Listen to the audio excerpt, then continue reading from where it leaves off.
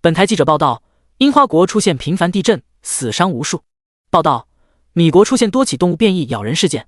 我靠，这世界怎么了？陆晨一边走着，一边看着手机里跳出的一则实时报道，眉头微皱。他穿越到这个平行世界蓝星已经好几年了，虽然没有获得什么系统，不过投胎不错。父母虽然早逝，却留下了巨额财产和大大小小数十家公司，托管后每年也能拿到不菲的收益。可以说，在这里陆晨摆烂几辈子都够用了。然而这几天各种异象频出，太不正常了。哈哈，看到了吧？这就是樱花猪和米国狗的报应，让他们乱排放核污水，让他们到处挑事作死。街头时不时传来这样的声音，报应吗？兴许是吧。陆晨不由莞尔。突然，明朗的天空瞬间被罩上了黑暗的幕布。下一刻，邪异的红色染满整片天幕。在所有人惊疑不定之时，天空出现了一只巨大的眼睛。嗡！一阵让人眩晕的涟漪陡然爆发，瞬间让陆晨失去了意识。欢迎来到杀戮世界，臭虫们，末日已经降临，想要活下去，那就努力战斗，提升自己吧。不知道过了多久，脑中响起了这样的声音。陆晨悠悠醒来，一脸茫然。这是哪？自己此时所处的位置是一间小木屋，一张简易的木床，外加四方的桌子和一把木椅，除了一扇木门，连个窗户都没。叮！在茫然之际，陆晨的眼前出现了一个虚拟面板，幽蓝的字体一个个浮现。这是一个充斥着死亡和危机的世界，也遍布着丰富的资源和机缘。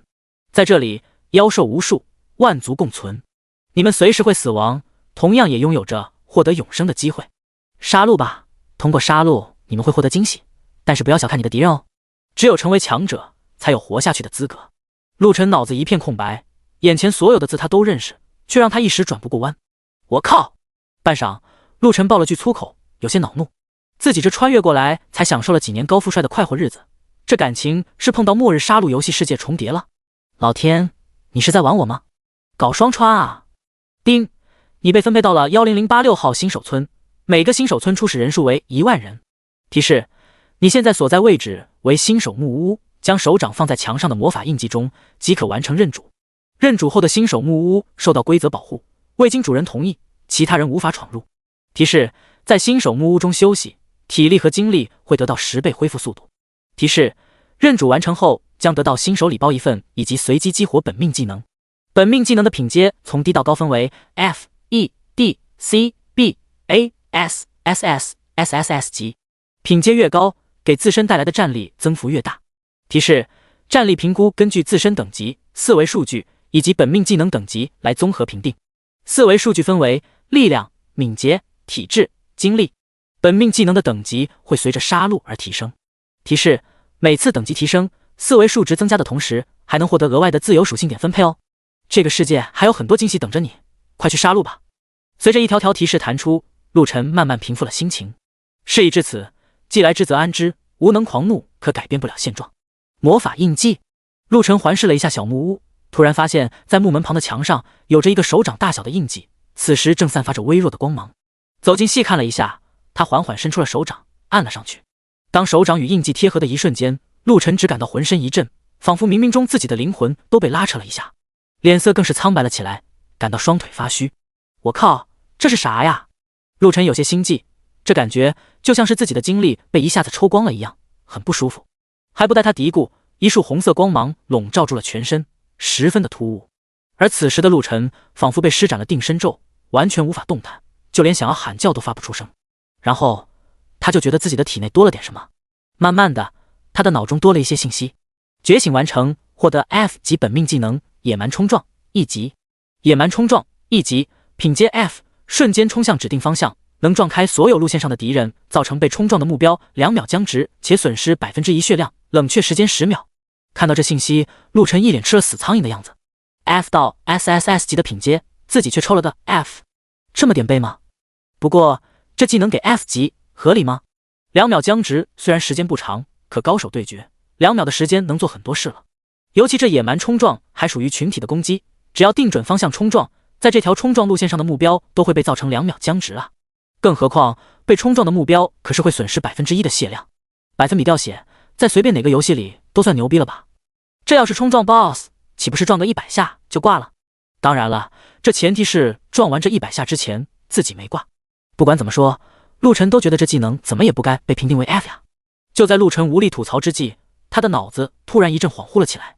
嗡，眩晕感渐强，一股信息再次融入脑中。过了大约10秒，陆晨的双眼再次恢复清明。不过此时他的眼中布满了惊疑，随之就是狂喜。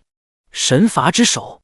就在刚才，陆晨竟然再次觉醒了一个本命技能，还是唯一性的技能。神罚之手1级，唯一性，品阶未知。你的普攻有几率获得随机的属性点增加。提示：随着神罚之手的等级提升，还会有更多的惊喜等着你。普攻就能增加随机属性点，这不是要逆天了？叮！就在此时，提示音再次响起。第2章战力评估2星龙哥。叮！属性面板激活，可凭借自己意念查看。叮！新手礼包已发放。连续2声提示音打断了陆晨的思绪，随即他脑中一动，一块半透明的人物属性面板出现在眼前。姓名：陆晨，等级0，经验010，力量14，敏捷12，体质12，精力30。本命技能1级野蛮冲撞 F。 战力评估1星。1星？这算是什么层次？这些数值算高吗？陆晨思索了起来。穿越前后，他闲暇之时都是个小说迷，这类的小说也看得不少。记得一般来说，正常数值都是10。显然自己这4维的数值不算低，超过了平均数值，这应该是跟他经常健身打拳有关系。至于精力为什么会是30，陆晨觉得是因为自己是穿越而来的，拥有2世的灵魂融合导致。当然，他也只是猜测，具体如何还是要见了其他人之后才知道。他再次看向了自己第2个觉醒的本命技能，因为刚才看面板的时候，他发现自己的这个技能并没有展现在面板中。难道是 bug？ 或者说自己是天选之人？这是属于穿越者的福利。系统，你在吗？陆晨尝试着喊了一声，左右看了看，并没有得到任何的回应。摇了摇头，陆晨打开了新手礼包。既然没有回应，他也懒得多问。之前那声音只说会随机激活本命技能，也没说只能激活1个，说不定别人也有这样的情况呢。没有多想，他看向了礼包，随之眉头一挑，就这，一把砍刀，一把斧子，一卷绳子，3块干巴巴的面包和1壶水，以及一个行军大背包。看着眼前的这些所谓的新手礼包，陆晨不由苦笑。杀戮世界开启，出门迎接新的世界吧。提示：世界频道已开启。提示：新手村只是诸位的暂居之处，请务必在15天内抓紧提升自己到10级，否则会有意想不到的灾难发生哦。提示：达到10级后就能离开新手村前往城池，那里有着更多的资源，杀戮吧，臭虫们！连续的公告提示响起之后，滴滴滴的声音响起。陆晨发现在面板的右侧有个小喇叭样式的图标一直在跳动闪烁，意念一动，一个聊天框出现在了面前。我靠，这里是什么情况？恶作剧吗？各位，我在一个小木屋里，你们也是吗？杀戮世界，末日降临，都是什么鬼？是恶搞的综艺节目吗？楼上的，刚才的本命技能觉醒你没激发吗？还能问出这么智障的问题，很显然咱们都被丢到了杀戮世界中。杀戮世界，听着好吓人呐，简直扯淡呐，鬼信！别逼逼了，你们自己不会开门出来看吗？好多怪物，天啊，都是真的！一时之间，各种嘈杂的信息扑面而来。陆晨扫了一圈，也没发现什么可用的消息，眼神缓缓上移，看向了木门。没有太多犹豫，陆晨直接走了过去，打开了木门。一道刺目的光线射入昏暗的小木屋，让他不由用手挡了一下。适应了2秒，陆晨睁开了双眼。屋子外是一片宽广的空地，此时已经站满了人。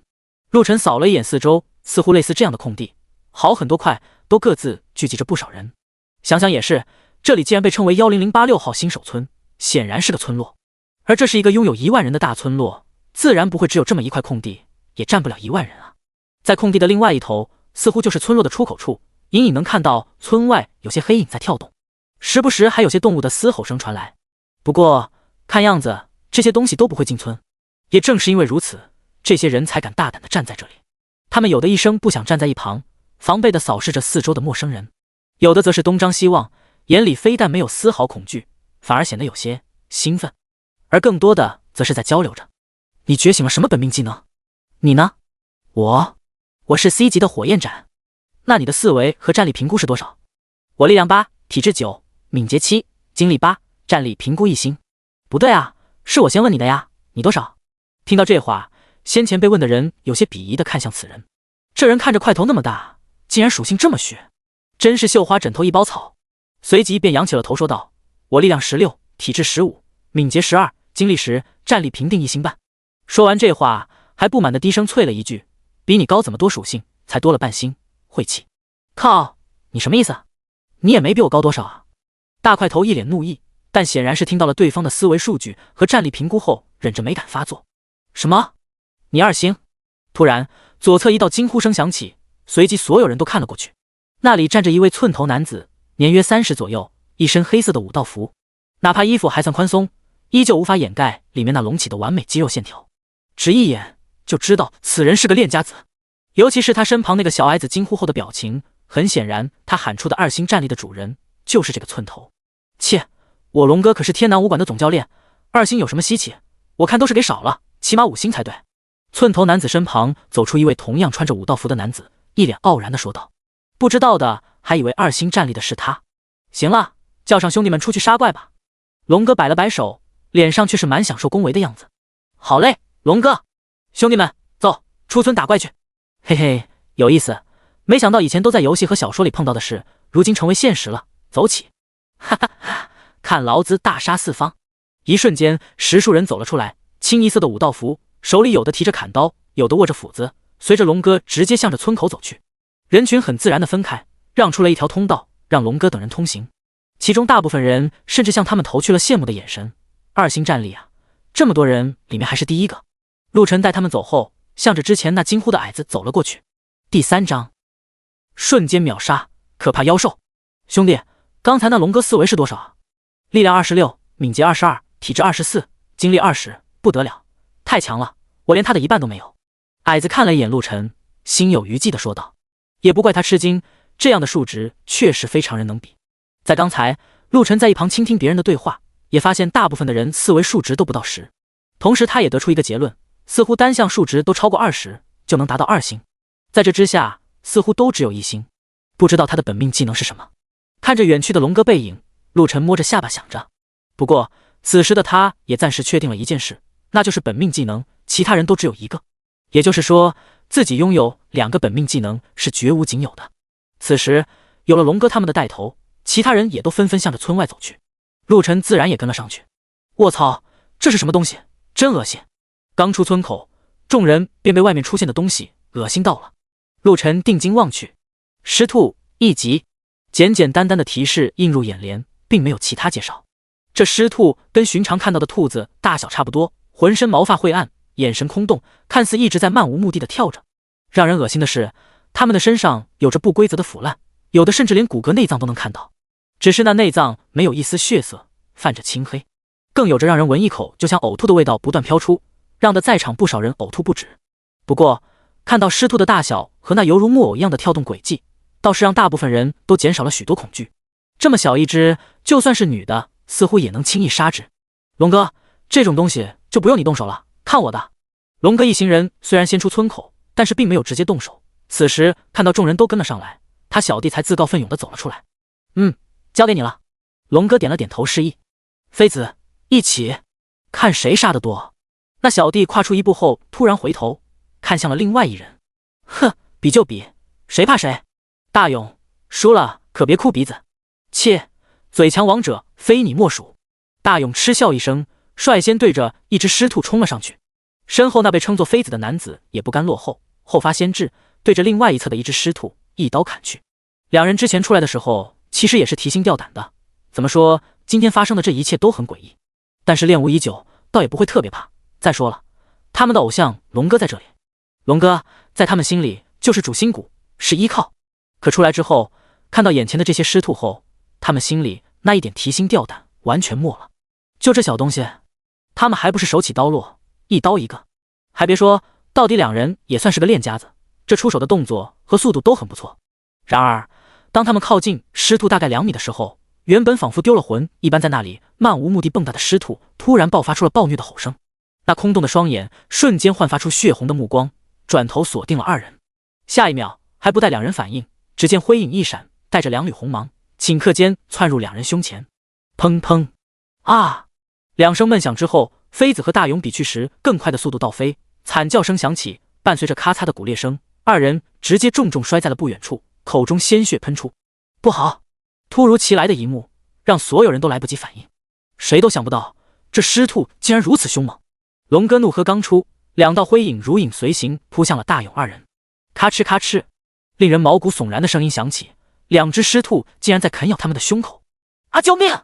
刚才狮兔那一击已经让二人胸骨断裂数根，早就动弹艰难，此时更是被生啃，那凄厉的惨叫让得众人不由浑身汗毛炸裂，纷纷惊呼倒退。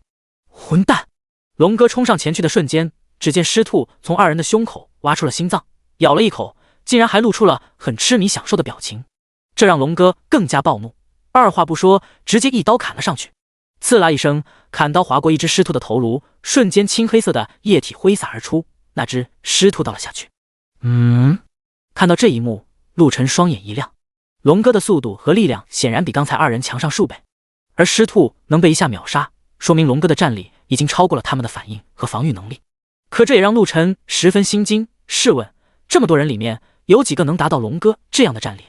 不过他同时也看出来了，这狮兔似乎是要走到他四周2米范围才会激发他们的攻击，他们的速度很快，攻击力对于目前这些人来说也能重伤甚至致命，可是他们的防御似乎很弱。龙哥虽然四维数据强大，战力评估也高，可刚才他斩杀狮兔的时候很轻松，代表着就算他不全力而为，在力量上也能轻松斩杀狮兔。只要你速度够快，或者防御能扛得住狮兔的1-2次攻击，应该就能轻易击杀狮兔。就在陆晨思考的时候，龙哥已经再次斩杀了另外一只狮兔。可大勇和妃子二人此时早已气绝，心脏都被挖出来了，还能活？太可怕了！我要回家。妈呀，这可怎么杀呀？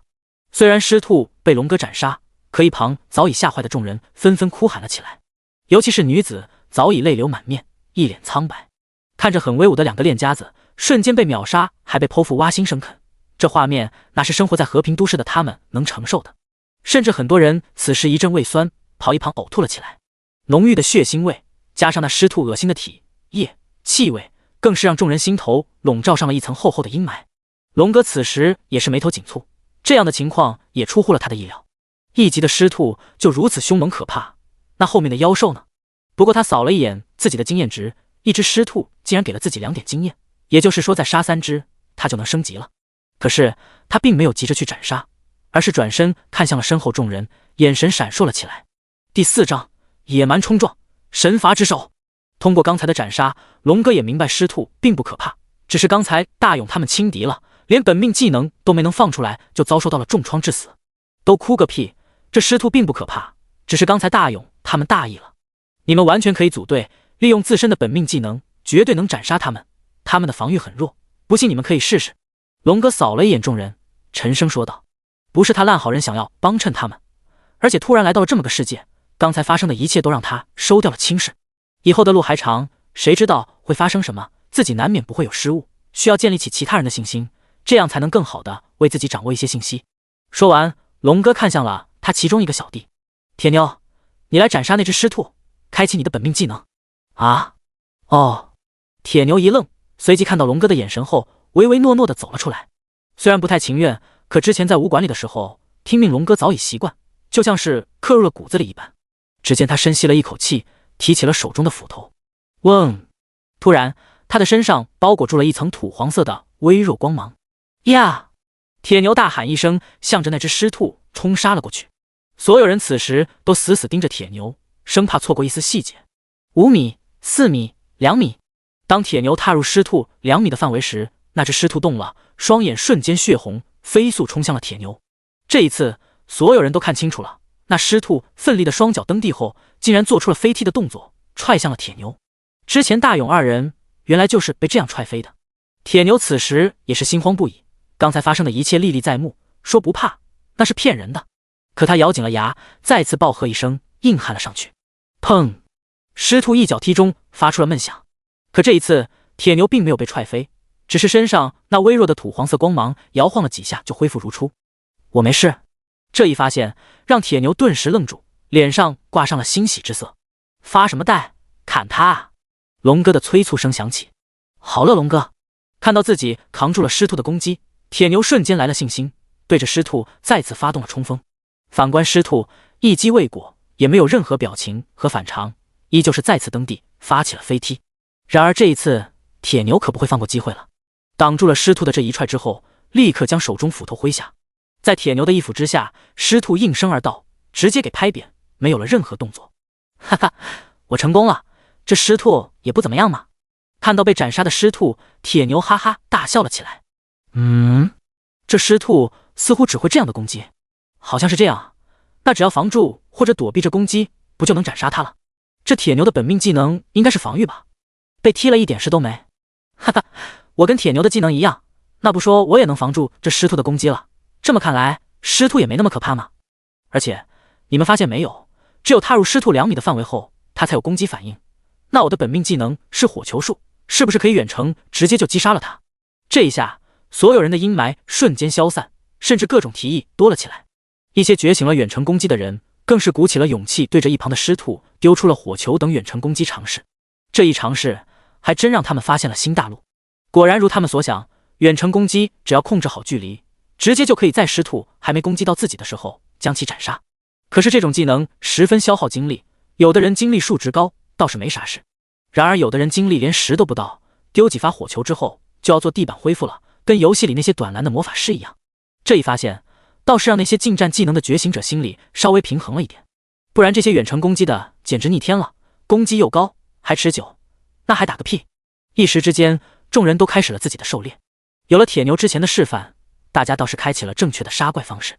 胆子大的单独开始杀怪，胆子小的也开始了各种组队。龙哥等人更是快速的开始了斩杀。陆晨看完这一切，也开始了狩猎。他瞄准了一只狮兔，直接走了过去，在快要跨入2米范围之际，一个野蛮冲撞直接施展了出去。砰！一瞬间，狮兔被撞飞，僵直2秒。唰！陆晨来不及感受野蛮冲撞的感觉，直接一刀砍下。果然，狮兔的防御很低，都没感觉到有什么阻力，就直接将其一刀两断。这一刀，半秒都没到的时间就完事了。防御竟然这么低，那岂不是说只要掌握好尺寸，一次冲撞能击杀3到4头？丁，普攻激发神罚之手，获得1点力量。很突然的提示音响起，陆晨顿感全身一股暖流涌入，握刀的手似乎力量增强了几分。再看面板时，自己的力量属性栏果然显示了15。卧槽，厉害了！本来在人物面板上没有显示神罚之手这个技能，陆晨都以为这可能是个 bug。可现在他知道这个技能自己是真的拥有了。虽然只增加了1点，可随着杀戮，以后他的属性绝对逆天。这一下，陆晨的干劲更足了。不过他没有马上攻击，而是等待野蛮冲击的 CD 冷却完毕。他目前可没有龙哥那样的全方位超20的4维数值，也没有铁牛那样的防御技能，自然不能冲动的贸然去攻击，否则之前大勇2人就是他的下场。尤其是自己拥有了这个神罚之手后，只要稳妥的慢慢积累属性点，自然能活得长久。10秒很快过去，野蛮冲撞冷却结束。不过陆晨没有直接去冲撞，而是直接在空地发动了一次。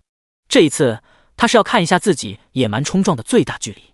唰，他的身影瞬间撞了出去，在10米的距离停了下来。10米，就是我现在的冲撞最大距离了。陆晨心中了然，扫向了四周，看到了左侧一处正有4只狮兔相距不远，目测刚好能在10米范围内。就你们了！第5章，属性暴涨，4星战力。陆晨快速跑了过去，此时大家勇气都回来了，都在各自抢怪。虽然这村口外的狮兔不少，可架不住人实在多。要不是虞姬还在，不敢太过疯狂地击杀那些好几只聚集在一起的地方，这里的狮兔怕早就给众人瓜分了。算准了距离，陆晨直接再次发动了野蛮冲撞。唰！冲撞自带的残影瞬间撞飞了那相距不远的4只狮兔，同时让他们进入了2秒僵直。陆晨没有丝毫耽搁，手起刀落，快速切割。噗噗噗噗，4只狮兔还没来得及暴走，瞬间被陆晨斩杀。丁，普攻触发神罚之手，获得1点敏捷。丁，普攻触发神罚之手，获得1点体质。丁，普攻触发神罚之手，获得1点精力。怎么只有3点？击杀了4只狮兔，这一次只获得了3点随机属性点，让陆晨有些发愣。不过一想，之前提示里说的是有几率获得，也就释然了。按照这样的获得几率也很高了。不过这随机点数倒是给的很均匀啊。陆晨不由笑了笑。2次攻击斩杀了5只狮兔，4维数据倒是各自涨了1点。丁，恭喜升级，目前等级2。提示：升级获得5点自由属性点，请自行分配。正在此时，提示音再次响起，随之而来的就是一股强大的暖流涌遍全身。这一刻，陆晨能明显的感到自己的身体在变强，身体也比之前轻盈了许多，脑子也更加的清明。姓名：陆晨，等级1，经验0 50，力量20，敏捷18，体质18，精力36。本命技能1级野蛮冲撞 F， 战力评估1星半，剩余自由点数5。打开面板，陆晨扫了一眼，发现四维在这次升级之后全都增加了5点。即便如此，依旧没有达到龙哥之前的4维，可见他这样的人在初始就领先了众人很多。一步快，步步快，如果不出现意外，注定这些人会走在杀戮世界的顶端。有些人可能会说这不公平，公平？那只是无用之人的奢望和借口。世界上哪来绝对的公平？有些人天生就是耀眼无比。可是陆晨一点都不慌，要不耀眼，那只会是自己。要是拥有了神罚之手这样变态的技能，还不能成为最强，那自己买块豆腐撞死算了。陆晨直接将5点自由点数分配完毕，2点敏捷，2点体质，1点精力，直接把4维数值都点到了20。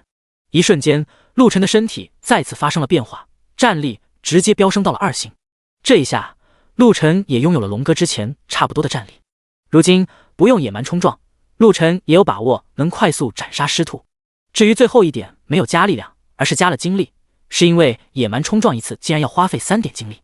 包括一旁他可是看到了太多的地板王子和地板公主在恢复精力，太费时了。所以这精力也是十分重要的，精力越多，那么自己的技能持续时间就越长。虽说这野蛮冲撞只不过是 F 品阶，但是陆晨却用起来十分趁手，关键时候绝对是个保命绝技。更让他开心的是，这神罚之手的触发完全不耗费精力，这可就省事了。现在自己又有了2星战力，完全靠着普攻就可以斩杀狮兔，又不费精力，还能获得额外的属性点，简直爽爆了。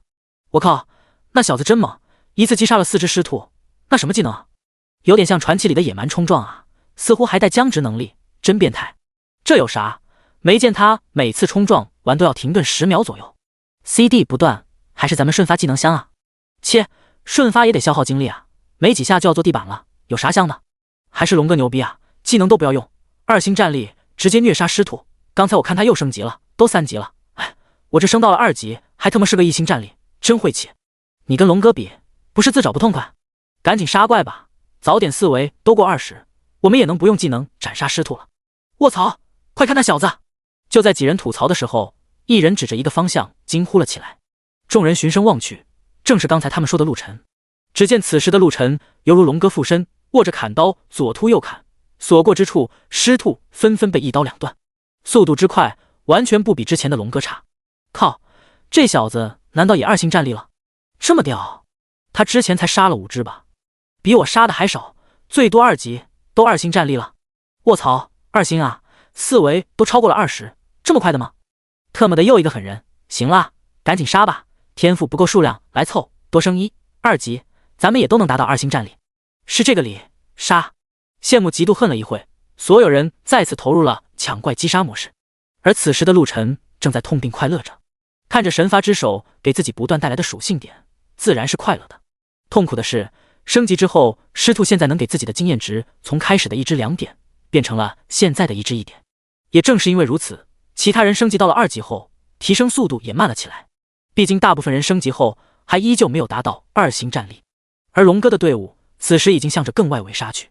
1级的狮兔已经无法满足已经3级的他，如今3级的龙哥战力评估已经达到了3星，48、49、50。嗡！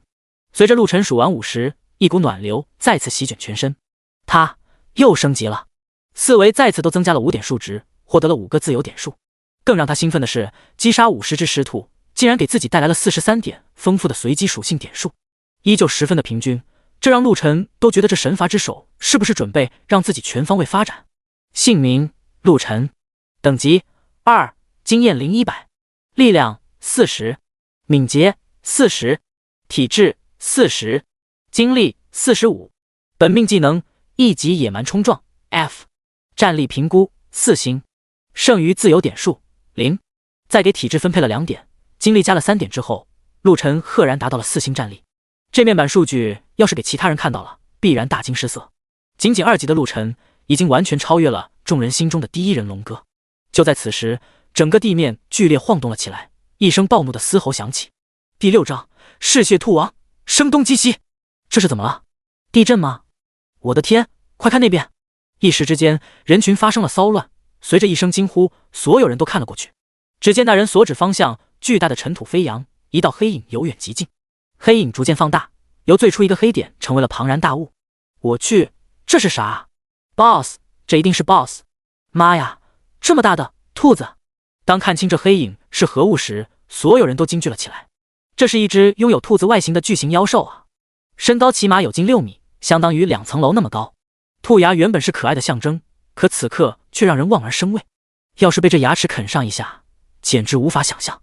而那粗壮的大腿，每踏出一步，都会让地面出现一个深坑，十分恐怖。卧槽，就这还只是1级精英？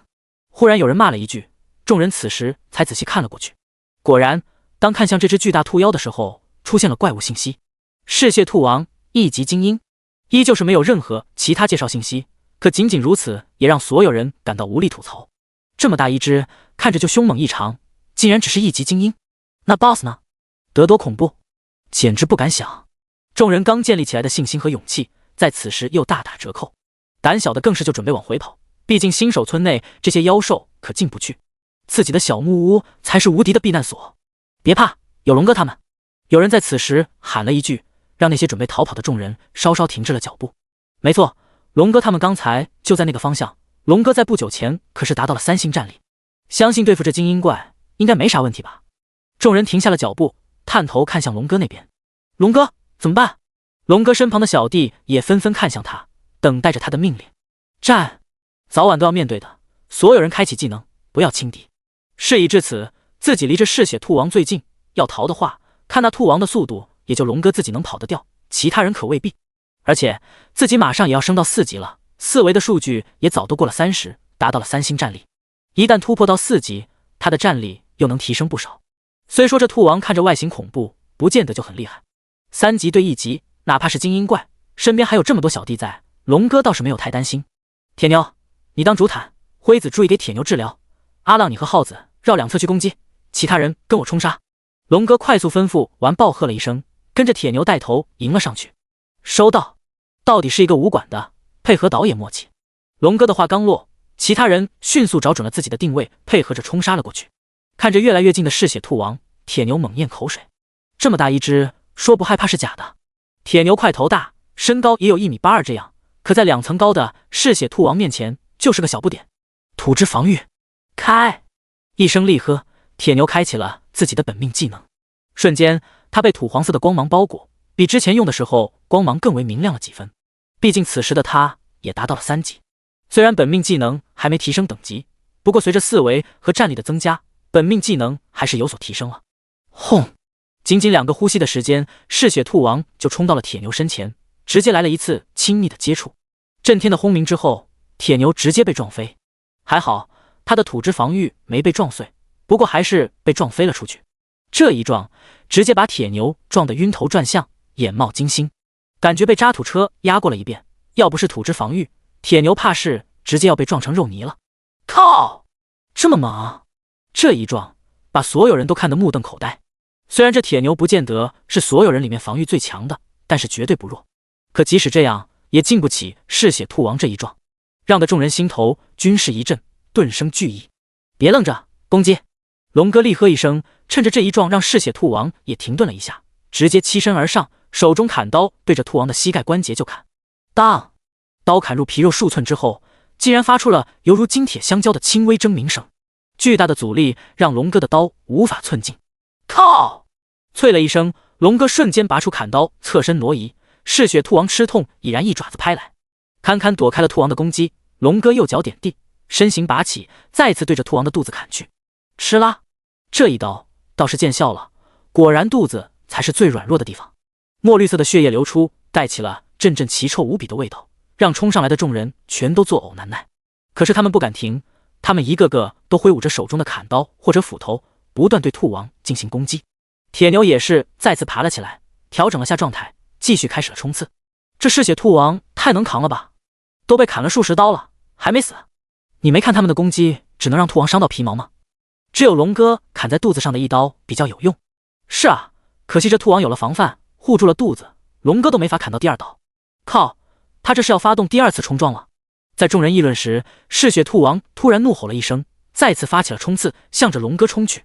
然而当所有人以为嗜血兔王要冲杀造成伤害最高的龙哥，向他靠拢支援时，嗜血兔王突然调转了枪头，向着相反的方向冲去。辉子，小心！铁牛大喝一声，更是卯足了劲冲向了后方辉子的身前。土之防御大开，速度提到极限，想要拦下嗜血兔王的攻击。可他还是小看了兔王的冲撞速度，谁都没想到嗜血兔王短距离的爆发速度比刚才更快。仅仅一个半呼吸的时间，辉子就被撞飞。噗！一口鲜血脱口而出，辉子直接被撞飞了出去，半空中都能看到他的身体已经被撞成不规则的扭曲，十分可怖。砰！辉子重重的摔落在地，抽搐了2下便没了动静。辉子见到这一幕，龙哥等人纷纷瞠目而怒。他们能坚持到现在，其实也靠着辉子的治疗和补给。辉子激活的本命技能是 B 级治愈，这个治愈不但能治愈伤口，还能辅助恢复一定的精力，绝对是个神技。有了它，龙哥他们才能大胆的使用技能。要知道，技能可都是要消耗精力的，尤其对上这种需要持久战的嗜血兔王，精力和血量的续航可是关键。然而，这嗜血兔王似乎也发现了这一点，首先突袭的就是辉子。混蛋！第7章，丑陋人性，超强战力。看着队友死去，龙哥怒不可遏。你们都只会在后面看着，不知道搭把手吗？这时候，铁牛也是愤怒的看向不远处观望的众人。他们这一队在这里打了半天了，知道是持久战，这些人居然就站那里看着。要是他们出来一些人帮忙，嗜血兔王说不定早就被拿下了，也不存在队友枉死。被铁牛这么一吼，人群中有的表情讪讪，目光回避，有的则是一脸与己无关。大哥，我们可没你们那么强，你们都扛不住，我们上去不是送菜吗？就是啊，命就这么一条，总不能明知道是送死还上吧。人群中竟然有些人恬不知耻地对起了铁牛来，完全忘了之前可是龙哥他们才唤起了他们的勇气。你们铁牛本就憨实不善言辞，此时更是被他们的不要脸气得说不出话来。铁牛，不用管他们，杀！给辉子报仇！龙哥冷冷开口，目光冰冷地扫了一眼刚才说话的几人，被他眼神扫过的那几人瞬间闭上了嘴。哼！龙哥没有理会他们，冷哼一声，向着嗜血兔王再次杀去。铁牛也是哼了一声，默默跟上。战斗再次爆发，可没有了辉子的续航，显然他们战斗起来更加的缩手缩脚。此时的他们得计算着精力的耗费，不敢放手使用技能。可越是这样，容错率就越低，没多久又有一位队友受创。还好危急的时候，龙哥和铁牛及时拉走了仇恨。不过即使这样，那人显然暂时也失去了战斗力。然而那些旁观者依旧没人要出手的意思，这让龙哥心中冷意顿生。本来他还想树立形象，以后能利用这些人为自己办事，可他还是低估了人们面对末日后的丑恶自私心理。面对死亡，道义、情义、恩典，全都不值钱。拳头大才是硬道理，铁血手段才是真理。这样下去不是办法。铁牛，不行咱们就撤，凭我们几个的速度能跑掉，这兔王就留给他们去。扫了一眼战场，自己这边显然落雨下风，这么耗下去，不知道还要死几个队友。就算最后斩杀了这头嗜血兔王，损失太大，完全没有必要硬磕，不如先撤离，找个地方慢慢升级，等属性战力上去了再说。至于嗜血兔王回头杀谁，关他屁事。这些垃圾如此自私自利，贪生怕死，留着也无用。这一切都被陆晨看在了眼里。果然，末日降临，丑恶的人性就会慢慢显露，这还只是开始。不过这头兔王倒是让他兴趣很大，因为扛揍啊。他观摩了龙哥小队整场战斗，推算着龙哥他们和自己的差距，得到的结论就是自己完全可以单杀这头嗜血兔王。兔王的速度连龙哥都奈何不了，那自然更奈何不了自己。要是论攻击，自己只会比龙哥强。龙哥才3星战力，自己可是已经4星战力了。至于嗜血兔王的弱点，肚子，他们没有办法攻击，是因为兔王一直在防护着。可陆晨的野蛮冲撞可以完美解决，僵直状态下还能护得住。于是权衡了利弊后，陆晨动了。就在龙哥他们准备撤离的瞬间，一道人影瞬间冲了上去，速度之快，就连龙哥也是啧舌不已。只见此人身影犹如迷蝶，飘忽不定，然而出手却是凌厉无比。嗜血兔王在他的攻击之下，除了无能怒吼，连衣角都碰不到。更让人惊惧的是，这人到现在为止完全靠的是普攻，并没有使用任何技能，而且每一刀下去留下的伤口比龙哥的更加深邃。这说明什么？说明他的四维数据和战力绝对超过了龙哥。他是谁？所有人心中都冒出了问号。咱们新手村啥时候有这号人物了？这明显比龙哥还要强啊！不知道啊，之前也没见到这号人啊。我靠，是他！惊叫之下，所有人都看向了那人。我也不知道他是谁，不过之前他杀尸兔的时候我见过，他能一次击杀4只尸兔而毫发无伤，而且后来更是不用技能也能迅速斩杀尸兔，杀起来跟切菜一样。卧槽，这么猛吗？靠，这么厉害，现在才出手，早点出手也不至于死人了。而且这时候刚才对铁牛的那人竟然恬不知耻的再次发表了他的毁三观言论，也不想想刚才铁牛说他们的时候他说的什么话。可这一次陆晨没有惯着他，不待他说完，就见眼前一晃，人影忽闪，紧接着一个大逼兜就这么甩了下来。惨呼声中，那人直接被扇飞，牙齿都被打飞了2颗。你摔倒在地。那人捂着已经肿起老高的脸颊，怒目而视。不知道什么时候，陆晨已经站在了他的面前。这一幕让所有人都是一惊，包括远处的龙哥。嗜血兔王到这的距离可不近，陆晨却能瞬息就至，这速度简直骇人。闭上你的臭嘴，再多说一字，死！不待那人狂笑，陆晨冷眼凝视着他，砍刀就这么顶在他的眼前。那人浑身一个机灵，眼中的怒意全消，只剩下了惊惧。他能感受到自己要是再多说一句，陆晨真的会砍了他。哼，废物！啐了一句，陆晨看都没再看他一眼，身影一闪，再次冲向狂怒中的嗜血兔王，开始了新一轮的攻击。全场此时鸦雀无声，所有人心中惊涛骇浪。万万没想到，他们新手村还有这么一个狠人，而且看似俊朗的少年，刚才释放出的杀意竟然如此冰冷，就连站在一旁的那些人都在那一刻感到不寒而栗。可想而知，那被刀锋所指的那人是什么感受？可怕！龙哥双眼光芒闪烁，深深地看了一眼陆晨。龙哥，咱们要不要去帮忙啊？铁牛指了指陆晨，开口问道。他用不到我们帮忙，帮他掠阵吧。开玩笑，嗜血兔王在陆晨的手里完全占不到一丝上风，就像是被猫戏耍的老鼠一般。就这样，还需要他们帮忙？可是这也让龙哥有些疑惑了起来。按照陆晨这战力和速度，要攻击嗜血兔王的肚子，就算不用技能也轻而易举。可为什么他不攻击软肋呢？吼！就在这时，嗜血兔王突然一反常态，仰头对着天空怪异的吼了一声：吼吼！忽然远处响起了2道声音，似在回应。紧接着就看到远处尘土飞扬，大地剧烈的震动了起来。第8章惊现 BOSS 以1敌3。我靠，2只兔王？不对，你看后面那只体型更大，卧槽，那是 BOSS！ 作孽啊，不早点杀完这只嗜血兔王。这下好了，同伴都给叫来了，还有只 BOSS。 就是精英怪都杀半天，何况是 BOSS。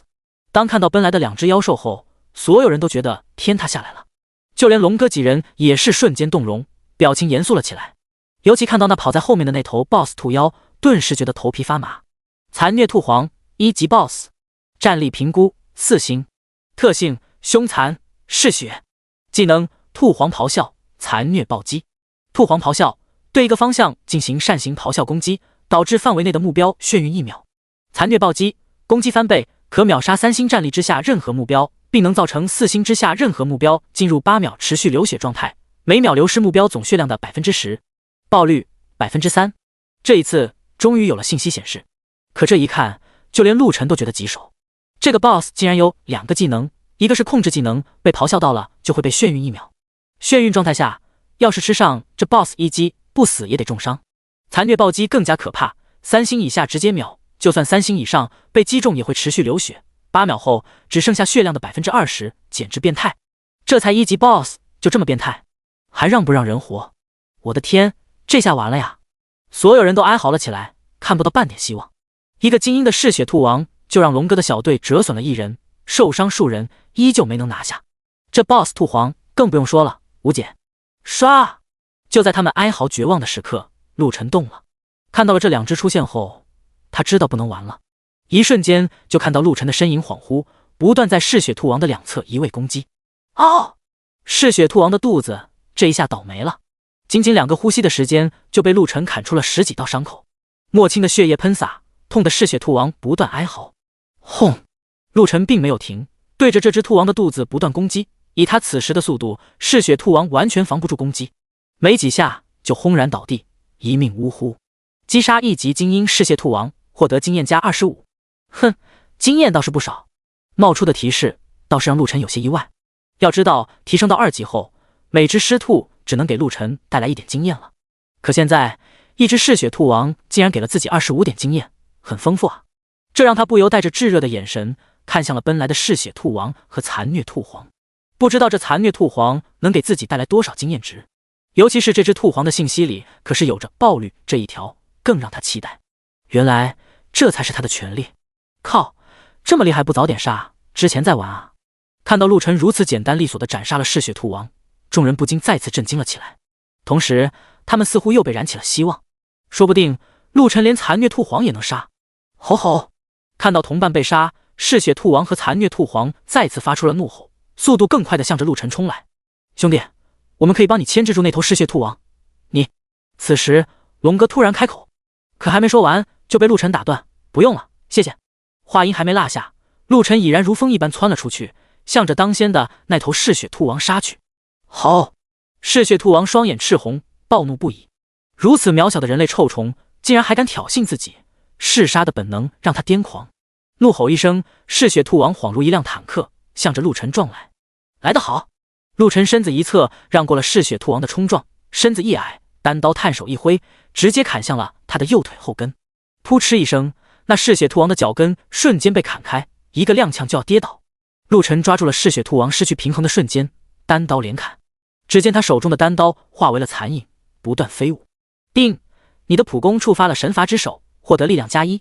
定，你的普攻触发了神罚之手，获得体质加1。定，你的普攻触发了神罚之手，获得敏捷加1。定，你的普攻。一瞬间，提示音不断，无数的暖流不断在陆晨体内流转。就在嗜血兔王失去平衡倒地的时间内，陆晨用出了自己目前最快的速度，瞬间砍出了20多刀，刀刀都命中了嗜血兔王的肚子。同时，这些普攻给他再次增加了10多点随机属性点。轰！嗜血兔王轰然倒地，莫清的血液洒了一地，极度的恶臭味扩散。可这个时候，所有人似乎都忘记了呼吸，也已经无暇感受这股令人作呕的气味，一个个全都瞪大了眼睛，张大了嘴巴，震惊地看着陆晨。从这只嗜血兔王出现到倒下，仅仅数秒时间，甚至都不够他们呼吸3口，这就倒下了。望着趴在地上一动不动的嗜血兔王，所有人都感觉在做梦。从之前的战斗中，他们都知道这个陆晨很猛，可这也猛的有点过分了吧？一眨眼的功夫就解决了2只嗜血兔王，变态啊！龙哥等人此时也是目瞪口呆，脑子一片空白。怪不得人家说不要帮忙，开始他们都觉得陆晨是不是太过托大了，可如今一看，呵呵，原来小丑是自己。就陆晨这样的战力，他们去帮忙，需要吗？去了也只会是多余的拖累。龙哥更是发自内心的苦笑，想当年自己也是叱咤武馆的存在，小迷弟无数。论战斗，他还真不觉得自己会输给多少人。到了杀戮世界后，他依旧觉得自己很强，起码在这个新手村里，他绝对能成为战力顶流。要知道，到现在为止，他还没有使用他强大的本命技能。可现在，他的信心被打击了。眼前这个少年太强了，就算他用上了自己的本命技能，也一定不是对手。好！看到2只嗜血兔王全部毙命，残虐兔皇怒了，瞬间开启了暴走模式。该轮到你了。反观陆晨却是嘴角上扬，看向残虐兔皇的眼神极其炙热，这玩意可是能爆东西的呀。第9章，残虐暴击，祸水东引。残虐兔皇的速度比嗜血兔王倒是似乎慢了一些，可是那块头却是比兔王还要高出一头，差不多7米多的样子，接近3层楼的高度了。噔噔噔，奔跑带来的震动让村口这里的树木都随之倒塌了数棵。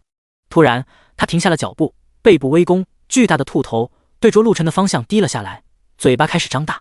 陆晨眉头一挑，没想到这残虐兔皇一上来就用技能，看这架势，应该是要施展兔皇咆哮了。唰！在残虐兔皇咆哮的瞬间，陆晨直接挪移身形，快速转换到了兔皇的身后。好！犹如狮子吼一般，残虐兔皇的咆哮发动，那声波竟然肉眼都能隐约看到。被攻击的范围瞬间飞沙走石，地面仿佛都被犁了一遍，十分的狼藉。看到这一幕，陆晨都不由啧舌，幸亏自己躲开了，不然给这么吼一下，眩晕1秒都是小事，怕是自己耳膜都要被击穿，五脏六腑都得受创。这兔皇咆哮简直变态，一击落空，残虐兔皇更加暴怒，瞬间转身就是一巴掌扇了过来。哼！陆晨冷哼一声，身随刀动，四星战力可不是吹的，速度比普通人快了数倍。刷刷刷，砍刀不断挥舞，瞬间在兔皇的身上留下了10数道伤痕。可这一砍也让陆晨发现，这残虐兔皇虽然速度不如嗜血兔王，可是这防御却是较之强悍了数倍。砍上去不过堪堪划破皮肤，根本无法切开他的肌肉。陆晨眼光流转，攻击不够，那就点数加持。击杀了2只嗜血兔王，可是给他增加了不少的点数。如今的他马上就能各项数值突破50。对陆晨来说，现在能不能破开肌肉完全没关系，只要是普攻击中了，哪怕没有造成实质伤害，也能触发神罚之手。于是陆晨也不着急，开始了游斗，不断用普攻斩向残虐兔皇。定，你的普攻触发神罚之手，获得力量+1。定，你的普攻触发神罚之手，获得力量+1。定，你的普攻触发神罚之手，获得敏捷+1。定。随着陆晨的不断攻击，他的随机属性点在不断增加。我靠，这残虐兔皇的防御这么强吗？连那小子都似乎破不开他的防御啊！连他都破不开，别人还怎么打？咱们要不要去帮忙啊？帮忙？他都打不动，你上去送菜啊！一旁观战的众人议论着，虽说对陆晨和龙哥这样的人他们都很羡慕，但是更多的则是嫉妒。身处末世，想要生存下去，要的是自身强悍，否则只能依附至强者。可是这里的现代人，哪个没看过末日剧？这样的环境下，那些强者接纳自己，无非就是当成廉价劳力或者炮灰，还能跟你交心不成？说到底，命运还是掌握在别人手里，早死和晚死的区别。任何人都会希望自己是主角，是最强的那个。可世界就是如此不公平，总有优秀的人脱颖而出。强者对于这样的人会当做自己的目标，不断努力超越。可很多人都会因为无能和三观不正，扭曲的希望那些优秀而强大的人陨落，自己顺位成为最强者，期待着天上掉馅饼。所以这里的一部分人反倒乐意见到陆晨和龙哥这样的人失手陨落，而其他更多一部分人则是抱着事不关己的态度冷眼旁观。这就是人性。至于陆晨、龙哥这样的人死了之后他们怎么办？到时候再说呗。反正新手村的小木屋等同无敌之地，村落里怪物也进不去，完全可以绕开这些精英怪和 BOSS， 先清扫尸兔，慢慢发育，到时候总能升级起飞。而且这些人里面，其实拥有强力本命技能的人不在少数，只是在前期个人的初始思维数值太低，还无法很好的运用技能达到有效的强度，因此他们并不在意陆晨等人的死活，在这里旁观，无非是将他们当成了试验品，摸索对战 BOSS 的信息一般。就强如龙哥，其实之前他也是这么想的，只是刚才的现实让他改变了想法，在这个杀戮的末日世界，还是得靠自己。仁慈圣母换来的只是无情和冷漠，只有铁血的手段和强大的拳头才能掌控一切。而陆晨之前的作为也印证了龙哥的想法。快看，那少年的速度更快，砍出的伤口也越来越深了。这时候一声惊呼让众人全都关注了起来。果然，此时的陆晨越战越猛，残虐兔皇根本无法捕捉到陆晨的身影，被打得嗷嗷叫。吼！怒吼声中，残虐兔皇的毛发瞬间转化成了血红色，那一对原本灰白的眼睛也瞬间赤红，十分妖异。残虐暴击！见状，陆晨直接暴退，这玩意要是给击中，不死也要脱层皮。他如今4星战力，倒是不怕会被残虐兔皇的这个技能秒杀，可是被打到就会造成持续掉血状态，直接损失 80% 的血量。谁知道等下会不会出现什么意外？自然是拉开距离，安全第一。吼！残虐兔皇看到陆晨暴退，立刻怒吼一声追了上去。地动山摇！靠！别往这边跑啊，混蛋！这一下，旁观的众人不淡定了，陆晨竟然是冲着他们所在的位置跑来的。吼吼吼！暴怒的兔皇瞬息而至，吓得众人四散逃跑。一些反应慢的直接被慌乱的人群撞倒，无情践踏。啊！救命啊！踩死我了！一时之间，场面一片混乱。然而，这个时候谁还管踩到谁了？逃命要紧！不救救我！救我！只要你救我，你就是我老大！哥哥，救救我！以后你想要怎么样都行，我可以给你暖床。看到越来越近的残虐兔皇，那些被踩倒在地的人全都向着陆晨呼救了起来。可对此，陆晨充耳不闻。救他们？开玩笑，刚才这些人都在这里站着不腰疼的评头论足，现在想起救命了，门都没。好！眼看抓不到陆晨，残虐兔皇疯狂了，看到人就攻击。在残虐暴击状态下，3星战力之下的人瞬间被秒杀。啊！惨叫声频频响起，场面血腥无比。暴怒下的兔皇直接将怒气撒到了这些人身上，断肢残根屡屡皆是。你是魔鬼，你不得好死！一些人在生命的最后一刻还不忘恶毒的诅咒陆晨。第10章5星战力，拿下首杀。一番狂轰滥炸，残虐兔皇那血红的毛发开始逐渐褪色。残虐暴击维持的时间在2分钟。陆晨算了算时间，嘀咕了一句：2分钟的摧残，村口那里已经没有站着的人了。那些旁观者全都退到了村内，满脸惶恐和愤怒。这一刻，陆晨在他们的眼里就是恶魔。他竟然把爆发技能的 BOSS 拉到了他们人群之中，简直混蛋。但是陆晨的战力让他们敢怒不敢言。之前挤兑他几句的那人就给扇掉了2颗牙，如今连带着 BOSS 坑他们的事都能做出来，要是真骂了，指不定以后他们会怎么死。怪物可比人好规避，得罪了怪物，大不了找机会绕开。毕竟怪物的灵智有限，可得罪了陆晨，除非他们待在小木屋不出来了，否则出来了，这里的人谁打得过？所以他们只能忍着。陆晨只是扫了他们一眼，冷笑了一声。有些人就是这样，只会无穷的责怪别人如何，碰到事情只想着混好处和逃命。明明自己都有着本命技能，这么多人都不敢硬汉一个 BOSS， 可笑。对于这样的人，陆晨懒得多看一眼。在这样的杀戮世界，他们活不久。村外只有龙哥一行人在远处发愣，实在是刚才发生的一切太过突然，让他们一时之间都没反应过来。我操，这兄弟太狠了吧！不过我喜欢。铁牛憨笑了起来。说实话，陆晨的所作所为确实太狠，甚至有些泯灭人性。不过他就是觉得很爽。之前他们在奋力战斗的时候，这群孙子就在边上看着，光评头论足，帮忙的一个都没，害得他们平白损失了一个兄弟，还多人负伤。对这些人，他们早就失望透顶。可以说，在铁牛心里，陆晨的形象无限高大了起来。此时的残虐兔皇已经恢复了正常。刷！陆晨没有犹豫，直接冲了上去，对其再次发动了进攻。他的属性点在暴涨，兔皇身上的伤口也越来越深，已经能疼得让他嘶吼。叮！由于4维数值均超过50，战力评估为5星。嗡！提示闪过，一阵嗡鸣，一股强大的暖流席卷全身。这一刻，陆晨舒服的都快忍不住要呻吟起来。5星战力的提升让他感到了前所未有的舒坦。没错，就是舒坦。他感觉自己全身的毛细孔都张开了，无穷的力量在体内汇聚，甚至他感觉到全身的肌肉都在再次塑形，似乎自己原本略显宽松的衣服都有些紧绷了起来。陆晨双眼一凝，对着残虐兔王的腰部就是一刀。刺了！这一次，陆晨能感觉到毫无阻力，很轻松的就在兔皇的腰部划出了一道深可见骨的伤口。好！残虐兔皇吃痛，瞬间倒得翻滚了起来。这一刀可够他受的。这就是5星战力吗？感受到无穷的力量，陆晨嘴角上扬，很是满意。5星和4星虽然只是1星之差，可战力却是天差地别。卧槽，这一刀太猛了吧，一下就干翻了 BOSS。他到底是几星战力啊？也没看他升级啊，怎么越打越猛啊？是啊，太强了，这还是人吗？龙哥这边的几人此时都看呆了，完全无法想象陆晨为什么会这么强。由于目标等级太低，已无法触发神罚之手，请寻找等级更高的目标进行攻击。陆晨正砍得爽，突然跳出了一条提示。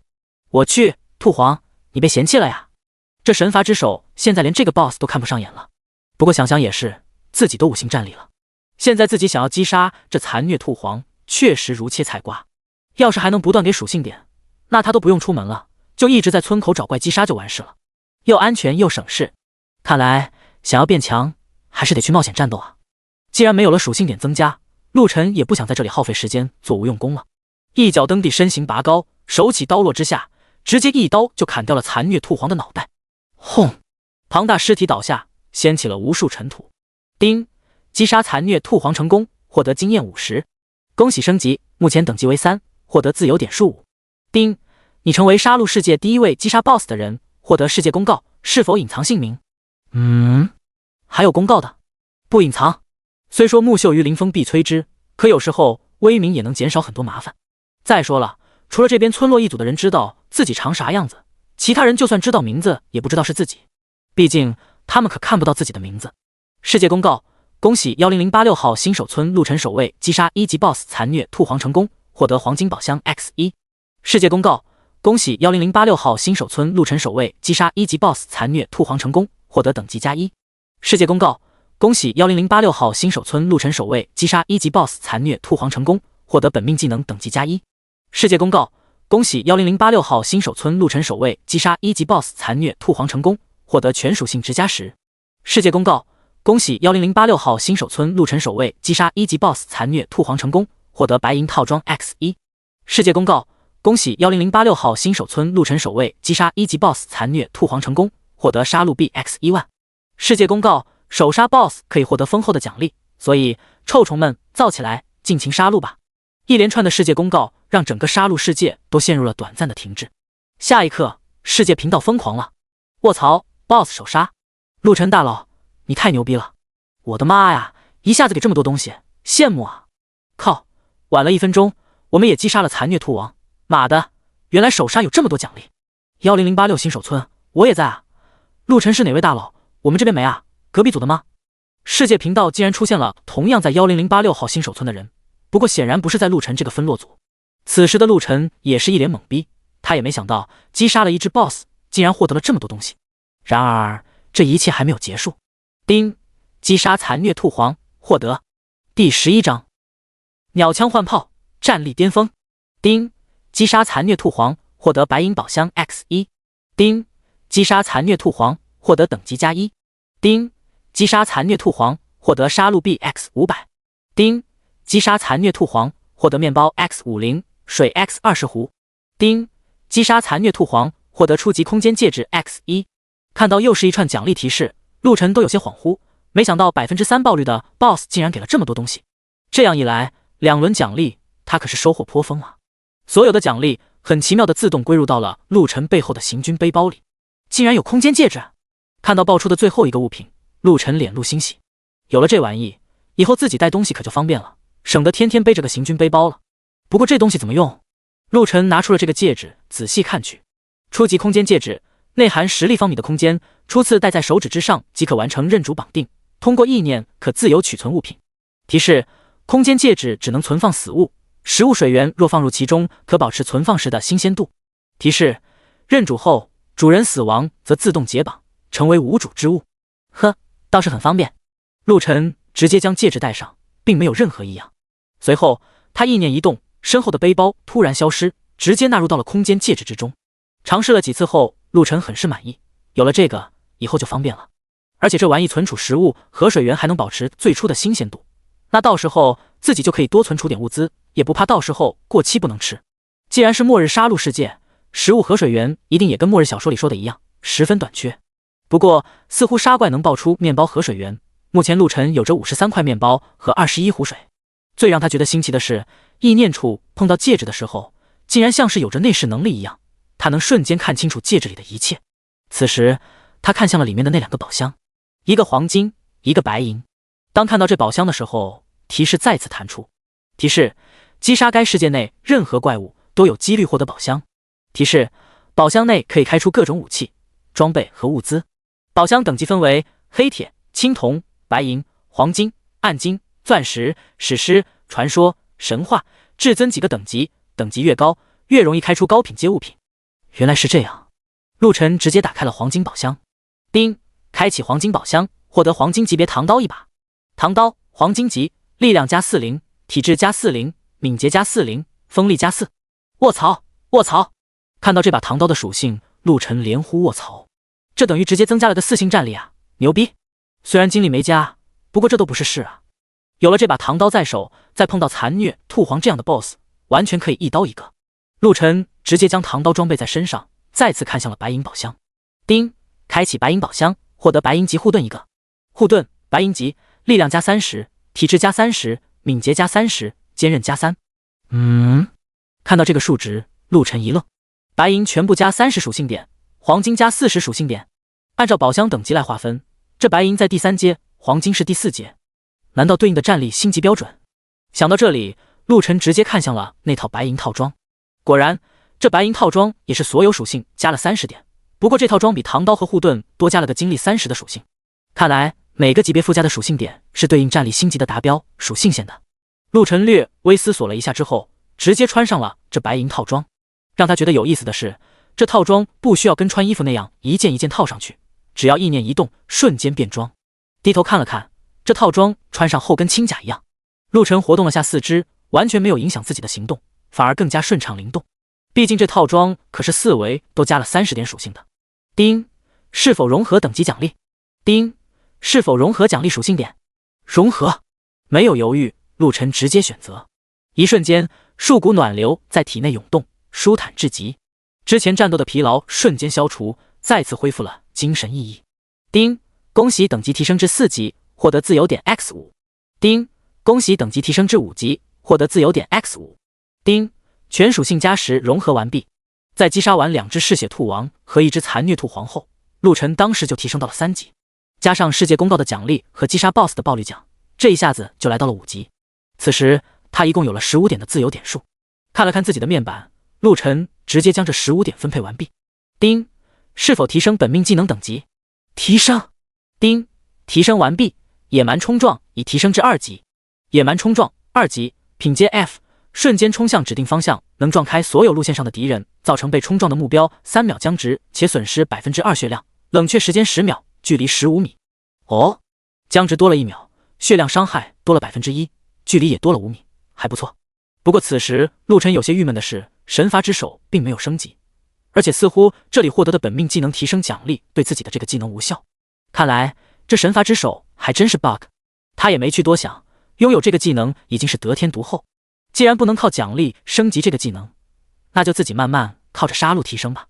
姓名陆晨，等级5，经验零1000，力量60加100，敏捷60加100，体质60加100，精力60加30，附加特性坚韧加6，锋利加4。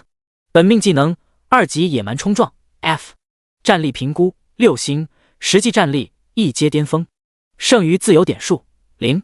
看到自己的面板后，陆晨一愣，实力战力1阶巅峰，这是什么意思啊？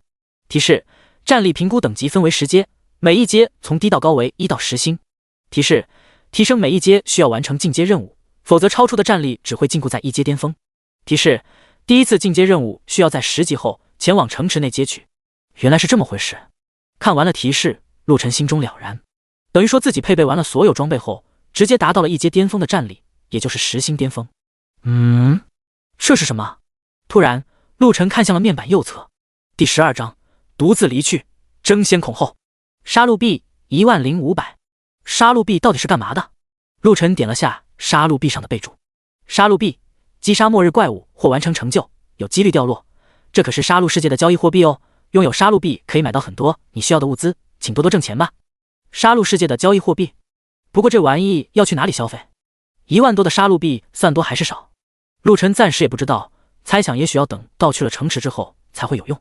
既然备注里说了这杀戮币能买物资，那先存起来再说。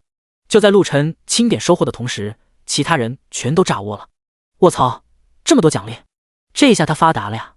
原来他叫陆晨，早知道这么多奖励，咱们就应该一起出手去击杀，怎么也能分上一点。就是黄金宝箱、白银宝箱、白银套装，等级和本命技能都能升级，还加了全属性。我的妈呀，随便捞一样都发达了呀！就你们还想分一杯羹？做梦呢！没看到那 BOSS 多厉害吗？一下就能秒杀咱们，这不是有陆晨在面前扛着吗？我们只管闪避输出就行了。哼，刚才那陆晨可是拉着暴走状态的 BOSS 过来了，那时候你在哪里？你觉得他能给你扛在前面，让你混好处？听到这话，白日做梦的这些人都噤声了。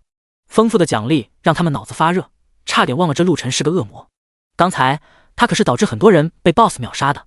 就算人群中有一些狠角色，此时也只能羡慕嫉妒恨，却不敢有什么坏心思。之前的陆晨就已经战力卓越，连龙哥都打不了精英怪都能瞬杀，还凭借一人之力斩杀了 BOSS。如今有了这些奖励，他们这里的人就算一起上，估计也奈何不了陆晨。所以即使他们有什么恶毒心思，暂时也只能吞在肚子里。而一旁的龙哥几人此时也是满脸震撼，他们也没想到击杀个 BOSS 竟然能获得世界公告，还给了这么多的奖励，说不羡慕是假的。陈哥，你可真牛逼！铁牛倒是憨实地踏出一步，大声赞叹了一句。哼，你们也不赖。别人客气，陆晨自然也不会冷着脸。而且这铁牛给他的感觉倒也实诚，有啥说啥，是个憨直的性子。不过也就笑着打了个招呼，就准备离开这里。之前提示过，这里的怪物已经无法给陆晨带来收益了，他必须要找更高等级的怪物去杀戮。虽说自己现在的实际战力已经达到了1阶巅峰，但那是借助装备，其本身的战力目前还只是6星，路还很长。况且在被传送到这个世界的时候，就被告知必须要在15天内达到10级，否则会出现灾难。至于是什么样的灾难，陆晨不想知道，也不希望碰到。他的直觉告诉自己，绝对不是好事，说不定就是灭顶之灾，还是早早冲破10级，离开这里为妙。看到陆晨离去，龙哥想要上前说些什么，最终还是只张了张口，并没说出口。龙哥，咱们要不要跟他一起去外面？此时铁牛凑了上来问道。不用了，他目前已经拉开咱们太多了，非亲非故的跟着他只能成为他的累赘，人家肯定也不愿意，否则也不会只是打个招呼就自己走了。那我们去外面点找2级的怪杀，师徒已经没啥经验了，这里人太多，怪不够分了。好，都听你的，那我们走吧。等等，我们还得找4个人一起，才能更加有效率。龙哥想了想，转身看向了村口位置。诸位，我们小队现在需要拥有治愈和恢复精力技能的人各2名，去外围杀怪，有人愿意加入吗？虽然之前这些人的行为让龙哥心死，不过为了整体效率，他决定还是得招4个治疗恢复能力的人一起，这样才能更快速的升级。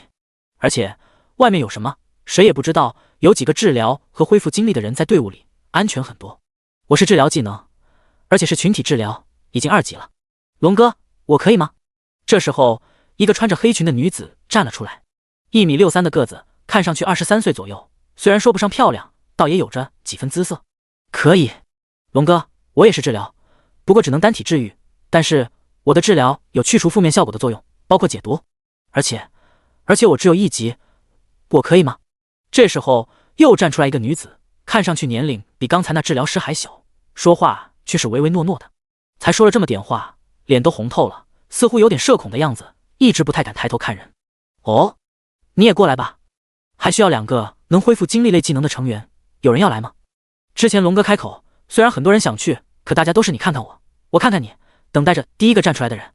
毕竟在这里几乎谁都不认识谁，唯独龙哥那边一队似乎都是一起的，谁知道去了之后会如何？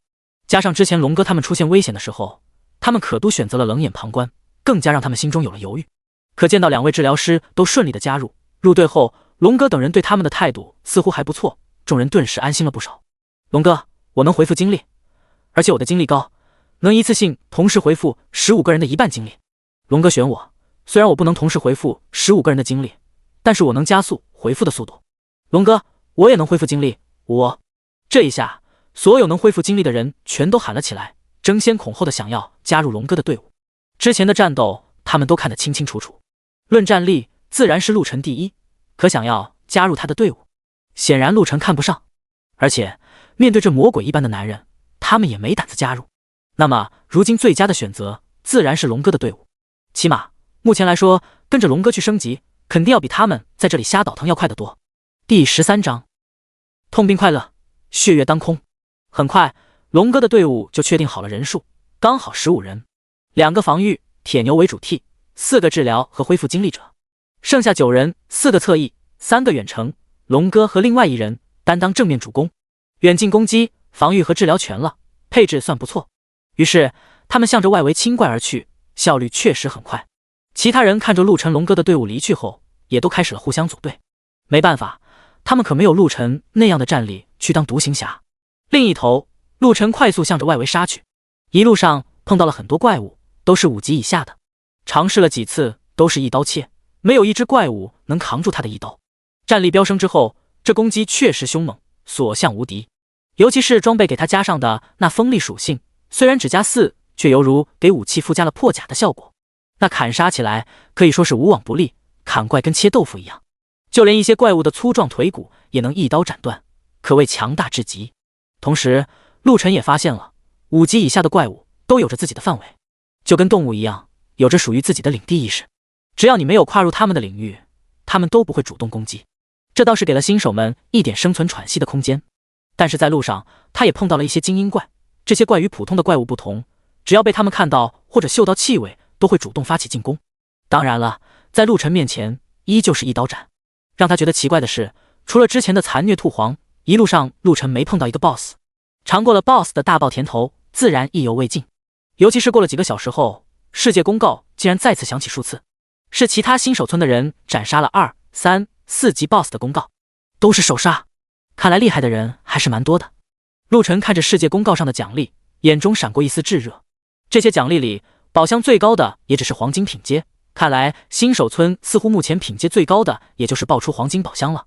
对此，陆晨倒是很想得开，他不会天真的以为天老大，自己老二，至少目前不可能。蓝星全球过100亿人，全被传到了这个末日杀戮的世界，怎么可能没有奇人异事？那些特种兵、格斗高手，拳王自然起步会比别人高很多。看龙哥的初始属性就知道了，一个地方武馆的总教练都这么强，全蓝星来说，龙哥又能排到第几？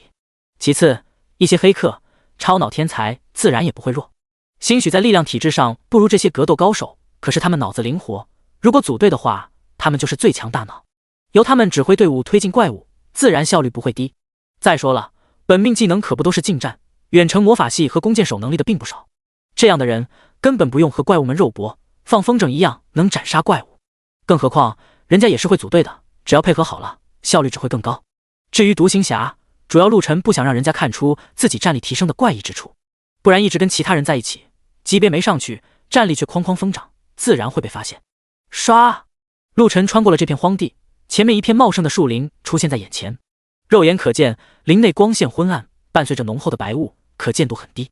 左右看了下，陆晨发现这片树林一眼看不到头，看两头的走向成弧形，似乎是把10086号新手村包围了起来。林内有什么，陆晨不知道，但是总给他一种阴森的感觉，还是先围绕着树林边缘走一圈看看。下了决定，陆晨位置树林边线开始绕了起来。这个世界太陌生，他可不想到时候阴沟里翻船，小心才能使得万年船。一路狂奔，斩杀的怪物倒是不少。没多久，陆晨离开再次升级也不远了。而他也发现了，这片树林确实如他所想，10086号新手村确实被这片林子包围着。看来10级要去那什么城池，这林子应该也是必经之路。陆晨看着林内琢磨了起来。此时天色已晚，要是进入本就昏暗又充满迷雾的林子，并不很好的选择。于是他直接回头向着新手村奔去。新手村的小木屋既然有了那样的设定，陆晨觉得肯定是有用意的。而且这天越黑，总让陆晨觉得有点怪异，总感觉天黑后会有什么不好的事要发生。加上今天本就是第一天被传到这个杀戮世界，还不是太适应，所以他决定先回小木屋好好休息一晚上，等明天天亮了再过来闯一下这片林子。当然了，回去的路上他也是一路狂杀了一阵，凑满了升级所需要的经验。嗡，一股暖流涌入，陆晨升级了6级。这一轮疯狂杀戮不但集齐了1000点经验，还得到了几十点随机属性点。姓名陆晨，等级6，经验13-3000，力量83加100，敏捷80加100，体质80加100，精力100加30，附加特性坚韧加6，锋利加4。本命技能2级野蛮冲撞 F， 战力评估8星，实际战力1阶巅峰，剩余自由点数0。看着分配完后的属性数据，陆晨还是有些满意的。来到这个陌生的杀戮世界才1天，自己已经达到了8星战力，简直跟做梦一样。想想之前连斩杀1级的狮兔都觉得有些困难，可如今面对5级的怪物都是手起刀落，瞬间秒杀，差异实在是巨大。感慨之余，看着下一集需要3000经验值，还是让陆晨苦笑了起来。有了神罚之手，确实让陆晨一骑绝尘，战力提升飞快。可是他也发现了，怪物给的经验却越来越少。开始陆晨以为怪物给的经验只是跟等级挂钩，等级越高，低等级的怪物给的经验越少。然而现在他发现，这经验值不光跟等级有关，跟战力也有关系。战力高了，怪物给的经验也会减少。就比如现在斩杀一只5级的怪物，只能给他提供2点经验值了，太少了。实力太强也是一种煎熬。陆晨摇了摇头，迅速回归了新手村，没有理会路上那些投来的目光，直接进入了小木屋，躺尸休息。而他不知道的是，在他进入小木屋没多久，天色暗了下来，一轮妖异的血月升起。第14章神秘团子魔法免疫。咦，怎么这里的月亮是红色的？不知道，可能这个世界就是这样的，赶紧杀怪练级。就是整个蓝星的人都能被传送到这个世界了，出现个红色月亮有啥好稀奇的？别废话了，抓紧升级，不然永远只能跟在别人后面吃土。刚我看到陆晨回村了，竟然不抓紧升级，你还有空担心他？他得了那么多奖励，本身战力就强，现在升级估计更快。也不知道他去外面逛了半天回来已经多少级了，搞不好有个5、6级了吧？5、6级，哎，人比人，气死人啊！这他妈好不容易升到4级，到第5级要500点经验，累死人啊！这有什么办法？刚才让你们去外面找3级怪，偏要在这里杀2级的。到了4级，现在2只才1点经验，要杀1000只才能到5级。大哥，3级怪就凭咱们这队伍配置，抗的肉盾没有，治疗也没有，怎么打？保守点吧，狗命要紧。这样的对话在村外2、3级怪的区域比比皆是。虽然几乎剩下的人都组队在攻击，可是这每个人觉醒的本命技能可不会是刚好让所有小队的配置都完善。更多的队伍都像他们一样，有着很大的缺陷。别说越级打怪，就是平级打怪都很艰难。在这里，同等级的怪本身输出都不比他们低，稍有不慎就会受伤，甚至丧命。一天下来，死去的人可不少。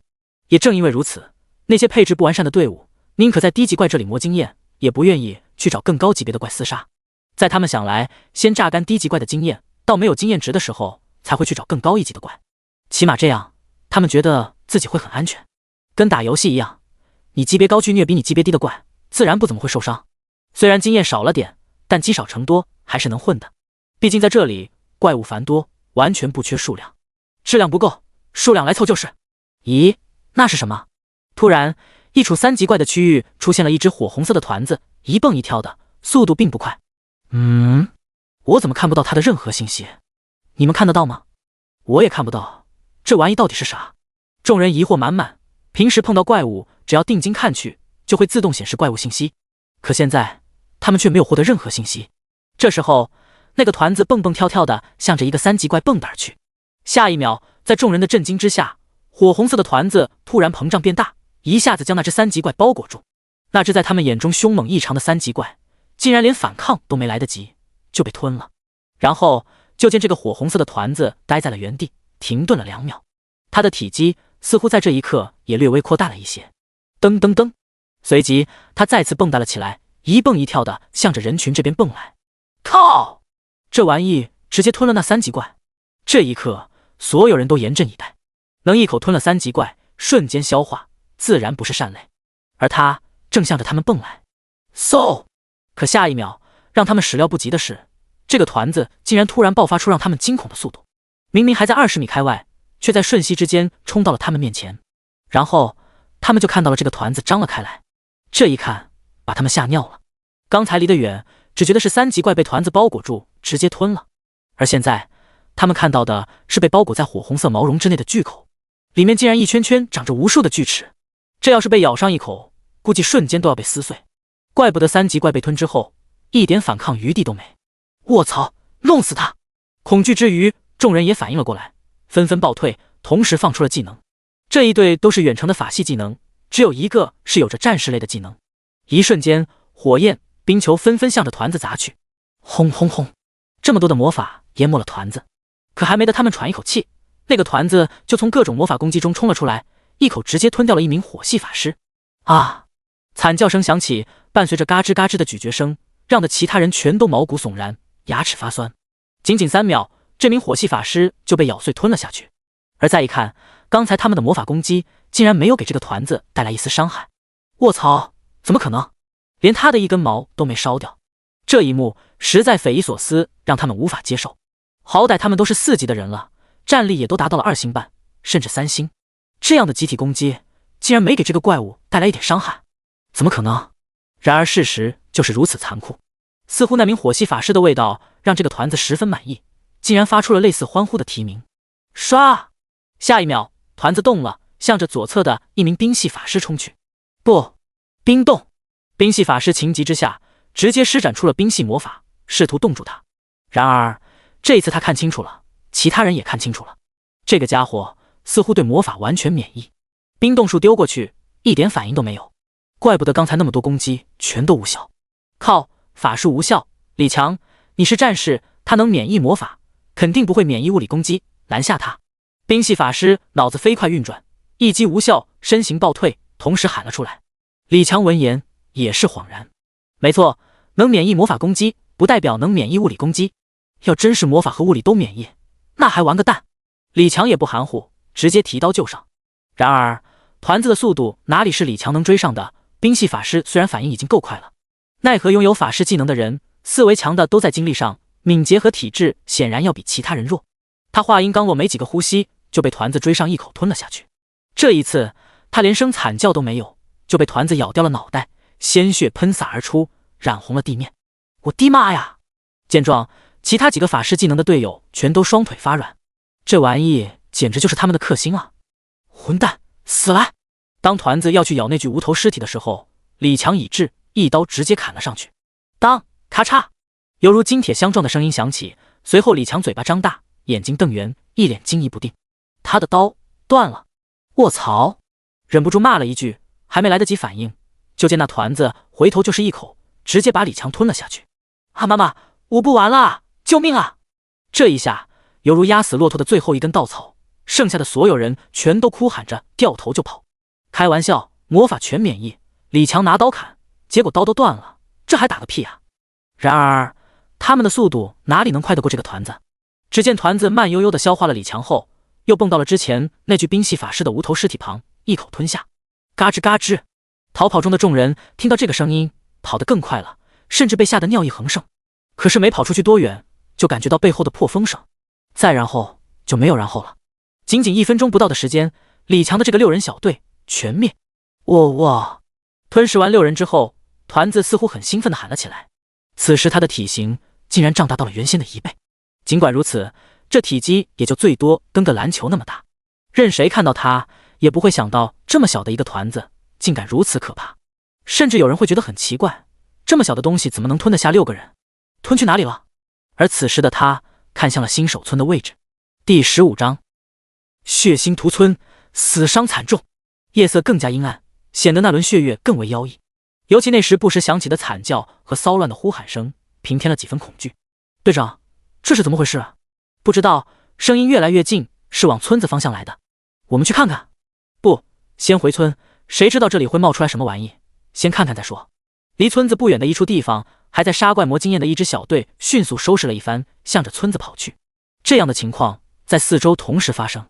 听到这诡异的呼喊声，他们的第一反应不是去探查，而是保命要紧。在这个陌生的世界，谁都无法知道即将来临的危险是什么。白天的狮兔、嗜血兔王和残虐兔皇已经给他们上了几课。当他们刚刚跑到村子里的时候，便听到村外的动静大了起来。快跑，怪物来了！妈呀，救命啊！无数人向着新手村内跑来，一个个表情惊恐，恨不得多几条腿。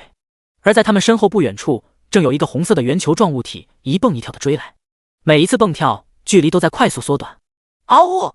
突然，圆球状物体陡然扩展，一下子吞掉了追上的一名人类。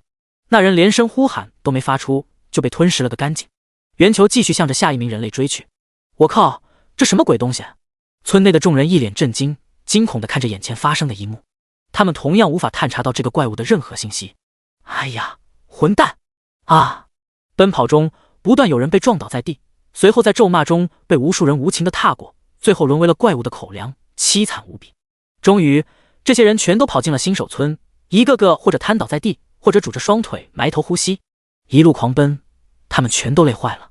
可尽管如此，也难掩他们惊恐之心。太可怕了，这个团子完全免疫术法攻击，就连近身攻击都无法给他带来什么伤害。妈的，这到底是个什么东西？老子的刀都断了，才划破他一点皮，我可是4星战力啊！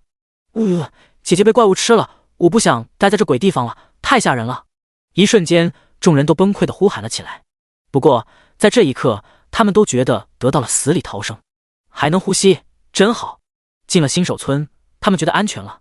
之前他们可是看到村口的那些怪物，到了这里就折返，不敢进来。火红色的团子蹦跶到了新手村的村口，停顿了下来。看到了这一幕，所有人的心都放了下来，长舒了一口气。果然，新手村似乎有着禁制，怪物不能进来。然而下一秒，他们傻眼了。只见那个团子怪物只是停顿了3秒后，便发出了一声怪异的吼叫，直接冲入了村口。卧槽，他能进来？不是吧？天要亡我呀！突如其来的一幕，让得刚刚得到喘息的众人再次惊恐无比。第一次碰到能闯入新手村的怪物，跑啊！救命啊！一瞬间，靠近村口的几人瞬间被团子怪物吞杀。这个看似体型不大的怪物，竟然像无底洞一样，见人就吞，仿佛完全没有止境。快进小木屋，兴许小木屋才能让我们躲过这一劫。来不及，大家一起杀，不然还没等进小木屋，就要被怪物吞杀很多人。一时之间，2道声音响起，其中一个是提议大家回到小木屋，传送到这个世界的时候，公告规则曾说过，小木屋是安全的，没有主人的允许，任何人都无法进入，包括怪物。可另一种声音则是主张大家一起上，人多力量大，这么多人一定能斩杀怪物。毕竟村口到各自小木屋的距离并不近，这段距离够这个团子怪物吞杀他们无数人了。尤其是跑在后面的人，更在倾向这第二个选择。杀！老子拼了！在后方的人群终于开始了反扑，要跑回木屋，他们是没指望了。与其被吞杀，不如放手一搏。而最里面的一群人还是自顾自地向着小木屋跑去，这让后面的那群人心中悲哀和愤恨，也体会到了之前龙哥他们的感受。在死亡面前，人性的自私展露无遗。尽管如此，他们还是只能拼命。知道了这个团子怪物对术法免疫，那些拥有魔法技能的人也都放弃了技能，拿出了砍刀或者斧头，开始了攻击。还别说，这么多人的群攻倒是让团子的速度停滞了下来。可是普通的砍刀、斧头，就算砍中了怪物，带来的伤害也是少之又少。尤其是拥有术法技能的那些人，近战攻击力极低，连划破怪物皮毛的能力都没，纯属挠痒痒。好在这群人中间的近战能力者不少，在生死逼迫下，这些人倒也团结了起来，互相配合牵制。这是因为他们都知道，此时在各自为政只会导致对抗的人减少，人越少，那么他们活下来的机会也就越低，只能抱团，好好配合来增加所有人的生存概率。嗷嗷嗷！被围杀之后，多次吞杀的机会被阻挡，让团子暴怒了起来。只见他原本柔软的火红色绒毛瞬间钢化，犹如一根根钢针，直接向着众人撞去。啊，我的腿！救命！这一下，人群遭殃了。但凡被团子撞上的人，没有一个能扛住，瞬间被扎穿。刚刚才建立起来的钢铁防御圈顷刻被击溃。妈的，这还这么打？跑！没钢化前，众人还能砍上几刀，可如今这钢化后的绒毛比他们的砍刀还硬，怎么打？一时之间，场面再次陷入了混乱。此时的众人哪里还有对抗之心？现在的团子怪物可谓触之必死，除了那些带有防御技能的人能扛下那钢刺，可因为这滚撞之力巨大，尽管他们没有被钢矛刺穿，也都瞬间被撞飞。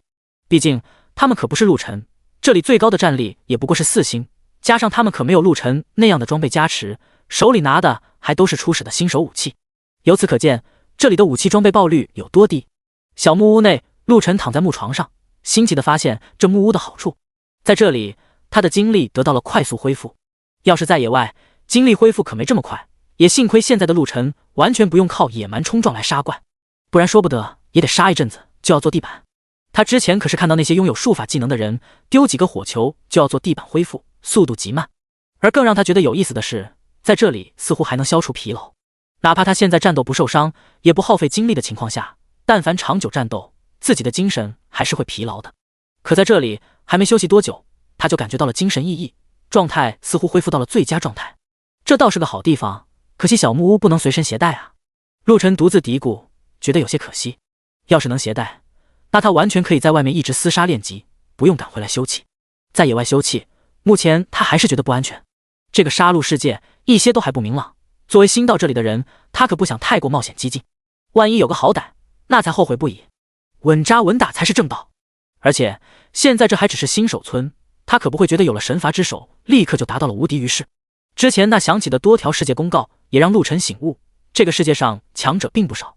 就在这个时候，他听到了门外嘈杂的呼喊声。陆晨瞬间从床上坐起，走向了木门。第16章恶魔巴塔，陆晨出手。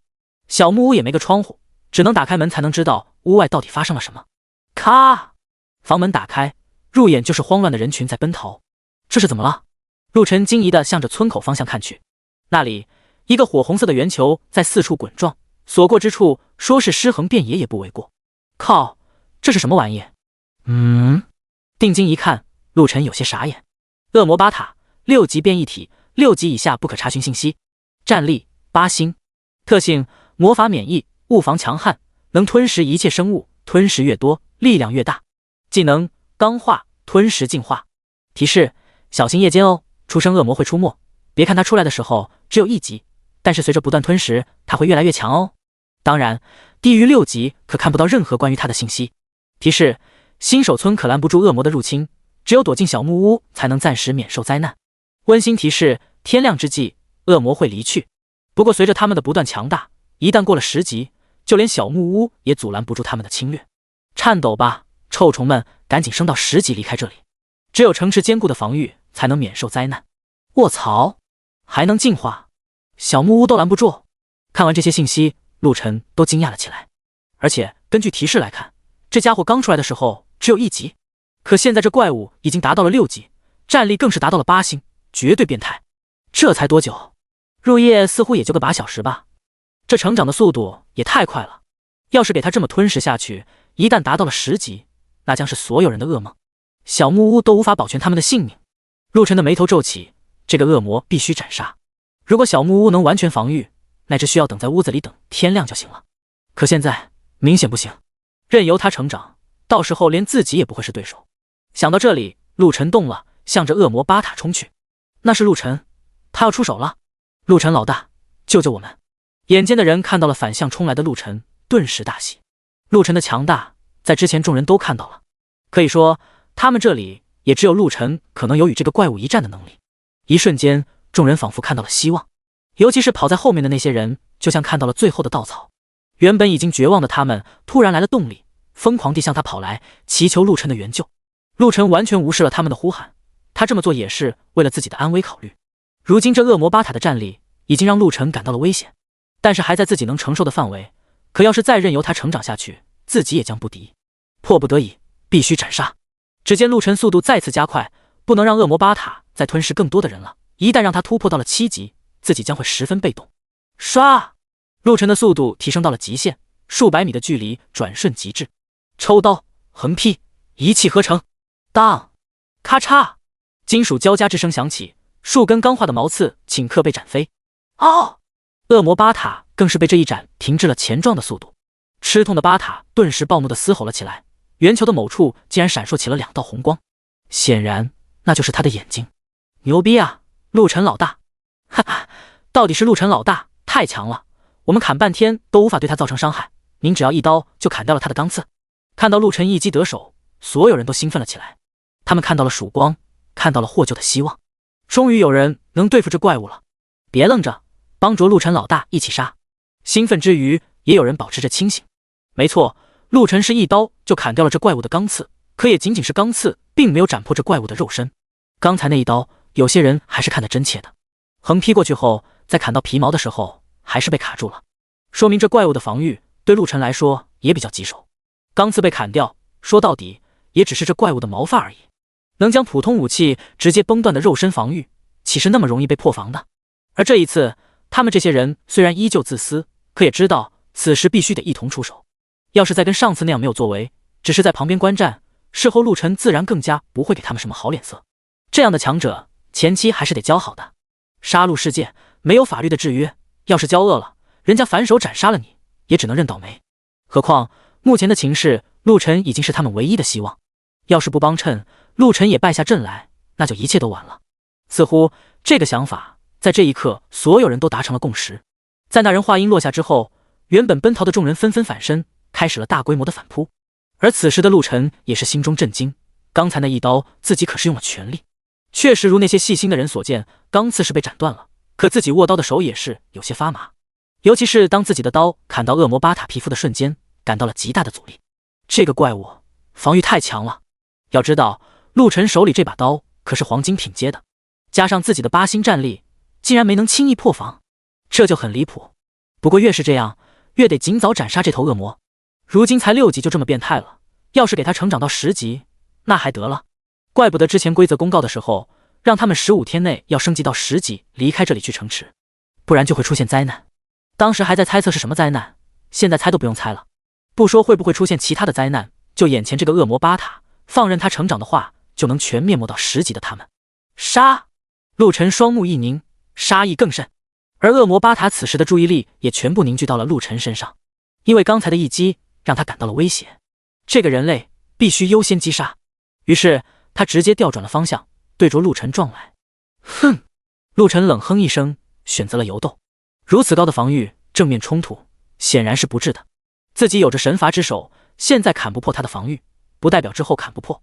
当当当，陆晨不断出手，恶魔巴塔哪怕是钢化状态下，他的钢刺依旧无法抗衡陆晨的斩击，钢刺一根根被斩断，就像是被拔了刺的刺猬。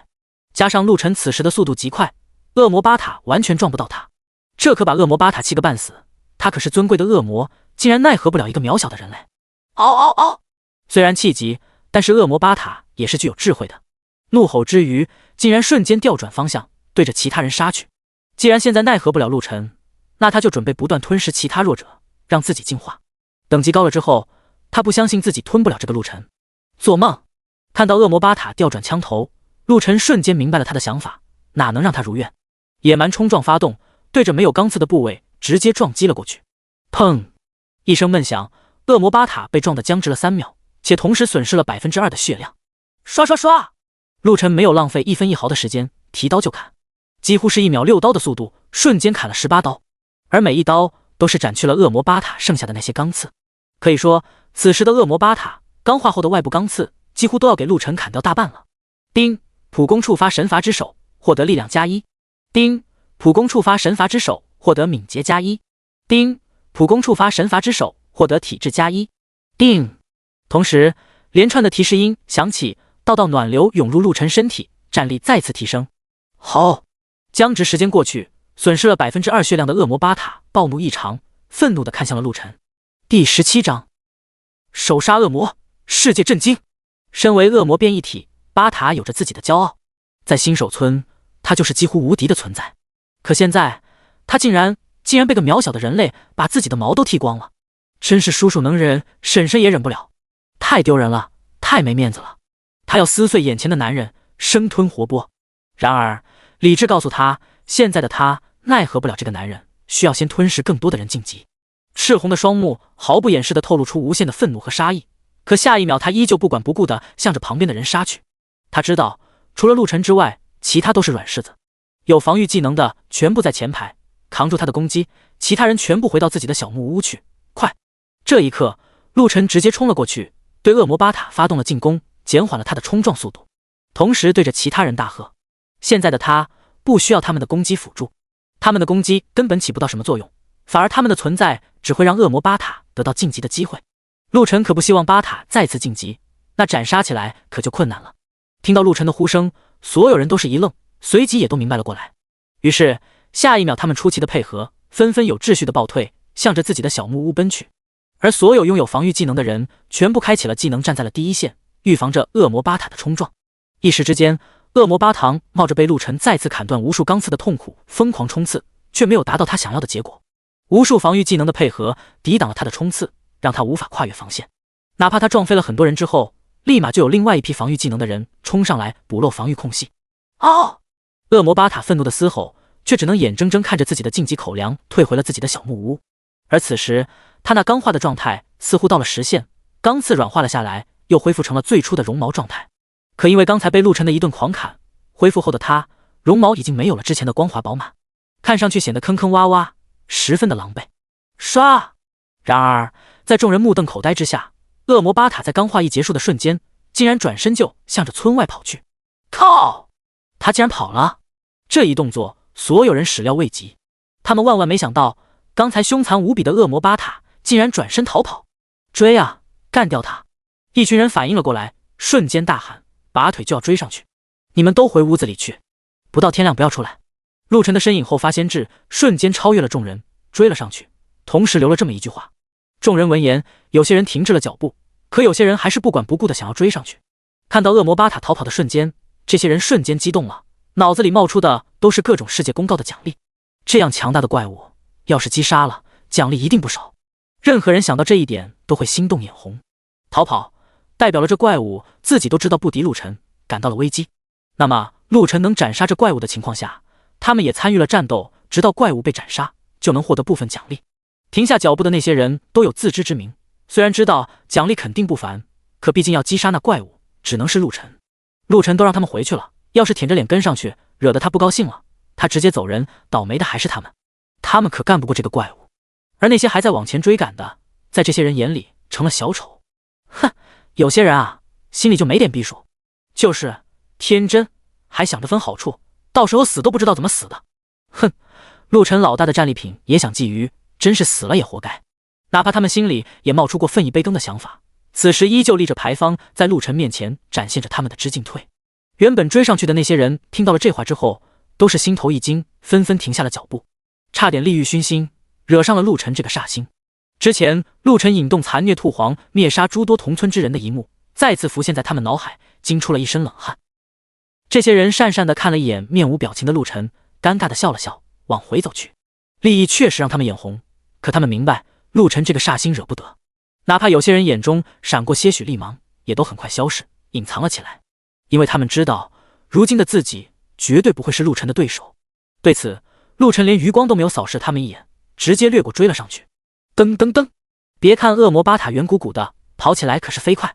哼，这是要向那林子里跑。陆晨看了一眼，远处就是之前自己看到的密林了。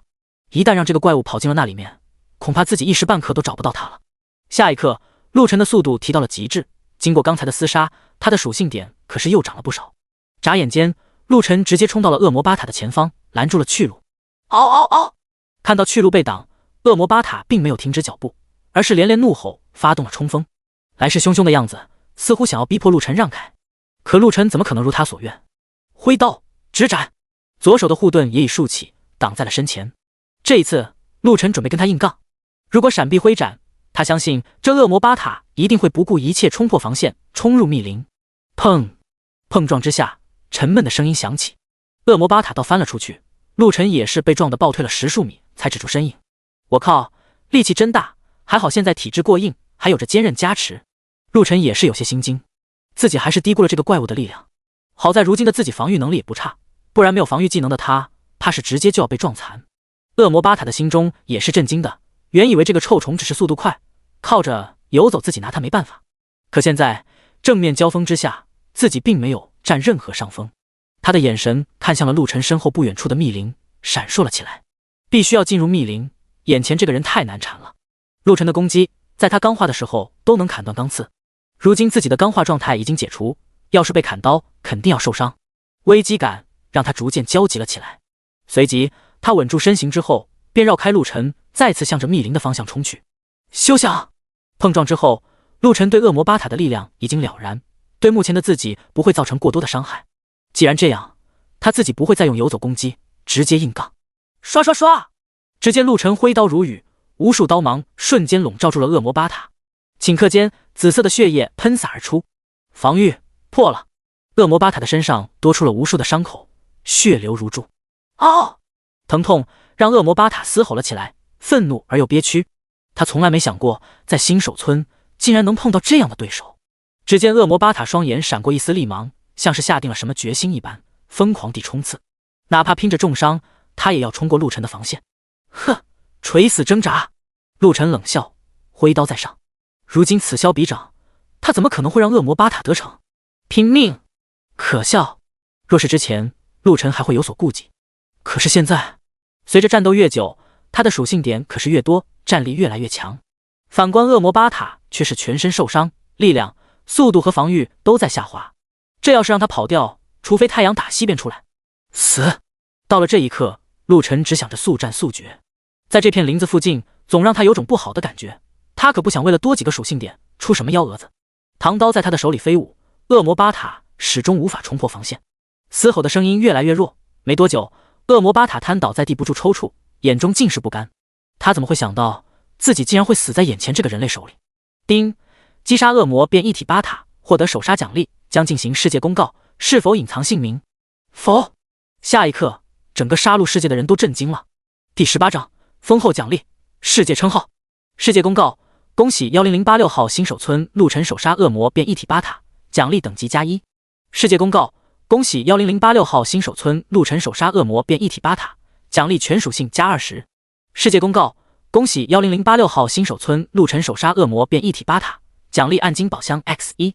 世界公告，恭喜10086号新手村陆晨首杀恶魔变一体巴塔，奖励本命等级+1。世界公告，恭喜10086号新手村陆晨首杀恶魔变一体巴塔，奖励黄金宝箱 X1。世界公告，恭喜10086号新手村陆晨首杀恶魔变一体巴塔，奖励杀戮币2万。世界公告：恭喜10086号新手村陆晨首杀恶魔变异体巴塔，奖励称号恶魔猎人。世界公告：恭喜10086号新手村陆晨首杀恶魔变异体巴塔，奖励黄金套装 X1。世界公告：恭喜！看着世界公告一条条的提示，整个杀戮世界的人全都羡慕的发狂。靠，又是陆晨，这家伙这么厉害吗？这是唯一2次登上世界公告的人了吧？他到底是什么人啊？恶魔都被击杀了，他到底是怎么杀的？我们村的第一强者现在还跟我们一样被堵在小木屋不敢出去呢。那个恶魔变异体太变态了，完全不是我们能斩杀的。我的天，这差距也太大了吧！我们这的第一强者已经被那恶魔变异体吞食了，怎么办啊？有没有人来救救我们啊？救个屁！我们村的强者也被吞食了好多，自求多福吧。好在这恶魔似乎后面升级很慢，而且也进不了小木屋。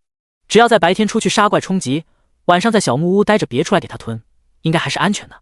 楼上的，你说错了一点，必须在这个恶魔达到10级前我们离开新手村，否则就是小木屋他都能闯进去。什么？恶魔能闯进小木屋？骗你干什么？只要你到了6级就能看到它的属性了。楼上说的没错，我也6级了，确实看到了这个提示。这一下整个杀戮世界的人都不淡定了，原以为只要晚上躲进小木屋就能安全了，却不料如今听到了这样的消息，恶魔到了10级就能闯入小木屋，那不是死翘翘了？同时陆晨的强大再次印刻在所有人的心里。恶魔变异体可不是只出现在陆晨这里的10086号新手村，而是每一个新手村的每一个部落都出现了一只。至于一个新手村有多少村落，没人知道。陆晨之前在外面练级跑了一大圈，都没碰到同样是10086号新手村的其他村落的人，所以他也猜不透这里到底是个什么样的布局。连同是一个新手村的其他部落人都见不到面，这个世界到底有多大？而恶魔变异体的强大，在今晚所有人都体会到了，那是恐惧和绝望，几乎没人能够抗衡这突然冒出来的恶魔。可是陆晨却拿到了首杀公告，他得有多强？一处村落外，一位身着黑色皮衣的女子擦拭着手中的弯刀，脚下踩着的正是恶魔变异体的尸身，脸颊上紫色的血迹让她那白皙的肤色平添几分肃杀之感。可即使这样，也难掩她那绝色的容颜。双姐，这陆晨到底是谁啊？居然比咱们杀的还快！这家伙之前就是第一个拿下 BOSS 首杀的，看来有几把刷子啊。四周的队友看着这位女子说道：别管那么多了，能上世界公告的都不简单，收拾下战利品，咱们继续，早点冲10级，离开这鬼地方。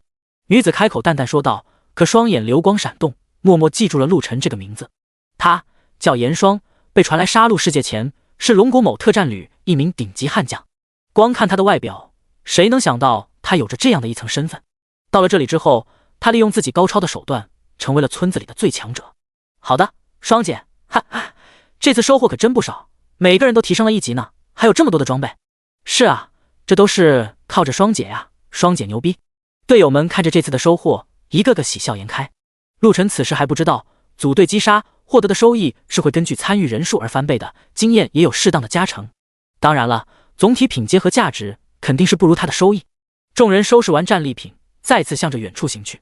杀戮世界的好几处都出现了类似的场景，有组队的，有独行侠的，他们都是和严双一样上过世界公告的人。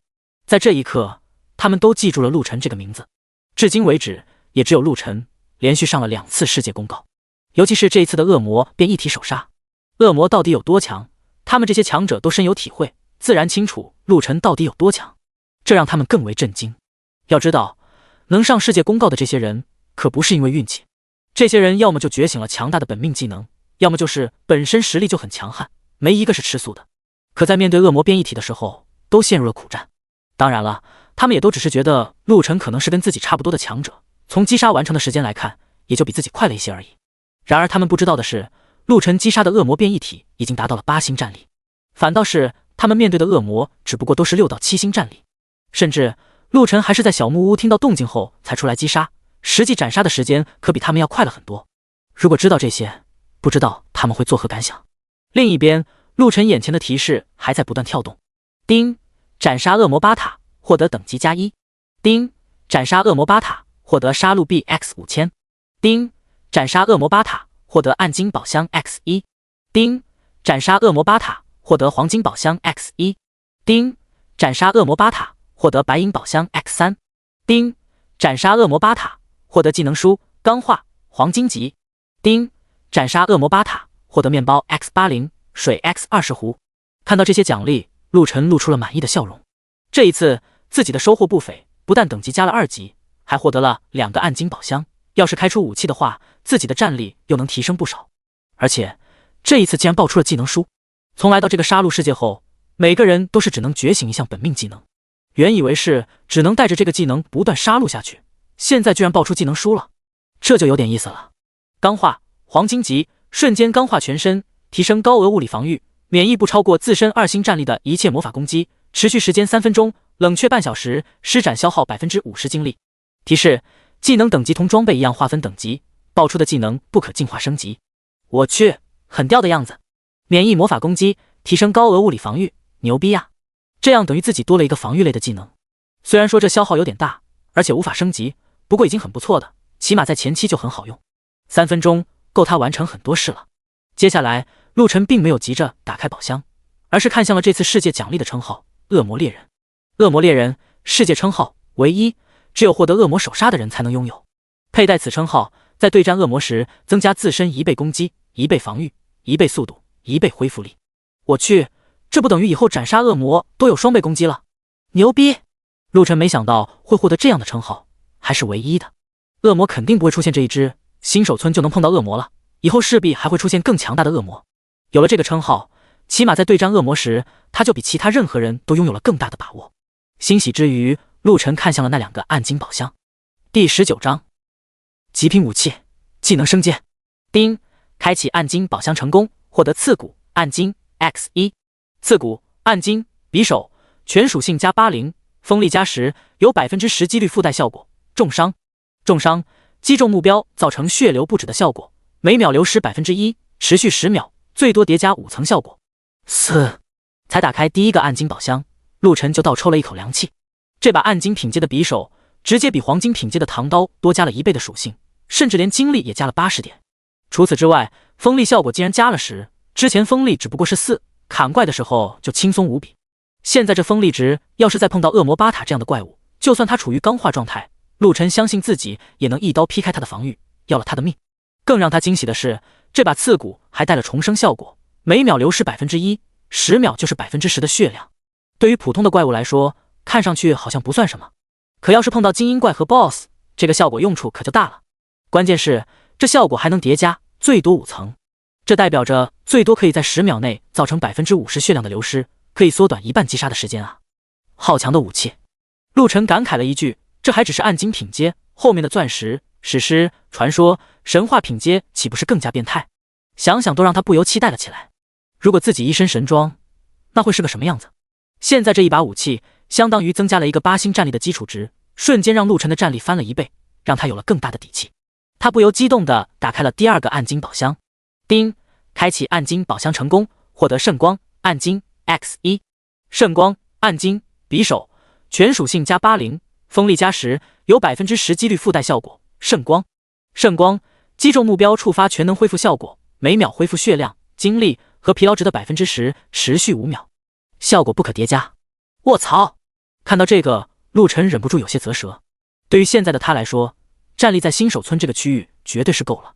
要是说他还不够，其他人都不用过了。速度、防御，在自身属性和这些装备的加持下，他相信就算是那些觉醒了速度和防御技能的人，应该也比他强不了多少，更多的只会比他差。如今他在单兵作战时最缺的就是恢复，没想到暗金宝箱竟然开出了附带圣光效果的武器。虽然只有 10% 的几率附带效果，其实对他来说已经很高了，等于说攻击10下就会有一次触发，触发后能在5秒内恢复 50% 的血量、精力和疲劳值，简直就是神技。有了这个，他等于有了强大的续航能力，尤其是这个疲劳值都能恢复，那他完全不用回小木屋了。这1天1夜的战斗已经让陆晨获得了不少的面包和水壶，要说恢复血量和精力乃至解决温饱，绝对是足够了。他这1天也只不过消耗了5块面包和2壶水，尤其是这个面包，虽说味道如同绝辣，可很扛饿，所以他的食物和水的储备绝对是够的。唯一需要恢复的是就是疲劳值，在没有开出这把武器前，想要恢复只能靠回到小木屋或者在野外慢慢恢复，除非你队伍里拥有能消除疲劳值的技能拥有者，可这样的技能至少陆晨没听说10086新手村里有谁拥有，甚至在世界频道里，他也看到过有人寻找这样的队友，可没有一人之声。这大概率是因为并没有拥有这样技能的人存在，所以拥有了这把武器，对陆晨来说简直就是如虎添翼。不过，这双匕首的装备是要让自己走极限输出的刺客流吗？陆晨笑了笑，也没多在意，毕竟这宝箱开出来都是随机的，不可能说你想要刀就给你刀。好在2把都是匕首，总比1把是刀1把是匕首施展起来更合适。他直接装备上了这2把匕首，之前的唐刀则是收入了空间戒指中。飞鹰套装，黄金级，全属性加40，坚韧加5，速度加5。丁，开启黄金宝箱成功，获得本命技能品阶提升券 X1。丁，开启黄金宝箱成功，获得初级空间戒指提升宝石 X1。丁，开启白银宝箱成功，获得。陆晨随后一次性把所有的宝箱全部开启，3个白银宝箱都是出了白银的装备，这些东西目前陆晨已经用不上了，直接丢到了空间戒指里，更是直接换掉了身上的白银套装，穿上了飞鹰套装。2个黄金宝箱开出的东西倒是让他有些惊疑，本以为开出的会是黄金装备，那对他来说多半也没啥作用，没想到竟然开了一个本命技能的品阶提升卷轴和一个宝石。初级空间戒指提升宝石，融合在初级空间戒指中，可提升戒指的空间大小，是否现在融合？没有犹豫，陆晨直接使用融合。一瞬间，他能感应到自己的空间戒指空间在不断扩张。初级空间戒指升级版，内含20立方米空间，还可提升次数1/8。看到这个信息，陆晨心有所思。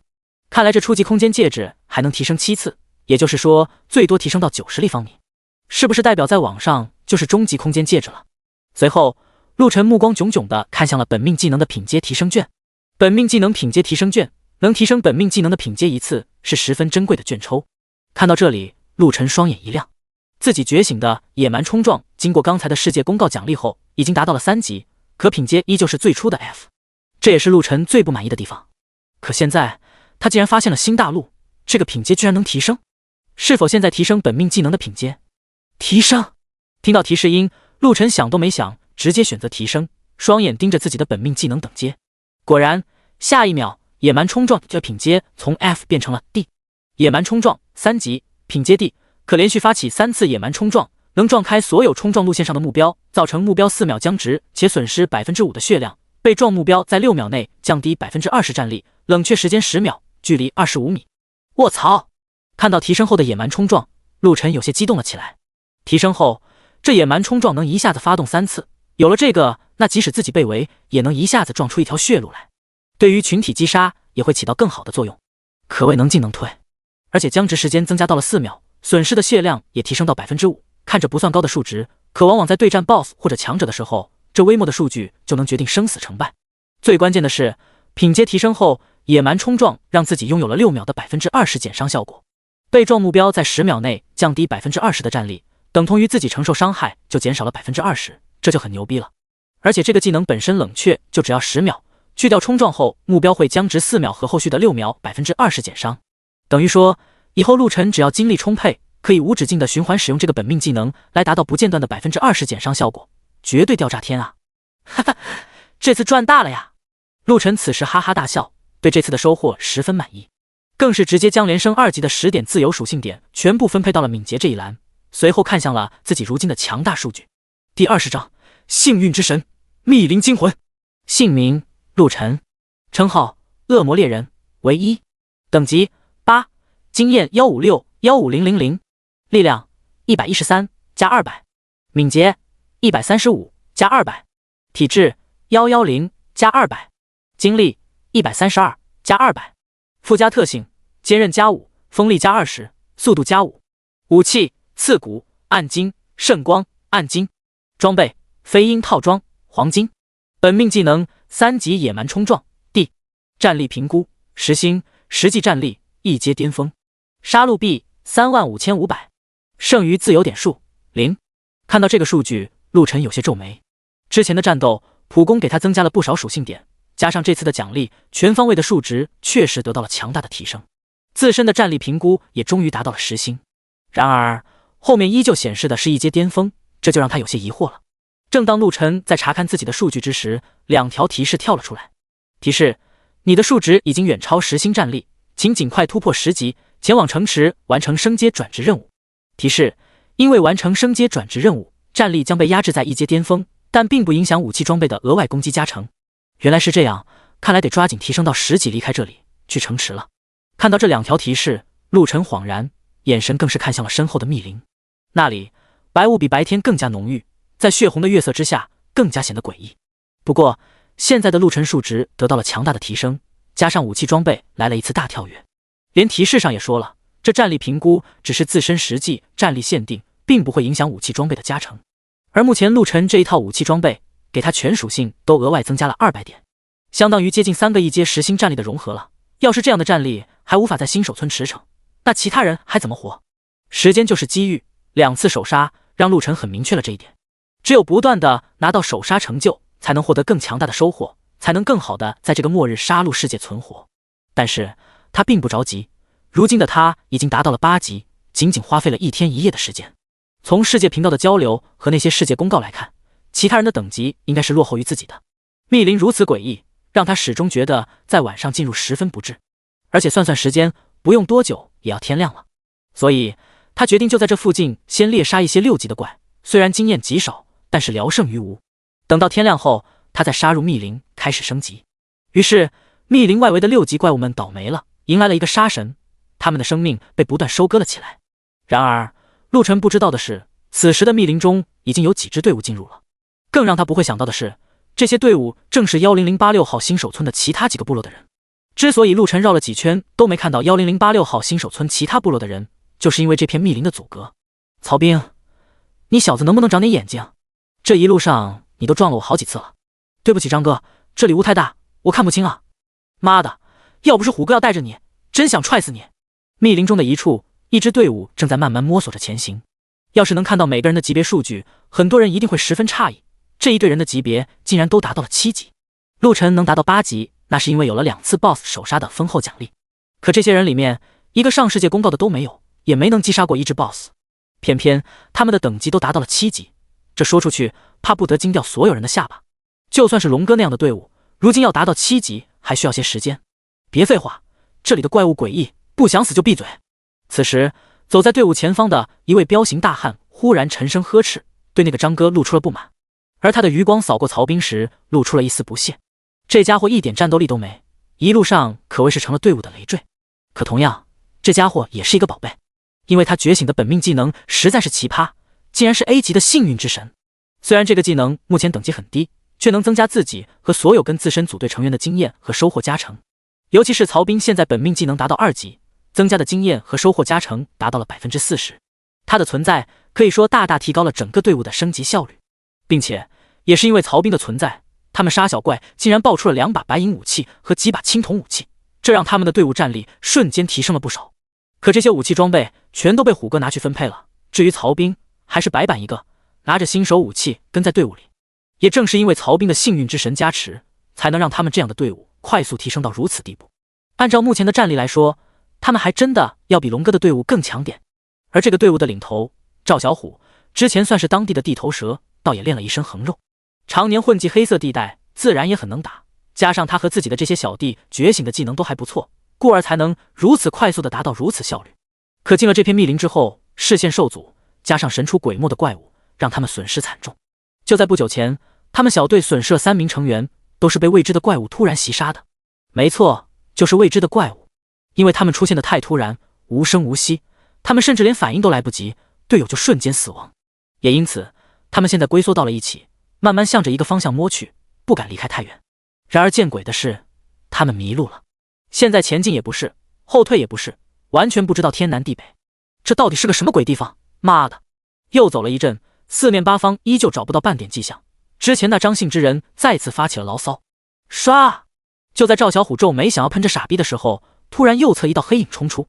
仅仅一瞬间，刚才还在发牢骚的那人喉间鲜血喷洒而出，一道触目的伤口出现在他的脖子上。呵呵，那人双手捂着脖子上的伤口，双眼惊恐的瞪大，面容不断扭曲，想要喊话，却只发出了轻微的呵呵声，轰然倒下。卧槽！跑！赵小虎的声音陡然炸响。这一次，他终于看清楚了那个怪物是什么。仅仅这一眼，让他全身的汗毛都炸了起来，喊了一声，率先向着一个方向狂奔了起来，再也管不了身后这些人。第21章，鬼物森林，致命袭杀。食尸鬼9级，战力8星，特性神出鬼没，爱偷袭，喜吃人类。注意，食尸鬼可不会单独行动哦。技能致命撕咬。赵小虎此时吃奶的劲都用上了，开玩笑，9级达到8星战力的怪物怎么打？就算他们全队拼命都不可能打得过。何况特性介绍里的最后一句话可是说了，这食尸鬼可不是单独行动的，一支8星战力就能全灭他们的团队，何况还不知道这食尸鬼到底有多少只在附近。在浓雾的掩盖中，他们完全无法知道食尸鬼会从哪里出现。怪不得之前的队友莫名其妙就消失了，碰到这样的怪物谁能扛得住？妈的，见鬼了，怎么会跑到9级怪的地方来？一边跑，赵小虎嘴里一边叨叨。他们全队到了7级之后，装备也都来了一次大换血，信心满满的就冲进了密林。开始的时候倒是杀了几只密林里的6、7级怪物，不是很困难，并且有了曹兵的存在，竟然爆出了2把白银武器。这一下让他们所有人的眼神都放光了起来，觉得能在这里得到巨大的收获。于是他们开始的深入，可没走多久，他们迷路了，然后就出现了接二连三的队友消失事件。原来他们不知不觉闯入了9级怪物的区域。他们现在即使实力不差，可对上9级的怪物还是无力抗衡。你们等等我啊！赵小虎一跑，其他人更是慌不择路地跑了起来。曹兵在后面见状，立刻呼喊了起来。要知道，整个队伍里面可就他的装备最差。想到这个，他就觉得很悲催。当初在新手村分配队伍的时候，这些人看着一个个长得凶神恶煞，但是对他还是很和善的。而且他们这些人的整体实力当时确实也算出类拔萃的，所以曹兵选择了加入他们的队伍。谁知道他们完全就是把他当成吉祥物、招财猫。无他，就是因为他这个奇葩的本命技能幸运之神。开始大家确实还合作很愉快，完全不需要他打怪就能分到不菲的经验，自己的级别也是蹭蹭直升。当时第一次爆出装备后，曹兵也是很谦让的让出了装备，毕竟战斗是他们，自己几乎什么都不用干。可进了密林之后，一切就变了。在这里危机四伏，战斗起来曹兵是真的派不上用场。毕竟他的技能可不是用来战斗的，而且本身他的3维数据就很垃圾，也没有任何作战的经验。没办法，曹兵在蓝星的时候就是个富二代，衣来伸手，饭来张口，五指不沾阳春水，标准的混吃等死型。可奇葩的是，这样的一个富二代，性格却是出奇的软糯，毫无脾气，甚至胆子还比较小。这让赵小虎都一度怀疑，这小子在现实里怎么活到这么大的，人善被人欺的道理都不懂。不过他也乐得如此，更好掌控这小子。慢慢的，曹兵也发现了他们的态度转变，可此时已经是进退两难。在这样的地方，一旦失去了他们的庇佑，等待他的只有死亡。此时看到众人完全不顾他死活，独自逃亡，他都绝望了。啊！前方突然发出了几声惨叫，伴随着嘎吱嘎吱让人牙酸的咀嚼声，更是让曹兵毛骨悚然。妈妈呀，上帝呀，佛祖呀，求求你们显显灵，我不想死啊！曹兵一边慌乱的奔逃，一边口中念念有词，满脸惊惧。嗖！他的速度越来越快，瞬间超越了跑在他前面的人，一骑绝尘，向着赵小虎后面追去。卧槽，这小子怎么跑这么快？尼玛，他不会都加了敏捷吧？看到曹兵绝尘而去，所有人都傻眼了。他们想的没错，曹兵当时确实留了个心眼，自由点数全都留着。当看到他们入了密林之后的态度急转直下，他就把积累的所有自由点数全部加在了敏捷上。在他想来，自己又没什么保命技能，加力量肯定也打不过其他人，加体质也没防御技能的人能扛，最多就是能多挨上几下，早死和晚死的区别。于是他决定全部加敏捷，实在不行跑就是了。他就不相信其他人会把所有点数加在敏捷上。速度起来了，怪物追不到那自己活命的机会就会更高，因此才有了眼前的一幕。嗖嗖嗖！听到背后的破风声响起，赵小虎浑身汗毛都炸了起来。他妈的，这食尸鬼追得这么快吗？嘟囔了一句，赵小虎握刀的手紧了紧，脑袋微侧，扫向身后。卧槽！曹兵！当他看到身后之人时，整个人都不好了，一时之间陷入了懵逼状态。这小子怎么追上自己的？赵小虎初始的敏捷是11，到7级的时候自身增长就到35点，加上初始就是46点，2把白银武器给他加持了60点，目前他的敏捷实际达到了106点，整整106点啊！这曹兵能追上自己，岂不是说他的敏捷点数超过自己？可能吗？然而他怎么也没想到，曹兵的幸运之神还有一个特性是只对自己有效的。幸运之神2级，品阶 A， 能增加自身和所组队伍中的所有队友 40% 的经验值和爆率加成，并拥有自身 40% 的升级属性加成。这是什么意思啊？就是说曹兵每次升级增加的固定属性点和自由属性点都拥有 40% 的加成。其他人在一阶的时候，每升级一次是全属性加5，另额外获得5点自由点数。可曹兵呢？每一次升级将获得全属性7点的增加，且每升1级都能获得7点自由分配点数。他的初始属性里，力量和体质都只有7，很低，但是敏捷和精力却都达到了14。14这个数值已经不算低了。如今他7级，等于全属性都各自固定增值了49点，他的敏捷达到了63点。另外，到达7级的时候，他一共积累了49点自由属性点，这一次让他给全部加在了敏捷上。现在曹兵的敏捷达到了裸身112点，整整超过了赵小虎6点。要知道，赵小虎是因为2把白银武器的加持才达到了106点啊。陆晨这样牛逼，如今不算装备加持，也就135点的敏捷。可以说，现在的杀戮世界中，要是统计裸身敏捷属性的话，除了陆晨之外，就属他最快了。因为没人会把所有的点数加在敏捷上。在赵小虎恍惚的瞬间，曹兵如离弦之箭追了上来。虎哥，你可别丢下我呀！啊，我没丢下你啊，你这不是追上来了吗？赶紧跑！见到曹兵如此说，赵小虎含糊了一下，立刻说道：要不是现在处境太危险，赵小虎也不想丢下这个吉祥物。开玩笑，这就是刷装备升级的作弊器啊！可刚才他可管不了那么多，命都没了，要作弊器干嘛？他没想到曹兵的速度竟然这么快，这倒是让他十分意外。于是他也没有多说，带着曹兵一起跑了起来。背后的惨叫声频频响起，伴随着一些野兽般的低吼。逐渐的，惨叫声越来越少。很显然，自己这一队的队友怕是都要死绝了。赵小虎此时越来越焦急，前面依旧可见度极低，辨不清方向。再这么下去，下一个就要轮到他和曹兵了。虎哥，咱们怎么办？后面的兄弟好像都死了呀，我可不想死啊！曹兵边跑，居然还有空看后面，甚至连喘气还十分均匀，显然还留有后劲。可反观赵小虎，此时已经跑得呼吸加重，满头大汗了。操，怎么办？凉拌，拜拜了您嘞！赵小虎已经听到了身后不断靠近的破风声，他可不敢回头去看。只见他双目闪过厉色，直接在曹兵没注意的时候一脚踢出，将其踹倒，而自己则是咬紧了牙，速度再次提升，拼命远去。哎呀，赵小虎，你混蛋！第22章，生死一线，去而复返。突然被赵小虎一脚踹倒，曹兵痛呼一声，随即咒骂了起来：你个杀千刀的，不得好死！死亡在逼近，曹兵似乎在这一刻爆发了潜力一般，前一秒被踹得踉跄倒地，狼狈地翻滚了几圈，下一秒神经反射一般的连滚带爬，却十分丝滑地再次跑了起来。曹兵刚起身开跑，就感觉到一阵劲风擦着脖子划过，仅仅擦了一下，他的后颈就被开了一道口子，鲜血瞬间冒出，差之毫厘，他就直接嘎了。这让曹兵一瞬间背部就被冷汗浸透，浑身的汗毛都炸了起来。曹！赵小虎，你不是个东西！曹兵骂骂咧咧来给自己壮胆，脚步不停，飞速的逃跑。后面传来吼声，只是回头一瞥，差点让曹兵吓尿。这食尸鬼长得太恶心了，腐烂的脸部，一只眼睛凹陷，一只眼睛则是凸在外面，看上去快要掉落的样子。浑身灰色的皮肤上到处的腐烂的创口，黄色粘液附着在上，光是看就让人恶心无比。加上那腥味十足的血盆大口，时不时吼上一下，令人惊惧不已。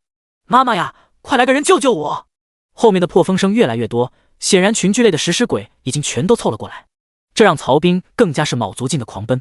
可是长时间的奔逃，精神上又受到了极大的压迫，他已经处于极度疲劳的状态，体力已经在无支持的被透支。呼呼，此时的曹兵开始喘起了粗气，只感到嗓子眼都快冒烟了，双腿发沉，像是灌了铅一样，眼冒金星，脑子发晕。狗日的，怎么这么能跑？可是看到后面越来越近的食尸鬼，曹兵整个人都不好了，这帮怪物的持久力这么强的吗？吧嗒，砰！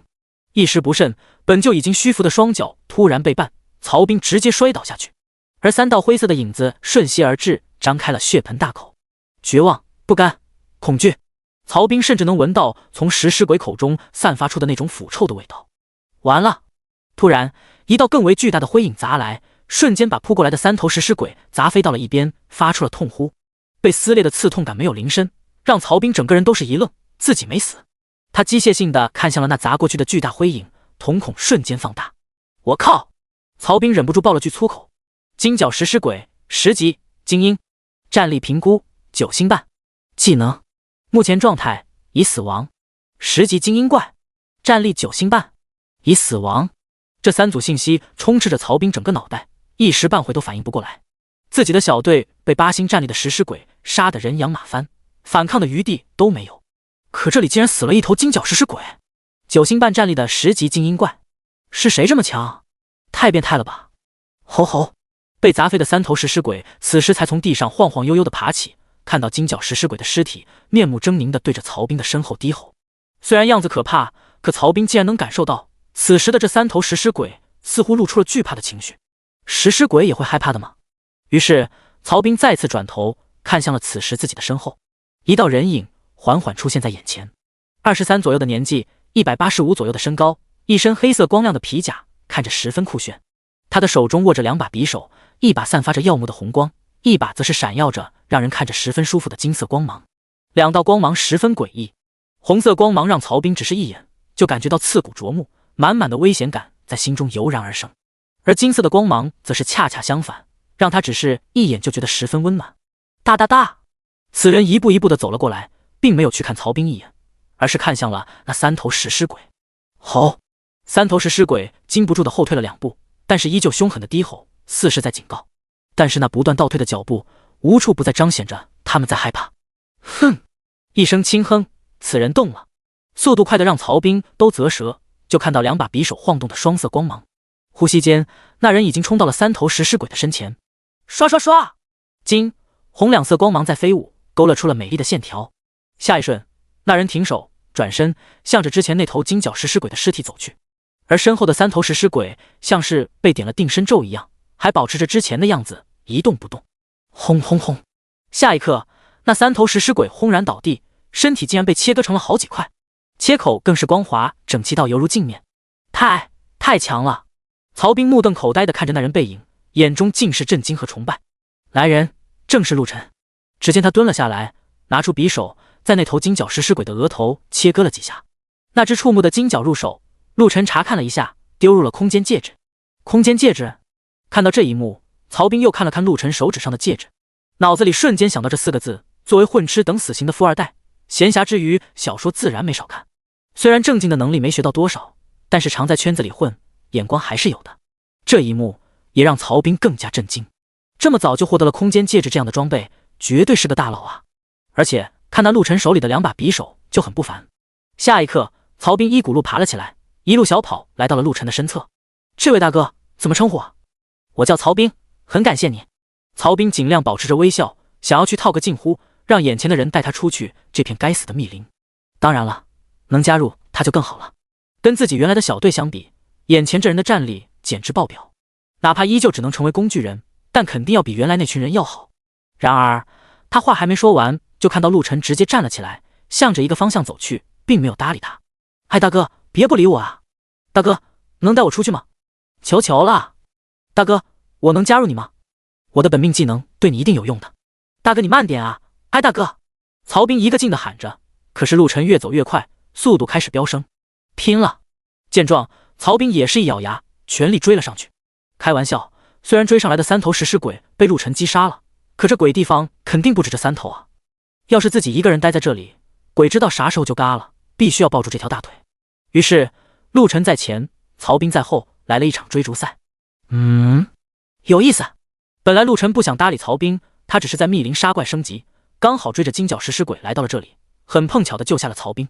他并不想跟其他人有什么瓜葛，至少现在不想。可是跑着跑着，他发现这个曹彬竟然没被自己甩掉，已然掉在自己身后，甚至还有不断接近的样子。此人的敏捷这么高，虽然说陆晨并没有开启全速，可目前的速度一般人肯定是追不上来的。陆晨嘴角上扬，玩心顿起，速度再次拉快。我靠，他速度怎么这么快？追上后面的曹彬苦不堪言，累个半死。可是他知道陆晨是他唯一的希望，如果跟丢了，那他怕是就真的只能交代在这里了。然而事与愿违，没多久他连陆晨的影子都看不到了。完了！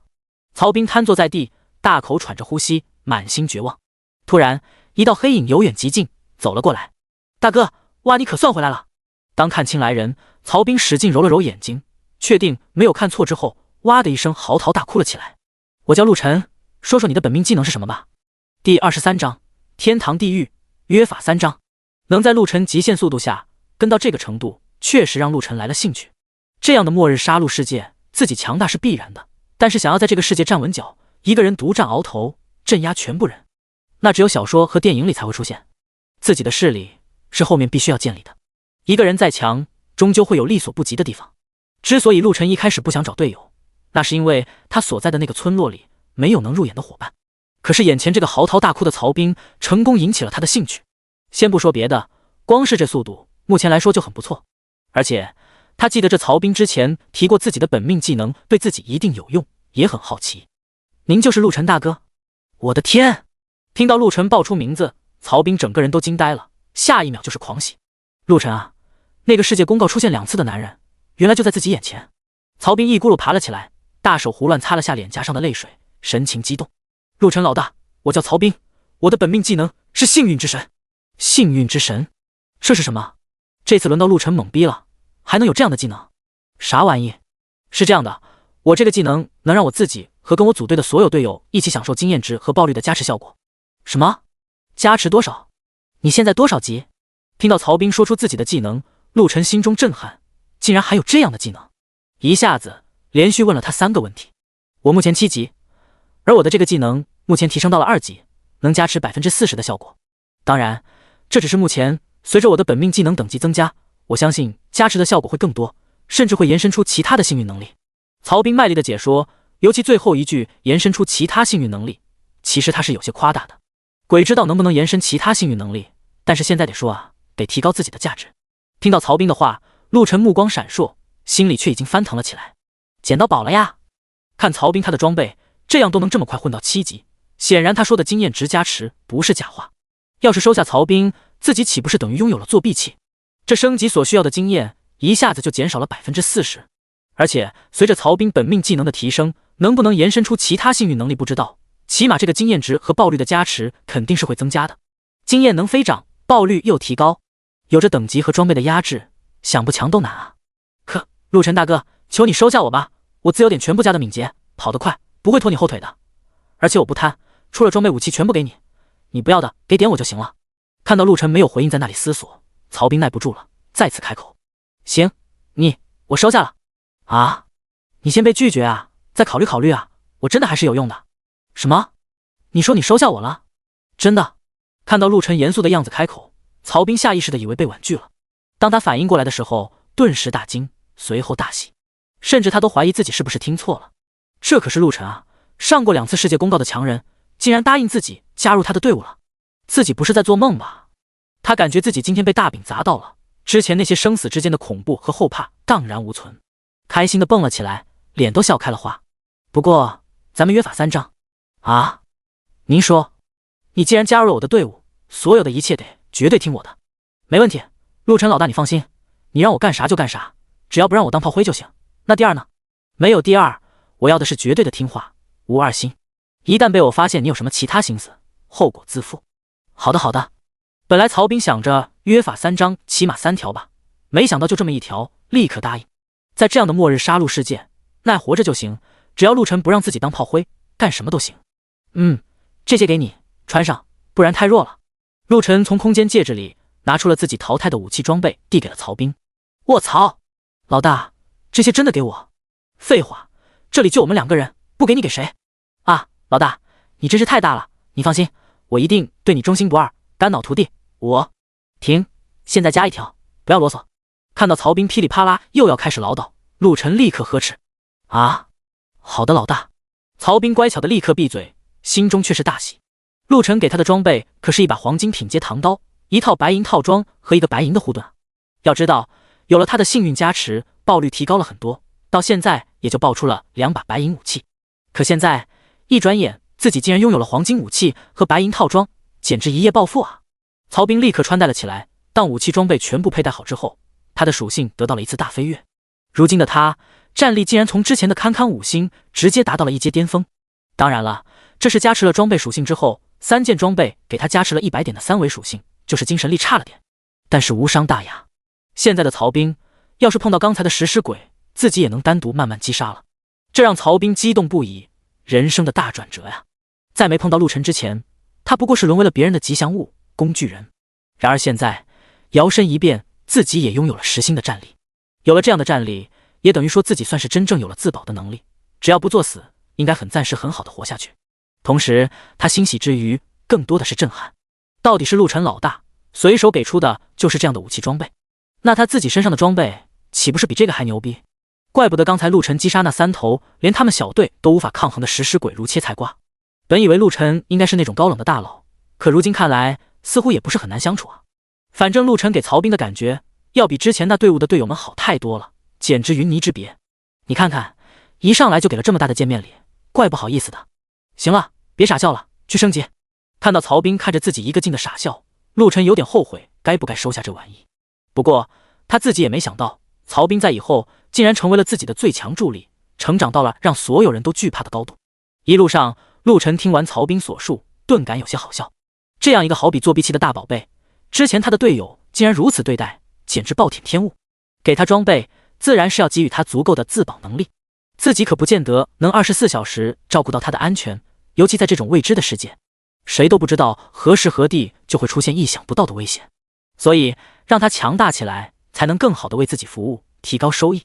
而且陆晨也侧面多方试探，发现这曹兵的人品倒是不错。当时听到他之前还是个富二代，生怕这小子会有太多陋习，现在看来倒也还好。陆晨带着他穿梭在鬼雾森林之中，一路斩杀，期间也逼着曹兵开始自己动手斩杀。他可不希望曹兵跟着自己之后依旧是个摆设，人还是需要自强的。只有他变强了，到时候才会真正的安全，才能更好的为自己今后的团队效力。开始曹兵动手的时候，心里还是毛毛的，毕竟一路过来他都是个摆设，都是人家动手，他就是工具人，提供经验值和爆率的加持而已。现在轮到自己面对那些凶残丑陋的怪物，说不怕是假的。但是没办法啊，在陆晨的强硬态度下，曹兵开始了咬牙战斗的旅程。第24章，世界解锁，遇上钩了。砰！3头食尸鬼轰然倒地，曹兵擦了擦额头的汗水，脸上挂上了满足的笑容。来到这个末日杀戮世界已经第6天了，此时的陆晨和曹兵都已经达到了9级。由于曹兵的等级比较低，击杀怪物得到的经验会更高，倒是赶上了陆晨的等级。不过陆晨离10级只有一步之遥了。这些天曹兵也算是吃尽了苦头，不过他很开心，因为在陆晨的监督下，此时的他已经能同时斩杀3头食尸鬼了，虽然还是有些吃力。哈哈，老大又爆了几件装备。先留着，我猜测到了10级去城池之后，应该会开启交易系统，到时候不用的卖掉就是。好嘞，都听老大的。不过你说会不会出什么附魔、锻造能力啊？如果有的话，倒是可以把这些装备拆卸提取，来获得锻造和附魔的材料。我以前玩游戏的时候就是这样的。你说的情况也不是没有可能，到时候去了城池看看再说。休息一会，今天直接升到10级。没问题。曹兵笑嘻嘻的应道。这几天虽然苦，可也是他来到末日杀戮世界后最开心的几天。自己变强了，老大对自己又很好，陆晨也是很满意。别看他从8级到10级，他用了5天，这最后2级需要的经验是真的多。主要是到了陆晨这个级别，杀这里的怪获得的经验变少了。要不是有了曹兵幸运之神的加持在，经验值只会更少。在第6天能达到10级，陆晨已经觉得很满意了。何况这几天的杀戮让他们收获了好多的装备和资源，他的空间戒指都装满了1半了，可见收获多么巨大。同样的，陆晨这几天的杀戮让他的属性点也得到了非一般的提升。只要10级之后去转职完毕，他相信自己的战力会得到释放，一下子暴增许多。而他的神罚之手也已经面临升级，在10级前应该能提升到2级。不知道2级的神罚之手会给自己带来多少提升，陆晨还是很期待的。两人加快了速度，在这个鬼雾森林中找怪还是比较麻烦的，里面的怪物可不会聚集在一起给你杀，都神出鬼没，这也是他们收割缓慢的最主要原因之一。尤其这前2天，他们俩已经远远就发现了好几支队伍摸进了密林，说明大家的级别都赶上来了。好在密林面积十分宽旷，里面的怪物也足够他们猎杀，不然怕是都要卡在这里无法升级了。好，在接近傍晚时分，陆晨终于斩杀最后一头怪物，达到了10级。世界公告，恭喜有人突破到了10级，开启各新手村通往城池之路。世界公告，解锁世界交易频道，所有人可以通过交易系统进行交易。世界公告：开启职业选择，开启转职任务，达到10级且战力达到10星之后，即可在城池找到转职师进行职业选择和转职任务。世界公告：开启生活技能。世界公告：臭虫们，到了10级只是开始，想要拥有自己的城池吗？继续杀戮吧，惊喜在等着你们。世界公告：对于首位达到10级的，奖励等级+2，全属性+100，声望+1000。提示：还没达到10级的要抓紧喽，灾难还剩下9天喽，哈哈哈！一瞬间，世界公告连续响起，杀戮世界的各处全都炸锅了。靠！我才刚6级，谁这么快就10级了？变态啊！妈的，还有9天，我怎么感觉我来不及到10级啊？这怪经验越来越少，密林里的又打不过，怎么活？第一个达到10级，竟然奖励等级+2，全属性+100，这以后谁还打得过？我升到10级都不可能全属性100啊，每一级才加全属性5啊！就是啊，太不公平了！大家快看，交易频道上加了好多装备，靠，黄金品阶的都有！真的，哪个狗大户这么多装备？怎么交易者信息还隐藏了？肯定要隐藏啊，不然还不给全有人围剿啊！简直就是移动的宝库啊！我靠，兑换需要杀戮币、技能品阶提升券、技能等级提升券、升级宝石，我怎么一个都没呢？这些东西去哪里打？我也没有，奶奶的，只能看没得换，这比杀了我还难受。可不是，光能看到装备属性，靠！我要是弄上2件，升级还能慢？咦，竟然有人交易成功了！靠，交易的那位大佬，能说说这些东西去哪里打吗？醒醒吧，楼上的，人家知道也不会在这里给你说啊，你是人家谁啊？还是自己慢慢打吧。在众人热议的时候，陆晨早就整理了收获，把多余的装备留了几套黄金的，其他全部挂上了交易频道。这些装备他留着也没用，挂出去换点升级宝石和技术品阶提升卷抽碰碰运气，说不定碰到谁真爆出来还没用的，那就捡漏了。在前期来说，装备和这些卷轴宝石都很重要，所以还能丢出来试试。要是到了后期，装备都提升后，自然是宝石和卷轴更贵重。在前期，要是没有装备，你把技能提升再高，斩杀怪物起来也会很累，除非你的技能过于强悍。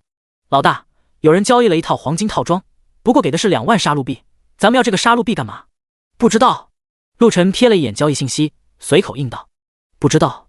闻言，曹兵一愣。既然这个世界设置了杀戮币，后期肯定是有用的，而且大部分的杀戮币都是在世界奖励和击杀 BOSS 才有的，而能在这个时候拿出2万杀戮币的，定然就是那个也上了2次公告的严霜。严霜？那个9527号新手村的？老大你怎么知道一定是他？因为只有他拿了2次世界奖励，杀戮币才能凑这么多。你没发现我们杀怪的时候爆出来的杀戮币很少吗？这还是因为有了你的幸运加持，否则能爆出杀戮币的几率少之又少。我懂了，这么一看，老大你挂的价格其他人都可以排除，哪怕那些拿过1次世界奖励的也凑不齐2万杀戮币，但是那个严霜肯定有。对，老大，你是想拉他入伙？得到陆晨的肯定，曹兵若有所思地问道：现在还不好说，既然要当我们的队友，强大的必须的，至于他能不能入伙，还要观察一下。可是他只是交易了1次，你怎么观察他？连个交流都没有啊？难道世界频道直接喊吗？呵呵，交流？这不是来了吗？陆晨看着跳动的信息提示，笑了起来。意念一动，信息打开。你好啊，我想问一下，你说的那个什么本命技能品阶提升卷轴和升级宝石在哪里能获得？我这里还需要一些装备，但是杀戮币不够了。你要是能告诉我哪里能打到这些东西，我可以去打，打到了再来跟你换啊。看着这个可笑的信息，陆晨再次笑了起来。这女的还知道找个理由来套话，可惜不够聪明。如此重要的东西，自己真要知道哪里肯定能爆，自己不会去打。还给你说，说完你去打，打完你能拿来兑换装备，那陆晨都能跟他姓了。不过不太聪明也不错，比较好掌控，只是还需要再考察考察实际战力和人品。而陆晨之所以挂出装备标明需要用这些东西兑换，就是下钩子钓鱼的。果然，鱼上钩了。第25章，无商不奸，榨干他们。我也不知道在哪能获得，就是无意间爆了一个，但是后面就没了，所以想碰碰运气，看看其他人那里有没有。心中好笑，陆晨随手发了条消息过去。哦，这样啊，那好吧。对了，你这装备还能便宜点吗？我有几个朋友也需要。黄金装备你挂2万杀戮币也就算你了，你白银的还挂15000，只是过渡装备而已啊。看到这个消息，严霜秀眉一挑，没有多说什么，再次发了条消息过去。他的队伍里有装备的不多，这世界新手村的爆率实在是太低了，没有装备这样硬升级，效率很低。按照这个速度，怕是15天后能达到10级的一半都没有。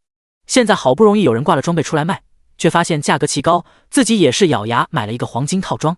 实在是打了半天没打到，严霜身上唯一的一件黄金装备就是他的武器，还是世界奖励得到的。而他的队友连个白银的装备都没，最强的也就身上挂着2件青铜装备。本来自己得到2次世界奖励，杀戮币还真不少，想着能给队友们也换点装备，提高队伍的杀怪效率。可谁知道陆晨直接黄金装备全部挂2万，白银全部挂1万5，这一买直接杀戮币要见底了。能啊，你要买啊？对，便宜一点就买。好，看到对方答应，严霜倒是一喜，要是能多买下几件白银装备，那自己这支队伍很快就能升到10级了。严霜打开了交易频道，不断刷新。突然价格变了，可他还没来得及高兴，整张脸都垮了下来。14900，就便宜100杀戮币。我说大兄弟，你这不讲究啊，就便宜100，不是你说只要便宜一点点的吗？100也不少了呀，前期能打到的杀戮币可不多。靠，你还知道前期打的杀戮币不多？那你还开这么高的价格？看到陆晨回的消息，严霜整个人都不好了。大兄弟，你是在逗我呢？就这价格能有人买？巧了，刚卖了4件，看来挂的太便宜了。哎，噗！严霜万万没想到，自己话刚说完，还真有4个怨种花了14900杀戮币，各自买了1件白银装备，气得他差点吐血。混蛋，奸商，不是个东西，敢耍老娘！哪4个傻逼买的？没脑子，冤大头，白痴，白痴，白痴！直接关上了对话，严霜骂骂咧咧起来。大姐大，怎么了？谁惹你了？我们一起去干他。就是，大姐大，你说是谁？我们一起去。看到严霜一脸怒意，队友们纷纷吆喝了起来。干个屁，就你们，人家白银黄金装备都能挂出来一堆卖，打你们跟捏死蚂蚁一样，老娘都不一定打得过。怒归怒，严霜还是门清的，知道对方不好惹。大姐大，你之前说这个人可能是陆晨？对，肯定是他。可是整个蓝星的成年人都被传送到了这里，里面高手一定很多，未必就会是陆晨了吧？这几天来，真要是高手，差不多都该上世界公告了。不过奇了怪了，似乎上公告的都是咱们龙国人，那些樱花国、米国、鹰将国、泡菜国的人一个都没出现。大姐大，会不会是这所谓的世界频道是分国界的啊？还真有可能。严霜若有所思，不过转头又想到了刚才被耍的事情，心情顿时不美丽了。走，刷级去，早点到10级。大姐大，不好了！突然，严霜的一个小弟喊了起来：“怎么了？”大惊小怪的，你快看交易频道，那人又挂了几套黄金装备，价格只要1万杀戮币了，白银的也降到了5000。什么？听到这话，严霜的声音都提高了8度，迅速打开交易频道。这一看，看得他七窍生烟。好啊，你个狗陆晨，耍老娘！2万卖给我1套之后，直接打对折！混蛋，我跟你没完！与此同时，刚刚买了陆晨白银装备的那4人，同时莫名其妙的打起了喷嚏，一脸茫然。老大，你这是干什么啊？曹斌看到陆晨瞬间调低了价格，一脸茫然。自然是看看有多少高手啊！不是，这降价能看出有多少高手？曹斌听得一头雾水。目前能2万买装备的只有严霜，所以黄金装备只卖出了1套。不过估计是装备爆率太低，所以有4个人没忍住，直接买了白银装备，急于升级。毕竟一些属性数据比较高的人，只要有了白银套装，也能安全的在鬼雾森林里刷怪升级了。而我现在降价后，这个价位对于那些上过世界公告的人和一些特殊人来讲，已经在承受范围，他们一定会买，到时候就能大概知道有多少高手了。原来是这样啊，还是老大想的周到，这样以后招人就有数了。曹斌顺手拍了个马屁，他认为陆晨这是在考虑以后队伍的编制，再筛选。什么招人？我这是榨干他们，能买得起的，要么就是实力在前排的，要么就是有特殊机遇或者能力的。杀戮币肯定是有用的，趁现在先榨干他们，把财富集中到我们这里来。听到陆晨这么说，曹斌无语，感情自己想错了。哇靠，原来老大是要榨干其他人的杀戮币啊！果然跟陆晨想的一样，没多久，他挂出去的武器和装备就开始大幅度的被购买，短短时间内，他的杀戮币就开始暴涨。在这期间，陆晨和曹斌可没闲着，一边杀怪，一边向着城池方向行去。解锁了世界城池之后，他们的面板上多了一个地图标记。不过这地图只是亮了一个小角落，标记着自己的新手村位置到城池的这一块。至于其他地方，上面一片迷雾，显示的是未探测。看来这玩意也跟打游戏一样，地图是需要慢慢解锁的。陆晨倒也没去多想，如今最主要的是抓紧去城池做转职和选择职业的任务。越往城池这边走，怪物的等级也逐渐高了起来。他们在途中竟然遇到了12级的腐蚀猎犬，速度奇快，攻击也很凶猛。可惜在如今的陆晨面前完全不够看，倒是给他们收割了一波经验，让曹兵离10级也不远了。陆晨估计等他们俩走到城池的时候，曹兵也差不多要升级了。时间一晃又是2天过去，陆晨来到杀戮世界已经第9天了。嘿嘿，老大，我还差3只怪，差不多就能升级了。前面也要到城池了。这城池还真远，走了快2天了，要是有个汽车啥的开着就爽了。别墨迹，赶紧升级。你也说了，又过了2天了，怕是很多人的级别都追上来了。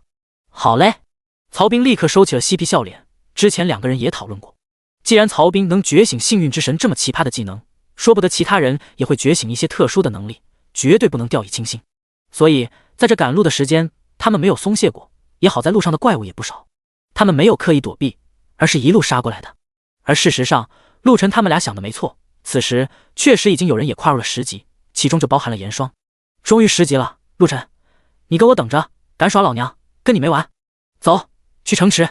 刚跨入10级，严霜就玉手一挥，带着小队的众小弟们向着城池开拔。第26章，破败城池，职业选择。哇塞，老大快看，前面那就是城池了吧？这城墙得有10来米高了吧？这边曹兵终于升到了10级，和陆晨2人也来到了城池外。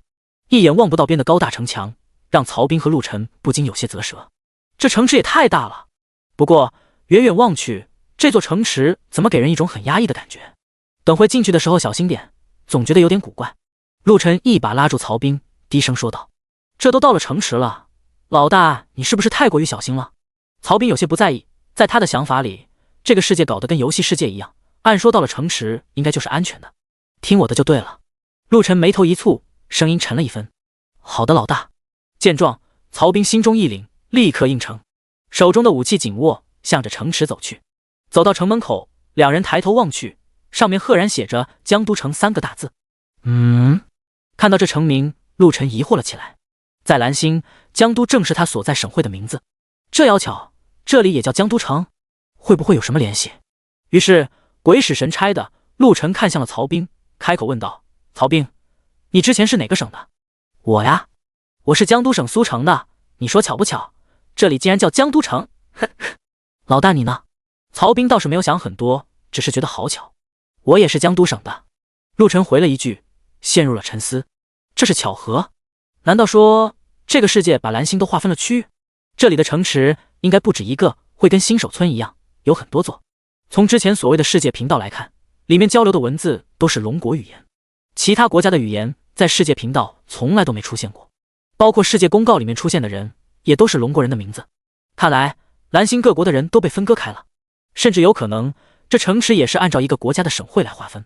能走到这座城池的，可能在蓝星都是属于江都省的。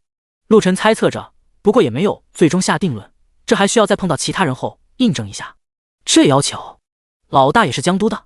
咦，那能来这里的会不会都是江都省的人？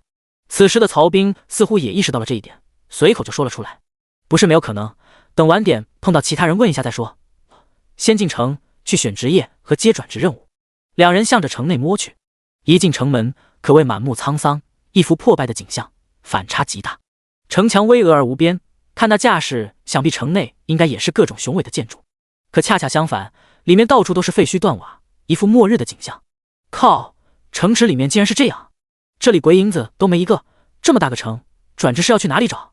里面除了破败就是大，大到一眼望不到头。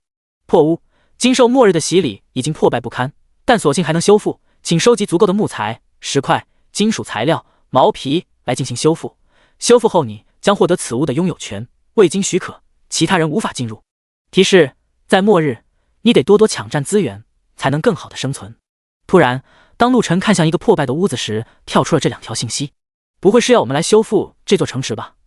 陆晨看了几间屋子，上面都显示了这样的提示，唯一不同的是，每个屋子按照大小和样式需要的修复材料数量不同，等于说在这里需要自己来修复屋子，才能有一个容身之所。想到这个，陆晨有些头疼。不过当务之急是先找职业导师和转职师。两人提防着向着城内走去，从种种迹象显示，这里在以前一定是个繁荣之地，超市、金器店、医院、成片的别墅区、洋房、大厦以及研究所等等，应有尽有。只不过此时都已经破败不堪，唯有从那些废墟中猜测之前的样子。老大，你说咱们到时候选哪里作为咱们的根据地啊？要不南边那别墅区？别墅有啥用？刚才那个小型城堡不错，如果修复完，可比别墅实用多了。在搜寻的路上，陆晨倒是发现一处的小型城堡蛮好，看样子就很坚固。废墟之中，也就这座城堡看上去保存的最为完整。好是好，可是修复它需要的材料是其他破屋的10倍啊。曹彬有些苦笑的说道，那个城堡他也看到了，只是那需要的材料数让他直接就放弃了。不急，咱们应该领先其他人最少2、3天，做两手打算，到时候看，如果材料足够，那就直接拿下城堡，如果材料获取太难，那就先搞2套其他的。好，听你的。对此，曹彬没有异议。有了曹彬的存在，材料获取这种事，陆晨倒是不担心，肯定要比其他人快。即使别人到了这里，想要拿下那城堡，同样需要收集那么多的材料。陆晨他们可是比别人多了2、3天的时间收集，何况还有加成，他不信别人能比自己快。突然，地图上出现了2颗黄色的感叹号，在不断闪烁。这是什么？曹彬同样也发现了，开口问道。看方向，应该在右边，那里是所学校。对照着地图，陆晨看向了一个方向，那里竟然是所大学。老大，我们走去看看，小心点。好了。曹彬点头，握着兵器，跟在了陆晨的后面，向着学校摸去。学校内已经满目破败，一阵风吹过，更添几分萧瑟之感。那些已经生锈的铁门在风中摇曳，发出了嘎吱嘎吱的声音。体育馆。顺着地图的指引，2个人来到了学校的体育馆，感叹号显示的位置就在里面。2人互视了一眼，纷纷握紧了手中的武器，一左一右站在了体育馆的大门之外。突然，2人同时发力，瞬间打开了体育馆的大门。然而当他们严阵以待看向体育馆内的时候，里面空荡荡的，并没有其他异常。可下一秒，2道金黄色的光芒亮起，2颗悬浮的光球出现在他们眼中。这是什么玩意？陆晨眉头微蹙，站在原地观望了一下。当发现这2颗悬浮的光球并没有下一步的动作之后，他示意曹彬呆在原地把风，自己靠了过去。一步一步，随着距离缩短，陆晨这才看清楚，这2颗悬浮的圆球内竟然有着字体。职业选择，转职。我靠，转职师和职业导师是这玩意。当看清楚里面的字体后，陆晨有些无语。欢迎你们，在我们这里，你们可以选择将来需要发展的职业和转职。提示：选择职业和转职，只需靠近我们，把手贴在印记之上，意念沟通即可进行相应操作。提示：选择职业必须达到10级之后才能触发，2阶转职则必须先确定职业后，且战力达到1阶巅峰后才能触发。提示：职业已经选定，无法更改。提示：选择职业后，你会获得该职业的特殊技能和性质。提示：转职后，你将真正开启末日杀戮世界。你会知道目前的你有多么的渺小，快去杀戮变强吧。看完提示后，陆晨再次在体育馆内巡视了一圈，直到发现这里确实安全了，才喊来了曹彬，开始了职业选择和转职。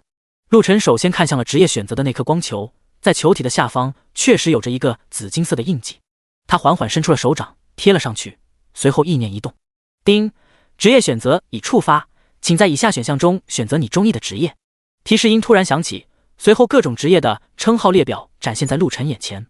这是……当扫视了这些职业之后，陆晨突然双眼瞪大的看向其中一个职业。第27章隐藏职业，变态技能。职业列表里有着一个比较醒目的职业修罗，尤其是它的边上带着括弧为1。修罗隐藏职业，当声望达到500时进行职业选择会触发显示。提示：该职业具有唯一性。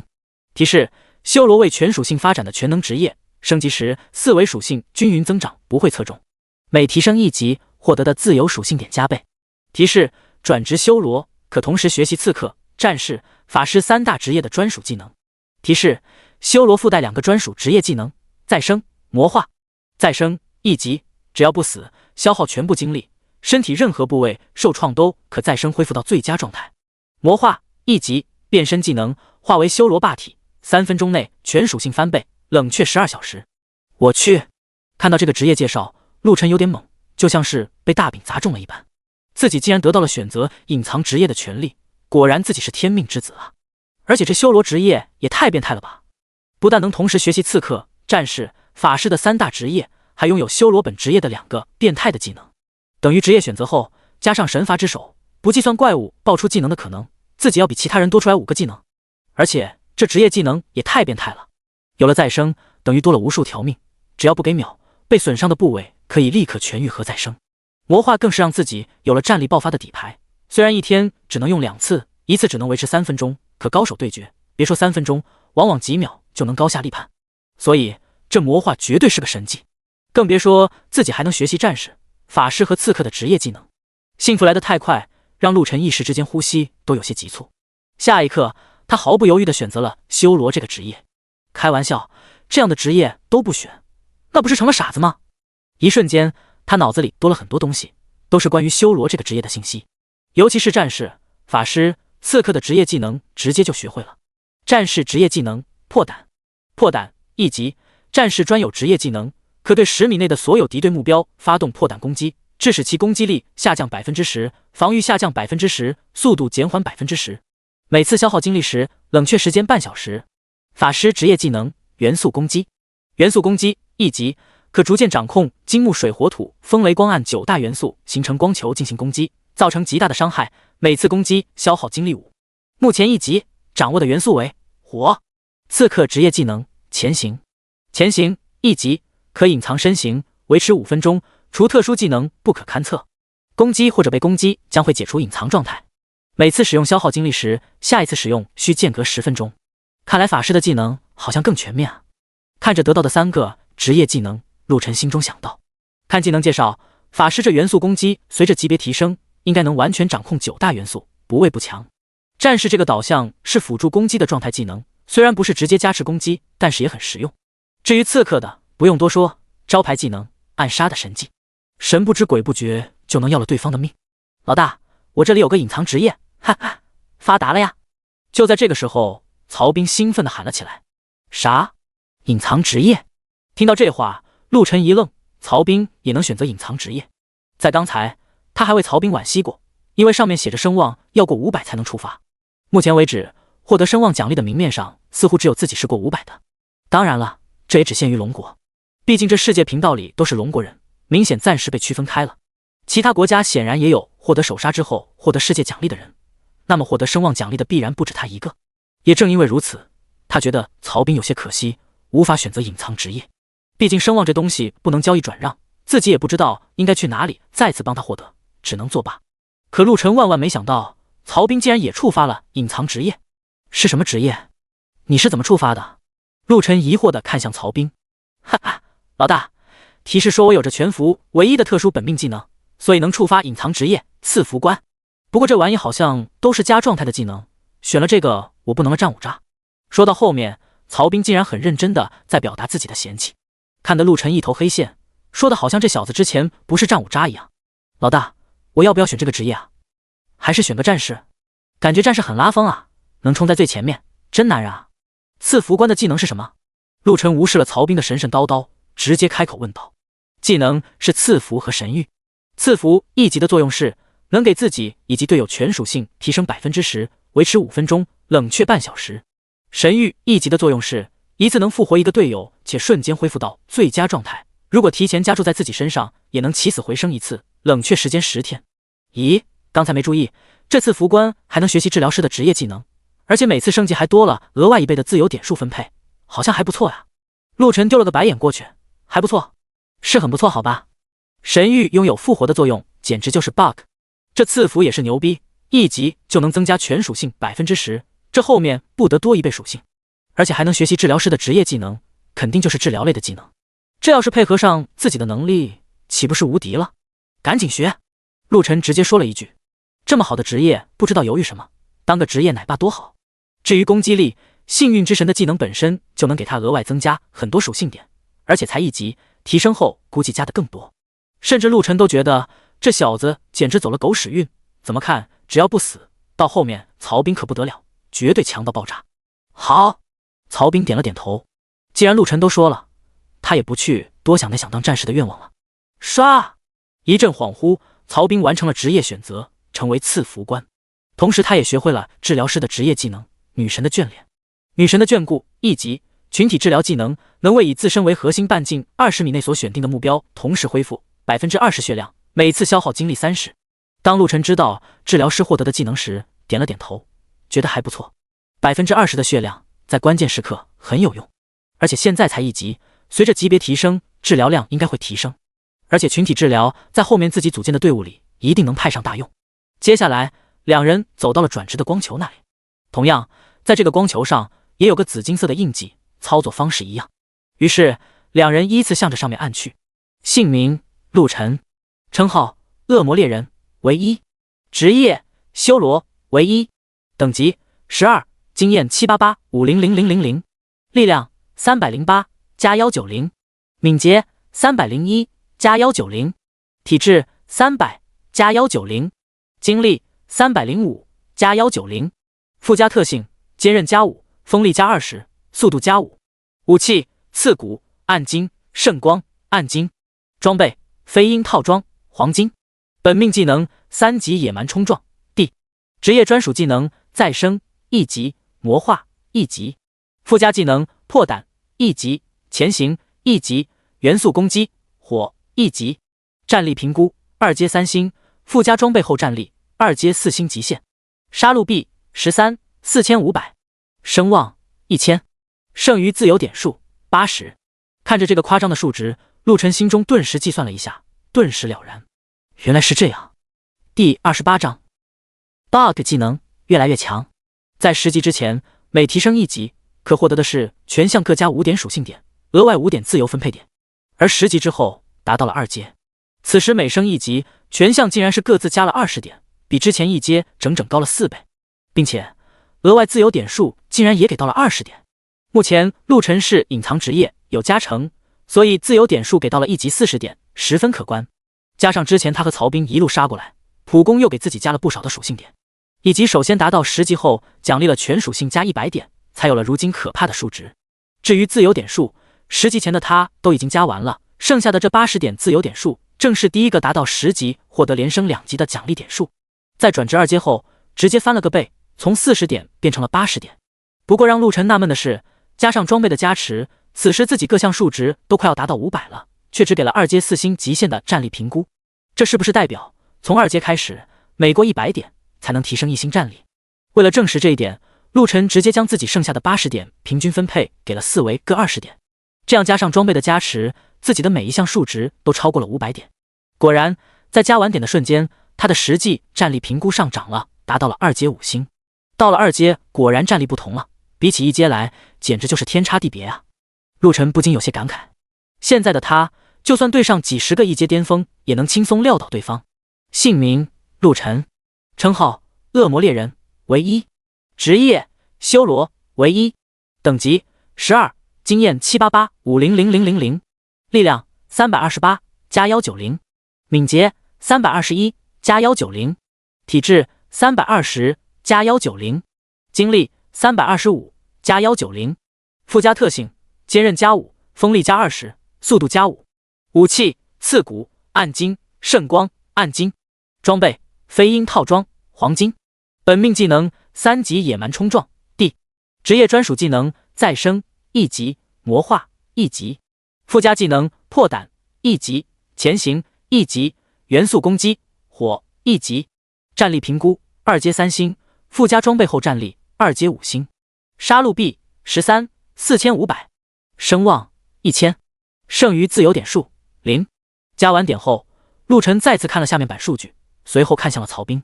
老大，我转职好了，就是属性低了点，不算装备自身只有1阶8星巅峰的战力，加上装备的话，倒是达到了2阶1星了。说完，曹彬设置了一下面板信息，直接展示给了陆晨。姓名曹彬，职业赐福官为1，等级10，经验2658100000，力量87加120，敏捷133加120，体质87加120，精力85加4零。附加特性：坚韧加10，锋利加4。武器：唐刀，黄金；巨灵盾，黄金。装备：巨象套装，黄金。本命技能：2级幸运之神 A。职业专属技能：赐福1级，神谕1级。附加技能：女神的眷顾1级。战力评估：1阶8星巅峰，附加装备后战力2阶1星。杀戮币5500。声望0。剩余自由点数0。虽说这数值不高，但是陆晨却是知道这小子已经很不错了。他现在有幸运之神的加持，每提升1级可是有 40% 的增幅点的。人家升1级，4维每个给5点，曹兵是7点。人家1级的自由点数是5点，曹兵还是7点。他可没有陆晨那普攻就能加属性点的变态技能，也没有拿过1次世界奖励，能到这个数值绝对是牛逼到天了。这样一比较，陆晨心里倒是没那么郁闷了。看来其他人没有特殊机遇或者变态技能的人，曹兵的数值就已经是他们的天花板了。而且看这个数值，装备配备上，曹兵主要欠缺的是精力的加持，否则全部加持后的战力应该是直接会突破到2阶2星的。看来得帮他弄点加精力的装备弥补一下。陆晨心中想着，不过也没有太过着急。要知道2阶之后属性点会大幅度提升，每次升级给的点数更多，那么对于曹兵来说，幸运之神每次加持的点数也就越多。按照幸运之神的特性，曹兵隐藏职业获得的双倍自由点数也会得到他本命技能的加持，这就非常恐怖了。陆晨甚至都感觉这小子会不会在后期属性点数要超越自己，想想都可怕。如此奇葩的作弊技能，越到后期越能发现他的可怕。这样的宝贝，竟然之前那队伍的人不善待他，真是脑子里塞了响。不过倒是便宜了陆晨，有了这样的队友，可是个强力的助力。看着大大咧咧的曹兵，陆晨心中倒是有些感慨，一个在蓝星混吃等死不学无术的富二代人设，来了这里竟然会有如此际遇和转折，倒是很有意思。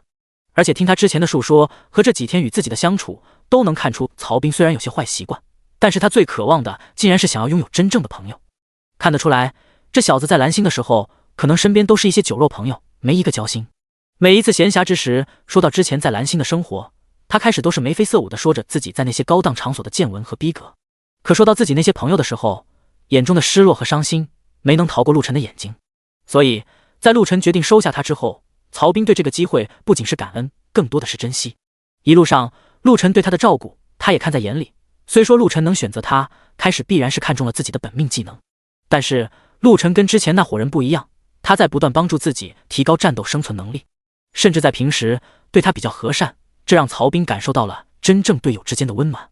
没事，转职后从11级开始的属性点都会翻倍，1级能全属性都加20点，额外的自由点数翻倍，应该能1级得到40点。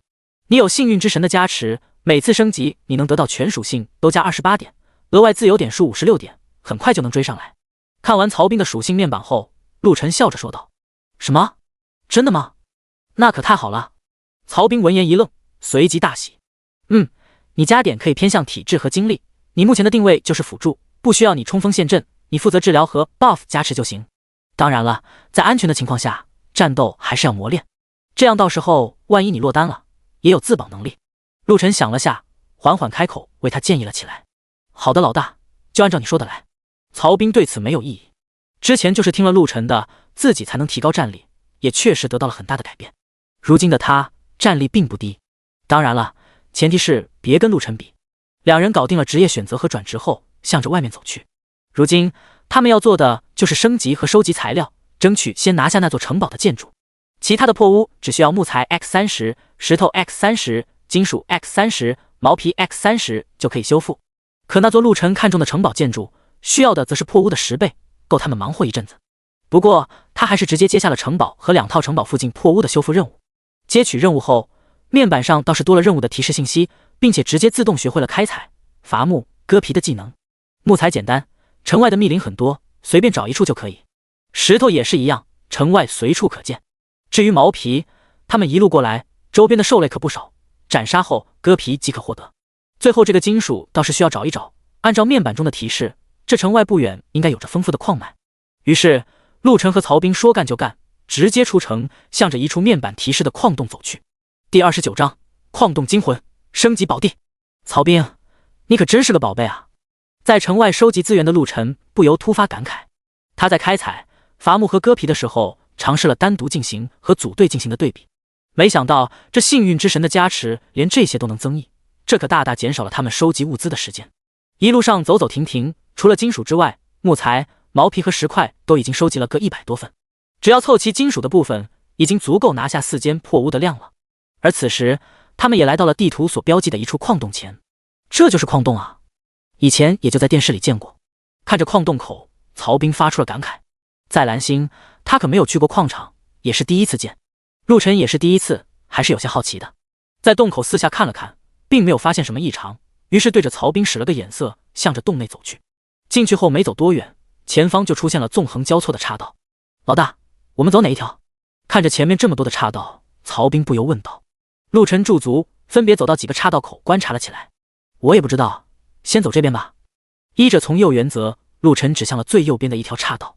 曹兵点了点头，就要进去。等等，做个标记，这里岔道太多，我们在每个岔口都留下记号，以防迷路。这时候，陆晨喊住了曹兵，在岔道口用刺骨划了一道口子，做了一个箭头的标记，随后才带着曹兵向内走去。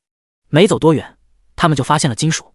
现实和这个末日杀戮世界还是区别很大的，因为在这里，陆晨他们所看到的是成型的金属块，无需冶炼。而且让陆晨觉得有意思的是，学会了开采技能后，连工具都不需要，只要到了有金属的地方，意念一动就自行采集了。这个功能倒是让他省了不少事，不然这开采起来怕是得累死他们2个。我靠，这金属里面竟然很多是成片的黄金，这要是放在蓝星发大财了呀！哪怕曹兵以前是个不愁吃喝的富二代，看到这满目的黄金也不由啧舌。这样的感受在陆晨这里其实也一样。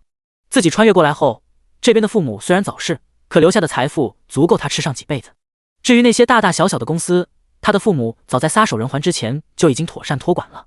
说句难听的，陆晨连公司都不用去，每月等着拿钱就完事。可以说，这些公司里面，除了那几个高层之外，都没人知道陆晨长啥样，就拥有了巨额的财富。然而尽管如此，看到眼前这么多的黄金，还是让他感到了震撼。不过，这也让陆晨十分疑惑，因为收集材料太顺利了，顺利的有些过头。真的这么简单？一边开采，陆晨一直保持着警惕。这个矿洞总觉得哪里不太对劲，加快速度，这里有点不太对劲。陆晨突然眉头一挑，对着曹兵轻声说道。曹兵闻言，立刻加快了动作。陆晨说不对劲，那一定有问题。一路过来，他对陆晨的判断和指令从不怀疑。好！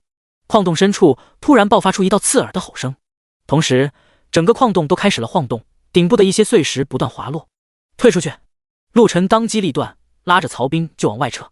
动静如此大，又是未知区域，陆晨不想冒险。靠着他们2个目前拥有的手段，稳健发展，早晚能逆天，没必要太激进。然而，背后的吼声不断响起，甚至发出了噔噔噔的脚步声，繁杂而凌乱。我靠，这是丧尸！曹兵被陆晨拉着跑，禁不住回头看了一眼，顿时大惊。身后不远处露出了这些异响的始作俑者，大大小小数不尽的丧尸正蜂拥而来，速度极快。那灰白空洞的双眼，枯黄到发黑的牙齿，加上那腐烂的身躯，让人看上一眼都觉得浑身不适。20级，战力2阶7星。靠！当看清前面几头丧尸的信息后，曹兵整个人都不好了。自己才10级，这特么出现的是20级的怪？开玩笑呢？这矿还怎么挖啊？就连陆晨此时也是头皮发麻。要是只有一头20级的丧尸，陆晨倒是不介意干上一次。虽说自己只有12级，战力评定也只有2阶5星，但面对2阶7星倒也不怂，毕竟他和曹兵现在拥有的技能还是能弥补下等级的差异。可现在后面可是一群完全数不过来的数量，这还打个屁！一瞬间，陆晨吃奶的力气都用出来了，速度拉升到极致，直接冲出了矿洞。但是他们没有停，再次跑出了老远。这时候才发现声音离得远了，回头一看，那些丧尸似乎有些惧怕阳光，全部龟缩在矿洞口的阴影处嘶吼着，不敢跨出洞口一步。靠，吓死我了！这是捅了丧尸窝了呀！曹兵拄着双腿大口喘气，老大，这矿咱们还怎么挖啊？看着在洞口张牙舞爪的丧尸，曹兵一阵头大。现在洞口都被丧尸堵死了，显然无法再进入矿洞，可他们需要的金属还远远不够。此时的陆晨却是看着洞口那些丧尸陷入了沉思，眼中的流光不断闪烁。老大，你在想什么？看到陆晨发呆，曹兵问道。走，咱们升级去。突然，陆晨笑了起来，丢下一句话，就向着矿洞口走去。啊，升级？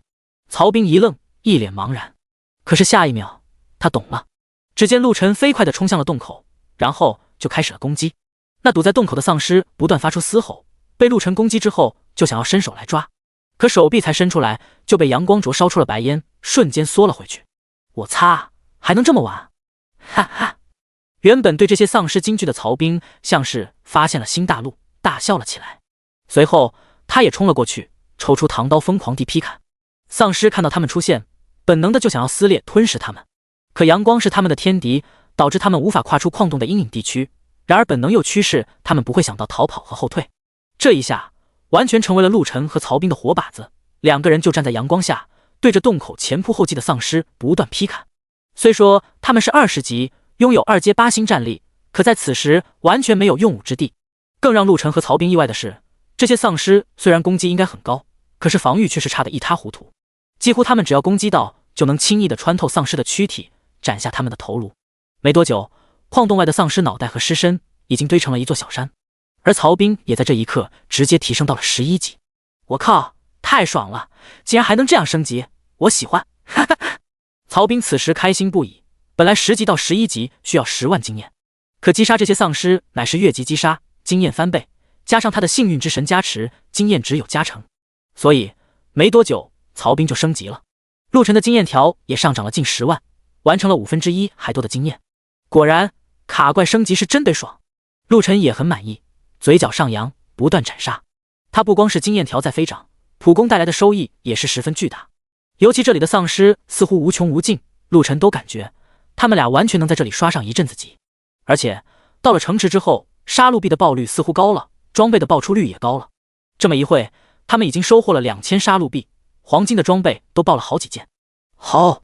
就在此时，洞穴深处竟然传出了一声巨吼，洞口的那些丧尸竟然在此时中间分开，让出了一条路来。第30章 BOSS 黑风吟游商人。突如其来的变化让得陆晨和曹兵的动作一致，纷纷后退了数米。两人才站定，就看到了一头身形巨大的丧尸走向了洞口。这头丧尸体型要比普通的丧尸高出2个头，也显得更加强壮。它的肤色区别于其他灰色皮肤的丧尸，竟然是黑色的，并且黑得发亮，尤其是那一双赤红的双目，竟然透着一丝灵智。滚出去！声色的怒吼响起，这头丧尸竟然开口说话了。这一幕可把陆晨和曹兵惊呆了。丧尸说话，在影视里那都是变异到后期的才行吧？陆晨立刻对着这头丧尸看去。 BOSS 黑风，等级、战力、特性、技能。卧槽！陆晨惊呆了。探查的信息只显示了 BOSS 黑风这个信息，其他全是问号。要知道这个矿洞离开江都城并不远，如今陆晨的等级可谓是领先的，却依旧显示全问号。这个 BOSS 到底有多强？曹兵更是在一旁被震惊的说不出话，整个人都有点呆滞。他也没碰到过这样的场面，丧尸口吐人言啊，我滴个乖乖。就在两人震惊的时候，这头丧尸似乎没有太多耐性。噔！只见黑风竟然一只脚跨出了阴影部分，呲呲呲，在阳光的照射下，黑风的腿冒起了白烟，皮肤灼烧了起来。然而他并没有任何退缩的意思，赤红的双目始终盯着陆晨。噔！又是一声沉重的声音响起，大地都仿佛在这一刻发出了颤抖。黑风直接走了出来，暴露在阳光下。滋滋滋，灼烧在继续，他的全身都冒起了白烟，可他依旧无动于衷。滚！又是一个字吐出，包含着极大的怒意，甚至他的身体开始压低，似乎陆晨等人再不做出反应，他就会冲上来，直接将两人撕碎。走！这一幕大大出乎了陆晨的意料，与黑风对视了一眼之后，果断喝了一声，转身离去。曹兵紧随，心中惊涛骇浪。一路上，陆晨没有说话，闷头而行，拳头紧握。自己还是太弱了。本以为有了神罚之手，加上曹兵的 bug 技能辅助，早已遥遥领先。可现在他才明悟，在末日杀戮世界，不光要比别人强，还得比怪物强。而自己再强，也只是新手期的档次。面对黑风这样的存在，自己连反抗的勇气都没。刚才的对视，虽然他表面没有任何变化，可是那一刻，他的心中竟然出现了恐惧。他甚至觉得，如果刚才没有及时退走，下一秒就会被黑风秒杀。无力、憋屈、不甘，五味杂陈。老大，其实你不用想那么多，那个黑风太强了，不过也只是暂时的，等我们升级了，过去宰了他就是。似乎看出了陆晨的心思，曹兵想了想，还是开口安慰了起来。没事，我们会变得更强。这一刻，陆晨的双眼无比的明亮，他要变得更强，站在这个世界的顶端。走，先回去，这次收获也不赖。虽然城堡暂时拿不下，但是可以修复5个破屋，先去修复绑定了再说。听到陆晨再次开口，曹彬也跟着笑了起来。两人很快回到江都城，选了城堡4周的5座破屋修复了起来。叮，修复成功，住所已绑定，开启住所保护模式。提示：保护模式开启后，非主人允许，外人无法入内。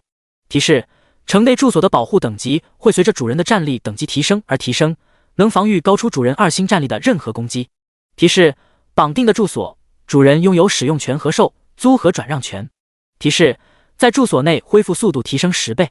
哼，跟新手村的小木屋差不多作用，不过还能售卖、出租和转让，这倒是不错。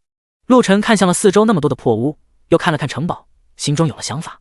自己和曹彬先来到这里，有时间差，完全可以多拿下点房子认主，到时候又是一笔收益，就当是地产投资了。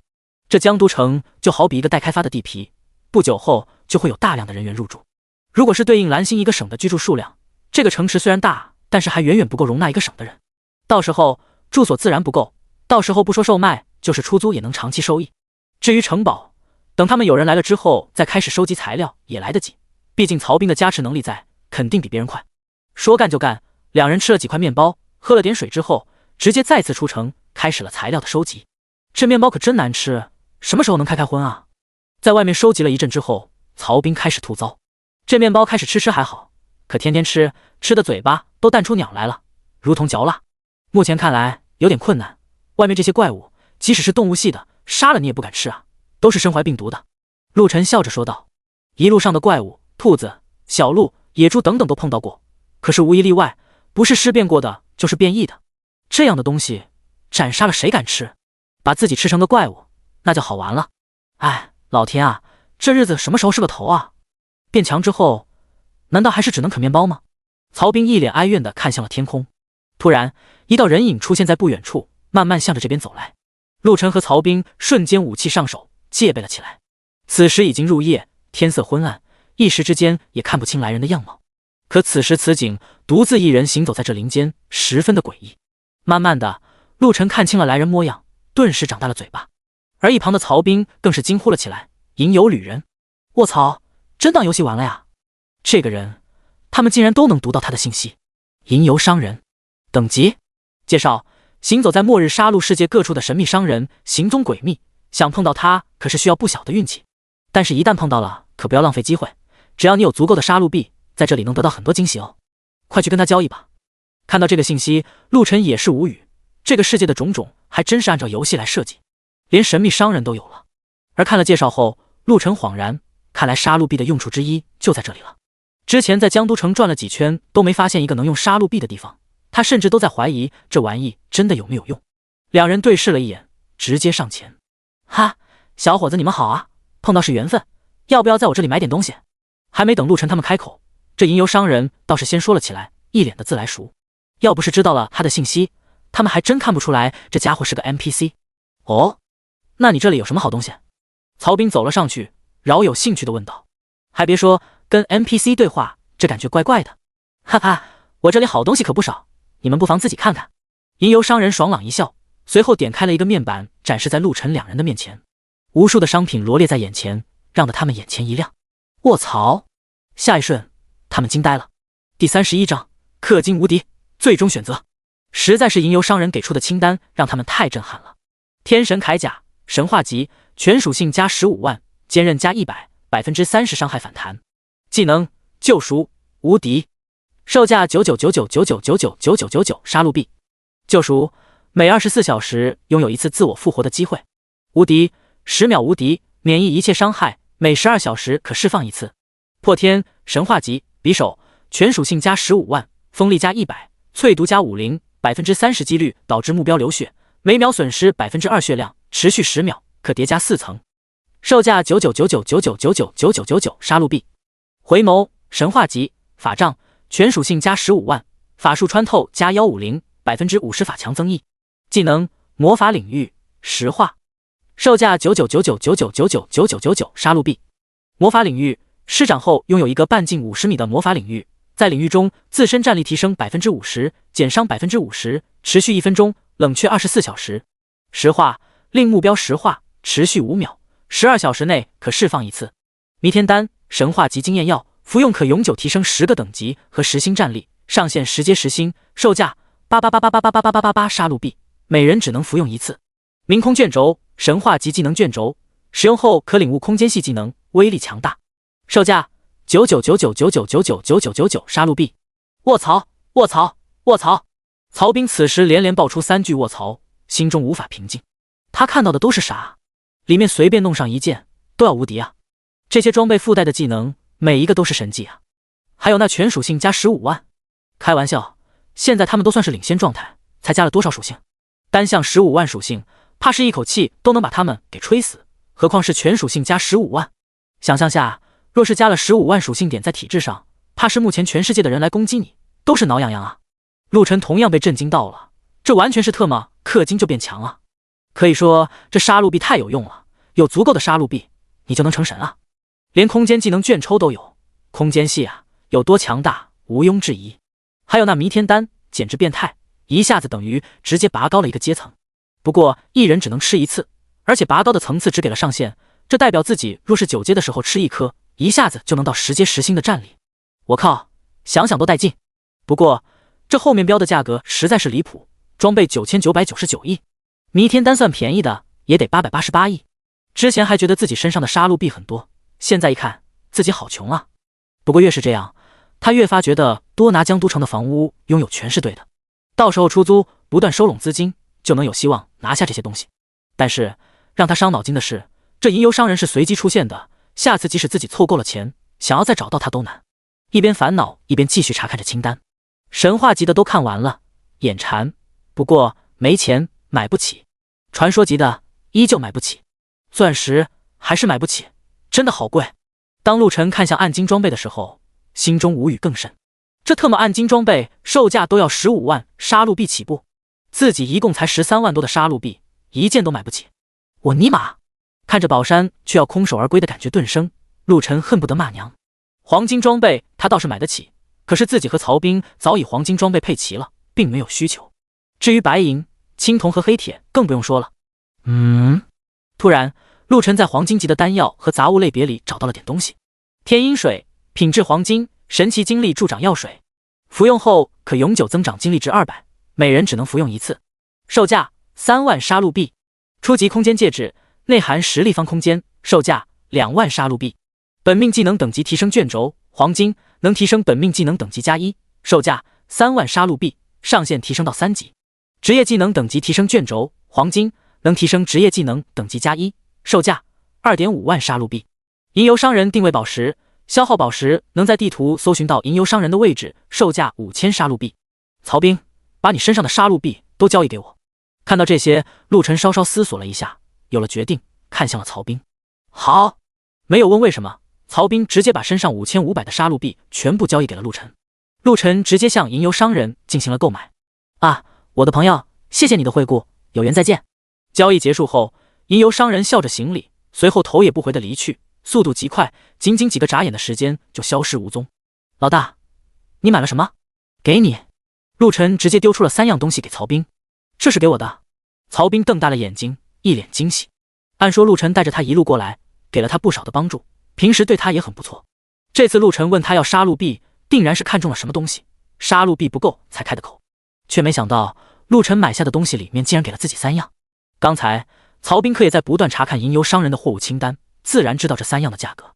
自己给了陆晨5500杀戮币，换来的是一瓶天阴水，一个初级空间戒指和一个本命技能的等级提升卷轴。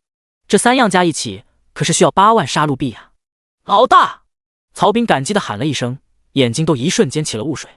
行了，别跟个娘们一样，赶紧把天阴水喝下去。你的精力目前太低，卡着战力等级的提升。本命技能卷抽也直接用了，这样能更好的提升咱们的收益和升级提升。好，我知道了。曹兵重重的点了点头，坐到一旁开始了吞服天阴水和使用卷轴。陆晨则是拿出了自己买下吟游商人定位宝石，看了几眼。有了这东西，以后钱够了就可以再次找到吟游商人来购买，也算是解决了他之前头疼的问题。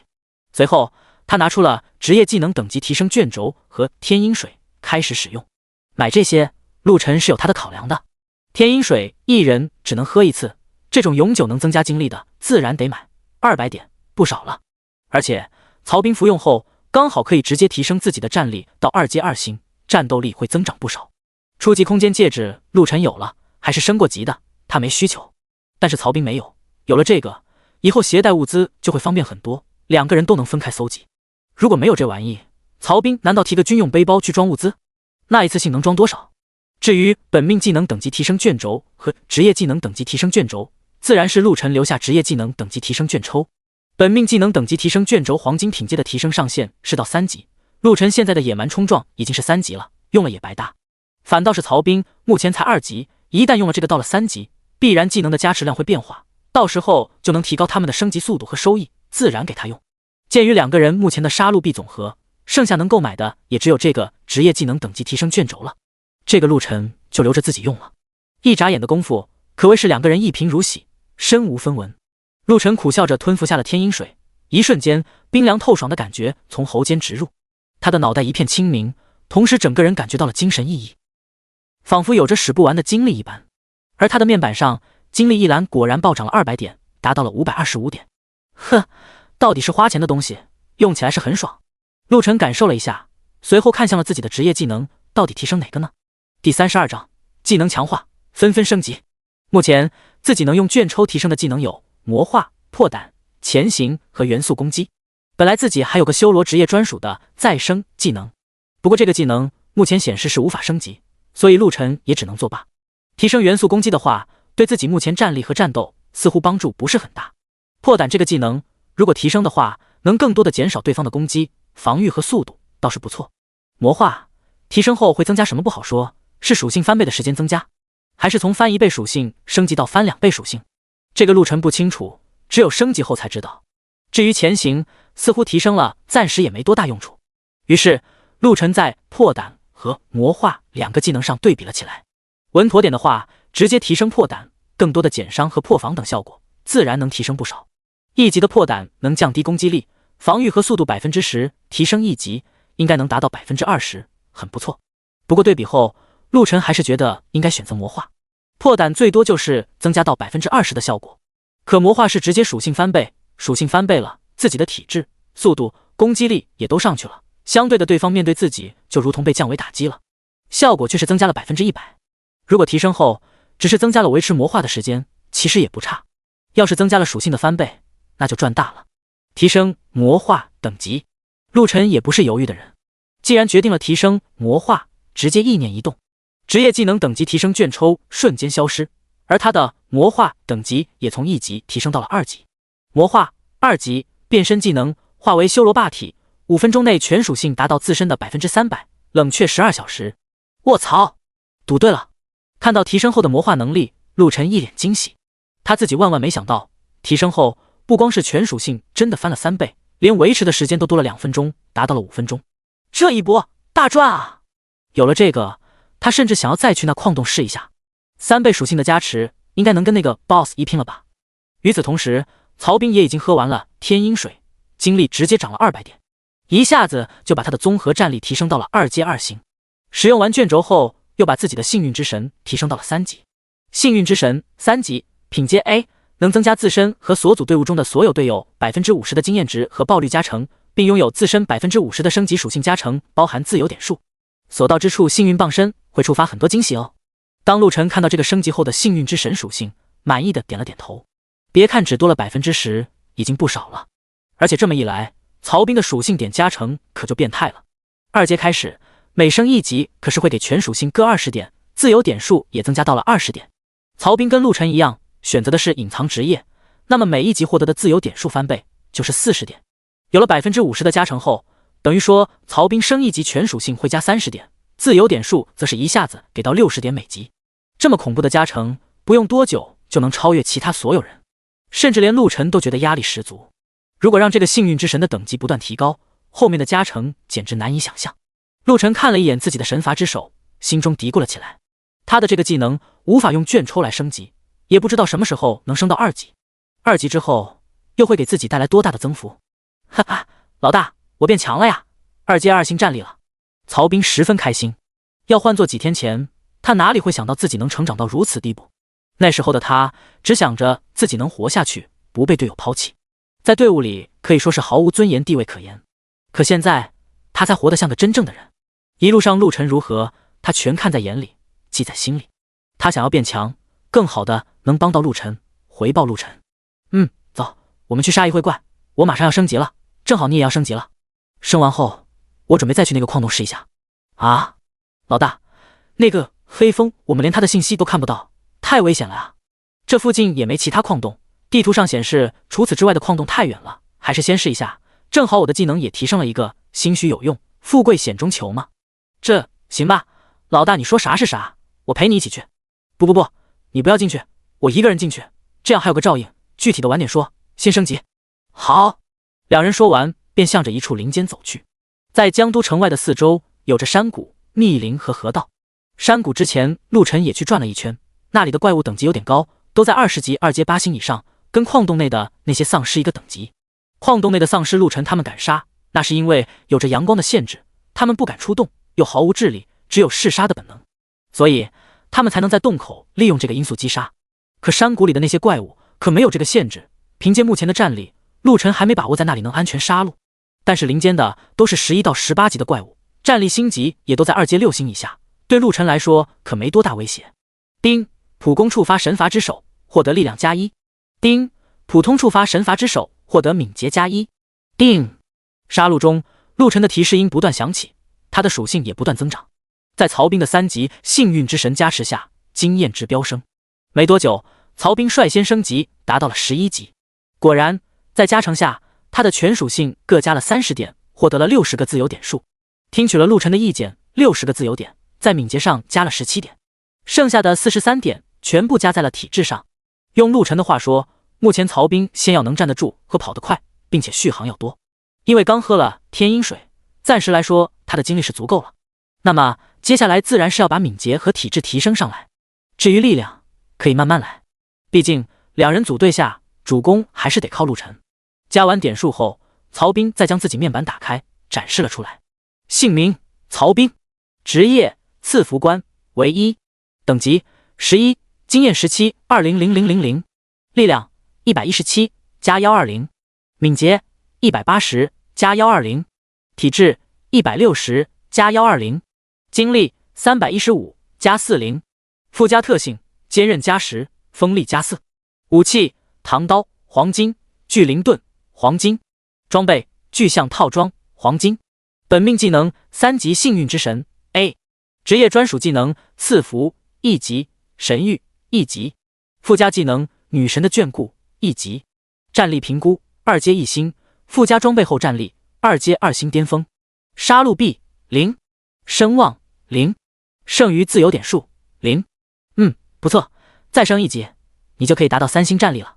看着曹兵的数据，陆晨点了点头，随后再次进入了杀戮中，他马上也要升级了。这里的怪物虽然强大，可在他们俩面前已经不太够看了。实在是陆晨太强，有他在，曹兵可谓是能在后面随意输出，虽然杀的肯定没有陆晨快，可也辅助击杀了不少。尤其他的赐福的技能绝对是杀怪练级的强力辅助，全属性提升10%啊！每过半小时，曹兵就会释放一次赐福，让陆晨尽情的斩杀怪物。恭喜您的神罚之手熟练度达标，提升到2级。很突兀的，陆晨脑中的提示音响起。第33章双倍爆率，超爽大爆。听到这个声音，陆晨的手都颤抖了一下，身形差点没稳住。好，正在与陆晨拼杀的那头怪物更是趁机直接扑来，欲要将陆晨撕碎。哼！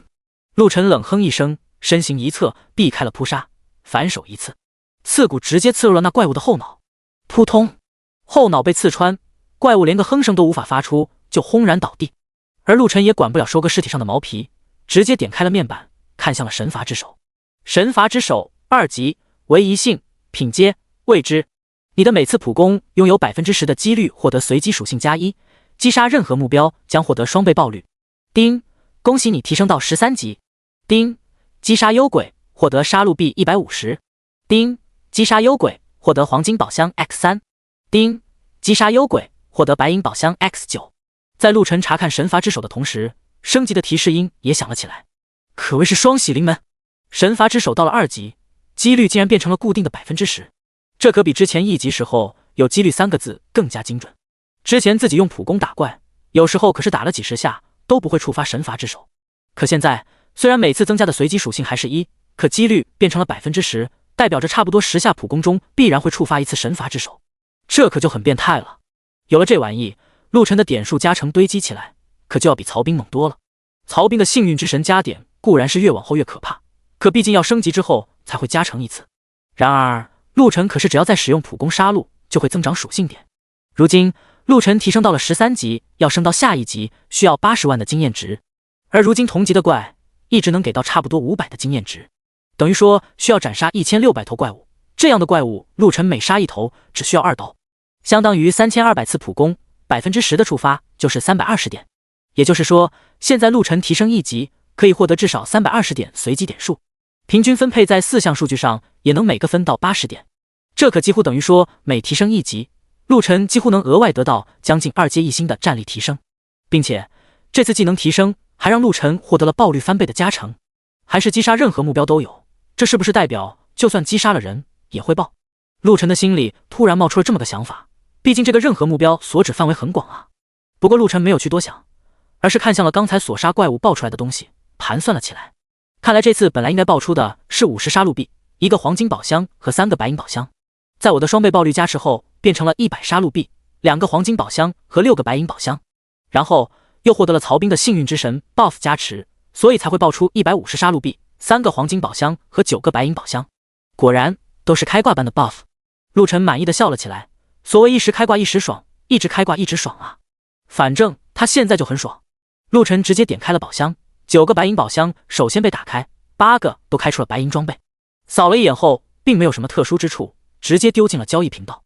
最后一个白银宝箱开启，叮，开启白银宝箱，获得烧鸡 X20、火腿 X20、罐装牛奶 X20、冰镇可乐 X20、苹果 X20、西瓜 X10、大米 X10袋，各种调味品 X10。我去，好东西啊！看到这个白银宝箱开出的这些东西，陆晨和曹兵双眼都发亮了。来了这里10天多了，啃面包都要吐了，嘴巴是真的淡出了个鸟来。这外面的兽类全都是感染过的，根本没办法吃，现在却爆出了这么多好吃的，甚至还有调味品。对于现在的他们来说，这可比黄金装备还吸引人啊！哈哈，爽啊！老大，咱们终于可以开荤了，这才是大爆啊！曹兵在一旁都高兴的跳脚了，可见这10天是真把他憋坏了。人活着不就是为了那口吃的吗？哈哈，那我们先吃起来，等会再去矿洞。陆晨也很高兴，这些东西可真是及时雨。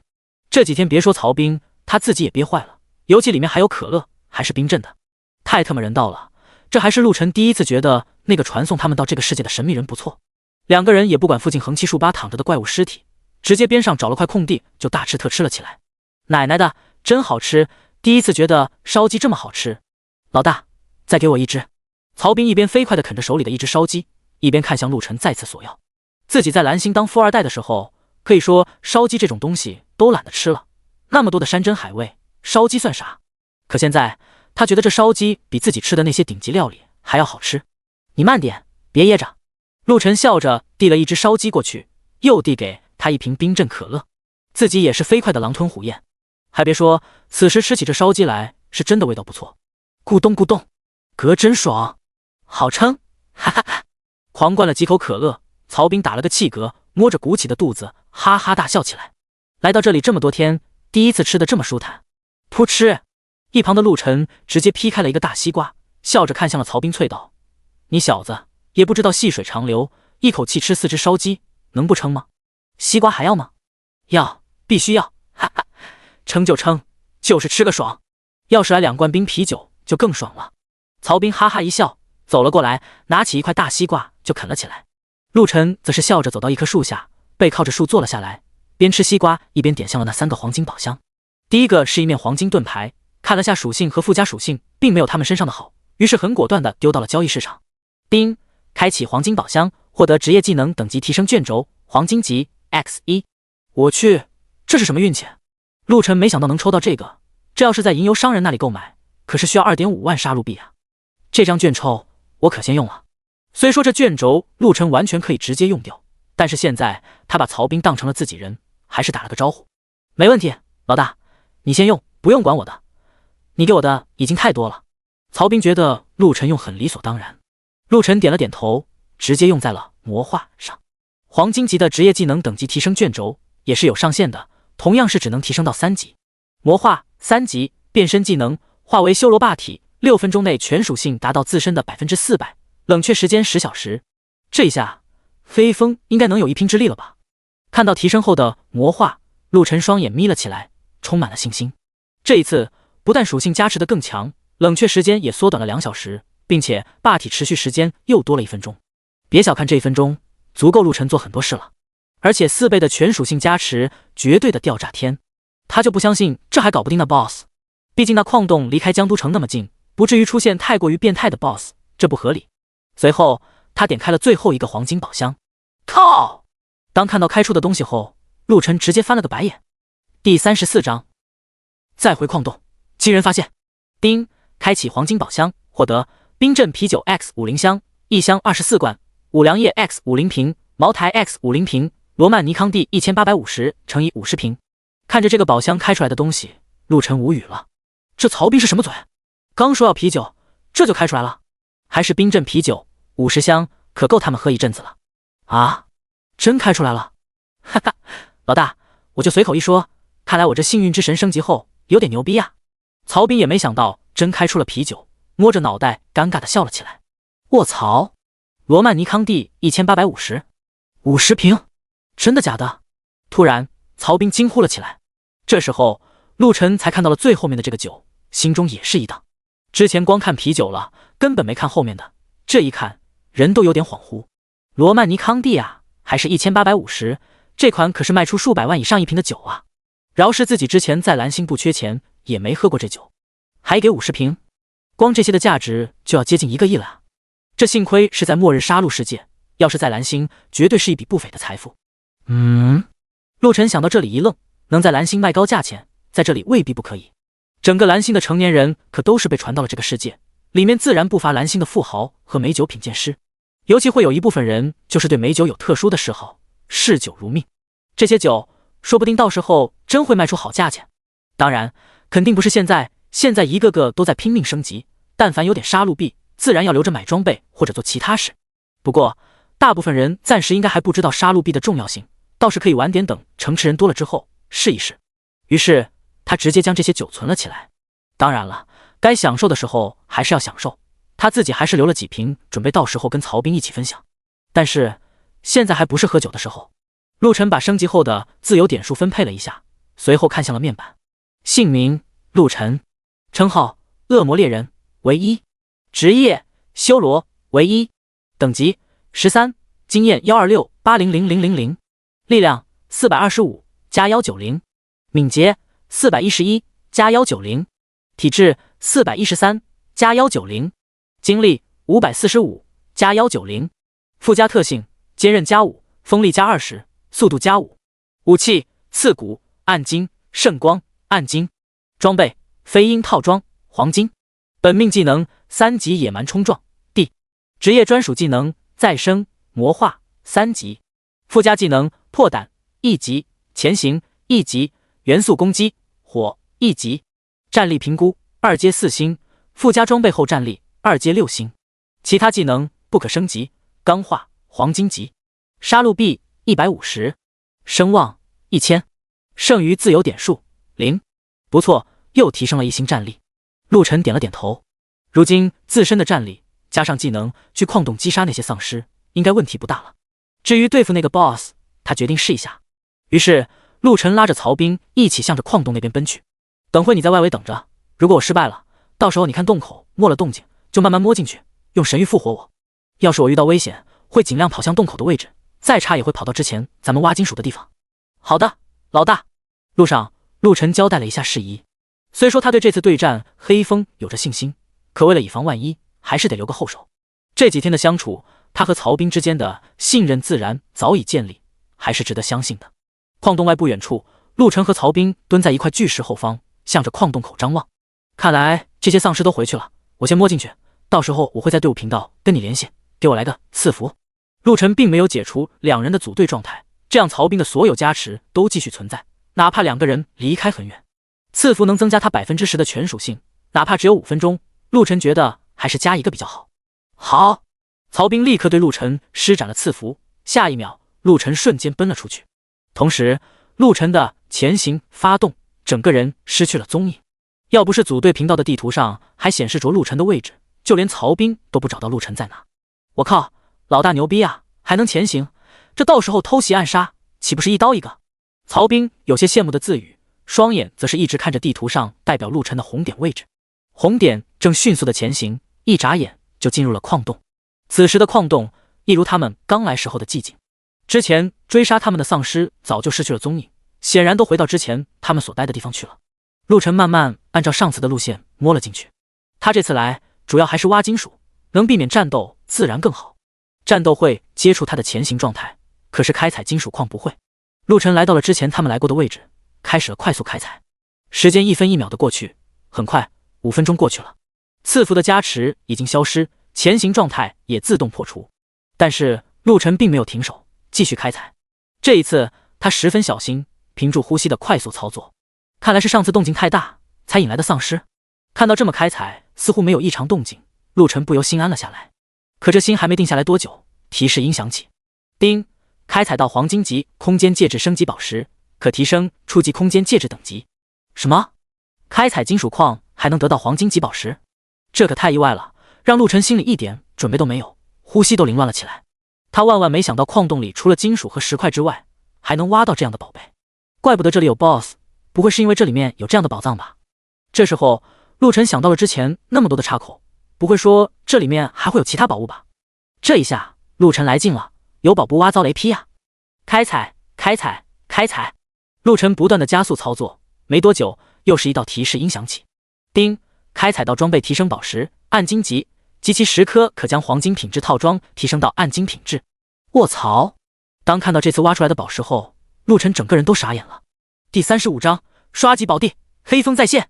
陆晨想过各种可能，却没想到这里还有能提升装备品阶的宝石存在，还是暗金级。如果他和曹兵的套装都是黄金品阶，要是能提升到暗金级，两个人的战力又会得到一次大飞跃。继续开采，陆晨激动之余，开采并没有停下，似乎在这里挖到一定数量的金属后，就有几率开采出宝石，这让陆晨欣喜不已，真是个宝地。不过他还是不断警惕着四周，不敢发出多余的声音。他可不想这个时候被那些丧尸打扰。可有时候，往往你越不希望碰到，就越会碰到。没多久，陆晨又挖出了3颗宝石，运气不错，都是提升装备的暗金级宝石。也不知道是不是因为曹兵幸运之神的加持，还是这里出装备提升宝石比较多。可就在这个时候，一头游荡的丧尸晃晃悠悠地出现在陆晨不远处。还好他眼疾手快，加上前行的10分钟冷却已经完毕，陆晨直接再次开启了前行，身影瞬间消失在原地，这才没有被其发现。可接下来却让他头大了。这头丧尸晃悠了一会，并没有离去，却像是发呆一样站在一面墙那里一动不动了。我靠，丧尸也会卡壳？陆晨无语，他的前行可是有时间限制的，每次只能维持5分钟。这丧尸在这里都站了3分钟了。陆晨双眼一凝，摸了过去。一直这么等下去不是个事，要是前行时间到了，这丧尸还没走，自己就会被发现。他决定前行过去，直接斩杀了这头丧尸，然后再继续开采。如今自己的战力摸过去偷袭的话，就算这丧尸是20级，拥有2阶8星战力也白搭。可有时候计划赶不上变化。陆晨悄悄摸了过去，这时候丧尸突然动了，脑袋竟然转向了陆晨所在的位置，那腐烂塌陷的鼻子竟然对着这边嗅了嗅。我操，不是发现我了吧？丧尸的嗅觉和听觉可是很灵的，能闻到生人的气味。虽然陆晨处于前行状态，可是与丧尸近距离的四目相对，这感觉十分炸毛。陆晨一咬牙，直接握住刺骨，瞬间刺出，噗嗤！暗金级别的刺骨锋利至极，这头丧尸的脑袋顷刻被刺穿。随后陆晨握着匕首刺骨，再在里面一搅，砰！脑子被搅碎，丧尸瞬间失去了生机，轰然倒地。好！然而就在陆晨松了一口气，以为事情解决了的时候，身后又从前方拐角处走出来了3头丧尸。此时的陆晨因为战斗已经解除了前行状态，自然就被这3头丧尸发现了。瘆人的吼声响起，仅仅片刻间，矿洞深处响起了此起彼伏的嘶吼。噔噔噔噔，凌乱繁杂的脚步声响起，显然丧尸大军被惊动，向着这边跑来了。靠！陆晨也没想到这档口又突然冒出来3头丧尸，搞得自己暴露了。当机立断，陆晨直接向着洞口方向跑去。他和曹兵在路上走走停停，就是为了等天亮。如果是夜晚，跑来这里显然是不智的。没有了阳光的辅助，这些丧尸肯定会追出去，到时候跑都没地方跑。可现在已经天亮了，有了阳光，他可以跟上次一样画葫芦，在洞口击杀这些丧尸。至于最后那黑风出来，他决定一战，看一下自己跟他到底有多大的距离。洞外巨石后方，曹兵一直在关注着陆晨的位置变动。之前陆晨进了矿洞后，走到了一个位置就一直没动，显然是在开采。可现在代表着陆晨的那个红点正快速地向着矿洞洞口飞奔而出，显然出事了。下一秒，洞口外的大地也开始轻微震动了起来，这让曹兵知道肯定是丧尸大军又追出来了，上次就是这样。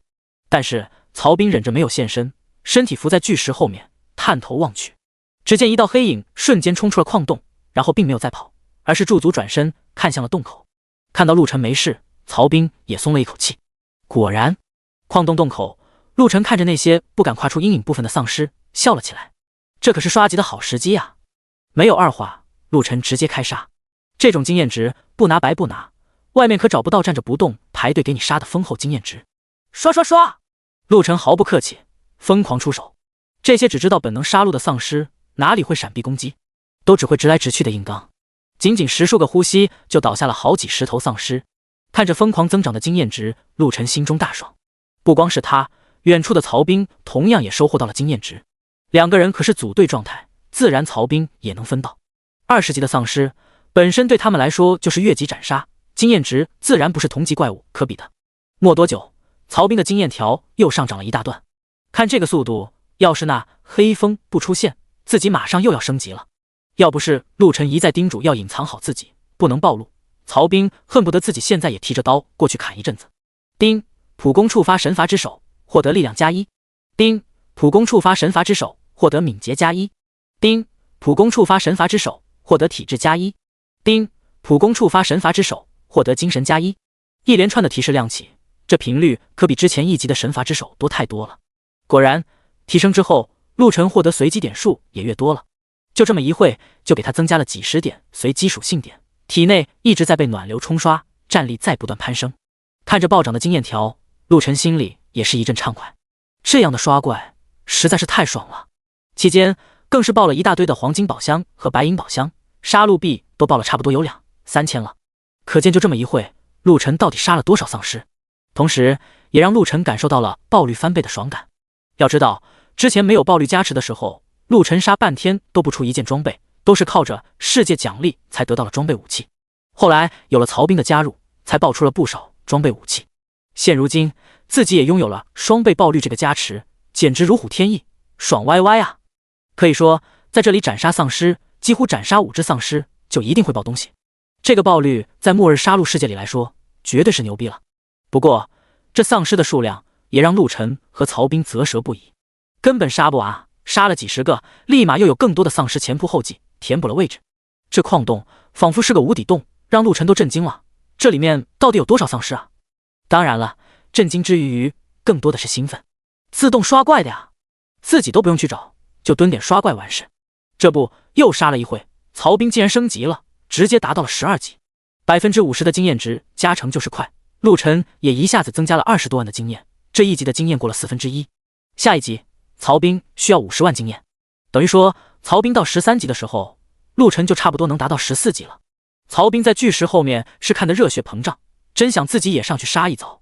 此时他的属性已经再次飞涨，姓名曹兵，职业赐福官为1，等级12，经验3345500000，力量197加120，敏捷210加120，体质200加120，精力345加40，附加特性坚韧加10，锋利加4，武器唐刀黄金，巨灵盾黄金，装备巨象套装黄金，本命技能3级幸运之神 A， 职业专属技能赐福1级，神谕1级，附加技能女神的眷顾1级，战力评估2阶1新巅峰，附加装备后战力2阶3星，杀戮币240，声望0，剩余自由点数0。如今的他力量还差了3点，否则他自身的战力也会直接突破到2阶2星。虽说跟陆晨比起来还差得远，可要是跟其他人比起来，绝对是牛逼的存在。就在此时，矿洞内的怒吼声爆起。听到这个声音，陆晨双眼一亮，充斥着无尽的战意。呵呵，黑风，你终于要出来了。第36章，大战黑风，不可置信！噔噔噔，随着怒吼声，震天的脚步声响起，那道熟悉的巨大身影慢慢出现在陆晨眼前。黑风来了，人类，又是你，找死！这一次，黑风并没有之前的迟疑和警告，直接一脚迈出了矿洞。吃吃吃！阳光下，黑风全身被灼烧的冒起了白烟，但是这一切，黑风视若无睹，仿佛被灼烧的不是他一样，完全没有痛感。他赤红的双目死死盯着陆晨，这个人类一而再的在他的领地激怒自己，不能忍。吼！再次发出一声咆哮，黑风直接发起了进攻。来得好！陆晨双目一凝，左腿一点，瞬间避开了黑风的这次撞击。唰！手中圣光匕首直接扎了过去，噗嗤！匕首直接刺入黑风左腰，并没有感到什么阻碍，让陆晨一愣。原以为这种 BOSS 防御对于现在的他来说一定是逆天的强悍，却没料到如此轻易就能刺入肉身。然而匕首的刺入并没有让黑风有任何痛楚，反而激发了他更多的怒意。回手掏，黑风直接左臂后抡，向着身侧的陆晨砸去。噔！陆晨急退，随后再次点地，身影滑到黑风的右侧，陡然下蹲，右手的刺骨一下扎出。这一次他的目标是黑风的膝盖，眼看匕首就要刺穿黑风的膝盖，突然一抹金色包裹住了黑风的膝盖。当！匕首发出了金铁交加的声响，直接被格挡住了。陆晨一惊，感觉到头顶巨大的破风声，身影立刻暴退。没想到黑风也具有类似钢化的能力，不过他的这个钢化似乎只体现在关节部位，因为此时的黑风四肢所有关节和脖颈部位全部都被金色包裹住了。死！连续2次没有攻击到陆晨，黑风暴怒，一声厉喝，速度暴涨，身影直接消失在原地。待陆晨反应过来的时候，黑风已经到了面前，巨大的黑色拳头瞬间在陆晨眼中放大。不好！突如其来的变化让陆晨猝不及防，只得双臂护在身前格挡。砰！一声巨响，陆晨直接被撞飞。噗！半空中，陆晨就吐出一口逆血，脸色一白，眼中的金色浓郁。这黑风的力气太大了，他的双臂感觉都在这一撞之下快要失去了知觉，五脏六腑也是不断翻腾，十分难受。唰！然而黑风并没有要停顿的意思，紧随其后，在陆晨还处在倒飞的半凌空状态，就飞身到了他的上方，一脚踢出。轰！陆晨直接被踹落，重重砸入了地面，形成了一个巨大的深坑，激起无数尘土。卧槽！陆晨骂了一句，太猛了，现在的他根本扛不住黑风的攻击。这一撞一踢，让他觉得自己全身骨架都散了，骨头起码断了好几根。再生！陆晨不敢耽搁，立刻用出了再生，因为那黑风竟然又向他冲了过来，这是想要直接碾碎他。一瞬间，陆晨的全身瞬间修复，断裂的骨头也恢复如初，几乎要移位的五脏六腑也都修复。魔化！同时，陆晨瞬间启动了魔化。下一秒，陆晨的属性和战力暴涨，直接翻了4倍。轰！强大的气息瞬间将四周的一切弹开，包括冲过来的黑风。这一刻，黑风眼中竟然露出了人性化的惊疑。他看不懂，这个人类刚才都要被自己弄死了，怎么突然恢复如初不说，气息还暴涨了数倍，竟然让他感到了一丝心悸。这就是4倍属性的力量吗？感受到身体充满前所未有的强大，陆晨整个人都激动得有些发抖。他看向了黑风，眼中充满了战意。刷刷！仿佛说好了一般，陆晨和黑风同时动了，速度之快，令人啧舌。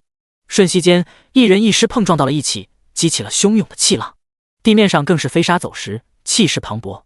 就连躲在远处巨石后的曹兵，此时也是一脸呆滞。前一秒，陆晨还被黑风压制得频频挨打，甚至口吐鲜血。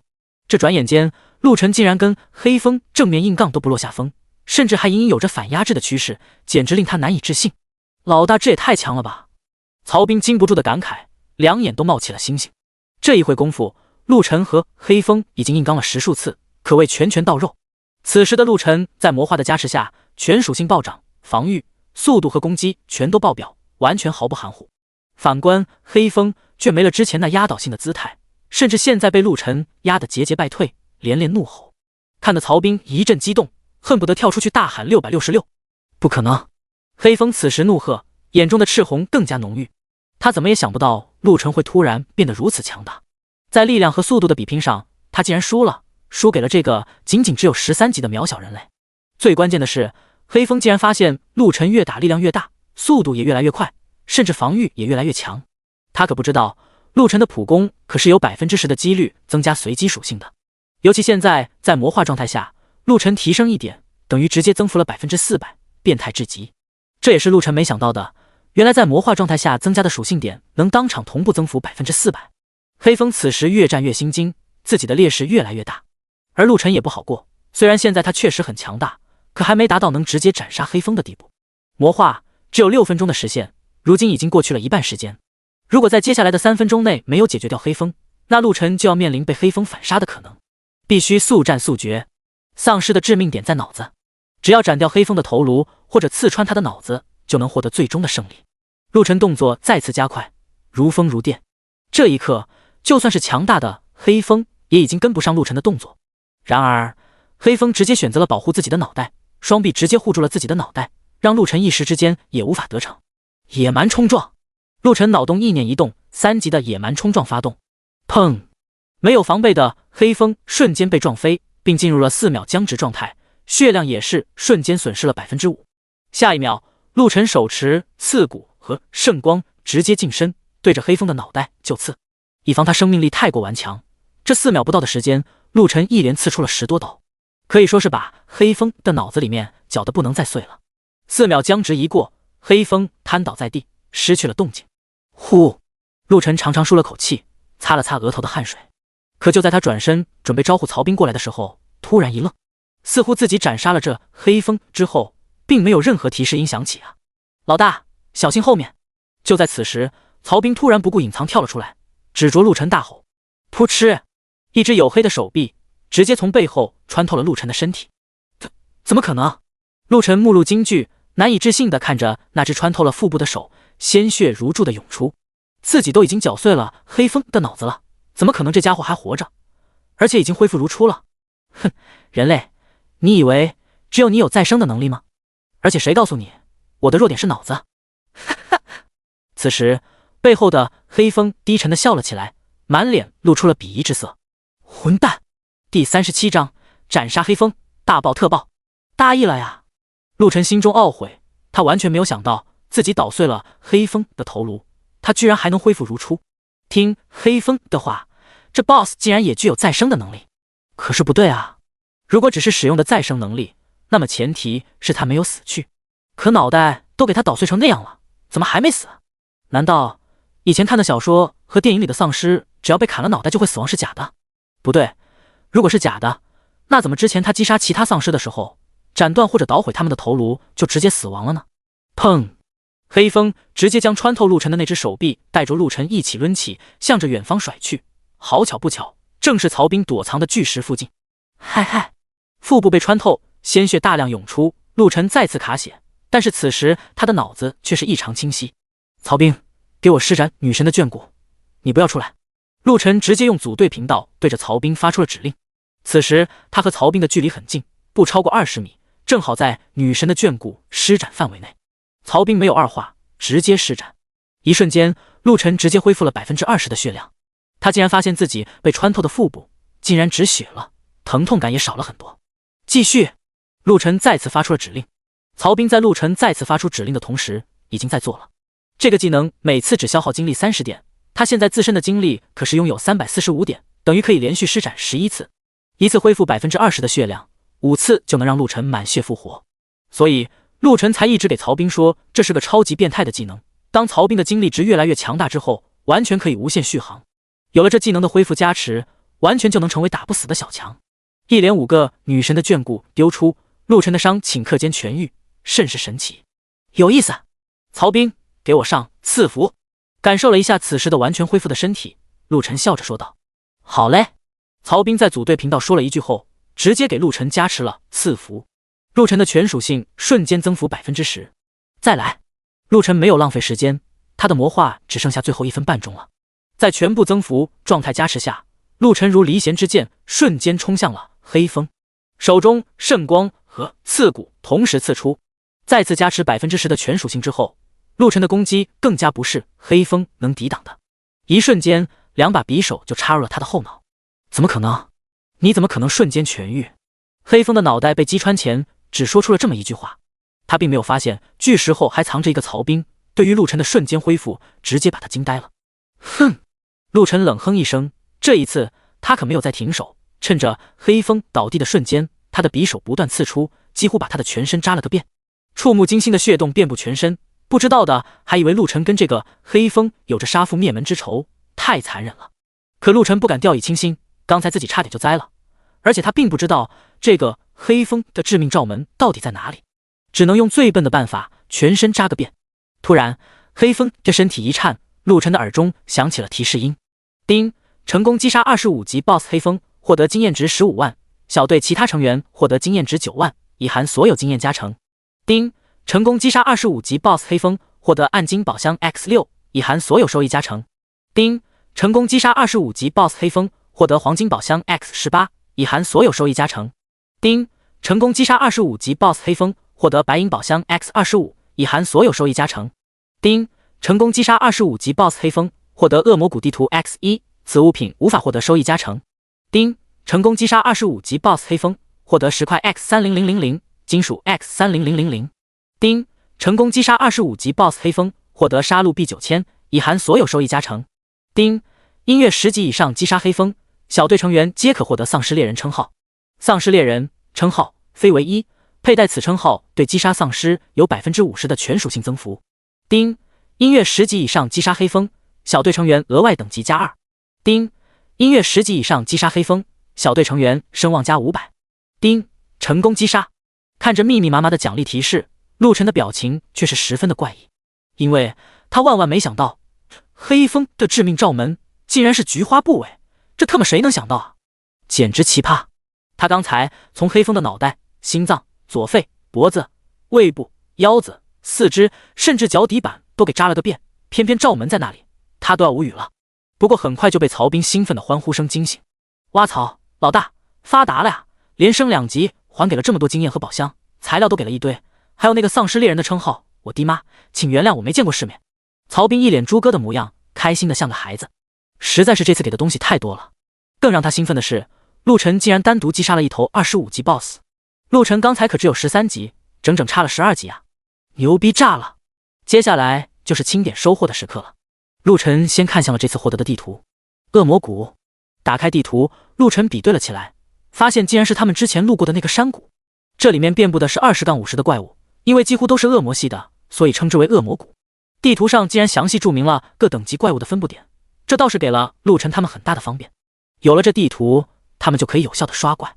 接着，称号自不必说，2个人直接佩戴了起来。这下子，他们对待丧尸类的怪物杀戮起来，可就有了 50% 的全属性加成了。白银宝箱和黄金宝箱这一次都是开出的装备，对目前的陆晨和曹兵来说几乎没啥用。陆晨直接把这些丢进了交易频道，随后他们俩看向了暗金宝箱。丁，开启暗金宝箱，获得黑风套装暗金级。黑风套装暗金级，全属性加100，坚韧加20，物理减伤 10%， 魔法减伤 10%， 每秒恢复 5% 血量。丁，开启暗金宝箱，获得黑灵套装暗金级。黑灵套装暗金级，全属性加100，坚韧加20，物理减伤 10%， 魔法减伤 10%， 每秒恢复 5% 精力。说来也巧，先开的2个暗金级宝箱竟然都出的套装，其他属性都一样，只有最后的恢复项目不同，一个是恢复血量，一个则是恢复精力。2人对视一眼，都不用商量，黑风套装自然是陆晨用，他负责冲杀，要的就是血量。精力恢复的自然留给曹兵，有了精力的恢复，他的续航能力自然就更强。接下来2个人继续开箱子。丁，开启暗金宝箱，获得黑岩暗金级 X1。黑岩暗金级，单手法刀，全属性加100，锋利加20，对术法类技能有 50% 效果增幅。附带技能召唤黑风。召唤黑风，武器自带技能，能召唤出25级 BOSS 黑风为己用，持续时间10分钟，冷却半小时。卧槽！看到这个技能，两个人都傻眼了。召唤黑风，25级 BOSS， 这不就是刚才陆晨击杀的那个吗？第38章，双双升级，实力大涨。这要是能把黑风召唤出来，这阶段还不得无敌啊！其他人可没陆晨这么变态的属性和魔化能力，等于说召唤了黑风，起码10分钟内自己是无敌了。卧槽！卧槽！卧槽！曹兵激动了，因为陆晨震惊之余，还是把这把黑炎给了他。看着这把武器竟然给了自己，曹兵怎能不激动？法刀，陆晨暂时没多大用，虽然他也有元素攻击这个技能，可目前他并没有想要走法系这条路。而且黑炎给了曹兵，以后他也能成为自己的助力，不用像这次一样躲在巨石后。一旦距离太远，他的女神的眷顾、赐福和神谕这些能力都无法对自己施展。老大，我爱死你了！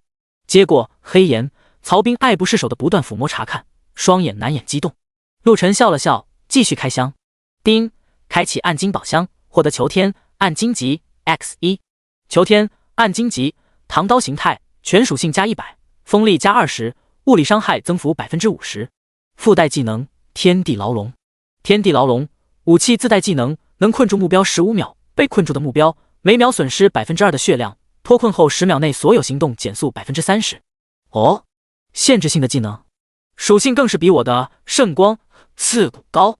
看着这把武器，陆晨心有所想，看来同是暗金级的武器，这全属性增加的数值还是有点差别的。陆晨没急着选定这把武器给自己，毕竟这迟缓类技能给到曹兵也一样实用。希望这最后2个箱子都出武器吧。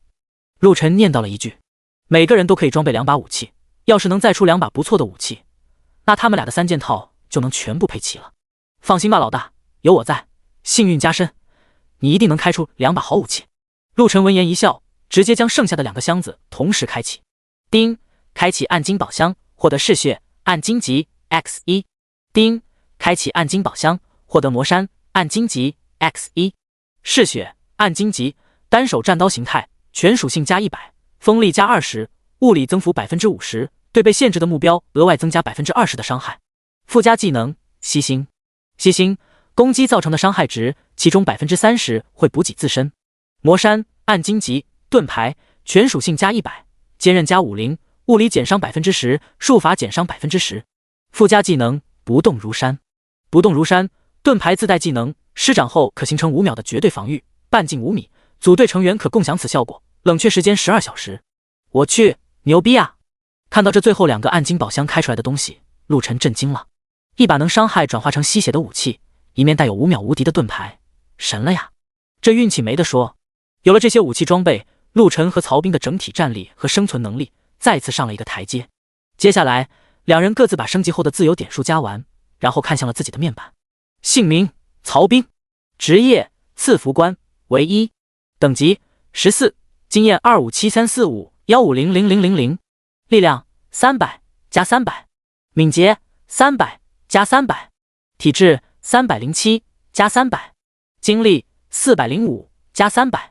附加特性：坚韧加70，锋利加20，物理减伤 20%， 术法减伤 20%， 每秒恢复 5% 精力。武器：黑炎暗金级，魔山暗金级。装备：黑灵套装暗金级。本命技能3级幸运之神 A。职业专属技能赐福1级，神谕1级。附加技能女神的眷顾1级。战力评估2阶3星，附加装备后战力2阶7星。杀戮币4680，声望500，剩余自由点数0。此时的曹兵可谓是来了一次大换血，装备全换，综合战力直接飞升到了2阶7星，就算是他本身的战力都达到了2阶3星。现在的他要是走出去，绝对是傲视群雄的存在。他此时也是万分激动，他何曾想过自己能在这么短的时间内达到如此高度。而一旁陆晨的面板信息也是十分的炸裂，因为这一次他的普攻也给他带来了一笔巨大的收益。姓名陆晨，称号恶魔猎人，为1，职业修罗，为1，等级15，经验3741262300000，力量622加300，敏捷605加300，体质607加300，精力610加300，附加特性坚韧加20，锋利加40，物理减伤10%，术法减伤10%，物理增幅100%，对限制目标的伤害额外增幅20%，每秒恢复5%血量。武器求天暗荆棘，嗜血暗荆棘。装备黑风套装暗荆棘。本命技能3级野蛮冲撞 D， 职业专属技能再生魔化3级，附加技能破胆1级，前行1级，元素攻击火1级。战力评估2阶6星，附加装备后战力2阶9星。其他技能不可升级，钢化黄金级。杀戮币14750，声望1500，剩余自由点数0。本来还得意的曹兵看到陆晨的数据后，整个人都傻眼了。不愧是老大，你这属性说出去，怕不得吓死他们。这才来城池就已经快2阶满星了，再升个几级又要转至3阶了呀！我的天哪！不外乎曹兵惊叹，随便来一个知道陆晨的数据都会抓狂。这还是人吗？然而陆晨对此可不会满意，对战黑风让他知道这个世界里怪物的强大，这里处处都是危机，就连自己都有很大的概率死去。现在的他还不够强，他需要快速变强，只有不断杀戮才能让他变得更强。于是他的眼光看向了矿洞口，那里可是有着无数的丧尸，更何况那矿洞里的宝贝可还没发掘完呢。第39章财富暴涨，泰坦美女，哈，真爽！谁能知道还能这么刷怪？矿洞口，曹兵不断收割着丧尸的经验值，嘴都笑得合不拢嘴。一头头丧尸此时就像是主动送人头，杀掉一个，马上就会有新的丧尸补缺位置冲上来。就这么一会，又获得了几十万的经验值。越级杀怪，经验值可是爆表的。加上他们又有着幸运之神的技能加成，经验条飞涨。估摸着要不了多久，他们又可以升级了。与此同时，各新手村的强者也都陆续进入了城池。大姐头，这城池也太破旧了吧！光看城墙还以为里面多牛逼，原来都是废墟啊！就是，这还不如新手村。吵什么？赶紧找职业导师和转职师，已经落后第一个达到10级的好几天。这时候，被称为大姐头的女子白了一眼这几个发牢骚的小弟，啐道：“她正是严霜。要不是为了这些小弟，她可以早个1、2天到达城池。不过，这些小弟此时也都到了10级，至于他自己，已经跨入12级了。要知道，他可没有曹兵那样的经验加成，可见他们这个小队的效率还是很高的。很巧的是，严霜他们来的这座城池，正是陆晨他们所在的江都城。大姐头，快看，地图上显示了2个光点，会不会就是职业导师和转职师的位置？走，去看看。一群人向着光点所在的位置行去。半晌，他们从体育馆出来。大姐头，你可真牛逼，竟然选到了隐藏职业，真羡慕啊！哈哈，跟着大姐头就是能吃香喝辣啊！以后双姐你可得多关照下我们啊！一出来，众小弟纷纷围着严霜拍起了马屁。无他，严霜竟然也选到了隐藏职业，不过对此严霜却是一脸不满意。自己怎么说也是个大美女，虽然性格难派了一点，可你也不能这个隐藏职业啊！看着自己的隐藏职业，严霜有点无力吐槽，他的隐藏职业竟然是泰坦。无论怎么看，自己跟泰坦都没有半毛钱关系啊！双姐，那人卖的装备大减价了。突然，一个小弟忽然惊呼了起来：“什么？”严霜闻言，立刻打开了交易频道。混蛋！当看到此时装备售卖的价格时，严霜的脸色瞬间拉了下来。如今的黄金装备竟然只买5000杀戮币，白银的更是1500杀戮币就卖了。自己当时可是2万一套啊，这家伙也太坑了。此时，严霜的心情更加不美丽了。双姐，那咱们买不买？买，当然买。虽然心里不忿，可他只能咬着牙购买。他们这一路上击杀的怪物可不少，可是那暴帅真的很感人。除了自己之前买的装备和世界奖励的装备之外，就没爆出过什么好东西，最好的也就爆出了2件白银装备。真不知道这人的装备是哪里爆的，靠，又挂上了5件黄金装备。天哪，他是不是找到了什么专门爆黄金装备的地方？这出货率也太高了吧！别废话，先买了再说。严霜心中虽然也疑惑，还是让小弟们快速先购买了黄金装备。这阵子他们杀戮币倒是打了一些，可装备是真的没出好东西。之前装备售价挂得太高，但是耐不住世界频道里的人太多，总有人会买。可即使这样，也落下了很多没有出售的。严霜一直让小弟盯着交易频道，也看出来这些前期就购买黄金装备的人，显然是那些上过世界公告的人，否则那么贵的价格，前期谁买得起？可现在大幅度降价，加上这么多天的杀戮之后，每个人的手里多多少少都会有一些杀戮币，尤其对于小队来说，凑一凑弄个几件还是不难的。于是就在他们说话的这档口，交易频道里已经开始了疯抢。开玩笑，这可是黄金装备，属性加成那么高，得到一件就能让他们战力提升不少。有了战力，才能更快的杀怪，才能先让自己活下去。现在离新手村15日的限定没多少时间了，每个人都在拼命冲击，他们可不想到时候去体会那什么灾难。之前那恶魔夜袭新手村的事就已经让他们惊恐万分了。抢到了！靠，这也太疯狂了吧！几百件一眨眼就没了。大哥，这是世界交易频道，这还没算上国际友人呢，光咱龙国多少人？这几百件塞牙缝都不够啊！也是，卧槽，那这小子这一波得赚多少钱？听到这话，所有人都不淡定了。一件黄金挂5000杀戮币，一件白银挂2000杀戮币，几百件黄金瞬间售空，起码赚了100万以上的杀戮币啊！白银虽然卖的便宜，可架不住量大，千把件呢，又是几百万收入，想想都可怕呀！所有人都无比羡慕了起来。虽然到现在为止，他们还不知道这个杀戮币到底有啥用。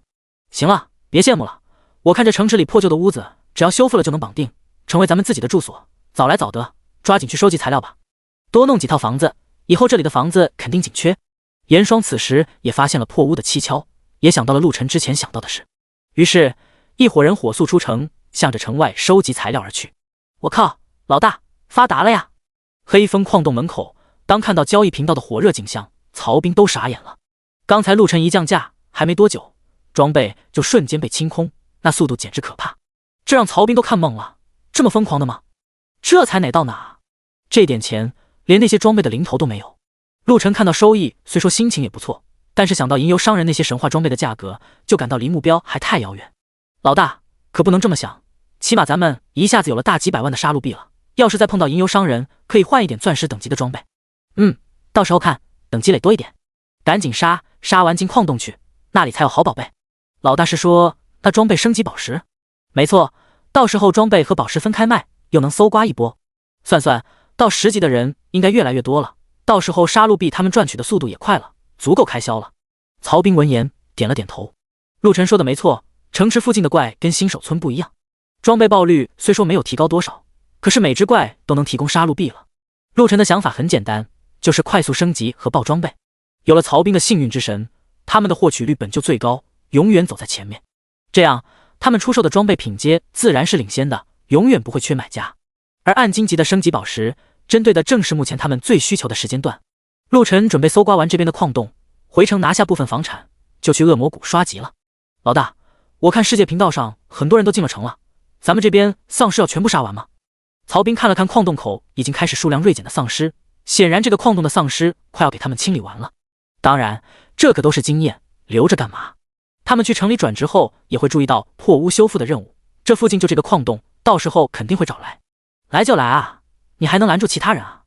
我们挖我们的就是了。我是说，别等我们清理完了，正好那些人也来了，岂不是帮他们清扫了战场？他们直接就可以轻松挖矿了。轻松挖矿？怎么可能？你不会收门票吗？啥？收门票？第40章，恶霸拦路，抢占先机。对啊，这矿洞里面岔路那么多，光之前咱们走的那条岔道延伸进去就很远。这个矿洞现在很大，光靠咱们2个人自然不可能在短期内全部开采完。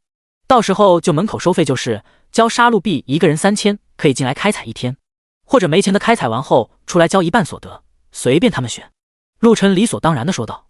自己2人辛辛苦苦清理了矿洞，自然不能白帮别人忙。我去，老大，这想法可以啊，不过人家肯定不愿意啊。这要是打起来，打就打呀，就你现在的属性，还怕他们？不行，把你的黑风放出来，不就完事了？哎，我怎么没想到？哈哈！听到陆晨的话，曹兵一喜。如今他们的属性和战力确实有自信比别人都要强，可再强也架不住人多。不过黑风是个杀手锏，目前的等级和战力来看，还真没几个人能打得过黑风。何况他和陆晨2个人都在这里，可不光光只有一个黑风。想要战胜他们这个组合，难度系数堪比登天。没多久，2人再次升级，陆晨提升到了16级，而曹兵达到了15级，2人的战力再次提升了不少。尤其是陆晨，这一次普攻额外加持的属性点，让他综合战力直接突破了2阶10星。去除装备加持，他本身的战力也已经突破了2阶7星，离2阶8星也不远了。再突破2星自身战力，他又可以去做转职任务了。而且这一波又让他们爆出了一堆黄金装备。走，先回城把资源先用完，休整一下，然后再过来。这些丧尸留着看门。既然2人都升级了，剩下的丧尸看样子也不够他们再升一级。陆晨决定先回城一趟，如今他们积累的材料可不少，先去占一些房子，挂个租赁，早点抢占先机。2人收拾了一下，便向着江都城走去。他们才走没多久，一拨人就来到了这里。双姐，前面就是地图上标记的那个矿洞了，也是江都城附近最近的一个矿洞。走，过去看看。我靠，那是丧尸！20级，才靠近矿洞，他们就发现了矿洞口的丧尸。不过因为陆晨的离去，这些丧尸正摇摇晃晃的在转身，向着矿洞内行去。看着20级的标注，严双秀眉紧锁。他自己现在才12级，这些小弟都10级，要击杀20级的丧尸，似乎有点困难啊。突然，他双眼一凝。此时，矿洞口有一只丧尸不小心暴露了一点在阳光下，瞬间被灼烧的发出了吼声，滚滚白烟冒起。有戏！严双秀目闪亮，心中有了计较。你们几个在这里等着，王浩，等下看着我的血条。不待众人回应，严双已经冲了出去。好！他这一动，顿时被矿洞口的丧尸发现，发出了怒吼。那些本来已经转身的丧尸再次骚动了起来，纷纷调转身体，向着出现在洞口的严双抓去。哼！严双小心地躲闪着丧尸的攻击，他可不想被这些恶心的东西抓伤感染。刷刷刷！他挥动着手中的战刀，不断砍向那些丧尸。丧尸的防御力并不高，被他砍到，瞬间身上多了几道深可见骨的口子。然而他们根本不知道疼痛，不管不顾地对着严双嘶吼，伸出了那灰白腐烂的手，向着他抓去。刷！这一次，严双避开了他们的攻击后，直接一刀砍掉了一头丧尸的脑袋。轰！那头丧尸应声而到，他脑中的提示音也响起。叮！击杀20级丧尸，获得经验值1500，获得杀戮 B120，获得白银宝箱 X1。而其他队友此时也获得了900的经验值。我靠，一头丧尸这么高的经验值吗？双姐才12级，竟然能越级击杀20级的丧尸！我去，牛逼啊！竟然还爆了白银宝箱！这一幕让所有小队成员全都激动了。没想到20级的丧尸给了这么多，关键是他们也能斩杀。都注意了，不要靠太近，躲开他们的攻击，他们出不来矿洞，怕阳光。严双此时心里也很兴奋，这可是炼级宝地啊，经验太高了。之前杀的怪物那都是给的几点，最多几10点的经验，上百的都没见过。可这个丧尸却是一下子给了1500的经验值。眼前还有这么多丧尸，怕是杀完后他们小队整体都会提升个1、2级啊。于是他直接招呼众人开刷，小队队员自然都很乐意，这种站在阳光下就能安全刷怪的事去哪里找？下一刻，严双小队众人开始了快速收割。这一切陆晨不知道，此时的他正一脸古怪地看着面前拦住自己的几人。我说，你们2个发什么呆？听不懂人话？进城的交进门费，否则就在外面待着。一个手持战斧的男子一脸凶狠地喝道。哎呀我去，爷爷还没开始收门票，你们倒是先开始了呀！滚犊子！听到这话，陆晨只是脸色古怪，曹兵却是直接暴走了。对陆晨，他那是毕恭毕敬，可对上这些人，曹兵没那么好的脾气。哟呵，我看你小子不想活了吧？知道我们老大是谁吗？那可是上过世界公告的存在，10项的交钱，别敬酒不吃罚酒。看到曹兵那恶狠狠的样子，那人也知道遇到的不是善茬，不过想到自己老大可是上过世界公告的存在，瞬间又有了底气。这叫嚣之人虽然看上去凶狠，可是这块头看着蛮瘦弱的。边上那个自始至终没说话的少年，看着也不是很强的样子。那又如何？让开！听到这话，曹兵一脸不屑，直接一把推开了在江都城门口索要进门费的壮汉。那壮汉也没想到这2人竟然一点不在意自己老大，刚要开口就被曹兵一下子推飞了出去。一瞬间，他的双眼瞪大，一脸的不可思议。他本身块头又大，职业选择的又是战士，防御力本就了得，却不料被眼前这看似瘦猴的小子一推就倒飞了出去。这得多大力气？砰！那壮汉重重地砸到了城墙之上，随后摔趴在地，吃了一脸土。卧槽！边上的众人全都傻眼了。这一波人也是不久前才开始守门要进城费的，之前也有人不服气，可每一个都被他们打服了。不得不说，他们这几个人的实力在目前来说并不弱。这个时间段，很多人都达到了10级。当然了，刚来到这里的人基本都是刚到10级。这时候各自的战力差就是装备和技能的差异了。很显然，这几个守门的人装备和技能都要比一般人强悍许多，不然也不会那么多人被拦下，只能乖乖交钱了才能进城。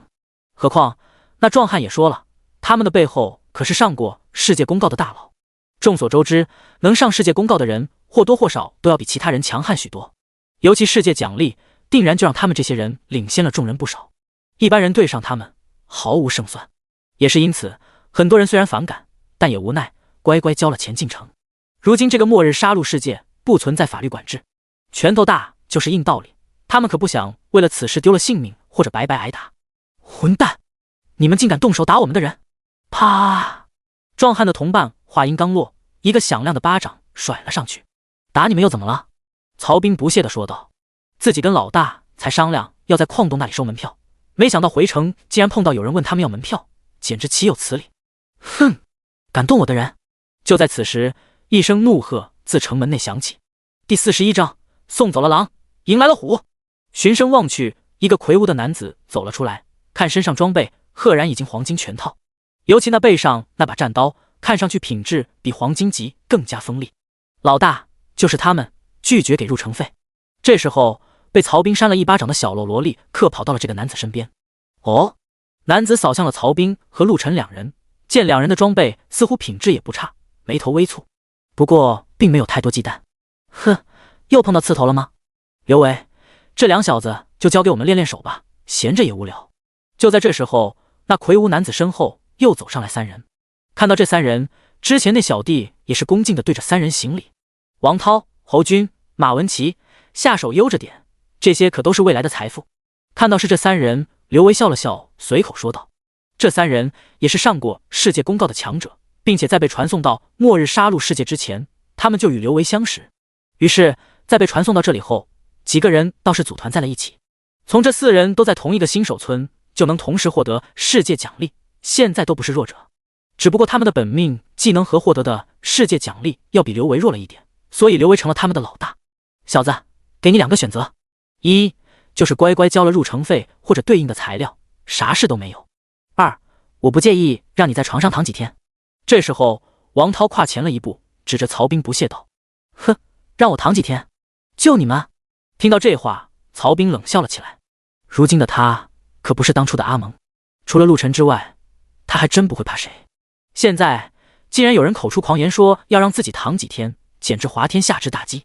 哟，小子挺狂啊，你难道没看到世界公告吗？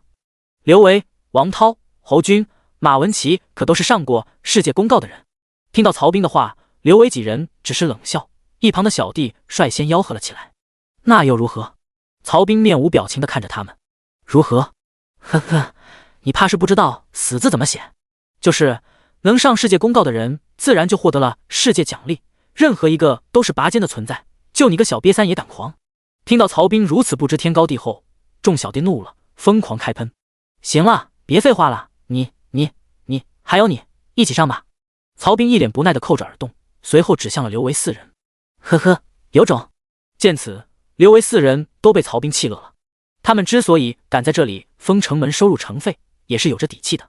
能来到江都城的新手村不知凡几，每个新手村自然都有高手，也有获得世界奖励的人存在。可能像刘维他们这样，团队内有4个人都获得了世界奖励的少之又少，甚至可以说是绝无仅有的概率。不同新手村的强者，就算汇集到一起，也不会真心合作。尤其是在这样的末日世界，人的自私性全部暴露，不认识的人很难真心合作，这就导致了他们有机可乘。之前他们就打退了几波小队，里面就有获得世界奖励的强者存在，也是因此更加助长了刘维他们的气焰。而进了城之后，刘维他们也发现了要在这里生存，物资很重要，所以他们封城收费，要么交出杀戮币，要么交出足够的材料。有了材料，他们就可以绑定更多的住所。还别说，就这么一阵子，他们还真收获了不少的资源。就你还不配我们4个人一起动手，我来会会你。这时候，王涛率先走了出来，话音刚落，身影直接拔起，提斧而跃，对着曹兵就砍了过去。看得出来，这家伙气势沉稳，给人一种重若泰山的感觉。手里用的是战斧，动作又是大开大合，显然是战士职业。哼！曹彬扫了一眼后，冷哼一声，身子紧紧微侧，就轻松避开了王涛这一斧。唰！下一秒，只见曹彬的右手快速一抬一落，砰！刚才还凶猛无比的王涛顿时双眼一翻，昏厥了过去，重重的砸落在地，没了动静。卧槽！看到这一幕，原本还等着看好戏的刘伟等人全都愣住了。王涛虽然不是他们4人中最强的，可要比一般人强出不少。就算是同样对上获得世界奖励的强者来说，也不至于一下被秒吧。可这看似瘦弱的曹彬，武器都没用，就一个手刀就把王涛解决了。一定是王涛大意了，百思不得其解。众人只得给自己灌输了这样的想法。毕竟曹彬并没有用什么特殊的大招，怎么可能如此轻而易举就击败王涛？简直荒天下之大谬！小子，找死！随即马文琪双刀入手，携雷霆之势怒斩曹彬。垃圾！在别人眼中看似快若闪电的攻击，此时在曹彬眼中却是慢如蜗牛。一直跟着陆晨越级杀怪，他的眼界和战斗层次早就不是眼前这4个傻帽能比拟的了。唰！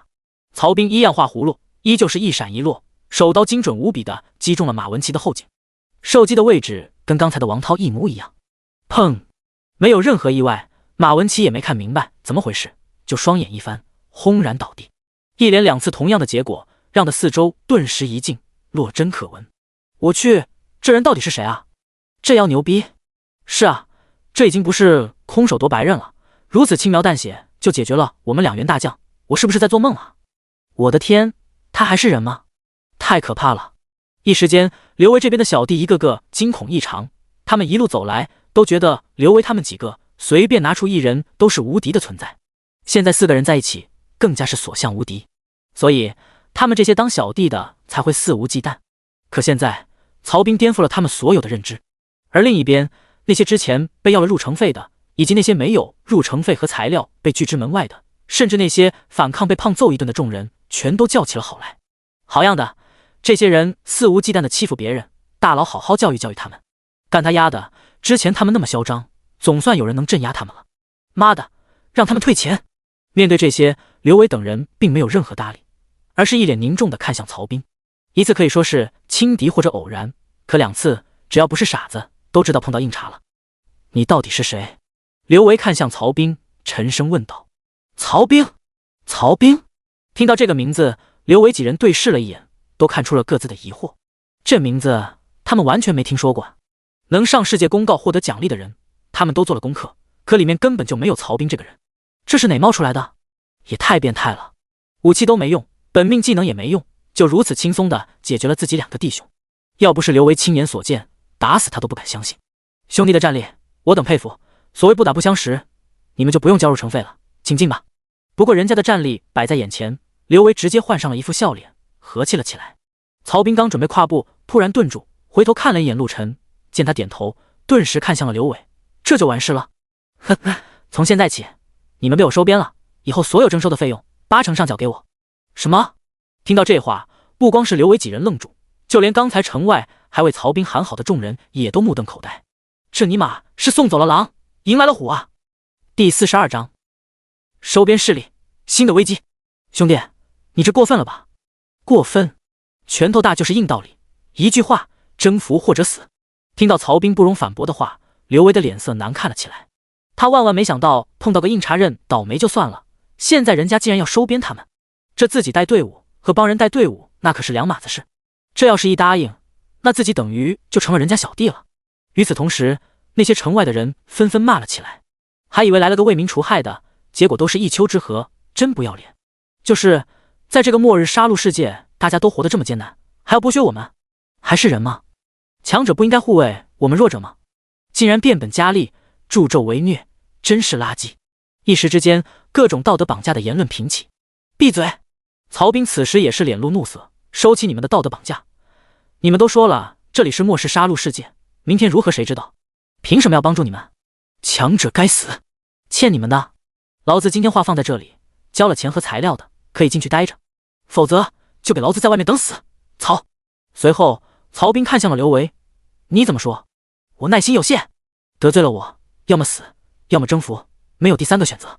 曹彬一顿怒喝猛如虎，还真一下子把众人给唬住了。其实他心里慌的一批，他也是第一次面对这样的情况。但是陆晨在组队频道里让他这么做，他自然照办。不过看着四周的人都被自己的淫威镇压的一时半会不敢发声，这感觉真特么爽啊！想自己之前刚来这里的时候那么的卑微，被人呼来喝去，现在自己都成为强者了。看看这4个得到过世界奖励的强者又如何？还不是给自己瞬间揍蒙圈？陆晨的意思其实很简单，目前看来这个江都城应该是他们很长一段时间要待的地方，与其让乱七八糟的小队来争夺管理，不如自己拿下，让整个江都城成为自己的囊中之物。而且借助这些小喽啰也能帮陆晨完成更多的材料收集，有了他们，陆晨以后很多事都不用自己去弄，方便很多。至于这些人忠心不忠心，软硬兼施就行。在这个世界没有法律限制，拳头大就是道理。顺者昌逆者亡，自己又不是圣母，可没工夫替别人想那么多。现在最要紧的就是快速收拢资源和升级。这位曹哥，8成也太多了吧？我们兄弟这么多，2成也不够我们开销啊。这时候刘维再次开口，说实话，他不想臣服，可曹彬的实力摆在那里，他不是傻子，能轻松搞定马文琪和王涛的手段，自己肯定打不过。在这个世界，一言不合人家就会斩杀你，命只有一条，他可不敢乱来。可让他直接交出8成，太吃血了，这不等于廉价劳动力吗？那就1成。这时候陆晨走了出来，冷冷地说道：如今这江都城是周边唯一的城池，后面会有越来越多的人汇入这里，到时候别说1成，就是半成，都是巨大的收益。你听到陆晨如此说，刘伟脸色顿时难看了起来。你什么你？这是我老大，想死吗？还莫等刘维说完，曹彬顿时大骂起来，大有再多说一句就要动手的样子。这倒是把刘维弄得要说出口的话憋了回去，眼神凝重地看向陆晨。一个曹彬就让他们感到无力，这个走出来的少年竟然是曹彬的老大，那不是说这小子比曹彬更加恐怖？可能吗？大家都是同步发展的，自己几个人已经算是尖子阶梯的存在了，一个曹彬比他们强这么多，已经是天方夜谭了，怎么可能还有比曹彬更变态的存在？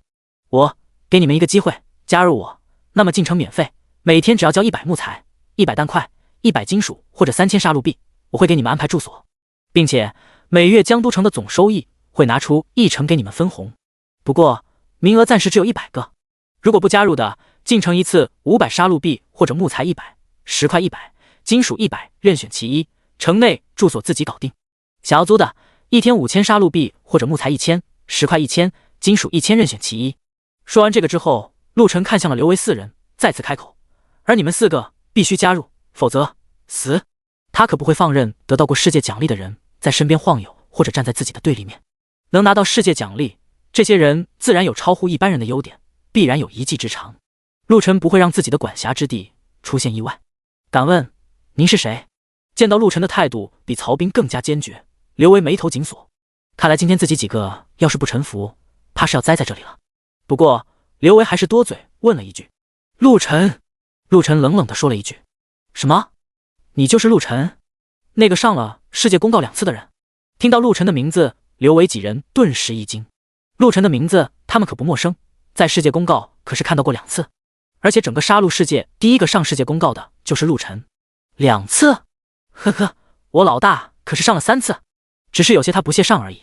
此时的曹彬嗤笑着说了一句，好像上世界公告这种事完全就是家常便饭，想上就能上。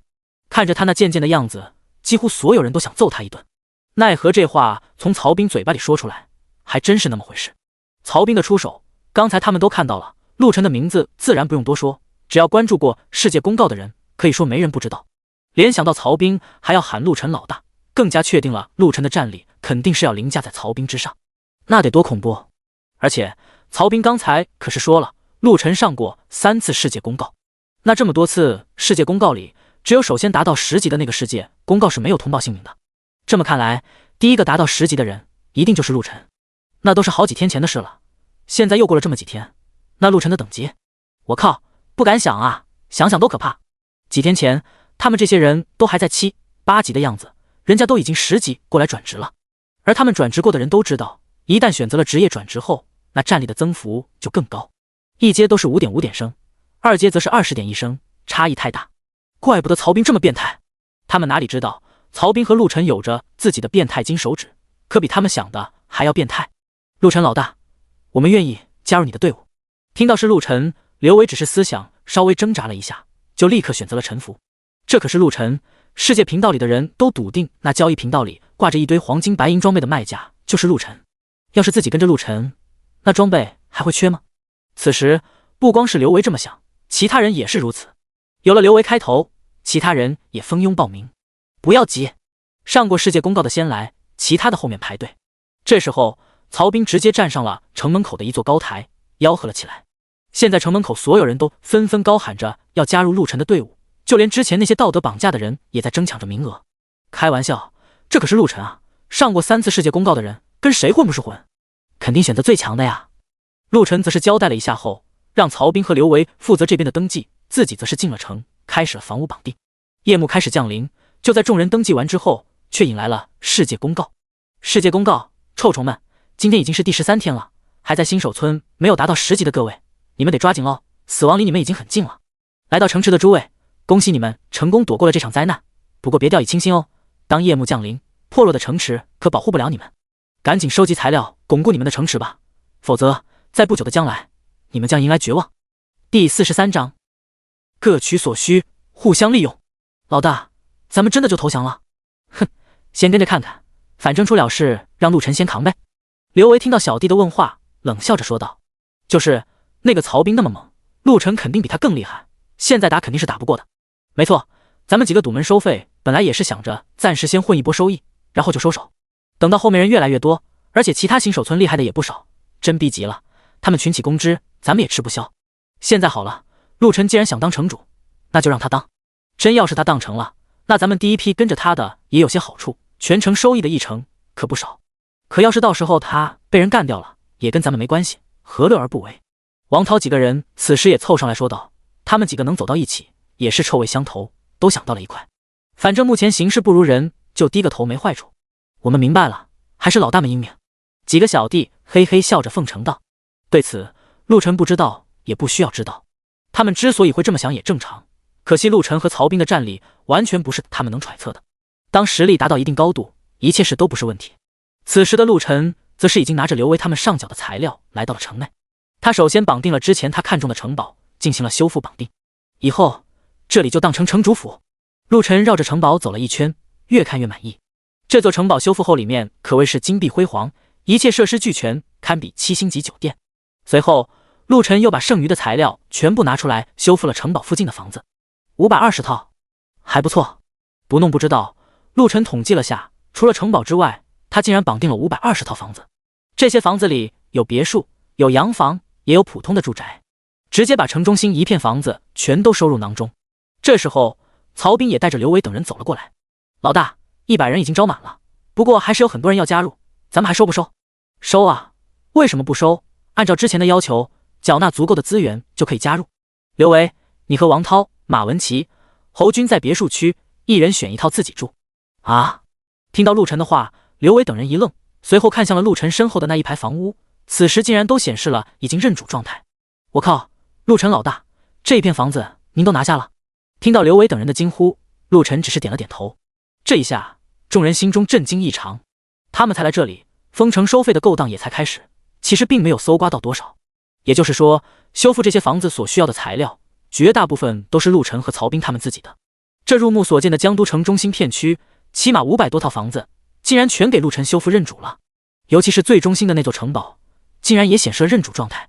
他们一路上过来，可都知道这些材料收集起来并不简单。木材和石块也许简单点，可毛皮必须要击杀怪物才能获得。拿下这么多的房子，需要的毛皮得多少？想想都可怕。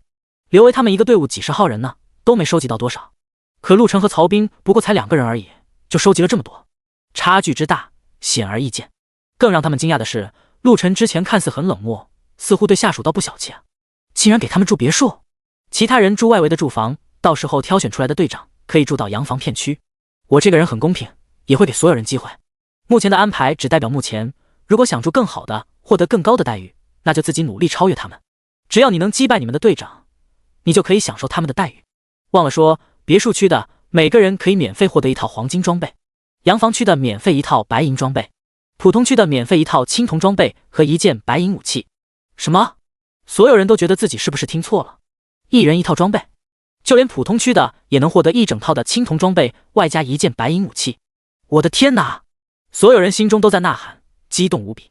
要知道，别看他们走到了这里，选择了职业，也转职升阶了，可很多人并没有什么好装备，他们都是靠着队伍里的大哥才能混到现在的。对他们来说，别说白银、黄金装备，就是青铜装备都没凑齐。可现在，陆晨竟然要白送给他们。刘维几个人也很震惊，哪怕是他们也没凑齐全部的黄金装备。更让他们惭愧的是，自己身上的黄金装备，有的还是用所有的杀戮币在交易市场来的，也就买了一件。要不是世界奖励给了他们一件牛逼的装备，说不定身上也就是白银套。可现在直接全套黄金，我滴个乖乖，大手笔啊！尤其是后面被招进来的几个也上过世界公告的人，本来抱着试探的想法进来看看的，没想到陆晨竟然有如此手笔，他们也惊呆了。这一下，本来心里还存在着一些芥蒂的人，全都开心不已。跟谁混不是混？这么好的待遇，不跟着那不是傻逼了？老大威武，陈哥大气！所有人都高呼了起来。别高兴太早，装备不是白拿的，我能给你们也能剥夺，我要的只有2个字：忠心。要是有人吃里扒外，两面三刀，嘿嘿，你们尽管可以试试。说到这里，陆晨的杀意陡然释放，压得众人不由倒退了几步，脸上惊恐无比。这是经历了多少杀戮才能凝聚起的杀意？此人不可得罪啊！这一次，连刘维他们之前有着小心思的人都不敢再打歪主意了。冥冥中让他们感觉到，如果背叛了陆晨，怕是会死得很惨。行了，以后分为3班倒，轮流巡逻和守城门。其他的，陆晨开始了分配任务。之后给众人分发了装备后，陆晨便带着曹兵进了城堡。我靠，老大，这城堡里这么多房间？没错，以后咱们的核心队员就住在城堡里，外面就留给他们。陆晨笑着说道。一座城光靠他们2个自然无法全部掌握，得用人。如今这世道，会忠心不二为你服务的人有吗？答案自然是没有。可只要你实力够强，资源都掌握在手中，那自然就能让人为你卖命。外面那些就是用装备资源就可以招揽。至于反叛，陆晨并不担心，甚至还很期待。如果有人要做跳梁小丑，他不介意杀鸡儆猴一下。这城堡真不错，堪比7星酒店啊，竟然还有游泳池。不过老大，你给他们这么多装备，他们这些人可信吗？当然不可信，只不过是局势如此，他们心里也明白，暂时依附在我们下面是最好的选择，只不过是大家互相利用罢了。我们还是得找自己的核心队友。老大，你心里有人选了吗？那个严霜是不是你考虑之一？他还得再看看，不急，慢慢来，准备下，咱们等会继续去刷级，早点转至3阶。好嘞。2人在城堡里转了一圈，等到出城堡的时候，看到刘伟等人又招揽了一大批人。还别说，这帮人办事效率倒是不低。这么一会，外围的房子都要给安排掉一大半了。对此，陆晨可不介意，房子全部住满，那也代表着他又收入了一大批的资源。一个人收集上来的资源有限，可这么多人凑在一起，那可就是笔巨大的财富。是谁给你们的胆子，敢在这里收入城费？问过姑奶奶了吗？就在此时，一声娇喝传了过来。第44章，超猛美女，静观其变。伴随着娇喝声，2道人影在惨呼声中倒飞了进来。怎么回事？陆晨眉头一挑，看向了城门方向。没想到自己这边刚安排妥当，就有人来闹事了。听声音还是个女的，不过似乎有点耳熟。陈老大，我去看看。刘维见状，立刻对着陆晨打了个招呼，冲了过去。这才刚被收编，陆晨出手如此大方，自然要好好表现一番。城门口，一支15人的队伍围在外面，站在最前面的则是一个穿着一身红色装备的少女。不管从颜值还是身材来看，都是上上之色，堪称绝品。然而那横眉冷对千夫指的态度，加上那一身火红色的装备，却让他在此时特别扎眼。小妞，别找事，乖乖交了入城费就可以进去，或者加入我们老大的队伍，包你吃香喝辣。看到来人如此漂亮，刘维先是一愣，随后倒是笑了起来。滚蛋，让老娘加入你们的队伍！你老大是哪根葱？他也配？听到刘维的话，女子直接怒对了起来，一脸不屑。就是我们双姐何等人物，你们也配招揽？笑死人，也不看看自己几斤几两，就敢在我们双姐面前装大尾巴狼。别废话，要么让路，要么让你们老大出来见真章。来人正是严霜的小队，他们在矿洞外打了一阵子，发现天色已晚，准备先回城休养，白天再出来。丧尸是因为阳光才无法冲出矿洞，这一点严霜他们自然也看出来了。一旦入夜，这些丧尸自然就没有了限制，到时候冲出来了，倒霉的就是严霜他们。毕竟这些丧尸可都是20级的怪物。可谁想到了城门口，居然被拦了下来，要交入城费或者加入他们的团队，交纳一定的材料才能入城。一听这话，严霜这暴脾气就炸了，想让我们老大出手，那得看看你够不够资格。看到严霜如此泼辣，刘维也收起了笑脸，眼色一瞥，王涛率先冲了上去。哼！见状，严霜冷哼一声，抽出了背后的武器，竟然是一把巨型战斧。这玩意跟她的容貌和身材形成了极大的反差。谁能想到一个美若天仙的女子，竟然用的是一把巨型战斧？说时迟那时快，王涛已经冲到了严霜的身前，手中同样的战斧抡起来就是一斧头劈下。当！严霜竟然单手将战斧一抬，发出了沉闷的声响。王涛顿觉手中的战斧差点要脱手飞，奋力而握，好不容易才稳了下来。可此时他也被一下子击退了10数米，一击落了下风。什么？这女人的力气这么大，连王涛都没拼过她。王涛可是狂战士，本身偏重力量属性，怎么可能会拼不过这么个丫头？一旁的众人全都不可思议地看向他们二人，对此结果无法接受。没想到你有2把刷子，怪不得如此张狂。王涛双目一凝，双手紧握战斧，身形压低，开始了第2波的冲杀。今天他已经在曹兵手下惨败了一次，如今正是要表现的时候。他知道陆晨和曹兵一定在什么地方看着这里，他不能再输，尤其对方还是个女人。呵！大呼一声，王涛犹如狂猛的雄狮，单脚一蹬，冲杀了过去。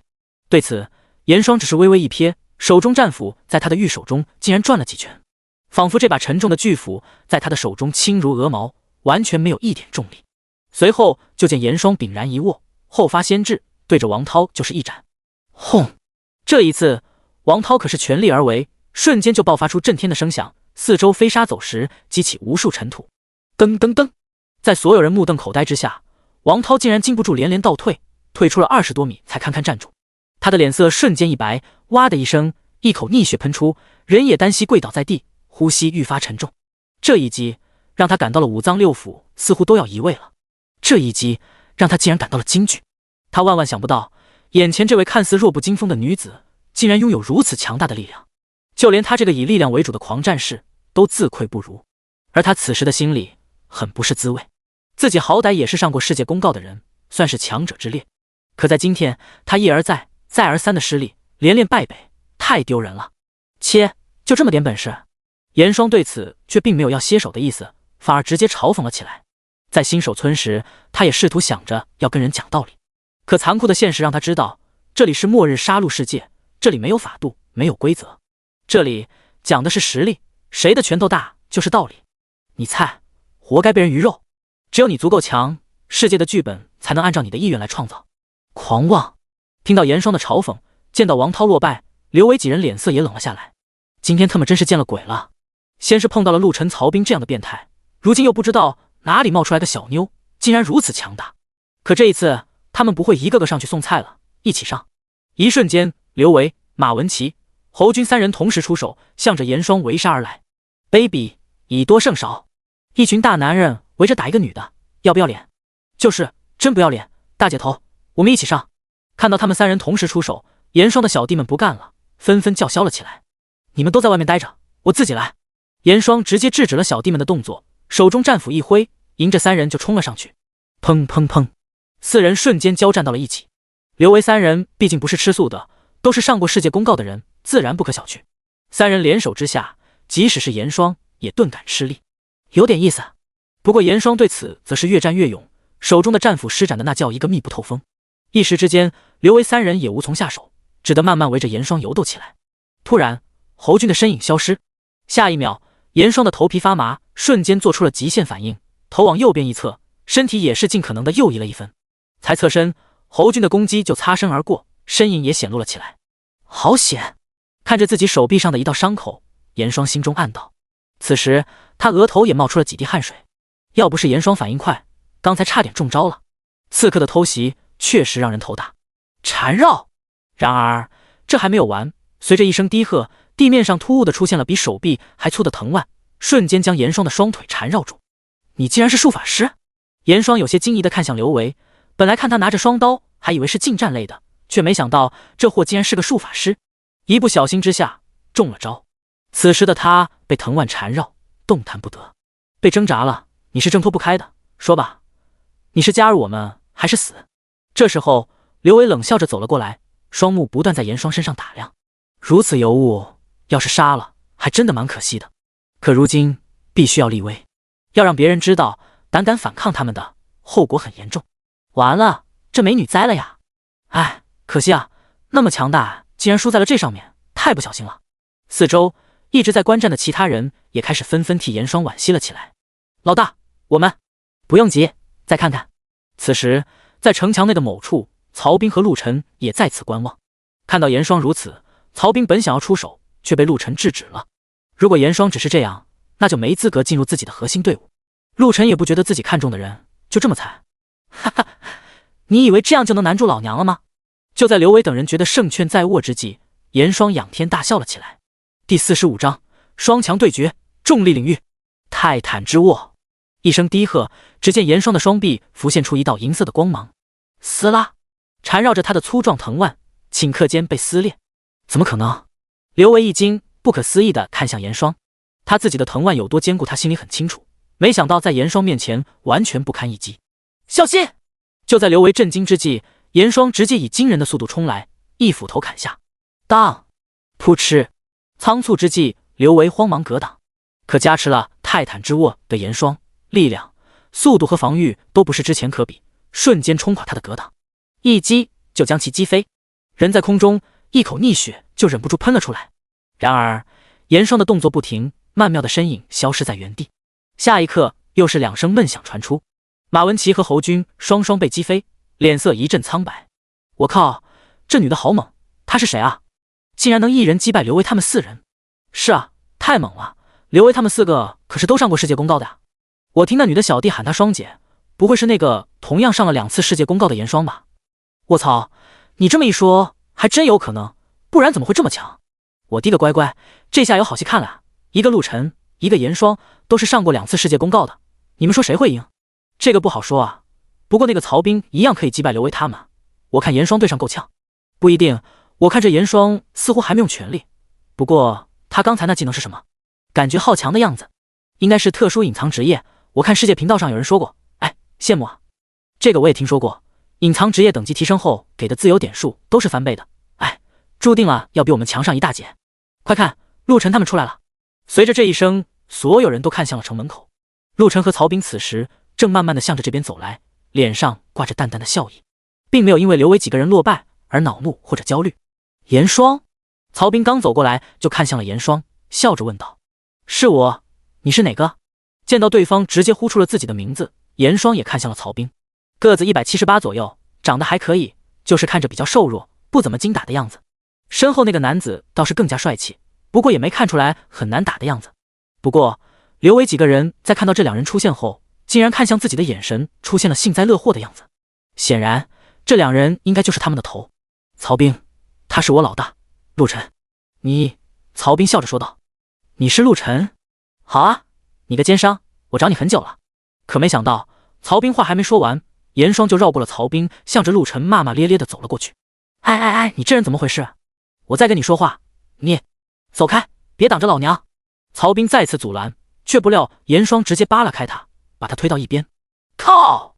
这下子曹彬有点恼怒了，这娘儿们有点火啊，太目中无人了吧？见陆晨并没有半点反应，曹彬顿时动了，一把抓住了严霜的手臂，就是一甩。哼，老娘挖靠！严霜冷哼一声，刚要开喷，却不料手上传来一股巨力，让他一时之间完全没有挣扎之力。他的身体也被抡起，瞬间被甩了出去。噔噔噔，严霜努力调整了姿势，落地后也禁不住后退了好几步才站稳，看向曹彬的眼神顿时变了。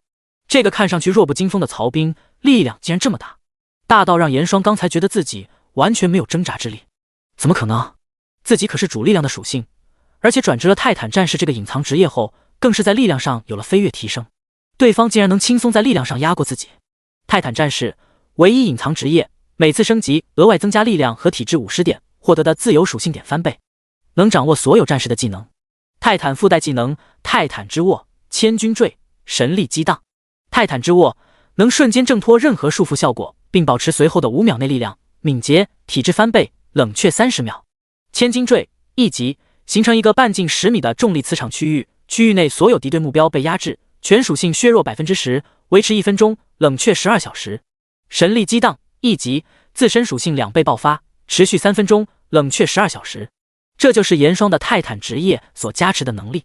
如今的炎霜已然达到了13级，一身黄金装备加持了全属性120，期间获得过一次世界奖励，全属性加50。姓名炎霜，职业泰坦战士，为1，等级13，经验13845800000，力量340加120，敏捷240加120，体质330加120，精力249加120，附加特性坚韧加5，锋利加8，武器烈风黄金级，逐鹿黄金级，装备火山套装黄金级，本命技能2级无敌金身 S， 职业专属技能泰坦之握千斤坠1级，神力激荡1级，附加技能破胆1级，战力评估2阶2星巅峰，附加装备后战力2阶3星巅峰，杀戮币13480，声望500，剩余自由点数0。其实按照目前炎霜的力量属性，不算装备加持，他是比曹彬更强的。毕竟这泰坦职业10级之后每提升1级，可是会额外提升力量和体质各50点，十分的变态。这就是天选的战士，又能扛力量又强，而且他还有个最大的依仗，就是本命技能无敌金身。2级的无敌金身让炎霜能3小时使用一次，每次能拥有5分钟的绝对无敌。可眼前曹彬却让他吃了瘪。其实曹彬心中也很惊讶，此时的他属性可谓极强，刚才那一甩他竟然感到了阻力。这说明什么？说明在纯力量属性上炎霜绝对比自己强，毕竟自己可是穿着暗金全套装备，加持了整整300点的全属性加成，能让他觉得有阻力，可想而知炎霜的力量属性有多强。怪不得陆晨老大对炎霜另眼相待，看来是有道理的。曹彬心中想着，可他此时还是要镇压炎霜，于是他动了。我去！看到曹彬的速度，炎霜不由暗骂一声，这小子不但力量强，速度还极快，怎么可能？银牙一咬，炎霜一声不吭迎了上去。砰砰砰，仅仅几个呼吸，两人就互搏了数十下，发出了沉闷的声响。然而炎霜这时候落入了下风，被曹彬压着打，正在不断后退。大姐头！炎霜的小弟们纷纷惊讶地看着曹彬，双拳紧握。他们也很震惊，竟然有人能压着自己的大姐头打，太可怕了。不过他们似乎并没有太多的担忧，因为他们知道自己的大姐头还没用上全力。嘿嘿，炎霜，这下你不行了吧？让你刚才嚣张，在曹老大面前你也同样不行，认输吧。刘伟几人开始嘲讽，刚才他们可在这娘们手里吃了亏。不过这让他们对曹彬的实力更加忌惮。炎霜有多强，他们领略过了，可现在曹彬完全压着这丫头打，可见一斑。曹彬此时可没有刘维他们如此轻松的想法，他是越打越心惊，这炎霜太能扛了吧。千斤坠！陡然炎霜双目一凝，娇喝出声。下一秒曹彬顿觉全身一沉，属性直接被压制，减弱了 10%。 我靠！第46章底牌进出，出人意料。曹彬完全没想到这炎霜还有这样的技能，身体突然感受到一股莫名的压力，行动顿时慢了下来。炎霜抓住了这个机会，瞬间反杀。砰！噔噔噔！怎么可能？炎霜目瞪口呆地看向曹彬，这一击之下，被击退的竟然还是自己。在千斤坠的重力镇压下，曹彬可是全减弱 10% 的全属性啊！可即使这样，他的力量竟然还高过自己。之前两人的互搏，看来这曹彬并没有用全力。可恶！看着曹彬似笑非笑的样子，炎霜恼怒异常。神力激荡！怒喝下，炎霜的自身属性瞬间翻倍，力量、敏捷、体质和精力分别达到了7204亿8066万0498，再加上全身黄金套装120的全属性加持，实际战力属性达到了8406亿078万0618。这一下，炎霜的全属性瞬间超过曹彬。唰！只见炎霜化为一道残影，全属性暴增后的他瞬息而至，一斧头砍了下来。卧槽！曹彬也被这突如其来的一幕弄得一惊，斧头还没近身，他已经感受到了威胁。要是被这一斧头砍中，自己怕得脱层皮呀！不过他也没有丝毫慌乱，跟着陆晨越级战斗了这么多天，他早不是昔日阿蒙。赐福！只见曹彬低喝一声，赐福启动。一瞬间，他在千斤坠的重力领域内恢复到了自身属性点，抵消了千斤坠带给自己的减幅。面对严霜的一击，曹兵也是提刀而下。当，金铁交加，斧头和法刀相撞，发出了清脆的声响。然后，严霜预想中曹兵被自己一击击溃的场面并没有发生。让你失望了？曹兵竟然纹丝不动地站在原地，对着他露出了玩味的笑容。可恶，这不可能！严霜在这一刻差点陷入癫狂。开什么玩笑？自己用了神力激荡，可是全属性翻倍的呀！而且这曹兵还是在自己的千斤坠重力压迫之下，竟然连让人家退一步都没做到。他哪里知道，曹兵本身在赐福的状态下提升了自身属性的10%，正好抵消了千斤坠的削弱。等于说，目前曹兵15级的综合战力属性分别为力量650、敏捷642、体质650、精力750。光看这个，确实要比严霜此时弱上一些。可曹兵身上的黑灵套装可是拥有坚韧加20和物理术法减伤10%的加持，同样，他拥有的魔山盾一样有着坚韧加50和物理术法减肥10%的加持。这么一来，两者之间的差距直接消除了，所以才导致严霜的这一击并没能击退曹兵。哦，有意思。此时一直在旁观战的陆晨双眼一亮，看向严霜的眼神更加深邃了一些。这神力激荡的作用跟自己的魔化有着异曲同工之处，如果能把他收入队中，倒是一个不小的战力。不过这严霜性子看着比较野啊，得好好调教一下。卧槽，大姐大全力爆发，竟然奈何不了那个曹兵，怎么可能？这个曹兵到底是何方神圣？陆晨我知道，可这曹兵也没见上过世界公道啊！我去，这曹兵都这么厉害了，那他都叫陆晨老大，陆晨的多变态，咱们双姐不会败吧？这时候，严霜这边的小弟脸色大变，一个个心中担忧了起来。要是败了，那他们可就要倒霉了。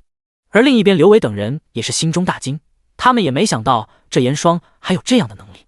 如果刚才他就用出这神力激荡，瞬间就能秒杀他们4个，想想都后怕。当然，同样的，他们对曹兵的强大更加惊恐。在严霜这样的变态攻击下，曹兵竟然还能纹丝不动的防住，简直变态到家了。老娘还不信了！一击未果，严霜怒了，疯狂地再次发动了进攻。可曹兵只是防御，一次次化解着严霜的攻击。时间一分一秒的过去，当1分钟过去，严霜千斤坠的效果失效后，他感受到了曹兵再次强大了起来。10%的削弱，说多不多，其实也不少了。尤其在如今僵持的对战环境下，突然多了10%的全属性增幅，就会形成一边倒的碾压。果不其然，曹兵一恢复，立马反攻了起来。大家也都看出来了，曹兵的职业绝对不是战士和强攻类的近战职业，所以在攻击方面明显没有严霜来的暴力。可越是这样，越让所有人心惊。一个不是主战类的职业，竟然能跟严霜打成这样，甚至压着他打，简直匪夷所思。泰坦之握，严霜娇喝一声，再次发动了泰坦之握。他没有办法了，他的神力激荡只有3分钟的维持时间，现在时间不多了，要是不能快速镇压曹兵，那一切都晚了。其实他已经知道今天这一局自己输定了，因为就算他击败了曹兵，后面可还有个陆晨呢。曹兵是谁他不清楚，可陆晨他可是一直在关注，战力绝对不低。一瞬间，银色的光芒再次包裹住了严霜的双臂，他的全属性在这一刻再次暴涨了1倍。5秒，解决你！严霜的眼神变得无比凌厉，怒视着曹兵，愤然开口。5秒！曹兵一惊，他已经感受到了严霜的变化。他没想到这严霜竟然还能再次强化，可他竟然说5秒，难道说他的这个加持只能维持5秒？想到这里，曹兵当机立断，意念一动，盾牌的技能发动，不动如山。一瞬间，他的5米半径内被一层金黄色的光幕笼罩。砰！严霜的攻击直接撞在了光罩上，发出了闷响。然而如此强大的攻击，竟然连让这光罩晃动一丝都没做到，怎么可能？严霜的双眼都快要瞪出来了。这曹兵到底是什么人？今天带给他的意外和震惊实在是太多了。现在自己可是相当于属性4倍增幅啊，竟然连曹兵的防御都破不开，这防御是不是变态的有点过分了？砰砰砰！严霜疯狂了，不断攻击着光罩，可结果让他欲哭无泪。5秒的时间，他攻击了近100次，没有一点效果。当他泰坦之握的加持消失后，曹兵的光罩也随之消散。严霜则是手握着武器，眼神有些呆滞地看着他，久久无语。不是吧，大姐头败了？哼，都是因为对方的装备和技能太赖皮。曹彬身上的装备品质一看就不是黄金级的，就是一个大男人靠着装备赢，丢人。这时候，严霜这边的小弟们纷纷开始抨击：“闭嘴！是我输了。”严霜虽然脾气暴躁，但也是个拿得起放得下的人。如今自己输了，那就认。哼，今天我输了，我认栽。进城的材料我们交了。严霜冷着脸说道：“哎，还以为他能赢的，这样我们就都不用交入城费了。行了，乖乖交了吧。严霜这么强都打不过，何况是我们。是啊，安全第一，别作死了。”因为严霜的落败，本来城门外那些还抱有侥幸心理的人，全都乖乖开始交材料进城了。更有一部分直接选择了加入陆晨的势力。开玩笑，这么强的后台加入了，自然能有好处。毕竟谁都知道，后面很长一段时间他们都得在这江都城附近生存。你输了，可不是交个材料就能进。现在给你2个选择：一，加入我，你能任意进出城池，以后也不用交材料，他们也能活；二否他们都得死，你也一样。就在众人以为这事已经结束的时候，陆晨走了过来，对着严霜冷声开口：“混蛋，你凭什么？”第47章强势收编，噩耗传来。听到陆晨竟然给出了这样的选择，严霜顿时怒了：“凭什么？呵，凭我拳头大！”话音刚落，陆晨如鬼魅一般突然出现在严霜的面前，随手一挥，砰！严霜瞬间被拍飞，一点反抗余力都没。轰！一声闷响，他狠狠被砸落在地，半天都爬不起来。此时他心中的金句比身上受到的伤痛更甚。要知道，他现在还处在神力激荡的加持中，属性翻倍之下，连陆晨的随手一挥都没能扛住，可想而知陆晨的战力有多强。而且刚才陆晨的速度简直令人啧舌，他们2人之间刚才可是起码相隔20米，眨眼都不到的功夫，人家就出现在眼前，犹如瞬移一般。这样的速度，这样的战力，想要瞬杀自己，就跟碾死一只蚂蚁一样。严霜有想过陆晨很强，可万万没想到他会这么强，强到令人绝望。这一刻，全场鸦雀无声，落针可闻。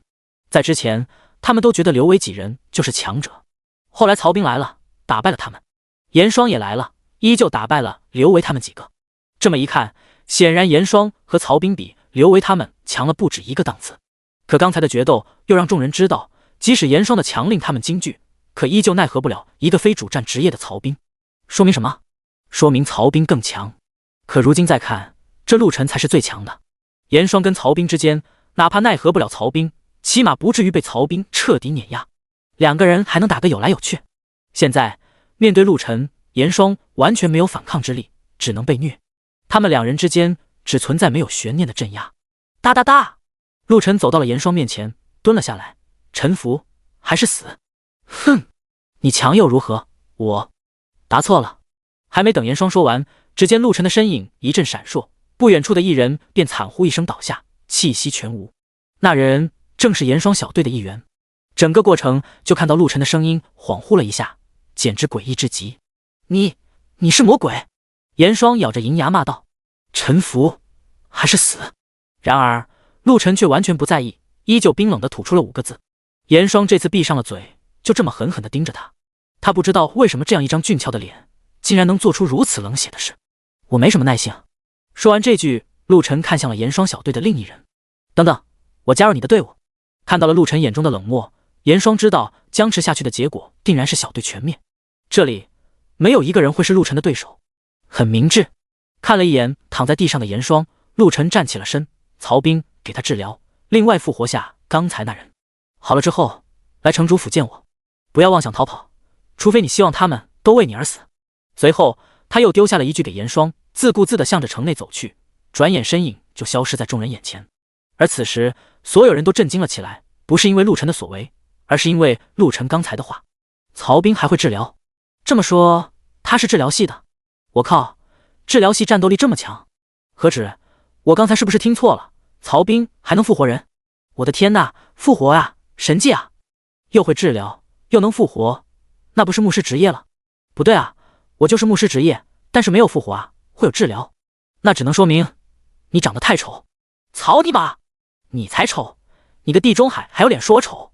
其他人的争论，严霜没有在乎，他死死盯着曹彬。果然，曹彬一言对着他施展了恢复，一下子增加了20%的血量， 2、3下就痊愈了。就连他之前在外面战斗时不小心划伤的伤痕，竟然也在此时全部恢复，看不出一丝痕迹。接下来，所有人都在震惊中看到曹彬对着那被陆晨秒杀的那人一点，那人便复活了，神奇无比。这场景堪比陆晨刚才的强势镇压。实力绝顶固然牛逼，可这拥有复活术的伙伴也是大家组队最想要的。在野外，团队作战让他们很多时候缩手缩脚，就是因为治疗和复活术的欠缺，导致效率极低。这可不是真的游戏，死了还能复活点复活。所以，如果在一个队伍里拥有一个能恢复能复活的伙伴，那是极其幸福的一件事。何况曹彬这个具备最强辅助技能的人，本身的战力都能镇压严霜。这么一想，严霜心里的抵触倒是少了几分。尤其刚才被杀的伙伴也被复活了，怨气倒是平息了许多。哼，陆晨，你等着，等老娘能超越你的时候，新账老账一起算。情势不如人，目前的严霜完全不可能是陆晨的对手，他认栽，但是不会服输。他相信凭借他泰坦的特殊性，属性点早晚能超越陆晨他们。只是想象永远是美好的。如果陆晨只是个正常拥有隐藏职业的人，那严霜要超越他还真不难。可惜陆晨还有着神罚之手存在，那么想要超越他，痴人说梦。陆晨此时已经回到了城堡内，这里被他定为城主府。他嘴角上扬，对这次能收下一员猛将十分满意。至于严霜是不是真心归顺，谁在意？何况陆晨早就有了想法，到时候就算赶他走都不会走。老大，我带严霜来了。没多久，曹彬带着严霜走了进来，这小妞的脸上还是一副不情愿的样子。你自己在右手那边随便选个屋子，以后就是你的住所，我和曹彬住左边的屋子，休整一下，等天一亮，把所有上过世界公告的人集合起来，一起组队去矿洞。陆晨没有跟他见外，直接安排了一番，转身就走了，并没有给严霜任何说话的机会。这么拽？看到陆晨如此冷漠霸道，严霜不由撇了撇嘴。不过既来之则安之，他也不是墨迹的人，直接在右边找了间屋子洗漱了起来。从来到这个世界后，连日作战，一直没有好好休息过。如今竟然能在这里洗到一个热水澡，对女人来说是十分愉悦的事。可突然弹出来的私信让严霜整个身体都颤抖了起来。私信是严霜的妹妹发来的。看完消息后，严霜抱着双腿缓缓蹲了下来，眼泪止不住流了下来。没来这个世界以前，她们姐妹俩一直是相依为命。姐姐严霜的性格比较要强，而妹妹严雪却弱肉的很。可让严霜没想到的是，到了这个杀戮世界后，两人竟然被分散了，并没有被传送到同一个新手村。不过在世界频道里，他倒是联系到了严雪，但是情况很不乐观。好在严雪觉醒的是治疗能力，也比较容易被队伍接纳。可问题在于，严雪跟眼霜一样，长着一副让人痴迷的脸，很容易让一些心思不纯的人动歪脑筋。对于严霜来说，他有着让人恐惧的实力，能镇压这些宵小。可对于严雪这个只拥有治疗能力的他来说，就很危险了。在这几天的私聊中，严霜得知了有几个一直觊觎他妹妹美色的宵小，有些按捺不住了。要不是治疗职业短缺，他还算是队伍里的重点保护对象，恐怕就要被那些家伙欺负了。所以严霜他拼命杀戮，想要快速变强，早点来江都城跟他的妹妹会合。他也一直让自己的妹妹忍耐，一定要熬到进城池的那天。可现在他收到的私信内容是自己妹妹去的主城并不是这里。怎么会这样？第48章寻求帮助，震惊连连。妹妹严雪的消息让严霜整个人都不好了。天河城，你怎么会去了那边？严霜心中极其郁闷，没分在一个新手村也就算了，现在连各自的主城都不在一起。之前严霜也问过江都城的其他人，似乎他们在蓝星的时候都属于江都省的。他还以为这边江都城所汇聚的人都是来自江都省，可现在一切跟他预料的不太一样。怎么办？严霜脑子飞转，突然他想到了一个人。他赶紧洗漱了下，穿上装备就冲了出去。砰砰砰！谁啊？正在休息的陆晨听到房门被敲响，坐起了身，走过去打开房门。门一开，严霜就带着湿漉漉的头发冲了进来，显然就是刚洗完澡。有事？见到是他，陆晨一愣。陆晨，你有没有办法去天河城？天河城？去那干嘛？严霜顿了一下，随后直接把自己妹妹的事说了一遍。原来是这样。陆晨，你要是能帮我接回妹妹，让我做什么都可以。以后你说一，我严霜绝不说二。严霜看向陆晨，咬了咬牙说道。他的双眼带着期盼，对于天河城在哪，怎么去，他一概不知。来问陆晨也是下意识决定。在他看来，也只有陆晨可能知道怎么去天河城。如果他都不知道，那机会就很渺茫了。而且，如果时间拖得太久，那他妹妹就会越来越危险。在新手村，因为小队抱团比较紧，缺失一人都会影响很大。所以，即使他妹妹小队里有人对他有想法，也得忍着。可现在去了天河城，各小队势力就会重新洗牌，就如同江都城这边一样，陆晨掌握了主导掌控权。一旦如此，那时候能治疗能力的人可不少，多他妹妹一个不多，少他一个也不少。在没有法律限制的末世，长得漂亮而无自保能力的话，那就是一场灾难。哦，听到严霜的话，陆晨诧异地看向他，这个霸气十足的丫头，之前自己以力压之，也依旧一副桀骜不驯的样子，如今竟然为了妹妹甘愿臣服，看来姐妹感情很深啊。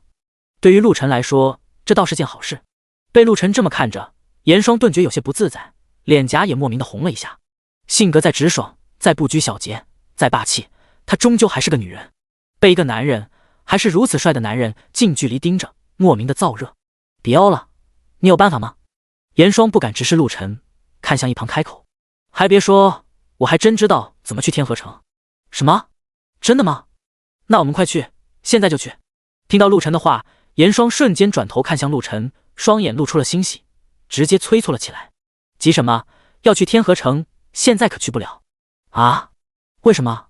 我之前跟曹兵杀怪练级的时候，爆出了一张恶魔谷的地图，那里可以通往几座城池，其中就有天河城。不过什么？你倒是说啊。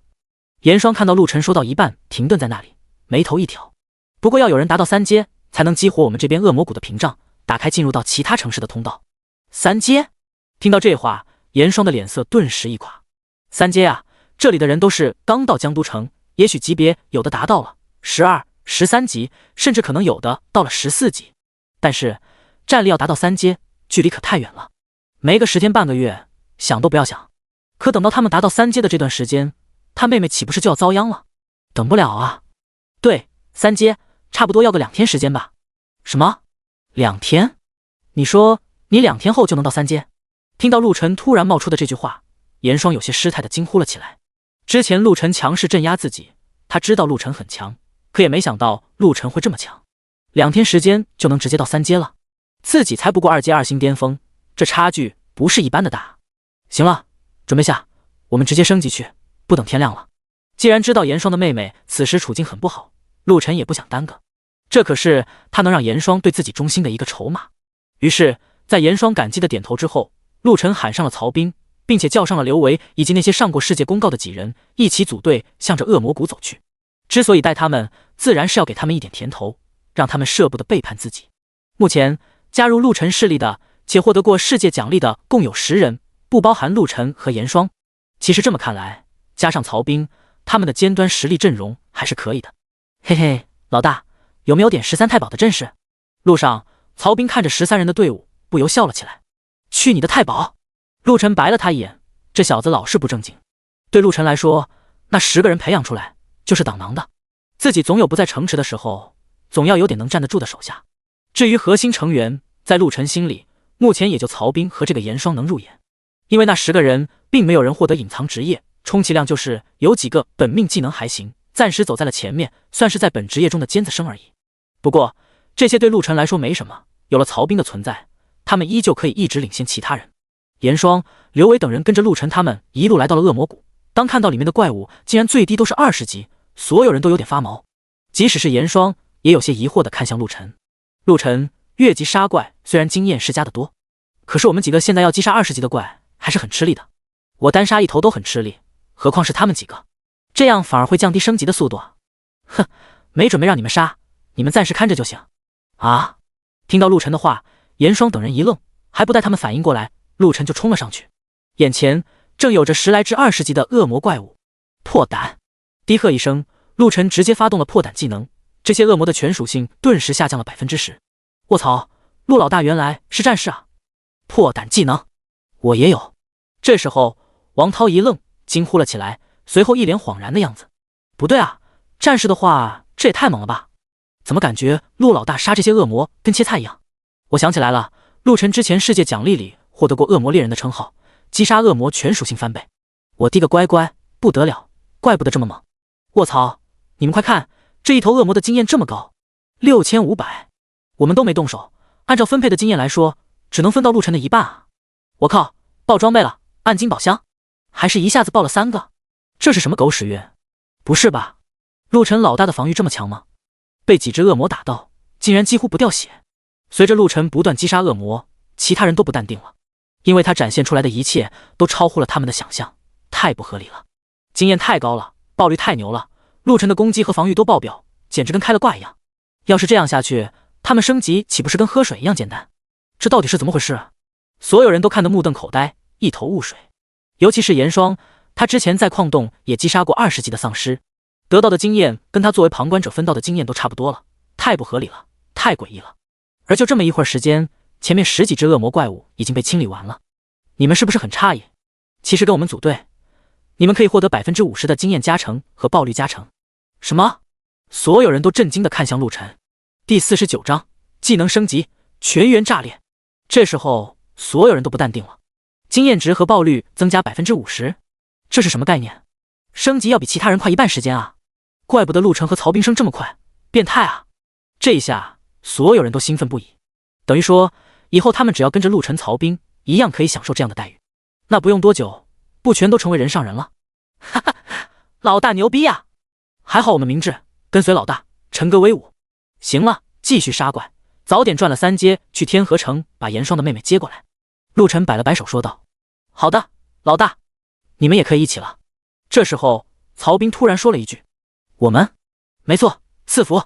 曹冰说完，赐福发动，一瞬间所有人的全属性增加了 10%。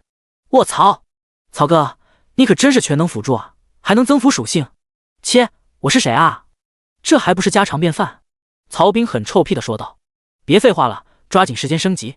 王涛、葛辉，你们2个都是战士职业，轮流和我一起用破胆。收到，老大。王涛2人应声笑着加入了战斗。一群人开始了杀戮，在各种技能的加持下，收割非常迅速。没多久，众人纷纷升级了。哈哈，这经验值涨得真快，爽啊！可不是，简直是 VIP 享受啊！以后谁还会是咱们的对手？杀杀杀！我要升级！兴奋充斥着整个团队。严霜此时也激动不已，他看到了希望。原来陆晨和曹冰还有这本事，怪不得那么强。怪不得陆晨说2天就能到3阶，在这样的状态下，他觉得都不用2天，陆晨就能到3阶。不要怕受伤，使劲杀，多混经验，恢复有我。期间也有人不慎受伤，毕竟这里都是20级以上的怪物，对陆晨来说不算什么，还有着恶魔猎人称号的加持，杀恶魔如切瓜。可他们就没有陆晨这么变态，受伤是难免的。不过在曹冰女神的眷顾照料下，他们都惊呆了，竟然是群体治疗，还一次补充 20% 的血量状态。这里的恶魔怪物虽然能给他们带来伤害，但是每次伤害还不足以秒杀他们，带来的伤害其实也是有限的。毕竟他们这里的都是上过世界公告的，并不弱，所以在曹冰的群疗恢复下，几乎可以瞬间恢复。有了这样的保障，他们杀戮起来完全肆无忌惮，大开大合，疯狂至极，效率直线上升。他们喜欢上了这种感觉，简直太爽了。来到这个世界后，还是第一次觉得杀怪能如此爽，如此无所顾忌。陆晨看着这一切，嘴角上扬，要的就是这样。当他们喜欢上这种感觉，上瘾了，以后可就离不开了。至于担心他们会反超自己，可能吗？就这么一会，虽然他和曹冰还没升级，不过2个人的本命技能都获得了再次升级，这也让2人都惊喜万分。没想到这次这么快就升级了。幸运之神4级，品阶 A， 能增加自身和队伍中所有队友 100% 的经验值和爆率，自身升级属性加成和自由点数每一级增加 100%， 队友增加 50%。野蛮冲撞4级，品阶 D， 可连续发起5次野蛮冲撞，击飞冲撞路线上所有目标，造成被撞目标5秒僵直且损失 10% 血量，被撞目标在10秒内全属性降低 30%， 冷却10秒，距离30米。神罚之手3级，唯一性，品阶未知。你的每次普攻有 50% 的几率获得随机属性永久加2，击杀任何目标将获得双倍爆率、双倍经验，有几率触发开箱品质加1。当2人看到自己升级的技能属性后，全都惊了。我靠！曹冰和陆晨同时爆了个粗口，一脸震撼。其他人则是被2人的反应弄得一头雾水，这是怎么了？曹冰更是直接把他的技能发给了陆晨看，惹得陆晨又是一句卧槽！不怪他们俩震惊，实在是这次技能升级后太牛逼了。先说曹冰，这次幸运之神达到了4级，经验值和爆率直接达到了加成100%，翻倍了。杀怪和爆率都是直接2倍，这还不是最关键的。原本只能他自己享受50%的升级属性和自由点数加成，现在倒好，自身加成变成了100%，直接翻倍。连队友都享受了50%的加成，那以后只要跟他组队的人，属性点都会爆表啊！这一下，但凡享受了这种待遇的人，还能离得开曹兵啊？这个卦可谓开得太大了。不过再看陆晨的，那就更牛逼了。首先，野蛮冲撞虽然只是地级，可达到了4级后，不但多了一次冲撞次数，僵直时间也多了1秒。最关键的是，被撞后10秒内减弱目标30%的全属性，相当于10秒的30%减伤啊！而且持续的秒数增加了，可冷却依旧只需要10秒。这么一算，等于说陆晨只要精力够，可以无限的使用野蛮冲撞来达到无缝衔接，永久减伤30%。那加上他现在的装备20%减伤，陆晨就有了50%的减伤。如果再加上破胆的加持，最高能达到60%的减伤，这可太变态了。一开打，陆晨就拥有60%的减伤，对方还打个屁，只有跪的份啊！再者，神罚之手也达到了3级，让他的触发几率一下子达到了50%，等于2下就会触发一次，而且一次加2点随机属性。这么算，等同于每次普攻都必中，一次加1点，变态啊！之前升级到2级的时候，其实陆晨是有点不爽的，增加了经验值和爆率双倍的加持，却降低了普攻触发随机属性增加的几率。不过当时他也没多想，毕竟经验值和爆率高了，也能弥补下装备的加持，在现在来说还是很可观的。不过这次升级后，一切都超出了预设。最关键还多了一条，有几率开箱品质+1，这说明什么？暗金宝箱有可能开出来钻石装备。想到这个，陆晨就有点激动。钻石装备自己还没见过呀。而经过之前的杀戮，他现在手里就有了12个暗金宝箱、36个黄金宝箱，还有很多白银宝箱等等。你们先杀，我开个箱子。陆晨只是丢出这么一句，自己跑一边开箱子去了。其他人可不知道陆晨升级了什么，有些懵。不过还是很听话的，开始了杀怪。可是这一杀，他们傻了，经验竟然变多了，怎么回事？现在杀一只经验比刚才多了50%。是啊，我也发现了。说着，所有人看向了曹兵。嘿嘿，我的技能升级了。随后曹兵也没什么顾忌的，直接打开了他的面板，把自己的本命技能展露给了他们观察。当然，这行为也是陆晨之前就允许的，有时候就是要暴露点东西给他们看看，才能让他们更加不愿意离开，更好的为他们服务。卧槽！果然，看完曹兵的本命技能，所有人都惊呆。不光是经验值和爆率的翻倍加成，最主要是后面那一段升级能加这么多属性。我的天，怪不得曹哥你这么猛，原来还能加成升级属性点和自由点。曹哥，这意思我们现在如果再升级，也能加成50%的升级属性点和自由点？没错。曹兵笑着点头。哇靠！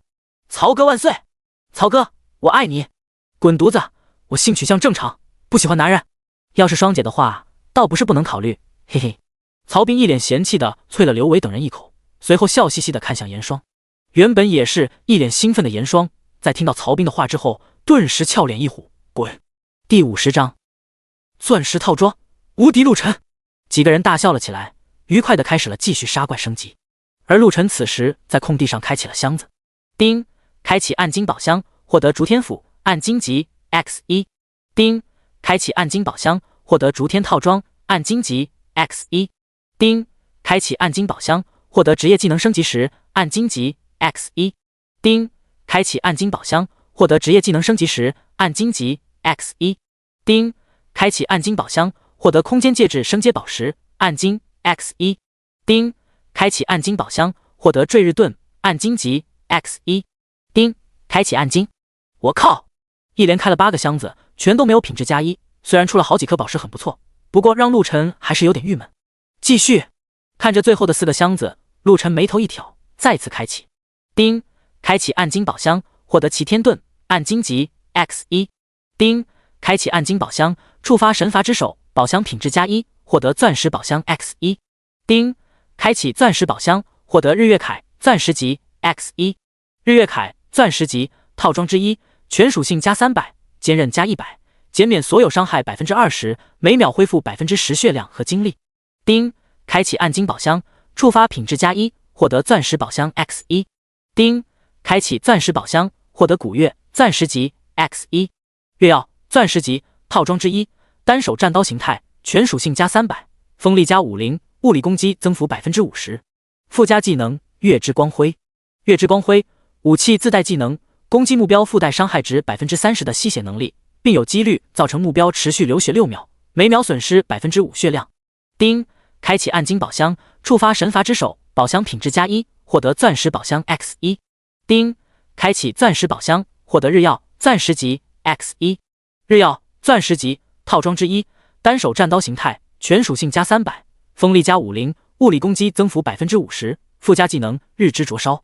日之灼烧武器自带技能，所有攻击附带灼烧效果，额外增加20%伤害。提示：日月铠、月曜。日曜为3件套装及其可激发套装属性。套装属性：全属性额外加100，伤害减免额外增加10%，物理攻击额外增加10%。陆晨瞪大了眼睛，看着开出来的这4个宝箱，他没想到竟然在最后3个宝箱人品爆发，连中3元，触发了3次品质+1。更让他兴奋的是，这3件装备竟然还是套装，这还是他第一次获得套装，尤其是这3件套给自己加持的属性简直炸裂，光是减伤就达到了30%。如此一来，陆晨目前的减伤再次提升，达到了可怕的70%，完全就是打不死的小强，这让陆晨更加有了底气。其次，2把武器的本体物理增幅总共加成了110%，日之灼烧技能还额外附带了20%伤害，等于多了130%的伤害。也就是说，陆晨不需要施展任何其他技能，也不需要其他的 buff 加持，攻击就已经翻了1倍多，对上恶魔更是直接增加了2倍多的伤害。如果加上曹兵的赐福和自己的魔化，简直不敢想。现在的陆晨要是战力全部爆发，那绝对是人形暴龙，无人可敌。就在陆晨兴奋之际，全身突然一股热流传来，他竟然升级了，达到了17级。姓名：陆晨，称号：恶魔猎人，为1，职业：修罗，为1，等级17，经验6336350000，力量960加1000，敏捷930加1000，体质945加1000，精力1035加1000。附加特性：坚韧加100，锋利加100，伤害减免30%，物理增幅110%，每秒恢复10%血量和精力。武器：日曜钻石级，月曜钻石级。装备：日月铠钻石级。本命技能4级野蛮冲撞地。职业专属技能再生魔化3级。附加技能破胆1级，前行1级，元素攻击火1级。战力评估2阶9星，附加装备后战力2阶巅峰极限。其他技能不可升级，钢化黄金级。杀戮币98575，声望2000，剩余自由点数0。当陆晨换上装备加完点数后，属性值直接爆表，综合战力又被卡在了2阶巅峰的极限，只要转职后就能再次突破瓶颈。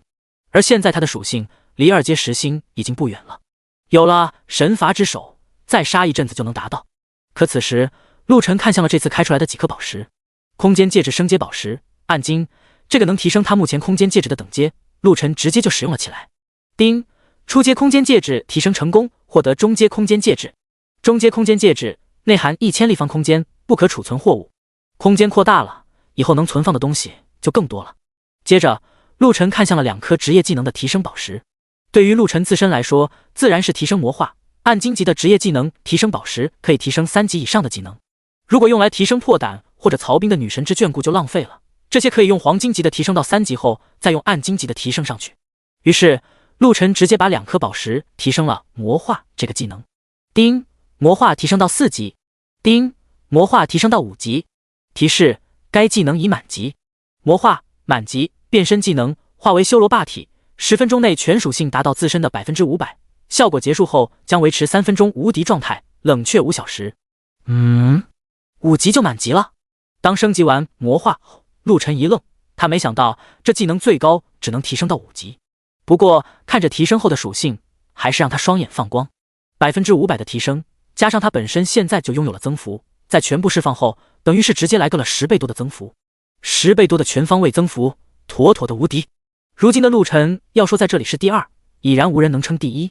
忙完这一些，陆晨直接把所有的宝箱开了起来。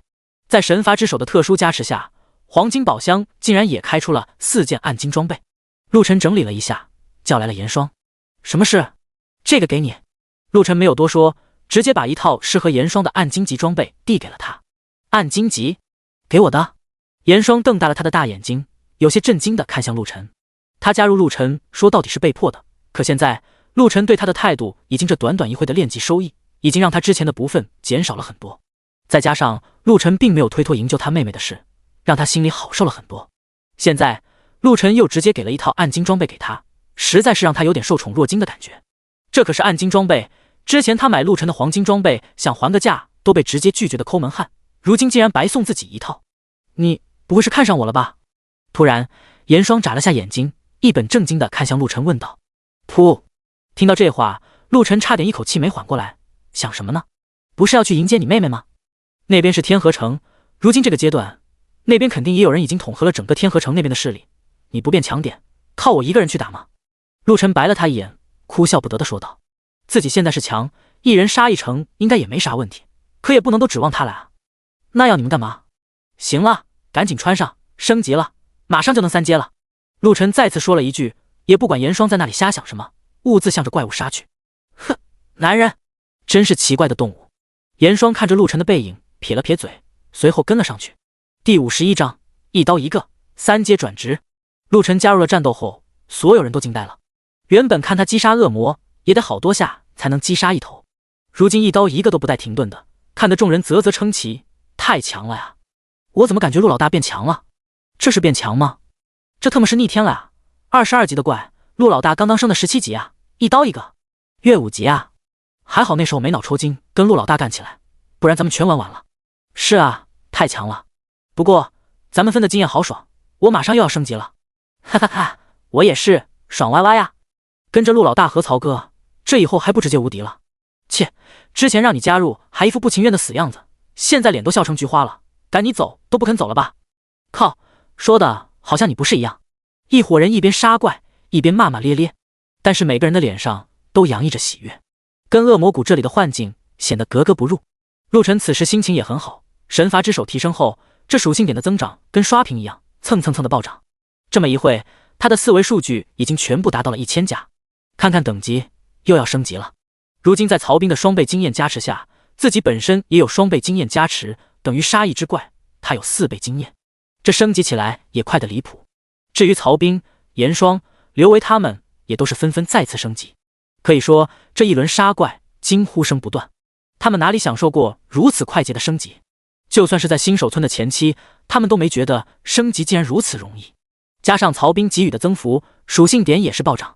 更让他们开心的是，这么一会，每个人都获得了至少1件暗金装备。当然了，陆晨开箱有了加成后，这期间又开出了4件钻石装备，其中3件给了曹兵，毕竟他才是陆晨小队的元老，也是核心力量。多出来的1件丢给了严霜，刚好是一把战斧，这让其他人都羡慕不已。但是他们并没有说什么，他们很明白，曹兵和严霜才是陆晨认定的核心人员。鸟枪换炮，曹兵和严霜的战力得到了大幅度的提升。撇开陆晨不说，如今的曹兵防御力强悍，就算站在那里给人打，估计都要打到曹兵精力值清空才能让他受伤。因为此时的曹兵又得到了2颗黄金级的技能提升宝石，把女神的眷顾直接拉到了3级。女神的眷顾3级，群体治疗技能，每次施展能恢复以自身为核心半径50米内所有队友的 50% 血量，并恢复所有不利状态，每次消耗精力30，一次恢复 50%才消耗30的精力。按照如今曹兵的精力值，根本毛毛雨。只要队友不是被秒杀，哪怕只剩皮血，2次就能刷满全队血量了，而且还能恢复所有的不利状态。这不利状态包括了任何伤口修复，你骨折了，5脏6腑被轰烂了，只要不死，都能瞬间给你恢复如此，绝对神技。可以说有了曹兵的这个技能，想死都难。再说了，真死了，曹兵还有神域这个技能可以复活你。叮，恭喜等级提升，目前18级。随着提示音响起，陆晨瞬间斩杀完身边的几头恶魔，停了下手。与此同时，曹兵也提升到了17级，严霜则是达到了16级，刘伟等人都达到了15级。没想到这么一会我提升了3级，真快啊，跟做梦一样，这速度比之前1到10级提升都快。哈哈，这属性点涨得我都不知道说什么了，太爽了。每个人此时都开怀大笑，来到末日杀戮世界后，此时可谓是他们最开心的时刻。就连严霜也是双眼光芒流转，脸上掩不住的喜悦。他在刚才也提升了2级多，是真得爽。好了，我现在回去转职，你们几个回去安排一下，等会马文琪和侯军你们2个带人去丧尸矿洞清理掉剩下的丧尸。刘维，你们剩下的几人负责守城和招收手下。还是老规矩，加入的安排住所和装备，不加入又不肯缴纳的，让他们外面待着。啊，老大，我们也想跟你去天河城，去接个人而已，不需要这么多人，我带着曹斌和严霜过去就行了。对了，那丧尸矿洞清理完后，你们就派人轮流驻扎，你们2个也得留人在那里看守，里面的金属和宝石必须收集上来，不可外流。宝石？什么宝石？听到陆晨这么说，马文琪几人疑惑地看向他。我在里面开采金属的时候，发现能挖出提升装备等阶的宝石，集齐5颗就能将一件黄金装备提升到暗金级别。什么？还有这样的宝贝？没错，所以你们的任务很重，消息不要外流，所有挖出来的宝石和金属都收集到我的城堡仓库，我后面有用。好的，老大。听到这话，马文琪几人立刻应承。陆晨扫了他们一眼，点了点头。这样的宝石要是拿出来卖，肯定是疯狂，等于是能获得暗金装备的机会。可是马文琪几个人在听到这个消息后，震惊是有的，但是眼神里几乎没有贪色，这让陆晨很满意。他们不贪吗？没小心思吗？呵呵，当然都有。但是他们都是聪明人，在享受过这次跟陆晨一起练级的过程后，他们都明白，跟着陆晨混才是最好的选择。什么宝石，什么暗金装备，只要对陆晨忠心，这些早晚都会有，甚至还有更好的。没看到严霜、曹斌都一身钻石装备了，甚至他们几个也都至少混到了1件暗金装备。全身暗金装备的日子还远吗？要是在这里为了贪墨宝石和金属材料得罪了陆晨，那才是蠢货。一行人整理了一下，向着江都城走去。老大好！此时的天都城门口，2队守城人员笔直地站在门口，向着归来的陆晨行礼。辛苦了，这些装备你们拿去分。陆晨一挥手，一堆白银装备出现在他们面前。谢谢老大。守卫们满脸笑容，白银装备对于陆晨来说不算什么，可是对于他们这些人就是极品啊！守个门就有这样的待遇，睡着都要笑醒，这让他们觉得果然没有跟错人啊。做得很好。陆晨同时回头看了一眼刘伟，这小子虽然心思很多，不过这管理方面还是有一套的，才一晚上就把这些人安排得明明白白，是个人才。嘿嘿，我应该做的。刘维笑着应道。去办你们该办的事吧。陆晨交代完后，便向着城内的体育馆走去。他要转职了。第52章惊人变化，恶魔结界。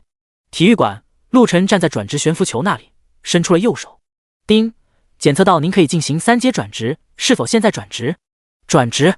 意念沟通完毕，一阵光华落下，陆晨的全身涌起暖流，被压制的属性此时正在疯长。大约15分钟后，他睁开了双眼。这就是3阶的力量。此次转职，陆晨感受到了明显的不同，仿佛生命也在这一刻得到了升华。冥冥中，他对自身的力量掌控和技能的运用似乎更上了一层楼。3阶，每提升1级，全属性加100，额外100点自由属性点。提示：达到3阶后，各职业的专属优势开始发挥作用，职业专属技能威力翻倍，战力星级评定规则将改变。3阶战力星级评定，达到3阶后，单项属性达到1000点为1星战力，达到2000点为2星战力，以此类推，单项属性点达到10000点为10星。提示：修罗职业因为是唯一性隐藏职业，需要4维都达到1000点才算是1星战力，4维都达到2000点才算2星战力。后面以此类推，当4维全都达到10000点才可进行4阶转职。哦，3阶原来变成这样了。职业专属优势发挥，职业专属技能威力也翻倍了。看到这个，陆晨一愣，随后看向了自己的职业专属技能。再生，消耗1半精力值，可完成再生能力，瞬间治愈任何创伤。魔化，满级，变身技能，化为修罗霸体，10分钟内全属性达到自身的 500%， 效果结束后将维持5分钟无敌状态，冷却2小时。破胆，1级，战士专有职业技能，可对半径20米内的所有敌对目标发动破胆攻击，致使其全属性下降 20%， 每次消耗精力时持续10分钟，冷却半小时。元素攻击，1级，可逐渐掌握金木水火土风雷光暗9大元素进行元素攻击，造成极大的伤害，每次攻击消耗精力5，目前1级，掌握元素为火、水。前行，1级，可隐藏身形，维持10分钟，除特殊技能不可勘测。攻击或被攻击将解除前行状态，破除前行状态的30秒内获得战力增幅 10%， 下一次使用需要间隔5分钟。果然度增强了。看着这些技能，陆晨眼睛一亮。再生需要消耗的精力值减半了，这样的话，自己可以瞬间完成2次再生。有了这个，自己存活的概率又得到了大幅的提升。魔化的属性增长虽然没变，可是效果结束后维持的无敌状态时间加长了，5分钟的无敌够他做很多事了。就算是真碰到连自己都打不过的目标，跑也能跑很远了。而且魔化的冷却时间也缩短了，2小时就可以施展一次，非常不错。破胆减伤再次增加了 10%， 这样陆晨的全状态免伤效果就达到了 80%， 还有几个能打得动。再说这个破胆的等级可是能提升的，到时候一旦达到了 100%， 那就是无敌防御，简直变态。只有他能打人，人家打不动他，这是什么感觉？一定会让敌人抓狂。至于元素攻击，这个陆晨暂时并没有太过在意，不过由于达到了3阶，多激活了一个水元素的掌控，这倒是不错。水元素可是千变万化的，应该能弄点好玩的东西出来。最后这个前行维持的时间翻了1倍，并且在被破除前行效果后，还拥有了30秒的 10% 战力增幅，这倒是让陆晨又有了一个战力增幅的手段，很爽。而转职到了3阶，陆晨此时的综合战力也达到了18级，3阶2星。看了下属性，陆晨关上了面板。他的修罗职业是一个需要全面发展的职业，所以他3阶后战力提升星级，跟其他人不一样，需要4维都达到1000。但是相比之下，同样是1星战力，陆晨肯定是要比其他人都强的。至于这些属性点，他有着神罚之手，自然不担心点数不够的问题。整理了一下，陆晨走了出来。走吧，去天河城。好。早就等在外面的严霜和曹冰闻言双双点头。城门口，刘伟等人早就等在这里。老大，祝你们一路顺风。你们抓紧收集资源，城墙的加固似乎也开启了，总感觉到时候这个世界要闹点幺蛾子，优先完成城墙巩固。放心吧老大，你之前都交代过了，我们一定完成任务。那我们走了。陆晨交代了2句，直接带着严霜和曹冰离去。城墙加固的提示也是这次回城的时候陆晨发现的，之前城墙可没有触发这个提示，这让陆晨总有种不好的预感，于是才有了这个交代。联想到之前在新手村那恶魔巴塔的夜袭，加上之前世界公告说的15天即将到达，会有灾难降临的事，陆晨在想，会不会这里也有游戏里看到的那种怪物工程？不得不防啊。不过收集材料这事交给刘维他们也够了，如今能来城池的人也多。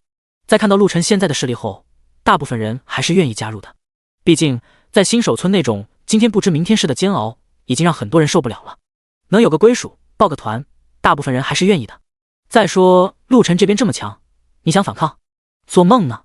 好死不如赖活着，也就大部分都臣服了。至于刺头也不是没有，不过都被杀鸡儆猴了。这也是陆晨交代的，真能独当一面的，早在前2天就过来了，到现在才赶来城池的，也只能是炮灰角色。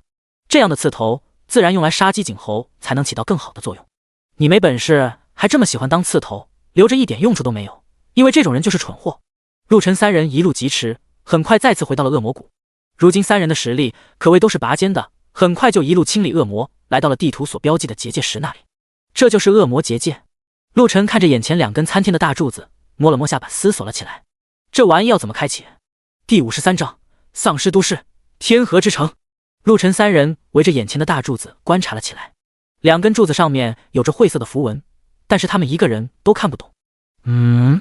突然陆晨发现每一根柱子上面都有一个像猫眼一样的宝石，于是他走了上去，尝试着触摸了一下。嗡！猫眼石散发出璀璨的光芒，一瞬间这颗猫眼石所在的柱子慢慢亮了起来。陆晨一愣，随即如法炮制，将另外2根柱子上的猫眼石也触摸了一下，果然另外2根柱子也亮了起来。叮！检测到触发者已达到3阶，可以开启结界传送门，请选择要传送的区域。提示在这一刻弹出，随后列出了无数的城池。我靠，居然有这么多城池！看到列表上的城池名字，曹冰在一旁惊呼了起来。毕竟整个蓝星的成年人都被传送到了这里，有这么多城池很正常。陆晨边看边说，不断翻查着天河城所在。在这里，找到了。半晌，陆晨笑了起来，终于找到了天河城的选项，直接点了上去。叮！是否现在开启通往天河城的传送门？是。叮！天河城传送门开启中。下一刻，3根柱子爆发出刺眼的光芒，形成一个三角光幕，不断扩大拉升。嗡！在些许震动之后，光幕稳定了下来，形成了一道门户。叮！天河城传送门已开启，通过即可到达天河城所在区域。成了，走吧。陆晨笑了起来，对着严霜和曹冰挥了挥手，率先踏入了光门。严霜和曹彬也是直接跟了上去，跨入光门之内。眼前不过恍惚了一下，入目的景色全然不同。刚才陆晨三人还在恶魔谷之中，可现在他们眼前的景象竟然是一片街区，不过到处都充斥着血腥和破败，很像电影里那种被丧尸清扫过的末日都市。街道两侧的店面招牌灯箱还时不时闪烁着电光。老大，这里跟咱们那边好像不太一样啊。是不太一样？难道说每个区域的环境都不同？听到曹彬的话，陆晨也点了点头，不断观察着四周。陆晨他们所在的新手村和江都城更像是深山老林那样的幻境，可这里似乎到处都充斥着现代化都市的元素，不过是那种被丧尸已经捣毁的末日都市。街道上更是能看到各种汽车、摩托横七竖八的撞在一起，还冒着青烟，乱糟糟的。走，去那边看看。陆晨看了看面板显示的地图，上面并没有显示任何信息，就像是打游戏的时候地图还没被开荒过，所以显示的还是迷雾状态。只是在板块上多了天河2个大字和显示出了他们刚才过来的传送门位置，所以陆晨直接随便指向了街道的一个方向。严霜两人点了点头，反正他们也不知道方向，陆晨所指的方向还隐约有个群体建筑物的影子。呵呵，没走多远，突然一阵类似喉间发出的声音响起，几只丧尸走了出来。25级。看到这几只丧尸，三人一愣，没想到随便走出来几只丧尸竟然是25级的。不过转念一想，传送门那头是恶魔谷，里面都是20以上的恶魔，那么穿过传送门，这边应该也是一样的情况。这时候丧尸也发现了陆晨三人，速度瞬间加快，对着三人就张牙舞爪地冲了过来。那枯黄发黑的稀疏牙齿不断发出让人不适的摩擦声。嗖！陆晨率先冲了上去，如今的他已然达到了3阶2星，斩杀25级的怪物已然很轻松。手中双刀挥舞，日耀散发出红色的火舌，瞬间吞没了那几头丧尸。几头丧尸还没翻起浪花，就被陆晨直接秒了，尸体也被日耀所带的技能瞬间燃烧成了黑灰，一干二净。丁，击杀丧尸，获得杀戮币1600，经验值2万，黄金宝箱 X4。丁，击杀丧尸，获得杀戮币1600，经验值2万，白银宝箱 X8。丁，击杀丧尸，获得杀戮币。丁，普攻触发神罚之手，获得力量属性永久+2。丁，普攻触发神罚之手，获得体质属性永久+2。丁，几只丧尸被杀，陆晨这边的提示音连续响起。如今有曹彬的幸运之神和自己的神罚之手，陆晨的经验值、杀戮币和获得的宝箱数量全都直接成了4倍，还是让他觉得很爽的。至于曹彬和严霜，那就只能获得2倍的经验值了。不过即使这样，也让人望尘莫及了。陆晨把宝箱直接开启，倒是触发了3次品质+1，获得了2件暗金装备，还有1次品质+1是在白银宝箱上触发的，获得了1枚黄金级的职业技能宝石。陆晨直接用在了他的破胆技能上。破胆2级，战士专属职业技能，可对半径30米内的所有敌对目标发动破胆攻击，致使其全属性下降 30%， 每次消耗精力15，持续10分钟，冷却半小时。呵，又多了 10% 的减伤，不错。这一下陆晨如果在开启野蛮冲撞和破胆的情况下，减伤能直接达到 90%。 要知道现在陆晨的野蛮冲撞是可以无缝衔接的，在如今装备的加持下，可以永久保持 60% 的减伤，加上破胆就是 90% 减伤。虽然这个全胜状态只能维持10分钟，已经足够，毕竟就算去掉破胆这个状态，也能达到 60% 的减伤，已经非常变态了。随后陆晨把黄金和白银装备继续摆上了交易频道。交易频道可是面对整个杀戮世界的人，装备可谓是供不应求，尤其是现在大部分人都去了城池，杀戮币和材料的获取也多了起来。陆晨用装备直接换取了大量的材料和杀戮币，很是轻松。至于暗金装备，陆晨则是暂时留了下来，到时候回去给自己的骨干小弟用。毕竟市面上目前暗金装备还不会流通起来，就算打到了有多也不会去卖，除非等钻石装备拥有者多起来后，暗金装备陆晨才会拿出去卖。必要的差距还是要拉开点，占领主导地位。而且目前看起来，这钻石的装备似乎在现有地图和怪物身上并不会爆出来。陆晨能得到钻石装备，靠的是他的 bug 本命技能，否则暗金级已经是暂时最顶尖的装备了。随后三人继续前行，开始向着一个方向快速推进。有陆晨在，路上遇到的丧尸可谓是不堪一击，完全就是来送装备的存在。这还没找到天河城，一路上的经验倒是快要让3个人又要升级了。老大，那边是不是天河城？就在3人刚闯出这片街区的时候，曹彬眼尖指着老远的一个巨大轮廓喊了起来。第54章，嚣张守卫，尸首分离。看着远处的轮廓，还真的像是一座巨大的城池。走，我们过去看看。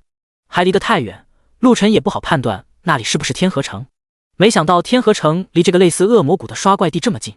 曹彬再次说道，在江都城那边，从城池到恶魔谷可是有着不小的距离，起码你站在恶魔谷边缘是完全看不到天都城的轮廓。可这里似乎很不一样。三人向着黑影轮廓快速奔去，严霜此时的心情十分紧张和焦虑。妹妹，你怎么样了？我们已经来到天河区域了，正在向你们天河城过去，你还好吗？妹妹，你说话呀，在吗？严雪，你回句话啊，不要吓我。严雪，一路上严霜不断给自己的妹妹严雪发去消息，可严雪一直没有回复，这让严霜心里觉得十分不对劲。陆晨，到了这边后，我妹妹一直不回复我了，我们快点吧，我怕她可能出事了。好。陆晨闻言也是应了一声，立刻开启了全速，双手一左一右，直接拉起了曹彬和严霜。我靠！当两人被拉着奔跑后，曹彬直接懵了。他可谓跟陆晨待的时间最长，知道陆晨非常强，可这也强得有点过分了呀。记得当初自己刚遇到陆晨的时候，速度上自己还是能追一下他的，可现在才过了几天，陆晨的全速奔跑竟然如此之快，如今的速度打死他曹彬也追不上啊！说句难听的，吃屁都赶不上热乎。我靠，这是天河城？开玩笑吗？当三人跑近了，看到眼前的景象，全都懵了。这叫城池？这完全就是一座巨型的参天大厦啊！一座高耸入云且占地面积大到离谱的大厦出现在陆晨他们眼前。要不是那大厦一层，那两扇高大的大门上面写着天河城3个字，谁会想到这是城池？不过在这大厦的四周竟然有着高约5米的电网，一眼望去似乎只有一个口子能出入。而电网到大厦外围的这片空地上，竟然竖立着各种奇葩的铁架子，上面似乎还挂着什么。当他们走近定睛看去的时候，不由眉头皱起。原来那些铁架子上吊着的是人，有的已然皮肤干枯破裂，没了气息，身上更是许多触目惊心的伤口，深可见骨，此时伤口早已腐烂。而有的还在不断发出惨呼，下面还有着一些人正在对他进行着酷刑鞭打，简直惨不忍睹。我操，这些人太可恶了吧！真要不服，直接杀了就算，竟然这么折磨人。看到此景，曹彬直接愤恨地说道。而严霜此时则是不断扫视着这些铁架子上的人，生怕有一个就是自己的妹妹。生面孔，你们是刚新手村过来的吗？哟呵，还有个漂亮的小妞啊，嘿嘿嘿。这时候守在出入口的守卫看到了陆晨三人，当他们看到严霜的时候，很明显那几个守卫的眼神都变了，就像是看到了猎物，双眼放光。甚至其中有2个守卫更是笑着地走了过来，伸手就要向着严霜摸去。显而易见，这些守卫不是第一次干这样的事，完全肆无忌惮。找死！严霜哪里能忍得了这样的杂碎，娇喝一声，一拳直接轰出。砰！一声闷响，首当其冲的那人直接被严霜一拳轰得倒飞出去近100米，轰然趴倒在地，连个抽搐都没有，直接没了动静。死！其余几个守卫被这突如其来的一幕惊得倒抽凉气，原本淫邪的笑容也在这一刻荡然无存，有的是只剩下惊惧。眼前这个绝美的女子竟然一拳就将自己的同伴放倒了，她死了。后面的守卫看着地上的那人，探查了一下之后，惊得舌头都开始打结。一拳人死。虽说这被打死之人不是什么强者，但也并不弱，在他们守卫之中也算是实力排前的，可如今一个照面直接给嘎了，这也太恐怖了。敌袭！与此同时，这些守卫反应了过来，立刻高呼了起来。刺耳的警报声响起，场面一片混乱。在电网内的那些守卫纷纷向着入口处汇聚而来，而天河城的大厦之内，此时也有一大群人跑了出来，向着这边跑来。混账！你们是谁？为何伤我的人？当头一人身高体壮，面相凶狠，脸上更是带着一条触目惊心的刀疤，让人一看就不是善类。一出来，大概了解了一下情况后，立刻对着陆晨几人沉声怒喝了起来。而四周的人似乎对他十分敬畏，态度十分恭敬。显然，这个刀疤脸应该就是他们这里的头领之一。然而，陆晨扫了一眼围过来的人后，并没有想着回答他任何问题，他直接动了。在所有人还没反应过来之际，他的身影闪烁了一下，瞬间出现在那个刀疤脸身前，冰冷的战刀已然架在了他的脖子上。你们这里有个叫严雪的，他在哪？感受到自己脖子上那冷冰冰的刀口，刀疤脸整个人都是一阵机灵，心里早已惊涛骇浪。自己在天河城可是个头目，实力绝对在前10之列，不然也不会让他来管理这天河城的门户要职。可即使这样，他竟然没有半点察觉，就被眼前这个男子莫名其妙的近身了，连刀都架到脖子上了，简直匪夷所思。哼，你是在找死？这里可是天河城，你要是胆敢动我一下，必定死无葬身之地。不过刀疤脸也只是惊惧了一下，随后就故作镇定的开始威胁。这里毕竟是天河城的地盘，之前收服这些手下的时候，不是没碰到过难对付的刺头，最终还不是一个个被训得服服帖帖。真要是无法拿捏的，直接就弄死了。刀疤脸可不相信陆晨他们敢动自己，自己要是有个三长两短，这里的人会放过他们，是吗？然而让他没想到的是，陆晨根本不会在意他的威胁。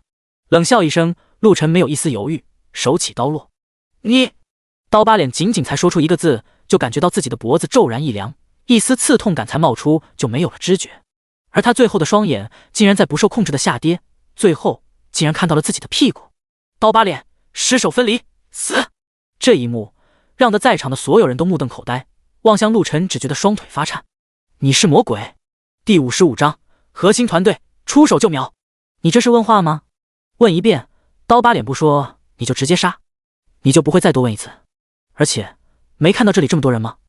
你们才几个人，一点顾忌都没的吗？太疯批了吧！陆晨的所为让所有人都惊惧万分，这是个杀神，一言不合就杀你，完全不给你第二次机会，更别说威胁。看陆晨那样子，完全不吃这套啊！在他们的想法里，如今这个阶段，大家的差距还不会特别大，就算是他们老大的直属战斗团，一个个实力都很顶尖，可在这么多人的围攻下，也一样会有所忌惮。然而眼前这个男人完全不管不顾，你敢威胁就杀你，话都懒得多跟你说一句。这时候陆晨的眼神看向了人群中站在前面的另外一人。严雪刚被老大带去了他的房间，那人被陆晨一看，莫名的恐惧，还不待陆晨再次开口，直接脱口而出：他房间在哪？你带路。陆晨眉头一皱，冷声说道：我。噗嗤，这一次不是陆晨出的手，严霜直接一斧头结果了这人。你赶紧带路去你们老大房间。严霜听到那人说自己妹妹被带到了他们老大的房间，早就急不可耐，见到此人磨磨唧唧，直接下了死手，更是再次看向了另外一人。是，这边请。那人可不敢耽搁，直接做了个请的手势，就转头带路了起来。开玩笑，被杀的两人都是他们的头目，尤其是被陆晨斩杀的刀疤脸，那可是天河城战力前10的存在，更是上过世界公告。这样的强者，一点反抗的机会都没有，就被秒杀了。他们这些当小弟的，还敢上去找死？人多又如何？散兵游将，何谈凝聚力？刚才那几下早就吓破了他们的胆子，在面对陆晨他们这样的惊人手段后，早就没有了勇气。战力如此可怕的存在，谁愿意当出头鸟？至于道义，这里是末日杀戮世界，讲道义，白痴而已。看着陆晨三人走过去，哪怕在场那么多人都纷纷后退，很自觉地让出了一条道来。这一刻，没有一个人敢多说什么。他们从新手村走到这里，已经很明白一个道理：末日杀戮世界，一切讲实力。你的拳头硬，你就是老大。再说了，天河城这边所谓的势力虽然是整合了，但也只是刚刚形成而已。强迫手段自然为主，没几个是心甘情愿，只是情势比人弱而已。再说了，他们这里的老大可没有陆晨那样的绝对实力和给不完的装备分享，更没有曹斌这样变态的辅助 buff 存在。碰到陆晨这样的情况，自然是退避为主，谁会为了个那样的老大来真的拼命？那不是傻缺吗？站住！这几人是谁啊？上面是老大的私人领地，狗蛋，你小子活腻了，敢随便带人上去？当那人带着陆晨三人来到天河城99层的时候，直接被人拦住。天河城一共100层，竟然还有电梯，这倒是让陆晨几人有些意外。而电梯只能到达99层，最上面一层必须要步行上去。可在99层这里有着守卫，他们是……就在狗蛋要解释的时候，陆晨直接身影一动，拦住去路的2个守卫，直接见了上帝。死！这让狗蛋和99层其他几个守卫同时一惊。操！你找死！其他的守卫被这突如其来的一幕惊呆了，随后就是怒喝，更有人直接拉响了警报。能在99层当守卫的，自然就是他们老大的亲信，所以陆晨也没有废话，直接出手。而真正的团队核心力量也都住在这一层。警报一响，破风声四处响起，几十个人纷纷向着这边围来。什么事？你们是谁？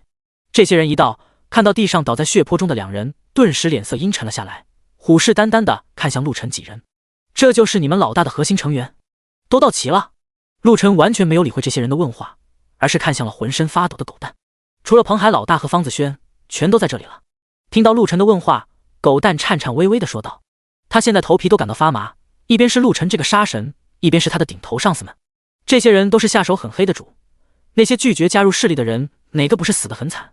如今他的所为，要是陆晨几个人死了，他怕是也没啥好果子吃。可他没办法，要是他不顺着陆晨，现在就会死啊。所以，狗蛋现在反倒是希望陆晨这边会赢，起码他知道陆晨几人虽然下手很辣，但是目的是为了严雪而来。虽然他们没说跟严雪是什么关系，必然是朋友或者亲友，在这样的世界，还能念亲情友情的，真的不多了。至少狗蛋一路走来就没见到几个，跟他现在的这些老大相比，算是好太多了。所以现在陆晨问什么，他就老实说什么，十分的配合。狗蛋，你他妈想死吧？竟然带这种垃圾过来搞事情，混账，竟敢无视我们，找死！就在狗蛋话音刚落，两道怒喝声响起。聒噪！陆晨更是干脆，吐出两字的同时，他动了。刷刷！两道破风声响起，斩刀拉肉的声音也同时响起。砰砰！刚才说话的两人还保持着刚才怒喝的样子，轰然倒地。这时候，他们的脖子上才出现了一条血线，鲜血开始外流，身体不断抽搐，瞳孔不断放大，惊恐之色弥漫。然而，他们再也发不出任何的声音。嘶！一瞬间，道抽冷气的声音响起，所有人都不自觉地后退了两步。开玩笑，这两人可是他们核心战力中排名前5的存在，一个照面就死了，这少年得有多恐怖？在天河城，他们这几人哪个不是能以1顶10甚至几10的存在？一身装备早就黄金全套了，对于现阶段绝对是强大的存在。可现在呢，完全不够人家塞牙缝。而陆晨并没有要停止的样子，眼神扫向了其他人。第56章，不动如山，所向无敌，一起上，弄死他！能走到今天，并且整合了一个城池的核心团队，必然不会是怂货。看到陆晨眼神扫来，虽说刚才的一幕让他们心惊，但是更加激发了他们的凶残。在这样的世界存活，绝对算得上是刀口上舔血。想要在这里成为人上人，不恨一点，那是做梦。随着一人的高呼，其他人大喝一声，纷纷抽出了武器，向着陆晨围杀过来。哼！陆晨冷哼一声，站在原地，脸色没有任何的变化。砰砰砰！一瞬间，术法、物理攻击纷纷袭来，声势浩大。完了！狗蛋此时心中悲戚，他是觉得陆晨很强，可当看到这么多的技能攻击袭来，他也感到了无力，因为陆晨根本没有躲闪的样子，太自大了呀。怎么说，这些人也是能掌控一个城池的核心团队，他们的攻击自然不低。陆晨要是躲闪，那还有的打。可现在陆晨一点要躲避的意思都没有，这么多攻击下来，不死也要重伤啊，那还怎么打？狗蛋觉得自己是不是压错住了，悲戚感顿生，看来自己也要倒霉了。这些人的凶残，这几天他是看够了，现在的他自杀的心也有了。如果到时候陆晨败了，等待他的命运自然是悲惨无比，与其被折磨致死，还不如自杀来的痛快。可他此时的余光瞥到了一旁的严霜和曹冰，两人丝毫没有要出手协助的意思，反倒是一脸的不屑和鄙夷。怎么回事？他们不是同伴吗？这时候见死不救？还是说……就在他心中乱七八糟瞎想之时，众多攻击已经袭来。轰轰轰！五颜六色的术法攻击在陆晨身上遍地开花，那些近战的刀光剑影也是闪瞎了四周的眼睛。哼，自不量力，这么几个人也妄想找事，简直找死！就是，不过尔。那小妞不错，等下我要了。怎么看这个妞跟严雪有几分相似啊？你这一说还真是。看到攻击全都命中，几个人竟然开始打起了严霜的注意，同时也发现了这个严霜似乎跟严雪长得有点像。严雪本来也是他们队伍中的一人，可是到了这里整合之后，他们找到了几个臭味相投的治疗，这让他们的老大彭海藏在心中的淫意爆发，不再隐藏。不过开始彭海也只是对着严雪表明，只要严雪跟着他，自然吃香喝辣。可严雪怎么可能会看中彭海？一路上彭海为人如何，他可是看得清清楚楚。这家伙原本就是个不折不扣的流氓而已，到了这里反而让他觉得如鱼得水。本就在现实世界充当打手混混的他，实力倒也不弱。开始他们团队的老大并不是彭海，是另外一个，可那人太过实在，对彭海他们几人一点防备都没。在一次击杀 BOSS 的最后关头，竟然被彭海几人偷袭枉死，奖励更是落到了彭海的头上。这一下彻底改变了彭海的命运。有了世界奖励的加持，他一路杀怪顺畅无比，走在了天河区众人的前面。加上这小子运气也是出奇的好，在后面的杀怪旅程中竟然走了狗屎运，爆出了2套暗金装备，这下才成了真正的强者，领先众人。这一切团队的其他人自然都看到了，包括严雪。不过没有一个人敢多说什么，敢说的都已经是死人了，剩下的基本都是和彭海为一丘之貉。至于严雪，也是每天生活在水深火热之中。他想过逃跑，可彭海不会给他机会。要不是在世界频道里联系到了姐姐严霜，严雪都不一定能坚持到现在。可最终彭海的手还是伸向了严雪。就在今天，彭海没有了耐性，直接把严雪架到了他的房间。就在众人以为陆晨必死的时候，冰冷而带有嘲讽的声音响起，各种术法攻击的效果散去，露出了那抹并不强壮的身影。怎么可能？不可能！你怎么会一点事都没有？当众人看到陆晨竟然几乎完好无损的瞬间，全都惊呼了起来，一脸的不可思议。他们几十个人的攻击有多强，毋庸置疑，可眼前的一切实在让他们无法接受。这还是人吗？他身上有绿光，是他身后那男的，他是治疗师。此时眼尖的瞬间看到了陆晨身上还没消散的微弱光芒，一眼看出了陆晨身上有着治疗加持。没错，在他们动手的时候，曹冰直接在众人不注意的时候就丢了2个女神的眷顾过去。现在曹冰的这个技能一次能恢复 50% 的血量，2个就是100%，还能消除任何不利状态。而陆晨的防御有多强，曹冰自然知道。就算他现在不开启野蛮冲撞和破胆，装备带有的减免伤害就高达 30%， 加上陆晨现在的体质属性点数和装备上带有的坚韧效果，面对这些战力阶层和等级都远不如他的存在，减伤早就超过了 60%。要是此时的陆晨激发了破胆和野蛮冲撞，可以说这些杂碎打半天，陆晨都不会掉一丝血。所以丢2个女神的眷顾过去，陆晨自然就会一直保持满血满状态。操！弄死那治疗师！这一刻，所有人都是看向了曹冰，因为他的手指上刚刚也出现了微弱的绿色光芒。显然，治疗师就是他。如此变态的治疗恢复，他们也是第一次看到。能让受到他们集火还能安然无恙的瞬间恢复，这个恢复量绝对变态。要知道，他们这里最好的单体治疗师一次也就能最多瞬间恢复15到20的血量，差距太大了。白痴！陆晨冷漠地看着他们，吐出了2字。这些人根本就不知道自己在面对的是谁。话落，陆晨手中双刀一转，身如闪电，开始了收割。啊！他怎么会这么快啊？救我！伤害太高，我扛不住啊！不要！怎么可能？他怎么会这么强？不可能！我的擎天盾竟然被击碎了！随着陆晨的杀戮，所有人都惊呼了起来，一脸恐惧。到这一刻，他们才真正体会到了陆晨的恐怖。这个人根本不是人，他们没有一个人能挡住他的一击。他们想错了，就算没有曹冰那个治疗师，陆晨也能轻松斩杀他们。谁？到底是谁得罪了这么一尊杀神？完了呀！卧槽！而一旁的狗蛋此时已经完全看傻了。第57章，罪魁祸首，刀都裂了。狗蛋来到这里后，哪里见过这样的阵仗？几十个人的群攻，陆晨竟然一点事都没，反而将他们反杀了，一点不科学啊！不可能，他的防御和攻击怎么可能都这么强，连速度都这么快？跑！这一下，剩下的人哪里还有战斗的勇气？眼前这男人根本不是人，太变态了！大家同样来到这里14天，就算有差距，也不至于这么离谱啊，太夸张了。而这里的战斗终于引起了彭海的注意。噔噔噔！此时，彭海一边拉扯着不太整齐的衣物跑了下来，只一眼，他原本就黑着的脸更加阴沉了下来。原本今天他就准备拿下严雪那个丫头，到了天河城之后，他们几个人一琢磨，就决定拿下这里，成为自己的城池。也是因为这事重要，所以严雪这阵子才得以喘息，没有直接受到这个人渣的欺辱。可到了今天，天河城也算是被彭海等人正式掌控了，所以脸皮也在今天撕破了。彭海可是对严雪垂涎已久了，自然等不及，直接把他绑了上去。为了这美好的一天，彭海还弄了点红酒、烤肉，更是好好洗了个澡，准备等会好好享受这个尤物。谁知道这自己刚衣服脱了一半，要准备下手，楼下的战斗声响起，这让彭海觉得十分晦气，于是这才又穿上了衣服，下来看看怎么回事。混账，你们是什么东西，敢来这里撒野？看到下面一片狼藉，自己的手下竟然还挂了几个，这让彭海瞬间暴怒，大喝一声，直接就提着武器冲了上来。你就是彭海，给老娘死来！然而还没等彭海冲出去几步，冰冷的声音响起，仿佛来自九幽。光听到这声音，就让彭海禁不住打了个冷战。实在是这话里的声音太过冰冷，且杀意十足。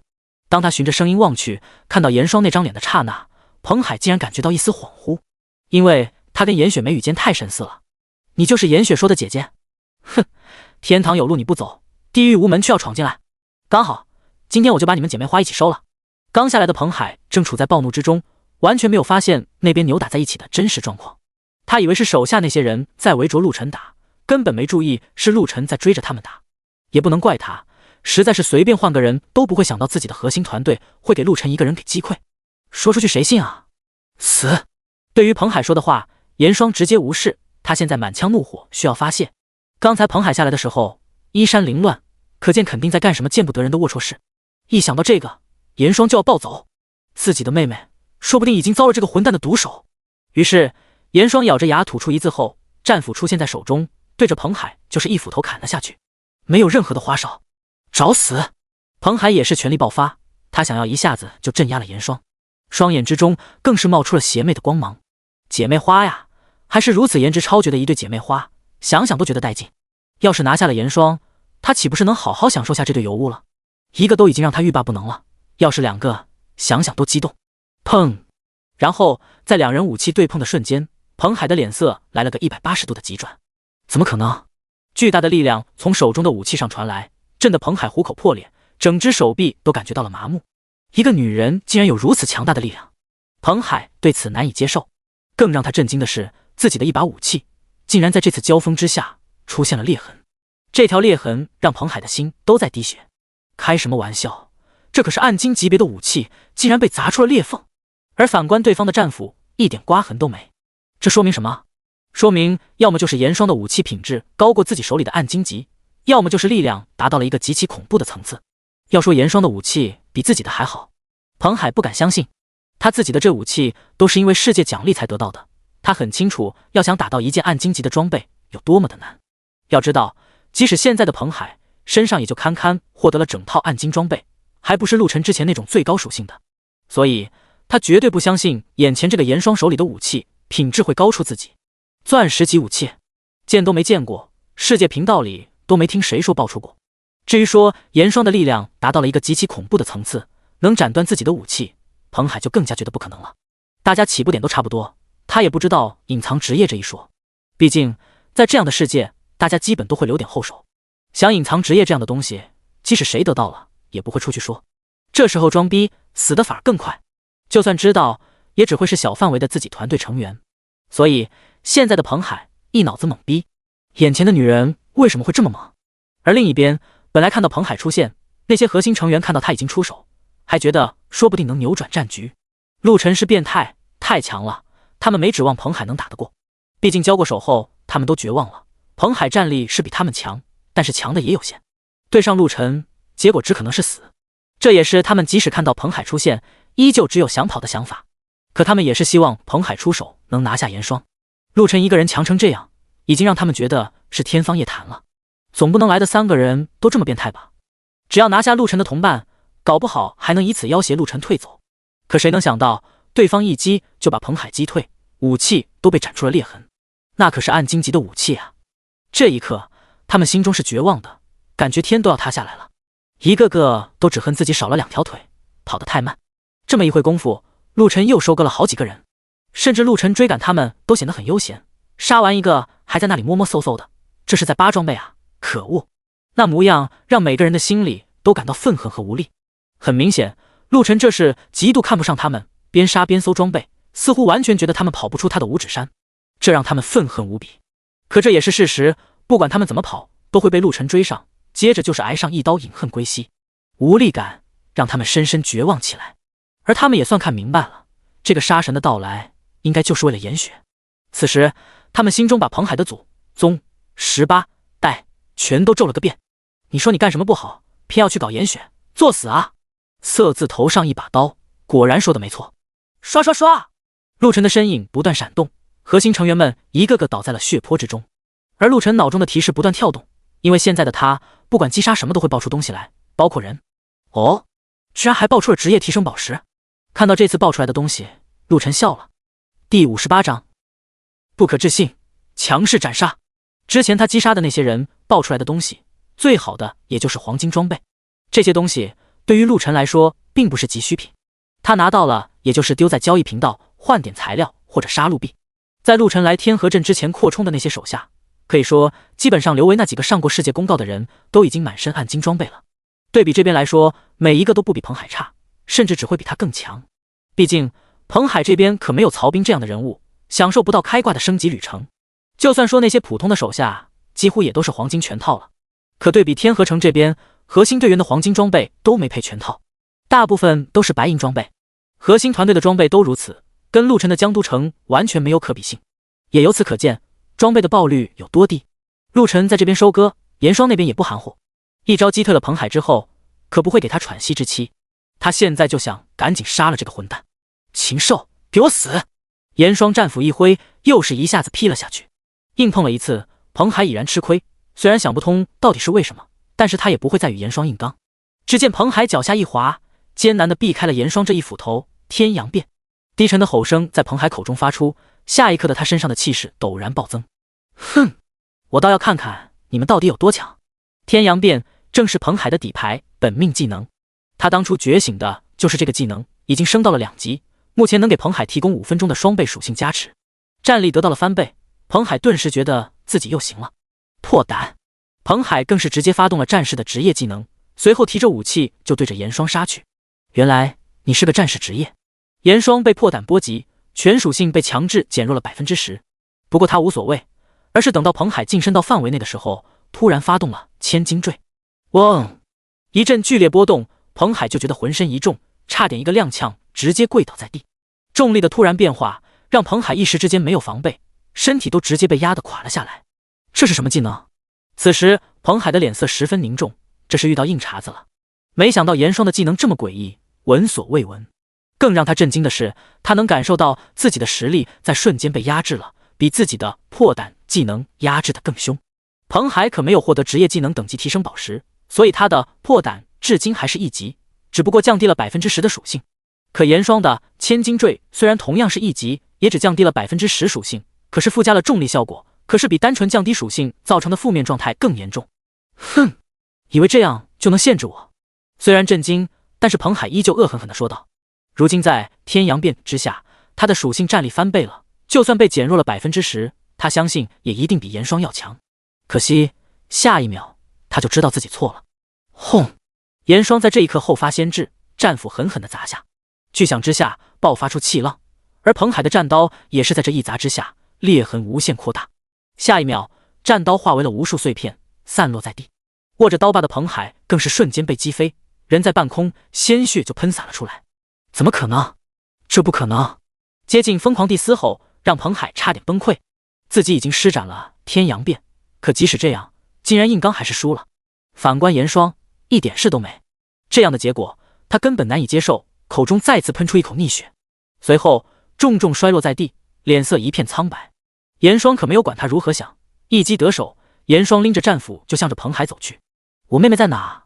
战斧抵在了彭海的脖子上，严霜的声音更加冰冷，眼神更像是在看一个死人。哼，贱人，早知道我就该早点下手，上了那个婊子！哈哈哈哈！彭海并没有任何求饶的意思，他很明白，不管如何，自己的下场只有死。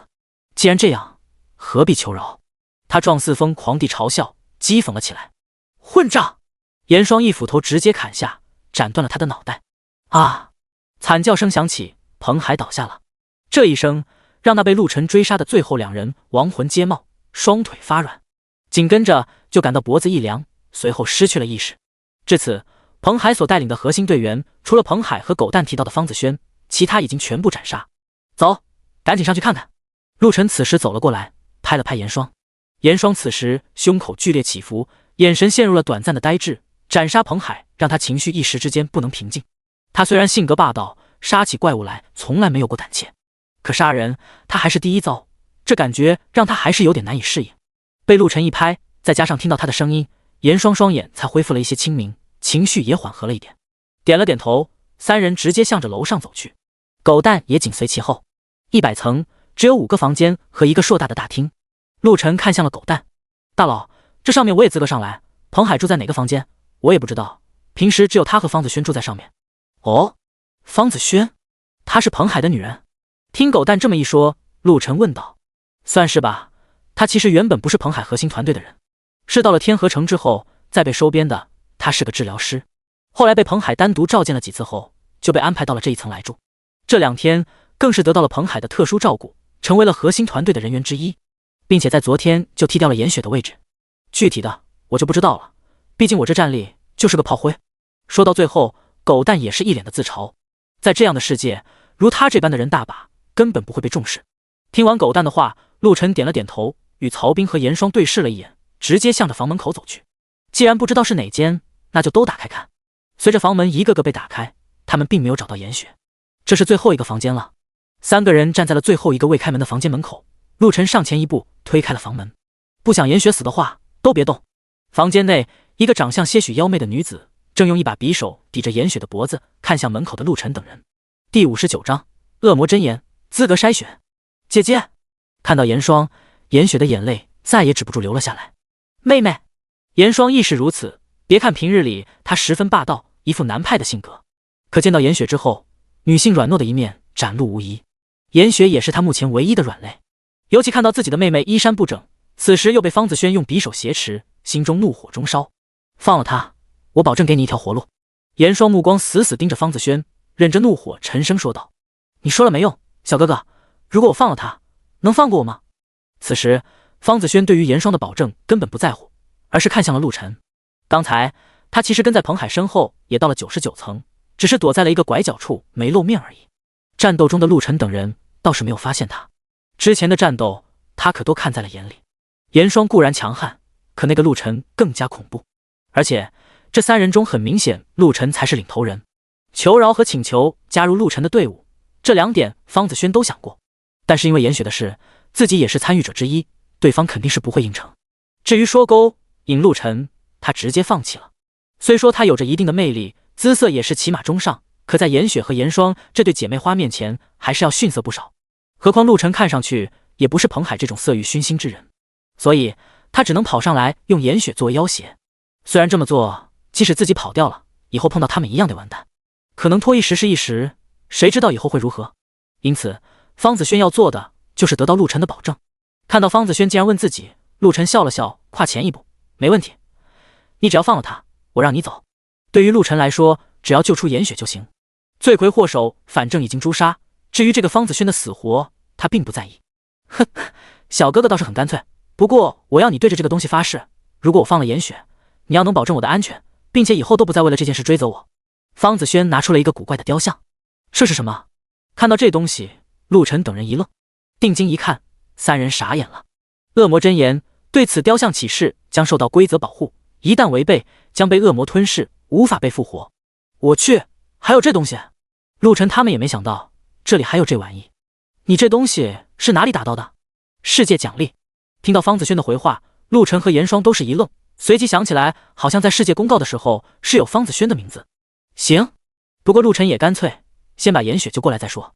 至于这个方子轩，反正跟自己也没多大仇，而且也威胁不到自己什么，无所谓。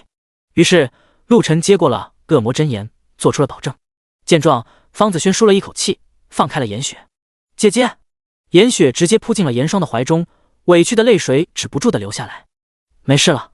严霜抚摸着严雪的秀发，不断安慰，眼中也是饱含泪水。也是因为这个妹妹，她才会如此拼命的升级。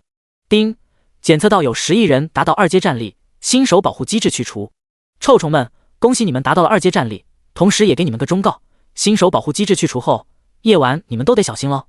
提示，当有10人达到3阶战力，将开启副本和世界屏障，期待吧各位。很突然的，世界公告再次响起，这让陆晨等人全都一愣。10亿人达到了2阶，说明都已经到达了城池，完成了转职。看着人多，不过陆晨他们几个人的心里都很明白，新手村死的人太多了。蓝星可是拥有数百亿人口的，到了这里之后，只有10亿人达到了2阶。今天已经是14天了，明天之后，所谓的灾难就降临，到时候说不定剩下的也只有这些人了。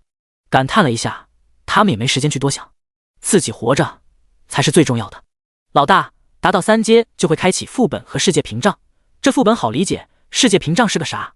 这时候，曹彬疑惑地看向了陆晨，应该是所有国家互通了吧？目前说是世界频道，都是咱们龙国的人，那些樱花国、米国、棒子国的一个都没见到过。而且副本和世界屏障一同开启，到时候争夺资源就会更激烈。陆晨，我怎么感觉这个幕后黑手似乎所有的一切都是在筛选啊？听完陆晨的话，严霜突然冒出来一句：“筛选。”这话一出，陆晨眉头微皱，若有所思。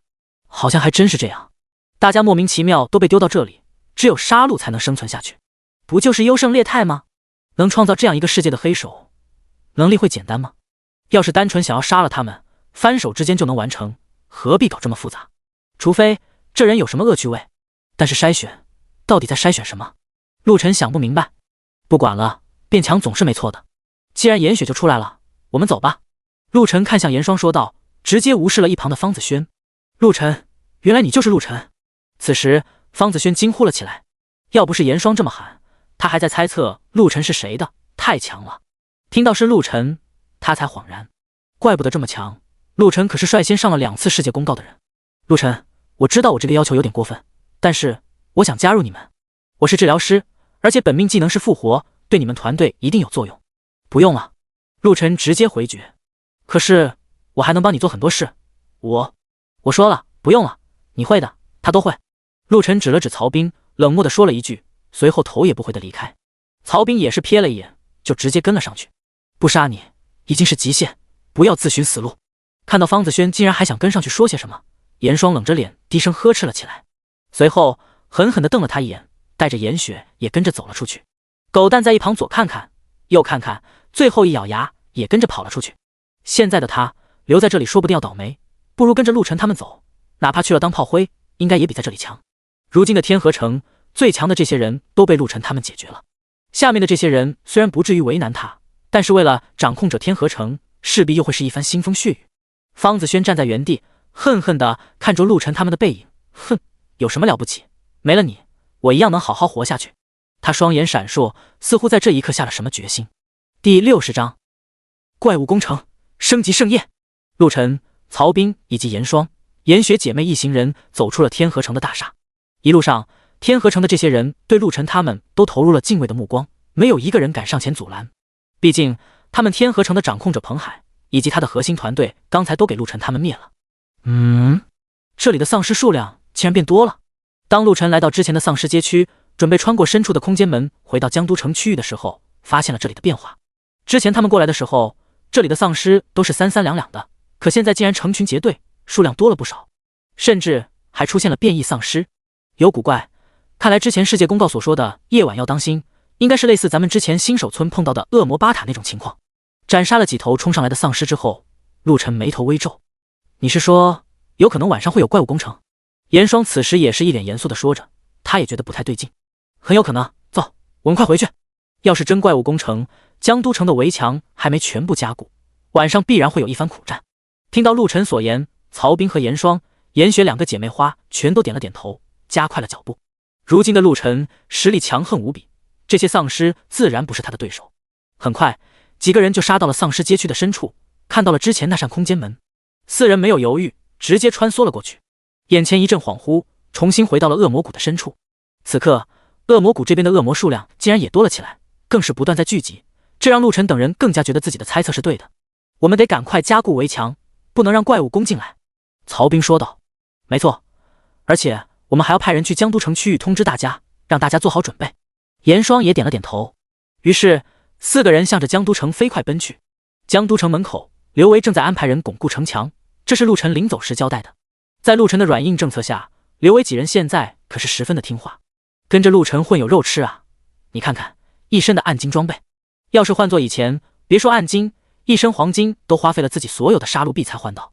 现在直接全套暗金不说，根据刘维他们几人的观察，陆晨对自己人可是很大方的，到时候钻石级的套装也会有。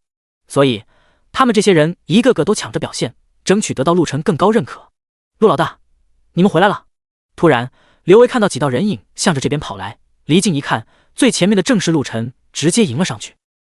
回来了，这边怎么样？陆晨点了点头，也看到城墙边忙碌的众人。刘维，围墙加固的怎么样了？陆晨看着刘维问。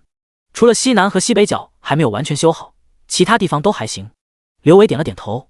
陆老大，刚刚那公告之后，我发现四周的怪物出现的多了起来，感觉晚上会不会有怪物攻城，就让他们赶快加固城墙了。陆晨听后倒是看了看刘维，这小子竟然也想到了怪物攻城。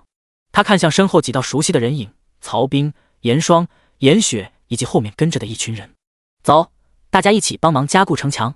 陆晨果断下令，众人轰然应诺，迅速投入到紧张的加固工作中。陆晨站在高高的城墙上，看着渐渐暗淡下来的天空，心中倒是有些期待。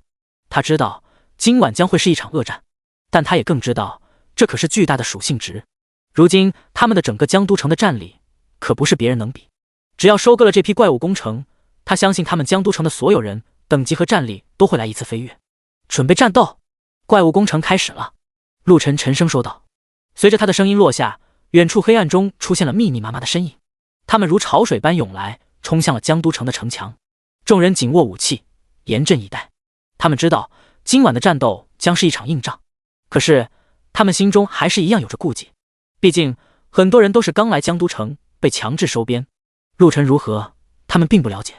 他们之所以在这里，只是为了自己能活下去。怪物攻城靠一个人是不可能守下的，所以他们只能被迫在这里团结应对。陆晨自然知道他们心中所想，但是对此他只是一笑置之。他知道等到大战开始，他们的想法就会转变。杀！一声暴喝响起，在众人震惊的目光下，陆晨竟然率先冲了出去。在其他人的想象里，这个统治者不应该是在后面指挥，等着他们这些炮灰冲杀在前面吗？发什么愣？上啊！这时候刘维几人看到这些呆滞的人，直接喝骂了起来。不过并有打骂他们，而是跟着陆晨也冲杀了出去。卧槽，这是什么情况？他们竟然冲杀在前面！我去，我竟然有分到经验！我也是，靠，这经验为什么这么多一只？有加成，真的有加成！司陆晨老大他们杀得好快，我都要升级了！靠，快看，爆宝箱了，爆这么多，还是黄金宝箱！怪物攻城的爆率很高吗？一瞬间，所有人都傻眼了。白痴，跟着陆晨老大杀怪好处多了去，升级和爆率有加成只是一点，所有队伍里的人都是能加成战力的。对于别人来说，怪物攻城是灾难，可对于咱们陆晨老大来说，这就是福利，还不赶紧多杀点？这时候，马文琪几人嗤笑了一声，也快速加入了战团。我靠，那还等什么？一起上！杀！这一下，所有人都疯狂了起来。经验、爆率加成，此时不杀更待何时？当所有人加入战局之后，发现果然和马文琪说的一样，不光是经验、爆率有加成，他们的属性战力都提升了。更让他们惊喜的是，升级后他们的属性点都增加了不少，完全就是开挂。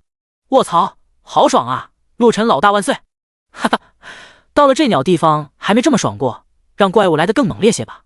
原本是让人惊恐的怪物攻城，却不料在陆晨、曹军的带领下，成为了一场升级盛宴。第61章，无穷无尽，艰难护城。城外怪物越聚越多，仿佛毫无止境。刘维，你们几个带人去东边守；曹兵，你带人去北边；严霜，你和你妹妹带人去西边，我守这里。看着四面八方不断涌来的怪物，陆晨下达了指令。怪物可不会只冲着南门攻击。很快，个人按照指令，带着人开始防守这些怪物。冲在前面的怪虽然等级都不高，属于炮灰类，可数量实在是多。好在有着陆晨等人的强大战力。而刘维后来招的那些人里面，几个术法师在配备上陆晨给的装备后，也十分的强大。在怪物攻城的时候，术法师的作用就体现了出来。群攻，大伤害的范围攻击，不断收割着怪物们。要说刘维是个人才，在短短的时间内就把这些收编的人按照各自的职业和能力做了很好的小队编排。无论是防御、群攻、单攻、治疗和精力恢复，全都让他们达到了极限配置。加上曹兵等辅助职业的各种 buff 加持，配备上陆晨给的装备后，那叫一个威猛。别看怪物密密麻麻，始终冲不进防线。靠，爆帅真高！怪物多，爆率自然也就显得高。再加上曹兵的状态加持，这宝箱跟不要钱的爆，绝对是一场爆率盛宴。每个人的脸上都喜滋滋的，经验蹭蹭涨，装备捡到手软。这哪里是怪物攻城，简直就是天降福利啊！然而，怪物们似乎并没有因为被击败而退缩，反而越聚越多，仿佛没有止境。城外，更多的怪物正在向这里汇聚，仿佛一场大战即将来临。陆晨看着眼前的形势，心中不禁有些担忧。他知道这只是开始，后面的战斗会更艰难，因为怪物的等级越来越高了。刚开始都是一些10到13级的怪物，这些等级的怪物，其他人倒是应对起来没多大问题，毕竟能在这里的全都是2阶转职的人。加上装备的加持，完全没有压力。可慢慢的，出现的怪物全都达到了14级以上，甚至出现了17级的怪物。其他人可不像陆晨这样变态，他们也就大多是13、14级而已。这还是多亏了曹兵的状态加持，才能在刚才迅速升到这个等级。大家注意了，这些怪物只是开始，后面还会有更强大的怪物出现，注意配合。陆晨沉声说道。众人闻言都感到了一丝紧张。陆晨的一句话让所有人都从喜悦中醒悟。没错，这只是开始，随着怪物的等级越来越高，他们也感受到了阻力。现在杀怪可不像刚开始那样轻松了，但他们并没有退缩，反而更加坚定了他们的决心。他们知道，这是他们的一次机会，一次改变命运的机会。怪物等级越高，那他们获得的经验也就越多。战斗仍在继续，陆晨他们不断击杀着前来的怪物，同时收集着掉落的装备和资源。宝箱一个接一个的被打开，装备一件接一件的被爆出，经验值也在不断增长。每个人的脸上都洋溢着喜悦和满足，他们感到自己的实力在不断提升，信心也在不断增强。然而，陆晨知道这只是开始，更大的挑战还在后面。他必须保持冷静，做出正确的决策，带领大家度过这个难关。突然，远方传来了一阵骚动，数头高大的身影出现在众人眼前。陆晨眼神一凝，看向了这几道身影。精英怪来了，你们注意普通怪。在组队频道，陆晨发了个消息后，率先冲了出去。精英怪可不是他们能轻松战胜的，而且很明显，这些精英怪更加具备智慧，躲在后面并没有急着进攻，而是不断指挥调度着前面的怪物进行配合冲杀。没错，精英怪的出现打乱了整个战场。之前的怪物属于盲目的冲杀，没有一点章法，可现在他们变得井然有序，竟然开始配合着攻击，给所有人都增加了不少的难度。不要慌，按部就班，好好配合，看准了再打。有限制技能的，注意控制住那些怪物。这时候，刘维也大喝了起来，倒是颇有几分将领之才。随着他的指挥，刚刚略显慌乱的众人战斗平稳了下来。陆晨见状，心中倒是对刘维又高看了几分，这人还是有点东西的。此时的他也没有去多想，双刀在手，勇猛地杀入了怪物的阵营。所过之处，没有一只怪物能够阻挡。4倍的经验值在暴涨，陆晨再次升级，达到了19级，而他也冲到了这些精英怪面前。20级精英怪，看到这些怪物的等级，陆晨脸色平静，手中双刀挥舞如电，扑哧扑哧。如今的他战力非凡，这些怪物根本不是他的对手。双刀所过之处，就算是这些精英怪，也如菜瓜一般，分分钟被切割殆尽。轰！精英怪庞大的躯体砸落在地，鲜血流淌，瞬间没有了气息。叮！击杀精英怪，获得暗金宝箱 X4。叮！宝箱和战利品的提示音接连响起。有了曹兵的加持，加上陆晨自己的双倍爆率，出了一个暗金宝箱，直接翻了2次2倍，一下子就给了4个宝箱。陆晨直接将东西一收，冲向了下一头精英怪。他必须快速斩杀这些精英怪，来减少其他人的压力。老大威武，陆哥牛逼！看到陆晨如此勇猛，精英怪在他手里也过不了一招，所有人都欢呼了起来。与此同时，他们的压力也被减。开始还觉得被强制收编，以后没好日子过了，现在看来是好日子要来临了呀。哈哈，可不是，我开始也这么想的。刚开始刘维掌权的时候，那是收编后只有剥削，现在刘维被陆老大收服后，感觉整个人都变了，而且也变大气了。变大气，那是因为有了陆老大，不然咱们这些装备哪来的？都是陆老大的存货，那世界交易频道里的黄金装备和数不清的白银装备，可都是陆老大的。哇靠，都是陆哥的，太恐怖了吧？他们怎么会有这么多装备？你是不是傻？打了半天了，没看到咱们的经验值都翻倍了吗？爆出的东西也多，你以为是你运气好呢？那是有了陆哥他们的 buff 加持，就是似乎陆哥单独获得的爆率更高啊。我刚才看到他击杀了一头精英怪，一下子出了4个暗金宝箱。卧槽，这么多，怪不得，啥也不说了，以后我就跟着陆哥混了。切，说的你好像还能跟其他人混似的，这整个江都城都是陆哥的了。众人一边斩杀怪物，一边闲聊，都为自己能在江都城陆晨手下而感到庆幸。随着怪物的不断增加，战斗也变得越来越激烈。陆晨他们不仅要面对眼前数不完的怪物，还要第一时间处理掉出现的精英怪。哪怕他战力超绝，可毕竟也是个人，会累。长久的杀戮虽然让他的4维属性点都有了爆炸式的增长，可累也是真的累。整整4个小时的不断厮杀，陆晨也开始喘起了粗气。其他人虽然兴奋，可也难掩疲惫之色。靠，还这么多，杀都杀不完啊！我在想，咱们这边都如此，其他城池能扛得住吗？我看悬，我敢说，咱们陆晨老大必然是这里的第一强者了，而且咱们的装备配备必然要比其他城池强。即使如此，咱们都累成狗了，更别说别人了。看着杀都杀不完的怪物，所有人都有些焦虑了起来，而他们猜测的却只猜对了一半。第62章，全员换装，二次攻城。与此同时，其他城池此时苦不堪言。靠，怎么这么多怪物？都给我守住！术法师，你们没吃饭啊？使劲给我炸！集火，打掉精英怪，他们不死，你们就得死！刺客呢？前行过去杀呀！其他城池可没有陆晨这样的强力杀神在，只能通过集体的力量艰难抗衡。可是，只要仔细看，会发现这里跟陆晨那边的江都城还是有着本质的区别，那就是怪物的等级普遍偏低。似乎这怪物攻城的怪物等级是根据城池现有的战力等级而设定的。这边的怪物还没出现15级以上的怪，不过尽管是这样，也让他们惨不忍睹，大量的人被怪物屠戮。他们可没有黄金装备，甚至白银装备都没配全，跟陆晨那边的人完全不在一个档次。扛不住了，跑吧！跑你妹！扛住！城在人在！城你妹！傻缺一样，被收编了还拼命！你死了他都不会掉个眼泪。你不跑我跑了！而很多城池根本就扛不住潮水般的怪物，纷纷弃城而逃。尤其是一些本身战力装备十分落后的城池，这里的次序才刚刚组建，没有那种战力能以一挡百的存在。加上很多掌控者的手段比较低劣，导致手下的人一盘散沙，被怪物们轰炸了这么久，早就扛不住了。他们这一哄而散，整个城池的防御瞬间崩溃，怪物们直接杀进了城，见人就杀，惨叫声无数，残肢断臂随处可见。怎么攻击停了？江都城这边围攻的怪物突然停止了攻击，全部退到了远处，一动不动地凝视着这边城池，抓紧时间调整。看来他们是在酝酿第二波攻击了。陆晨看了一眼远处，随后下达了指令。那些怪物可没有退走，依旧站在远处，显然还会再次进攻。而自己和那些手下已经很多都达到了极限，精疲力尽了。趁着这个喘息的机会，自然得抓紧时间恢复。陆晨倒还好，虽说精神也确实疲劳了，可他的状态却是依旧巅峰。毕竟他现在的装备让他的精力也能时时保持着恢复状态，没多久就恢复到了全盛时期。曹彬和严霜也还好，毕竟他们也是一身钻石装备，同样有着恢复体力和精力的加持。刘维那些上过世界公告的人次之，不过也还行。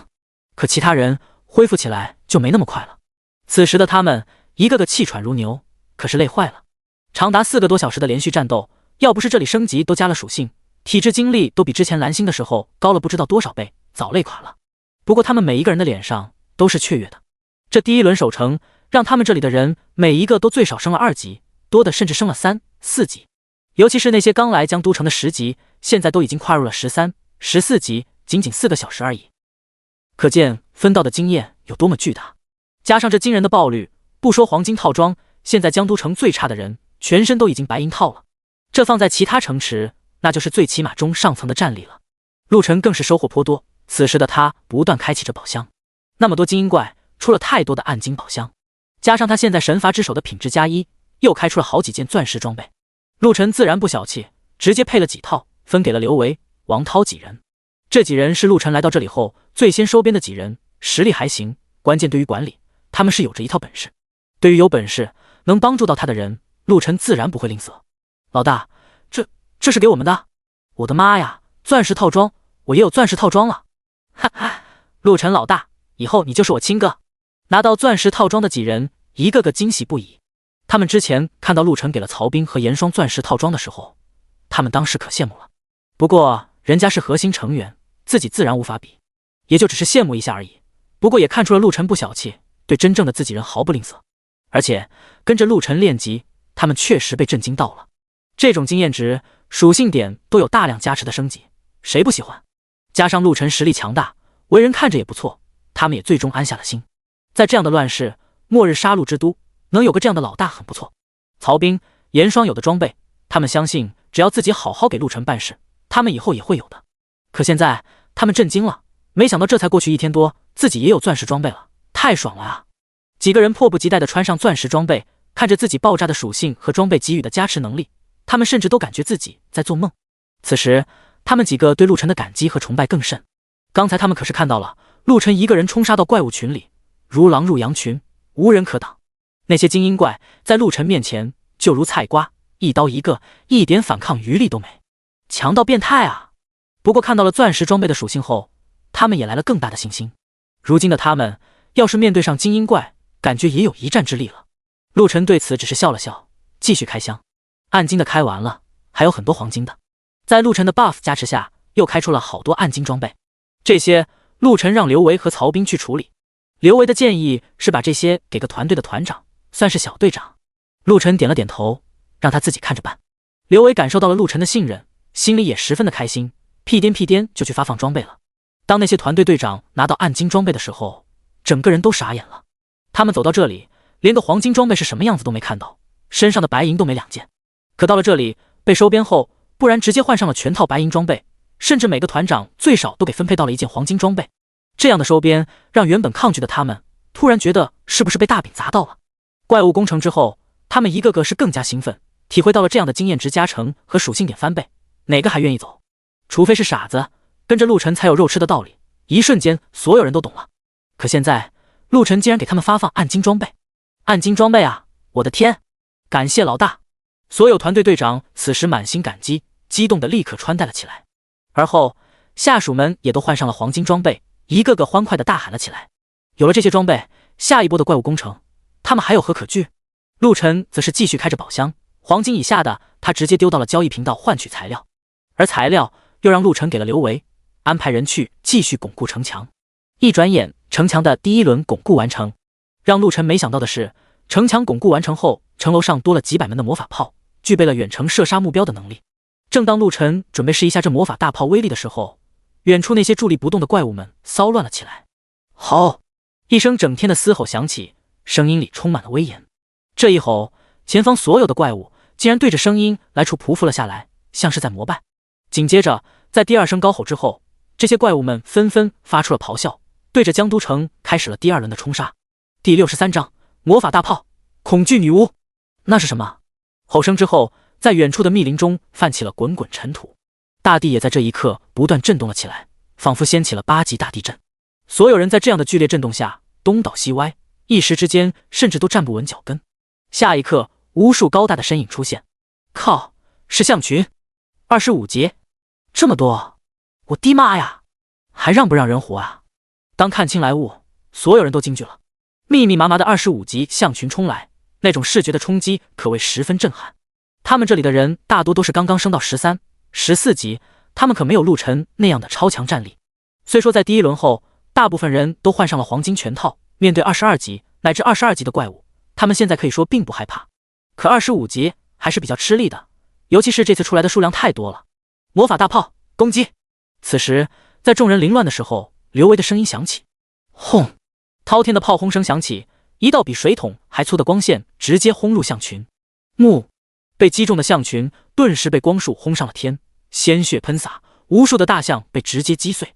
卧槽，魔法大炮这么厉害！这一幕让所有人都惊呆了。本来城墙稳固完，出现的大炮他们并没有多在意，可如今一看，傻眼了。这魔法大炮的威力太顶了啊！所有术法类职业上炮台，这魔法大法需要精力维持，能恢复精力的兄弟们在后排辅助恢复。近战类上前杀敌。这时候，刘维的声音再次响起。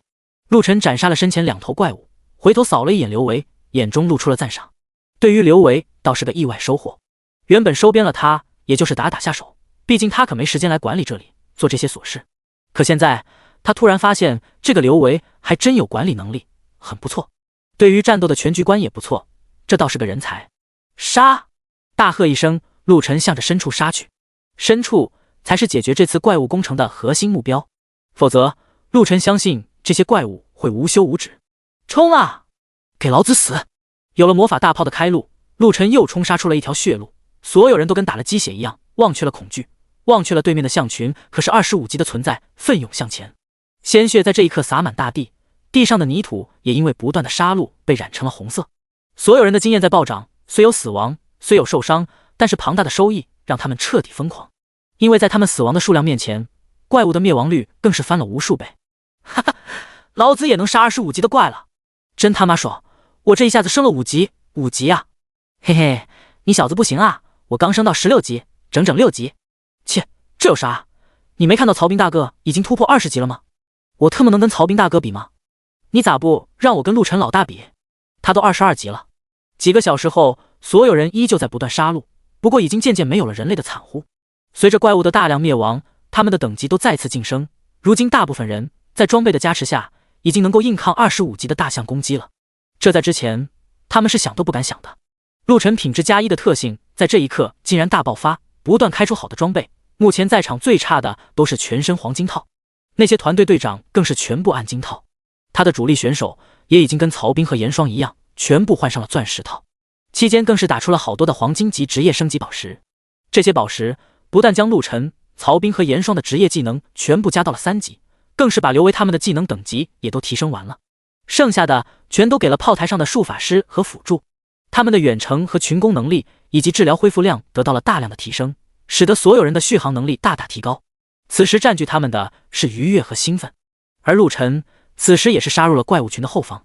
30级，当他看清楚那个发号施令的家伙时，陆晨也愣了一下。恐惧女巫，精神系恶魔，30级精英 BOSS， 战力3阶10星，技能恐惧哀嚎，恶魔吸食。恐惧哀嚎，发出尖叫，能控制所有怪物的神智，任其操控，并能扰乱身边10米范围内的目标，使其进入4秒混乱状态。恶魔吸食，所有攻击带有 15% 的回血效果，无敌状态亦不可避免。注意，别看是精神系恶魔，他的攻击可不弱，被抽上一下子会其乐无穷哦。看到注释，陆晨眉头一挑，这家伙的攻击竟然带有回血。不过对于陆晨来说不算什么，他的月药可是带有 30% 的吸血，比吸血，这恐惧女巫就是个妹妹。至于3阶10星，如今的陆晨已经达到了22级。从17级开始，陆晨每提升1级都是按照3阶的标准提升属性点，加上曹彬的 buff 加持，他每提升1级就能获得全属性加150点。普通职业3阶每提升1级是会获得额外100点的自由属性点，可陆晨是隐藏职业，自由属性点获得的就是双倍，有200点，再加上曹彬的 buff 加持，就获得了300点。原本不算装备加持，陆晨达到22级的时候，基础属性点已经是4维超过了2000点。可这一次的怪物攻城，陆晨在长久的杀戮之下，让他的4维属性点全都超过了4200点。由此可见，这一场杀戮盛宴给陆晨带来了多少收益。加上装备加持，如今陆晨的综合战力早就超过了3阶5星。姓名陆晨，称号恶魔猎人唯一，职业修罗唯一，等级22，经验996336800000，力量4300加1000，敏捷4200加1000，体质4200加1000，精力4500加1000。附加特性：坚韧加100，锋利加100，伤害减免 30%， 物理增幅 110%， 每秒恢复 10% 血量和精力。武器：日曜钻石级，月曜钻石级。装备：日月铠钻石级。本命技能4级野蛮冲撞地。职业专属技能再生魔化3级。附加技能破胆3级，前行3级，元素攻击火水木土3级。战力评估3阶4星，附加装备后战力3阶5星。其他技能不可升级，钢化黄金级。杀戮币889 8575，声望32000，剩余自由点数0。破胆3级，战士专属职业技能，可对半径50米内的所有敌对目标发动破胆攻击，致使其全属性下降 40%， 每次消耗精力20，持续10分钟，冷却半小时。元素攻击3级，可逐渐掌握金木水火土风雷光暗9大元素进行元素攻击，造成极大的伤害，每次攻击消耗精力10，目前3级，掌握元素为火水木土。前行3级，可隐藏身形，维持30分钟，除特殊技能不可勘测。攻击或被攻击将解除前行状态，破除前行状态的30秒内获得战力增幅 30%， 下一次使用需要间隔5分钟。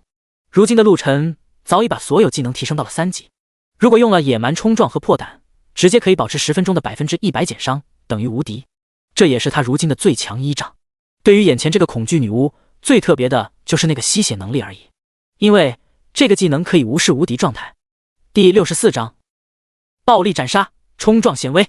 恐惧女巫看到陆晨出现，先是一愣，随后看向陆晨的眼神也露出了轻蔑。一个3阶5、6星战力的小子而已。尖锐的鸣叫发出，恐惧女巫对着陆晨的方向一指，顿时数十头25精英怪向着陆晨杀去。哼！陆晨轻哼一声，手中双刀一紧，速度陡然加快。刷刷刷，日耀和月耀两把战刀发出了璀璨的光芒，快速切割而下。冲在前面的精英怪连朵浪花都没有翻起来，就被直接拦腰斩杀。25级的精英怪对于现在4维超越4000数值的陆晨来说，完全就是虐菜。之前陆晨4维属性还没过1000的时候，碰到丧尸矿洞25级的 BOSS 黑风都能杀，现在自然更不在话下。要知道，那时候陆晨使用了魔化后的数值都不如现在。恐惧女巫似乎也看出了陆晨过于强大，接连发出了刺耳的鸣叫。噔噔噔，这时候在他的后方走出来了30多头巨象。巨斧白牙30级变异精英，战力3阶7星。提示：受到过腐化而产生了变异的巨象，小心他那如巨斧般的白牙，挨上一下可不好受。看到这个提示，陆晨双眼一凝，30多头3阶7星的巨象有点看头了。对陆晨来说，反倒是巨象更能让他重视。至于恐惧女巫本身是恶魔类的怪物，他并不在意。陆晨有着恶魔猎手的称号，击杀恐怖女巫可是会战力翻倍的。可对上这巨斧白牙就没有这个效果了。不过他也不怕，虽说这巨斧白牙的战力比自己还高了1星，可陆晨有着技能野蛮冲撞、破胆。当机立断，陆晨直接发动了2项技能。一瞬间他冲了出去，但凡被他撞飞的巨斧白牙全都陷入了僵直。手起刀落，处于一直线的这6头巨斧白牙瞬间被斩杀，硕大的象头也是轰然砸落在地，扬起不少的尘土。对此，陆晨直接脚一点的快速后退。这些被支配的巨斧白牙此时只有击杀陆晨的冲动，完全看不到同伴被秒杀，他们的脑中只有杀戮，没有恐惧一说。巨大的身躯向着陆晨不断逼近。就是现在，看到冲来的巨斧白牙又是几头排成了1线，陆晨嘴角一扬，野蛮冲撞再次发动。砰砰砰！哪怕是如此庞大的身躯，在野蛮冲撞的强制击飞效果下，还是被撞飞了起来，进入了僵直状态。陆晨欺身而上，手中双刀飞舞，以最快的速度直接进行斩击。僵直的状态还没消除，这几头巨象就已经被陆晨大卸8块。好，可这一次已经有3头大象近身撞向了陆晨。对此，陆晨只是一瞥，任由他们撞来。砰砰砰！几声闷响之后，陆晨只是被撞得后退了几步，气血有些翻腾而已。开玩笑，此时的陆晨本身套装加持了 30% 的免伤，破胆如今高达 40% 的免伤，加上坚韧的效果，他的免伤早已超过了 80% 以上。这样的撞击完全无法给他造成什么大的伤害。我操，陆晨老大这么猛，太强了吧，被这巨象撞了竟然一点事都没，换了我直接都要给撞扁了。是啊，那可是30级的变异精英怪啊，我的天，陆晨老大牛逼啊，666，老大的防御逆天啊。其他跟在陆晨后面的人看到如此情况，一个个都被深深的震撼住了。这还是人？那可是30级的变异精英怪，不比那些小 boss 弱。可尽管这样，还是奈何不了陆晨半分，更是在短短几个呼吸的时间，这些巨象就被陆晨斩杀了10头之多。尤其是这巨斧白牙，每一头的身高都接近8米，陆晨站在他们面前犹如蚂蚁。然而就是这样的巨大体型差异，却依旧被陆晨轻松斩杀，这种视觉冲击非常之大。而陆晨可没有停下动作，稳住身影后，他再次发动了第3次和第4次的野蛮冲撞。刚好剩下的10几头巨斧白牙排成了2条直线，自然不能错过这个机会。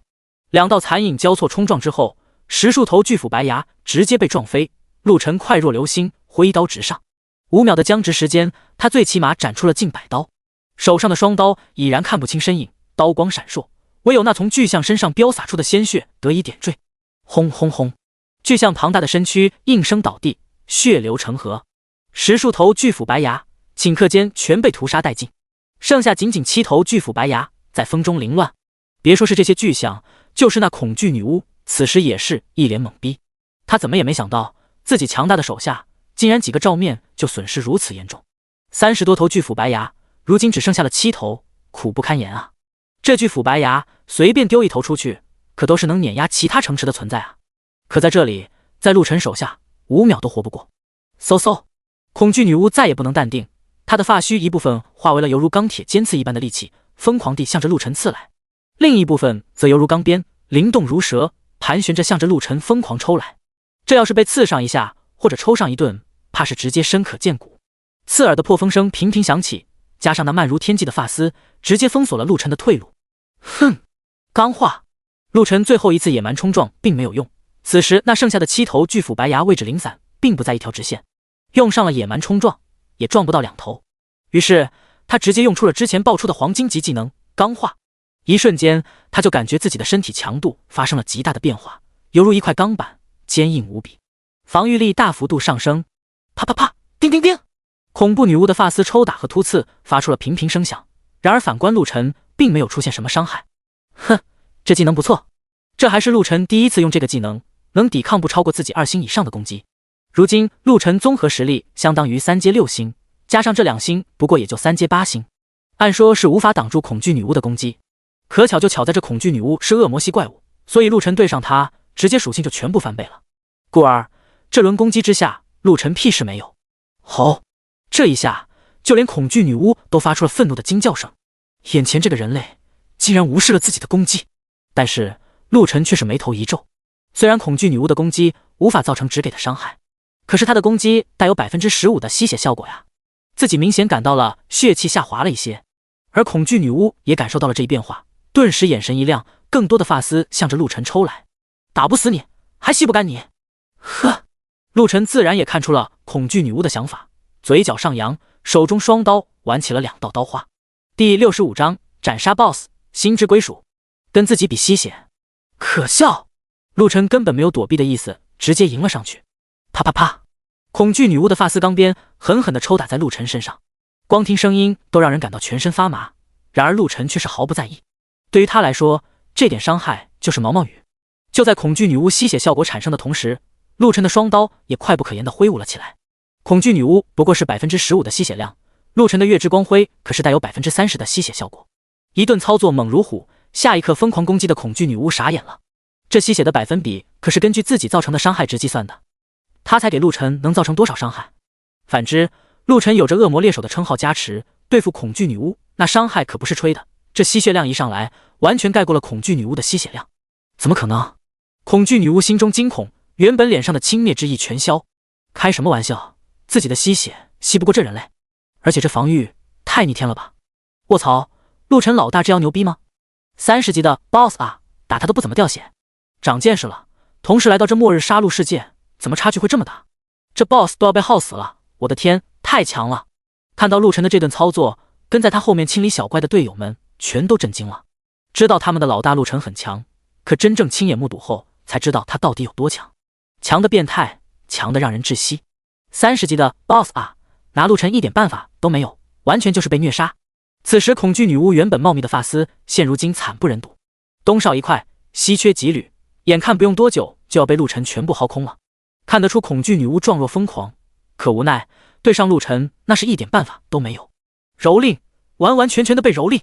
双刀不断飞舞，恐惧女巫在哀嚎和不甘之中轰然倒地。叮，击杀恐惧女巫获得。叮，接近着提示音不断响起，大爆啊！大战还未彻底结束，陆晨来不及查看，大手一挥，直接收起了这些爆出的物品，随后向着四周杀去。与此同时，没有了恐惧女巫的主导，那些怪物们开始疯狂退散，头领都挂了，他们自然四散逃跑。除了一些完全没有开智的丧尸，在那里依旧保持着杀戮，抓紧清理战场，以防还有突发情况。陆晨看了看远处，虽然那边好像没有什么动静了，但还是交代了下去。他可不知道这世界的操控者后面还有没有其他的手段。杀呀！那些精英怪和等级较高的怪物退却之后，众人的压力顿减。在陆晨的命令下，所有人发起了最后的冲杀。大约只用了半个多小时，剩下的那些丧尸怪物就被全部斩杀，一部分人更是被分配打扫战场。所有的宝箱全部被统一收缴到了陆晨的城主府中。老大，这次收获可真大啊！哈哈，可不是，这么多宝箱，看着都带劲。这算啥？这次升级可算是嘎嘎爽，我都要20级了，快要可以转至3阶了。嘿嘿，王涛，你可是慢了哦，我已经20级了，可以去转至3阶了。靠，你小子怎么比我升的还快？那不是怪物攻城之前，我守的那个矿洞那边的怪物我杀了几批吗？所以经验比你高啊。我去，马文琪你也别得意，马上就追上你。哈哈，追不追得上再说，这一次可是爆了不少好东西。说着，马文琪拿出了几箱红酒，还有一些食物，诸如烧鸡、腊肉、牛排等等，可谓应有尽有。他们也觉得好笑，那么丑陋的怪物竟然还会爆出这样的美食，还真是绝了。不过不管如何，这都是值得开心的事。他们到了这里之后，可是一顿好的都没吃上，天天啃面包，嘴里早就淡出了鸟来。这次食物爆出来多少？老大，这次爆出的食物可不少，足够咱们江都城目前的兄弟姐妹吃上好几顿了。听到陆晨询问，曹彬立刻开口说道：那清扫完战场后，派人去远处林子里探查一下，要是没什么意外，就分出机队人轮流站岗，其他的今天晚上一起狂欢。好嘞。听说今晚狂欢，每个人的脸上都露出了久违的欢笑。来到这里15天，还是第一次能真正放松下来狂欢一下。刘伟等人迅速把这个消息传达了下去，所有人都兴奋不已。来到末日杀戮世界，每个人都在担惊受怕，没有一刻觉得自己是安全的。到了江都城，还被强行收编，刘维的手段可谓铁血，不服的直接杀。几次一来，所有人都消停了。进入了编制后，更是完全就是军队的管制方式，严明不已。本以为自己的苦难日子要开始了，可不料这一场怪物攻城的守卫战，让所有人都有了彻彻底底的改观。这哪里是受苦，这完全就是一个强大到足以让他们每个人都感觉到安全的钢铁堡垒。尤其是享受过升级经验、爆率和属性点暴涨的加持后，更是一个个欢喜的不得了。这种天大的好处，是个人都喜欢。加上看到陆晨和曹彬几个管事的实力强大如斯，更是妥妥的安全感爆棚。虽说这次在守城战中也死了很多人，但是总体比例统计下来，根本是九牛一毛。这样的损失绝对是少之又少。再看到陆晨出手如此大方，那么多的高等装备竟然直接就给了他们，更是感动不已。在现在，多一件高等级的装备就是提高了很大的生存几率。而这一次战斗之后，几乎所有的人都拥有了黄金装备，各小队长的小队长都很多获得了暗金装备，主力团和陆晨他们几个更是全部钻石装备，强大无比。而且在刘维的合理指挥和陆晨等人的冲锋陷阵之下，他们都看出了陆晨他们并不是纯把他们当炮灰，同样会照顾到他们。如此之下，那些收编后每日要强制上缴材料的不快，早就让他们抛诸脑后。能得到如此庇护和快速提升，提供这点材料算什么？就算现在让他们上缴的材料翻个倍，他们也会愉快地应承下来。他们都知道，在这样的末世，这样的城池绝无仅有了。看看这晚上还有狂欢聚会，他们可是看到了刚才清扫战场的时候整理出来了多少的烧鸡、火腿、牛排等物资，还有很多酒水，甚至香烟。一听刘维来通知，今晚全部放开了吃喝，所有人都高呼了起来，大喊陆晨万岁。江都城的凝聚力和所有人的归属感也在此时更进了一步。第66章，技能升阶，人品爆发。一夜的战斗，此时不过早上8点左右。狂欢会在晚上，所以此时的众人正在各自忙碌。一部分人嬉笑着在城外清扫，一部分人继续在巩固着城墙的升级，一部分人则是被派出去继续收集各种材料，还有一些人则是被派出去向着四周的密林开始查探，以防出现再一次的怪物聚集。城池内的房屋此时也大半已经全部被绑定。大战之后，个人击杀怪物所得的杀戮币也是一次大丰收，所有人也都很自觉地开始了上缴，是真正的心甘情愿。当陆晨看到收上来的杀戮币，自己都吓了一跳。杀戮币78、6622、2452，竟然有接近8亿的杀戮币。虽然这点杀戮币想要买下吟游商人那些极品装备还差得远，可一下子就获得这么多杀戮币，还是很惊爆眼球的。陆晨相信好好发展下去，那拿下那些装备并不是问题。而他也看出了个关键，想要更快的集结足够的杀戮币，需要的就是人口。是不是该把其他城池的人也收编了？陆晨突然有了这样的想法，人越多，那么上缴的杀戮币就越多，到时候收益只会几何倍增，那么要换购吟游商人那里的天神套装并不是没有可能。他站到了城主府这个城堡的最高处眺望而去，整个江都城尽收眼底。之所以一上来陆晨就看中这里，就是因为这个城堡是整个江都城最中心也是最高的建筑，站在这上面就能一览整个江都城。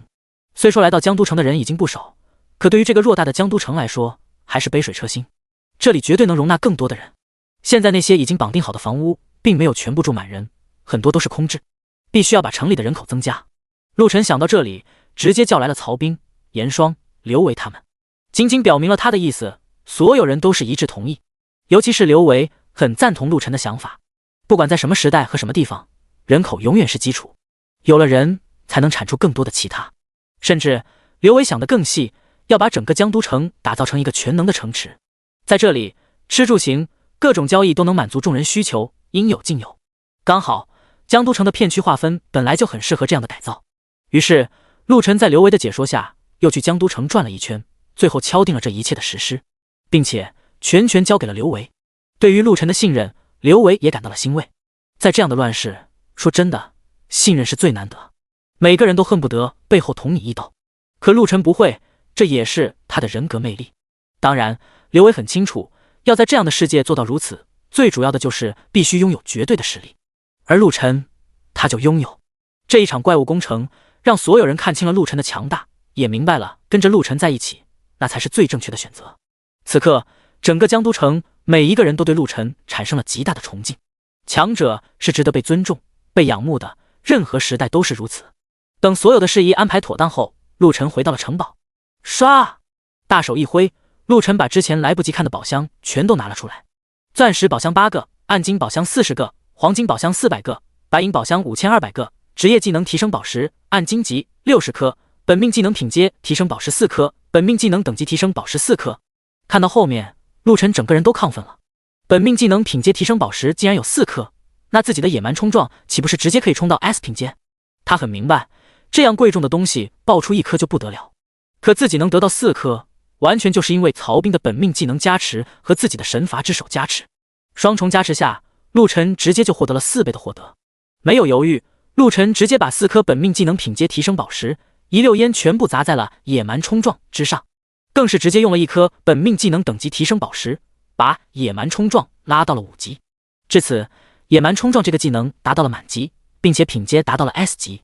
野蛮冲撞满级，品阶 S， 瞬间冲向一点，过程中以自身为中心，半径20米内的所有敌对目标被撞飞，并造成5秒僵直状态，且同时瞬间损失 20% 血量。被撞目标在15秒内全属性降低 50%， 冷却时间10秒，冲撞最远距离30米。看到这个，陆晨双眼一瞪，如今的野蛮冲撞不用管怪物在不在一条线了，只要冲进一个区域自动触发效果，这么一来可就太方便了。之前陆晨施展这个技能还得放风筝一样，等到几个怪物都在一直线的时候才能发动，不然就太浪费了。可现在直接冲入一个范围就能完全激发，这可让陆晨以后的战斗更加方便，而且也达到了相当于 50% 的减伤效果。陆晨并没有停顿，直接把暗金级的职业技能提升宝石将自己的全部技能提升。即使这样，还剩下了不少宝石，陆晨准备你等下让曹彬和严霜也来全部提升一下。破胆满级，战士专属职业技能，可对自己半径100米内的所有敌对目标发动破胆攻击，使所有目标全属性下降 50%， 每次消耗精力20，持续30分钟，冷却40分钟。元素攻击满级，完全掌握金木水火土风雷光暗9大元素进行元素拟态攻击，脑中所想即为现实，能造成极大的伤害，每次攻击消耗精力20。潜行满级，可隐藏身形，维持1小时，除特殊技能不可勘测。攻击或被攻击将解除前行状态，破除前行状态的30秒内获得战力增幅 50%， 下一次使用需要间隔5分钟。当看到这些满级的技能后，陆晨还是比较满意的。没想到自己在跨入4阶前就完成了目前职业的满级状态，此时他要是所有状态全部开启，减伤完全超过了 100%， 可以做到无伤战斗。元素攻击也终于在满级后得到了9大元素的拟态攻击手段。陆晨尝试一手召唤出了水元素，一手火元素，在他的操控下，水和火发生了巨大的变化，正在跟着陆晨的思维而不断变成各种各样的样式。陆晨发现，只要他想让这些元素变长也好，变短也罢，甚至软硬都可以随着意念瞬间操作控制。这一发现倒是让陆晨有了一个很不错的手段，在敌人不备之时，要是来上这么一下，估计很爽。而最后的前行到了满级后，隐身的时间增加到了1小时，这让陆晨有了更好的侦查暗杀手段。尤其是这个技能万一被敌人发现，身形暴露出来后，他的战力还能再加上 50%， 十分的强大。接下来陆晨打来了钻石宝箱，这不开不知道，一开吓一跳，妥妥的惊喜。也不知道是不是自己人品爆发，8个钻石箱子竟然触发了5次品质加1，一下子获得了5个史诗级别的宝箱，简直手气爆棚啊！叮，开启史诗宝箱成功，恭喜获得第67章史诗套装，坚定目标。叮，开启史诗宝箱成功，恭喜获得天地铠甲史诗级 X1， 天地铠甲史诗级天地套装之一，全属性加1000，坚韧加100，减免所有伤害 30%， 每秒恢复 20% 血量和精力。叮，开启史诗宝箱成功，恭喜获得天崩史诗级 X1， 天崩史诗级天地套装之一，单手战刀形态，全属性加1000，锋利加70，物理攻击增幅 50%， 每秒恢复 20% 血量和精力。叮，开启史诗宝箱成功，恭喜获得地裂史诗级 X1， 地裂史诗级天地套装之一，单手战刀形态，全属性加1000，锋利加70，物理攻击增幅 50%， 每秒恢复 20% 血量和精神。提示：天地套装为3件套，及其3件套佩戴后，全属性额外加1000，伤害减免额外增加 10%， 物理攻击额外增加 50%， 血量和精力恢复每秒增加 20%。丁，开启史诗级宝箱成功，获得5个史诗宝箱开完，开出了天地套装3件，外加一把法刀和一面盾牌的史诗级武器。陆晨直接将套装装备了起来。姓名：陆晨，称号：恶魔猎人，为1，职业：修罗，为1，等级28，经验59635520000000，力量8970加4000，敏捷8950加4000，体质8997加4000，精力9599加4000，附加特性：坚韧加100，锋利加140，伤害减免 40%， 物理增幅 150%， 每秒恢复 80% 血量和精力。武器：天崩，史诗级，地裂，史诗级。装备：天地铠，史诗级。本命技能：野蛮冲撞 S， 满级。职业专属技能：再生，魔化，满级。附加技能：破胆，满级。前行，满级。元素攻击，满级。战力评估：3阶8星巅峰，附加装备后战力4阶1星。其他技能不可升级。钢化，黄金级。杀戮币78 6622 2452，声望132000，剩余自由点数0。看到此时的数据，陆晨一愣。在转职3阶之前，装备附加后的战力是有封顶限制的，可到了3阶后，似乎这个禁制没有了，因为他现在附加装备后的战力显示成了4阶1星，这倒是不错。陆晨满意的点了点头，没有了这个禁制，自己的战力就没有限制了，更加利于自己。而这次开出来的装备，他也非常满意。虽然史诗级的2件武器都没有附加什么额外的技能，可是加的属性点和被动状态却是十分的给力。如今的陆晨什么技能都不用，光被动减伤就达到了 40%， 加上野蛮冲撞，直接就达到了90减免伤害，绝对的牛逼。毕竟他目前的属性点就要比其他人高出太多，还有100的坚韧值，再加上这些减免，几乎其他人打他都不怎么掉血了。等级、战力、属性点的差异都会降低别人对他攻击造成的伤害数值。何况陆晨还有着满级的破胆和黄金级的钢化技能，这些可都是加防御的。相当于说，现在的陆晨已经防御无敌了，只要不碰到超出他属性点和等级太多的敌对目标。其次，他现在这个被动恢复的效果简直变态，每秒恢复 80% 的血量和精力，这等于可以无限续航了呀！防御和恢复全都达到了一个新的高度，让陆晨真正站到了巅峰。不过陆晨并没有满足，他马上就能跨入4阶，可也只是4阶，这让陆晨有点疑惑。现如今自己的属性点和能力，包括装备的加持已经足够强大，可这样也仅仅是4阶。要知道，在这里最高战力是可以升级到10阶10星的，那后面的5到10阶到底会如何强大？而且史诗装备是全属性加1000，通过他自己的人物数据模板可以看出，到了4阶的战力应该是属性提升10000点才能增加1星战力。那么史诗之上是传说和神话，假设传说装备是全属性加10000，那么神话装备就是全属性加10万。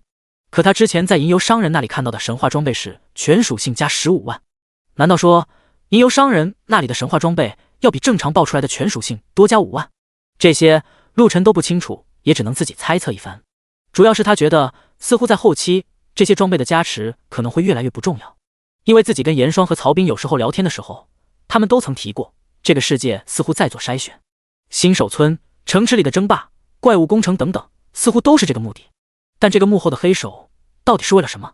陆晨不知道，自己和其他人的所作所为是不是幕后的都在看着，他也不知道，这让陆晨很不自在。哪怕现在他很强，但是这种摸不到头绪的感觉让他十分不爽，得变得更强。陆晨双眼闪过一丝流光，更加坚定了自己的想法。只有快点突破到10阶10星战力后，也许才能发现这世界背后的目的。而陆晨要做的不是突破到10阶10星战力，而是要超越，狠狠的超越。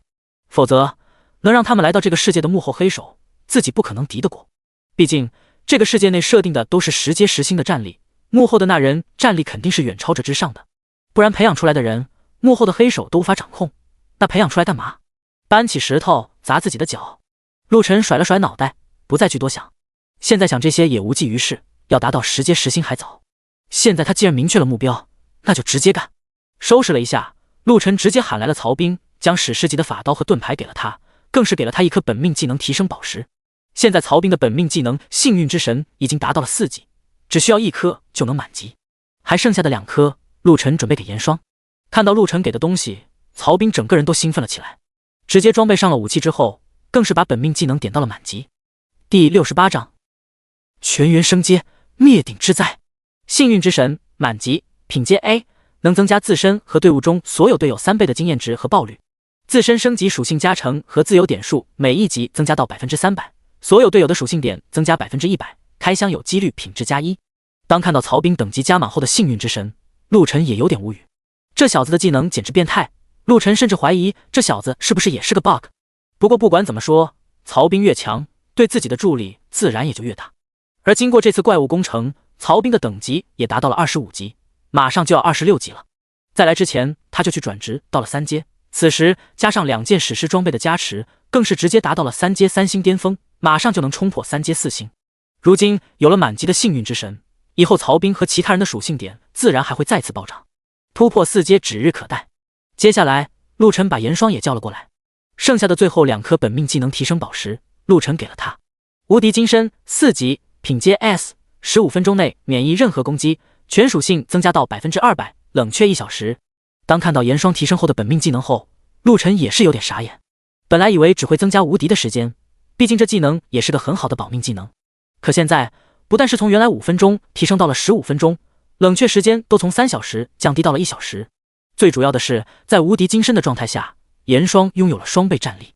要知道，他可是还有泰坦这个特殊职业，职业技能里的神力激荡又可翻倍1次，等于可以爆发4倍的战力。这神力激荡还只是1级，要是提升到满级，怕是一下子要暴涨好几倍，到时候绝对是头女暴龙，战力爆表。而严霜此时也已经升到了23级，战力更是快要达到2阶巅峰，马上就可以晋升3阶战力了。于是陆晨跟他们说了几句后，喊上了刘维那些主力骨干，直接出城开始了刷级。他准备先转职到4阶，让严霜和刘维他们也尽可能的进入3阶，那时候就要开始进行合并其他城市的动作了。刘维等人自然十分乐意，升级谁不想？如今的他们就比严霜慢了一些，毕竟他们可没有获得特殊隐藏职业。在陆晨的带领下，到了当天晚上狂欢之前，所有人都到达了陆晨想要的层次，等级也都超过了30级。一群人嘻嘻哈哈的回城，直接进行了转职。陆晨达到了4阶，严霜和刘伟他们都达到了3阶，曹兵因为已经达到了3阶，所以这一次没有升阶，却是战力又提高到了3阶6星。转职后，陆晨又把多出来的钻石、暗金、黄金装备丢给了曹兵。如今发放装备这些事宜，陆晨都交给了曹兵。没多久，领到新装备的那些人自然一个个开心不已，这才来江都城没2天，全都鸟枪换炮，一身极品装备走出去杀怪，那叫一个轻松自由。装备上去了，战力也跟上了，这收集材料起来也更加快捷。夜晚繁星当空，天上的月亮似乎在今晚特别的圆。江都城除了轮流放哨的以外，全都来到了城门进来的那处大广场之上。此时密密麻麻的人坐在那里，篝火已然升起。刘维在陆晨的示意下，早就把那些美食美酒美烟拿了出来，在广场的最南侧搭建了一个硕大的平台，那里按照自助餐的格式，已经将这些战利品美食摆放妥当。在众人的欢呼声中，陆晨被推上了台，做了一番开场白。虽然两世为人，可在这么多人的面前进行演讲，陆晨还是有点不太适应。断断续续的憋了几句话后，直接来了句吃好喝好，就仓皇下台。让他杀敌可以，让他演讲真的太难为他了。不过既然如此，台下也是一片欢呼。他们都知道，如今他们能如此和谐的坐在一起分享美食美酒，都是因为这个男人陆晨。没有他，就没有如今的江都城。要是光靠他们这些人，完全就是一盘散沙。这样的世道，谁都不相信谁，怎么可能团结？一个人都带着17、18个心眼防备着。想要在这样的情况下统领和整合他们，完成这次的守城，必须要有陆晨这样的绝巅战力才行。另外，没有陆晨，也不会有他们此时身上的极品装备，更不会有他们这暴涨的等级和战力。而看到这位杀神竟然在上台演讲如此羞涩，不免让他们更加开怀。这样的老大不会太过无情，人性犹在。欢呼之后，一顿胡吃海喝的盛宴开始了。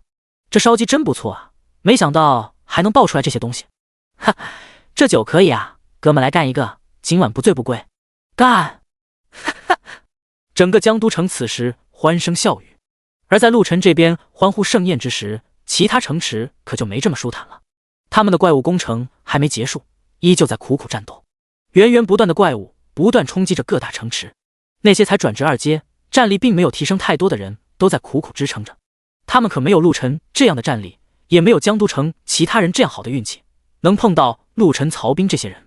战力不够，装备不行，就连统帅的作战指挥也是乱作一团。很多的城池还没坚持到几个小时，就被怪物冲破了防线，四散逃命。当然，也有几座城池战斗起来很有秩序，靠着他们的配合和努力，倒是扛过了这一波怪物攻城。不过，也都累得够呛，城池内牺牲的人也不少。要不是因为怪物攻城的等级，也是跟着城池内人员的战力和数量对等爆发，他们这些城池怕也得直接被攻破。他们面对的怪物，不管是数量还是战力，可要比陆晨这边江都城差远了。如果兑换一下，估计1小时内他们就被灭城了。不过危机也是机遇，但凡扛过去的这些城池，所有人都获得了不少的收获，经验、装备、杀戮币、食物等等都得到了不少。哪怕爆率很低，但是怪物攻城期间怪物多如牛毛，在量大的情况下，爆率再低也是会爆东西的。得到了黄金、白银装备的人自然都十分开心，有几个获得暗金装备的更是觉得走上了人生巅峰，喜不自胜。而他们不知道的是，在怪物攻城结束的瞬间，刚好过了晚上12点，新手村15天的期限已到，一场灭顶之灾在新手村爆发。第69章副本开启，世界攻城，快跑，好多恶魔，快往迷雾森林跑！可是我们现在的等级去迷雾森林就是找死啊，那里面的怪物来去无踪，白天好不容易才跑出来的，那也比面对这些恶魔强，快跑！此时各地的新手村，所有没有达到10级的人都在亡命奔逃，身后那是一个个堪比恶魔巴塔那样的怪物在不断追赶。有了第一次恶魔夜袭新手村的事件后，每到夜晚，他们就会躲进新手村自己的小木屋来躲避这些恶魔的屠杀。这10来天道士也都一个个算是安全度过了可怕的夜晚。然后当15天到达，让他们绝望的事发生了，这些恶魔竟然直接突破了小木屋的禁制，冲了进来。没有了安全屋，这些人在恶魔手下完全不是对手，杀戮在无情的进行，所有人只能跑了出来。对他们来说，只能强行突破迷雾森林，去往城池才有一线希望。可迷雾森林里的食尸鬼神出鬼没，还是结队出现，在浓雾的掩盖下，更是让他们一筹莫展。前有食尸鬼，后有恶魔追赶，让他们这些还没达到10级的人苦不堪言。为什么会这样？我以前可是社会精英，为什么到了这里却不如其他人？我不甘啊！我以前可是有着无穷的财富，怎么会这样？哥哥们，救救我！我可是明星，只要你们能救我，要我做什么都愿意。在无情的屠戮下，很多人惨呼了起来。有的在蓝星的时候是行业的翘楚，是有钱的大老板，甚至还有一些姿色绝佳的明星艺人乃至一方政要。然而在末日杀戮世界，他们什么都不是。在这里，不管你以前多有名、多有才或者多有权，都于事无补。没有实力，你就什么都不是，只能接受如今的惨况。这些人里面，有的就是因为太过于自负和自持身份，觉得以前自己都是高高在上的一员，故而骄纵孤傲，导致别人在组队时给他们深深上了一课。你牛逼？行，那你自己在这里嘚瑟，管你是明星、是老板还是政要大官，2个字，滚蛋！在蓝星享受惯了所谓高贵的身份后，让他们亲自杀怪，简直就是扯淡。15天下来，别说10级没达到，有的8级都没达到。用嘴说和实干，那是两码事。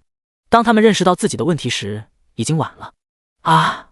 惨叫声频频响起，恶魔和食尸鬼们不断收割着他们的生命，大地、森林都在这一刻被他们的鲜血染红。在伸手不见五指的迷雾森林中，凄惨的叫声让人听着浑身一阵阵发颤。丁，统计到世界3阶人员已达标，开启世界屏障。丁，3阶起不再限制战力，你们可以更好的发挥。丁，你们不要小瞧你们的职业，对于你们5阶之后的定向选择将起到决定性的作用。丁，城主认证开启，成为城主绑定自己的城池吧。丁，副本系统开启，在里面会有意想不到的收获哦。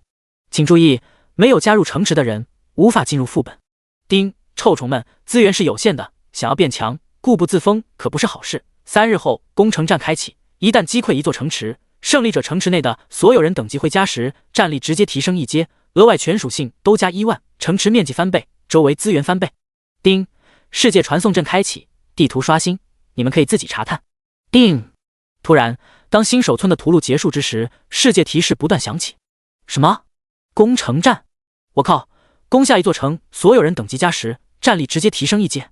何止，在这个基础上还额外全属性加1万，太变态了吧！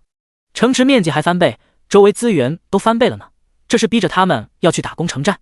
听到提示后，所有人都震惊了，尤其看到攻城战胜利后给的奖励，这一下，原本那些游荡在城池外的散人都开始向着自己最近的城池行去。有很多人来到城池后，不甘被城池的现有掌控者收编，就自行在野外杀怪升级了。可如今，要是不加入攻城战，那他们就无法获得攻城战带来的巨大收益。而且，副本系统的开启，进入的资格首先就是要归入城池的属队，散人可无法获得进入副本的权利。一瞬间，大量的散人向着城池汇聚。老大，你这刚准备要攻城合并势力，这世界公告就来攻城战了，你这嘴开光的哦。碰巧吧。听到曹彬的话，陆晨也有点无语。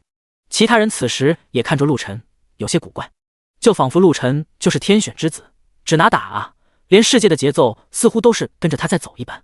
只有陆晨此时眉头紧锁，这幕后的黑手到底要玩啥？不过不管如何，攻城的必须的。刚才世界提示也说了，资源有限，而且在这个时候开通的世界屏障，竞争只会越来越大。现在可不光是龙国内部的城池争夺，同时也会发生国战，甚至很多城池会合作起来，共同御敌，拿下攻城战。陆晨想的没错，很多城池的掌控者其实知道自己有几斤几两，尤其那些在怪物攻城后已经属于苟延残喘的地步，这时候再来攻城战，无非自寻死路。与其死战，不如联合，这样说不定还有一线生机。这一晚注定是不平静的。可对于陆晨这边的江都城来说，所有人都浑不在意，因为陆晨太强了，他们的整体战力也强大到离谱。如果说攻城战他们还能输，那没人能赢了。兄弟们，今晚咱们吃好喝好，3日之后攻城。这时候曹彬站了出来，高声喝道：攻城，必胜，必胜！在曹彬的带动下，所有人都高呼了起来，每一个人都兴奋不已，他们仿佛都能看到自己在今后的攻城战中等级不断提升，属性点暴涨的画面。而世界屏障的开启，让整个世界频道也热闹了起来。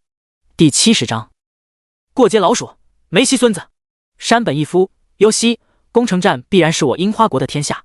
龙启祥，放屁！就你们这么矮冬瓜，还想拿下攻城战？吃屎吧！在于野，八嘎，你们这些病夫，等着在我们面前颤抖吧！金游西，樱花国加油！思密达，梅西，在于野，我支持你。这些龙国的鸟人完全不够打，以前在球场上不行，这里也不行。在于野，感谢梅西兄弟的力挺，放心，3日之后必然先灭几座龙国的城池打牙祭。曹彬，几个杂碎在这里自吹自擂。爷爷问你是哪座城，2个孙子敢应吗？在于野，八嘎，你是什么东西？我在大日城，有种你过来。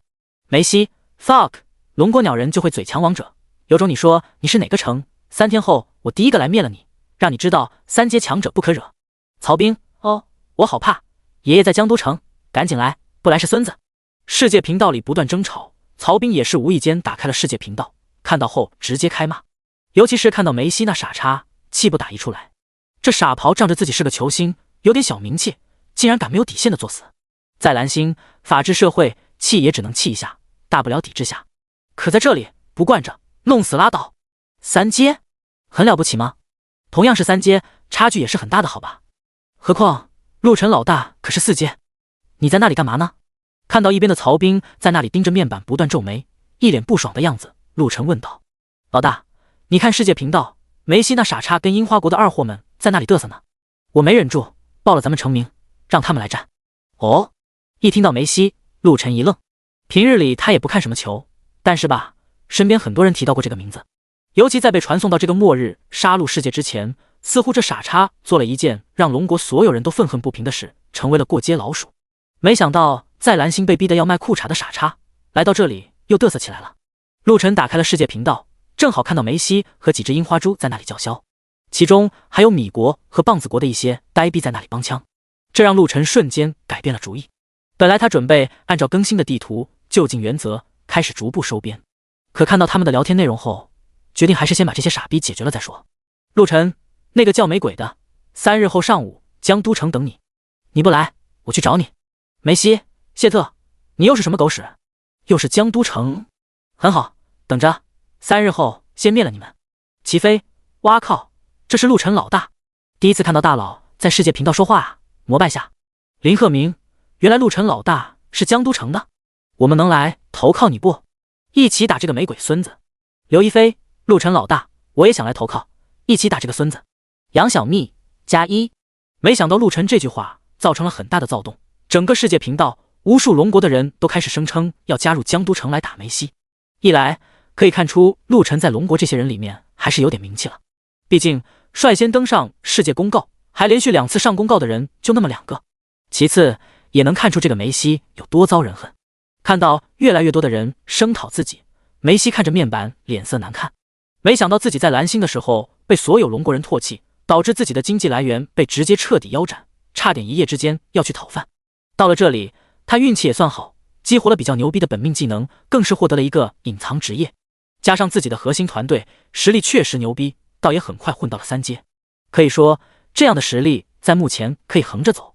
这一下他又飘了，看到龙国的人之后恨意顿生，开始了辱骂和鄙视，结果现在又成了众矢之的。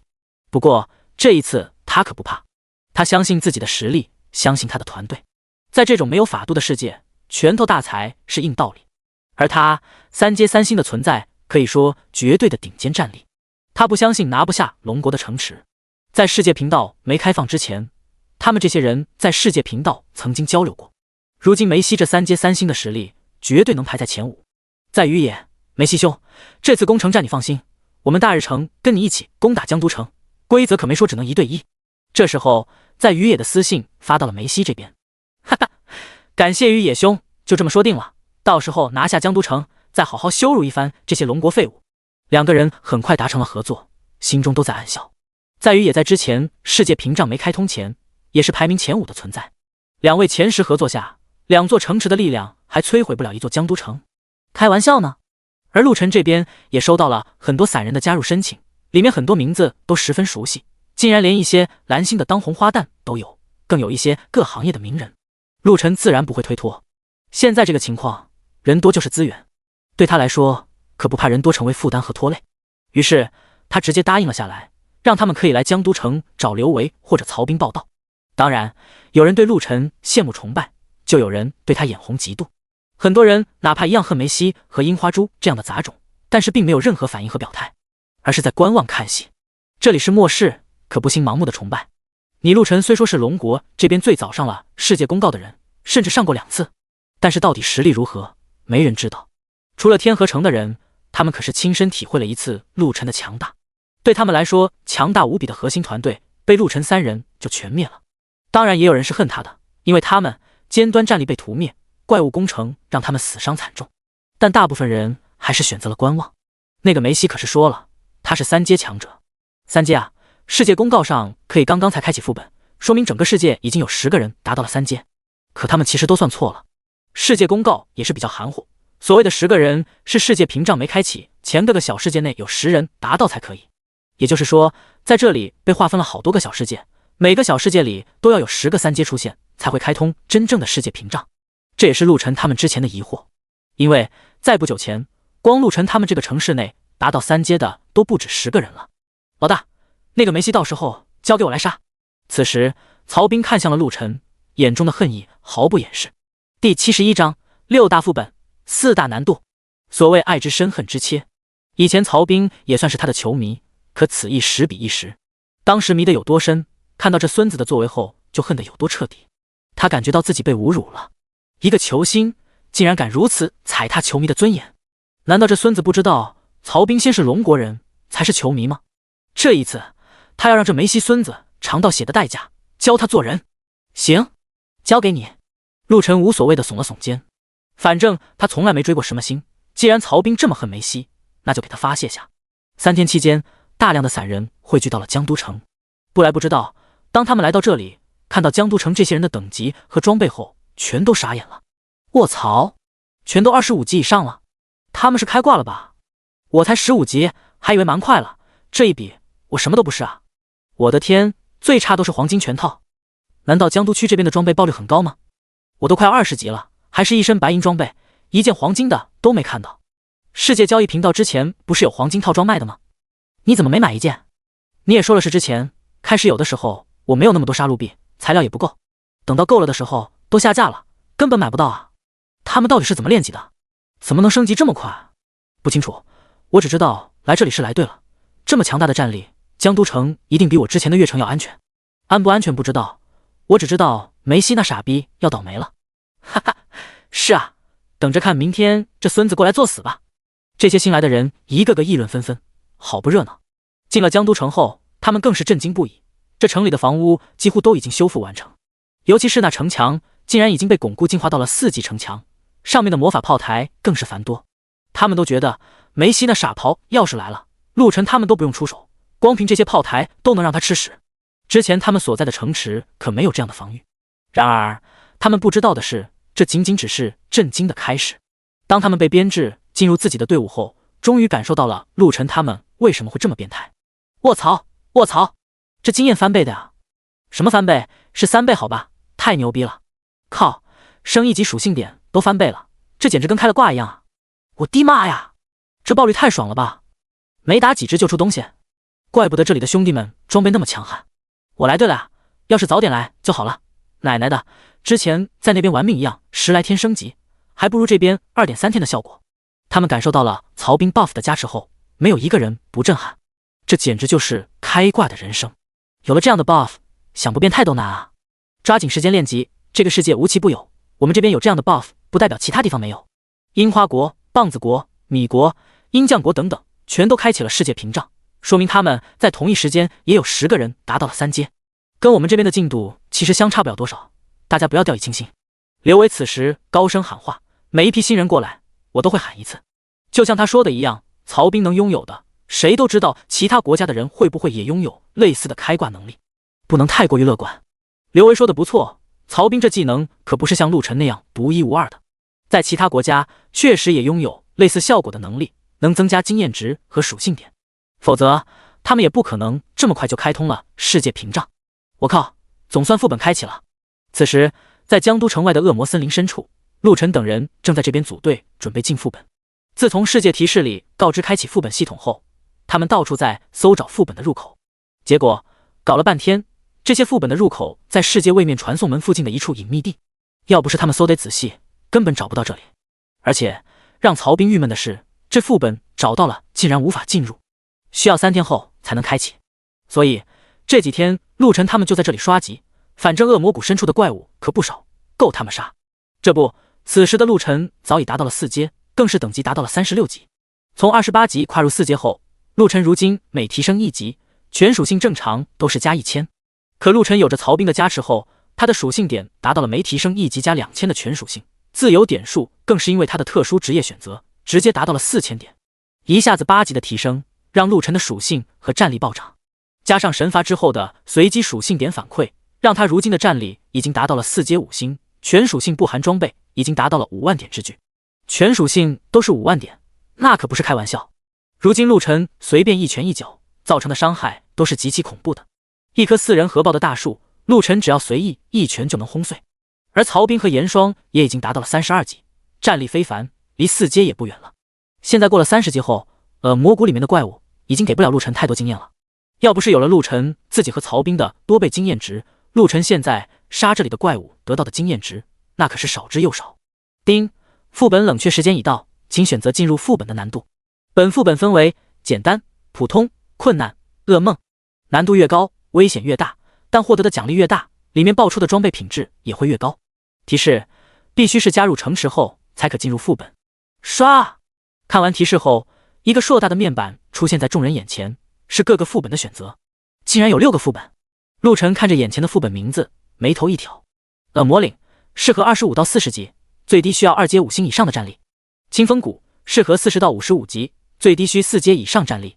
呼啸深渊适合55到70级，最低需要5阶5星以上战力。燃烧之城适合70到85级，最低需要7阶以上战力。诡异农场适合85-100级，最低需要8阶5星以上战力。毁灭之源适合100级以上，最低需要9阶以上战力。老大，我们选择哪个难度？看完上面的介绍，曹兵看向了陆晨。第72章，副本开启，通关奖励。先从简单的打起，熟悉一下。陆晨又仔细的看了一遍副本介绍，最后决定从简单的开始打。他可不想阴沟里翻船。而且第2个副本清风谷最低要求就是4阶战力，这明显对应的是最简单的那个模板。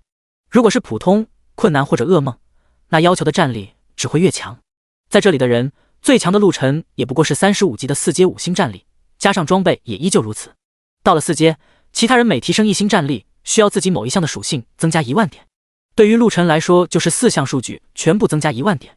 很明显，在场的除了陆晨，没有一个人符合清风谷的要求，所以暂时也只能选第1个。副本里面到底有什么，没人知道。安全起见，还是先打一轮恶魔领的简单模式比较妥当。3阶以上的刘维、马文琪、严雪、佳丽留下，其他人跟我进去。陆晨直接开口说道。他这么做自然有他的想法，以防万一，留下严雪和韩佳丽，这2个都是治疗并且拥有复活的能力。如果他们在副本里面出现了不测，通过他们还能想办法复活自己。刘维和马文琪2个人的临场应变能力比较强，留在外面比较妥当。虽然刘维他们4个也很想进去，不过对于陆晨话，他们现在可谓是言听计从，所以直接点了点头，领了指令，待在了副本外。是否开启恶魔领副本的简单模式？开启。开启成功。一瞬间，数道流光乍现，陆晨在内的15人瞬间消失在原地，直接被传进了副本之中。哎，好想一起进去看看。刘维大哥，别叹气了，他们这是进去开荒，等摸清楚了进去，不是更安全？是啊，陆晨老大也是为了咱们好。我知道，就是单纯的想进去看看而已。看到陆晨进去后，刘维叹息了起来，有些遗憾。遗憾自己没能跟着陆晨第一时间一起去开荒副本。这就是副本世界。看着眼前幽暗的空间，曹兵有些震惊。被传送进副本，不过眨眼之间，四周的场景变换神奇无比，一眨眼就来到了一个完全不同的世界。这里的空气更为潮湿阴冷，四周光线昏暗。在这里没有太阳，也没有月亮，光线完全是四周奇怪的树枝散发出来的。让他们惊奇的是，这里的树木表皮可不是褐色，而是血色的，十分怪异。这种血色让人看着不是很舒服，甚至让人有些烦躁。那树枝上的叶子和一些果实状的东西全都散发着耀眼的红光，也是因为这些红光才让这里有了点亮度，就是看着有些瘆人。当心一点，这里的东西不要乱碰，注意防守突发袭击。陆晨说了一句，便手持双刀走到了前面。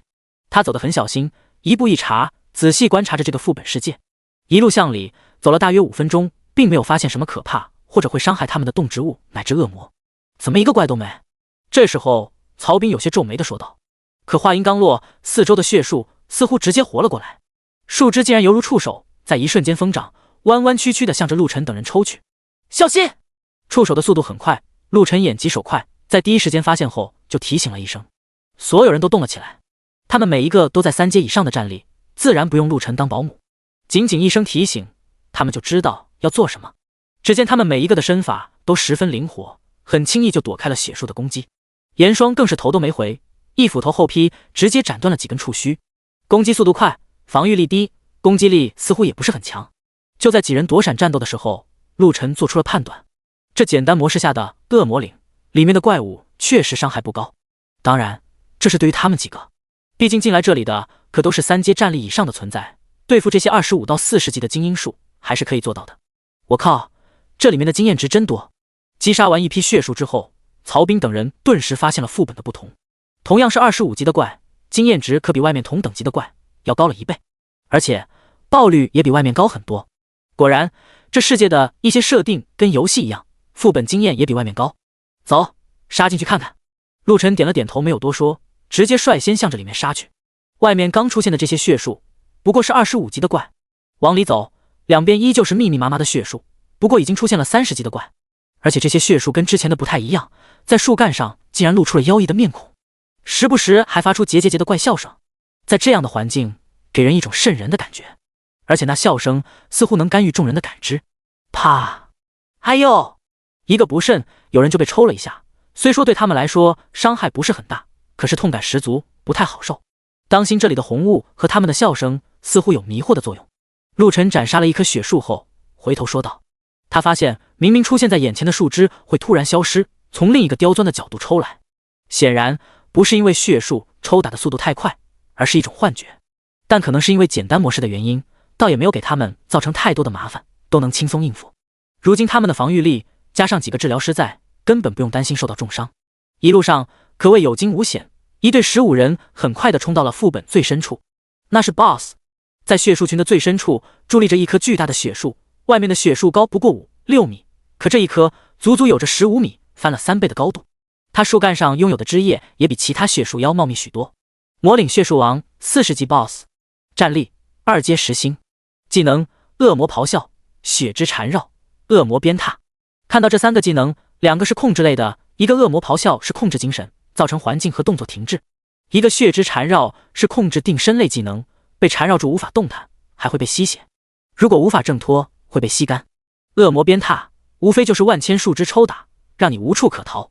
对此陆晨只是看了一眼，直接就杀了上去。一个战力只有2阶10星的 BOSS， 不过就是一刀的事。唰！陆晨身影如电，瞬间出现在血树王身前，在他的树枝还没击打出来的时候，一刀横斩。咔嚓！10几人都合抱不过来的血树，随着陆晨手起刀落，直接拦腰被斩断。丁，通关恶魔灵简单模式，全员获得全属性加100。当天该模式可进行次数1/10。丁，通关恶魔灵简单模式，全员获得。卧槽！光是第一条通关奖励就让所有人都大呼卧槽。第73章天上吊饼，最强奶爸。副本通关竟然有加成属性点，这么爽的吗？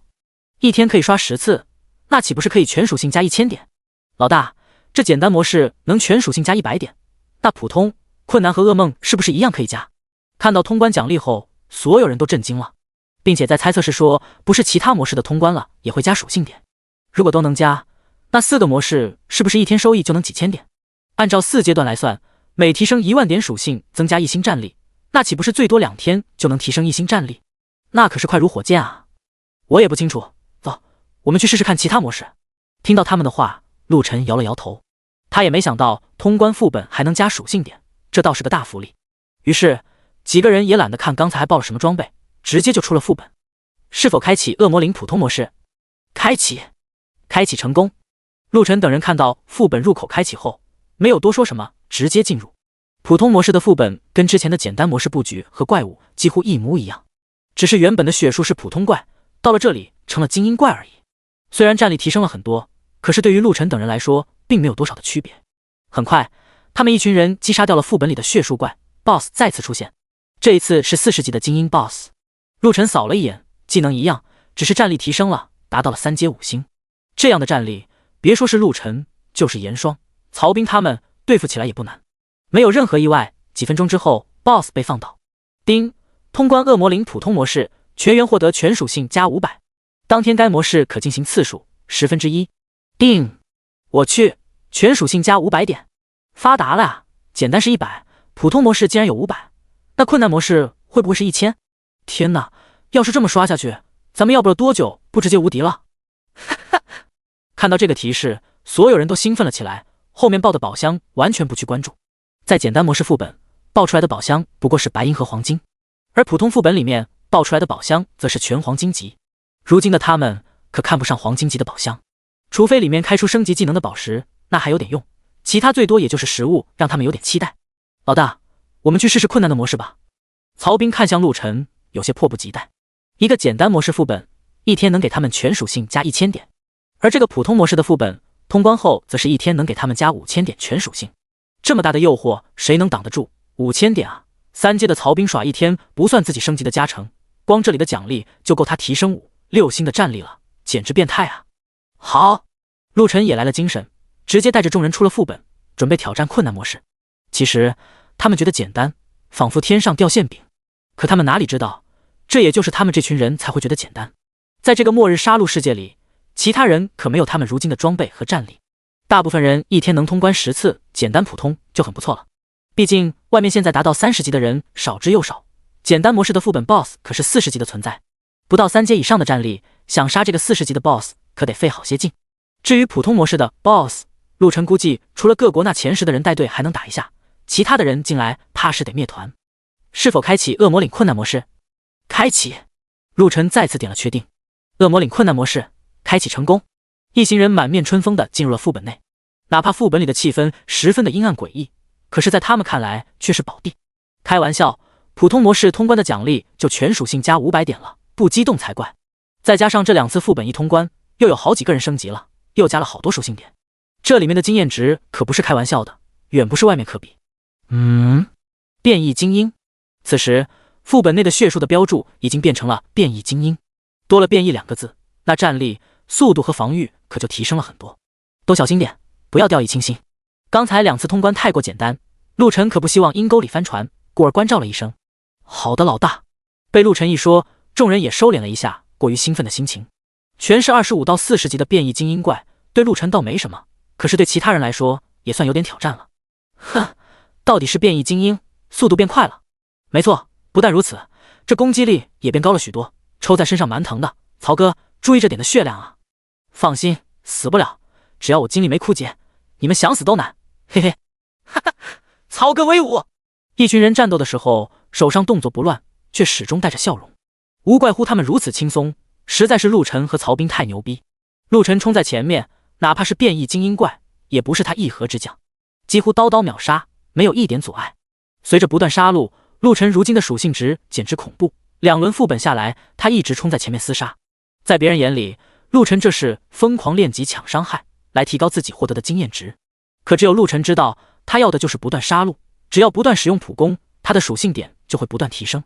现在的他马上都要达到4阶7星了，可想而知他之前杀了多少怪。其他人可不知道陆晨还有这样额外增长属性点的能力，要是知道了，怕不得惊掉大牙。至于曹彬，那简直就是大奶牛。之前他的女神的眷顾提升到了3级，每次施展可以恢复以自身为核心，半径50米内所有队友的 50% 血量，并且恢复所有不理状态，每次也只是消耗精力30点。如今都已经3阶8星战力的曹彬，精力更是早就突破了8000大关，31次能加200多次呢。再加上他现在的钻石级装备，可是能恢复精力和血量的，几乎消耗的还没恢复的快。所以这曹彬可以算是最强奶爸之一。尤其刚才通关了2次副本后，陆晨人品爆发，竟然开出了2颗职业技能提升宝石，暗金级。这一下，他的女神的眷顾直接等级拉满。第74章，莫名其妙，全员懵逼。女神的眷顾满级，群体治疗技能，每次施展能恢复以自身为核心半径200米内所有队友的 80% 血量，并恢复所有不利状态。当受到致命攻击时，生命值低于 10% 以下，额外触发1次满血效果，该效果1小时内只会触发1次，每次施展消耗精力50。卧槽！当看到曹彬满级后的技能，陆晨都惊呆了。恢复血量的比例更加牛逼不说，还多了一个锁血满恢复的效果，等于说只要每小时加注1次女神的眷顾，那么完全不怕被秒。碰到致命秒杀的时候，直接锁血，瞬间恢复到满血状态，这可太牛了，等于有了2条命。除非对方能连续秒杀曹彬2次，目前看来，这里除了陆晨，似乎没人能做到。哪怕是现在的严霜，也够呛。因为马上要击杀这困难模式的 BOSS 了，陆晨也是为了保险，所以现在就给了曹彬这2颗宝石。没想到竟然技能发生了这样的变化，简直逆天。曹哥，你也太牛了！就是以后兄弟们的性命可就交到你手里了。曹哥，要不晚点咱俩住一起吧，这样更安全。滚，你个瘪犊子！知道了曹彬目前技能的情况，其他人更是羡慕加崇拜，一个个恨不得搂着曹彬不放手。开玩笑，这可是个香饽饽，不但经验值、爆率和属性点能暴增加持，牧师有的能力他都有。这治疗量比专业牧师还牛不说，还带锁血满恢复能力，简直逆天啊！要知道，曹彬这个能力可是群体的。一般来说，治疗职业单体治疗的量都不见得能达到 80%， 曹彬这可是全体啊！只要在他半径200米的范围内，几乎死不了。他们都敢站桩越级跟别人应对，只要不被连着秒，完全没有后顾之忧啊！而且江都城目前的等级情况早就超越了其他城池，何况是曹彬这样的核心成员，等级和属性点、战力等级、装备更是超越了别人不知道多少。行了，准备一下，前面就是 BOSS 了。陆晨摆了摆手，让他们调整一下，准备开 BOSS 了。血术王40级变异精英 BOSS， 战力4阶5星，技能。众人看向不远处的血术王，还是略显紧张的。他们到目前为止还是第一次要击杀40级的变异精英 BOSS， 之前在怪物工程的时候，也不过是个30级的精英 BOSS， 跟这个 BOSS 可不是一个档次。不过陆晨等人也不是怪物工程师的战力了。经过这3天的不断提升，他们都升了好几级了。加上前面2轮通关副本又都再次升级，并且也额外获得了全属性加600的增幅，相当于每个人都加了起码1星以上的战力。虽说单打独斗他们可能还不太行，但是组团打问题不大。何况陆晨还在这里呢。上！陆晨稍事调整，直接开怪，野蛮冲撞瞬间发动，直接将 BOSS 僵直破胆也同时释放。一瞬间，陆晨的战力全部释放。双刀划过，血树王并没有应声而灭，这倒是有些出乎陆晨的意料。防御和生命力都增强了10数倍，要是换做之前简单和普通模式里的血树王，一下子他就能击杀。可现在2刀下去，虽然同样没有感觉到阻碍，可血树王并没有陨落。陆晨也不耽搁，双刀再次飞舞了起来。其他近战的也已经冲到了血树王身前，不过他们却是有些发愣。我靠，到底是困难级别的副本，这血树王是个血牛啊！就是陆晨老大10几刀下去，这狗东西还没死，不科学啊！别废话了，一起上。原本打 BOSS 他们几个就是打酱油的，每次冲到血树王身前，陆晨就已经斩杀完毕了。可现在血树王竟然还没死，这让他们顿感意外之余，更多的是兴奋，因为他们终于可以杀 BOSS 了。平时连 BOSS 的毛都没摸到就战斗结束了。刷刷刷！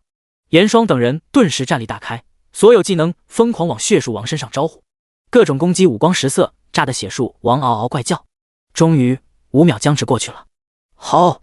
血树王发出了愤怒的咆哮，自己堂堂一个大 BOSS 恶魔岭的主宰，竟然被一群渺小的人类胖揍了一顿，血掉了过半。关键是好憋屈，5秒内自己只能挨打，动都不能动。尤其是那个拿着法刀的混蛋，竟然跑到自己背后去爆局，太可恶了！现在他还觉得某处火辣辣的疼痛。还有那个撞了自己，让自己麻痹5秒的家伙，这2个混蛋必须弄死他！血树王仇视着陆晨和曹彬，眼睛都快要喷火了。要了眼神能杀人，陆晨和曹彬怕是早就被他大卸8块了。呵，树也有脾气，老子戳！曹彬看到血树王那暴跳如雷的样子，不由嗤笑了一声，一刀捅去。他眼前这个根部原本的小树洞，已经被他捅得不堪入眼，都能塞进去几个拖把了。当然了，曹彬可不知道这是血树王的局部，纯粹就是因为这里方便下刀子。大家都在打，即使他是个辅助，觉得闲着也是闲着，就跑到了血树王的背后来捅刀子。谁曾想会有了这么一个美丽的误会。好，正想着要怎么弄死陆晨和曹彬，没来由的后背某处一阵刺痛，这让血树王羞怒难耐，无数的树枝向着曹彬抽去。这个混蛋还敢捅，小心点！陆晨看出了血树王的动静，也是有些疑惑。自己攻击明显最高，应该也是最拉仇恨的，怎么曹彬这小子会 OT， 被血树王如此仇视？想不明白。陆晨瞬间动了，手中的双刀划出几朵刀花，拦下了血树王向曹彬抽去的树枝。手起刀落，无数树枝被斩断，掉落在地。好！吃痛，血树王似乎浑身都抖动了起来，而那些断枝也在瞬间重生，再次向着曹彬抽去。卧槽！我挖了你祖坟啊！一直盯着我抽。这时候曹彬也发现了不对劲，都在攻击血树王，人家都是各种技能，狠招呼呼对着他招呼，可血树王竟然不管不顾，就追着自己抽。这是多大的仇？自己技能都没用，不过就拿着法刀戳戳树洞啊，也没怎么使劲啊。嗖！思索间，几根树枝擦着脸抽过，被曹彬险而又险的避开，差点被抽到。靠！你以为老子怕你啊？戳死你！曹彬也是一脸怒意，骂完就是一刀戳去。这一次含怒而发，使出了全力。嗷呜！同时，血树王竟然发出了一声异样的嘶吼，硕大的树干都在抽搐，十分的诡异。再然后，血树王突然不动了。什么鬼？死了！看到突然不动的血树王，所有人都懵逼了。这是什么情况？第75章噩梦模式满眼 BOSS。眼前的突发情况让所有人都没看懂，怎么打着打着，这血树王就突然暴毙了？血条本来还有小半，一下子就清空了。别说陆晨等人懵逼，就连当事人的曹彬也是一头雾水。他可不知道，这棵血树王是被他不断爆局给气死的。堂堂恶魔岭的霸主，竟然受到了如此耻辱的对待。丁，通关恶魔岭困难模式，全员获得全属性加1000点，当天该模式可进行次数1/10。丁，获得暗金宝箱 X36，获得黄金宝箱 X180，获得白银宝箱 X300，获得杀戮币。卧槽，太爽了！通关一次，全属性加1000点，直接提升1星啊！哇靠，这不是刷10次就能直接3阶战力堆满了，直接能进入4阶！天呐，那还等什么？以后每天必须刷这个副本啊！提示：当等级超过40级或者战力达到5阶后，该副本任何模式将不可进入。正当所有人觉得以后可以无限刷这里的副本时，一个提示弹了出来。靠！我就说天上不会掉馅饼，原来有上限。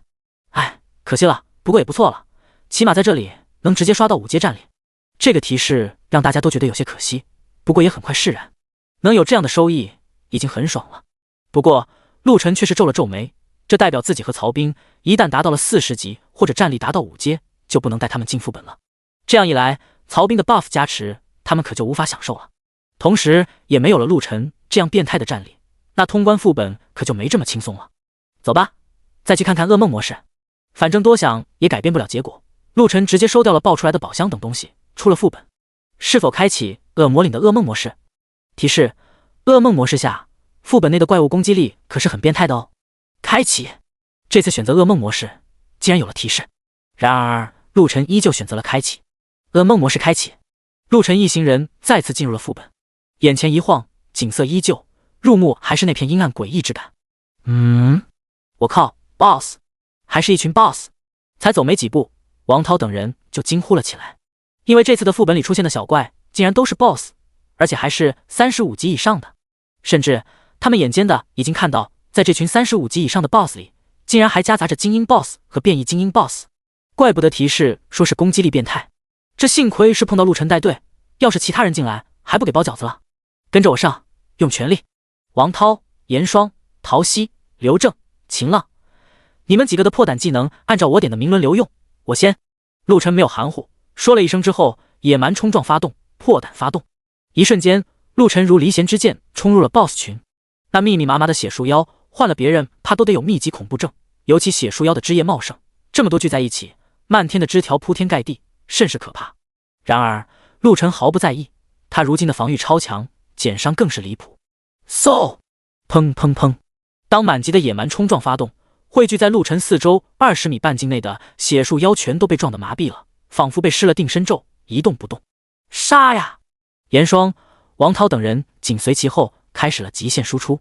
陆晨说了用全力，他们自然不会怠慢，有什么技能用什么技能，五光十色的攻击光波在血树妖群中炸开。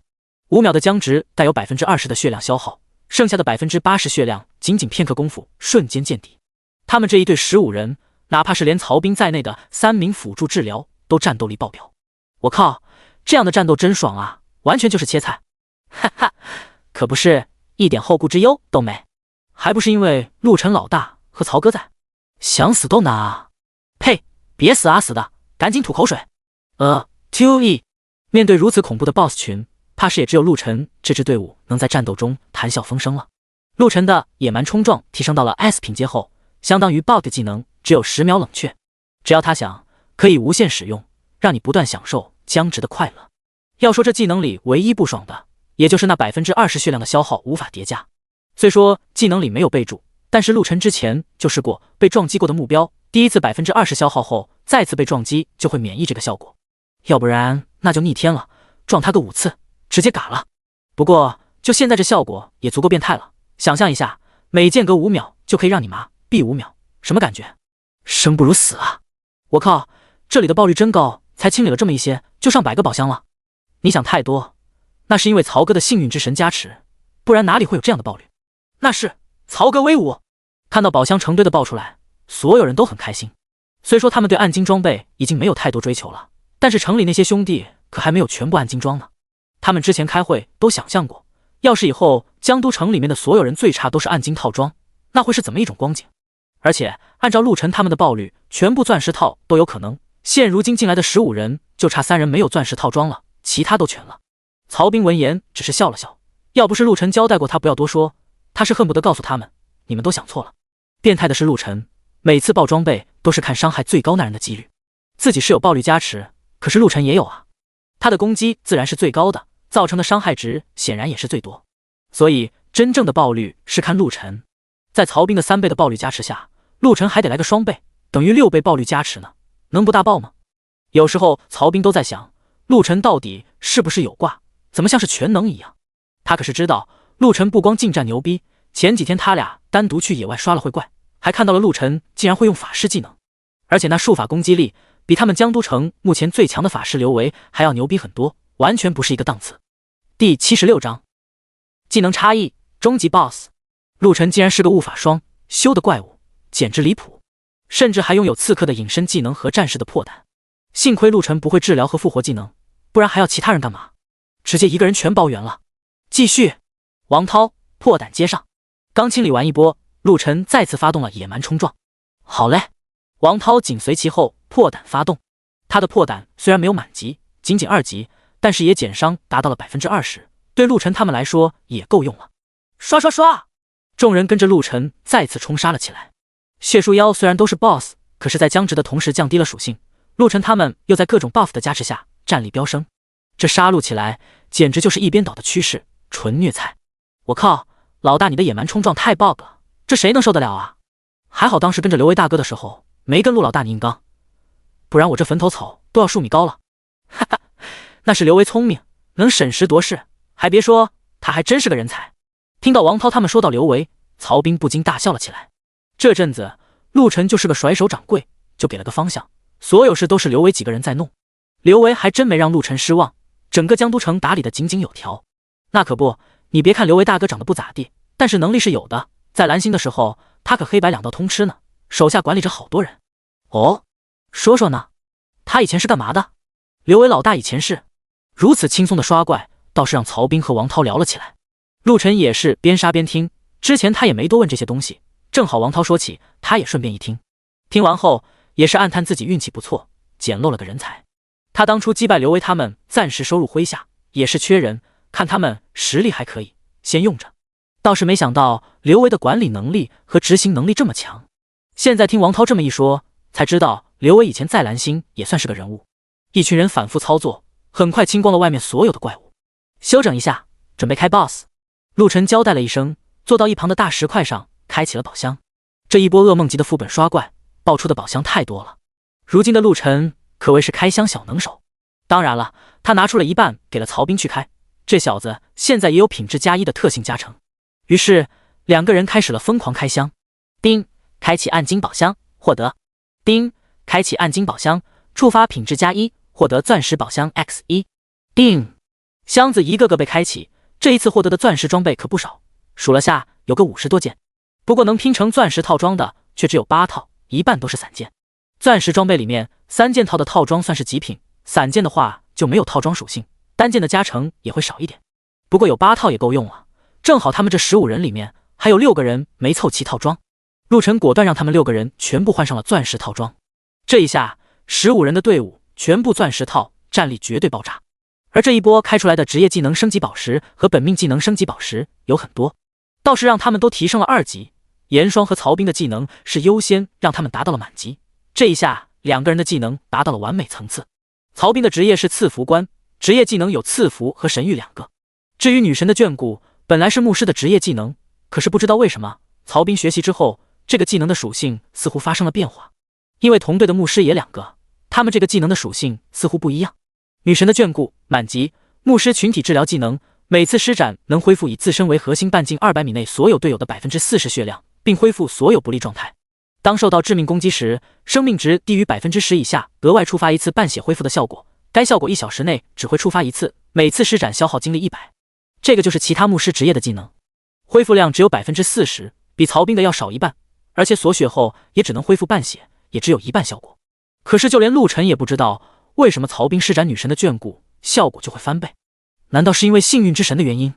反正他们之前也探讨过这个问题，始终没有答案。升级后，陆晨看向了曹斌的职业技能，赐福满级，能给自己以及队友全属性提升 100%， 维持30分钟，每次施展间隔半小时。神谕满级，一次能复活最多10个队友，且瞬间恢复到最佳状态，如果提前加注在自己身上，也能起死回生3次，自己复活后拥有1分钟的无敌时间，冷却时间5天。我靠，有了这2个和变异的女神眷顾，想死都难啊！看到曹斌的技能，陆晨都想翻白眼，这样变态的技能怕是只有自己能杀这货了。严雪在旁边看到这技能的时候，羡慕的都不知道说啥了。他也是一个变异的牧师职业，本来以为他的复活技能和治疗量已经很强了，不然当初那些人也不会一直没有撕破脸，就是因为他的能力特别强。要是撕破脸了，是他们的损失。可无奈那傻子当时惊虫上脑，才断送了自己的性命。看完了曹彬的能力，陆晨再次看向严霜。他的职业可是泰坦战士，并且除了拥有普通战士的破胆技能之外，还拥有其他3项职业技能。尤其是严霜还拥有一个强大的本命技能泰坦之握，能瞬间挣脱任何束缚效果，并保持随后的5秒内力量、敏捷、体质翻倍、冷却30秒。千斤坠满级，形成一个半径50米的重力磁场区域，区域内所有敌对目标被压制，全属性削弱 40%， 维持10分钟，冷却1小时。神力激荡满级，自身属性4倍爆发，持续8分钟，冷却5小时。无敌金身满级，本命技能品阶 S，10分钟内免疫任何攻击，该能力队友也可以同时获得，但不能超过10人，冷却1小时。当看完严霜的，曹彬和陆晨也有些啧舌，尤其是陆晨，严霜这神力激荡真假的属性值都要赶上自己了，而且千斤坠的削弱也达到 50%， 等同减伤一半，加上破胆的配合也达到了90减伤，十分强悍。最牛的是严霜的本命技能无敌金身，不但时间延长到了10分钟，竟然现在队友都能共享这个技能。虽然只能最多10个人，可10个人在10分钟内无敌是什么概念？更别说这10个人中如果有陆晨的话，那简直就是噩梦。很不错，走，开 BOSS 去。陆晨满意的点了点头，他们能变强，陆晨自然也为他们高兴。吼！最里面的血树王发现了陆晨等人的踪迹后，开始了咆哮。我靠！40级终极 BOSS！ 什么鬼？当众人看到这颗血树王的信息后，全都傻眼了。第77章狂暴之舞，强到绝望。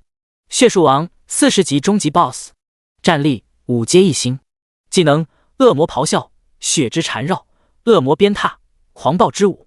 虽然就这么简单的3行介绍，这区别可就大了。首先，这个战力等级就让人无力。40级前的人，除了陆晨之外，还有谁能达到5阶？就这一点，就会让所有人绝望。这完全就是一个无法通关的副本。其次，技能栏里其他3个还好说，跟之前的 BOSS 技能一样，最多就是伤害更高。可最后多的这个狂暴之舞技能，就让人无语了。狂暴之舞 BOSS 终极技 ，BOSS 进入狂暴状态，战力提升至3倍，维持8分钟，冷却1小时。卧槽！看到这个技能的时候，就连陆晨都傻眼了。要说光是这5阶1星的战力，陆晨倒也不怵，他魔化后状态全开，杀个5阶1星，他感觉自己还能拼一下。可是这战力提升至3倍，那可就没戏了。毕竟到了这5阶，每提升1星的战力可是十分恐怖的，那可是全属性增加5万点。如今陆晨不算装备，已经达到了4阶7星巅峰，4大属性都快要达到8万点了。钻石装备在此时其实给陆晨加持的属性点已经不多，加上去也不过刚跨入4级8星而已。可到了5阶1星，那就是最起码一项属性达到了15万点以上，等于多了陆晨近1倍的属性点。这要是提升至3倍，得45万的属性战力。陆晨的魔化也就5倍加持，按照他现在的属性点，按照8万算，5倍也就40万，还差他不少。不过陆晨有野蛮攻击和破胆，以为装备的减伤倒也还能应付。再说他这里还有曹彬和严霜，曹彬的恢复能力在，自己自然扛得住。而且严霜那满级的无敌金身，可是能让队友也无敌10分钟的。然而尽管如此，对于别人来说，这就是无解。陆晨不禁感慨万分，不愧是噩梦级副本，换个人来根本通关不了。这种战力的 BOSS， 刘维他们都扛不住，估计在场的也就曹彬和严霜可以扛一下。一个有无限回血和减伤，一个则是有着高爆发高体质，加上特殊的技能和装备加持，勉强可以当成 MT 来使。严霜，看好时机， BOSS 用狂暴之物的时候，你就用无敌金身。其他人先不上，我去单挑，等到严霜的金身开启后，你们再过来全力输出。思索了一下，陆晨下达了指令。他觉得还是自己上比较保险，这血树王的枝条那么茂密，他可没有办法守住所有的枝条，到时候万一谁倒霉被抽死了还得复活。复活技能冷却得5天，马上还要攻城战，他可不希望出现任何意外。而且死去的人一旦1天内没被复活，就永远无法复活了，最起码现在的牧师和曹彬无法做到。所以陆晨决定还是自己先上，等到 BOSS 用狂暴之舞的时候，再让他们开了无敌过来打。见到众人点头后，陆晨直接冲了上去，曹彬自然也是一个赐福丢了过去。这个技能升级到满级后，陆晨还是第一次感受， 30分钟内双倍战力的加持果然不同了。此时陆晨顿感全身战力翻了个倍，到处都是暖洋洋的，仿佛有着使不完的劲，速度也在这一刻飙升，转瞬就来到了血树王的身前。吼！血树王发出了愤怒的咆哮。就在刚才，他已经感知到自己属下的生命气息成批的消失，无奈他的根扎在地底，无法移动，只能在这里干着急。如今看到眼前出现的人类，自然愤怒至极。很显然，就是这些臭虫斩杀了自己的属下。愤怒之下，血树王茂密的树枝开始了疯狂的抽打。不愧是5阶战力，这攻击速度真够快的。密密麻麻的枝条抽来，完全封住了陆晨的所有行动路线。哼！陆晨冷哼一声，双刀顶在前方不断挥舞，抽来的枝条不断被展开。不过让陆晨意外的是，这棵血树王到底是终极 BOSS， 防御着实强悍。如今陆晨的战力非同小可，在赐福的加持下，可是已经超过了5阶1星的战力。可即使如此，他手中的战刀砍在树枝上，也并没有能一刀将其斩断。但是咔咔咔类似骨折的声音还是频频响起。我还不信了！陆晨双眼一凝，直接野蛮冲撞发动了，破胆发动。一瞬间，血树王仿佛被人点了穴，僵直的停顿在那里。万千枝条也在一瞬间失去了动力，全都垂地而落。刷刷刷！陆晨的速度则是更快了。只见他围绕着血树王的树身开始了疯狂的劈斩。叮！普攻触发神罚之手，获得力量+2。叮！普攻触发神罚之手，获得敏捷+2。叮！普攻触发神罚之手，获得体质+2。叮！普通触发神罚之手，获得精力+2。叮！5秒内，陆晨的攻击发挥到了极致，提示音不断响起，属性点暴涨。而血树王的血条也在快速下降，90%、80%、70%。当血条掉下70%之后，5秒将之结束。5秒时间，连陆晨都只能消耗掉了血树王30%多的血量，可见这家伙的防御和血量有多高。要知道，刚才5秒内还有破胆的加持，血树王可是全属性下降了一半，而且他还有着武器的150%物理增幅，锋利值+140，加上曹兵的赐福，等于说陆晨的战力可是有着2倍半的加持。按说现在陆晨全属性每一项都已经有了近8万的点数，2倍半就有了单项20万的属性点，远比这血树王5阶1星的战力要高。可事实上，血树王这5阶1星的战力可要比同级的人类要强悍太多了。不过虽然没有想象中造成的伤害大，陆晨也不在意。要知道，当野蛮冲撞的僵直时间一过，血树王会有15秒的属性下降状态，他的防御将会再次下降50%。就是现在！看到血树王刚恢复了动作，陆晨双眼一亮，再次提刀斩杀了起来。第78章，趁其不备，凌晨突袭。血树王此时是既愤怒又吃惊，他竟然被眼前的小子一下子砍掉了30%多的血量，树干上到处是刀伤，触目惊心。关键是5秒钟的时间，他只能看着自己被砍，却无法做任何事。此时他一发现自己能动了，立刻暴吼一声，抽动着自己身上所有的枝条，狠狠地向着陆晨抽去。他现在恨不得扒陆晨的皮，抽他的筋，让他后悔活在这个世界上。然而想象是美好的，现实是残酷的。血树王发现自己能动之后，速度和力量都有了大幅度的降低。怎么回事？难道自己被砍成重伤了？作为血树王的他，何时碰到过这样的事？于是乎，他既愤怒又猛逼地攻击着，到头却发现自己掉血似乎掉得更快了。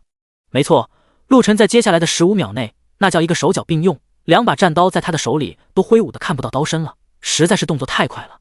扑哧扑哧，那双刀砍入树身的声音不断传出，夹杂着血树王时不时的怒吼，让不远处观战的众人都不忍直视。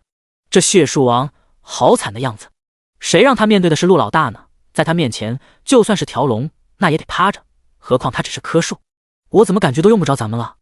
你看这血条一转眼都掉下30%了。同感，没想到咱们来了，只需要打酱油啊！打酱油不好吗？你上去指不定一下都扛不住就嘎了。靠，说的好像你上去不会嘎一样。14人站在远处看着陆晨单挑血树王，闲得没事又开始了斗嘴的乐趣。而他们不知道的是，就在他们攻略恶魔岭噩梦模式的时候，梅西和在于野两边的队伍已经汇合，正站在传送门这里准备杀入江都城去。陆晨和曹兵在世界频道上怒对了他们，必须要杀掉这2个杂碎，才能消他们心头之火，更能让龙国人闭嘴，也能让自己国家的人看到自己有多牛逼。于野先生，合作愉快啊！合作愉快，梅西先生，这次就先攻下这江都城作为我们的首秀。没问题，龙国的人只会嘴炮，以前比赛也没见他们拿过名次，太菜了。在于野和梅西商业互吹了一阵后，激活了传送门，直接进入了江都城所在的区域。这里就是恶魔谷，恶魔还挺多呀。先不管这些，咱们直接去江都城。现在天还没亮，正是他们最松懈的时候，咱们打他们一个措手不及。哈哈，梅西先生说的对，走。两人来到了恶魔谷后，没有停顿，直接向着江都城的位置行去。后面浩浩荡荡跟着不少人，毕竟这可是2个城的精锐都带来了，密密麻麻，一眼都看不到头。要是远点看过来，只会是密密麻麻的黑点，怕不被人误会成又是一轮怪物工程呢。他们双方早就约好在3天后天一亮就杀过来，工程赛在第3天的0点过后就开始。这一次并没有什么世界公告提示，而是在自己面板上有了个工程站的窗口，在这里能看到工程站已经开启。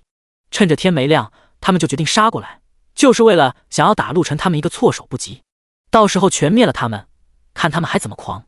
他们对这次的工程战十分有把握。要知道，他们2位在世界屏障没有真正开启前，在各自的区域那可是最强的几人之一，而且他们的本命技能也很强。梅西是电光石火，在于野的则是分身。电光火石2级本命技能品阶 S， 能瞬间爆发3倍的速度，持续20分钟，冷却1小时。分身2级本命技能品阶 S， 一次能最多召唤出10个分身作战，拥有自身 100% 的战力，每个分身召唤消耗精力10点。这2个技能非常强悍。所谓天下武功唯快不破，3倍的速度自然让梅西在初期越级杀怪更为快捷。至于在于野的分身，不用多说，就是人海战术，10打1就是蹂躏，而且他完全可以让分身去打高级怪，死了也没事，只要本体不死，精力够用，就可以一直召唤分身。加上2个人也是选到了隐藏职业，还拥有特殊的职业技能，让他们更是如虎添翼，这也是他们俩的最大依仗。在之前，他们这技能可是无往不利，虽然战力排行大概在他们的区域属于前10，也不容小觑。于野先生，你看世界频道好热闹。突然梅西无意间看到了世界频道里的内容，拍了拍在于野。副本开启了。看到里面的谈话，在于野一愣。他们自然也在关注这个问题，只是找了一圈没找到副本的所在，没想到竟然是在面板的一个小角落里有显示副本开启的信息。不过看到世界频道里面的内容，他们不由轻蔑地笑了起来，因为在频道里很多都是大呼副本太变态，普通副本他们都打不过。当然了，也有让梅西他们惊讶的内容，那就是通关副本后竟然奖励全属性点数。梅西先生，我想我们应该抓紧速度，早点搞定了江都城，回去刷副本了，不然会落后别人很多。于野先生，你说的没错，我也这么认为。不过也不用着急，看他们聊天的内容，似乎这副本一般人打普通副本都难，而且1天之内每个副本的4大难度，每个只能刷10次，有上限就不怕他们拉开太远。现在天才刚亮，我想要不了几个小时，江都城就会被我们屠戮干净，到时候赶回去还来得及刷副本，兴许我们也可以把江都城这里的副本先刷了。哦，直接灭了江都城之后，就在这里的副本刷吗？这好像是个不错的主意啊。2人一边看着世界频道里关于副本的对话内容，一边向着江都城奔跑了起来。副本通关的奖励对他们来说同样具有强大的诱惑力，能加属性点的好事怎么能少得了他们？梅西先生，我想我们已经到了。突然在于也指向了前方不远处的一座庞大的黑影轮廓，笑了起来。嘿嘿，那就开杀。第79章5级城防，敌人来了。江都城，刘大哥，咱们这城墙现在已经5级防御了，下次要是再碰到怪物工程，应该能直接扛住了吧？城墙上一名小队长笑着看向刘维。应该是吧，你们辛苦了。看到城墙的防御提升到了5级，刘维也比较开心。按照上面的提示，5级防御能够抵抗所有5阶战力以下的攻击了。上次的怪物工程 BOSS 都没5阶，应该算是暂时安全了。这也是因为江都城全民战力和装备提升后，去收集材料的效率也更快了。也就这么3天时间，把之前2级城墙直接提升到了5级。有啥辛苦的，能在陆晨老大下面干活，大家都高兴着呢。是啊，王队长说的对，刘大哥你是不知道，我们之前那城池被一个叫葛辉的掌控后，我们是一点好日子都没，干活也就算了，反正都是为了大家好。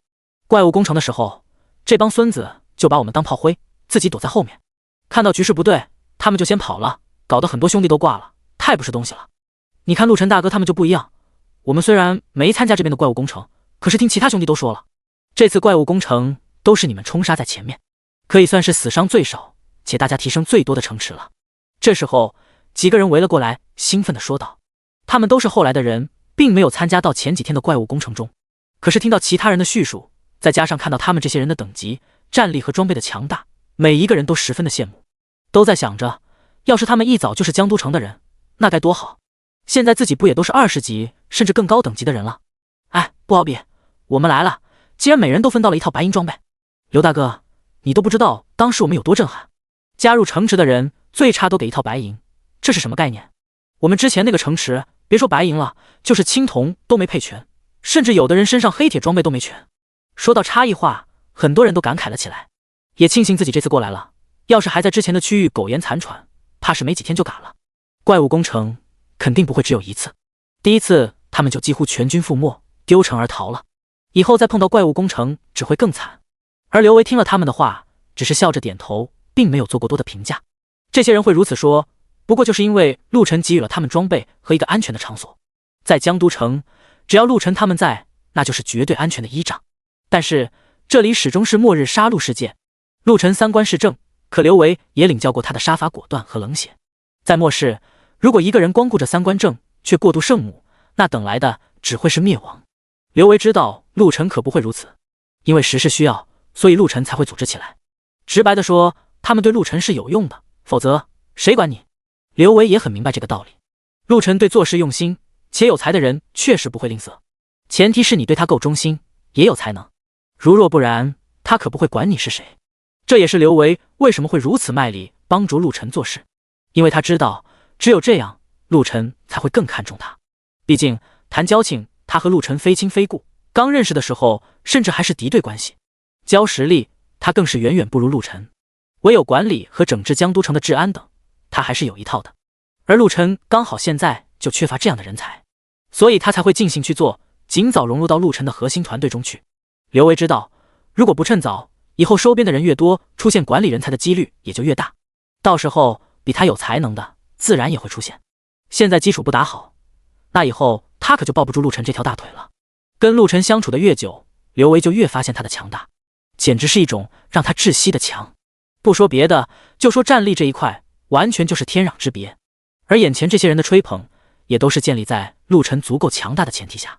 如果哪一天陆晨不管他们了，转头第一个开骂的也只会是这些人。说到底，他们依旧是炮灰，从一开始就注定了。这就是末世的残酷。咦，刘大哥，你们快来看，那些是什么？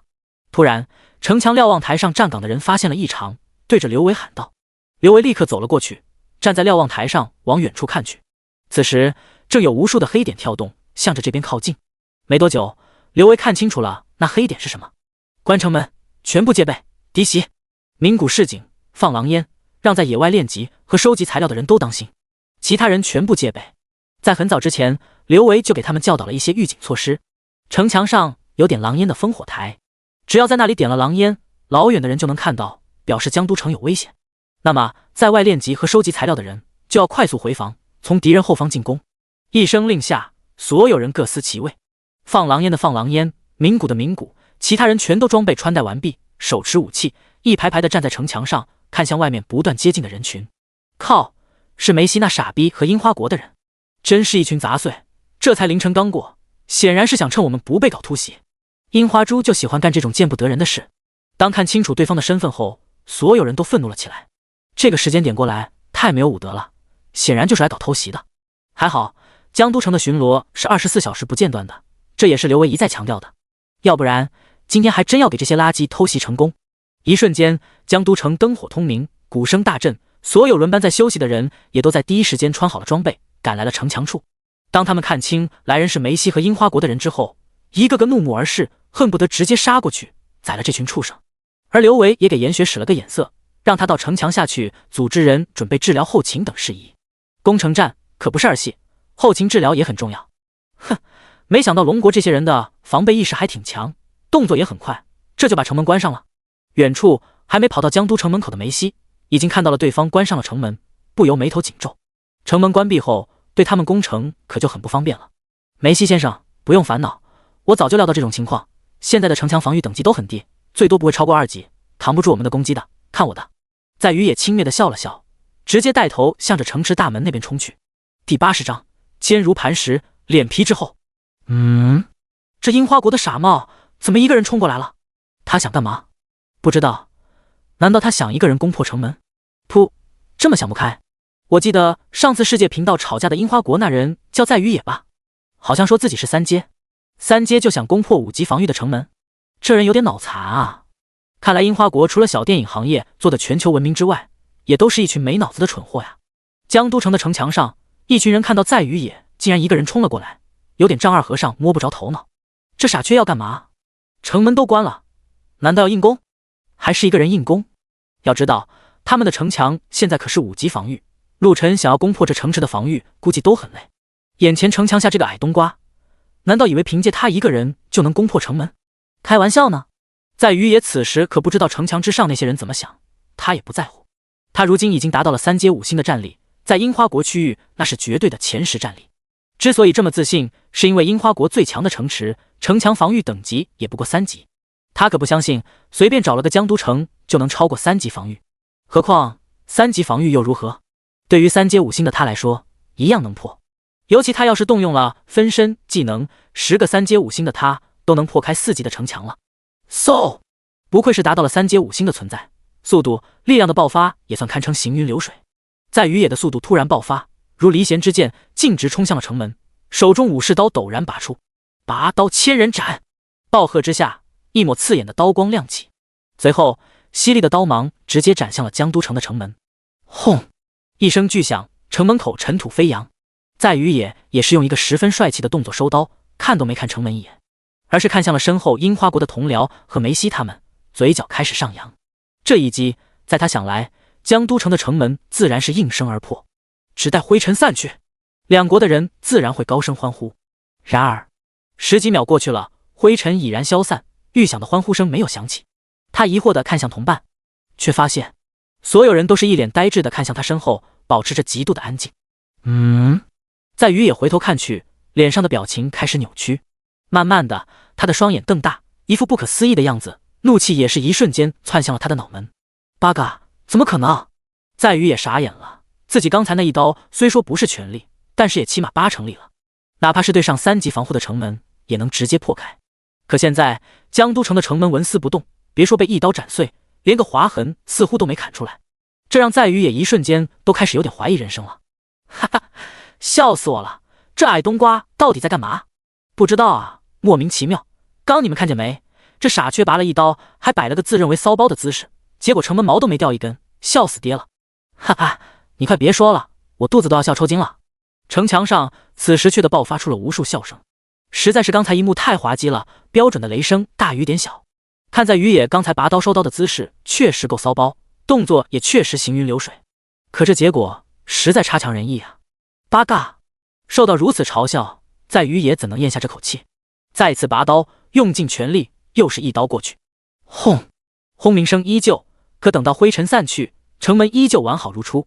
这不可能！混账！难道你们的城墙防御等级已经达到了4级以上？在于野此时脸色潮红，恼羞无比，实在太丢人了。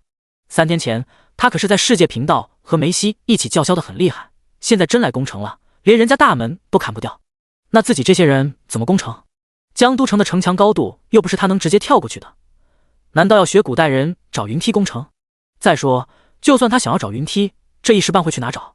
他可没想到自己这次过来连门都砍不破。哼，一群缩头乌龟只会躲在城池里，既然在世界频道都公开说要攻城战了，就应该光明正大的一战，你们可敢开门出来一战？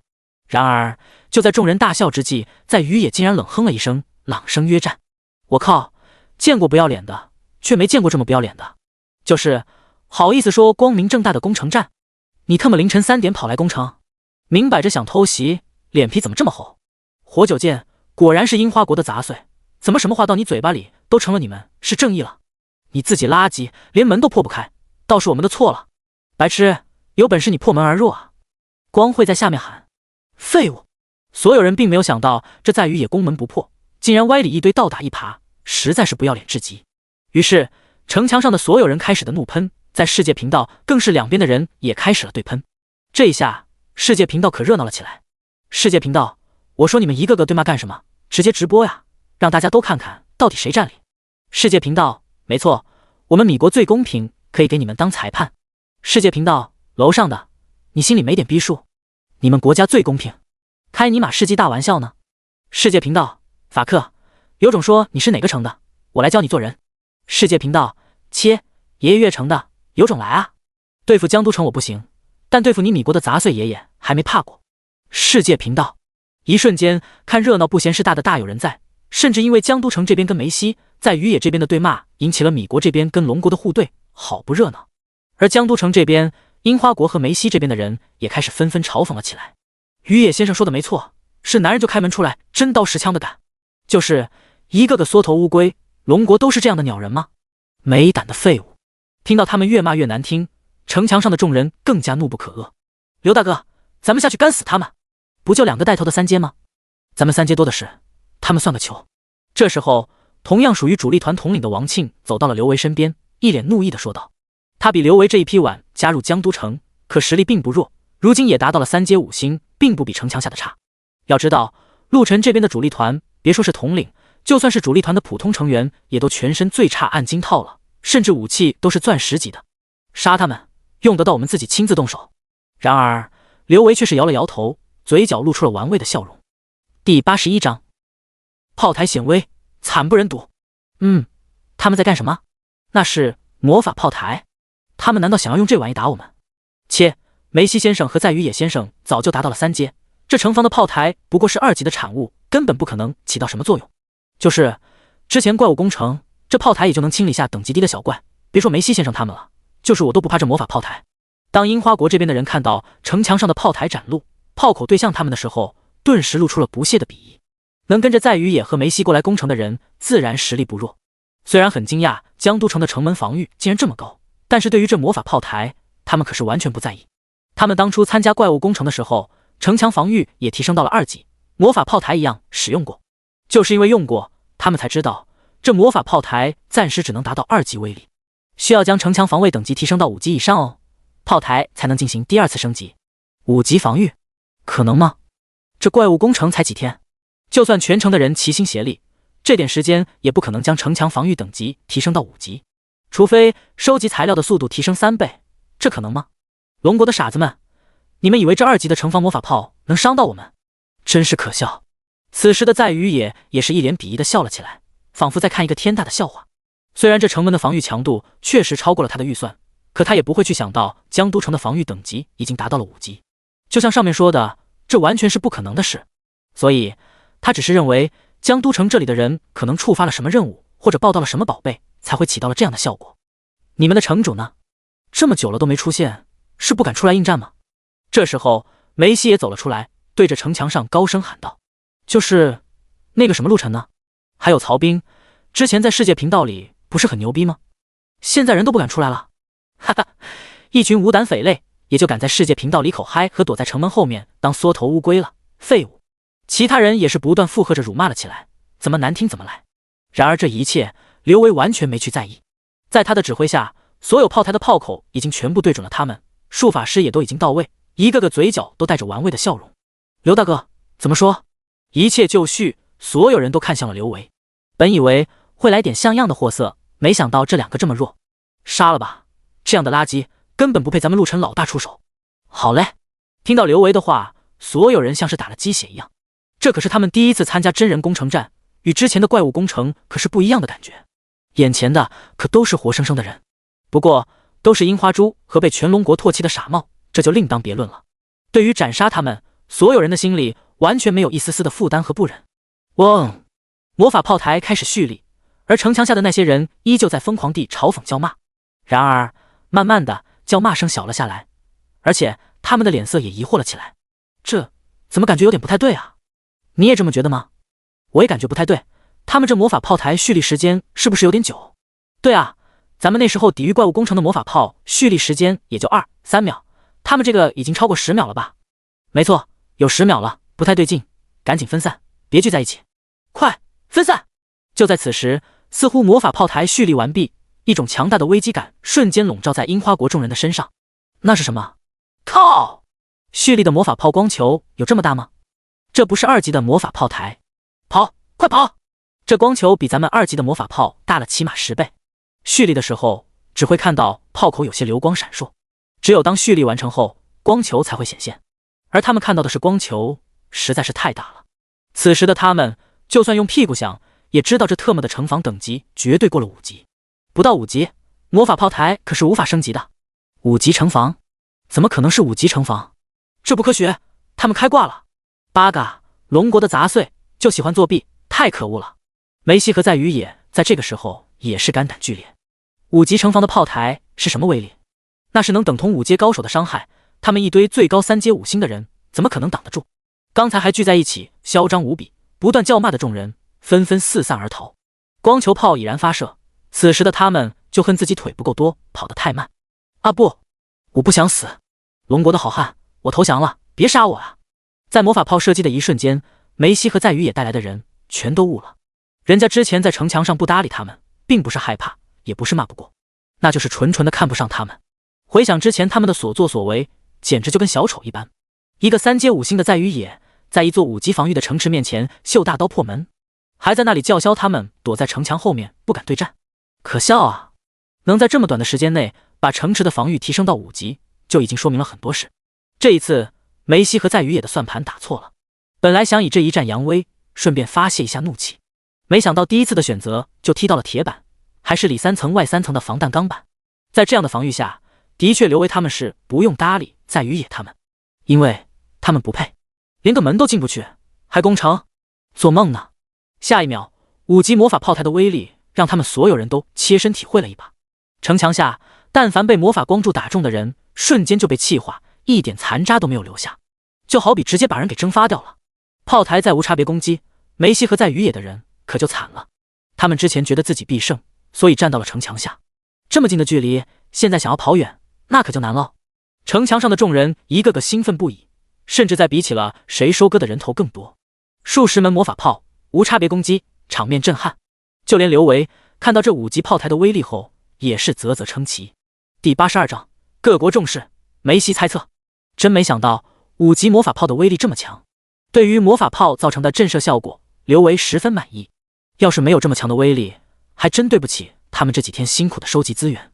哪怕有了曹兵的3倍爆率加持，材料收集起来也是繁琐和漫长的。这也是梅西和在于野他们完全不认为江都城的城防等级能达到5级的原因，因为根本不可能。提升城池的防御等级需要大量的物资材料，刚开始提升到2级，那还算简单，只需要10块即可。可随着后面的提升，城防需要的材料也越来越多，有树木、石块、金属乃至毛皮和水源等。而且提升1级需要的量又是天文数字。从陆晨第一个达到10级能进入城池以来，开放到现在也就10天都没到的时间，能在这么短的时间内集齐如此庞大的材料，完全不可能。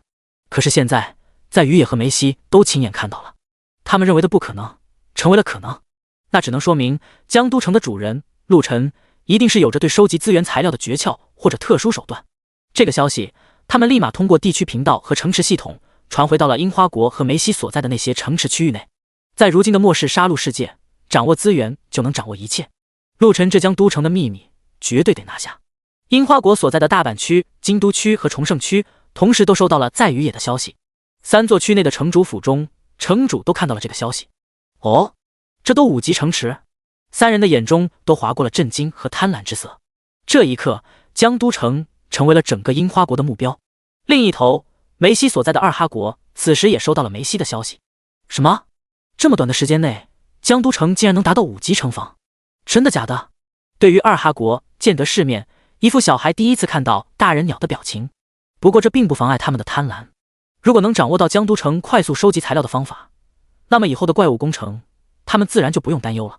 要知道，在第一次的怪物工程下，可以说除了陆晨他们的江都城，那些就算最后坚守下来的城池，他们也不希望再碰到这样的厮杀了。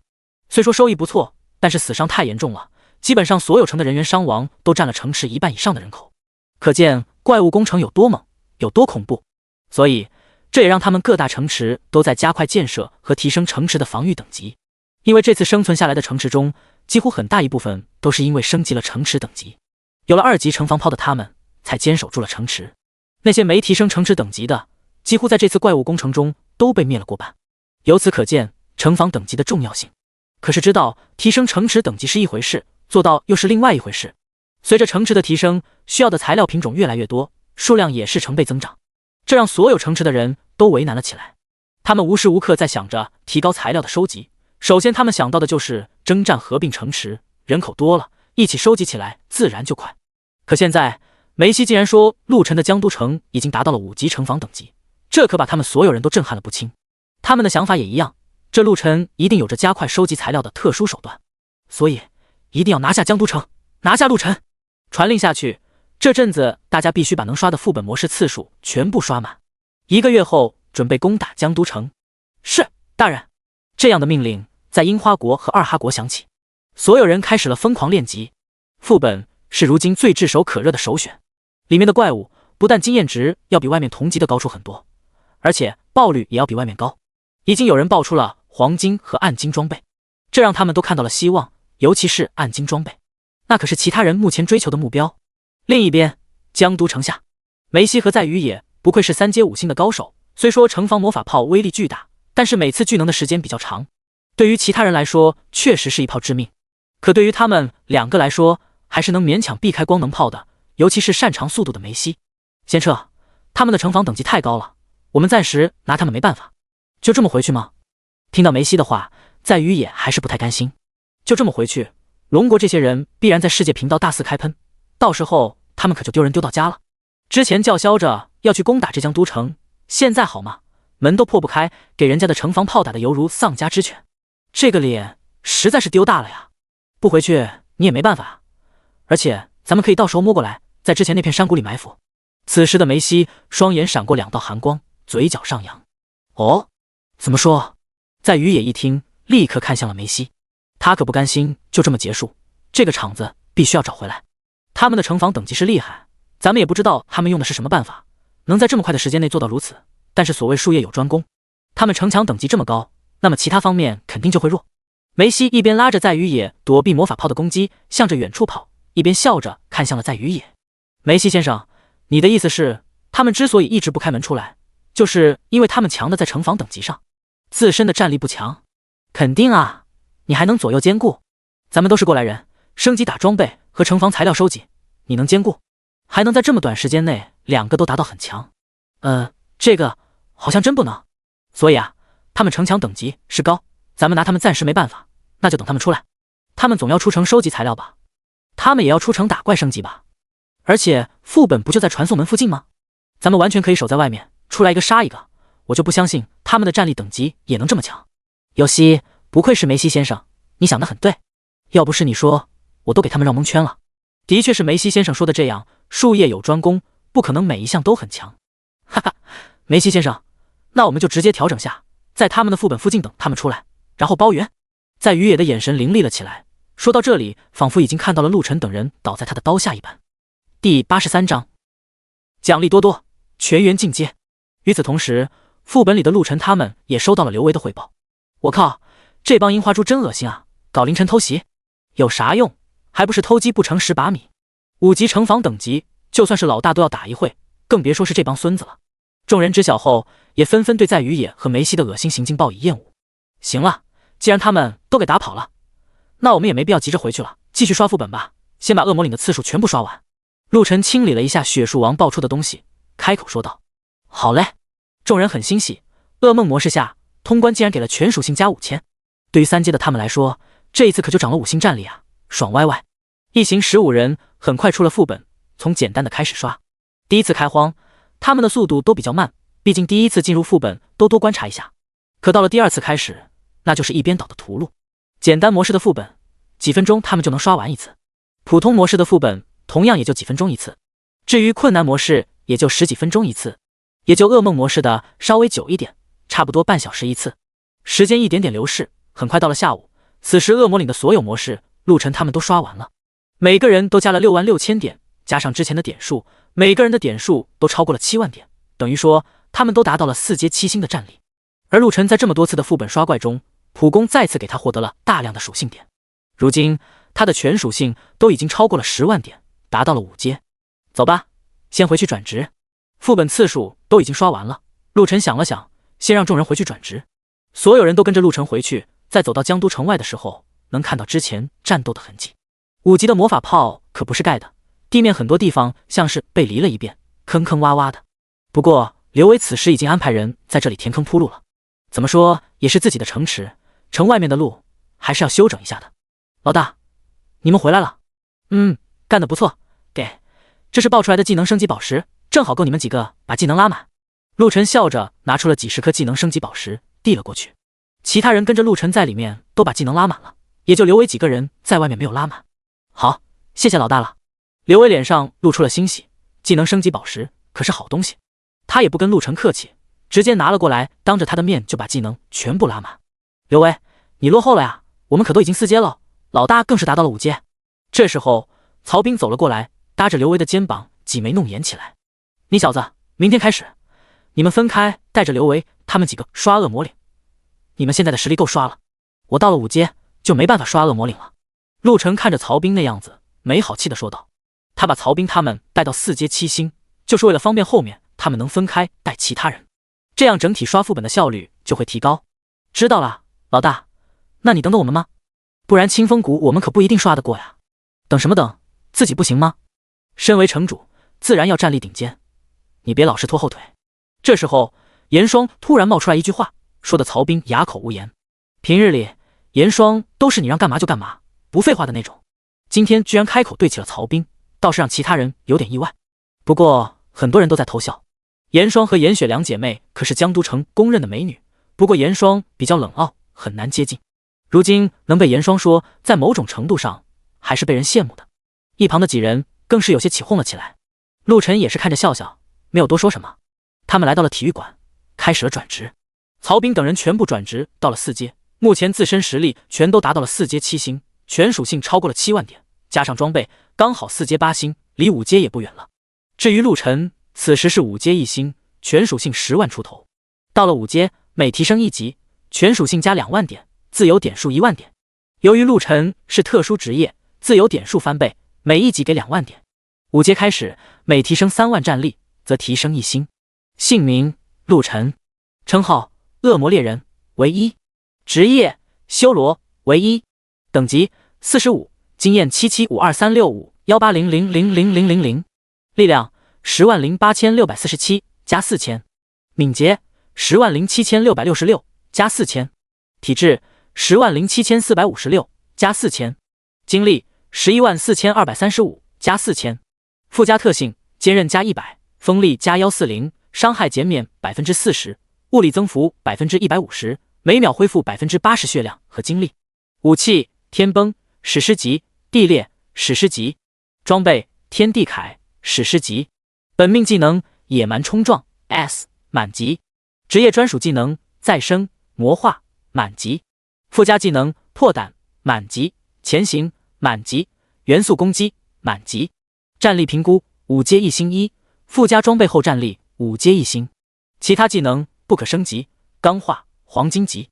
杀戮币9518 6622 2452，声望958000，剩余自由点数0。看着此时的面板数据，陆晨若有所思。按照这样发展，在后期似乎装备的依赖性会越来越少。史诗装备目前也就全属性加1000，之前在吟游商人那里看到得神话装备倒是加15万属性点，两者之间就差一个传说级装备，属性点却差了这么多。传说装备估摸着也就全属性加10000而已。到了5阶，可是要3万属性点才能提升1星哦。不过现在的陆晨等级提高1级，在曹兵的加持下，可就每级全属性加4万呢，等于说等级提高1级，他就能提高1星战力，加上每级还有2万自由点数，以及普攻带来的属性点收益，想来跨入6阶应该不会太远了。第84章幕后意图，跨区副本。曹兵他们也发现了问题所在。老大，这装备好像越往后越没用啊。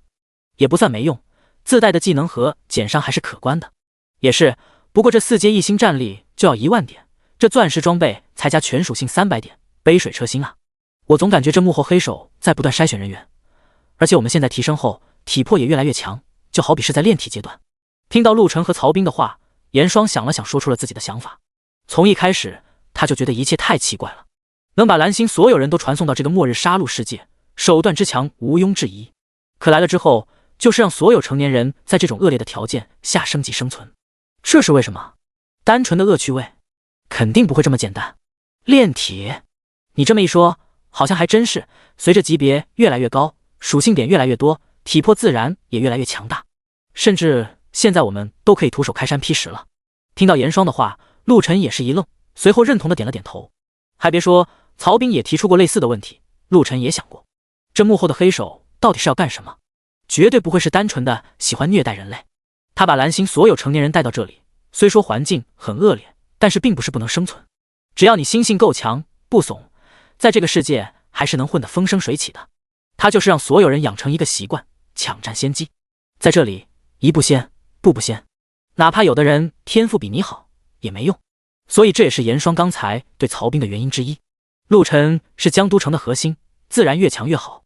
没错，陆晨现在是很强，甚至是最强。但是他们可不知道，陆晨有着 bug 技能神罚之手。如果陆晨一旦懈怠，到时候被人反超了，那可就得不偿失了。身为核心，定然要能镇守一方。现在也没有更多的依据，只能走一步算一步了。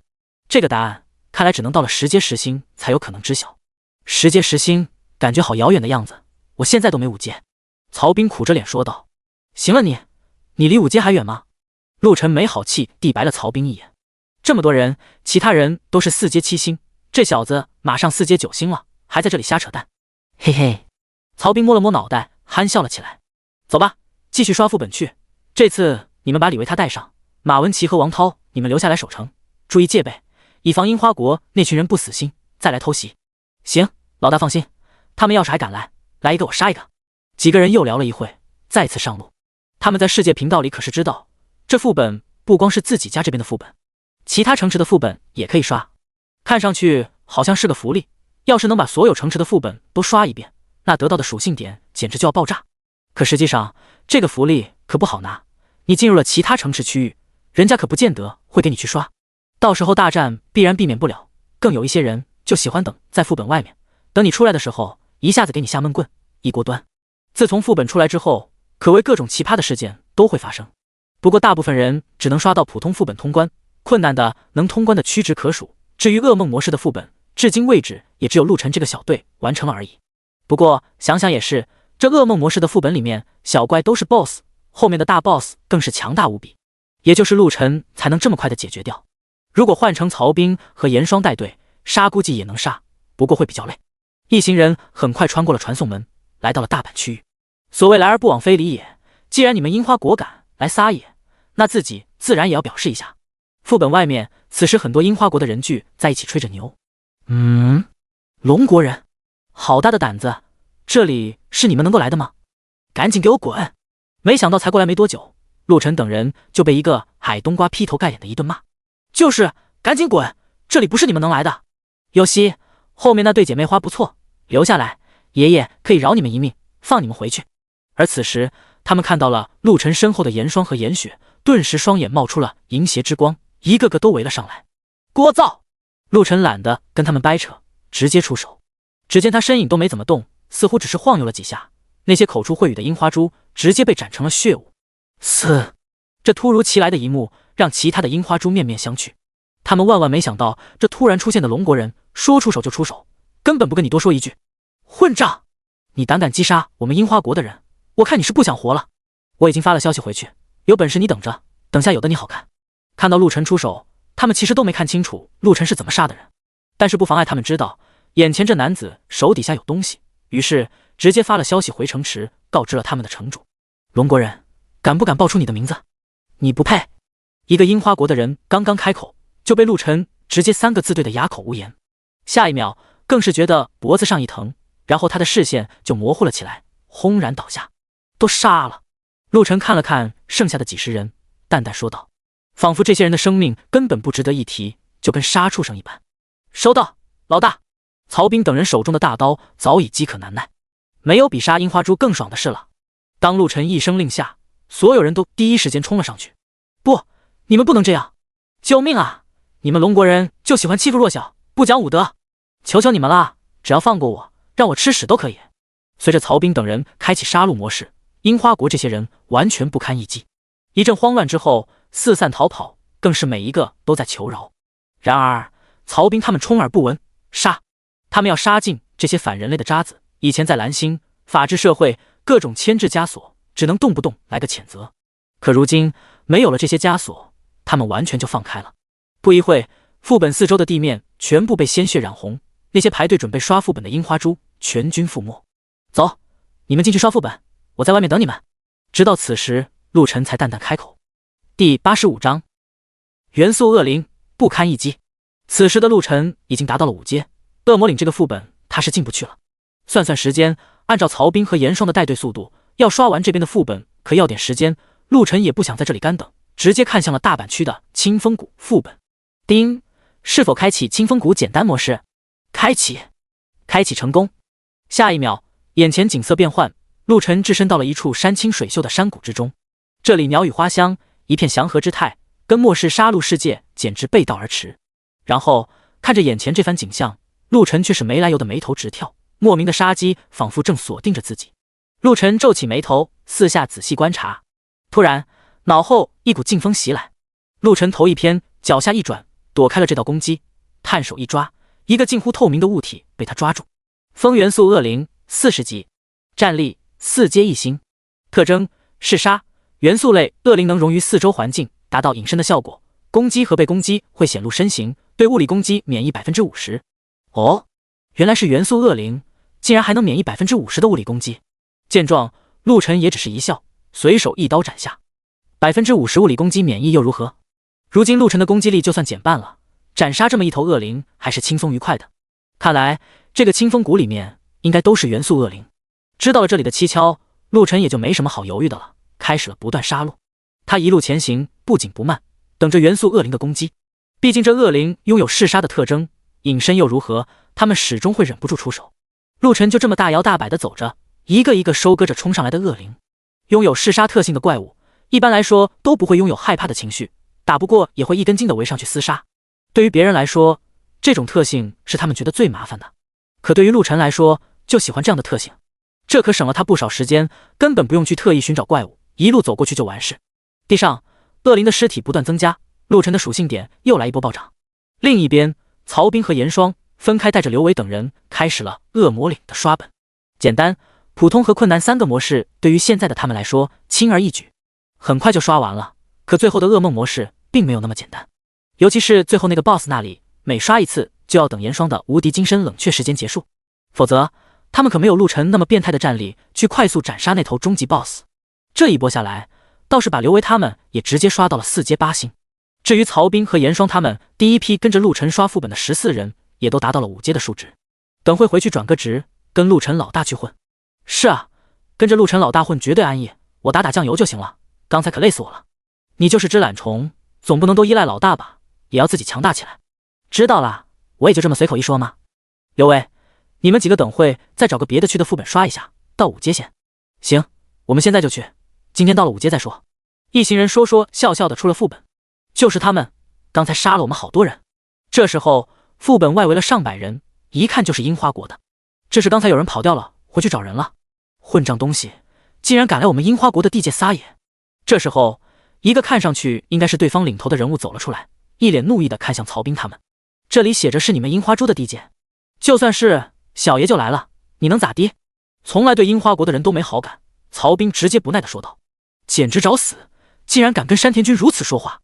山田君可是3阶5星的高手，这帮混蛋要倒霉了！山田君，弄死他们，让龙国的杂碎知道得罪我们樱花国的下场！”这时候，听到曹冰出言不逊，所有樱花国的人全都怒骂了起来。哼，那就死！领头之人山田君看上去倒也是个火爆脾气，一言不合直接动手。呵，3阶的，我来！王涛见状，直接冲了上去，大斧头横劈而去。当！战斧和武士刀相撞，发出了沉闷的声响。然而下一秒，武士刀竟然拦腰折断。这怎么可能？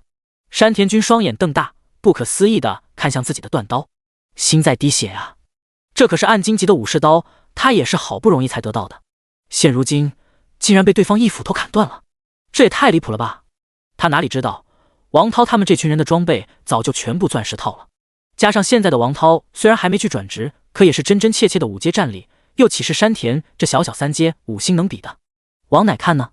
山田在发呆，王涛可不会站在那里等他发呆完，直接又是一斧头砍了过去。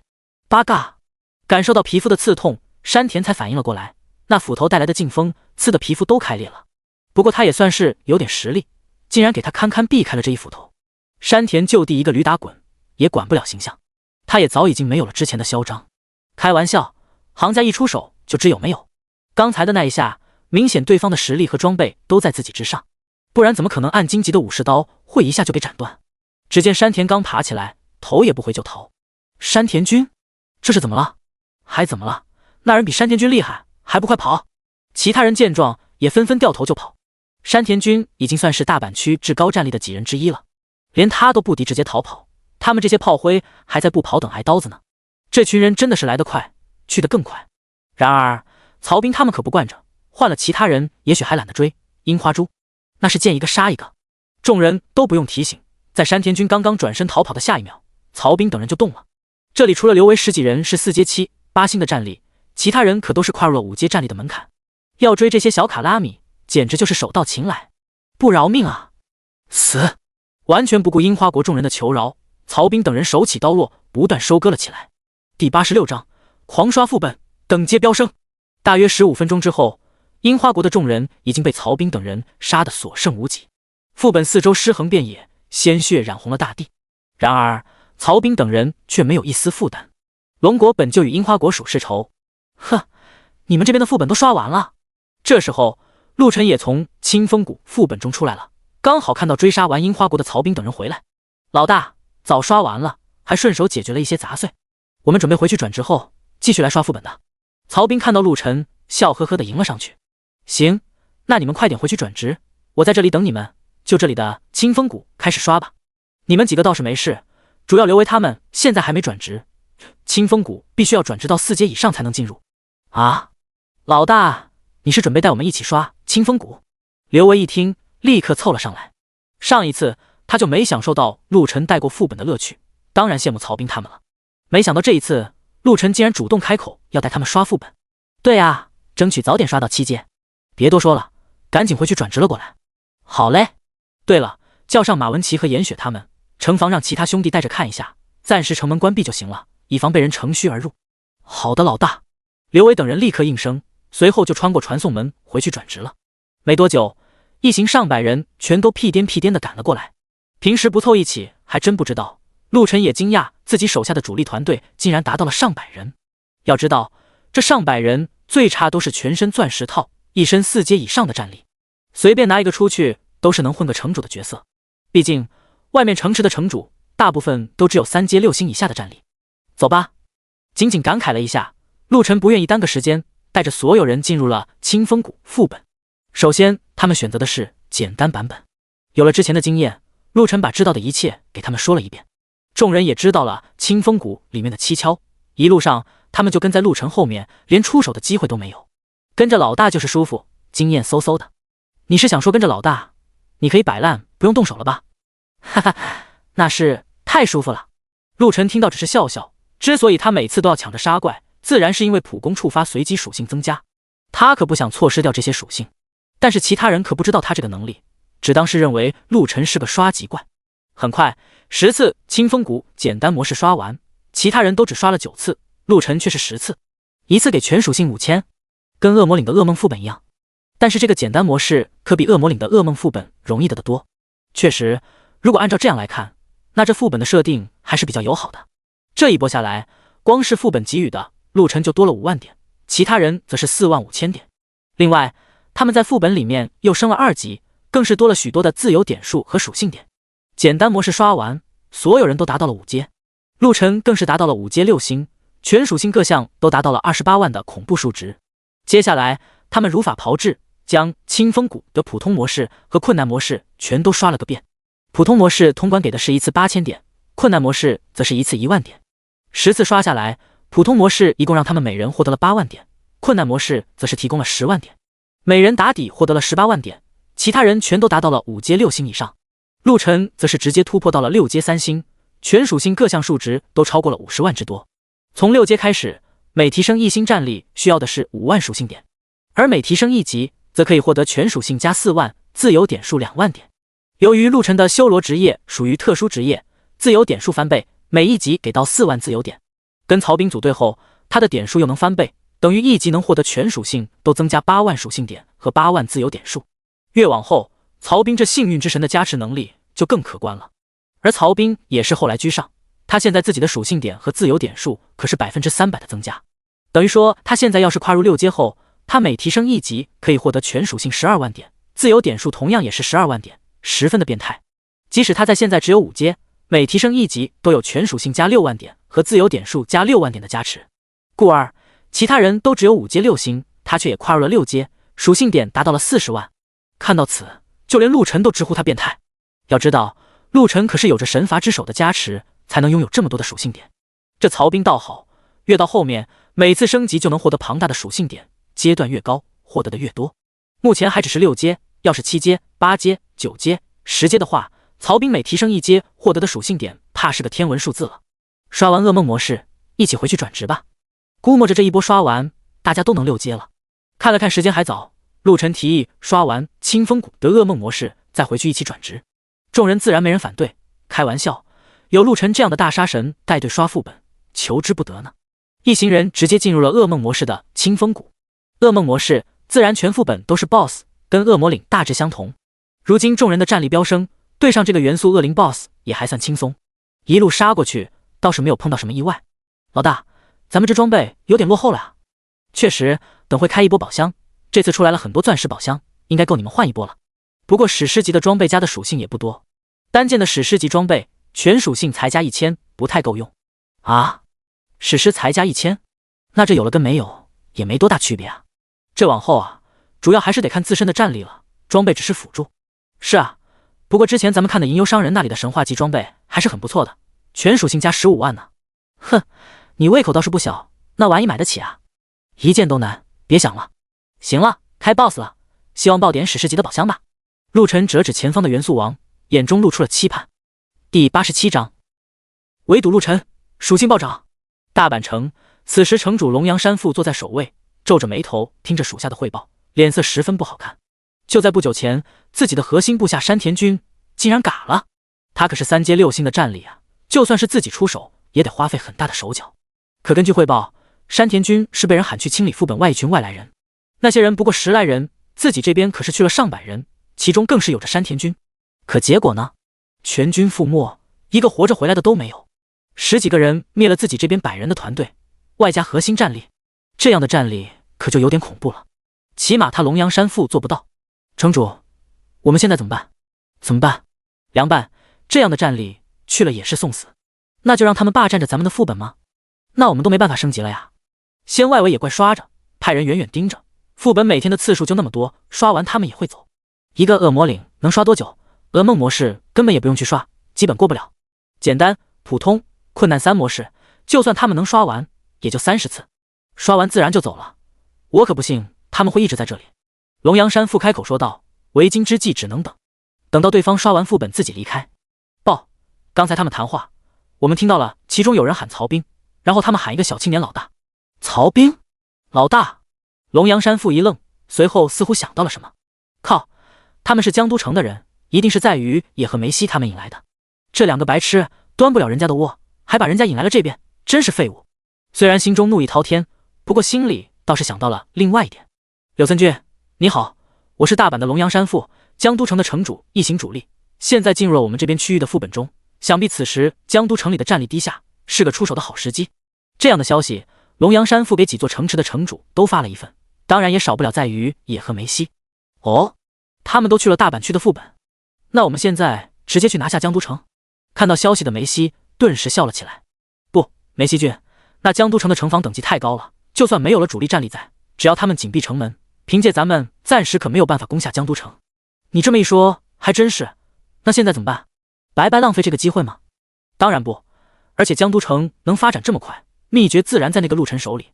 既然他们在大阪区的副本里，那不如召集所有人杀去副本外围堵他们，逼他们交出秘诀来。没错，于野先生想得周到。那我现在立刻联系我们国家的人。梅西捧了几句，开始联系国家的人过来围堵陆晨等人。在于爷爷把这想法告知了其他城池的城主，所有人一合计，似乎是这个道理，擒贼先擒王。5级的城池他们目前还真攻不下来，但是这陆晨不会也5阶了吧？充其量是个4阶呗。而且这种可能几乎不存在。5级城耗费的时间和精力可不少，哪来的时候刷怪升级？想来战力也不会高。就算陆晨是4阶，他们这么多的3阶，打个4阶不在话下。于是很快他们都达成了共识。樱花国和二哈国的众多城主全都带上了自己这边的精锐，通过传送门来到了大阪这边。龙阳山父自然早就等待在这边迎接。他们进去好一会了，还没出来。来到副本这里，龙阳山父便开口说了起来：进去这么久都没出来，看来他们要么在攻略恶魔岭的困难版本，要么就是被困在恶魔岭的噩梦模式，不然不会这么久还没出来。应该是简单模式和普通模式也用不了这么久，看来他们的实力也不怎么样。术业有专攻，他们既然在这么短的时间内能把江都城打造成了5级城，那么在战力方面自然不会多强。没错，总不可能他们战力又逆天，城防等级又能这么快达到5级吧？那不是开挂了？诸位，就在之前，我们大阪城的3把手3阶6星的山田军带着上百人过来围堵他们，却被他们10几人全灭了。听到众人的话，龙阳山父想了想，还是把自己知道的事说了出来，以免这些人太轻敌。什么？这不可能吧？10几个人灭了你们上百人，里面还有3阶6星的山田军？没错。这下所有人陷入了沉思。要是按照这么看来，对方的战力还真不可小觑。只要战力悬殊大的情况下，10几人才能留下上百人的命，否则怎么也会漏掉几个跑回去。诸位，不要太过担心，即使对方的战力超出我们的预算又如何？我们在这里的光3阶以上的就过100人了，2阶巅峰的又是800多人，近1000人的精英团队，难道留不住陆晨这区10几人？这时候在鱼也走了出来，朗声说道：这次过来的都是个城池的精锐，这么多的3阶，就算碰到10几个全4阶都不怕。鱼野先生说的没错，我们不能逞他人威风，等下陆晨他们只要一出来，我们直接出手，打他们个措手不及，争取先干掉一部分人。好，就这么办。我赞同。这一下众人好像都有了底气，纷纷点头答应。下一刻，所有人都盯住了副本出入口，而此时的陆晨等人还不知道外面的情况，正在刷着最后一遍的噩梦模式。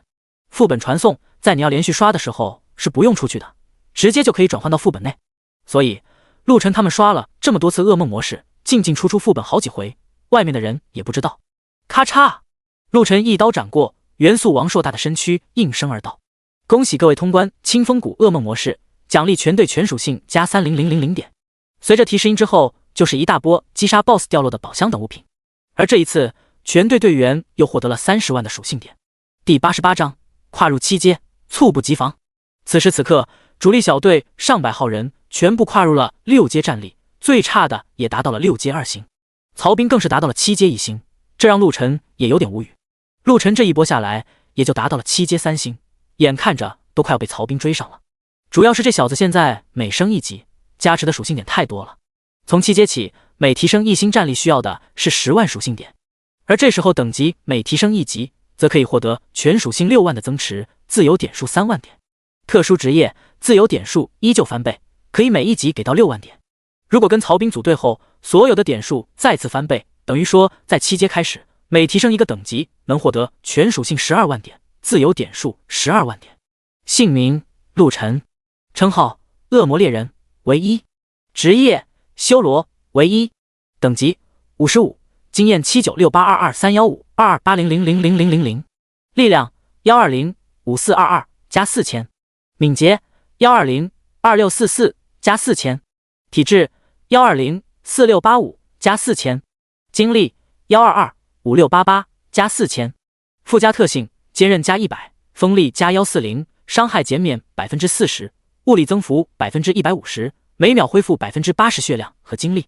武器天崩史诗级，地裂史诗级，装备天地铠史诗级，本命技能野蛮冲撞 S 满级，职业专属技能再生魔化满级，附加技能破胆满级，前行满级，元素攻击满级，战力评估7阶3星需转职，其他技能不可升级，钢化黄金级，杀戮币6 9518 6622 2452，声望655 8000，剩余自由点数0。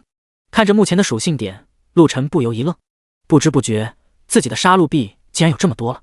现在自己差不多能入手6件神话装备了，看来是时候去找吟游商人一趟了。如今曹彬和陆晨在一起的各项加成特别高，所以这杀戮币涨得也快。加上江都城现在加入的人可多了，很多都是慕名而来，也有一部分是这些后来者发现了江都城的与众不同，分享给了自己原来城池里相处的还算不错的朋友。人口一多，这上缴的材料自然也越多。江都城的福利又那么好，装备、战力提升上去后，他们自然更加卖力。这样一来就形成了良性循环，上缴的材料和杀戮币也越来越多。对于他们来说，都没见过吟游商人，也不知道这杀戮币有什么用，自然愿意上缴。所以这一不小心，陆晨都积攒了这么多杀戮币了。哼，看来这杀戮币攒起来也不难嘛。陆晨笑呵呵地想着，当初见到吟游商人的货品价格时，自己可是感到一阵无语，简直就是天价，一件都感觉这辈子买不起。可现在也没过多久，自己竟然能买6件了。老大，什么事？怎么开心？曹彬看到陆晨似乎心情不错，凑上去问道。没啥事，开箱吧，开完箱子出去。陆晨直接空间戒指一抖，之前刷出来的宝箱全部堆在地上，直接把这些宝箱分成了2堆。陆晨和曹彬就开始开启宝箱。品质+1的触发率今天出奇的高，竟然开出了200多件史诗装备，这让一大半人都换上了史诗装备，更是开出了10套传说装备。陆晨没有要，直接给了曹彬、严霜、刘维、王涛、马文琪、侯军、严雪等10个骨干。老大，你怎么不要？曹彬有些疑惑地看向他，传说装备竟然是全属性加5万的套装，这可是一下子提供了很多的战力。我不用，你们先用。陆晨笑着说道，并没有解释太多。他准备出去后就去找吟游商人换神话装备了，还要这传奇装备有啥用？而拿到传说装备的10人，一个个都喜上眉梢，开心得很。传说装备啊，一件全属性加5万，3件就是15万，加上套装全的话，额外增加全属性5万，一下子就等于全属性加了20万。哪怕在7阶都一下子增加了2星战力，不容小觑。余下的还开出了不少各等级的装备和一些宝石，宝石也给了他们，刚好一些没满级的全部拉满了职业技能等级，又让他们的战力无形中上升了不少。另外还开出了不少美食和日用品，到时候又能让陆晨他们的江都城好好搞几次盛大的晚宴了。等到东西全都分配完毕后，陆晨把一些装备和宝石给了曹彬，让他等会回去后安排分发下去，提高下属的装备。所有事情完毕，一行人高高兴兴地出了副本。杀！然而他们刚出副本，刚冒头，就听到一群暴喝声响起，随后铺天盖地的攻击袭来。哇靠！猝不及防，众人都被吓了一跳。可是当攻击袭身之后，众人则是一脸鄙夷之色。如今这些人的攻击对他们来说完全就是挠痒痒。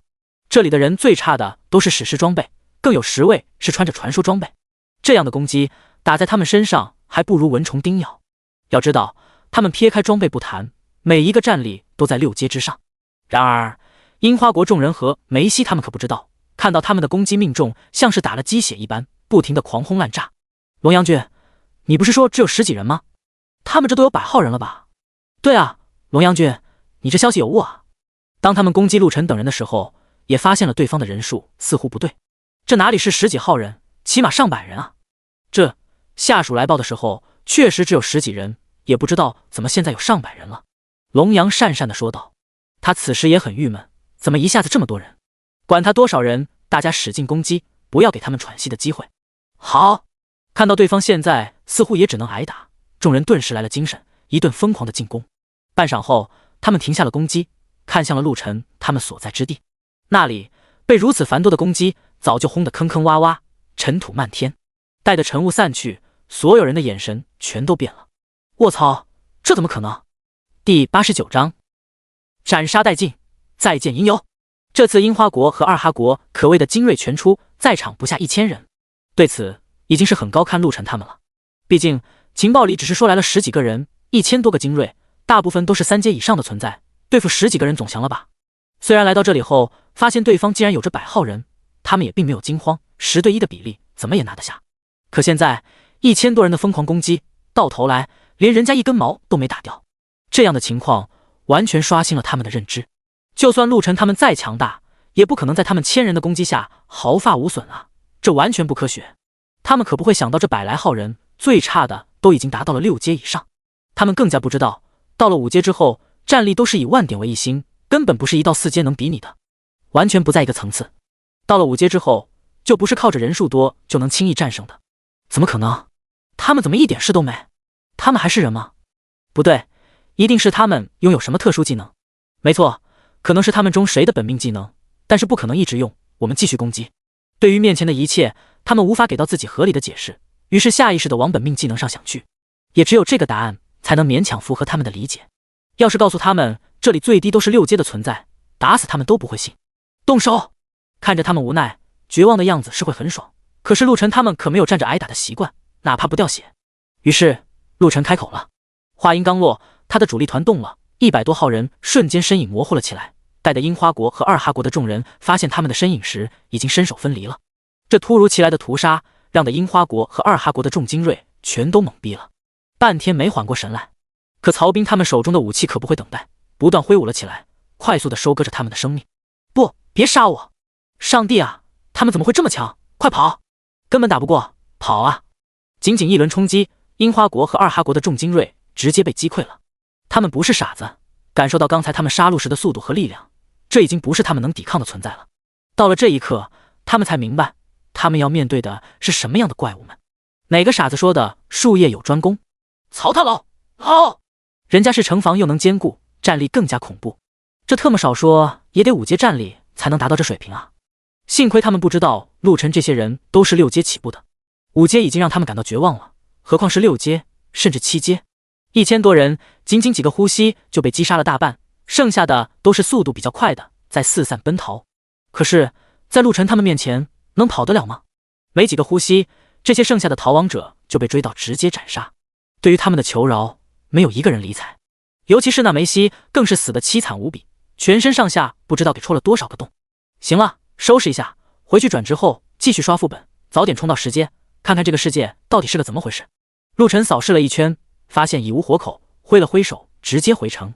在之前他就觉得这副本简直就是给他们量身定做的，有了曹兵的加持，不光是陆晨自己，其他主力团的成员也能跟着陆晨刷副本，一直刷到10阶左右。不敢说陆晨一定能带他们到10阶，但是9阶肯定能达到。因为曹兵和陆晨越往后，属性点加的越多，其他人还真追不上。他们也想到了办法，那就是卡转职。到了能转职的时候不去转，就可以一直刷。于是陆晨改变了其他的计划。原本他是准备借着攻城战，把收编其他城池的事搞起来的，毕竟人口就是资源。可现在有了这个副本，他决定先把战力提升到10阶。不管如何，目前江都城的城池等级本就领先别人很多，这么一看，倒并不是很着急攻城。而且陆晨、曹兵、严霜、刘维他们也都在私下聊过这世界幕后黑手的目的。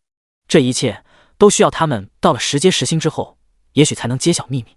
因此当务之急还是直接先提升战力。按照陆晨的估计，他们要到10阶很快。不过在这之前，陆晨准备先去找一下吟游商人。回到了江都城后，众人全都去做了转职。陆晨转职后跟他们交代了一声，让他们先组织手下的那些小队长队员先去刷怪，等陆晨回来后继续刷副本去。交代完，陆晨便打开了吟游商人定位宝石，顿时地图上多了一个红点。呵呵，还真方便。于是陆晨按照地图上的指示穿过了传送门，来到了红点所在的区域。这位置似乎是在野外啊。对照了下红点位置，陆晨确定了方向，向着吟游商人奔去。一路上倒是没碰到这里的人，怪物倒是碰到不少，直接被陆晨一刀击杀。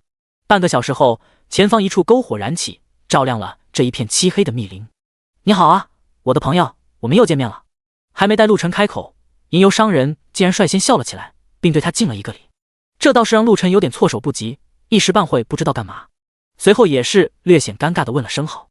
不过这感觉实在是让陆晨感到别扭，跟个 NPC 打招呼走剧情确实不太自在。很高兴再次见到你，我今天想在你这里买点东西。陆晨也不是墨迹的人，直接开门见山。哦，很高兴能为你服务，你可以看一下需要点什么。吟游商人听到陆晨要买东西，双眼一亮，脸上的笑容更甚。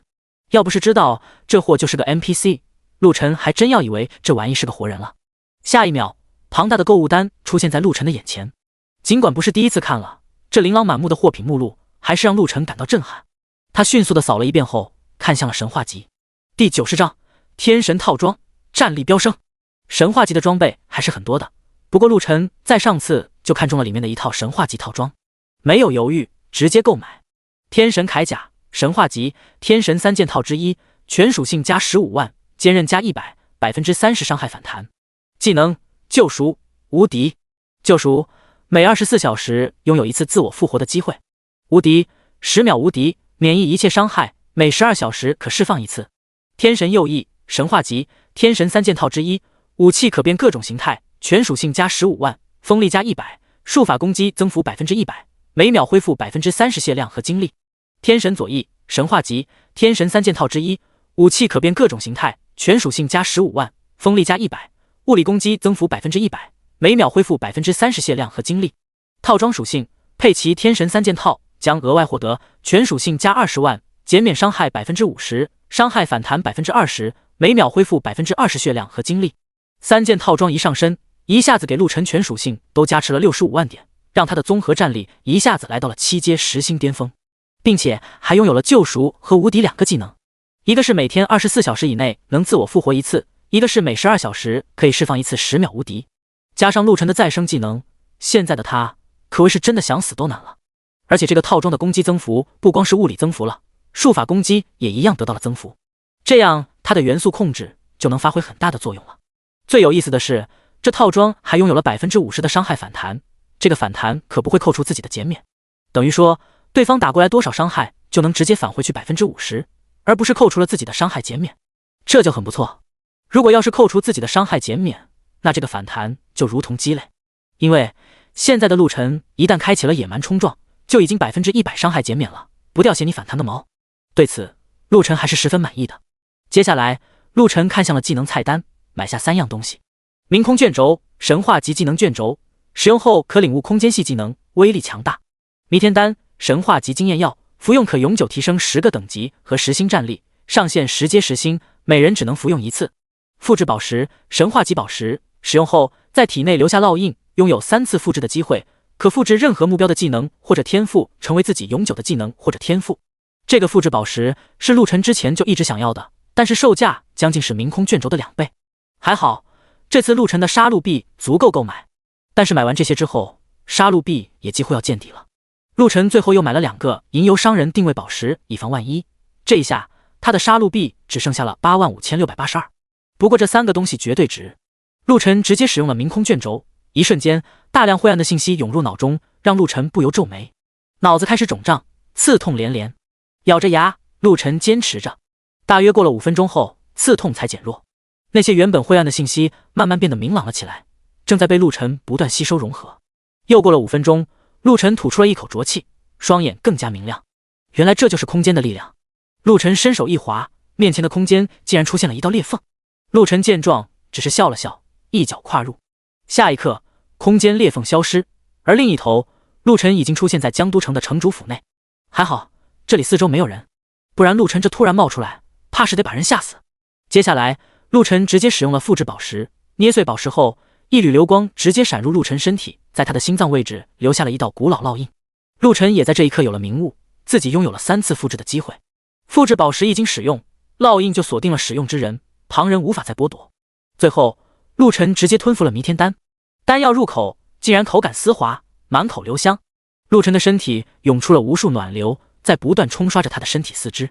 由里到外，陆晨在进行着蜕变，他的骨骼变得异常坚韧，经脉也粗壮了数倍。陆晨甚至觉得自己每一个细胞都得到了强化，而他的属性也在疯狂暴涨，130万、140万、150万、200万、210万、220万。此时的属性值跟不要钱一样，一路飙升，看得陆晨都眼皮直跳。最后陆晨的属性点停在了270万左右，全属性270万，陆晨已经跨入了8阶3星，只要到时候去转职一下即可。就算现在不去转职，也不影响他的战力发挥。在4阶之后，战力似乎就没有了限制，就像是达到了4阶之后，某个枷锁被打开了一样。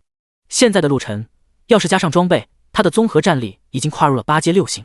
在8阶，每提升20万就能增加1星战力。有人会问，这丹药不能留在9阶巅峰的时候吃吗？那时候获得的好处不是更多吗？可是这对陆晨来说差异不大，反倒是觉得宁可强在前面，一步先，步步先。只有掌握了先机，永远走在别人的前面，才能获得更大的收益。而且最近曹兵的属性点暴涨，大有追上陆晨的样子，自己还不得加把劲。他倒不是怕曹兵超过了自己会对自己不利，面子总要吧。好歹自己有着神罚之手，这要是还被人超了，那他得好好反省一下了。不过说到这神罚之手，陆晨也有些苦笑，怎么还没升级到4级？自己这阵子也杀了不少怪了，按照之前的比例，也是时候升级了呀。他这个本命技能最蛋疼的就是无法用技能宝石来提升，因为是个 bug 技能，面板上都无法显示该技能任何数据。当陆晨以为提升结束之时，又是一股暖流涌出，下一秒他的等级开始飙升，56级、57级、58级，他的属性点也在暴涨，在8阶每提升一个等级，正常人可以获得全属性加10万和自由点数加5万，可陆晨是特殊直接，自由点数翻倍就要给到10万，再加上他一直跟曹兵处在组队模式，所以得到的点数全部加倍，等于说他现在每提升1级可以获得全属性加20万和自由点数加20万的收益。第91章呼啸深渊，跨入10阶。这时候陆晨才想起来，这弥天丹可不仅仅是提升10星战力，还能提升10个等级。果然陆晨的等级一直飙升到了65级才停了下来。姓名陆晨，称号恶魔猎人为1，职业修罗为1，等级65，经验97822315328000000，力量5205422加650000，敏捷5202644加650000，体质5204685加650000，精力5225688加650000，附加特性坚韧加100，锋利加200，伤害减免50%，伤害反弹50%，所有攻击增幅100%，每秒恢复80%血量和精力。武器天神左翼神话级，天神右翼神话级。装备天神铠甲神话级。本命技能野蛮冲撞 S 满级。职业专属技能再生魔化满级。附加技能破胆满级，前行满级，元素攻击满级，空间能力1级。战力评估9阶2星，未转职，当前只转至7阶，不影响势力战力。附加装备后9阶3星。其他技能不可升级，钢化黄金级。杀戮币8 5682，声望975 8000，剩余自由点数0。看着自己的战力评估已然达到了9阶2星，让陆晨此时都有点感觉不太真实。前几天他还只有5阶，这才几天，自己都已经9阶2星了。虽然还没去完成转职，但是这并不着急。不转职他还能带手下卡 bug 刷副本，等他们都刷到10阶后再去转职更好。而且现在的陆晨感觉要到10阶10星，简直易如反掌。属性点突破了500万大关，是何其恐怖！陆晨感觉自己现在一拳过去，差不多能打穿一座小山体。真要换算成玄幻世界来比较，就相当于把炼体都要修炼到极致了。感受完力量之后，陆晨再次看向了空间能力。他身上还有几颗技能等级提升宝石，然而在空间能力这个技能上竟然无法使用。难道这空间能力需要特殊的宝石提升，还是说只能靠着自己不断使用空间能力增加熟练度来提升等级？陆晨猜测了一番，但是并不能立刻得到自己想要的答案，于是果断暂时放弃研究。不过他尝试了几次，发现这个空间挪移似乎无法跨越世界屏障，意思就是在末日杀戮世界无法使用空间挪移来直接挪移到蓝星去。不过想想也是，毕竟自己是在幕后黑手创造的世界里，在这个世界里得到的能力，正常来说怎么可能超越造物者的规则？所以这空间能力多半也是有极大的缺陷的，有总比没有好。陆晨也想得开，怎么说也是个空间能力，暂时很强了。收拾好了一切，陆晨赶往了与众人相约的地点。此时曹兵他们早就在约定的地点等待着陆晨了。老大，你的事办完了？看到陆晨出现，曹兵第一个打招呼。好了。咦，怎么感觉才一会不见，老大你又变强了？下一秒，曹明瞪大了眼睛，有些不可思议地看向陆晨，夸张地惊呼了起来。战力越高，感知越强。如今曹兵是在场除了陆晨之外的战力最高者，原本觉得自己说不定还能追上陆晨老大了，正暗自窃喜。谁料才分开一挥，老大陆晨又给了他一股极大的压迫感，似乎是实力暴涨了数倍。呵呵，陆晨只是笑了笑，并没有正面回答。走吧，别浪费时间，早点到10阶10星，看看这个世界的背后到底是什么。好，一行人在陆晨的带领下再次刷起了副本。这次他们选择的是第3个副本呼啸深渊，适合55到70级，最低需要5阶5星以上战力。对于在场的左右人来说，刷这个副本可就很轻松了。他们按照惯例从简单模式开始，一步步清空所有场次。呼啸深渊里面的怪物竟然都是恶魔系的。对于其他人来说，恶魔系可比同阶一般怪物要强上不少，可对于陆晨来说，那就是攻击加倍，斩杀得更快。很快，他们就通关了呼啸深渊的简单版本10次，每一次获得3万点，一共获得了30万点。而普通模式，每人获得了5万点，10次又是50万点进账。至于困难模式，他们每人每次获得了10万点，一共是100万点。最后的噩梦模式，则是一人每次获得了30万点，10次刷完获得了300万点。综上所述，他们因为通关副本，一共获得了480万点。这一下子，直接让陆晨提升到了70级，全属性又多了280万，并且获得了280万的自由点数。加上这5级的杀戮，给陆晨带了又一波普攻获得的随机属性。此时的陆晨全属性都达到了1500万多万，这让陆晨的战力直接来到了10阶5星。到了10阶，每提升100万属性点才能提升1星战力，而这时候等级每提升1级，则可以获得全属性40万的增持，自由点数20万点。特殊职业自由点数依旧翻倍，可以每一级给到40万点。如果跟曹兵组队后，所有的点数再次翻倍，等于说在8阶开始，每提升一个等级能获得全属性80万点，自由点数80万点。同时，其他队友也都达到了最低9阶3星的存在，每一个的全属性都超过了600万数值。而曹兵更是达到了1000万，直接跨入了10阶的数值。这让他愣了半天，差点缓不过神来。实在是升级快的，让曹兵有点难以接受。原以为越往后升级会越慢，却没想到现在的情况是越往后越快。就这速度，他们只要把第3副本燃烧平原的所有模式通关，那他们这里的人几乎都能直接达到10阶的战力。第92章多国联合，众矢之的。我靠，我的属性竟然超过了500万点！天呐，简直不敢想象，太爽了呀！跟着老大就是有魂，现在咱们这属性到哪都能碾压了吧？哈哈，那肯定啊！没看到樱花国和二哈国那些所谓的精锐也不过才3阶吗？没错，就算他们也能刷副本，但是噩梦模式，其他人还真刷不了。别说噩梦了，你们看看世界频道，很多困难都刷不了，他们身上的装备有的暗金都没有呢。没想到我们都成了顶尖高手了，哈哈哈！与此同时，其他人全都兴奋不已，任谁在此时都会十分喜悦。在末日杀戮世界，实力才是活下去的根本，只有站在顶端，才有活着的资本。而现在，他们轻松就做到了，一步先，步步先。而且他们这领先的何止只是一步，都甩开人家10万8千里了。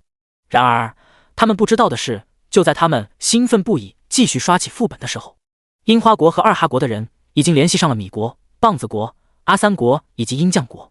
这一次，樱花国和二哈国损失惨重，一下子1000多的精锐陨落，也让他们知道了陆晨和他江都城的可怕。越是这样，他们越想要铲除陆晨。这样的存在，如果发展下去，以后谁还打得过？所以，他们想来想去，与其在这里担惊受怕，最后被陆晨吞并，不如尽早联盟，一起干掉陆晨。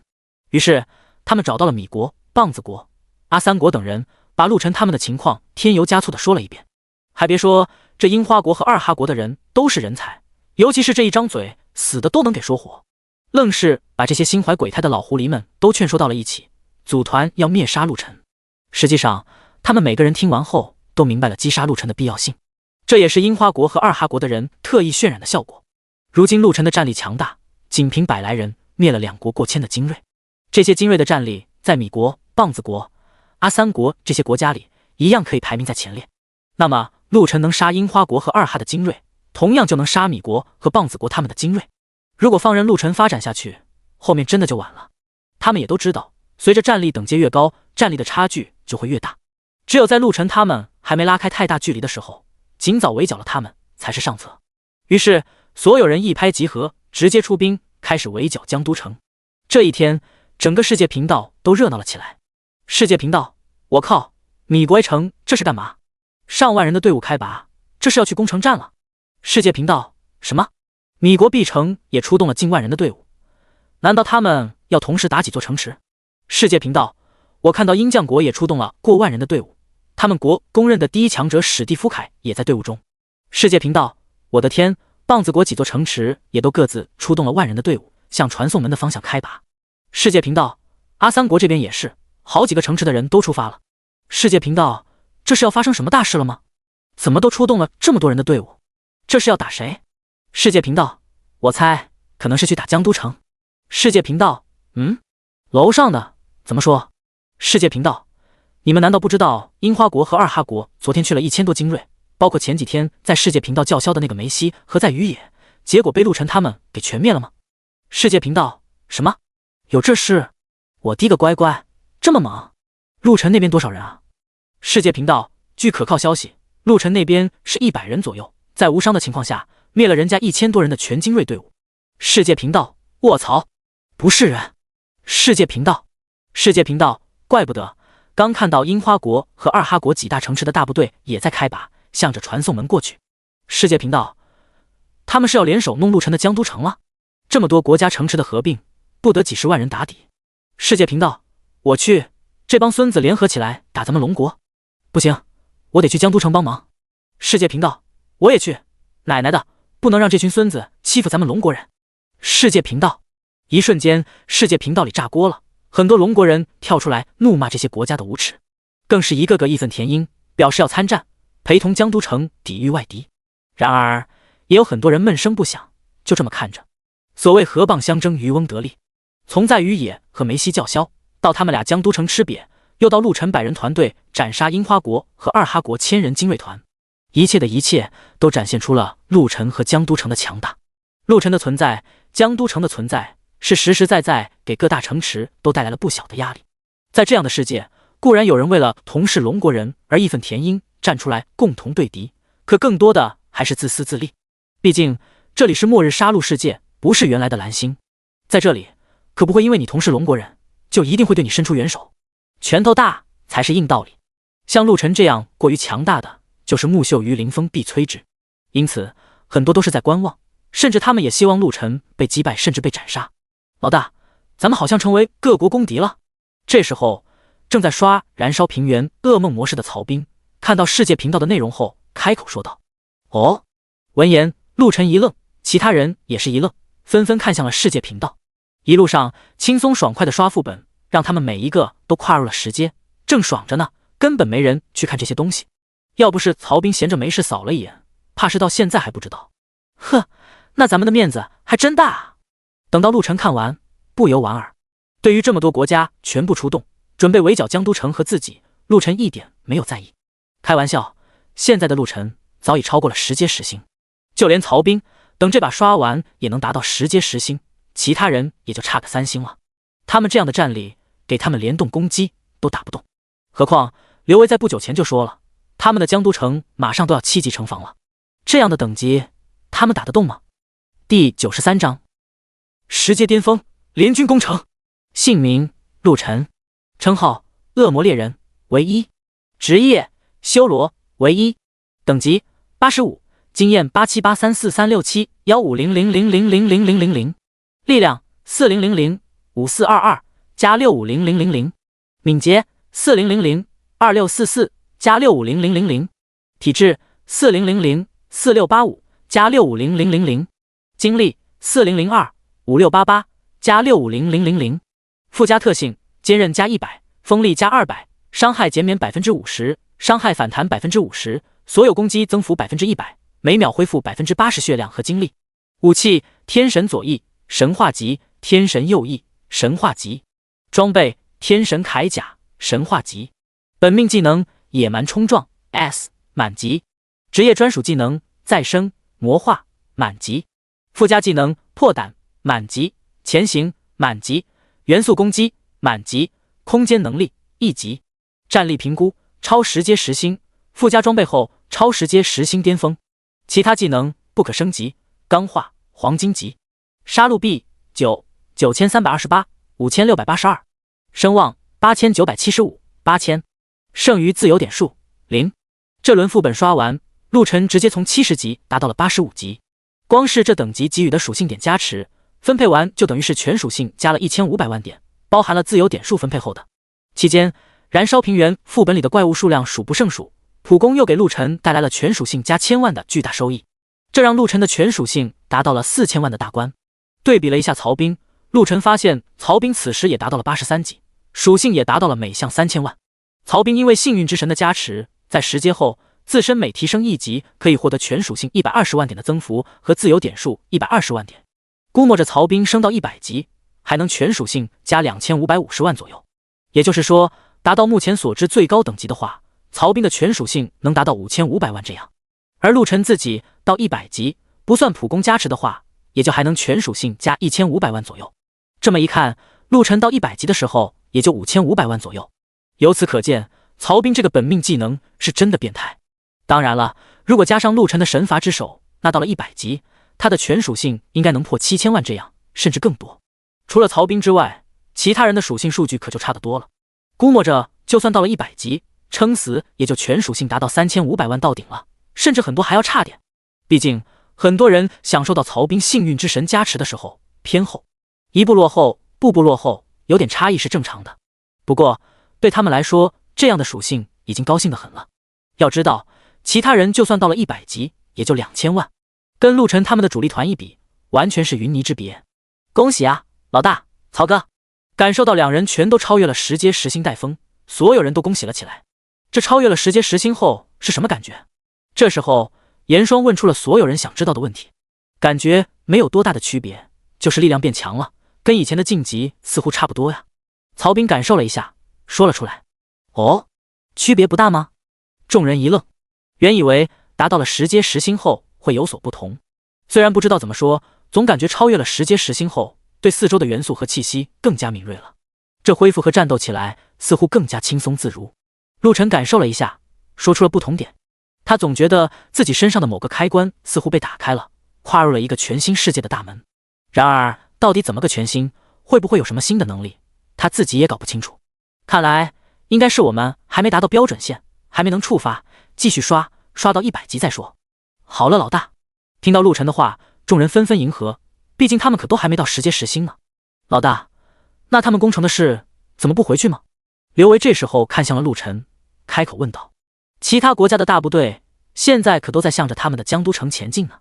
这要不了多久，所有国家的部队就会在江都城外集齐。不急，7级城防可不是大白菜，他们想攻破咱们的城门，痴心妄想而已。没错，让他们打一阵子，等咱们刷完了过去，应该刚刚好。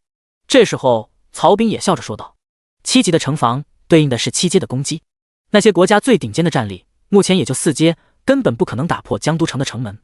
而且在城中留守的很多等阶可都是达到了4阶。”于是，众人笑呵呵的不管不问，继续刷副本。时间一点点过去，江都城外此时到处都是乌压压的人群，其他国家的联军已经全部到了。为了大家的利益，今日一战只能胜。米国的高手此时率先高喝，引来了无数人的迎合。杀！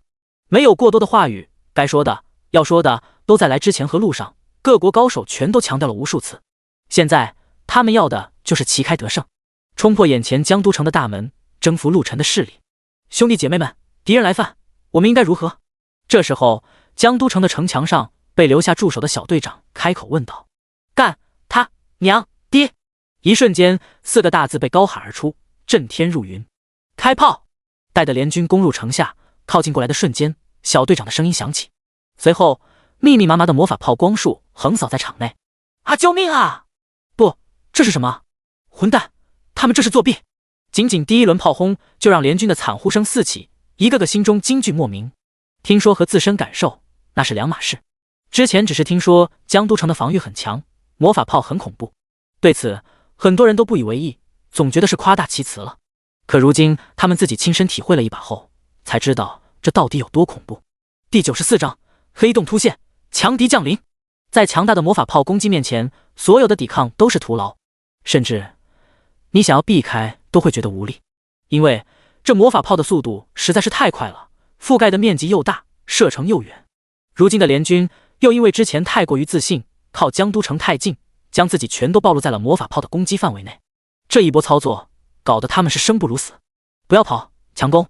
我们现在都在魔法炮的射程范围内，跑只会伤亡更大。没错，与其逃跑，不如放手一搏。靠，我也想搏啊，可是这防御也太硬了，我全力打上去，连个痕迹都留不下来啊！可不是，我的武器都打钝了，也没打出个花来，这还怎么打？江都城的防御太变态了，你看老大他们都打不动，别说我们了。一时之间，联军一片混乱，可以说这战斗一拉响，他们就输了。所有人都失去了斗志。战斗，战斗，你总得打得起来吧？现在这哪里是战斗，完全就是一边倒的挨打。你打人家，连城墙的防御都破不了，人家打你可是一炮一群，这还怎么打？本来外围还有很多到现在还感怀正义和民俗情谊的龙国人赶来，想要支援，可这么一看，还支援个毛？该支援的是这支傻帽联军吧？卧槽，这陆晨的江都城也太猛了吧！这得多少级的城防等级啊？连防御都破不开！我的妈啊！快看那魔法炮，攻击力也太强了吧！刚被轰死那个可是阿三国最强的强者，在这魔法炮面前也个屁都没放出来，就被气化了。我靠，那是4阶强者吧？都扛不住一炮，无敌了呀！还说来支援一下江都城，看来是我们多虑了呀。这陆晨到底是怎么做到的？江都城这防御，鬼都打不动啊！外围的旁观者你一言我一语，处处表露着他们此时心中的震撼和仰慕。不要放过他们一个，既然来了，那就把他们都留下。城墙上，小队长激动地喊着，他也是第一次指挥这样的战斗。开始看到城墙下面密密麻麻的敌人，说不慌是假的。可当看到这些人的攻击对江都城的防御完全无效后，他的心就定了下来。当魔法炮开打的一瞬间起，他激动了。这样的战斗，想输都难啊！完全就是一边倒的屠杀，还是不费吹灰之力的远程虐杀。强大的魔法炮只拿打啊，轻松愉快。就这么一会，联军损失惨重，城外的地面早就被强大的魔法炮轰得到处坑坑洼洼，然而却看不到一滴鲜血染红大地的场面，因为但凡被魔法炮打中，直接就被气化了，尸骨都不会留下半片。哪怕一些运气好没被一炮气化，只是被轰断了腿脚的人，断口处也早被灼烧的鲜血都流不出半滴。联军此时早已没有了之前的雄心，来时一个个雄赳赳气昂昂，如今却是抱头鼠窜，鲜明的对比啊！ boss 们，快来救救我们啊！就在所有人觉得联军不过如此，也到此为止的时候，几个看上去是各国联军领队的人同时高喊了起来。而下一秒，城墙上方竟然凭空出现了几十个黑洞。倒是我们小看了这小小的江都城，这座城不错，我们要了。死！数道飘渺的声音从黑洞中响起，随后就是近百道光柱亮起，瞬间向着城墙上的魔法炮轰去。轰隆隆！眨眼功夫，震天的轰鸣响起，那数百台威力恐怖的魔法炮竟然有一半被直接炸毁。什么？怎么可能？这一幕不光是站在远处的围观者震惊，城墙上的小队长更是惊讶无比。江都城的防御有多强，他们心里自然有数。7级城防啊，那是能抵御7阶高手攻击的防御。可现在一个照面而已，魔法炮都被炸毁了。能一下子炸毁魔法炮，那这样的攻击起码都达到了8阶。难道？想到这里，小队长惊恐地看向了那些黑洞。而很巧的是，此时黑洞里走出了几十个人来。这些人都是身着黑袍，戴着各种面具，根本看不到他们长什么样子。可是他们竟然能够浮空！我的天，居然能浮空！这是什么级别？不会是10阶了吧？不可能吧？这才多久就能有10阶的了？绝对不可能！他们竟然有这样的强者，这下江都城危险了。看到了黑洞中走出的强者，那些外围的旁观者一个个都猜测了起来，心中震撼无比。他们也想不到这么短的时间内，竟然就出现了这么多这样的强者，几十位呢。boss 们威武，杀光他们 boss 们厉害。而联军这边早已没有了刚才仓皇逃窜的窘迫样子，此时一个个双眼冒光，兴奋呼喊着。哼！这时候黑洞强者中走出了一位，对着江都城的城门就是一掌。轰！巨大而又坚固的城门应声而倒，直接被轰碎了。冲啊！城门被破，那些联军更加兴奋了，一个个嗷嗷叫的就要冲进去杀人抢砸，拦住他们。虽然震撼于眼前突然出现的这几十个黑袍面具人，可是陆晨他们走的时候把江都城交给了这些队长，就是信任他们，他们自然不会让陆晨失望，哪怕是死。于是这些队长冲了上去，堵住了城门。能成为队长的起码都是4阶以上的实力，对上这些联军还是绰绰有余的。可此时那些黑袍面具男怎么会任由他们出手？砰砰砰，2位黑袍面具男出手了，直接击退了那几个江都城的队长，嘴角轻蔑的上扬，就你们这些蝼蚁，还想拦住我们的人，不自量力！识相的乖乖丢下武器跪下投降，兴许我们高兴了，还能放你们一条活路。呸！你们也配！在我们老大面前，你们都得死！听到面具男的话，队长们直接骂了起来。哦，既然这样，那你们就去死吧！黑袍面具男看到这几个队长竟然软硬不吃，决定杀鸡儆猴。话音落下，一个黑袍面具男直接一掌对着其中一个队长的额头拍下。第95章，斩尽杀绝，世界震惊！能一掌击毁魔法炮的黑袍面具人，战力毋庸置疑，定然达到了8阶。这些队长自然不是对手，仅仅一个照面，那位队长直接被一掌击毙，化为了飞灰。哼，不自量力！对此，那出手的黑袍面具人冷声嘲讽，更是大手一挥，城外的乱军纷纷冲入了江都城。哈哈，大人威武！冲啊，杀光他们，灭了江都城！一瞬间，联军们纷纷叫嚣了起来，仿佛胜利就在眼前。轰！就在他们即将要冲入江都城门的刹那，一声剧烈的爆炸声响起，江都城门口顿时被炸出了一个深坑，冲到门口的那些联军也被顷刻间炸成了虚无。什么人？突如其来的攻击让那些黑袍面具人都是一惊，他们竟然一个人都没有感知到那里竟然被攻击了。顿时，所有的黑袍面具人看向了江都城的城门口，那里灰尘散去，露出了不少人影。老大，兵哥，双姐，刘维大哥。当城墙上的众人看清来人后，顿时一个个大喜。陆晨他们回来了！听到他们的呼喊，黑袍面具人们自然也猜出了来人的身份。你就是陆晨？一个黑袍面具人看向了陆晨，开口问道，然而却没有等到任何回应。陆晨看都没看他一眼，而是看向近在咫尺的联军队伍，露出了不屑的冷笑。杀！半晌，冰冷的字从嘴里吐出，仿佛没有一丝温度。然而就在这个字吐出的瞬间，曹兵等人全部都动了。刚在他们突然出现，虽然都没动，但是那气场却让黑袍面具人们一个都没敢轻举妄动。可是现在曹兵他们先动了，这不动则已，一动惊天。原本信心满满的黑袍面具人们恍如看到了什么不可思议的事，纷纷张大了嘴巴，双眼瞪大如铜铃。已然达到8阶的他们竟然完全看不到陆晨等人的动作，在他们手下自己竟然犹如儿童。就这么一眨眼的时间，黑袍面具人竟然被曹兵他们斩杀了一半。不，这不可能！他们怎么会这么强？咱们可是8阶啊！联军此时的心态是崩溃的，这可是他们最强的隐藏战力了，却没想到在陆晨等人面前完全不堪一击。尤其是陆晨，他的每一次出手看上去轻描淡写，却又每一下都能轻松带走一位他们的强者生命。敌不过，跑！到了这个时候，他们哪里还有战斗的勇气？只想到了跑。8阶都不是一合之将，说明陆晨他们已然达到了更高的境界，甚至是10阶以上。这还怎么打？他们猜的没错，此时的陆晨他们早就达到了10阶大圆满，只是还没有进行转职而已。尤其是陆晨和曹兵，更是早就超越了这个大圆满。跑得了吗？陆晨冷笑，下一瞬身影消失在原地。那些黑袍面具人的惨叫声陆续响起。天哪，陆晨老大好强！8阶的强者在他手里跟鸡崽子似的，完全不够虐啊！开玩笑，咱们老大现在可是10阶强者了。江都城的众人一个个喜形于色。早在之前，曹兵就在频道里欢呼过跨入10阶巅峰，他们自然知道陆晨等人的强大，所以在陆晨他们回归的瞬间，他们就知道这些黑袍面具人要倒霉了。杀！杀光这些杂碎！与此同时，江都城内所有人杀了出来，城墙上那些没被摧毁的魔法炮也再次轰鸣了起来，无差别攻击着联军。不！救命！他们是魔鬼！跑啊！那些联军此时哪里还有再战的勇气？他们引以为傲的强者，最后的依仗在陆晨出现的瞬间就被击溃。几十个8阶，那是多么强大的一股力量！原本他们仗着自己拥有着刷级经验翻倍的能力，秘密培养出了这么一批顶尖的高手。陆晨他们之前镇杀梅西和在于野的时候，他们都没在意，因为他们觉得自己能轻易解决掉陆晨，一个个都在副本里疯狂收割经验和装备。可他们没想到，陆晨他们同样也拥有这样类似的 bug 能力，甚至比他们还要强大。这突然冒出来的100多人，竟然全都达到了10阶。要知道，他们这可是好多个国家里面凑出来的精英。可陆晨这边呢，仅仅只是一个江都城培育出来的精锐。这么一对比，高下立见。不要让他们跑了。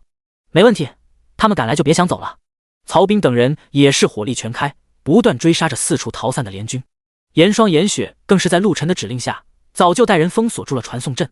可以说，此时的江都区已经完全被封锁，进来了就别想出去了。这些联军此时可谓是上天无路，入地无门，只能任凭陆晨等人斩杀。求饶，在陆晨这边完全行不通。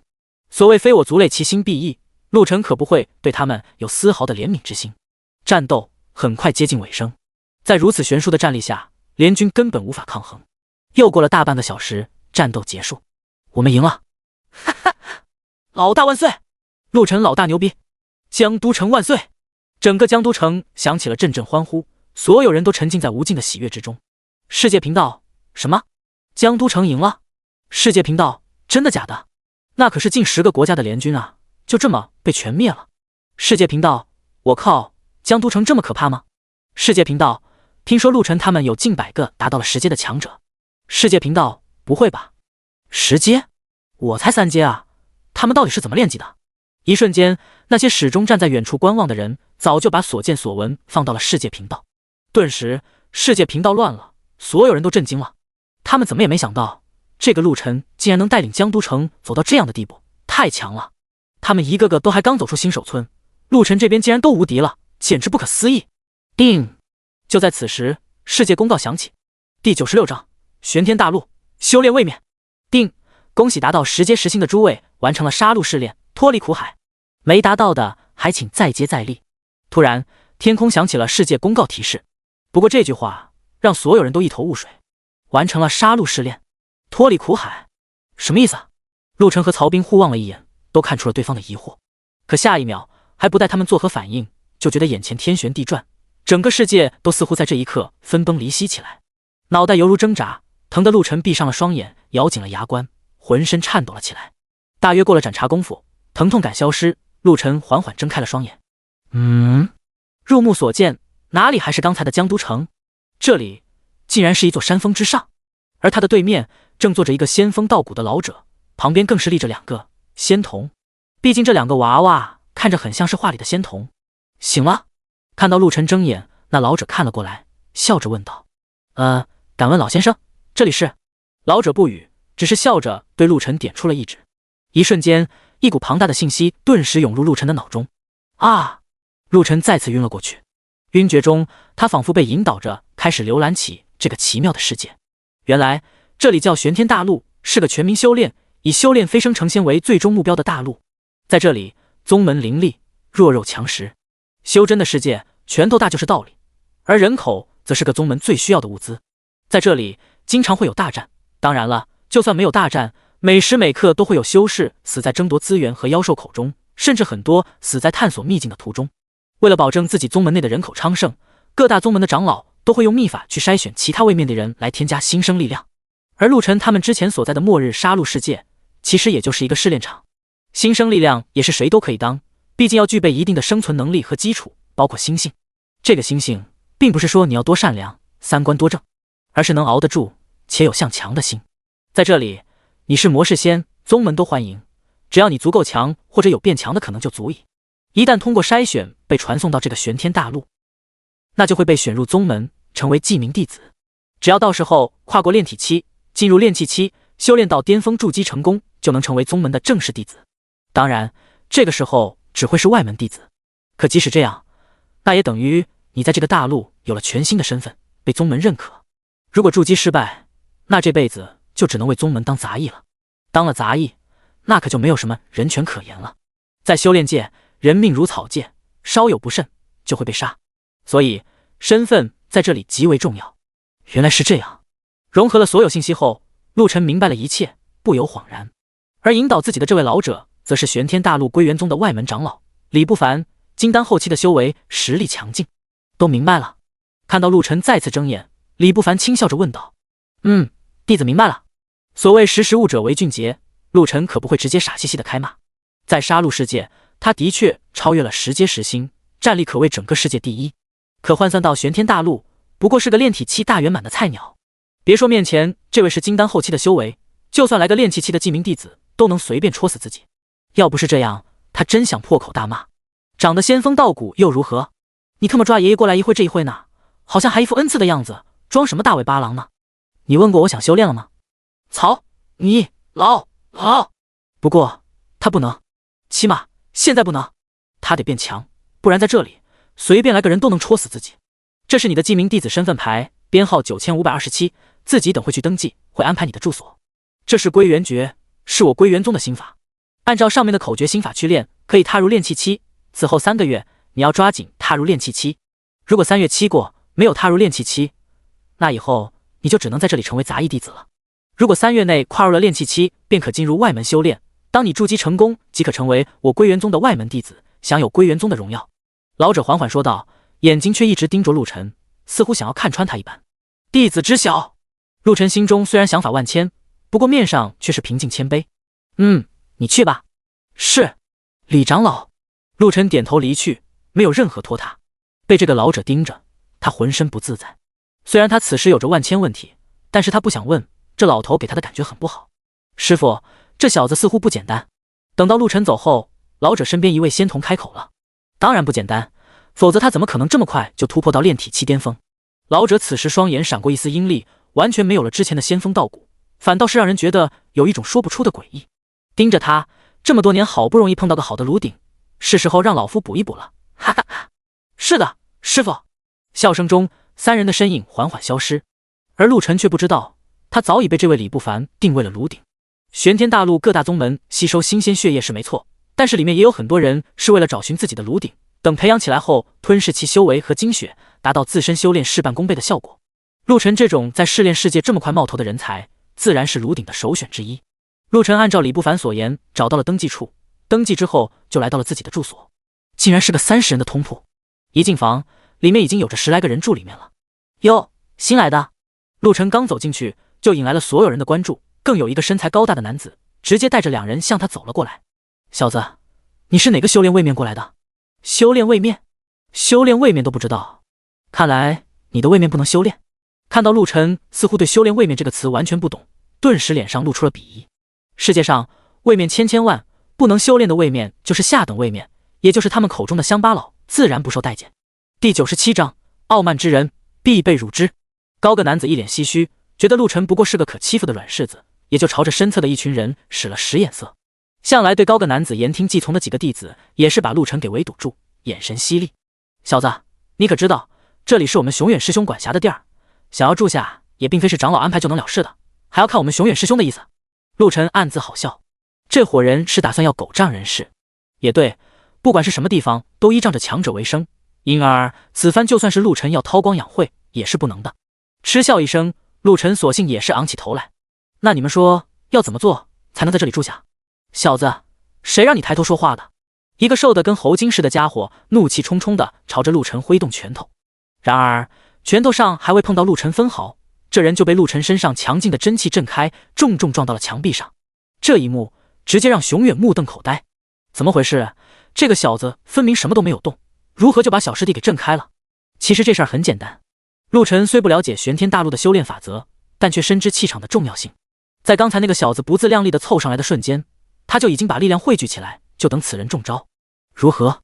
我这样的能力是否有资格在这边住下？此时陆晨冷着脸发话，也不顾熊远此刻铁青的脸色，冷然一笑。大家都是修炼之人，若能好好的，那自然相安无事，若不能，那别怪我不给你们脸面。熊远此时脸色大变，放眼望去，还没有谁能在自己面前如此嚣张，而这个小子在此时此刻居然说出这么一番话，实在把自个儿的面子给丢尽了。此时倒在地上口吐鲜血的小师弟林清风直接把目光看向了熊远。大师兄，你可一定要帮我报仇啊！还不死心？陆晨冷着脸凑上去，只是眼神扫过，林清风瞬间面如猪肝色，心口一阵绞痛。住手！熊远此时一把抓住陆晨的手，阻止了他用意念攻击林清风。他完全没想到，这个新来的小子居然能把意念掠夺使用的如此得心应手。嗤笑着鼓掌，熊远死死地盯着陆晨。好，很好啊，你小子是扮猪吃老虎是不是？意念掠夺这种上乘功法，不是高级修炼面位之人断然不能使用。陆晨才不管他所说的这些乱七八糟的东西，只要此刻熊远认输，那自己也就没什么好说的。是不是你认可了我能住下了？那我……小子，你是很牛，但我可是炼气后天境界，你要来跟我硬碰硬，却是无异于找死。熊远说着，周身爆发出了强劲的真气，浑身被完全阻隔在气体之内，想要用外力去伤害他，的确是很难。林清风此刻艰难地从地面站起来，摇摇晃晃地靠近了陆晨，嘴角勾勒着得意的笑容。看到了没？我老大就是这么厉害。你这个家伙想要来伤害他，那简直是玩火自焚。不试试怎么知道不能？陆晨如此固执要决斗的态度，彻底让方才还得意洋洋的熊远瞬间笑不出来了。他有些不明白，一个新人是如何有如此的能耐放出狠话，还如此淡定，这简直是不可置信。就在熊远尚且没有反应的时候，陆晨已经闭上眼，开始感悟方才老者给的归元诀。熊远看出了陆晨是临阵修炼，顿时张狂地笑了起来。哈哈，看来你也不过是怕死之人，这临阵修炼，你以为能改变什么结局？受死吧！当熊远的拳头朝着陆晨挥动的同时，陆晨眼前一亮，仅凭着一根手指就挡住了熊远充满爆发力的攻击。不可能！此时站在旁边身负重伤的林清风整个人后背发凉，双眼之中的嘲弄瞬间被恐惧所填满。眼前这个小子究竟是何方神圣，居然有着如此强大的能量？熊远怒吼着加大拳头的力量，可带着极强真气的拳头在陆晨的手指面前却是进不了分毫，反而是陆晨此时气定神闲，一脸从容。还要打？熊远的眼神开始变得恐惧。此时的陆晨炼气居然在潜移默化的疯狂提升，这他妈简直是怪物体质啊！迅速收走拳头，熊远面色难看，但又不得不装腔作势一番。小子，我也是看在长老们的面子上，不跟你这个新人计较。你就在这住下吧。诺，最里面的那铺子还没人睡，你去那就行了。陆晨没有再说什么，直接往里走。林清风本想着再冲上去，但注意到熊远冰冷的眼神，瞬间就哆嗦着后退，不敢再说什么。此时陆晨也是躺在了床榻上，脑袋里想着刚才运用口诀时力量不断膨胀的那种感觉。现如今他开始有点明白了，归元诀不过是敲开修炼的一扇窗户，若是没有天资，就算口诀记住也是没有任何用处。方才那个熊远天资虽好，但在交手的时候可以清楚地感觉到他也只能止步于此。若非这样，凭借着他的身体力量，足可以把自己震飞出去。至于那个林清风，陆晨已经完全无视了。这种能力不够却嚣张跋扈的走狗，早晚也会死于非命。与其这时候为了他跟熊远这个家伙正面撕破脸，不如卖个人情给他。熊远心底郁闷得很，他虽然是压着林清风不许闹事，可何尝忍得住这口气？自从他到了这个住处后，谁人不给面子？偏偏陆晨这小子固执己见，做人强势，片刻的商量都没有。如此的固执之人，让熊远下定了决心要铲除。清风，跟我出去一下。此时熊远也是冷哼着喊了一句，林清风马上跟了上去，但胸口还阵阵绞痛，嘴里不由得哼一声。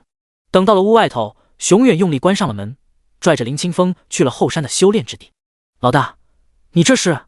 林清风有些纳闷，而熊远此时也是冷然一笑，你小子不是认识不少魔族的兄弟，找机会趁着陆晨落单了给我弄死他。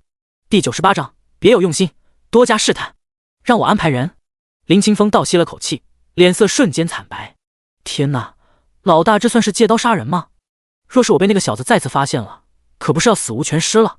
一想到这，林清风瞬间捣蒜一样的摇头晃脑。别，熊老大，你也知道小弟我人微言轻，找的都是些没有名气的小喽啰，这要是出了什么岔子，废物！熊远瞧着林清风如此姿态，不由得冷笑。这么说来，你是打算要违抗我的命令？眼看着熊远浑身释放着强劲的力量，林清风也是知道了自己老大要发飙了。老大，我觉得你说的有道理，找魔族的人去收拾那小子，应该是最为稳妥的。熊远这才收起了凶狠的神色，伸出手按了一下林清风的肩膀，嘴角上扬。识时务者为俊杰，这样才对吗？行了，既然这样，那你瞅准时机去完成这件事，记住一定要小心，不要赔了夫人又折兵。林清风点了点头，是。二人回去之后，发现陆晨居然没睡，这一下也是有些尴尬。虽然不知道这二人鬼鬼祟祟的跑出去做什么，可陆晨没心思搭理这群人。他只是没想到，到了玄天大陆之后，之前拥有的所有装备和能力全部消失，可神罚之手依然存在。如此，接下去在玄天大陆的修炼，不管速度快慢，都已经有了高人一等的资本。这么想着，陆晨也是侧身休息，预备着应对次日会面临的新麻烦。此话当真？与此同时，李不凡那边也是震惊不已，抓着回来报信的仙童肩膀不放。陆晨已经是炼气2期了。没错。仙童不断点头，把陆晨带到安排的住处，就跟熊远这个炼气后天的高天资弟子对抗，而且两人不分上下。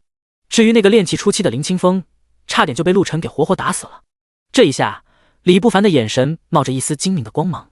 好家伙，果然不愧是最佳炉鼎，能在这么短的时间内变成炼气2期，太完美了。可是师傅，我发现一个问题。仙童这么一说，李不凡马上转身说，什么事情？现在对李不凡来说，天塌下来都不能打扰自己培养陆晨，等到他能够被自己吸收，再做出决断。林清风他似乎要跟熊远对陆晨下手。放肆！李不凡脸色瞬间铁青，愤然拂动衣袖。没有本座的允许，他们几个蝼蚁竟敢胡来，到底是平常老夫对他们太宽容了。仙童立刻匍匐在地。师父息怒，不管他们如何，我都会一直效忠你。李不凡斜睨一眼跪倒在地上的仙童，嗤笑一声：起来吧，我若要对付你，你早就死了。老夫费尽心思的培养了你这么一个弟子，当然就是要在这种时候派上用场的。仙童这才松了口气，站起身后，一脸谄媚的看向李不凡：师父，这要我说，熊远和林清风那小子，只要做的不过分，咱就看着吧，犯不着在这时候就让陆晨觉得他被高看了。李不凡沉思良久，觉得徒弟所说的话不无道理。这今日才对陆晨提出了严苛的要求，跟着就为他出头教训恶霸，这实在说不过去。罢了，既然这事儿如今没有威胁到陆晨的性命，那就不再多说。不过也不能当做什么都不知道，就让陆晨这么待着。既然突破了炼气期，就让他入外门修炼。仙童愣了一下，跟着就点了点头。是，徒儿谨遵师父吩咐。仙童弯腰参拜后离开了屋子。李不凡呢，也是眼神变得格外狡黠。陆晨，但愿你不会让老夫失望，你可要好好的表现。次日，仙童带着外门弟子的道符去找了陆晨，同时把归元宗弟子入门的新手大礼包给了他。恭喜9527号小师弟成功进阶，按照师父李不凡的吩咐，我给你送来了大礼包：进阶丹药3枚，伤势复原丹3枚，九转还魂丹3枚。就这还大礼包？陆晨虽然不想吐槽，可听着仙童所说的这些丹药，不免讪笑着摇头。师父给的东西也不过如此啊。仙童脸色瞬间一沉。此时站在旁边的熊远等人也是倒吸了口气。小子，你是活腻了吗？居然敢对师父出言不逊！我所言非虚。陆晨面不改色地看向了众人，堂堂的归元宗却只给入门弟子这点福利，如何能够让人心悦诚服？说得好！就在熊远等人和仙童预备着教训陆晨的瞬间，李不凡却是倒背着手走了过去，眼神里闪过一抹狡黠。这人嘛，有能者自然是多了几分傲气，然则这样的人才配得上成为我归元宗弟子的身份。陆晨，冲着你小子的勇气，老夫给你100枚进阶丹。这话一出口，熊远等人瞬间愣住。天哪，这究竟是什么情况？向来孤傲严苛的李不凡，居然对陆晨如此的照顾。仙童心底自然晓得师父这么做的用意何在，并没有太吃惊。反正早晚陆晨都会被师父吞噬，那现在让他嚣张一些日子也不算什么。此时陆晨注意到了仙童笑得很诡异，心中已然生出了怀疑。嗨嗨！李不凡这时候也是咳嗽着打断了所有人的沉思。诸位都是归元宗有潜力的弟子，接下去老夫会给你们安排快速提升炼气的方法，各位务必勤加练习。随后李不凡大手一挥，直接给所有人分发了不同的任务。当陆晨打开了自己的任务竹简后，直接愣住。尼玛，这人是存心针对自己。熊远贼兮兮地凑了上去，在瞧着陆晨的任务居然是打坐1天1夜后，瞬间爆笑出声。哈，陆晨啊，这个任务真的是太适合你了，你小子的确是应该要好好的学习打坐，你啊，心浮气躁的很。就是说啊，林清风这时候也是差点笑喷了。陆晨师弟，好好的韬光养晦吧，要不然完不成任务可是要接受惩罚的。第99章，打坐遇刺，拿魔练手。够了！李不凡直接冷声呵斥面前的这群人，尔等当真是疯了，对自己同门师兄弟如此严苛，是想要起内讧。为师说过，恶意离间弟子关系的人，杀无赦。一番话下来，彻底压住了林清风等人的气焰，他们立刻朝着李不凡鞠躬道歉，同时迅速离开，去完成自己的任务。李不凡看着他们这些人离开，也是走到了陆晨的身边，脸上带着一丝虚伪的笑容。陆晨，你会不会怪为师给你安排的任务太轻？其实我这也是为了你好，年轻人嘛，心浮气躁的，总会造成很大的危险，所以师傅不用多说。陆晨这时候很是平静，对着他鞠躬。既然是已经给我安排了任务，那我现在去完成即可。很好。李不凡看陆晨没有任何拒绝，也是挥了挥手。去吧，完成任务以后再来找为师。随后李不凡也等着仙童转身离开。等到此人离开之后，陆晨的眉头紧锁。靠，这是给我一个很明显的下马威啊。不过也好，在人多眼杂的地方反而不适合大展拳脚，这时候就让我好好的静下心来，去感悟归元诀真正的奥秘也无不可。只不过陆晨的打算却被人打破了。林清风趁着自己完成任务的空档，也是悄悄联系了魔族，对魔族的人放话，让他们务必要对陆晨斩草除根。在深夜时分，陆晨专心打坐的时候，一群魔族之人也是悄悄潜入归元宗。陆晨早就感觉到了有一些人到来，他嗤笑了一声，既然已经到了，何必又要藏头露尾当个缩头乌龟呢？混账东西！这时候魔族之人也是露出了冰冷的神色，迅速的挥动魔刃。你小子真的是够狂妄的，难怪会得罪了别人。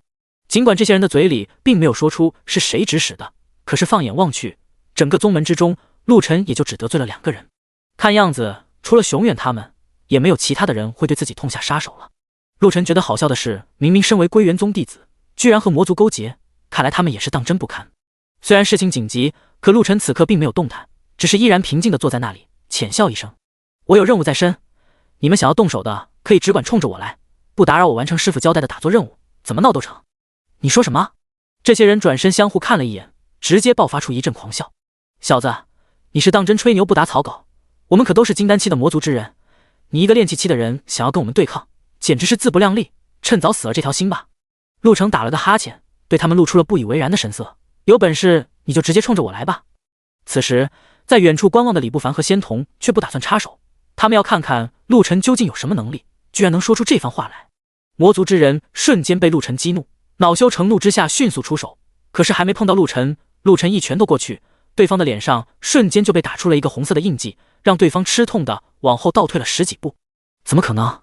另一个魔族之人瞬间面色大惊，看陆晨这样子，他根本就没有特殊的技能，可是这一拳居然能把自己的同伴打成如此严重的伤势，看样子这家伙非比寻常。如何？陆晨这时候也是冷冷的扫过去一眼，我说过，不用我站起来就能够对付你们。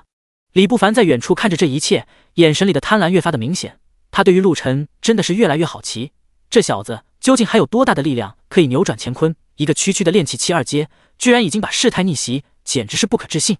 因为受了林清风的所托，这几个魔族之人也是硬着头皮相互看了一眼后，再次怒吼着朝着陆晨冲过去。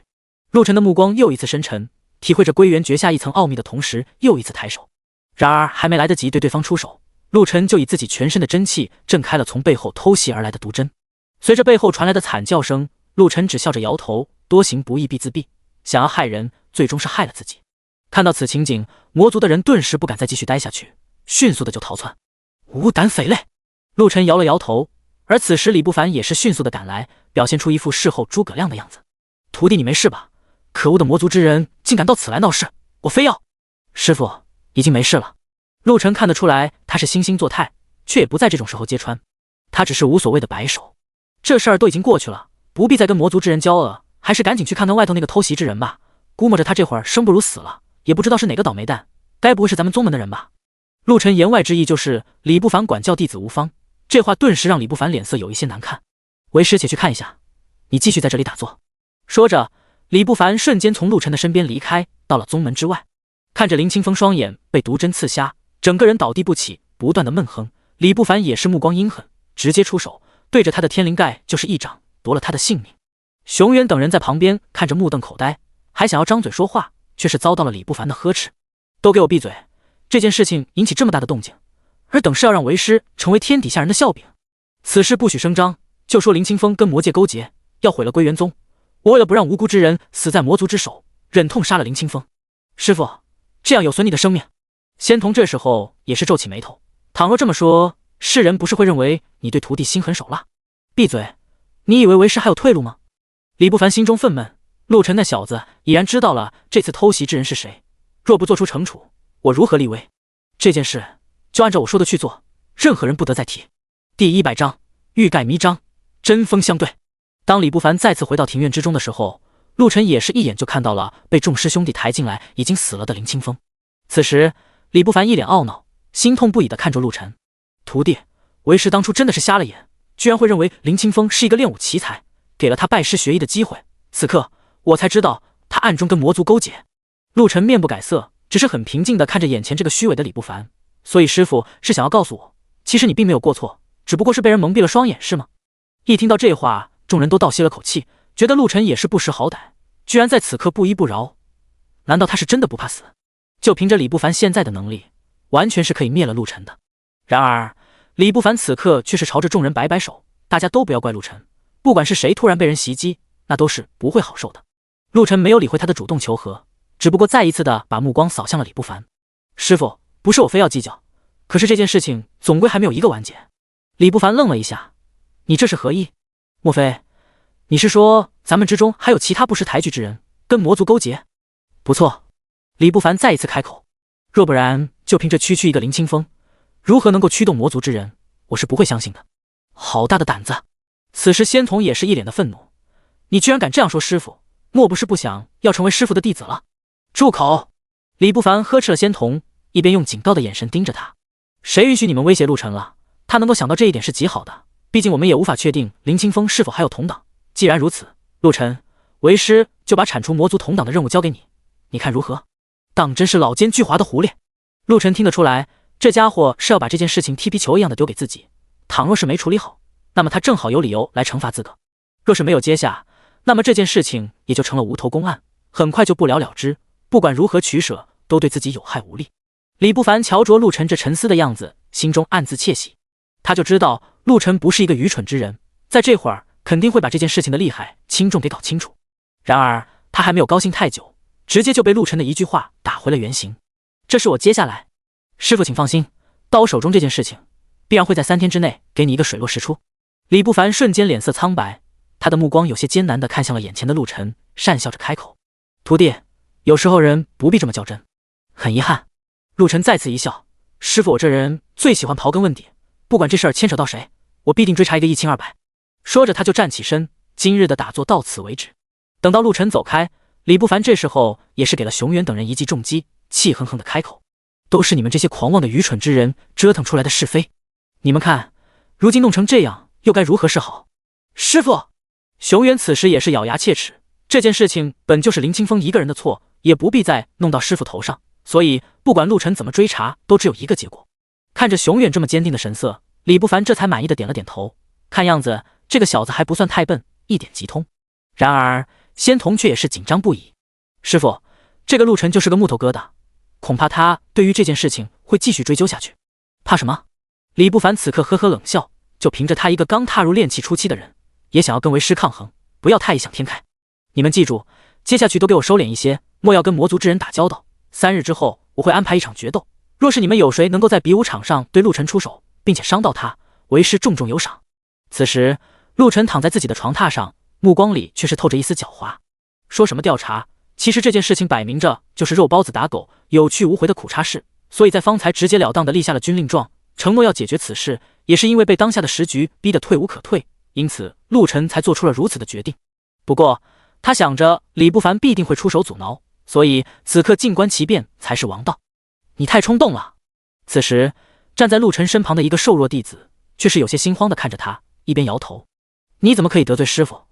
师傅这人好交友，他的朋友遍布大江南北，不管他做的是错还是对，那都是只能够认命的。陆晨听着这人说这话，也是不由得浅笑了一声，听到有这番言辞，莫不是受过他的委屈？你放心的把话说出来，若真的有什么委屈，我倒是可以帮你解决。别傻了。小弟子直接就摇了摇头，冷漠地看向了眼前的陆晨。莫说你只不过是一个炼气初期阶段的人，就算你真的是一个强者又如何？你一个人能对付得了他们几个？还是算了。瞧着这个小弟子不肯相信，陆晨也是转变了话题。你叫什么名字？来这儿多少日子了？小弟子此刻才恢复了一些情绪，弯腰行礼。我叫曾勇，到归元宗也有半年了，可惜资质不佳，只到了炼气3阶就戛然而止了。陆晨皱了皱眉，看你这样子也并非是没有资质的，为何突然戛然而止？曾勇感慨一声，谁能知道会如此呢？我本以为到了3阶必然可以冲刺炼气巅峰，可就在冲击巅峰之力的那一日，我力量莫名其妙被夺舍了。虽然师傅帮我调查了，却始终没有消息。夺舍？这话引起了陆晨的警觉。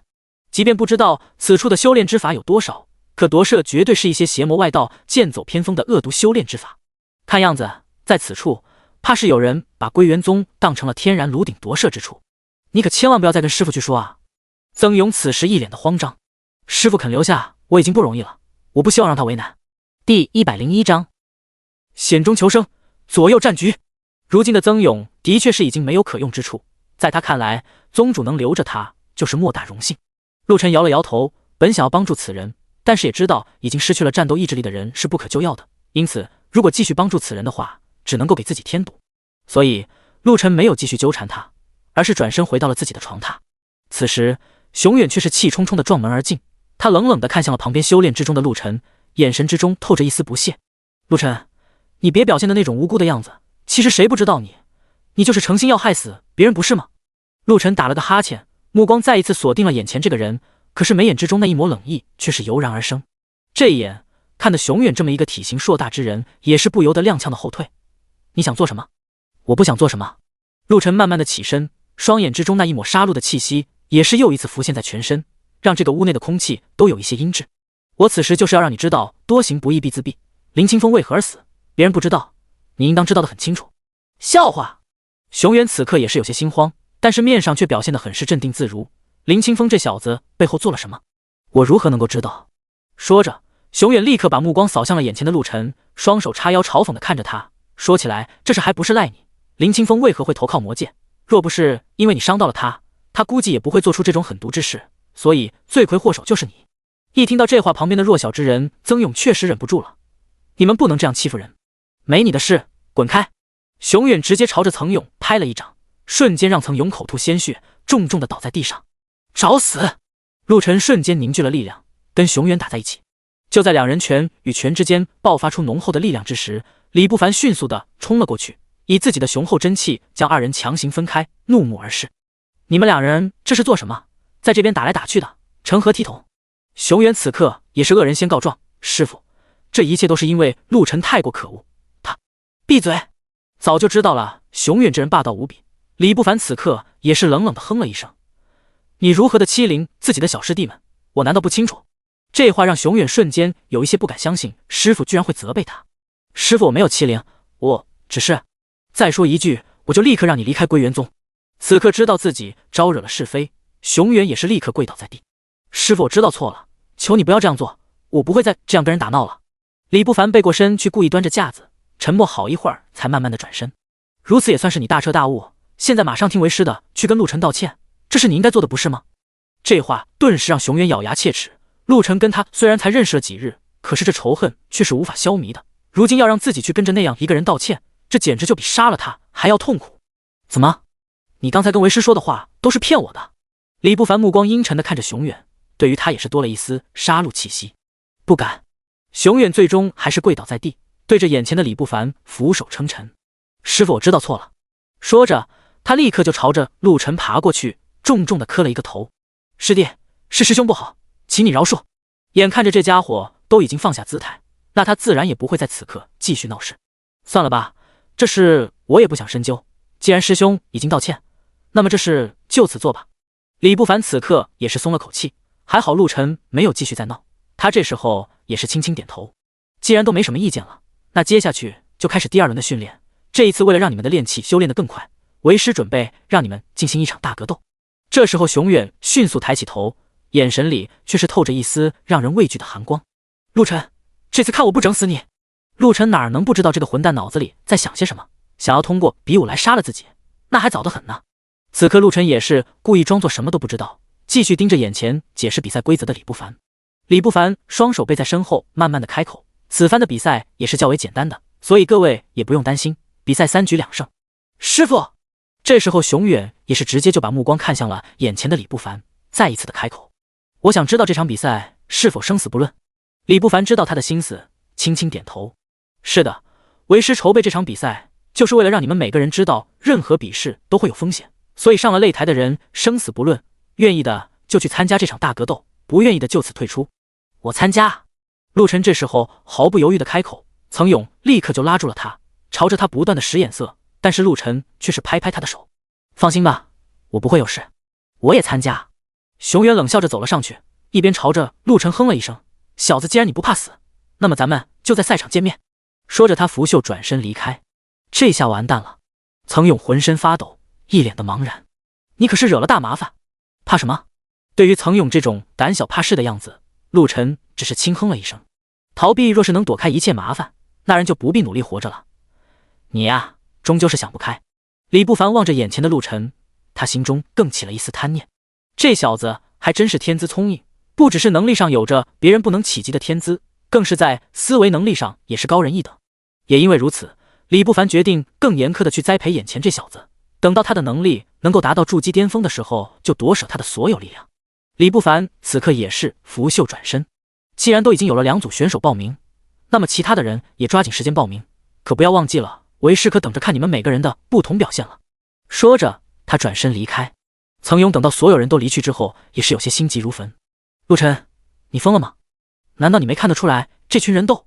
陆晨自信一笑，这事儿不急，你先告诉我，这里的擂台比赛究竟有什么进展？曾勇愣了一下，都火烧眉毛的时候了，你居然还考虑这些？第102章，出其不意，赢下一局。陆晨再次微笑，你这就是快被自己的胆小给吓死了。这种时候做事不放松一点，如何去好好征战？我只是想知道，在此处有何不能做的事儿。曾勇看到陆晨非要去比赛，也是只能叹息着把自己所知道的原原本本的告知陆晨。在此处，你只要竭尽全力的去发挥自己的力量即可。但是恕我直言，你这种力气才刚刚到了炼气2阶的武者，恐怕不是熊远的对手。即便上一次侥幸让你跟他力量持平，可那也只不过就是一场巧合罢了。陆晨并不对他解释什么，毕竟自己的神罚之手并不是其他人所能窥探的。他们不相信自己的能力可以跟熊远抗衡，那也是情理之中，无需去跟他们多做解释。罢了，既然你心中怀疑，那么你只管去做你的事，我自己去修炼即可。等等，曾勇这时候走了上去，从自己的袖口里拿出了3本秘籍。这是之前我突破炼气3阶的时候师傅给我的，我希望能够对你有用处。听到这话，陆晨也是笑了一声。如今不怕他们了吗？曾勇昂起了头，坦然笑了。我何曾怕过？其实我只不过是不想辜负了师傅对我的栽培。至于那些家伙，就算是我死，我也不会向他们屈服。这些年来，曾勇也不是没有被穷人他们压榨过，可是不管被欺负的多惨，他都不曾认输。直到今天看见熊远又要不顾一切的欺负陆晨这个新弟子，他就忍不住了，冒着必死的决心去做这件事，甚至于连跟自己师父闹翻的风险都顾不上，都去帮助眼前的陆晨。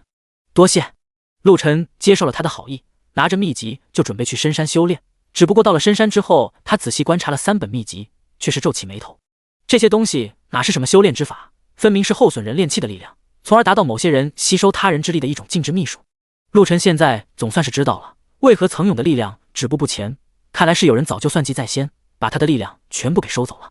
呵呵冷笑，陆晨总算是明白为何之前李不凡看自己的眼神会那样的贪婪，原来他是把自己当成是可以利用的炉鼎。好大的胆子！拳头握住，陆晨的目光也是深沉了几分。既然那个老小子敢把目光打在自己的身上，就要承受自己的怒火。深吸一口气后，陆晨也是把3本秘籍焚毁，他可不会成为第2个被李不凡吸收的炉鼎。比赛当日，熊原也是一脸自信地看向了身边几个跟随的小弟，嗤笑着对着他们拍了拍胸膛。各位放心好了，作为大师兄，我必定会为了林清风报仇的。大师兄果然威武。此刻几个马屁精也是不断地往前走，朝着他点了点头。有大师兄再，就不信那个陆晨区区的炼气初期小子能够做些什么。你放心，我们一众人绝对是支持你的。还真的是物以类聚，人以群分呢。陆晨嗤笑着慢慢往前走，目光冷冷地看向了那些围堵在一起的人，眼神骤然一沉。你们这些家伙在那边叽叽喳喳的不停，是要吵碎了我的耳朵吗？我告诉你们，别在这边磨磨唧唧的，我稍后就会跟你们的大师兄决斗，3局2胜是吗？我可以保证他1局都胜不了。放肆！熊远直接就恼羞成怒起来，少在这边说这些话。你应该知道，我作为他们的大师兄，能力是异乎寻常的强大，那就拿出你的真本事来。陆晨也不跟他废话，对于这种狂妄自大的人，他从来不会放在眼中。熊远眼见着情况到了这一步，不想再忍耐，直接转身看向了缓缓走来的李不凡。师傅，请允许我现在就跟他进行决斗，我实在是忍耐不了了。虽说李不凡在此时就暴露出自己的野心，可是瞧着陆晨一直在给他惹出麻烦，他也只能够对着眼前的熊远点了点头。去吧，可是记住了，陆晨也是你的师弟，做什么事情要有分寸。熊远只是不甘心的别开头。师傅，我只能答应你，我尽量不会下死手，可是若是失控了，还希望师傅原谅。说着，他转身就再次走向了陆晨。陆晨看得出这小子是真的用了狠心，目的要跟自己决一死战。也好，此刻陆晨的真气也已经凝聚完毕，直接朝着眼前等熊远招了招手。熊远哪能受这种气？这小子居然对自己做出如此具有侮辱性的动作，实在是欺人太甚。怒吼一声，熊远直接朝着陆晨扑了过去。可惜还没碰到陆晨，陆晨身上的金色光芒瞬间挡开了熊远。下一刻，随着陆晨出拳，熊远的胸膛被狠狠地震了一下。虽然没有像其他弟子那样受到重创，可是熊远自己知道胸口的剧痛是没有办法一下子消散的。艰难地忍住了这疼痛感，熊远也是昂起头来，目光紧盯着眼前之人。陆晨，你居然对我下这么重的手！好，算你狠，不过我也不会就此认命的。说着，他也同样的是放了自己双倍的力量，直接朝着陆晨打过去。陆晨迅速避开，同时以自身的左拳朝着熊远的后背狠狠地击打了一下。熊远瞬间口吐鲜血，整个人瘫倒在地。虽说没有造成巨大的伤害，但是短时间之内要想完全恢复是不能了。住手！此时李不凡眼看自己又要有一名大将就此陨落在此，心慌意乱地走了过去。陆晨，不要再动手了，他可是你的大师兄啊！陆晨目光冷静地看向了李不凡，师父恕我直言，如果刚才是大师兄把我击翻在地，你可会出来？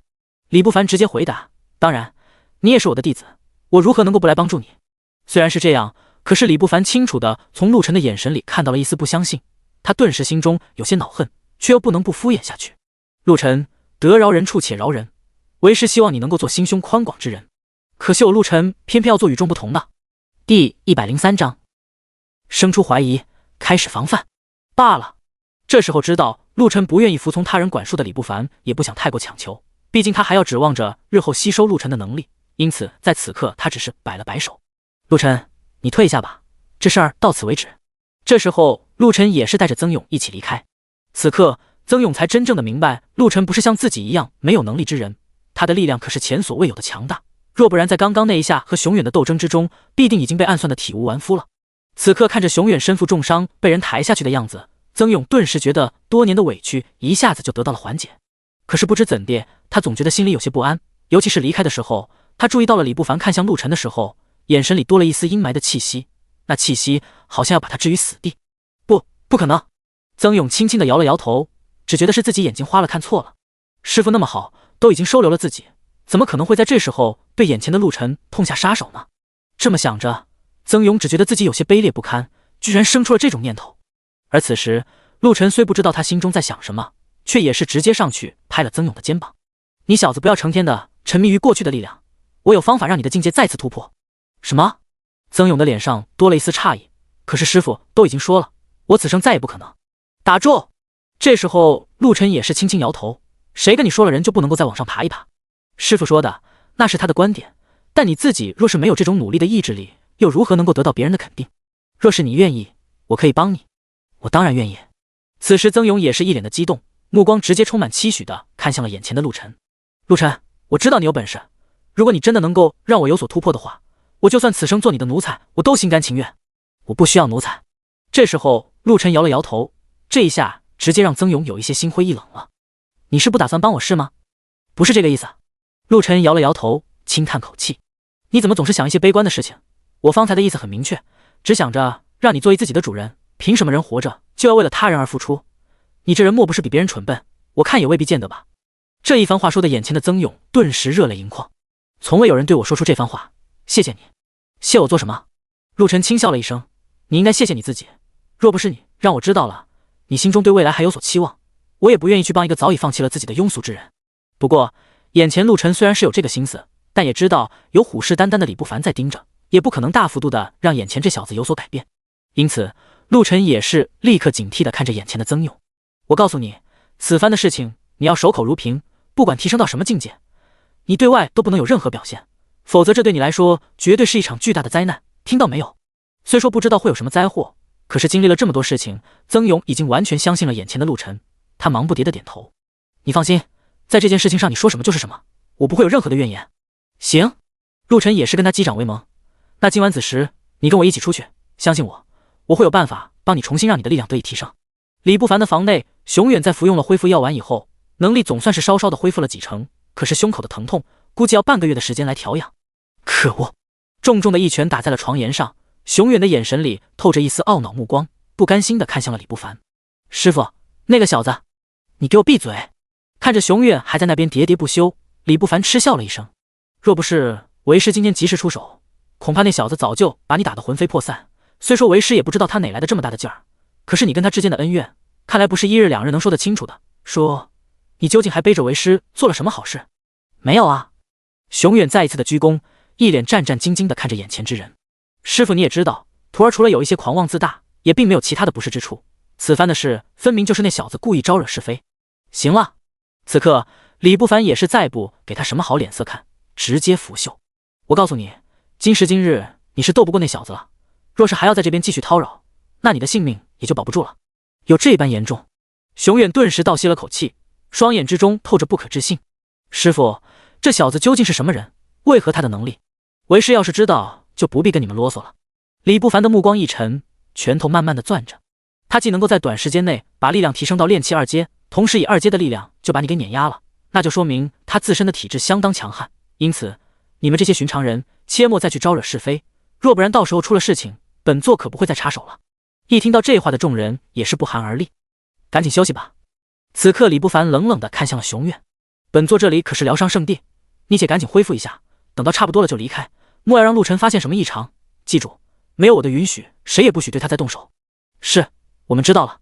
随后，李不凡就带着仙童去了密室。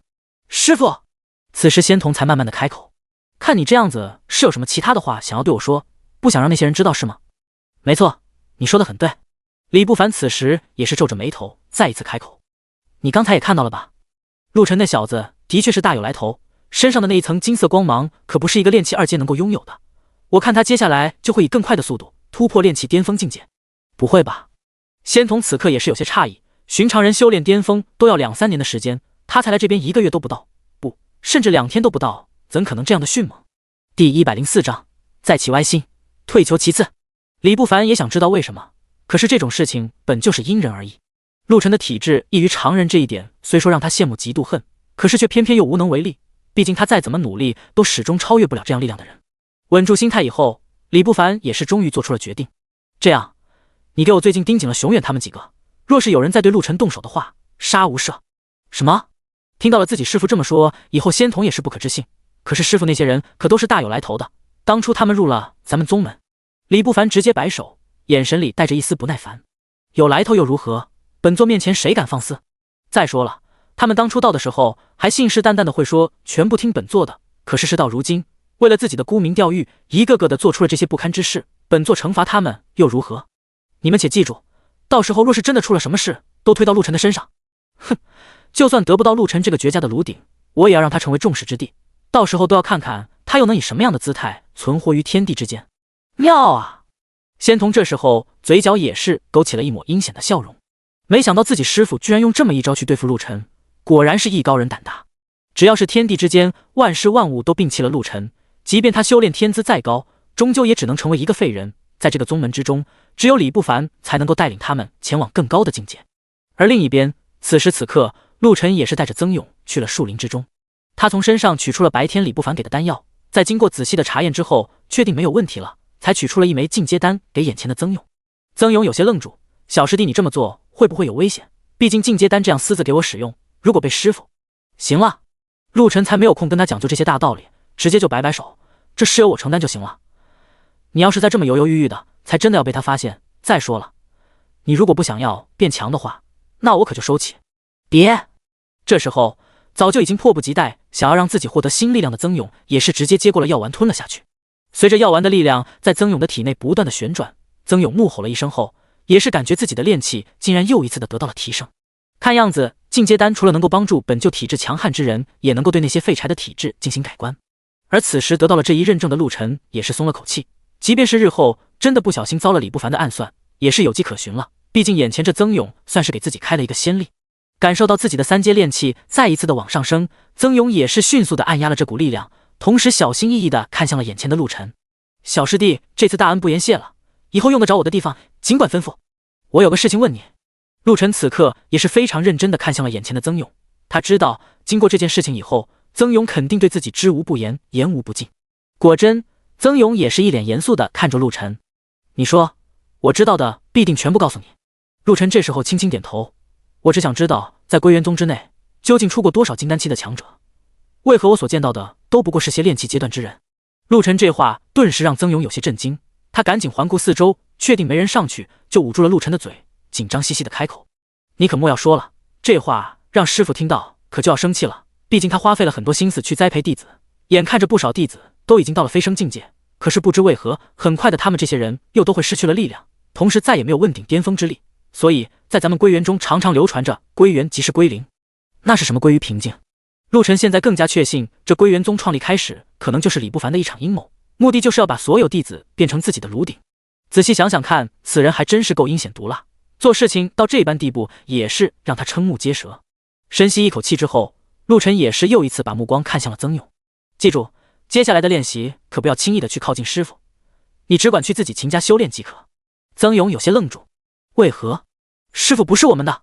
陆晨直接就扶住了他的肩膀，再次用眼神看过去。我说的不是害你的话，所以你要记住。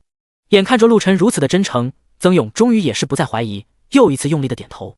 行，既然你都这么说了，我听你的就是。陆晨这时候才松开了手，但是他的心里还是有一些不太放心。曾勇是被夺舍过一次的人，如果李不凡再次对他下手，也不知道会不会再有什么其他的问题出现。看样子之后一定要好好的守在他身边了。而这一切，李不凡那头哪能没有发现异动？他的炼丹师处放着所有弟子的三生石，在看到了曾勇的灵石出现了又一次变化，三阶的力量不断的往上升的时候，李不凡的眼神里带着一丝莫名的惊喜。奇怪，这家伙不是已经被老夫吸收的差不多了，如今居然又一次的爆发出力量，看样子老夫的滋养品又多了一个。阴险的一笑，李不凡决定先放弃陆晨，毕竟眼前这曾勇可是最好拿捏之人，他对自己毫不设防，如此一个愚蠢之人也是最好的炉鼎。为此，李不凡找了仙童，弄了个由头要让曾勇过来。本以为曾勇过来就可以找机会抽干他的真气，谁知陆晨居然和曾勇一起来了。李不凡的脸色有些难看，陆晨，老夫好像没有找你，为何你会跟着曾勇一起过来？此时陆晨索性也是摊开天窗说亮话，师傅，我看曾勇的力量似乎有些变化，不像别人所说的废柴体质，你且给他看看。李不凡眼神一沉，陆晨，你是天资不错，然则不能睁眼说瞎话。曾勇的力量老夫最清楚不过，他根本……话还没说完，陆晨直接朝着曾勇打了一拳。曾勇迅速出击抵抗，力量之大让李不凡震惊。破了。第105章，强者之姿，怒对众人。曾勇的炼气在瞬间像开了外挂一样，不断往外冒，以肉眼可见的速度达到了巅峰之态。感受到了浑身蓬勃的能量，曾勇喜极而泣。老天，你总算又给了我一个重新来过的机会了，看样子我这个所谓的废柴也可以成为强者。仙童的脸色相当难看，他真的不明白曾勇这个已经被师傅吸收了一次自身修为的人，如何能够重新来过。因为心中嫉妒，仙童这时候不免心存怀疑的凑上去看着眼前的曾勇。你说实话，你如何一夜之间发生了这么大的转变？你的天资不是？谁跟你说人的天资是被定死的？陆晨冷冷的扫过去一眼，目光坚定。你这么确信，难道是知道曾勇为什么不能变强大？怎么会？仙童踉跄的后退了2步，眼神游离，但很快在李不凡警告的眼神下恢复了冷静姿态。我只是认为曾勇在众多弟子当中资质平平，要想脱颖而出是比较困难的。陆晨再次嗤笑，往前迈了2步后，朝着仙童开口：这事儿可以暂且不说，现在我是想要让你来做一件事。仙童瞥见陆晨的眼神，顿时心底有些毛躁，这家伙又要整什么幺蛾子？怎么？陆晨嗤笑着昂起头，师兄不是一直跟着师傅修炼，难道现在连接受我的一个小要求都做不到？不是的。仙童直接摇头。而这时候李不凡露出了一抹浅笑，陆晨啊，你这仙童师兄向来是有口无心，其实这么做也是小心谨慎一些。你也知道，这若是师兄弟之中有人用了不恰当的方法去修炼，那岂不是辱没了为师的名气？名气？陆晨此刻差点没大笑出声，用自己弟子功力当做炉鼎修炼的人，居然好意思说这种话，简直是恬不知耻。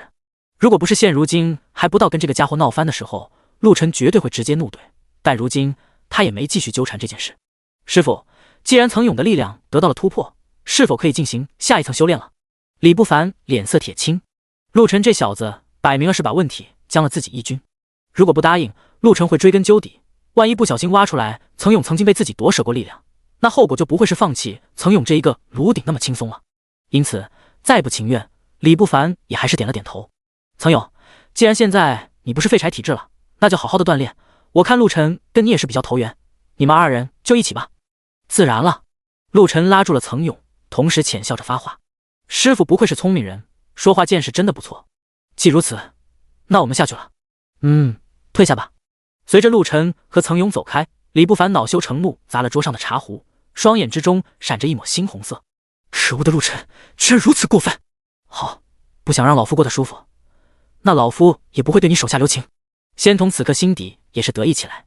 陆晨，你这个王八羔子，这下可是惨了吧，得罪了师傅，你看到时候会怎么倒霉？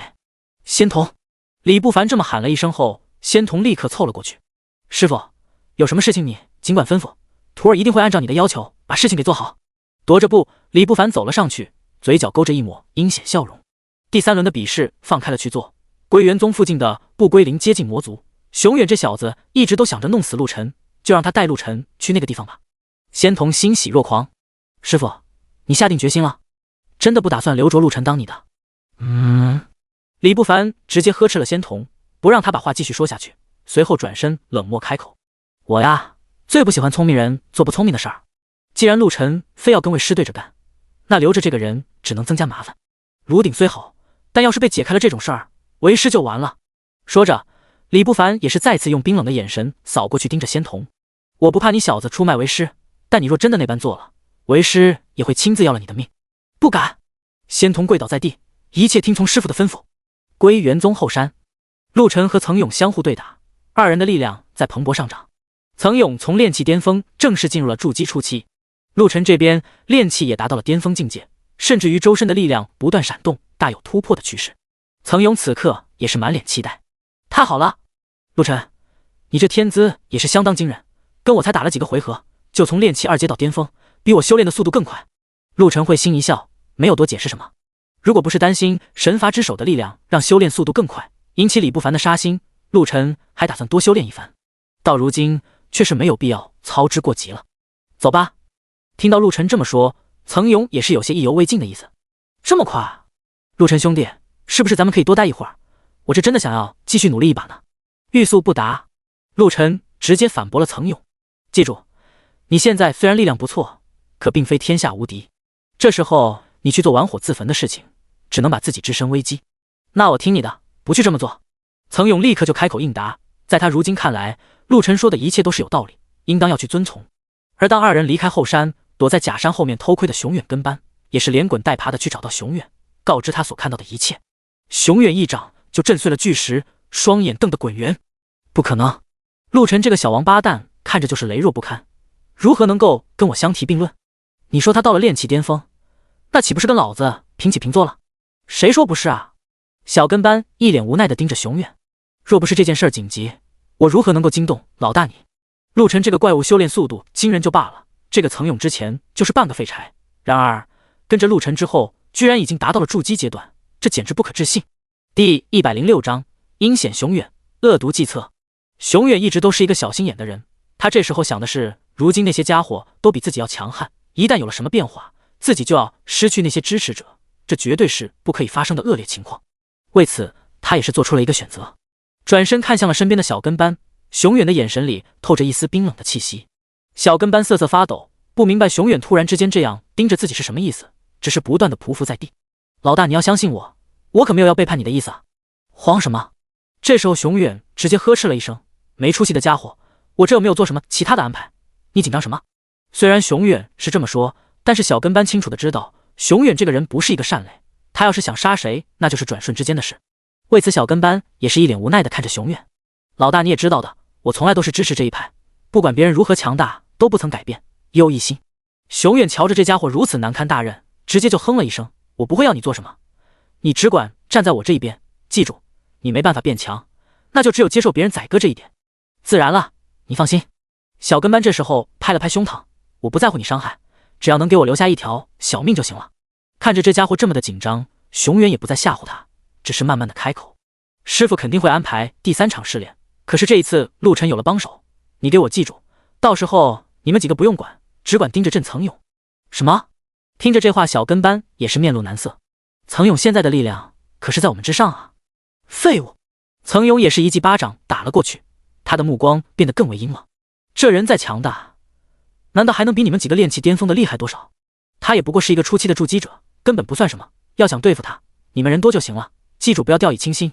曾勇这小子跟陆晨虽然认识的不长，可是看他们两人的关系却是非常好，说不定就会给你们一些打击。尽管知道这件事情可能是有去无回的事儿，但是自己老大都发了话，即便是再不情愿，小跟班也只能够硬着头皮点头答应。好吧，老大，这件事情交给我们。望着小跟班下去，熊远也是冷哼一声，真的是蠢材，真够好骗的。而此时一把利剑刺穿了树干，他转身一看，是仙童。熊远立刻露出了一丝谄媚的笑容，直接凑了过去。原来是仙童师兄，你可是师父的首席大弟子，失敬了。行了。仙童也是面无表情的看向这家伙，冷言开口：我这次来是传达师父的指令，你给我记住，3日后进行第3场测试，是到不归林去斩杀那些魔兽，到时候你有没有办法去联络魔族之人？熊远直接愣住，还要去联系魔族？之前不是被陆晨直接抓了个正着？那又如何？此刻仙童也是再次冷笑，他的目光之中那一抹狡黠变得非常明显。陆晨不是说要追究魔族之人，还从何而来？那就让他死在魔族的手里好了。师父说了，这次由你们尽情去做。当真？熊远也是咧嘴一笑，他没想到李不凡居然真的答应让他们处理陆晨，这让他有些喜出望外。仙童就知道这家伙肯定会同意，直接嗤笑着开口：“你是可以去对他下手，但是丑话说在前面，这是你们之中有人对师父的名誉造成了损害，那么到时候……放心。”此刻熊远拍了拍自己的肩膀，目光坚定，此事绝对不会跟师父有半分瓜葛。做好了安排以后，仙童也是志得意满的离开。他知道按照熊远对陆晨的恨意，这件事情绝对能成。回到李不凡身边以后，仙童一五一十的把事情告诉了李不凡。李不凡微微颔首，做得好，这件事情结束之后，我便会传授你新的功法。不必了。仙童慢慢的开口，师父徒儿只想一辈子守在你身边，做个听话之人，至于能不能变强无所谓。李不凡看着他这小心翼翼的样子，知道他在盘算什么。其实仙童倒也的确是一个可以成为最佳炉鼎的一个人选，可惜这人性子不够坚定，最多也就只能到筑基巅峰，根本就不能达到金丹期，所以此人的力量不足以让李不凡看中，因此他直接拍拍手：“你不必担心，老夫会把你当成炉鼎，你还不够资格。多谢师父。”仙童此时咧嘴一笑，但是同时也是小心翼翼的靠近李不凡：“师父就算是杀了那个小子，你也可收走他剩下来的力量。我就是这样思考的。”此刻李不凡也是嗤笑着点点头：“那小子不是自诩强大，我倒是要看看在魔族之人的围攻之下，他如何逃脱。至于曾勇那个愚蠢的小子，等到解决了陆晨之后，老夫也要把他再一次的夺舍，这一次他就没有那么好运了。”师徒二人在那边阴险的笑着，却不知陆晨那边已经准备就位。他知道下一轮的考核必定会更加严苛，而且是福是祸，完全没有一个定论。在想什么呢？曾勇这时候轻松地拍着陆晨的肩膀，眼神里充满着期待。陆晨，接下去我们还能变得更强吧？陆晨没有回答，他只是笑了笑。怎么？你还觉得自己的力量不够啊？当然不够。曾勇这时候已经看到了未来的前景，如今既然能够突破到筑基阶段，那么我必然能够再多加修炼，争取达到师父想要看到的地步。你怎么总把他提在嘴里？陆晨注意到曾勇把李不凡奉如神明，直接挑眉。你有没有想过，你的力量可并不都是来自于他？我知道啊。曾勇轻轻点头。可是没有师父的帮助，我早就沦为一个打杂的。是师父一直没有嫌弃我只能到炼气阶段，给了我一个不同寻常的身份。眼看着这家伙固执到如此，陆晨也不想再跟他计较。算了，你如果是觉得太好，那就坚持你的想法吧。第107章自入圈套，陆晨决意。听着陆晨这话，曾勇倒是有一些不理解了。你不也是师父的徒弟吗？为什么？我跟你不同。此刻陆晨慢慢的开口，我来到这里是因缘际会，并不是跟他李不凡有多大的瓜葛。曾勇心里多少有一些不痛快，就算是这样，可是你这话也终究有一些过分了。道不同不相为谋。陆晨这时候也意识到自己和曾勇两个人是两个世界的人，他根本就无法理解自己的思考，所以轻轻摇头。既然你非要跟那个家伙纠缠不休，那么我就先走了。等等。曾勇这时候一把拉住了陆晨，很慌乱。你也是真够倔强的，为何到现在还是这样的去看不起师父？罢了，既然你心中有着这些念想，我知道再说也是无用，那就按你说的，我们各自修炼，我不会因为师父的事情对你有什么情绪，这就好。陆晨也是不动声色对着曾勇轻轻点头，在这时候跟眼前这人去闹翻，也只能加速曾勇的死亡。下一关修炼若是自己一个人去单打独斗，那是没有什么胜算的，所以拥有一个筑基期的战友也是必要的。拍着眼前曾勇的肩膀，陆晨对着他开了口，往后可不要再说那些气人的话，我对师父也没有那么多情绪，只是想着说，你可以不依靠他自己，争取力量也是一件好事，而不是处处都要靠着他老人家才能够前行，这是不对的。曾勇这才恍然大悟，一边点头，不好意思地朝着陆晨挠挠自己的脑袋。抱歉，我这小事情也对你有了不好的影响，若是有什么得罪之处，你可千万不要放在心上啊。不用想这些。陆晨对着曾勇发话，你这人就是这样，总说我若真的是计较，还能轮得着你在这里跟我说这些？也是啊。曾勇的时候也是憨厚的笑了。陆晨看他这样，现有的那种情绪也逐渐的消失，看来曾勇不是有心机，而是真的很蠢。这样的一个人，若是不帮着点，那恐怕他能活到什么时候都难以估算了。反正来到此处也是人生地不熟，多交一个朋友也算是给自己一个交代。这么想着，陆晨也是对着曾勇出了手。曾勇问了一下：“你这是？”陆晨淡然一笑：“你也算是对上了我的胃口。从今以后，我们结为异姓兄弟。有我活着一天，我就不会让你为他人去暗算。你看如何？”这话瞬间让曾勇感动起来，一把握住了陆晨。当真？兄弟，你这话可是让我感动得很。你放心，若是能够再变更强，我也会鼎力相助。砰！通铺的门再一次被撞开，熊原也是嗤笑着看着眼前这两个一直在嘀嘀咕咕的人，嗤笑着摇头。哟，这算是在表演兄弟情深啊？要你插手做什么？曾勇这时候一点都不胆怯，目光直接投向了熊原。你不要以为你强大就能够改变一切，现如今的我可不比你差。我知道。熊原也是咬牙切齿，不就是到了筑基期？你以为我不知道？可是爬得越高，以后可能会摔得越惨。你小子最好也要搞清楚这一点，不要到时候摔惨了，哭哭啼啼的叫娘亲。这话顿时引起了众人的哄堂大笑，一群人唏嘘的看着眼前的曾勇。曾勇想要打人，但是被身边的陆晨给挡住。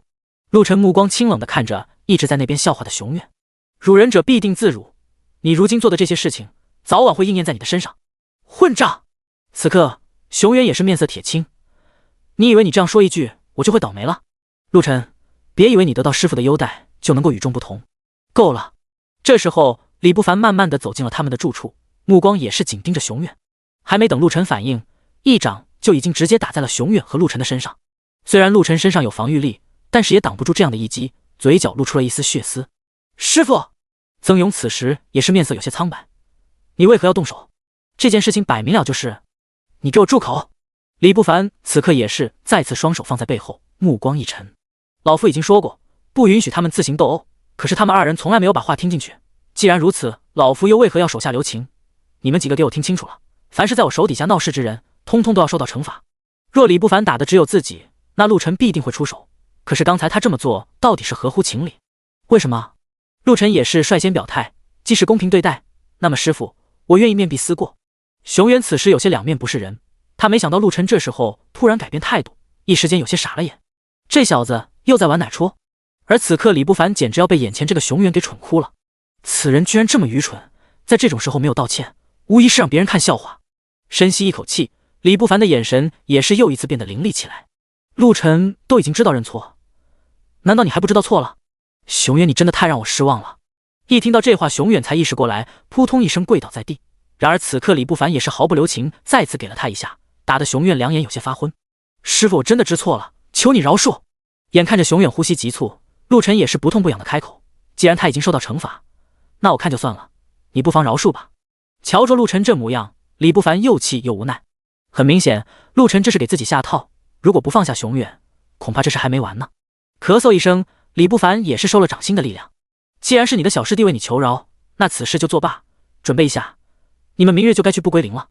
此时曾勇确实有些着急，师傅，可是陆晨受伤了。李不凡却仍然看向了陆晨。陆晨，你可有害怕？若是畏惧的话，可以不去。陆晨知道他这是存心要激怒自己，很平静的开口，我愿意去。第108章，一鸣惊人，陆晨反击。这话顿时就让曾勇有些气急败坏，这个陆晨简直是太蠢了。只有陆晨自己心里明白，现在是骑虎难下。若说不去，那么李不凡必定会趁机打压，同时对外宣称是自己不求上进，并非他没有能力教好弟子，从而提升他的名声。说去那么必定是生死一线，这也是必然的事实。横竖这件事情都是有风险的，那不如拼死一搏，这是如今陆晨的唯一想法。这小子还真的有点勇气。原以为陆晨肯定会拒绝这件事情，没想到此时陆晨居然亲自答应了要去不归零，这也是让李不凡的眼前一亮，说不定这次就是马上能得到陆晨这个完美炉鼎的最好机会。行，既然你愿意去试炼，那么我也允许你用恢复的丹药，记住，恢复之后可以好好的去努力，为师等着看你的表现呢。是，徒儿知道了。等到李不凡退下，熊原也是挣扎着从地上站起来，一边用手指向了眼前的陆晨。你可不要忘记，我跟你的决战还没结束呢。陆晨听着这话，他的目光一沉，这眼神让熊远顿时倒吸了一口气，有些心虚的开口，你这是做什么？闭上你的嘴。陆晨这时候嗤笑了一声，闹到了现在，你还觉得不够？想接着闹吧，我是不介意，但是不知道师傅再来，你能不能扛得住他老人家的一击？我看你这身体已经有些站不稳了呢。虽然一直在勉力站着，可是熊远也知道刚才李不凡对自己下手，那可是真的够狠，差点就没把他的骨头给震碎。由此可见，方才因为自己差点坏了师傅的大事，李不凡也是差一点就真的动了杀机。为此，熊远也是有一些不寒而栗。可是，在此时向陆晨服软，也不是永远这个霸道无理的家伙会做的事情。熊远再一次昂起头，嗤笑着看向了陆晨：“你以为你就是赢家了？走着瞧，到入不归零那一天，你还能活着回来，才算你的本事呢。”说着，熊远转身就走出了宿舍。而此时，曾勇的眼上多了一丝担忧，直接就凑到了陆晨的身边。陆晨朝着他摆摆手：“放心吧，我没事。”但是面对着眼前毫不在意的陆晨，曾勇却是急眼了。刚才那小子说的话，我觉得有几分道理。他恐怕又要做什么妖了。他能做妖，我能做妖，这不是相辅相成？你只管放心看戏吧。看戏？曾勇些笑不出来，不高兴地看向了眼前的陆晨。我说，你可不要掉以轻心啊！这小子分明就是在整蛊你。这次去不归零，师傅是不会跟着的，所以要是他在路途，那就正好。陆晨的目光也是再次一沉，我也要跟这小子好好的算总账。至于接下来其他的事情，那我也不想再计较。你只管放心的去陪着我对付那些人。曾勇不由得哼了一声，脸色一沉。他轻哼着摇头，我曾勇虽然不是什么厉害的角色，但是也绝对不会出卖朋友的这种龌龊之事。你也不要去说那些让我生气的话了，要不然我们就不再是志同道合的修炼之友。陆晨点了点头，如此，那我也能够放心去对付那些人了。听到这话，曾勇才知道方才陆晨居然是在测试自己的心。虽然说这有一点让他恼火，可想想看，方才自己也没有做得特别好，因此曾勇也就不再计较。到了次日前往不归零的时候，李不凡特地的把陆晨叫到了身边，将一件刀枪不入的铠甲交给了他。陆晨却当众把他原封不动的退回。怎么，你不接受师傅的馈赠？仙童再一次用冰冷阴鸷的眼神紧盯着陆晨，你这可是太放肆了。我不想要东西，是因为我不想辱没了师傅的名声。难道不可以？你是想着让我穿着这一身铠甲进不归零，被那些魔兽笑话，到时候归元宗岂不是成了天下人眼中那种没有用处的无用之地了？你……仙童顿时就涨红了脸，转身看向了李不凡。李不凡也是恶狠狠地对向了仙童：“你这个蠢货居然不明白，这也是为师给陆晨的一个考验。若是换了你，选择了铠甲，那么为师的名声可就要毁在你的手里了。”这话顿时就让仙童脸色大变，不断地朝着师傅低头。行了，李不凡此刻正等着魔族之人把陆晨打伤，这样他坐收渔翁之利，所以不想让仙童浪费时间。这件事情我暂且不跟你追究。说着，李不凡又把目光看向了面前的陆晨和熊远等人。此去不归零各安天命，能活着出来的人将会得到我下一本秘籍，希望你们都能多多珍重。若是运气不好死了，我们也会给你们家中添置一些抚恤金，算是对你们阵亡的一些安顿。好一个虚伪之人！陆晨此刻差点没笑出来，这件事情到这个地步，他居然还要做好人。看样子他要维持的不只是整个宗门的做派，更是因为他要维持光辉的形象，以此来招揽更多的修炼之人，从而让他的修炼炉鼎生生不息，源源不断的存在。好可怕的心思！此刻的陆晨心中也是有一些震惊，看样子李不凡不是一点点的让人恼怒。走进不归零的同时，熊远也是朝着跟自己一起前往的人招了招手。此番你们愿意跟随老子的都过来，若是不高兴的就跟着陆晨他们，我倒是要看看究竟是这小混蛋能够活着出去，还是我可以顺利的走出这个危险之地。当然是你了。此刻几个拍马屁的弟子也是凑了过去，轻哼了一声。就算陆晨再厉害，他也怎么可能是你的对手？再说了，要跟这么多魔族之人对抗，没有3-5个巅峰状态的强者支持者怎么能行？愚不可及。陆晨摇了摇头，不等这人再次开口，一个人冲锋陷阵，瞬间就斩杀了对手数十名。这急速的动作也是让刚刚还有些高兴的熊远等人目瞪口呆，一时间什么话都说不出口了。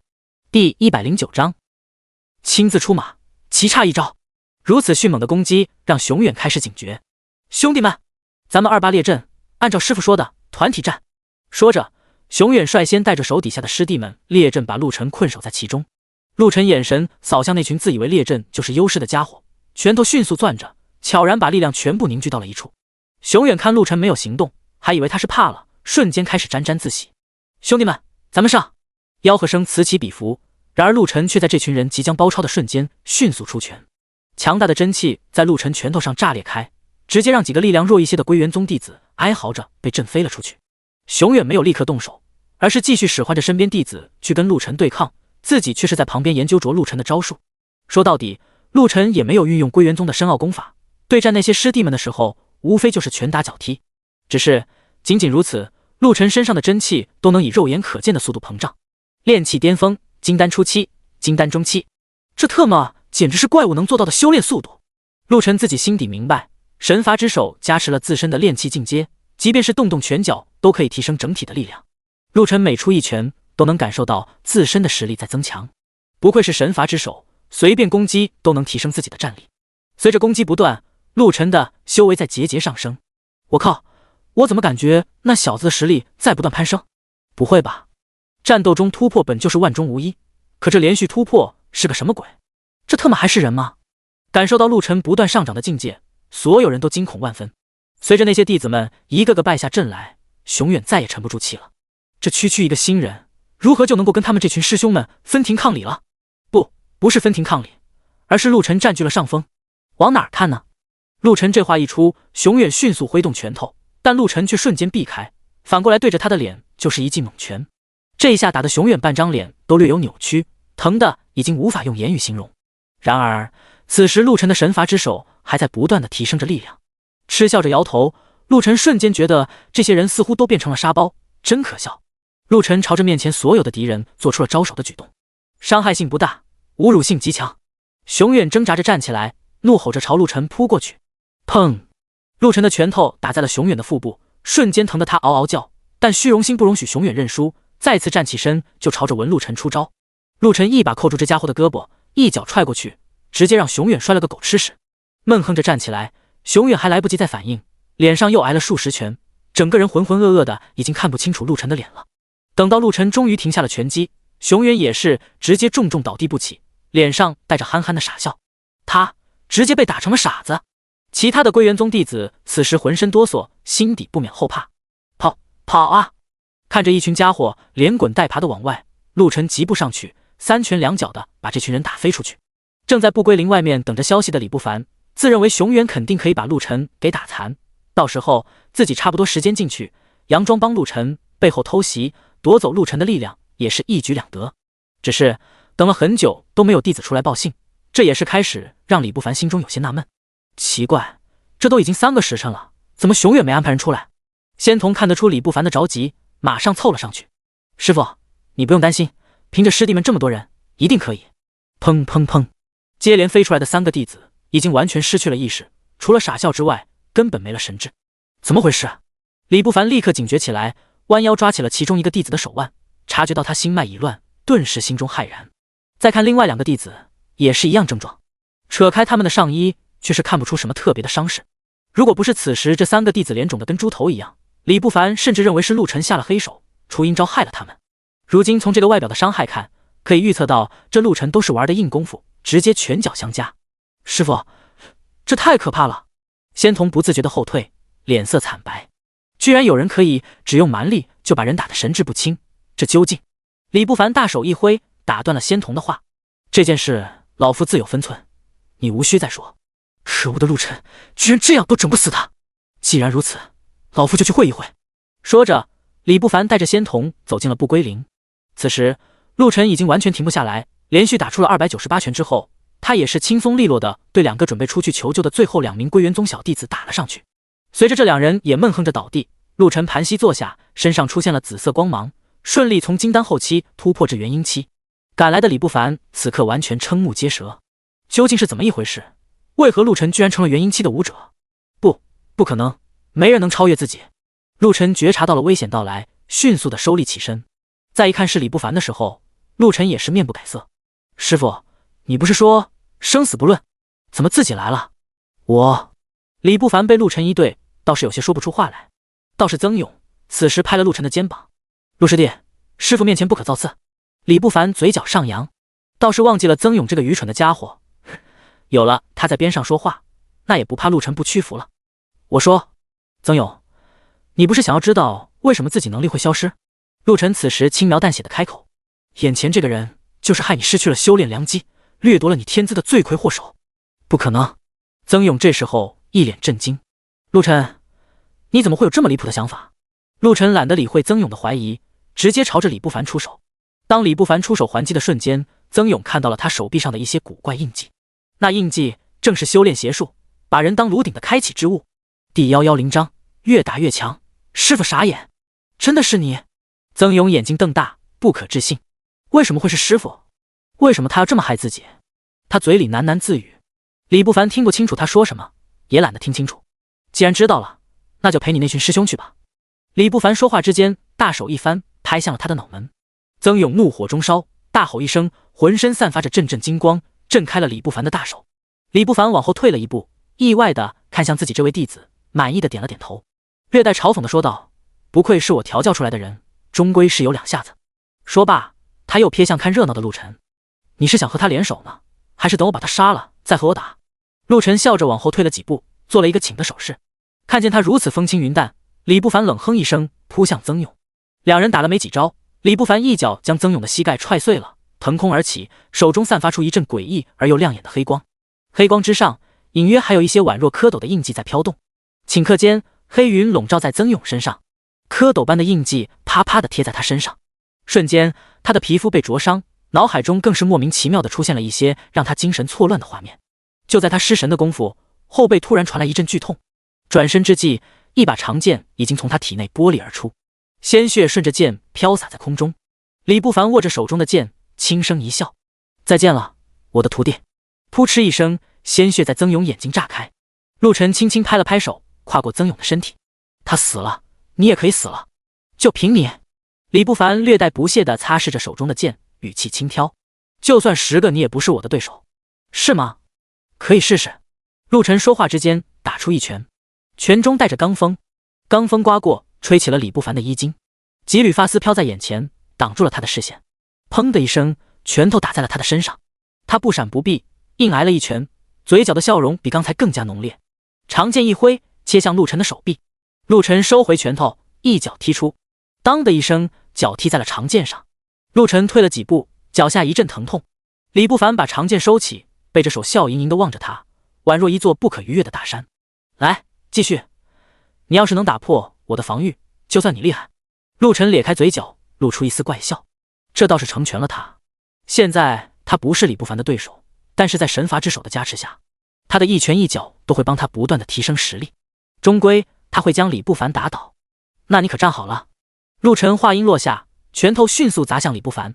李不凡倒是诚信，站在原地真的没有动。陆晨的拳头快到打出了残影，仿佛有无数的拳头打在了李不凡身上。李不凡刚才说的嚣张，可是被接连打了这么多拳，心中还是有点吃惊。更让他感觉到恐怖的是，陆晨的每一拳似乎都比之前更强大。再这么打下去，自己恐怕要吃亏。李不凡想到这里，身形一转，周围形成一道罡风，将陆晨逼退数步。臭小子，打了我这么多拳，是不是也应该让我打一下？他一拳轰出，这一拳宛若雷霆，带着势不可当之势轰向陆晨。陆晨双拳交叉在一起，一股能量在双臂面前呈现。砰的一声，双臂前形成的防御罩应声而碎，陆晨也被一拳击飞出去，鲜血瞬间喷涌而出，几滴鲜血洒在了李不凡的脸上。他擦了一下脸上的血，阴森森一笑，伸出舌头把手指上的血舔净。陆晨从地上爬起来，整理了一下凌乱的衣服，顺便用中指挑了挑自己的头发，风轻云淡的笑了笑：“你很强，可惜你终归会死在我手里。”李不凡摇了摇头，仰天哈哈大笑，都被自己打飞了，还敢口出狂言，也不知道他倚仗的是什么。他并没有把陆晨放在眼里，所以一直没用自己的兵器就和陆晨一拳一脚的相碰。他想用最简单粗暴的方式将陆晨碾压致死，然而陆晨每打出一拳，每踢出一脚，身体的力量都在不断增加。虽然增加的幅度不是很大，但是架不住可以累积。渐渐的，陆晨的拳头越来越强，一拳打出，能将李不凡打得退后几步。李不凡隐约感觉到不妙，震撼不已。这家伙是怪物吗？怎么越打越强，越打越厉害？别人战斗时间太久，体内力量都会流失，力量会减弱，可他怎么相反？又是一拳相撞，李不凡这回直接被击飞出去，凌空翻了个身，他停在了半空之中，眼神中露出惊慌之色。刚才那一拳让他感受到了威胁，就凭那一拳足以让自己受伤。掩饰住自己内心的震撼，他紧锁眉头盯着陆晨，想要看出陆晨为何会发生这样奇怪的变化。此刻，陆晨慢慢地向李不凡逼近，一边向他靠近，一边淡定自若地说道：“是不是害怕了？你究竟修炼了什么邪术？为什么越来越强？”陆晨没有回答他的问题，一拳打出，拳头上带着一丝金光。李不凡不敢再轻敌，身形一跃，飞身而起，躲开了拳头的同时，手中长剑赫然呈现，剑动，一道剑气迸发而出。陆晨侧身闪开，地面轰隆一声巨响，一道10几丈的裂缝呈现在地面。陆晨瞥了一眼李不凡手中的剑，心中感叹，果然厉害。心里想着，动作却没有丝毫停滞，拳头再次打向李不凡。李不凡在身前幻化出了一把剑气，剑气组成了一道剑，网将陆晨隔绝在外。陆晨也不管自己面前是什么，拳头一刻不停地打在剑气上面，一道道剑气被打碎，陆晨的力量也不断地在提升。又是一声巨响，面前的剑气全部被打碎，陆晨身形一晃，以极快的速度来到李不凡面前。在李不凡还没有反应过来的时候，拳头洞穿了他的胸膛。李不凡低头的瞬间，陆晨已经把拳头收回来，因为速度太快，所以拳头上没有沾染任何的血迹。第111章小镇一宝，四方皆动。这一拳威力很强，但不足以让李不凡致命。他的生命正在慢慢流逝，捂住自己被洞穿出一个血窟窿的身体，他的身体在瑟瑟发抖，瞳孔在逐渐涣散，语气却比刚才更加狰狞和强硬。你究竟修炼了什么？为什么会越打越强？是不是吃了什么丹药？这是他唯一能想到的可能。放眼天下，没有哪种修炼功法能让人越打越强，唯有丹药可以短时间内提升人的实力，让人不畏生死，让人实力不断增强。陆晨没有回答他的问题，默默地望着他，直到他的生命流逝到最后一刻。看着对方的身体化成了碎片，消失在空气之中，陆晨缓缓转身，眺望苍穹。数日之后，北部的一座偏僻小镇，陆晨坐在一家酒馆，手中拿着酒坛子，一边喝酒，一边听着客人讨论最近发生的一件事情。听说了吗？前一段时间，附近的龙虎山脉有一光冲天，好像是有宝物出世。这还用你说？咱们来这里不就是为了这件事吗？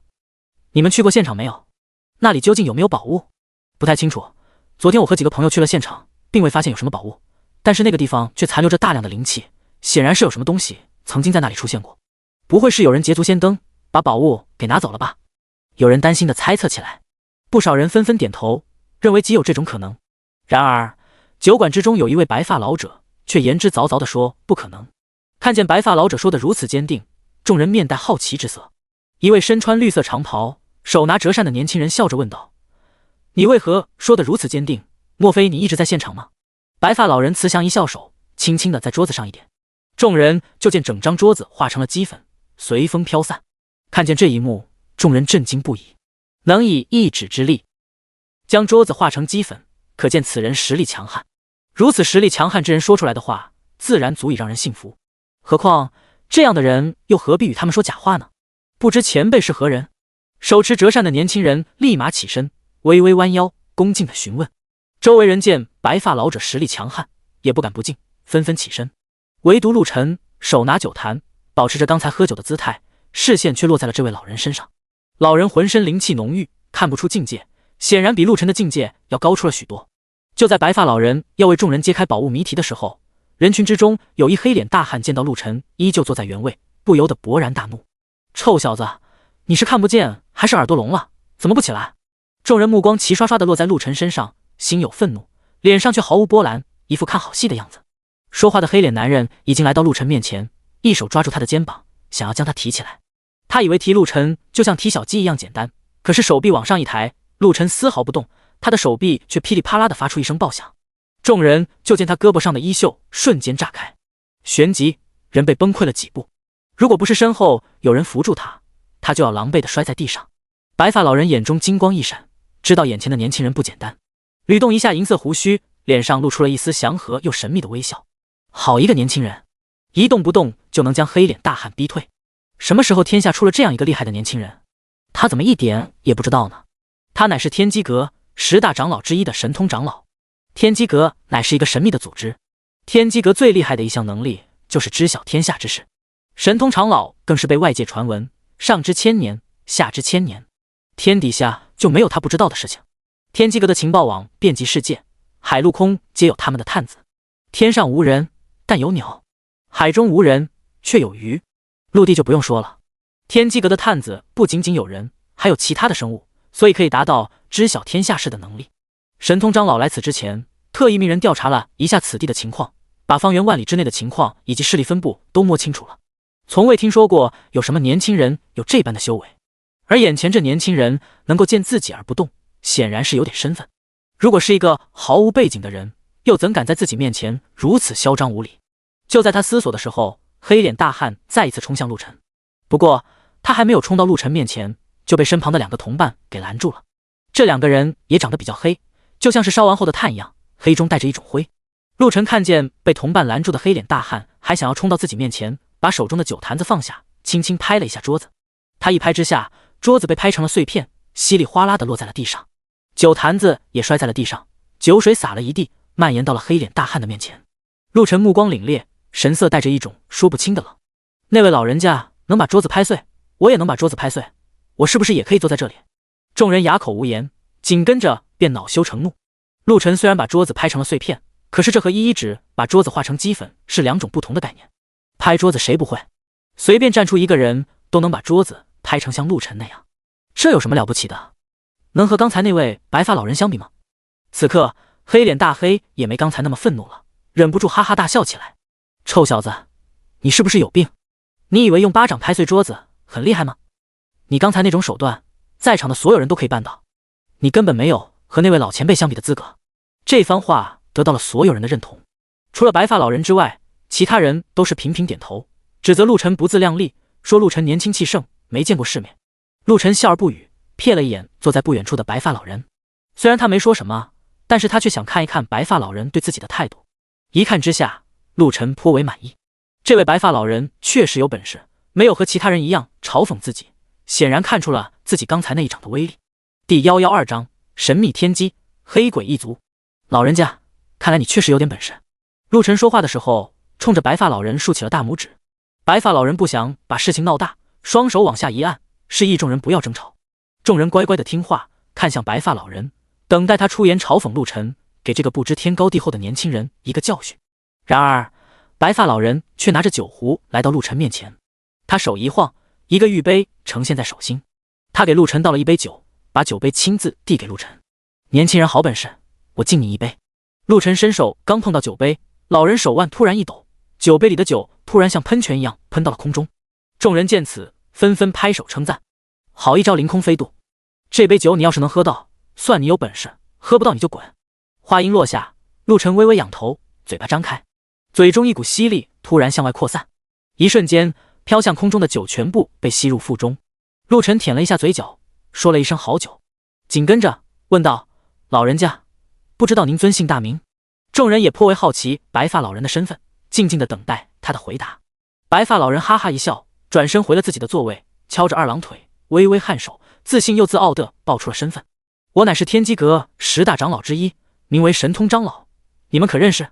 众人闻言大吃一惊，原来他就是神通长老，这可是大名鼎鼎的人物。没想到一个小小的宝物，竟然能引得如此人物出场。众人心中又惊又喜，惊的是碰见了这样一位大人物，喜的是这样的人物都来了，想必出现的宝物一定不凡。若是自己能得到宝物，以后必有一番作为，没准可以借此机会成为人中龙凤。陆晨不知道天机阁是什么样的存在，更不知道神通长老是何许人也，但是看众人对他的态度，就知道此人来历不凡。不过这天底下没有什么人能够让陆晨放在眼里，在他的神罚之手之下，任何的强者，任何的势力都不堪一击。小朋友，你来此地莫非也是为了那件宝物吗？神通长老捋着胡须，淡淡的问道。陆晨轻轻摇头，实话实说，不是，我就是来凑凑热闹，顺便看一看那件宝物究竟是什么东西，为何能引得天地异动。众人并不相信他的话，在他们看来，来这里的人必然是为了芭蕾舞剧，包括神通长老在内，如果不是为了保护，又何必来此呢？这种骗人的鬼话，恐怕连鬼也不会相信。神通长老也不相信陆晨的话，这一次他对宝物可是势在必得。为了给陆晨一个警告，神通长老脸色一沉，年轻人，你实力虽强，但这件宝物我要定了，你可不要与我为敌，还是快快离开吧，否则恐有性命之危。哈哈，陆晨的笑声震得房梁瑟瑟发抖，几只徘徊在肉附近的苍蝇被吓得掉在了桌子上，瑟瑟发抖，不敢动弹。周围人被笑得莫名其妙，紧跟着便是愤怒。白发老人脸上浮现一抹愠怒，这个年轻人怎么如此狂妄？他不知道自己是谁吗？不知道天机阁是什么样的势力吗？敢在自己面前狂笑不止。你笑什么？黑脸大汉突然质问。白发老人面皮一沉，眼睛一闭，一副不会再管的架势。看见神通长老的态度，众人似乎看见了巴结天机阁的机会，立刻将陆晨团团围住，一副要为神通章老讨公道的架势。尤其是黑脸大汉直接伸手去抓陆晨的衣领，陆晨身子一晃，便躲开了他的手。当他第二次伸手的时候，陆晨脸色一沉，声音发冷：“你是想要死吗？就凭你，老子修炼的乃是金刚不坏之身，你要是能将我一拳打伤，我都算你有本事。”黑脸大汉往后退了一步，挺直了胸膛，拍了拍自己的胸口：“来来来，有本事你把大爷打伤了！”陆晨猛地转身，转身的同时，人已经站了起来。与此同时，拳头也打在了黑脸大汉的身上。众人就听扑哧一声，一股黑色的鲜血从黑衣大汉胸膛内喷射而出。顷刻间，黑衣大汉发出一声惨叫，直挺挺地栽在了地上。陆晨微微一怔，他杀过不少人，可是头一回看见人体内居然喷出了黑血，这究竟是人还是妖怪？其他人也被眼前的景象震惊到了，他们的震惊和陆晨完全不一样。他们震惊于陆晨能够一拳将黑脸大汉击杀。陆晨不知道此人是谁，可是其他人对这位黑脸大汉可是知道的一清二楚。此人号称黑面杀神，实力强悍，乃是黑鬼一族。这黑鬼一族来自于很遥远的地方，具体在哪里目前还无人可知。据说黑鬼一族肉身强大，每一个人都修炼金刚不坏之身，身体宛若金刚石，普通刀剑根本难以伤其分毫，即便是发丝都伤不到，纵然是修炼者也难以伤害其身体。可是如此坚硬的身体，在陆晨的拳头面前居然不堪一击。最震惊的莫过于白发老人，他乃是天机阁的人，对于黑面杀神的实力相当了解。他知道即便是自己一拳也不可能将黑面杀神的身体洞穿，可是眼前年轻人居然能做到，这也太不可思议了。他究竟用了什么方法？难道仅凭自己的肉身吗？白发老人想到这里，立刻把自己的想法给否决了。绝不可能，这年轻人实力虽强，但绝不可能凭借肉身的力量将黑面杀神一拳洞穿，肯定是用了其他方法，没准是用了什么宝物。突然他目光落在了陆晨手上，他手上戴着一枚戒指，难道是这个戒指发挥了什么妙用？他越想越认为自己猜得对，除此之外没有其他可能。黑面杀神还有2个同伴，这2个同伴比黑面杀神聪明，见到黑面杀神被杀，扔下他的尸体落荒而逃。周围的人噤若寒蝉，没有人在嘲讽陆晨。众人看着黑面杀神的尸体，心里发慌，惹了黑鬼一族，恐怕不仅陆晨要倒霉，他们这群看热闹的人也要跟着倒霉。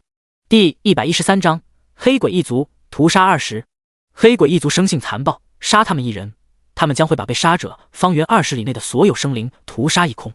你怎么把他给杀了？你知不知道他是什么人？他是黑鬼一族的人，你杀了他，等于招惹了整个黑鬼一族，整个镇子将因你而被屠杀，方圆20里内的所有生灵也因为你而死。众人对陆晨指指点点，就差破口大骂了。听见众人说着黑鬼一族的可怕，陆晨嘴角微微上扬，露出不屑之色，眼神中更是带着一种鄙夷，扫视着周围的人。在他眼神的鄙视之下，所有人最终都闭上了嘴巴，但是他们还是不服气地盯着陆晨，心中暗想：你惹了这么大的麻烦，还好意思用这种眼神看我们？你凭什么？神通长老目光如电，眼神中也略带鄙夷地扫视着周围的人。他和陆晨一样，瞧不起这群人，不就是一群黑鬼吗？有什么可怕的？还屠杀20里，就凭那群黑鬼？他就不信这群黑鬼能在他们这片土地上任意杀戮。今天他就坐在这里等黑鬼一族的人来。你们怕黑鬼一族，我可不怕。陆晨淡淡一笑，语气透着轻松，手轻轻一晃，一张桌子就飘到他面前。他拿起一双别人用过的筷子，吃起了别人剩下的菜，一边吃一边无所谓地说道：我今天等着他们来，来多少我灭多少。众人见他如此狂妄，不由得纷纷摇头，不过也没人再说什么了，他们只是祈祷黑鬼一族不要迁怒于自己。半个时辰后，黑鬼一族的大队人马来了，他们将整个酒馆团团围住，因为他们长得黑，所以当他们围住酒馆的时候，整个酒馆都陷入到了黑暗之中。有3个黑脸的强壮大汉，背后各背着2把铜锤，砰砰砰地走进了酒馆，每走一步，地面都被踩出一个深坑。他们身穿着黑色的铠甲，不仅仅脸黑，四肢也是黑得像炭一样。是谁杀了我兄弟？最中间的黑脸大汉抽出背后的铜锤，往地上一砸，地面轰隆一声，地板的碎末飞溅而出，一根根小碎木就像一把把飞刀向四周飞射而来。有的人躲闪不及，被飞刀刺中，发出了惨叫；有的人慌忙地躲在了桌子底下；有的人躲避不及，直接拿身边的人来当挡箭牌。酒馆内唯有陆晨和神通长老稳坐于自己的位置，身子动也没有动。向他们飞过来的木屑，在他们1丈之内化成粉末。黑脸大汉立刻就将目光落在了陆晨和神通长老身上，他知道这两人实力非比寻常。看了看陆晨，又看了看神通长老，他怒声问道：“是谁杀了我兄弟？”“是他。”陆晨突然抬手指着神通长老，一本正经地说道。这句话一出口，在场的所有人都傻眼了。明明是陆晨干的，他怎么说是别人干的？这也太不要脸了！他不是不怕黑鬼一族吗？为什么要嫁祸于人？为什么不敢承认？神通长老微微一笑，并没有反驳陆晨的话。在他看来，陆晨杀了黑鬼和自己杀了黑鬼没什么区别。他早想教训教训这群无法无天的黑鬼了。而且他也知道陆晨并不怕黑鬼一族，可能就是想试探一下自己的实力。如此正好，他也可以让陆晨见识见识什么叫做真正的强者，什么叫做人外有人，天外有天。是你干的吗？黑脸大汉晃了晃大脑袋，大声问道。神通长老默默点头，依旧坐在椅子上没有动弹。黑脸大汉挠了挠头，一时间有些不知所措。回来的人告诉他，杀害自己兄弟的人是一个年轻人，可眼前的人却是一个白发老者，这究竟是怎么回事？我怎么听说是一个年轻人干的？黑脸大汉问了一句。他这话刚问完，陆晨就淡淡的开口：“你们黑鬼一族的人不是要屠杀方圆20里吗？想必这个酒馆里的人你们都会杀了。既然如此，又何必问呢？要杀就动手，要是不杀就赶紧给我滚蛋！我看是你杀了我兄弟！”黑脸大汉怒吼一声，铜锤高高举起，砸向陆晨的脑袋。陆晨坐在椅子上一动不动，就仿佛是一座大山。砰的一声，铜锤并没有砸在陆晨的脑袋上，在距离陆晨脑袋还有几公分的位置忽然停下，仿佛撞到了什么东西。黑脸大汉愣了一下，再一次高高举起铜锤，狠狠砸下。可是和上一次一样，依旧在距离陆晨脑袋几公分的位置停住。连我的防御都破不开，还想杀我？滚吧！陆晨说话之时，一挥手，手边传来一股巨大的力量，直接将面前的3个黑脸大汉掀飞出去。这3个大汉撞到了门口的一群人，瞬间门口一片混乱。片刻之后，一群黑鬼气势汹汹地杀了进来。黑脸大汉心有余悸地盯了一眼陆晨，又看向了神通长老：“是你杀了我兄弟吗？”神通长老忍不住哈哈大笑，打不过陆晨就来找自己麻烦，看起来黑鬼一族也没有想象中的那么厉害。刚才那些人把黑鬼一族形容得太夸张了，酒馆的客人没想到一向嚣张的黑鬼一族也会挑软柿子捏，也知道遇强要退。可是这不能减少他们对黑鬼一族的恐惧。陆晨和神通长老不怕，可是他们怕，他们可没有这2个人的能力。黑脸大汉再次举起铜锤，这一回铜锤砸的是神通长老。砰的一声巨响，铜锤直接被震飞出去，撞碎了房梁，飞向了天空。又过了几秒后，才砰的一声落在了街道外面。外面又响起了一阵骚乱。哎呀妈呀，这是什么东西？我靠，那黑鬼的铜锤怎么落在这里了？快跑，小心被伤到！黑脸大汉看着空荡荡的双手，一时间不知该如何是好。他瞟了一眼在自己右侧的陆晨，又瞥了一眼左侧的神通长老，后悔来这里了。今天怎么这么倒霉，居然遇见了2个硬茬子。他龇牙一笑，露出2颗大白牙。第114章，兄弟被杀，转身就走。在神通长老错愕的目光下，居然很礼貌地鞠了一躬，转身就走。可是他刚走了没几步，陆晨却突然叫住了他：“你站住！听说你们黑鬼一族十分凶残，杀你们一人，你们就要屠杀方圆20里，是否有这等事情？”黑脸大汉虽然不愿意招惹这2人，但是并不畏惧他们。他回头瞪着陆晨，颇为得意地点了点头：“对，就是如此。”陆晨冷笑一声，点头又问：“今天这里死了你们族人，你们为何不屠杀20里？”黑脸大汉愣了一下，心中暗想：我是想屠杀20里，你们2个人不是拦住了吗？你们要是不来，今天在场的人有一个算一个，谁也活不了。他咧嘴一笑，直白地说道：“今日在此遇见2位强者，纵然我有这个心，恐怕2位强者也不会如我所愿。”陆晨哈哈一笑，纵身一跃，跳到了一名黑鬼面前，顺手将他背后的铜锤拿了下来，晃了晃铜锤，铜锤有400多斤重，轻轻一晃，周围呼呼响起了风声，吓得不少人纷纷躲避。陆晨把铜锤砸在地面，地面砸出了一个窟窿，但是却没有出现任何的裂缝。陆晨一手撑着铜锤，一手盯着眼前的这群黑鬼，声音冷得让人心里发寒：“听你的口气，你们经常干屠杀20里这种事情。今天我看你们这群人不顺眼，所以想把你们给屠杀了，不知道你们可否愿意让我一试？”黑脸大汉脸色一变，不过脸太黑，看不出来变成了什么颜色，不过肯定不是什么好颜色。就在他愣神的功夫，陆晨一锤落下，扑哧一声，他整个人被砸成了一个凹陷的肉饼。其他黑鬼一族的人看见自己的首领被杀，一个个嗷嗷直叫，挥舞兵器冲向陆晨。一时间酒馆乱成一片。神通长老面带微笑，缓缓起身加入到战团之中。刚才说黑鬼一族有多可怕的那群人，此刻互相看了看，突然有人拿起兵器大声喊道：妈的，和他们拼了！他们屠杀了咱们这么多人，咱们今天也屠杀他们一回。对，杀光这群黑鬼，早就看他们不顺眼了。兄弟们杀呀，为咱们死去的兄弟报仇！一群人冲入黑鬼之中，把黑鬼一族的人杀了的人仰马翻。众人一边杀还一边高谈阔论，其中一人把一名黑鬼砍翻在地，忍不住哈哈大笑起来。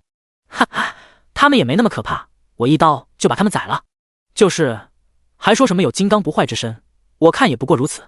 在陆晨和神通长老的带领下，众人把酒馆内的黑鬼屠杀一空，又冲到外面，把外面的杀戮一空，最后只跑了几个黑鬼，剩下的黑鬼全部躺在了街道上，他们的血液染红了整条街。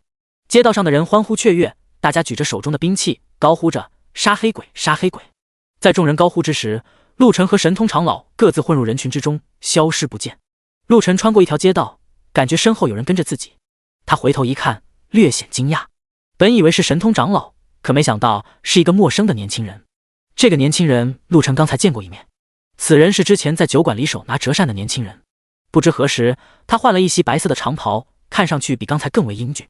看到陆晨发现了自己，年轻人紧走几步来到陆晨面前，拱手说道：在下乃是南宫家族的南宫烈火，刚才见兄弟身手不凡，有结交之意，不知道兄弟有没有时间，咱们换个地方喝几杯如何？陆晨刚想拒绝，就听不远处有一人大笑着说道：我也有此意，不知道兄弟能否给我一个面子？陆晨循声望去，就见在一家客栈的门前坐着一个身材矮小的年轻人，他的身高只有1米，看似是一个儿童，但是面貌却有30多岁。陆晨正欲拒绝，在南宫烈火身后，神通长老突然笑悠悠地走来，一边走还一边轻轻地晃着身子。他走得虽慢，可是几步之间就已经来到陆晨面前。小兄弟，这2位的面子你可要给啊！南宫家族可是青州4大家族之一，那个小兄弟就更了不起了，乃是落霞神宗宗主的弟子，年轻一代之中的第一高手。说到最后一句话的时候，神通长老语气略有调侃之意，显然没有把这个第一高手放在心上。李默胜略显尴尬地站起来，冲着神通长老抱了抱拳：前辈说笑了，我哪里配得上第一高手，你们才是第一高手呢。走吧，咱们去对面的酒楼喝点酒，商量商量接下来的事情。神通长老又一次向陆晨发出了邀请。陆晨微微皱眉，不太情愿地问道：咱们有什么可商量的事情吗？神通长老捋了捋胡须，看向身后的街道，那条街道就是刚才他们血洗黑鬼一族的街道。小兄弟，看来你是真的刚来此地不久，什么都不知道。黑鬼一族虽然不是什么大族，但是实力不容小觑，咱们杀了他们的人，他们能放过咱们吗？肯定会找咱们麻烦，找不到咱们，他们必然会把此地的人全部杀光。你忍心看着别人因为你而受到牵连吗？这件事情咱们是不是应该做得完美一点？最起码不能让别人受到牵连。陆晨微微点头，这话的有道理。几人来到不远处的一家酒馆，找了个包厢坐下。陆晨一言不发，就听身边3个人在那里交谈。通过3个人的交谈，陆晨终于知道了黑鬼一族的一些底细。在青州这个地方，黑鬼一族总人数有7、8万，居住于黑山森林一带，主要的生活来源就是去外面抢夺。多年前，青州的一些势力联合起来围剿过他们，可是每一次都以失败而告终，并且损失惨重。渐渐的，就没有人再管黑鬼一族了。只要他们不把事情闹得太大，不把事情做得太绝，没人想要把他们一网打尽。第115章，落霞神宗，南宫家族。今天是碰见了陆晨和神通长老，换做别人不会管这件事情。刚才南宫烈火和李默胜也参与到了屠杀黑鬼的行列。这2个人对黑鬼一族向来是深恶痛绝，因为当年围剿黑鬼一族的队伍中就有南宫家族和落霞神宗，奈何他们并没有围剿成功，而且损失极大。他们的几位亲人也在那场围剿之中丧命，区7万多人就把整个青州给镇住了。看来青州没有什么强者呀。陆晨失望地摇了摇头，拿起酒杯一饮而尽。听见陆晨这番略显嘲讽的话，南宫烈火和李默胜尴尬地垂下了头。在这一点上，他们真是有点难受和尴尬。青州总人口有10几亿，修炼者有数千万之多，光是一个落霞神宗，内外门弟子就有几10万。可是这么多的人，这么多的修炼者，偏偏就让黑鬼一族在青州这个地方横行霸道，不能将其绳之以法，这让他们面上无光，自感耻辱。小兄弟，事情没你想的那么简单。你也知道，有人的地方就有江湖。青州这么大地方，势力盘根错节，黑鬼一族属于诸多势力之中的一家，牵一发而动全身。你应该明白这个道理。神通长老为青州说了一句话，南宫烈火和李默胜心中感激，嘴上却唉声叹气，把大部分的责任都揽了下来，承认是他们青州之人无能，所以才让黑鬼一族在此地逞凶。不过，他们也表达了自己对黑鬼一族的仇恨，并且向陆晨表达了一个态度：如果有人愿意对付黑鬼一族，他们两人绝不会袖手旁观，必定会和对方并肩而战。其实，他们就是在说给陆晨听，就是希望陆晨能够和他们共同对抗黑鬼一族。对于这件事情，陆晨欣然答应。但是，陆晨有一个小问题，对付黑鬼一族没有问题，不过就咱们4个人吗？陆晨觉得4个人稍微有点少，怎么也要10个人，不然的话，7万黑鬼一族，光他们4个人怎么杀？站着不动让他们杀，也够他们杀几天的。虽然陆晨不怕累，但是他觉得太浪费时间了。神通长老闻言微微一笑，拿起酒杯抿了一口酒，自信地说道：青州人数众多，咱们振臂一呼，自然有无数人响应。说句不好听的话，不用天机阁出手，光是我一个人就能调动青州不少的力量，何况还有南宫家族和落霞神。宗南宫烈火和李默胜同时点头。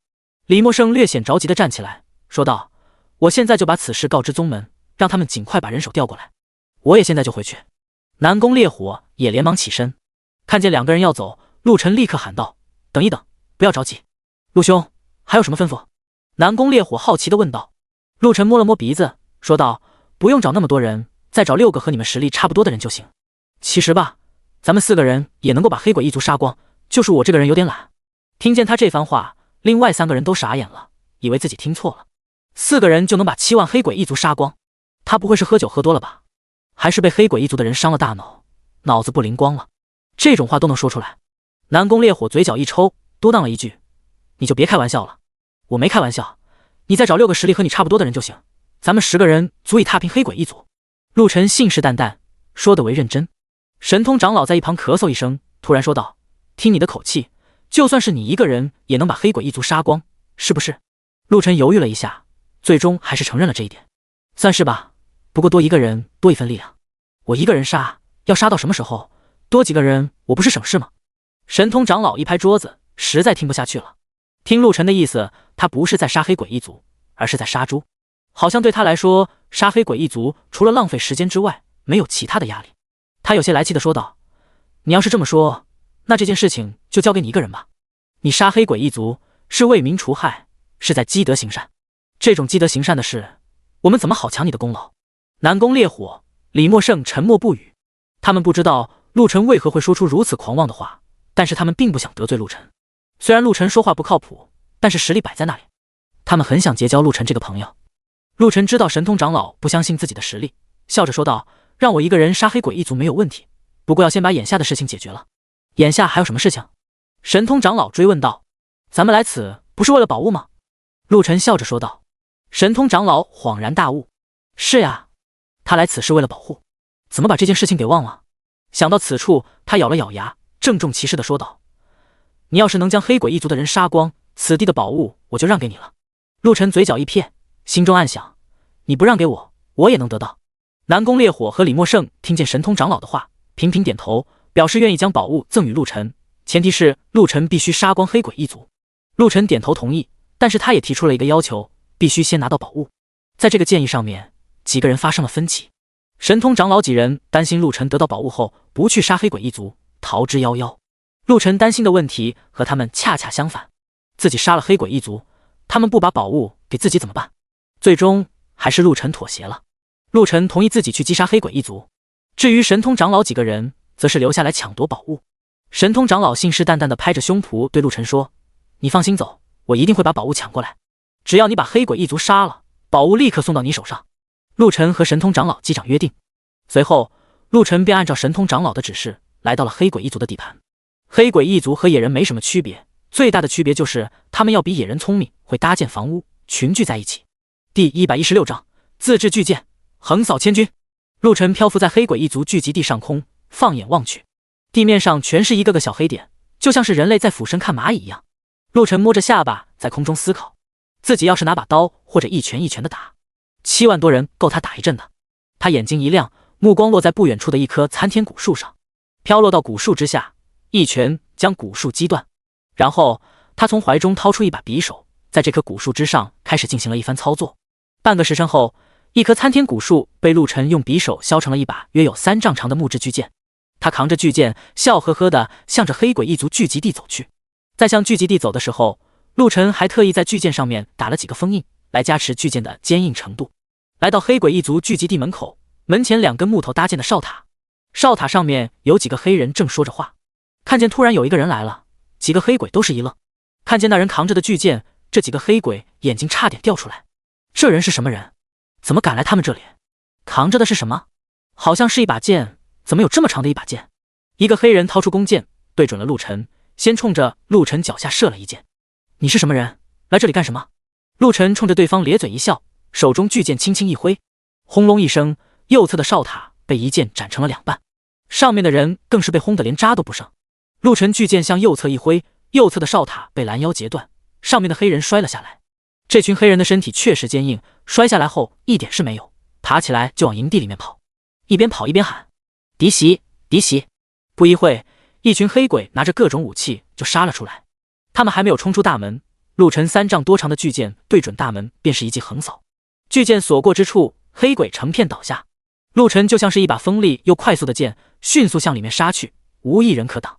所过之处片甲不留，身后留下一片黑色的血液。1个时辰后，陆晨杀到了营地中心位置。站在这个位置，他不再往前移动，而是等到敌人冲过来。只要有大量敌人过来，陆晨轻轻一挥巨剑，便能扫杀一片。也不知道过了多久，陆晨周围已经倒下了一层一层的黑鬼，黑鬼的尸体堆积成了山。之前还有黑鬼从尸山下爬上来，想要击杀陆晨，可是到了后面，他们失去了勇气，根本就不敢再与陆晨对抗，躲在尸山下面不敢冒头。有的人直接躺在了尸山里面装死，想要躲过一劫。陆晨不给他们任何机会，漂浮于半空，冷冷地扫射着周围。灵气扫过之处，能够感觉到黑鬼的气息。只要是没死的黑鬼，陆晨都会补上一剑。杀了1天1夜，陆晨终于把黑鬼全部杀光。也不能说是全部杀光，因为在战斗的过程中，有几个黑鬼跑了。休息片刻，陆晨去了不远处的河边，跳进河里面洗了一个澡，把身上的黑血洗干净，又换了一身衣服。望着自己手中这把3丈多的巨剑，他轻轻地抚摸着，心有不舍。旋即便将其收到的空间戒指。陆晨返回小镇的时候已是中午。昨天大战了一夜，他有些疲惫，所以找了一家客栈便呼呼大睡。快到晚上的时候，突然有人敲门。陆晨打了一个哈欠，一边穿衣服一边心想是谁来找自己，自己可不认识什么人，难道是神通长老他们？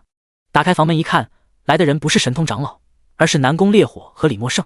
南宫烈火和李默胜刚想开口说话，陆晨却比他们更快一步问道：宝物怎么样了？南宫烈火和李默胜脸上露出难以言说的苦涩。见这2个人表情不对，陆晨脸沉了下来。怎么了？宝物没抢到手吗？南宫烈火和李默胜同时点头。在陆晨离开的那一天，他们就去了宝物出事的地方，想把宝物给抢走。可是在抢夺宝物的过程中，出现了一个十分厉害的人。这个人就是神通长老，也不能将其击败。现在神通长老正在追的那个人。神通长老让和南宫烈火2人留下来等陆晨。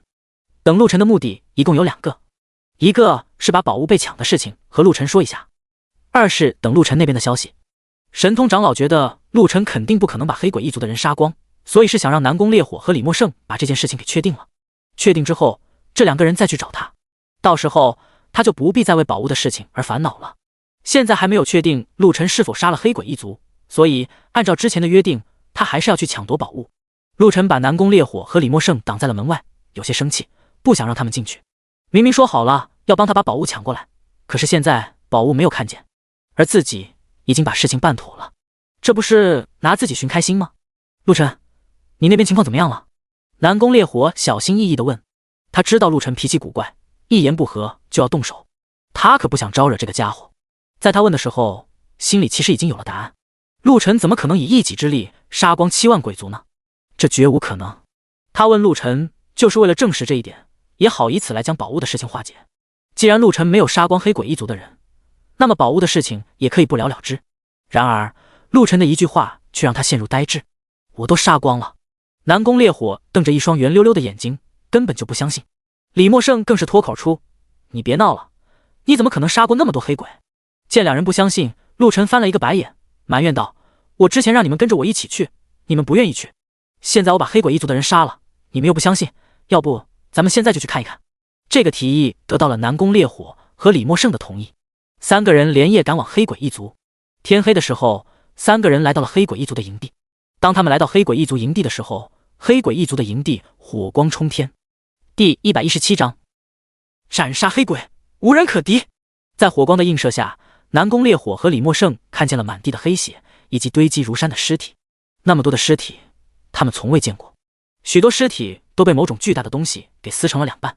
看见这一幕，两个人呕吐了好一会儿，终于缓和了过来。看着自己脚下粘稠的物体，看着自己脚下残肢断臂，两个人眼睛直哆嗦。这真是陆晨干的吗？他真的把7万黑鬼一族给杀光了？你都把他们杀了？南宫烈火捂住自己的嘴，也不知道是害怕还是因为想要呕吐。陆晨不好意思的挠了挠头，不太确定的说道：“应该算是全都杀了吧？跑的那几个人还算吗？”南宫烈火无言可对，跑那几个算什么？你是怎么做到的？南宫烈又问，眼睛看向不远处的一座尸山。那座尸山足足有3丈多高，不时的还会有尸体滚落下来。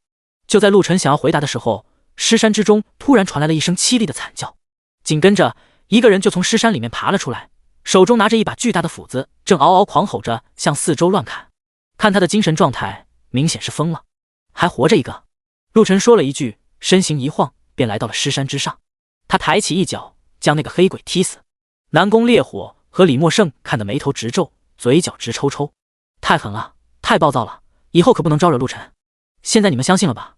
陆晨回到两人面前，踢了一脚脚下的尸体，自信又得意地问道。南宫烈火和李默胜嗯了一声，不敢说多余的话。大火燃烧着尸体，一阵风吹来，肉香飘到了南宫烈火和李默胜的鼻子里，两人又一阵的呕吐。两个人再次回到陆晨身边之后，说话的声音都小了许多。陆大哥，看也看完了，咱们是不是该走了？我们相信你了。真信了吗？陆晨有些不放心。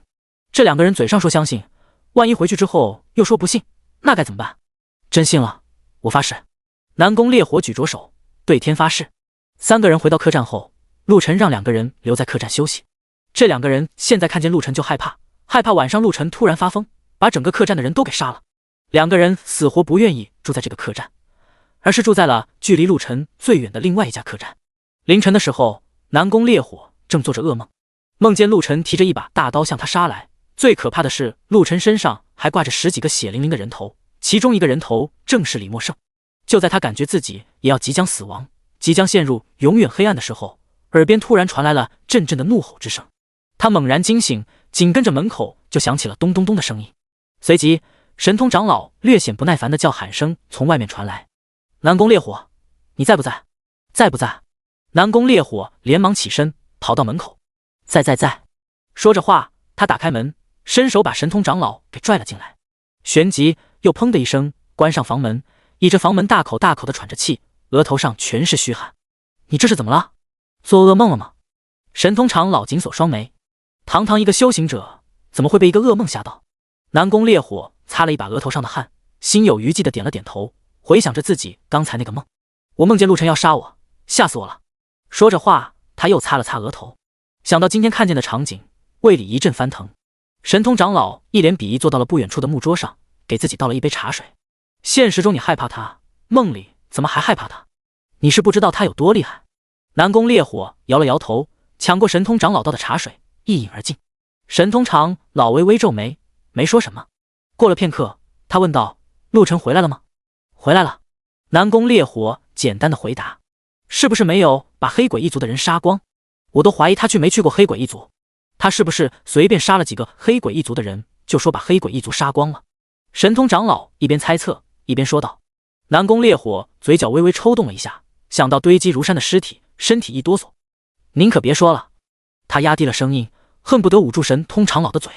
目光看了一眼门外，见到没有人偷听，这才更低的声音说道：“我实话告诉你，陆晨把黑鬼一族给杀光了。”嗖的一下，神通长老从椅子上站起来，目露震惊之色。真的假的？说完这句话，他突然眼神变得凌厉，恶狠狠地盯着南宫烈火。你不会是和他合伙来骗我吧？我怎么敢骗你？我和李默胜今天跟着陆晨一起去了黑鬼一族的聚集地，我们亲眼看见所有的黑鬼一族都被陆晨杀了，杀得一干二净，那尸体堆积如山，整个营地都被黑血染红了。你看看我那双鞋。说着，他指了指被藏在了床下的那双鞋。那双鞋已经被黑血染红，因为鞋本身就是黑色，所以倒是看不太清楚，何况又是夜里。但是神通长老却从那双鞋上感受到了浓烈的血腥之气，而且他能够分辨出鞋子上的血腥之气并不是一个人身上散发出来的，而是由多个人。据他多年的判断，这双鞋上最少沾染了上百条的人命。他有些相信南宫烈火了，但是又不完全相信。自己南闯北这么多年，什么强者没见过，可是哪个强者也做不到把黑鬼一族7万多人全部杀光。那群黑鬼是傻子吗？就那么站着让他杀吗？难道他们就不会逃跑？陆晨能杀1万人，能杀2万人，能杀3万人，难道7万人都眼睁睁地等着他被杀？陆晨杀到3万人的时候，其他的人就不知道跑吗？他绝不相信。你确定所有人都被陆晨杀光了吗？神通长老一字一顿地问，而且每个字都加重了语气。南宫烈火听见他这么问，一时间无言以对。之前陆晨也说了，他不能保证杀光所有黑鬼一族。第118章，万人围跑，1人不算，肯定会有几个跑出去了。可是那几个跑出去的还能算吗？肯定不能算，毕竟大部分的黑鬼一族都已经被陆晨给杀了。可是现在神通长老却这么强调的问自己，显然他是想在逃跑的黑鬼一族上面做一点文章。这个南宫烈火一时间不知道该怎么回答，他误会了神通长老的意思。神通长老并没有想在逃跑的黑鬼一族上面做什么文章，他认为逃跑的黑鬼肯定不止几个，而是几万，跑了几万人，肯定不能算杀光了黑鬼一族。你结巴什么？有什么话就直接说。神通长老不耐烦地哼了一声，眼睛却是一直盯着床下那双充满血腥味的鞋。就算是跑了几万黑鬼一族，他依旧震惊不已。以一人之力能把7万黑鬼一族杀得人仰马翻，并且把他们杀得仓皇逃跑，这是何等的实力，何等的强大！南宫烈火微微颔首，抱着得罪神通长老的心态，坚定地回答：只是跑了几个人，这几个人完全可以忽略不计。你说什么？神通长老往前踏出一步，眼睛几乎要贴在南宫烈火的脸上。南宫烈火心里一哆嗦，强撑着说道：真的是只跑了几个？只跑了几个吗？神通长老语气弱了许多，仿佛生了一场大病。南宫烈火用力地点了点头。您如果不信，可以去问下那李默胜。李默胜住在哪里？神通长老继续问道。他就住在隔壁。南宫烈火连忙回答，并率先走了出去。李默胜睡得倒是很好，没有做什么噩梦。见到南宫烈火和神通长老过来，他略显惊讶。神通长老直接开门见山地问道：陆晨他到底有没有杀光黑鬼一族？听到是这件事情，李默胜先是打了一个哆嗦，然后沉声说道：杀光了，只跑了几个。您是没看见那种场面，真是太残忍了呀！回想到不久之前自己看到的那血腥的一幕，李默胜又再次打了一个哆嗦。第二天的清晨，3个人直接去找陆晨。此时的陆晨正在楼下吃饭，看见迎面走来的神通长老3人，脸上故意露出不悦之色，轻轻地用筷子敲了敲碗。3个人还未走到陆晨面前，陆晨就率先开口：我的宝物呢？此话一出，正在往前走的3个人同时停下脚步。最尴尬的就是神通长老，当初他信誓旦旦地说，只要陆晨能把黑鬼一族杀光，他必然会把老物送到陆晨手上。可是现在宝物没有夺回来，而陆晨已然把黑鬼一族杀光，这让他颜面无存。他讪讪一笑，坐到了陆晨面前。抱歉，宝物被人抢走了。谁抢走的？陆晨问。神通长老叹了口气，把事情简单的叙述了一遍。抢走宝物的人是天机阁的死对头天剑门的长老张飞仙。张飞仙和神通长老向来不和，只要有神通长老的地方就会出现张飞仙。神通长老想要干什么，张飞仙肯定会唱反调。2人的争斗有输有赢，这一回算是张飞仙赢了。你没说这宝物是我的吗？陆晨突然问。神通长老闻言哑然失笑，说与不说有什么用吗？他就算是说了，对方也不会给面子。神通长老眼睛转动，计上心头。要不你和我一起去把我宝物抢回来。啊，我还要帮你抢？陆晨弯着身子，略显惊讶地望着他。嗨嗨，神通长老干咳一声，稍微有点不好意思。张飞仙实力太强，他一个人对付不了，只能求助陆晨。若是陆晨出马，想必能把张飞仙干掉，帮自己解决一个隐患。他厚着脸皮说道：“你要是不帮我，那个宝物可抢不回来。”陆晨心中暗骂老狐狸，真是阴险，这是要借刀杀人啊！那件宝物究竟是什么？陆晨突然问道。如果不是什么珍贵的宝物，陆晨就打算不要了。本来杀黑鬼一族也不是为了宝物，就是看他们不顺眼。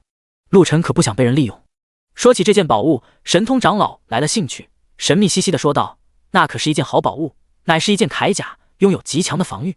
如果不是张飞仙穿着那副铠甲，他也打不赢我。”说到此处，神通长老叹了口气，这是他第一回在张飞仙面前吃这么大的亏，以前就算不低也能全身而退，这回他是被打成了轻伤，被张飞仙追杀了2个时辰，狼狈至极。对他来说，这就是一种耻辱。南宫烈火和李默胜也在一旁形容起那件宝物，把那件宝物说得天花乱坠，说是此物乃是世间难得一见的宝物。只是一件防御法宝吗？陆晨有些失望，还以为是什么奇特的宝物，原来就是这样一件宝物。顿时他没了兴趣。看见陆晨毫无动容，神通长老以为他是故意装作不在乎的样子，又加了筹码：“你若是能帮我把张飞仙击败或者击杀，以后我就欠你一个人情。日后若是有差遣，我上刀山下火海也帮你完成。就算我帮不了你，还有天机阁呢。”陆晨是什么反应？一旁的神通长老和南宫烈火可是激动坏了。如果能让神通长老欠自己一个人情，那可是难得的机缘。他们一个是家族子弟，一个是宗门弟子，最需要的就是其他势力的支持。若是让神通长老欠自己一个人情，相当于天机阁欠自己一个人情。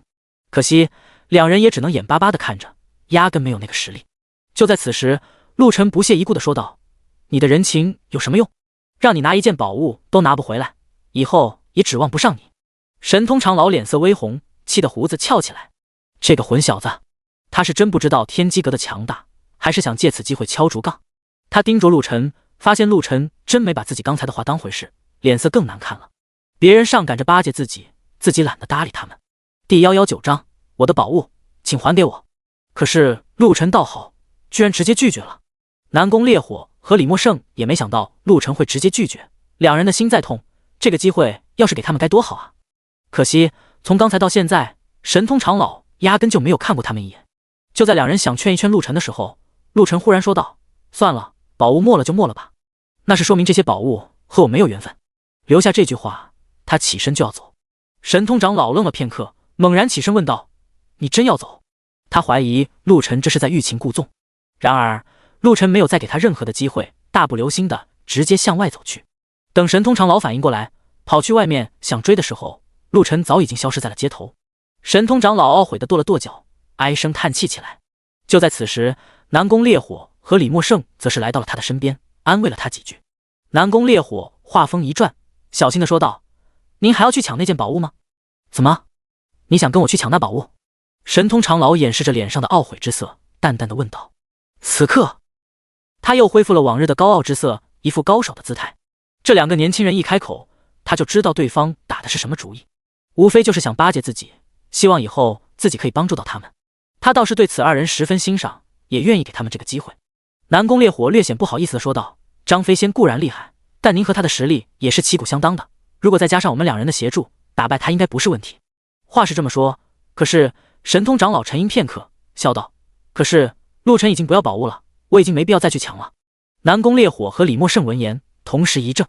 外界传闻神通长老乃是正人君子，一口涂抹一个钉，从不失信于人。今天这是怎么了？居然厚颜无耻地说出这番话。陆晨不要宝物，还不是因为他失信于人，没有得到宝物吗？这本身就是他的错，他本来也应该要按照当初的约定，帮陆晨把宝物给抢回来的。如今怎么却好意思以陆晨为借口，说不去抢宝物了呢？心里这么想着，两人的嘴上可不敢这么说，而是换了另外的一种说辞。陆晨不要是他的事，可是咱们当初既然答应他了，是不是就要把这件事给完成了？南宫烈火刚说完，李默胜就接着说道：“对呀，别人抢走宝物也就算了，可是这张飞仙抢走宝物怎么能算啊？大家都知道您和他有仇，若是不把此宝给抢回来，他肯定会去外面宣扬此事，诋毁您。”神通长老原本也不打算放弃，听完两人的话后更是借坡下驴：“你们说的确实有点道理，好，那咱们就去把宝物给抢回来。”傍晚，神通长老三人来找陆晨辞行，可是来到客栈才知道，陆晨居然比他们更快一步离开了小镇。三人心中失望，今日一别，不知道何时再见。天悦城，陆晨漫不经心地走在街道上，时不时的会看看周围吆喝的商贩，有时会停下来买一些自己没有见过的东西。走过一条街，他来到一处繁华的集市。集市上卖什么的都有，有卖蔬菜水果的，也有卖兵器丹药之类。刚走了没几步，陆晨就被一个长发披肩的文静女孩给喊住了。大哥哥，要买兵器吗？陆晨停下脚步，看向女孩面前的兵器。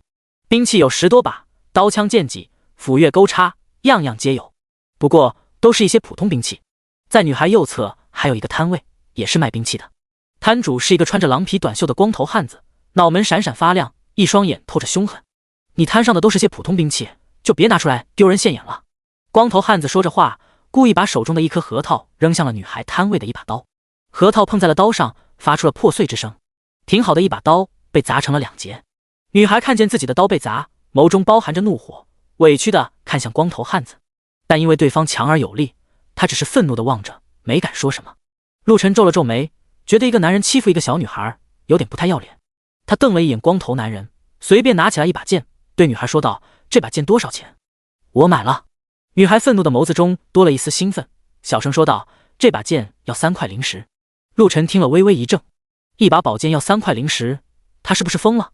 普通的宝剑就应该按照世俗的价格来算，要他几块金子，要他几块碎银，他倒是可以给。3块0石可是有点多了。见陆晨沉默不语，女孩小心翼翼地望了他一眼，改口说道：“2块0石也行。”陆晨眉头皱得更深，他把长剑放下，撇着嘴说道：“你认为这把剑值2块0石吗？”女孩委屈地垂下了头，一副可怜的样子。一旁的光头男人哈哈大笑，一脸凶悍地冲着女孩啐了一口：“别在这里装惨了，你以为用你这副小可怜的模样就能够让人乖乖地给你零食吗？你也太瞧得起自己了。要是你愿意以身相许，没准这位兄弟能花2块0石买下你这把破剑。”说完之后，他哈哈大笑起来。陆晨瞅了一眼光头，又看了一眼女孩，突然咧嘴笑了。他发现这2个人好像是一伙的，一个唱黑脸，一个唱红脸，故意在这里演戏，故意引诱别人买这把剑。可是他们也太低估了人性。别说是陆晨，就算是其他人，也不见得会因为女儿楚楚可怜而买一把普通的宝剑。何况一把普通的宝剑还要2块0石，这不是要人命吗？陆晨不愿意再与他们纠缠，转身要走。他刚走了没几步，女孩突然扑通一声跪下了。陆晨以为她是想哀求自己买下宝剑，可谁知道这个女孩并没有哀求，而是冲着周围喊起来：“救命啊！救命啊！这个人买了我的剑不给我钱，大家快来管管他！”第120章，人心险恶，教你做人。一旁的光头汉子也跟着大声喊起来：“对，这个人太无耻了，把这个小孩的剑拿走了，却不给人家钱。大家快来评评理，不要让这样的坏人走了，不要让他破坏咱们市场上的规矩。”2个人一唱一和，立刻引起了众人的围观。众人从4面8方而来，把陆晨给挡在了里面。陆晨本想装作什么事都没发生，从人群里面挤出去，可是这群人却发现他就是光头汉子和女孩口中的恶人，压根就不让他走。其中有2个壮汉气势汹汹地瞪着他，一边瞪着他，一边把身子往陆晨面前挺，似乎是想让他往后退。陆晨无可奈何，只能退回到摊位前。就在摊位的对面的茶楼之上，有几个人正在默默地关注着这一切。如果陆晨看见这几个人，一定会非常的惊讶，因为这几个人正是刚刚分别不久的神通长老南宫烈火和李默胜。这3位也没想到和陆晨这么有缘分。他们来此并不是为了找陆晨，而是为了找张飞仙。张飞仙就在天悦城之内，今天他们就是随便出来溜达溜达，顺便来市场寻找一下好东西。没想到好东西没找到，却碰见了陆晨，而且还看见陆晨惹了麻烦。他们3人虽然也是头一回来此地，但是对于女孩和光头的这种伎俩却是见了许多。当陆晨和女孩对话的时候，他们就看出来这个女孩和光头有问题，但是他们没有提醒陆晨，想等陆晨解决不了这件事情的时候再出手。这样的话，就等于陆晨欠了他们一个人情。咱们现在是不是该出手了？南宫烈火跃跃欲试，他觉得再拖下去，陆晨可能会出手把这2个人给杀了。李默胜倒是一点也不着急，拿起茶杯轻轻抿了一口，风轻云淡地说道：“不着急，咱们再看看。我觉得这2个人不简单。”不简单？有什么不简单的？他们就算不简单，难道还能比陆晨更不简单吗？南宫烈火撇了撇嘴，不屑一顾。他认为陆晨才是最不简单的人。他们跟陆晨也接触一段时间，除了知道陆晨实力强大之外，对于陆晨一无所知。这个人实在是太神秘，也许他背后有着更强大的背景。他下定决心要和陆晨成为朋友。如果能和陆晨成为朋友，以后他在家族竞争之中也能够多一个助力。李默胜和他同样的想法。神通长老倒没想那么多，他只是单纯的想和陆晨结交成为朋友，也想打探一下陆晨的根底。当然了，他也希望能够通过陆晨的力量为自己办一些事情。就在三个人窃窃私语的时候，陆晨已经和周围的人解释了一遍，可是周围的人压根就不听他的解释。看见女孩的楚楚可怜的样子，大家更相信女孩所说的话。何况还有一个光头在一旁帮着女孩。这两个人已经在这里摆摊有3、4天了，周围的商贩也认识他们，但是却不知道这两个人是一伙的。此刻，周围的商贩觉得这两人被欺负了，就等于自己是被欺负了，所以现在同仇敌忾。要不是光头汉子阻止他们，他们都要动手了。这时候，有一个人已经忍不住了，手中提着一把钢刀，大声说道：“和他废什么话，直接把他给剁了，看他还牛什么！”光头汉子连忙摆了摆手，说道：“不行不行，咱们做生意求的是和气生财，怎么能动手伤人呢？我看让他赔点钱就算了。”女孩也是可怜巴巴的嗯了一声，说道：“是呀，让他把该赔的钱赔了就算了，别为难他了。”众人听见两人此刻还为陆晨着想，不由得暗暗称赞。陆晨却冷着一张脸，已经有些不耐烦了。就在众人窃窃私语，讨论着陆晨该赔多少钱的时候，他忽然跨出一步，这一步直接踩在了地摊上的一支长枪上面，咔嚓一声，枪杆被踩成2截。陆晨又往前跨出一步，这一脚直接把一把剑给踩成了2截。此刻他已经来到了女孩面前，一双眼睛蕴含着一抹冷冷的杀意，让女孩不寒而栗。“你确定要让我赔钱吗？”他冷冷地问。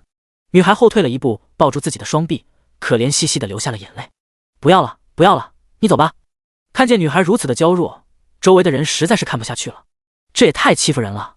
光天化日之下，威胁一个女孩，畜生不如。光头汉子看见自己的同伴被欺负，终于忍不住了，一个箭步冲到陆晨面前，抬手就要推陆晨。可是他的手还没有碰到陆晨，就被陆晨强而有力的手抓住。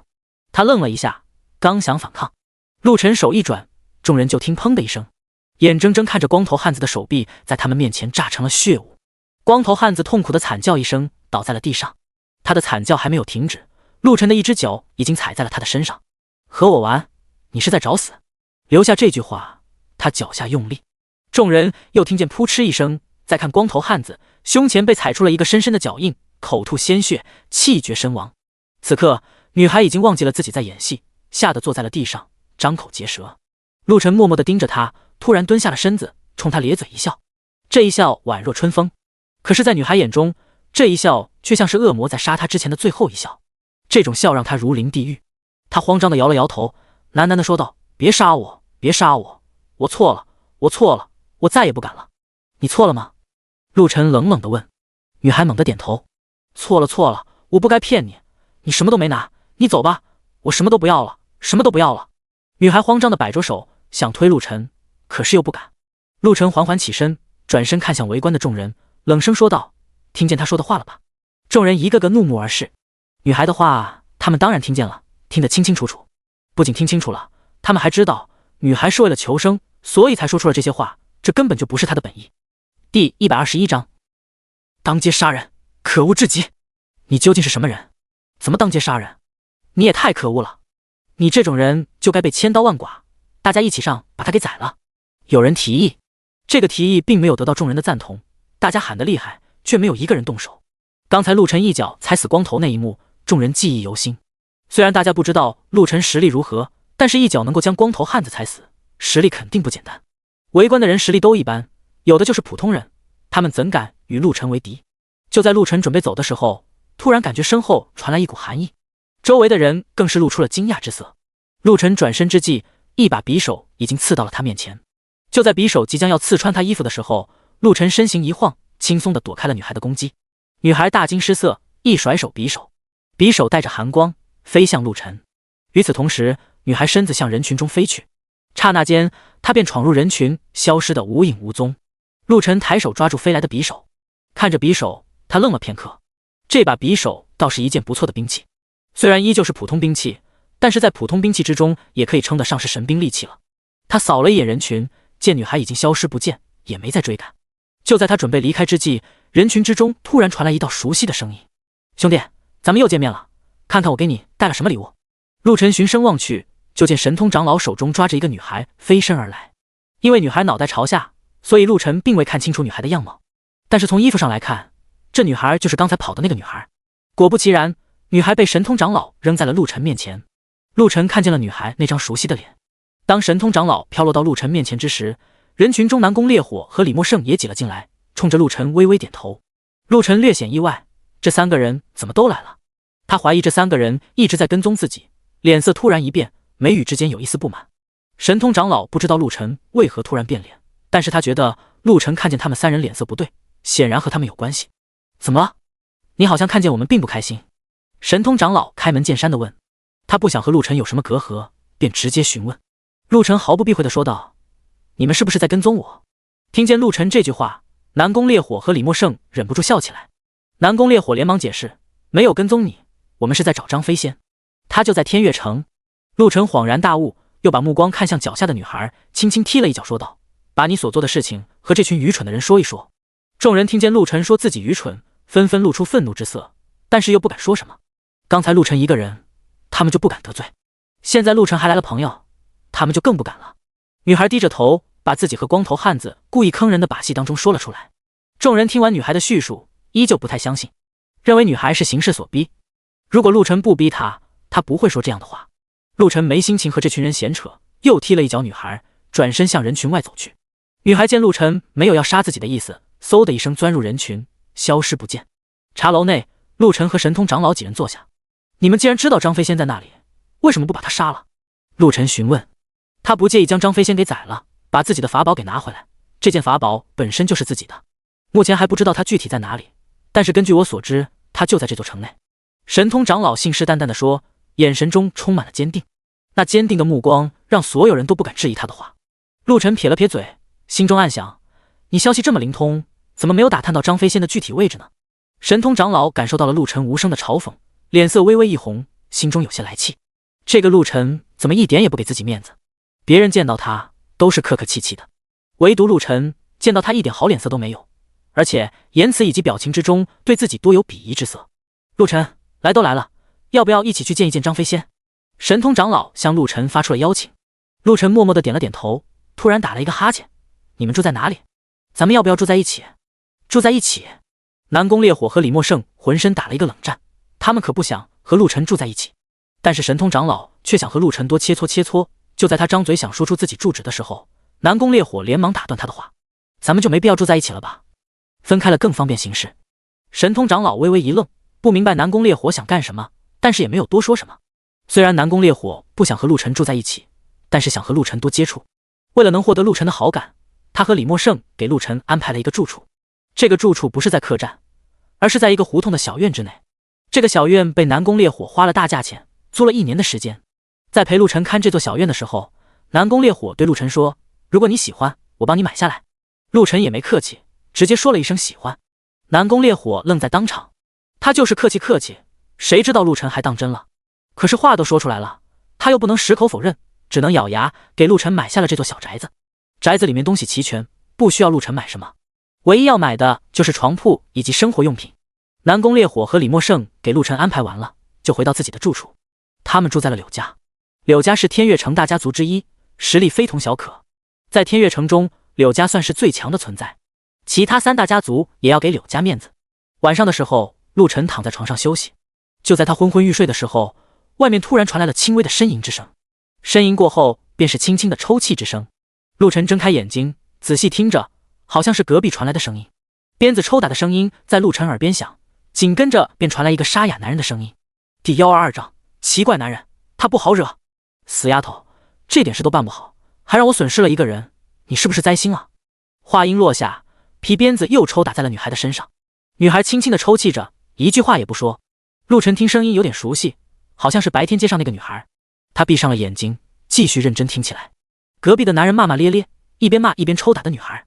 骂了一会儿，打了一会儿，男人终于消停了，拖着女孩向房间里面走去。害死了我一个兄弟，今天你就给我补偿补偿。不要不要，求求你了，我明天帮你赚钱还不行吗？明天我肯定能够赚很多很多的钱，你饶了我吧。我不想，我不想。女孩苦苦的哀求了，可是男人却像饿狼一般拖着她往房间走去。就在男人推开门要把女人拖进房间的时候，墙上突然出现了一道身影。男人并没有看见这道身影，女孩倒是看见了。借着微弱的月光，她看见了陆晨的面孔，神情不由一怔，紧跟着身躯剧烈的哆嗦了起来。突然，他眼睛散发着一种璀璨的光芒，指着墙上站着的人说道：“是他，是他杀了光头。”男人听见这句话，顺着女孩手指的方向看去，墙头之上站着一个身材魁梧、身穿着淡蓝色长袍的男人。“是你在街上杀了我的兄弟？”男人盯着站在墙上的人问道。陆晨嗯了一声，跳下了墙头，走到了男人面前。他盯着男人仔细看了一下，男人脸上有一道刀疤，刀疤从他的额头斜着延伸到了嘴边，就像一条蜈蚣。说话的时候，伤疤还会动，就像蜈蚣会走一样。“你知不知道我是谁？”陆晨嘿嘿一笑，说了一句让男人错愕的话：“我要知道你是谁，就不杀你了。可惜我不知道。”就在男人愣神的时候，陆晨一脚踢出，这一脚正好踢在男人的肚子上。男人发出一声惨叫之后，飞到了房间里，身子镶嵌在了墙壁内，嘴里面狂吐着鲜血，身子抽搐了几下，没有了动静。女孩哆嗦地看着死了的男人，心中惊恐到了极点。这个男人死的方式怎么和光头那么像？自己不会也要这么死吧？她可怜兮兮地望向陆晨，张嘴想要哀求，可是哀求的话却没有说出来。她虽然害怕，但是脑子莫名的冷静。她知道陆晨是个奇怪的人，向他求饶，他不一定会饶了自己。就像刚才的男人，他说了那么一句张狂的话，换做正常人肯定会问问男人是谁，然后再决定杀不杀他。可是陆晨却没有，而是直接把对方给杀了。可见陆晨是个喜怒无常、性格怪异的人，自己不能用正常的方式来对付他，否则下场肯定会和光头和男人一样惨。“我叫岳婉仪，我可以帮你做很多事情。”岳婉仪眼睛眨了眨，勉强露出了一丝笑意。她笑得很美，但陆晨却没有体会到一丝美丽，他体会到的是一丝冰冷。这个女孩可真是让人感到害怕。她身后就是死去的男人，此刻他身子在发抖，可是脸上的表情却是在笑。这样的结合，即便是陆晨也有点毛骨悚然。他往后退了一步，冷冷地盯着女孩。“岳婉仪，名字挺好听的，你知不知道那个男人是谁？”岳婉仪愣了一下，结结巴巴地说道：“他是张家的人，张家是4大家族之一，你得罪了张家，恐怕会有危险。”说完了之后，他又补充了一句：“以您的实力，即便是4大家族全来，你也能将把他们给杀了。不过您还是小心一点为好。”陆晨瞥了一眼女孩，纵身飞到了墙的那一边。看见陆晨走了，岳婉仪长出了一口气。她缓缓来到了镶嵌在墙壁内的男人身边，掏出了一把匕首，狠狠地捅着男人，一边捅着，嘴里面一边喃喃自语：“杀了你，杀了你，杀了你！让你再欺负我，让你再欺负我，我把你大卸8块，我把你千刀万剐。”他嘴上说着，手上的动作也不停，真的将男人给千刀万剐。用了一夜的时间，岳婉仪终于把院子清理干净，一点血腥味都没有。忙了一夜，女孩有些疲惫地揉了揉眼睛，想回房去休息。可是她刚转身要回房，外面突然响起了重重的敲门声。岳婉仪心中打了一个哆嗦，小跑着来到了门口，轻轻地打开了门。门内闯进来10几个彪形大汉，为首的人拿着一根鞭子在空中甩了一下，发出一声脆响。“死丫头，老6人呢？”岳婉仪轻轻地摇了摇头，说是不知道。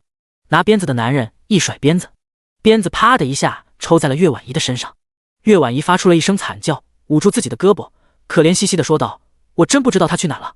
昨天他把我打了一顿就走了，不信的话，你们可以去问问隔壁的邻居，他能为我作证。”岳婉仪唯一能想到帮自己的人，就是隔壁的那个神秘男人了。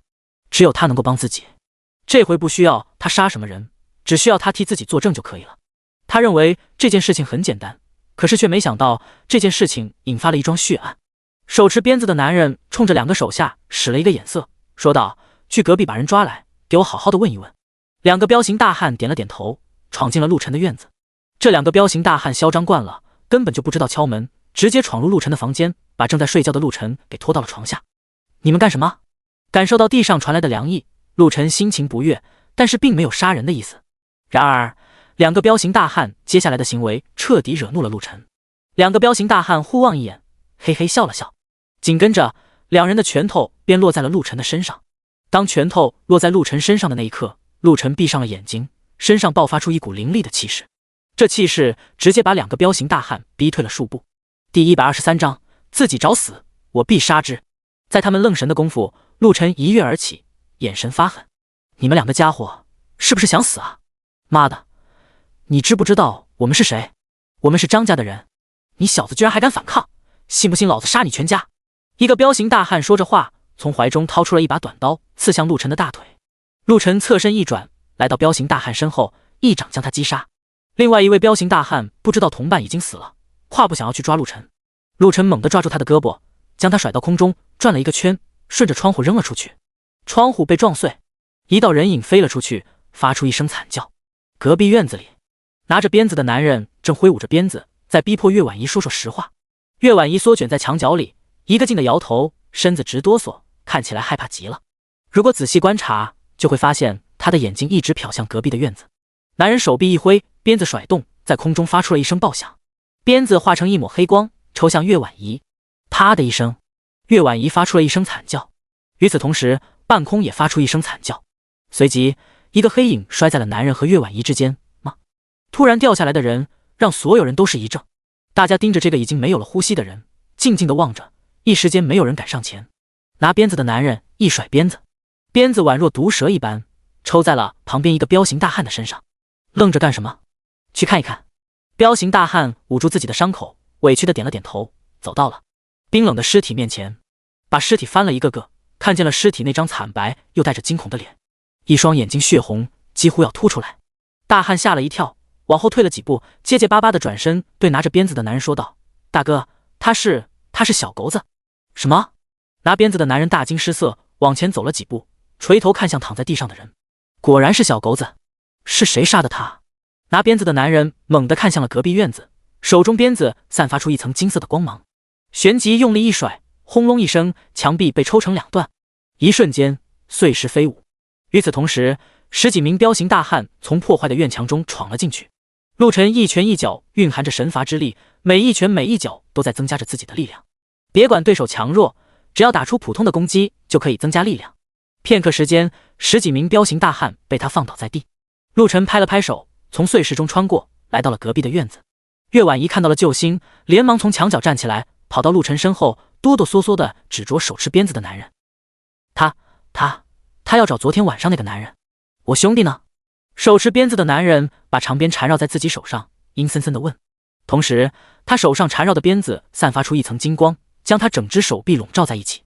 看上去，他的手臂似乎穿上了一层金灿灿的铠甲。你是在问刚才那群人，还是在问昨天晚上的那个男人？陆晨轻轻揉动太阳穴，心平气和地问。手持鞭子的男人怒视陆晨，说话的同时，金色的手臂已经撞向陆晨。我在问他们所有人。陆晨并没有把眼前这个人放在眼里，以为他就是一个小角色，就是打手。当对方手臂冲上来之际，陆晨也挥起拳头，想和对方碰一碰。两个拳头碰撞在一起，发出了金戈铁马般的声音，就像千军万马碰撞在了一起，杀气飞腾。岳婉仪被震得脸色惨白，不断后退。再看陆晨，脸色微红，脚下地面瞬间皲裂，身子晃了晃。而他对面的男人稳如泰山一般，轻轻地晃了晃有些发麻的手臂，露出惊疑之色。看不出来你还有点本事，可惜你得罪了我。话音落下，他再一次挥拳，这一次拳头上的光芒更盛，带着一股雷霆万钧之势，势不可当的再次直逼陆晨。拳头还未来到陆晨面前，一股狂风就已经形成了恐怖的威压，向陆晨率先扑面而去。陆晨双拳挥舞，砰砰地打在空气上，空气发出了阵阵的爆响。与此同时，他的实力也在不断增强。这种增强因为太过弱小，所以并没有被人察觉。双拳再一次碰撞在一起，陆晨退后了几步，脚下发生了一连串的爆炸。躲在身后的岳婉仪也不幸地被炸伤，身上衣服破损，好在没有受什么重伤。他捂住了自己的嘴，目光中透着担心。若是陆晨战败，他这条命也要交代在这里。就在他想着该如何帮陆晨的时候，男人的第3次攻击来了，手臂上的金光比刚才更加猛烈。岳婉仪吓得闭上了眼睛。这一回陆晨恐怕坚持不住了，肯定会身负重伤。砰的一声巨响，岳婉仪缓缓地睁开了眼睛，目光带着震撼，不相信地往前走了几步。怎么回事？怎么陆晨站在原地，男人却被震飞了？这不符合常理啊！男人的攻击越来越强，陆晨应该处于劣势，可他怎么阻挡住了？而且战斗力怎么还比刚才更强了？太奇怪了！难道陆晨刚才一直在隐藏实力吗？院子一片安静，刚才的爆炸把院子夷为平地。如此巨大的动静引来了左邻右舍的围观，大家站在远处窃窃私语，不知道发生了什么事情。男人擦拭着嘴角的鲜血，惊恐又意外地凝视着陆晨，不明白自己猛烈攻击为什么会陆晨扛住，而且自己还受了重伤。明明把陆晨逼退了2次，怎么他突然变得强硬了？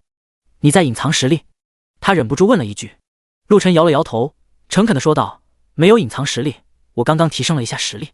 男人冷笑一声，再一次冲向陆晨。对于陆晨刚才那番话，他压根就不相信。旋即，两人再次打到一起。这一次，两人直接是你一拳我一脚的对抗。起初，男人每打出一拳都信心十足，他能够充分地感受到陆晨的力量并不如自己强。可是越打他越心惊，每一次和陆晨的拳头碰撞在一起，他都能感受到陆晨的力量在增强。第124章，拳拳增强，铸就辉煌。打到最后，他完全是被陆晨摁在地上摩擦。陆晨并没有一拳将他打死，而是像猫捉老鼠一样戏弄着他，一边打还一边调侃着对方。怎么回事？你的实力怎么越来越弱了？男人心里暗暗骂娘，马德，不是我的实力太弱了，是你的实力越来越强了。岳婉仪捂住自己的嘴，目光呆滞地望着在男人身边不断穿梭的陆晨，心中的震惊无以言表。就在这时，男人突然发出了一声惨叫，他低头看向自己的胸膛，胸膛被拳头洞穿，大量的鲜血哗啦啦地流在地面。他的眼睛充斥着无边的红色，红色渐渐地变黑，他陷入到了无边的黑暗。周围的人发出阵阵惊呼，窃窃私语：这是谁啊？怎么把他给杀了？他可是张家的人，得罪了张家的人，他怕是要倒霉了。张家可是4大家族之一，这小子绝对活不过明天。听着众人的议论，陆晨并没有把此事放在心上，眼神冷漠地盯着身后的岳婉仪，心里有些不痛快。要不是这个女人，哪来的这么多麻烦？岳婉仪垂着头，一副可怜兮兮的样子，像是被人欺负了。陆晨也不知道她是装的还是真的。就在这时候，人群中走出来3个人，这3个人正是刚来的神通长老、南宫烈火、李默胜。神通长老和李默胜并不认识死去的人，但是南宫烈火认识。他看见死去的人是张家的人，脸色微微一变，跺了跺脚，紧走几步来到陆晨面前，懊恼地说道：你怎么把他杀了？关你什么事？陆晨没好气的一句话，瞬间让南宫烈火无言以对。确实不关自己的事，可是陆晨出了事情，他不能不管呀。他无奈地甩了甩手，他可是张家的人，杀了他，张家的人不会放过你，你快找个地方躲一躲吧，张家可不是你能惹得起的。神通长老在一旁冷哼的一声，明显没把张家放在眼里。李默胜心中忐忑不安，他倒不怕张家，可是张家在这里是地头蛇。所谓强龙压不过地头蛇，陆晨纵良厉害，能一一打败张家的所有人，可是人家要是群起而攻之，陆晨又能如何？要不咱们还是快走吧。李默胜提议，不过他的提议刚出口，陆晨和神通长老便同时说了一声不行。神通长老的态度让南宫烈火和李默胜喜上眉梢，如果他愿意从中说和，没准这件事情能够不了了之。既然两人都不愿意走，他们只能静观其变。过了不一会儿，张家数百人浩浩荡荡杀来，把陆晨几人团团围住。张家的家主并没有来，来的是张家的少爷张明宇。张明宇三角眼，穿着一袭淡绿色的长袍，手中拿着一把宝剑，宝剑已经出鞘，身上散发着耀眼的光芒，杀气逼人。其他人怒目而视，恨不得现在就将陆晨碎尸万段，但是没有少爷的命令，他们没有动手。张明宇认识除了陆晨的另外3人，在前2天他去过一次柳家，碰见了这几个人，也知道这几个人的身份。他看了看这几个人，不知道这几个人为什么和陆晨在一起。几位，你们是他的朋友吗？张明宇问了一句，神色极为的阴冷。看他的意思，如果南宫烈火几人承认是陆晨的朋友，他绝不会给几人面子。南宫烈火默默地点了点头。两人在这种情况下不愿意多说什么，生怕得罪了张家。他们并不想得罪张家，还想巴结张家，希望以后张家能够成为他们的助理。神通长老却不给张明宇面子，冷笑一声说道：我们是陆晨的朋友，不知道小兄弟带这么多人来是想干什么事？是要找我朋友的麻烦吗？张明宇哼哼一笑，看了看地上的尸体说道：是你们找我张家的麻烦吧？咱们无冤无仇，你们为何要杀我张家的人？今天要不给我一个满意的答复，你们谁也别想离开这里。就凭你！神通长老扑哧一笑，挡在了陆晨面前，想要和张明宇动手。他要让对方知道什么叫做强者，要让他知道小小的张家还不能与天机阁为敌。可是他刚刚站到陆晨面前，陆晨就轻轻地拍了他肩膀一下，低声说道：这里没你的事，退到一旁。这话像是一道命令，把神通长老气得够呛。他回头瞪了一眼陆晨，心说：我在帮你，你怎么还用这种口气和我说话？因为心里有气，所以他就把路让开了。他倒想看看陆晨怎么对付眼前这数百人。之前陆晨杀掉7万黑鬼一族，他就觉得蹊跷，今天正好验证看看陆晨是不是真有这个本事。张明宇也不想与神通长老为敌，看见神通长老自动退出了，心里好笑，又觉得陆晨不识好歹，长剑一晃，刺向陆晨胸口。陆晨双指猛地向前，众人就听咔的一声，长剑居然被陆晨抓住了。张明宇愣了一下，手中的剑一转，一道飓风在剑身上形成，飓风的气势越来越猛烈，蓄势了一会，旋转着冲向了陆晨。陆晨拳头轰出，轰隆一声，周围响起了爆炸声。烟雾散尽之后，陆晨和张明宇相对而立。张明宇神色凝重，握紧了手中的宝剑。你小子还有些本事，不过在我面前依旧是蝼蚁般的存在。说话之间，他腾空而起，手中巨剑高高扬起，一道巨大的剑芒从天而降，斩向陆晨。众人吃了一惊，这巨大的剑芒让所有人都感受到了压力。神通长老几人更是为陆晨捏了一把汗，在如此强大的攻击面前，也不知道陆晨是否能抵挡。就在长剑斩下之际，陆晨一跃而起，双拳紧握，就见陆晨的拳头散发出了阵阵的光芒，每一道光芒都打在了巨剑之上，轰隆隆的声音就像闷雷一样。随着陆晨的拳影不断轰击在巨剑之上，巨剑上的光芒也暗淡下来。当巨剑即将要斩落的时候，陆晨一拳轰出，众人就见巨剑化成了碎片，像烟花一样在空中绽放，随即消失。第125章神龙围困，剑诀被破。张明宇没想到陆晨居然能破掉自己的剑法，神色比刚才更加凝重，嘴里念念有词。剑身之上光芒再一次升起，让你尝尝我的九龙神剑诀。话音落下，剑身之内迸发出9道光芒，9道光芒化成9条长龙，咆哮着向陆晨飞去。9条长龙环绕在陆晨身上，有的用爪子去抓陆晨，有的用身子去撞陆晨，有的用尾巴去扫陆晨，有的嘴里吐出了雷电，有的吐出火焰。陆晨在9条神龙之间来回飘动。张明宇漂浮在云端之上，得意洋洋地说道：在我的九龙神剑诀之下，纵然你是大罗金仙，也难逃一死。说罢，他就把宝剑收到了剑鞘之中，一脸淡定地看着与9条神龙纠缠的陆晨。神通长老几人握紧了自己手中的兵器，他们感觉陆晨快支持不住了，若是再无人帮他，他恐怕就要被9条神龙斩杀。不行啊，陆晨好像打不过，咱们要不要出手？南宫烈火焦急询问，心中犯难。神通长老面带微笑，镇定自若地说道：再等一等，我看陆晨好像还有绝招没有使出来。说到此处，他停顿了一下，又问：你们确定陆晨把黑鬼一族杀光了吗？他要真有这个本事，怎么连张明宇都打不过？这句话刚落下，突然一声巨响在陆晨身边响起，众人循声望去，就见一条神龙被陆晨一拳打爆。众人目露震惊之色，怎么回事？刚才还处于劣势的陆晨，为何能一拳击毙一条神龙？张明宇因为神龙被杀，嘴里溢出了一丝鲜血，目光中含着愤怒。这9条神龙确实厉害，刚才陆晨也确实处于下风，不过随着神罚之手的加持，他的力量正在不断攀升。现在他一拳可以打死1条神龙，一会他就可以一拳打死2条神龙。陆晨的拳头疯狂地打在神龙身上，每一次击打，他的力量就会提升一些，一股能量在他周身上下游走。打着打着，陆晨突然爆发出来一声怒吼，旋即身上金光大作，众人仿佛看见陆晨的整个身体增高了不少。紧跟着，陆晨一拳轰出，面前的2条神龙瞬间化为乌有。站在空中的张明宇再一次喷出一口血，这一次喷得比刚才更加厉害。就在他把嘴上的鲜血擦拭完之后，又一条神龙被击杀，他再一次喷出了一口血。此刻他感觉到了害怕，冲着一旁助战的张家人喊道：都愣着干什么？给我一起上，杀了他，杀了他！张家数百人各自拿出法宝，无数的攻击向陆晨砸去。看见他们群殴，陆晨往后退了几步，从空间戒指中拿出自己制造出的木剑，他晃动了一下木剑，木剑之上散发出阵阵煞气。因为之前杀过太多的黑鬼一族，所以这把剑已经染成了黑色。看见这柄黑色的剑，南宫烈火几人震惊不已。他们知道这把巨剑就是杀了7万鬼族的那把剑。神通长老从巨剑之上感受到了黑鬼一族死亡的气息。就在此时，巨剑横扫而出，一群人直接被拦腰斩断，鲜血像是雨水一样洒落在了周围，洒在了看热闹的人群身上，吓得不少胆小的人哇哇乱叫。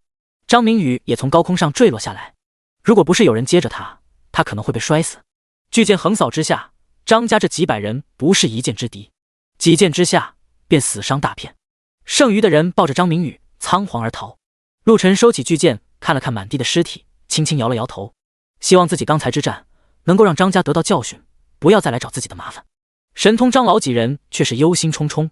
陆晨斩杀张家这么多人，张家恐怕不会善罢甘休。刚才还无所谓的神通长老，此刻也拧起了眉头。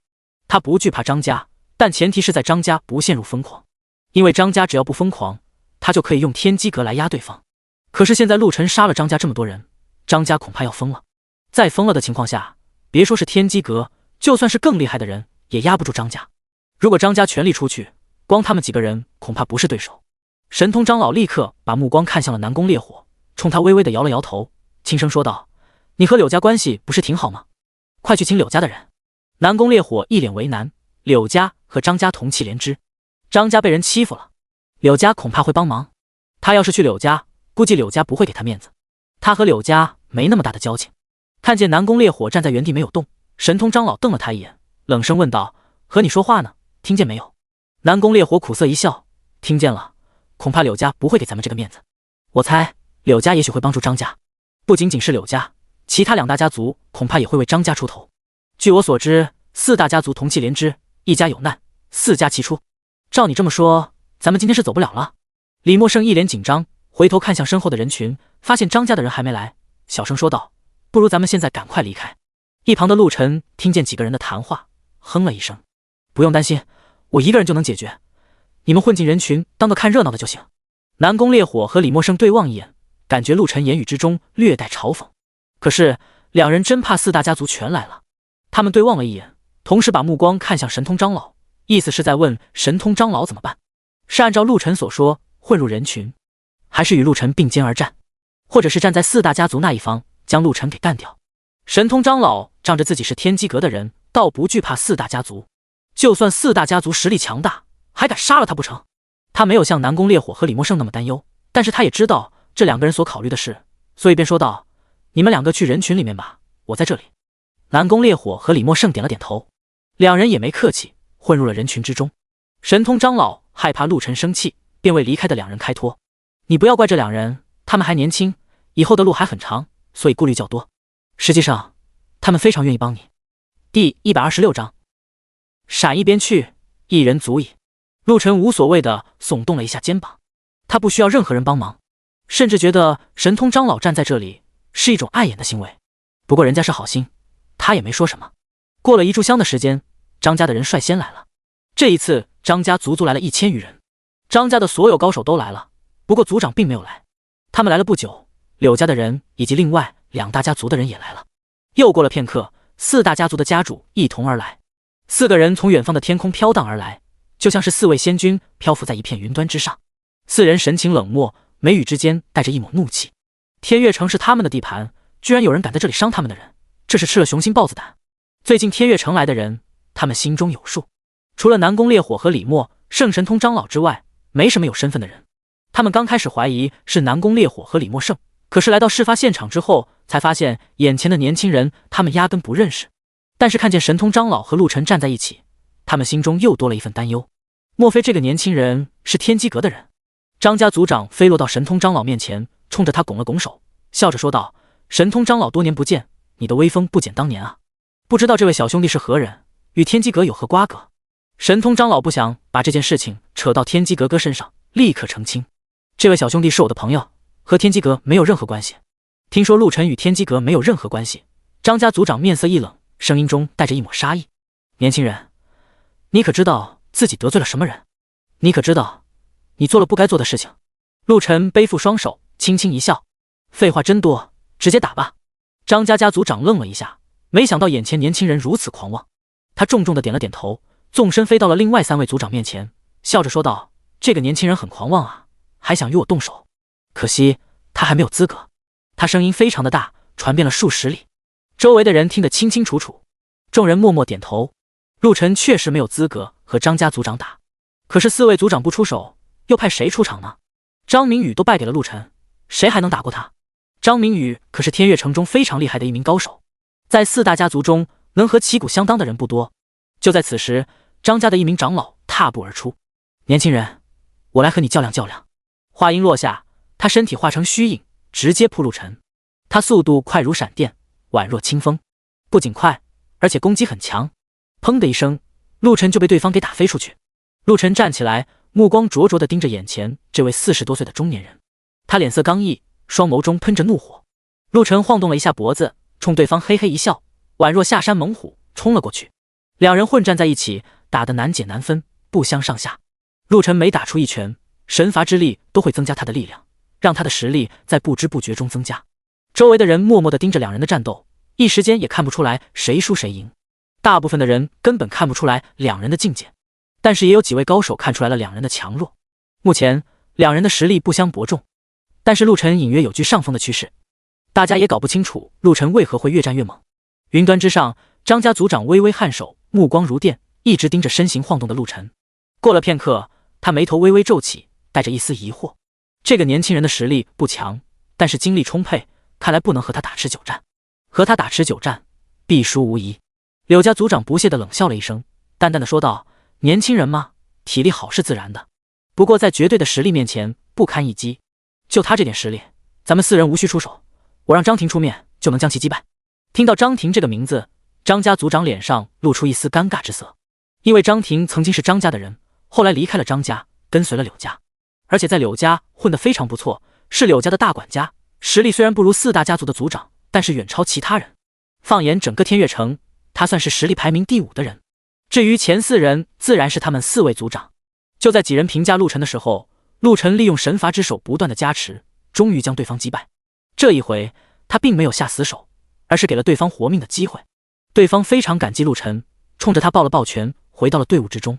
就在柳家族长想让张庭出手的时候，张家族长突然拦住了他：“等一等，我们张家的事情暂时先让我们来解决，如果这一回不能将他击杀，你再让张庭出面。你还有什么手段？”柳家家主好奇地问。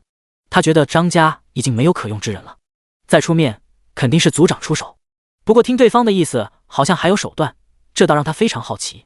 另外2位族长也露出好奇之色，大家基本上知根知底，他们倒不知道张家还有什么别的手段。张家族长微微一笑，看着柳家族长说道：“你们忘了，咱们除了有人之外，还有阵法呢。”听到阵法几个字，3位族长恍然大悟，原来他是想用阵法对付陆晨，这倒是一个不错的主意。阵法往往比一个人更厉害。此刻张家族长大喝一声：“布阵！”张家600余人突然围拢到陆晨身边，他们各自拿着兵器，嘴里念念有词，随即身体开始不断地向一侧移动。随着他们的移动，陆晨就看见周围的人开始转圈，他们一开始转得很慢，转着转着速度开始加快，最后形成了一道庞大飓风，把周围的沙石吹起来。众人随着不断旋转，他们身上居然冒出了一道道红光，红光汇聚于天上，组成了一道红色的网。突然转动的众人停止，天上的红光化成一道道光柱，砰砰砰地落在了陆晨周围。陆晨眼前景色一变，周围的人消失不见了，他突然出现在了一片不知名的诡异环境中，周围全是红色的光柱，红色光柱内似乎还有人影晃动。第127章轮回阵法，大杀四方。就在陆晨观察周围的时候，红色光柱内突然冲出一个人，这个人手拿着一把剑，刺向陆晨。陆晨一拳打出，冲出来的人被打成了碎片，碎片像风一样飘回到了红色的柱子里。与此同时，另外一根柱子里又窜出来一个人，陆晨再一次挥拳，把另外一个人也打成了碎片。周围有数百根红色的柱子，柱子里面不断的会有人冲出来袭击陆晨。虽然他们的攻击力不强，对陆晨造不成什么危害，但是冲出来的人实在是太多，让陆晨烦不胜烦。纵然他有神罚之手，可是面对如此诡异的攻击，还是有些难以支撑。陆晨的目光落在了红色的柱子上面，既然打人没什么伤害，那只能把这些柱子全部打光。他一拳打出，柱子上的光芒暗淡了一些，但是并没有破碎。陆晨感受到力量又增强了一分，不由得咧嘴笑了笑，看你能坚持多久。他心里面想着，又一拳轰出，轰的一声，柱子颤抖了几下，光芒又减弱了一些，再打一拳，光芒又暗淡了一些，连打了10几拳，第一根柱子轰然倒塌。陆晨的力量也在神罚之手的加持下变得更强，他握了握自己的拳头，心中好笑。他们想用阵法困住自己，却想不到自己在这阵法之中力量在不断的增强。他看了看周围的红色柱子，自己这么打下去，估计打完这些红色的柱子出来之后，纵然是4大家族的族长联手，也不是自己的对手。他脸上的笑容越发浓郁，出拳的速度越来越快。出拳的同时，脚也不闲着，能踢一脚是一脚。一开始他打碎一根柱子需要10几拳，随着神罚之手不断的增强他的力量，他现在只需要几拳就可以把一根柱子打碎。一炷香之后，陆晨一拳就可以击碎一根柱子。每击碎一根柱子，外面张家的人就会死去1年。阵法之外，众人议论纷纷。这个小子死定了，在咱们张家的轮回大阵之内，还没有人能够逃生。哈哈，那是自然，就算这小子再有本事，也会被轮回阵法斩杀。云端之上，张家家主抱着双臂，一副悠闲之态，眼睛都没有看向阵法，而是看向了高空，仿佛一切尽在掌握之中。你说那个年轻人多久会死？柳家族长笑着问道。他也认为陆晨逃不出轮回阵法，在数年之前，他领教过轮回阵法的厉害。别说是他，就算是比他再厉害的人，在阵法之内也坚持不了太久。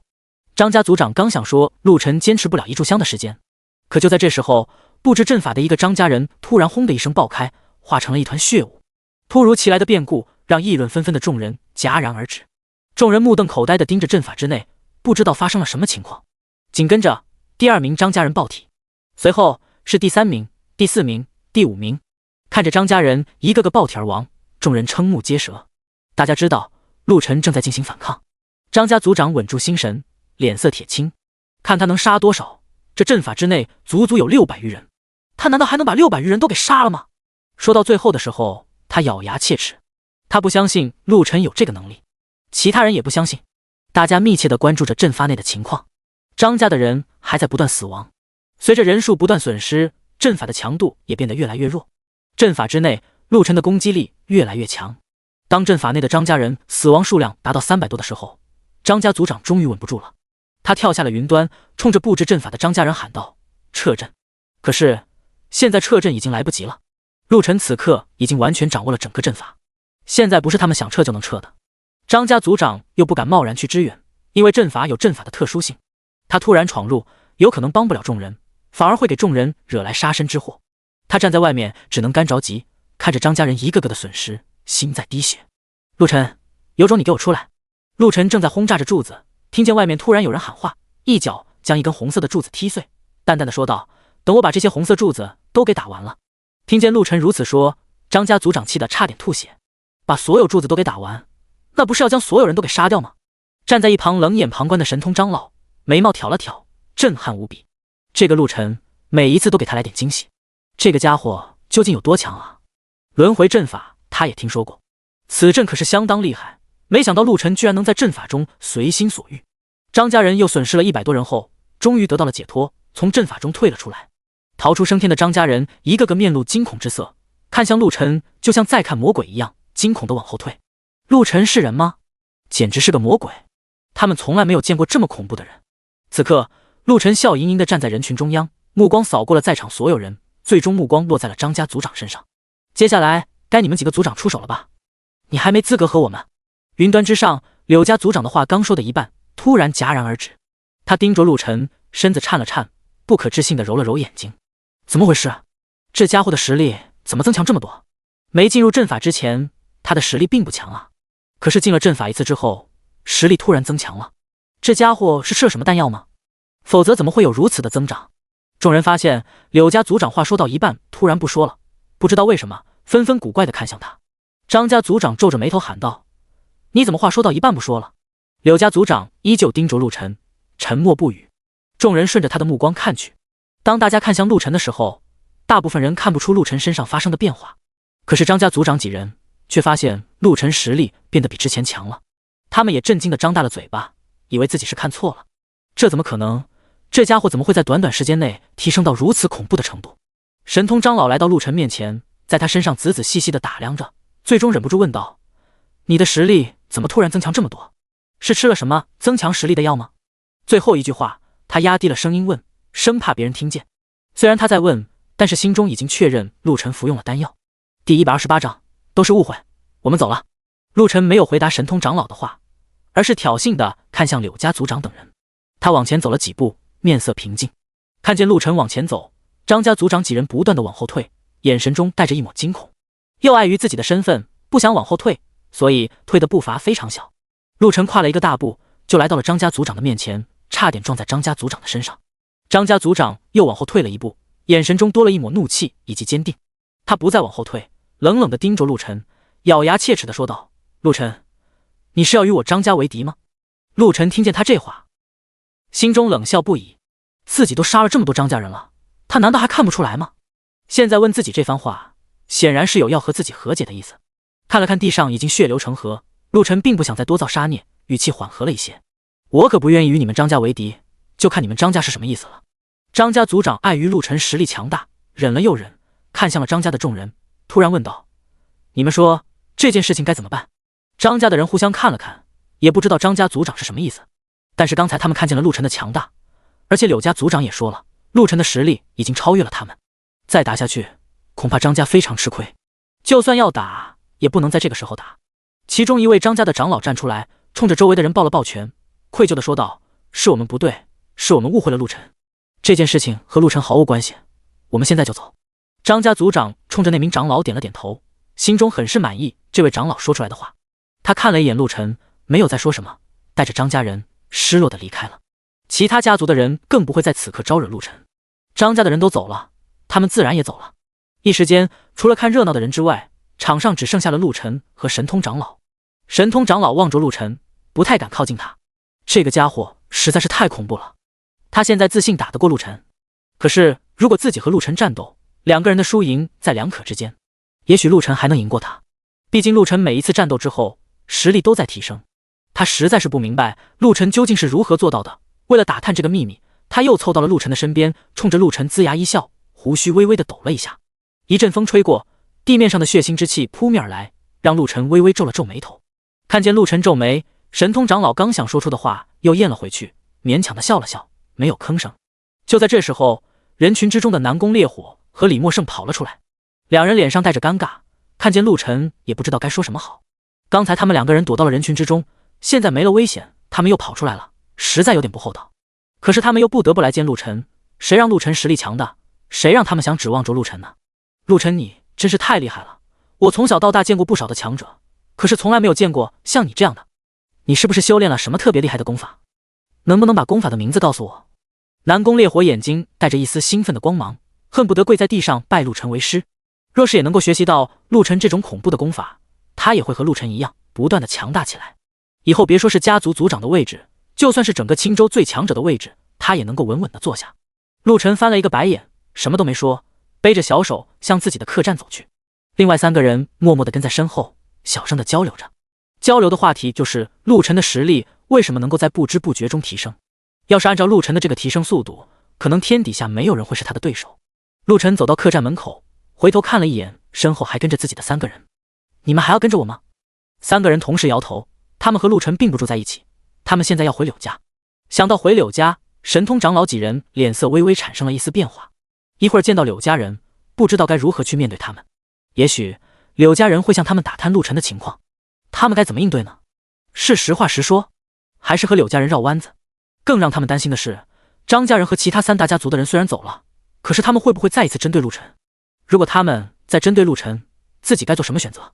三个人回到柳家之后，受到了热烈的欢迎。柳家的大管家亲自将三个人迎接到了客厅。三个人来到客厅之后，神色略显凝重。在客厅之内，坐着四大家族的族长以及四大家族的主要人物，他们坐在这里，正在商议对付陆晨。听说神通长他们来了，四位族长一商量，便让人把他们三个人请过来。他们想要问一问这三个人，陆晨究竟是什么来历？他究竟为什么会如此之强？陆晨有没有弱点？如果能把这些问题搞清楚，对付陆晨就容易多了。看座，柳家族长说了一句，眼睛微微眯起，眯起的眼睛中闪烁着一抹寒光，仿佛是一把利刃飘到了神通长几人面前，似有警告之意。神通长老，你是天机阁的人，听说你们天机阁上至500年，下至500年，不知道你们对陆晨的底细可否知道？神通长老眉头一皱，他就知道这群人肯定会问关于陆晨的问题。可惜这一回他们是找错人了。在数日之前，他就派人调查陆晨的身份，可是却毫无线索。唯一知道的就是陆晨曾经加入过一个宗门，但是这个宗门目前已经被陆晨全都给灭掉了。能知道的是陆晨来到青州之后的一些事情，这些事情神通长老不需要调查也知道，因为陆晨来到青州之后，见到的第一批人就是神通长老他们。见到神通长老沉默不语，柳家族长略显不高兴的轻轻敲了敲桌子，每敲一下桌子，桌子都会发出咚的一声，而且每一次发出的声音都要比上一次强大。这声音仿佛是有一种冲击力，震得人心里发慌。纵然是神通长老也受到了一丝影响。第129章，拔一仙子，众人臣服。他轻咳一声，把心里的一丝慌乱抹除，眼神变得模糊不清，仿佛是一位浑浊的老人。关于陆晨，我知之甚少。虽然天机阁知道许多事情，但是也不能够知道天下的事情。他话刚说到这里，张家族长就露出了一丝不满的冷笑，随即便嘲讽起来。都说天机阁知晓天下之事，你们天机阁的人也自吹自擂，怎么到了你这里却又谦虚起来？莫非你是想帮助陆晨，而不愿意帮助我们？我可没有那个意思，我是真不知道。神通长老露出一丝无奈之色，他就知道这群人不相信，可他说的都是实话。你们如果不相信，可以去天机阁花钱问一问，他们给你们的消息肯定也都一样。说到这里，他不给其他人说话的机会，把自己所知道的事情一五一十的都说了一遍。从他见到陆晨的那一刻起，他把所有的事情都说了。当众人听完他的话后，都露出了震惊之色。谁也没有想到，陆晨居然能够以一人之力斩杀7万黑鬼一族，这家伙究竟有多恐怖？黑鬼一族他们可是见过，并且之前还和黑鬼一族有过较量。当年他们4大家族也进行过围剿，可是都铩羽而归。没想到陆晨以一己之力就把7万黑鬼一族全给灭了。他一人能灭7万黑鬼一族，自然能够灭掉4大家族。想到这里，4位家族族长背后冒出了一层冷汗，其余人额头上汗水滴滴答答的往下落。谁也没有想到，居然得罪了这样一个杀神。张家族长略显紧张，手心里都冒出了汗，可是故作镇定。他不知道眼下该怎么办。刚才他们还在商量着如何对付陆晨，可是听完了神通长老这番话，他对付陆晨的心思瞬间烟消云散。这还怎么对付？这样的人根本就不是他们能够对付的。好在当时选择了息事宁人，要是再和陆晨斗下去，恐怕4大家族的人都要遭殃，都要遭遇灭顶之灾。张家族长轻轻地叹了口气，看向其他3位家族族长，淡淡的说道：这一次是我连累了你们，这个人如此的厉害，我看咱们还是忍一忍吧。其他3位族长默默点头，不忍又能如何？不然的话，他们将要人头落地。就在众人谈话的时候，外面突然传来了一道清脆的声音：怎么了？你们怎么都在？什么人能够把你们吓成这个样子？说话之间，一位白衣女子飘然落于客厅门外。众人见到这位女子，纷纷起身，4位族长更是躬身行礼，异口同声地说道：拜见一烟仙子。神通长老看见来人，也是有些惊讶，起身冲着青一烟拱了拱手，态度非常的谦卑。南宫烈火和李默胜恨不得跪在地上，两人鞠着躬，压根就不敢和这位女子的眼神相碰，就像是奴婢一样，一句话都不敢说。他们自知自己没有资格和这个仙子对话。青一烟扫了众人一眼，默默的点了点头，径直向里面走去。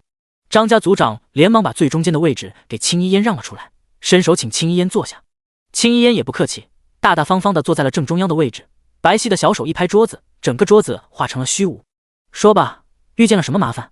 今天本小姐来此，正好闲着无聊，帮你们解决解决麻烦。众人听见青一烟这么说，互相对望了一眼，一时间不知道该不该把陆晨的事情告诉他。神通长老冲着4位族长使了一个眼色，示意他们千万不要说。眼前这位小祖宗实力虽然强大，可是陆晨也不弱。如果他们把这件事情说出去，让眼前这位仙子受了伤，他背后的人绝对不会放过4大家族。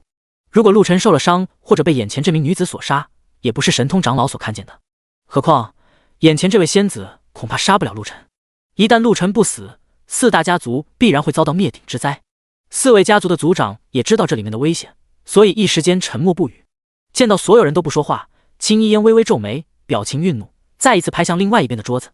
一张桌子又被他拍得粉碎，连一点碎渣都没有剩下。怎么？你们是怕我被杀了，还是怕我把那个人杀了？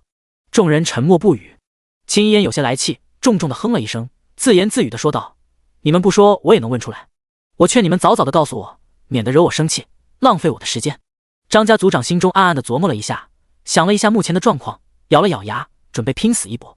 一烟仙子，你是不知道，我们天月城来了一个十分霸道的年轻人，这个人实力非常的强悍，把我们张家的轮回大阵都给破了，杀了我们张家数百人。说到这里，他还挤出了几滴眼泪。青一烟撇了撇嘴，显然是对张家死去的那些人不屑一顾。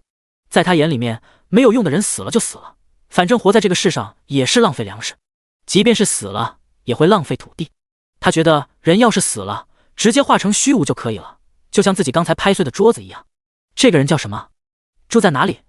我帮你们去报仇。青一烟淡淡的说，仿佛在说一件微不足道的小事。神通长老连忙阻止，笑着说道：一烟仙子，你来天月城恐怕是有别的事情吧？不要为了这种小事耽误了你的大事。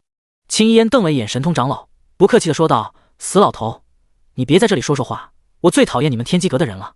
你要是再多说一句废话，我就把你给杀了。”神通长老缩了缩脖子，没有再说话，心里哼了一声：“要不是你背景强大，你这小丫头还没有资格在我面前嚣张。”青衣烟转而看向张家族长，皱着小眉头说道：“说那个人在哪里？”青衣烟咳嗽一声，擦了一把眼角的泪水，说道：“他就在天月城的天龙客栈。您现在就要去见他吗？要是现在去，我带你去。自然是现在去了，解决了他，我好洗个澡睡个觉。第130章，我不杀你，你不杀我。”青衣烟缓缓起身向外走去，其他人紧跟其后。张家族长走在最前面，为青衣烟领路。不一会儿，一行人就来到了天龙客栈。此刻，陆晨已经在客栈里面躺下了。虽然是白天，但是他最近有些困，他要困了，不管是白天还是晚上都要休息。一群人浩浩荡荡的来到天龙客栈，把周围的路人吓了一跳。4大家族的族长都来了，这是发生了什么事情？天龙客栈招惹了这些个人，恐怕整个客栈都要被夷为平地。天龙客栈的老板从客栈里面跑出来，吓得屁滚尿流，恨不得直接跪在众人面前，说话结结巴巴：“几位怎么有时间光临小店？小店是哪里做错了吗？”张家族长一扬手，直接把老板打飞出去，指着客店说道：“陆晨就在里面，您看，是我把他叫出来，还是咱们进去？叫他出来。”青衣烟淡淡的说。张家族长点了点头，立刻跑到楼上去叫陆晨。他不知道陆晨在哪个房间，所以直接大声喊了起来：“陆晨，你在哪里？我要见你。”陆晨刚睡着，听见了张家族长的声音，微微皱眉，看来之前放过他们就是一个错误。穿好了衣服，他不紧不慢地走下了楼，看见了门外的一群人，也看见了正在客栈内大呼小叫的张家族长。喊什么喊，打扰我休息，看来你是请来帮手了。陆晨嘲讽地说了一句，又看向门外。门外站着的人他大部分都认识，唯一不认识的就是一个长相极为漂亮的女孩。这个女孩宛若仙子一般，身穿一袭白色的长裙，微风飘过，长裙舞动，让人如痴如醉。这样漂亮的女孩，突然她脸部的表情有些僵硬。外面这群人她都认识，没有一个人是自己的对手，就算他们一起上也白给。可是这群人还是来了，难道他们请的帮手就是这个漂亮的仙子吗？看见这位漂亮的仙子，陆晨有些不忍心，她要是死在自己手上，那可真是暴殄天物。你们请来的不会是这个漂亮的仙子吧？陆晨略显惊讶地问了一句。没有人说话，不过他们的沉默已经说明了一切。陆晨再一次认真地看向面前那位平淡如水的女孩，心中吃了一惊，看不出来这个女孩居然有如此的实力。走到了女孩面前，他冲着女孩微微拱手，笑着说道：“朋友，咱们往日无冤，近日无仇，我劝你还是不要了管这件事。你长得如此美丽，我不想辣手摧花，要了你的命。”青衣烟被夸得挺开心，语气也是挺温和：“你倒是怜香惜玉，可惜我不需要你怜香惜玉。今天我本来要杀你，不过你夸我漂亮，我心地善良，今天就不要你的命了，只要你一条胳膊，算是为张家报仇。”陆晨听见他的话，心中暗笑，这丫头可够狠的。既然你不杀我，那我今天也不杀你，留你一条命。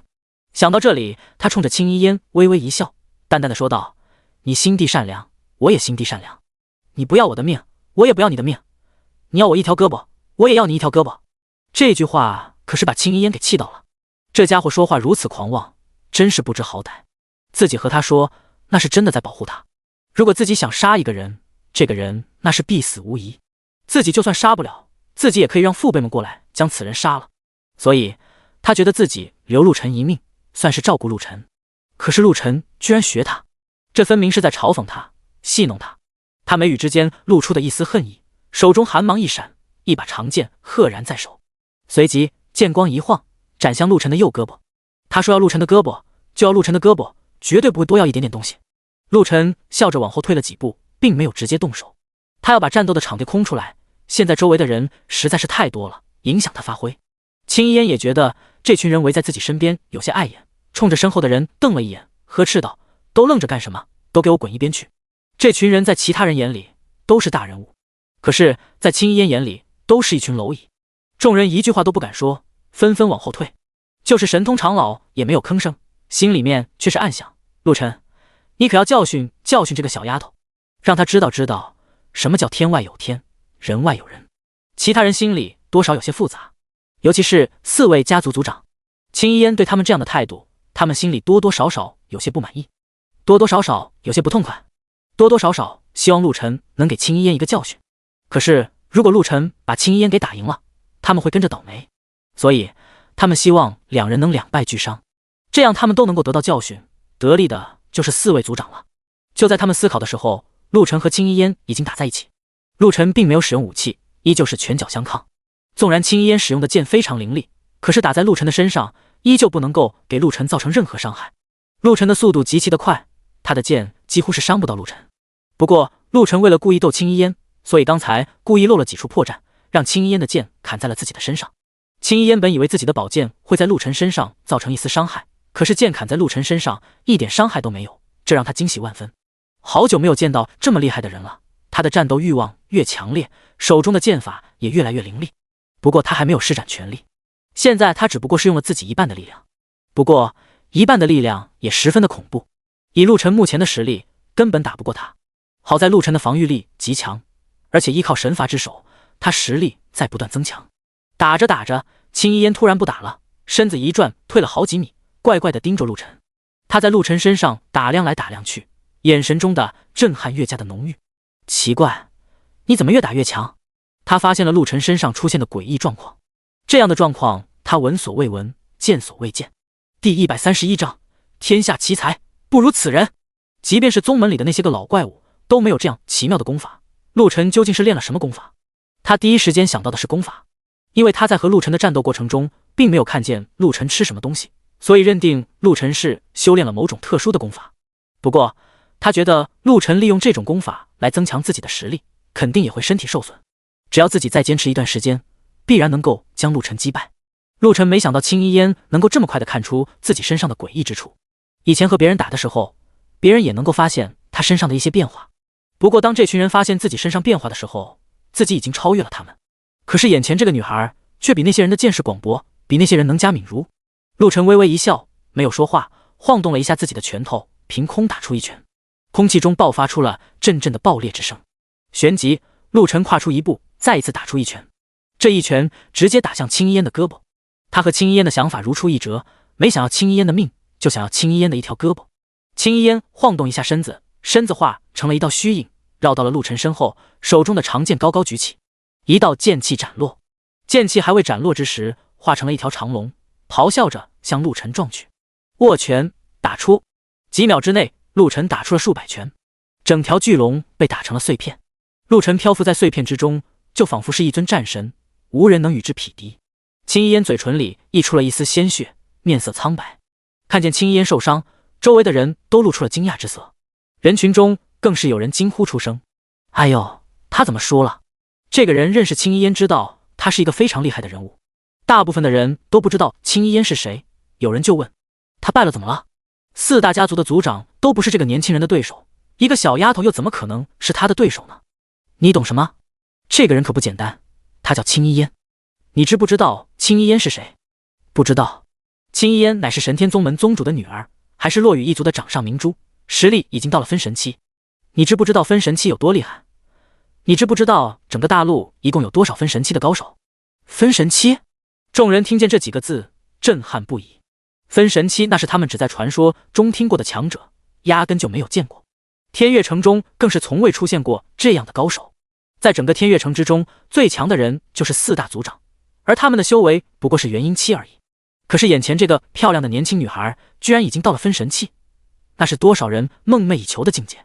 听见周围的议论，青衣嫣脸色微红，眸中的怒气更盛。别人都知道她实力强，可是她这么强的实力还是被陆晨给击伤了，这让她感觉受到了羞辱。想到自己当初和4位族长说下的大话，她脸色浮现一抹愠怒，手中的长剑微微颤抖。突然她扔下宝剑，握紧自己的粉拳，冲向陆晨。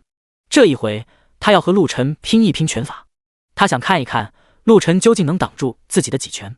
这一回他全力攻击，一拳之下，地面发出了阵阵轰鸣之声。众人脚下的地面纷纷出现裂缝，裂缝之内还喷出了数道火苗。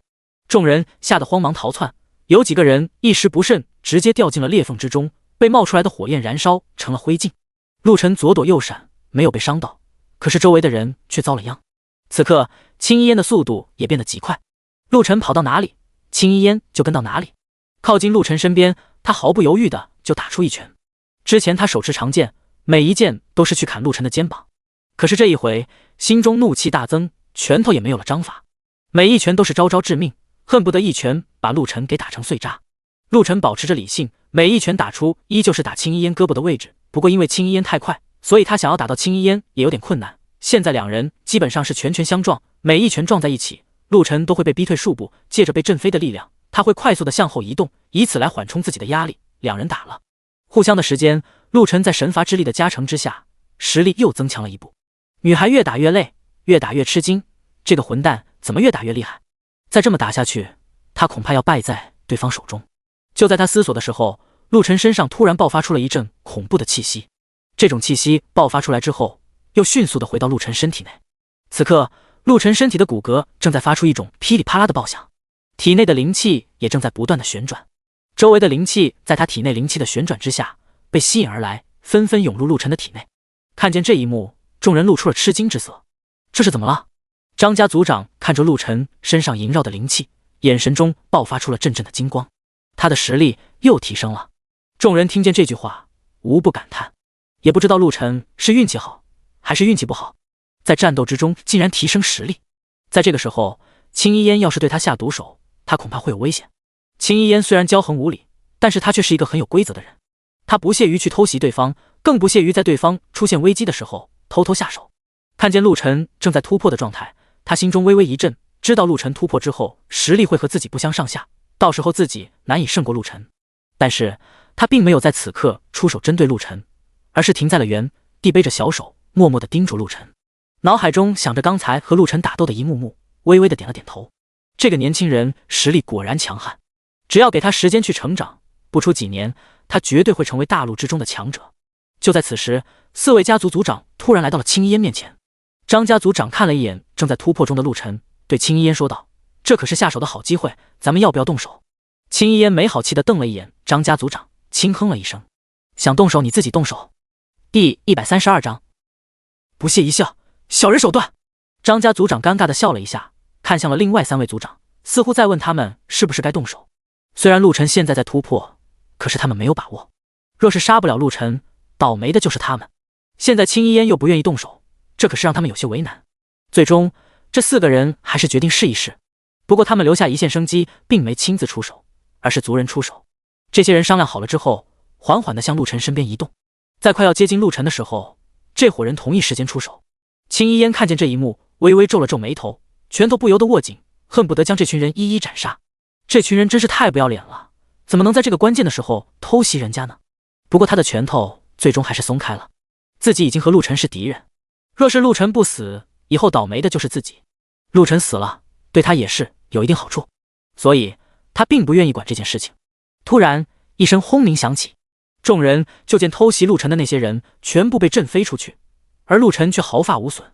就在此时，陆晨的眼睛缓缓睁开，他眼睛虽然睁开了，但是周围的灵气还在他的身边盘旋，无数的灵气涌入到了他的体内，改善着他的体质，洗刷着他的身体经脉。你们是想偷袭我吗？陆晨淡淡的问，一边问一边还运转体内的灵气，想要尽快突破到下一个境界。如果这一次能突破成功，他也会到分神期。到了分神期之后，整片大陆之中就没有几个人是自己的对手了。什么天机阁，什么4大家族，在他眼里不过是过眼云烟而已。看见陆晨在突破之际还能一心二用，还能与他们对话，众人再次吃了一惊。别人突破的时候都是专注于突破，外面稍微有一点动静或是被人干扰，就会导致走火入魔或者出现其他的情况。可是陆晨却没有受到丝毫的影响，居然主动和他们说话。张家族长眼睛转了转，见到没有对陆晨造成任何伤害，立刻改变了之前的态度，抱着手冲陆晨说道：“对不起，我不知道他们会对你出手。”陆晨咧嘴一笑，眼神中带着一抹冷意，其间的那抹杀意更是让所有人都感受得清清楚楚。他再次闭上了眼睛，继续修炼。张家族长看向身后的另外3位族长，眼神中的恨意又多了一层。他走到3个人身边，压低了声音说道：“你们刚才看见了吗？陆晨那个眼神仿佛要把咱们杀了，如果他不死，死的就是咱们。”3位族长默默点了点头，知道接下来该怎么办了。他们再一次来到青衣烟面前，扑通一声集体跪下，恳求青衣烟能够在这个关键的时候出手击杀陆晨，帮助他们4大家族解除危难。青衣烟却高傲地扬起头颅，冷哼了一声：“我不屑做这种事情。”简单的一句话便让4位族长哑口无言。4个人对望了一眼，冲着身后的家族众人默默地点了点头。随后4位族长同时向陆晨出手，在他们出手的那一刻，周围4大家族的人也同时动手。这一次大家抱着必死的决心，不是你死就是我亡，不杀陆晨，死的就是他们。青衣烟看见这一幕，微微地闭上了眼睛。在这么多人的围攻之下，陆晨必死无疑。神通长老也是长叹了一声，知道陆晨没有机会了。就在4大族长冲向陆晨的时候，天空上突然出现了一层层的云层，云层之上蓝色的电流滚动不停。突然一道天雷滚滚而下，劈在了陆晨身上，把正要冲过来的4位族长也逼退了。其他人也纷纷停下脚步，仰望天空。天空上的雷一道接着一道劈向陆晨。陆晨盘膝在半空之中，利用雷电淬炼着自己的身体。雷电对他构成不了任何伤害，反而正在不断地增加他的力量。就在众人愣神的功夫，他们看见陆晨突然握紧了拳头，随即他一拳一拳地打向天空。每一拳打出之后，陆晨的力量就会增加一层，防御力也会跟着增加。他出拳的速度非常快，砰砰砰地打出了无数的残影，力量也在嗖嗖地往上增长。当所有的天雷消失后，陆晨终于突破到了分神，他的力量也提升到了一种让人非常震惊的地步。一般人突破之后，境界肯定是在分神期初期，后期随着不断的积累和提升，境界会慢慢的往上增长。可是陆晨不一样，他在突破之后立刻就到了分神期中期，超越了大部分分神期境界的人。4位族长此刻慢慢的移动脚步，准备再次与陆晨决一死战。他们认为陆晨刚刚突破，实力是最弱的时候，在这个时候击杀陆晨是最有希望的时候。陆晨看向他们，慢慢的向自己逼近，脸上露出了一丝狰狞而又带着嘲讽的冷笑：“你们是想杀了我吧？”4位族长沉默不语，手中的兵器握得更紧。在他们身后是黑压压的人，人数足足有数千人。青衣烟已被人群淹没，他依旧站在自己刚才的位置，默默地盯着陆晨。别人不知道，可是他看得出来，陆晨现在体内的力量非常充沛，实力似乎比自己要强了一些。因为此刻他压根就看不出来陆晨的境界。陆晨，你杀了我张家那么多人，若是不杀你，我张家的冤魂又该如何安宁？张家族长说着话，率先冲向陆晨。陆晨缓缓闭上了眼睛，展开了双臂，手中突然多了一把3丈多长的巨剑。这把巨剑是他专门用来对付别人的人海战术。剑身之上，杀气四溢，巨剑迎面斩下，依旧就是普的攻击。神罚之手再一次给陆晨带来了无尽的力量。轰隆一声巨响，巨剑斩下，张家族长直接被巨剑斩成了灰飞，跟在他身后的人也不能幸免。就在众人愣神的功夫，陆晨巨剑向前一扫，面前的另外3位家族族长顷刻间便被斩成2截。冲过来的其他人化成了一堆堆碎肉，飘洒于天空之中。不消片刻，所有人被陆晨灭掉。第133章，宗主之女岂能受辱？陆晨扛着巨剑，笑盈盈地望着站在不远处的青衣烟。现在该咱们2个人打了。青衣烟娇躯一颤，突然不想和他打了。陆晨实力实在是太恐怖了，自己根本打不过他。可是他乃是天神门宗主的女儿，乃是落羽一族的掌上明珠，自己怎么能不这儿退呢？稳了稳心神，他恢复了往日的骄傲，重新拿出自己的宝剑，眼神灼灼地盯着陆晨。陆晨扛着巨剑，默默地注视着面前这个漂亮的女孩，心中有一丝怜悯。本不想杀她，可是她不走，自己又能如何？他一步步朝着青衣烟走去。看见陆晨对青衣烟追着不放，神通长老心中一颤，好心地提醒陆晨：“陆晨，切不可伤他性命。”陆晨冲着神通长老嘿嘿一笑：“放心，我不伤他性命，我只要他一条胳膊，这是我们之前说好的。”神通长老闻言，脸色一沉：“要他一条胳膊，这比杀了他还要痛苦。恐怕这条胳膊要是丢了，整个天月城的人都要跟着陪葬。”神通长老刚想再劝几句，南宫烈火、李默胜突然从人群中杀了出来，挡在了青衣烟的面前。2个人决定誓死保卫青衣烟，绝对不能让陆晨伤了他。他们认为这样做既保护了陆晨，又保护了青衣烟，是一石二鸟之计。陆晨没想到这2个人冒了出来，神色中闪过一抹冷意，语气却十分的平和：“闪开，否则我杀了你们。”感受到陆晨身上荡漾的杀意，南宫烈火和李默胜对望一眼，心里特别难过。他们一直把陆晨当朋友，可陆晨却扬言要杀了他们，这是朋友该说的话吗？他们并没有对陆晨做什么，陆晨怎么能如此对待他们呢？陆晨，咱们可是朋友，为了青衣烟你居然要杀了我们，是不是有点过分了？陆晨扑哧一笑，把巨剑收了起来，轻轻地揉了揉太阳穴。咱们什么时候是朋友了？咱们一共见过几次面？咱们有过一起共事的经历吗？这几句话说完，直接让南宫烈火和李默胜傻逼。原来他们在陆晨心中是这个样子，原来他们从始至终和陆晨都不是朋友，是他们一厢情愿了，是他们不知廉耻，自以为是。神通长老和南宫烈火脸色变得极其难看，就像是被人扇了几巴掌一样。一旁的青衣烟刚开始还想帮着说几句话，可是听见陆晨这番话之后，也不敢说什么了，因为他知道自己如果站出来替两人说话，陆晨肯定会用相同的态度以及语气来应对他，他会自讨没趣，所以他假装什么都没有听见，就那么默默地在一旁站着，心里面还有点庆幸自己没有站出来说话，不然的话丢人的就是他。就在两人纠结的时候，青衣烟突然冷冷地说道：“你们滚开！”他的语气非常不客气。南宫烈火和李默胜尴尬不已，早知如此就不应该管这档子闲事，现在闹得里外不是人。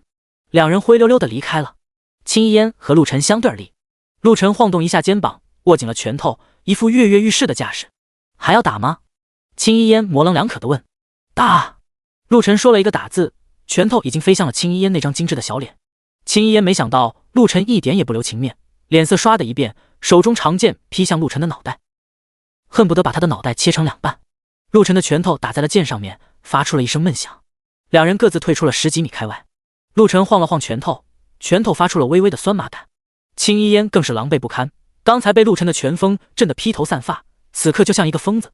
青衣烟咬了咬牙，再一次扑向陆晨，陆晨也毫不相让，两人的身影纠缠在一起，不时的两人之间会发生阵阵的爆响，吓得周围人不断的后退。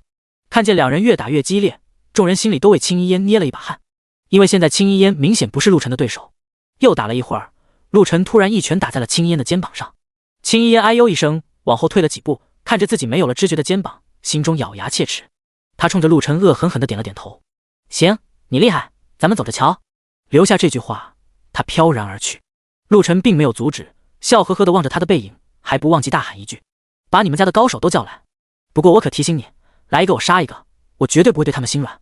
你嘛，长得漂亮，这一次就饶你一命，下一次我可就不会那么好心了。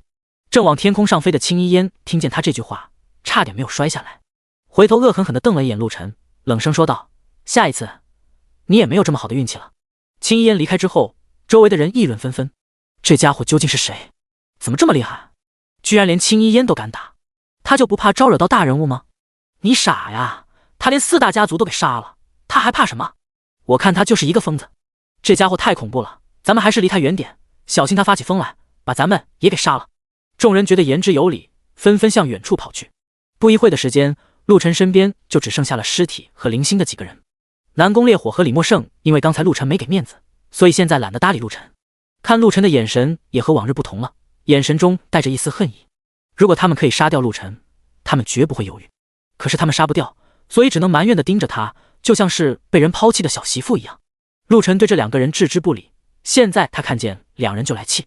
这两个人一直说要帮自己，可是到头来呢，他们还是站在了敌人的面前，要与自己作对。神通长老走到陆晨面前，无奈地摇了摇头：你真不该打伤他，我看那个丫头对你也挺欣赏，你要是能与她交个朋友，对你将来有好处。我不需要朋友。陆晨淡淡地说，这句话让神通长老哑口无言。好吧，那你自己小心一点。第134章，不是朋友，你想多了。神通长老苦笑一下，转身看向南宫烈火和李默胜：咱们走吧，这里不需要咱们。南宫烈火和李默胜还有点不情愿，可是见陆晨没有任何挽留的意思，只能心不甘情不愿地离开了。他们并没有离开天月城，而是回到了柳家。柳家虽然族长死了，但是柳家还是有不少人，这些人集结在一起，准备为死去的人报仇。神通长老来到一位长老面前，劝他不要飞蛾扑火，陆晨不是他们能够对付的。柳家人听了之后怒目圆睁，愤怒地把神通长老几人赶了出去。如果不是他们，4大家族怎么会遭到如此灾难？众人恨不得把神通长老他们给打死，碍于他们的身份，这群人才没有动手。如果不是几人身份太高，他们早就把这3个人给凌迟处死了。神通长老3人被赶到了大街上，连房间里的东西都没有拿出来。就在他们往外走的时候，有人把他们的东西给扔在了大街上。这几个人身份比较高，看见自己的东西被扔在了大街上，气得脸红脖子粗，但是又不好意思弯腰去捡，只能愤怒地离开了。3个人商量一下，决定和陆晨住在一起。虽然陆晨住的客栈已经毁了，但是陆晨肯定还会留在天悦城。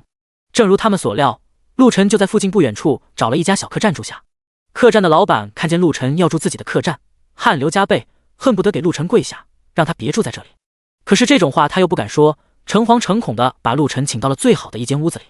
刚把陆晨安排好了，神通长老几位就来了。看见这几位，客栈的老板再一次心慌起来。今天这是怎么了？刚来了一个恶魔，又来3个不好惹的人物。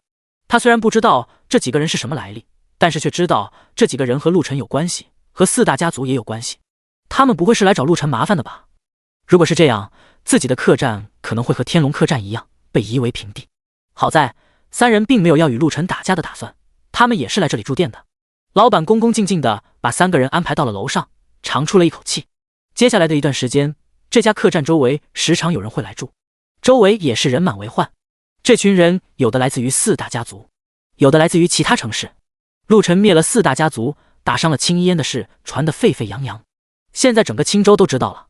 许多人都想看一看陆晨究竟是何许人也。当然了，他们也想看一看青衣烟下一步会采取什么行动。此刻，青衣烟回到了天神宗门，委屈地找到了自己的父亲，把在天悦城所遇到的事情添油加醋地说了一遍。他晃动着父亲的胳膊，委屈地说道：“父亲，您看他把我打成了这个样子，您可一定要帮我报仇雪恨。对了，那个家伙非常的厉害，也不知道怎么回事，越打越强，好像修炼了什么邪门歪道的功法。听说天下还有如此神奇之人。”天神宗门的宗主眼神中露出了一丝好奇之色，不过很快就掩饰掉了。他微微沉吟片刻，叫来了几位长老，吩咐他们去为青衣烟报仇。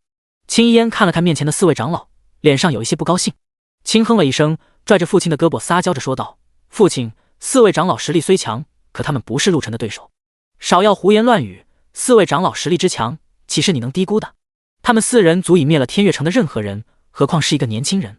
有他们4个在，你就安心的跟着去吧，保证能帮你讨回公道。”宗主说的信誓旦旦，4位长老更是拍着胸脯向青衣烟保证，他们出马绝对能够把青州的任何人给干掉。青衣烟撇着嘴一言不发，他和陆晨交过手，深知陆晨的厉害，光是这4位长老又怎会是他的对手？别说这4位长老的境界和陆晨相差无几，都是分神期，即便他们的境界高，也不见得是陆晨的对手。可是父亲却不再给他说话的机会，而且4位长老脸上也露出不悦之色。4位长老心中暗想，你这个小丫头自己打不过别人，就说我们也打不过，你怎么就知道我们打不过呢？青衣烟看见事情无法回转，只能要求父亲再给他调派100名宗门内的弟子。他准备让宗门弟子摆下9龙混天阵，以此来对付陆晨。9龙混天阵乃是天神宗最为厉害的阵法之一，摆下此阵能将眼前4位长老轻易击杀。他觉得有9龙混天阵协助4位长老击败陆晨应该不是问题。这一回他并不想杀掉陆晨，而是想把陆晨抓到天神宗门，让他成为自己的宠物。想到陆晨在自己面前趴着，冲自己汪汪汪的叫，青衣烟脸上不由得露出一丝兴奋和愉悦的神情。4位长老本来想明天去，可是青衣烟却等不及了，非要今天晚上就赶到天悦城，最好能够明天就把陆晨带回天神宗门。4位长老拗不过青衣烟，只能跟他一起赶往天悦城。天还没黑，一行人浩浩荡荡的就来到了天悦城的天空之上。4位长老飘然落于之前青衣烟和陆晨打斗的地方，感受着周围残留的气息，脸色微微一沉。怪不得青衣烟把那个年轻人夸得天上有地上无，果然有2下子。曾经打斗的地方居然还残留着如此庞大的灵气，看来那个年轻人确实不简单。扫了一眼周围，其中一位长老看向半空中的青衣烟：“衣烟，人在哪里？带我们过去。”青衣烟飘然落于4位长老面前，轻声一笑：“来都来了，你们先看一看这个地方，想一想之前的战斗有多么激烈，可别小瞧了人家。我就是小瞧了他，所以才被伤了手臂。”说着话，青衣烟捂住自己的手臂，略显委屈的眨巴眨巴眼睛。4位长老默默点头，详细的问了一下青衣烟之前的战斗情况。没听说陆晨以一己之力斩杀了4大家族，而且越战越勇。第135章，一人足矣，一一陨落。4位长老有些疑惑的看向青衣烟，觉得他有些夸大了战斗的场景。想必这小丫头是怕自己丢人，所以才把陆晨说的如此厉害。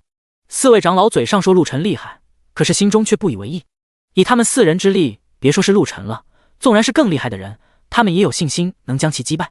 更何况在天空之上还有天神宗的100名弟子呢，这100名弟子可以布置出9龙混天阵。青衣烟从路边抓了一个人，问他知不知道陆晨在哪里。这个人吓得屁滚尿流，指着不远处的一家客栈说道：“就在那里。青衣烟把人甩飞之后，带着4名长老来到了客栈面前。刚到客栈，他就看见了正从里面出来的南宫烈火和李默胜。因为之前这2个人挡在自己身边为自己求情，所以青衣烟对他们有一些好感。2个人冲着青衣烟一边点头，一边快步来到他面前。南宫烈火看了看青衣烟身后的4位老人家，知道这是他请来的帮手，心中微微一叹。你知道陆晨厉害，怎么只带4个人过来？4个人能是他的对手吗？一烟仙子，你来了呀，陆晨就在客栈里面，这是你的4位朋友吗？一看就是高手，只是陆晨有多强你应该非常清楚，他们4个人恐怕有点力不从心。这番话刚说完，4位长老脸色突然一沉，哪里冒出来的毛头小子，居然敢说他们实力不行，今天就让他见识见识什么才叫强者。其中一名长老来到南宫烈火面前，一巴掌拍在他的肩膀上。我们实力不行，是吗？说话之间，他手臂用力向下一按，南宫烈火就感觉肩膀上好像有一座大山压了下来，双腿一软，扑通一声摔在了地上，地面被砸出了2个大坑，坑的周围充满了裂缝。南宫烈火额头上冒出了豆大的汗珠，张着嘴说不出话来。李默胜吓得赶紧捂住嘴巴，刚才他也想说这4个人实力不能与陆晨为敌，可是看到南宫烈火的惨状，他立刻就什么都不想说了。把那个年轻人叫出来，我倒想看看你们吹得天花乱坠的人究竟有多厉害。李默胜点了点头，慌忙跑上楼去叫陆晨。陆晨听说青衣烟带着人来了，微微一笑，穿好了衣服，慢慢悠悠地走到了楼下。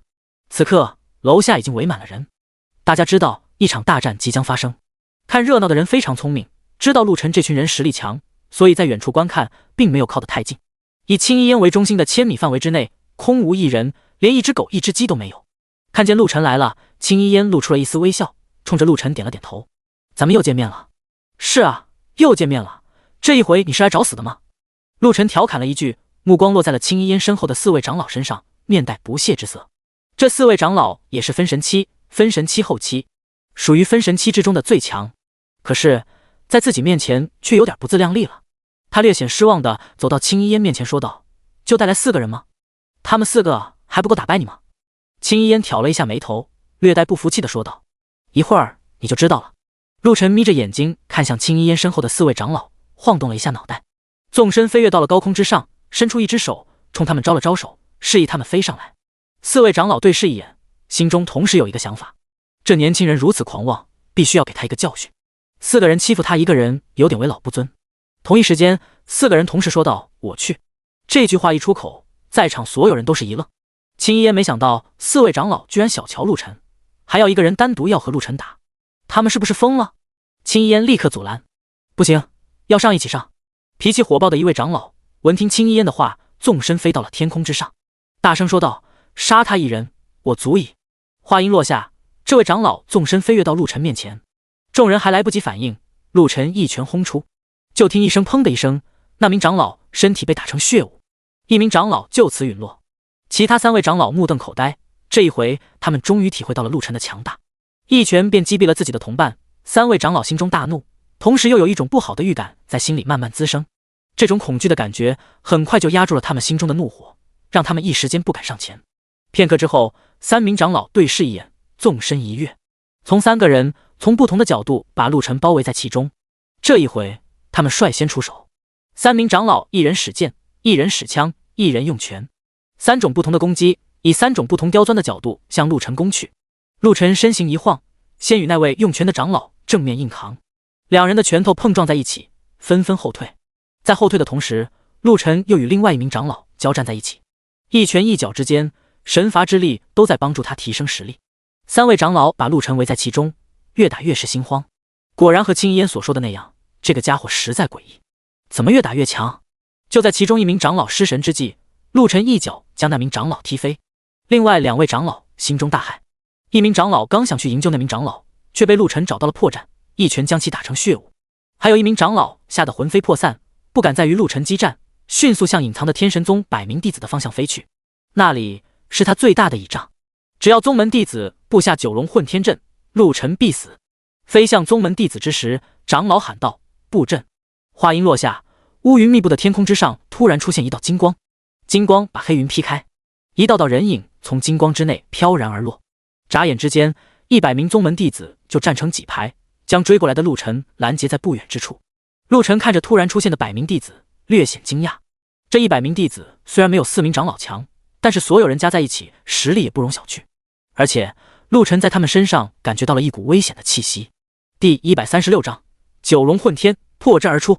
他停下了脚步，漂浮在半空之中，仔细打量着眼前这群人。片刻之后，他的目光缓缓向下移动，落在了青衣烟身上。这也是你的人吗？青衣烟默默点头，扬起了脑袋，略显骄傲地说道：“这乃是我天神宗门的弟子，此次前来是专门为了对付你的。”陆晨笑了笑，又问：“他们能与4位长老相提并论吗？”青衣烟嫣然一笑，飘到陆晨身边，抱着双臂，略显得意地说道：“以他们个人的实力，自然不能与4位长老相提并论，但是他们所布置的九龙混天阵可是威力无穷，纵然是4位长老助阵，也休想活命离开。看在你当时放我走的份上，你入阵之后，我绝不让他们杀你。”陆晨神色一冷，猛地冲向了前方，闯入阵法之内。随即他的声音回响在天空之上：“我会杀光他们，就像杀光4大家族一样。”听见他这句话，青衣烟心里一冷，目光灼灼地望向星光璀璨的阵法，心里默默祈祷，一定要将陆晨制服。九龙混天阵要比轮回大阵更为厉害，而且此阵专门是用来绞杀强者的，对于强者有着多重限制。此阵的第一大功能就是可以压低入阵者的修为。陆晨现在是分神期中期，进入阵法之后，实力被压低了一半，速度、眼力、听力都减弱了许多，这让陆晨在阵法中吃了不少的苦头。一开始他就是被动挨打的局面，压根就没有任何反抗之力。但是陆晨身怀神罚之手，神罚之手在他的每一次普通攻击中都给他增加力量，而且是全身的增加，所以他在阵法中虽然被减弱了力量，可是与此同时，他每一次的普通攻击都在给他增加力量。一个时辰后，陆晨在神罚之手的力量加成中就恢复到了在阵法之外的状态。简单的来说，他现在在阵法中的力量也达到了分神中期的实力。如果从阵法中走出去，他的实力已经到了分神期巅峰，只差一步之遥就可以到达炼虚境界。因为实力增强，所以陆晨在阵法中从一开始的被动变成了主动。此刻他在阵法中游刃有余，他不急于把阵法中的弟子给杀掉，而是利用他们来增强自己的实力。突然他体内灵气暴动，一股股的灵气向外冒出，紧跟着天地间的灵气被搅动，就像是暴风一样迅速的旋转起来，向陆晨的脑海移动。如此庞大的灵气汇聚，让阵外的人也观察到了。看见这一幕，青衣烟几人目瞪口呆，以为自己看错了。南宫烈火和李默胜更是张口结舌。什么情况？阵法里面怎么突然冒出了这么大的灵气？难道是有人突破了？弟子突破绝不可能引起如此大的灵气，肯定是陆晨。这家伙是什么情况？怎么一到关键时刻就突破？看来九龙混天阵压根就压制不了他。两人心里这么想着，对视一眼，悄然混入人群之中，打算离开这个是非之地。现在他们和陆晨关系没有当初那么好了，再留下来无非就是丢人现眼。没准陆晨哪天不高兴就会把他们给宰了，还不如现在偷偷离去，免得惹火上身。这两人走了，神通长老可没有走。神通长老就站在青衣烟身边，摸着银色的胡须，轻轻一叹：“看来你们天神宗要有危险呀，惹了这样一个大人物可不是好事。以我之见，等陆晨从阵法里面出来，你还是与他讲和吧，让他成为天神宗的朋友，别让他成为天神宗的敌人。”青衣烟沉默不语，他倒是有这个打算，可是想到陆晨那种不屑一顾的傲然姿态，恐怕就算自己愿意讲和，他也不愿意。何况天空之中那2位长老已经蓄势待发，准备给予陆晨致命一击。就在青衣烟琢磨的时候，天空上的2位长老已经预感到不妙，两人化成2道长虹，杀入到阵法中，想为弟子们争取一线生机，想要在阵法之内将陆晨击杀。两人刚进阵法，陆晨就感知到有人闯了进来，回头一看，见刚才那2名跑掉的长老回来了，他心中一喜，来得正好，今日就把你们全部绞杀于此。此时2位长老已经逼近陆晨，两人的兵器砰砰地碰撞在陆晨身上，陆晨却毫发无损，这让2名长老神经失色，他们呆立在原地，手中还拿着兵器，兵器还贴住陆晨的身子。怎么回事？这家伙的实力为何没有减弱？在阵法外面的时候，他们的攻击就对陆晨没有太大的作用，到了阵法内怎么还没有作用？九龙混天阵不是应该压制他一半的实力吗？可是现在怎么一点也没压制？就在两人愣神的功夫，陆晨一个箭步冲到其中一人面前，双手猛地向对方的脑袋一拍，就听啪的一声，对方脑袋直接被拍碎。另外一名长老吓得眼睛一翻，差点没晕厥。此时陆晨的拳头打在了他的脑袋上，砰的一声，脑袋化成了血雾。2位长老就此陨落。摆下九龙混天阵的弟子们看见2名长老瞬间被陆晨斩杀，吓得七窍生烟，也顾不得什么阵法了，撒腿就往远方疾驰而去。顷刻之间，九龙混天阵不攻自破，只留下了陆晨一人在原地有些呆愣。他还想着杀掉这群人呢，谁想到这群弟子跑得比兔子还快，宛若青烟直上云霄，压根就追不上。陆晨也没想追，笑呵呵地抱着双臂瞟了一眼下方，下方被无数人围成了一个圈，在圈子中央是青衣烟和神通长老，再无他人。他飘然落于青衣烟面前，淡淡一笑：再饶你一命，再回去找帮手吧。不过你可记住了，有一有二，没有再三。下一次你要是还来，我绝不留情。青衣烟嘟着嘴，一脸不开心地凝视着陆晨，突然轻声地抽泣起来。这一哭把陆晨给弄得一愣，自己也没说什么，怎么还哭了？他觉得自己说话已经够客气了，换成一个男人，早一巴掌把他给拍死了。第137章，饶你一命，回家去吧。神通长老在一旁很识趣地退到了人群之中，这个时候不疑站在2人之间。你就那么讨厌我吗？是不是我长得太难看了？青衣烟摸了摸自己滑嫩的脸蛋，觉得自己长得很漂亮。可是眼前这个男人为什么如此的心狠手辣，一点也不懂得怜香惜玉？你长得很漂亮，就是因为你漂亮，所以才放你一马。别在我面前演戏，我知道你一点也不难过。希望你回去能劝一劝你们宗门的人，少来招惹我的麻烦。留下这句话，陆晨转身准备走。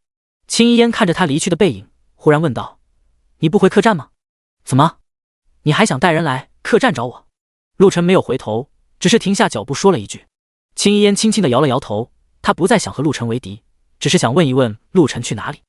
你要去哪里啊？要不我陪着你，反正你一个人也挺无聊的。不用，我想去哪就去哪。留下这句话，陆晨飘然而去。神通长老想跟着他，可是陆晨的速度实在太快，他追了一炷香的时间把陆晨给追没了。飘落到地面，他轻轻地喘着气，无奈地摇了摇头。这时候身后飞来一道人影，他定睛一看，原来是青衣烟。青衣烟来到神通长老面前，望着远方问道：他去哪里了？神通长老叹了口气，不知道，速度实在太快了，你也追不上他，我陪你回一趟天神宗吧。青衣烟点了点头，2人一同回天神宗。来到宗门，神通长老见到了宗主。宗主此刻坐在一张金碧辉煌的椅子上，正闭目养神，身边是2位长老。2位长老正在和他汇报着宗门的一些事情。看见青衣烟和神通长老来了，2位长老退到一旁不再说话。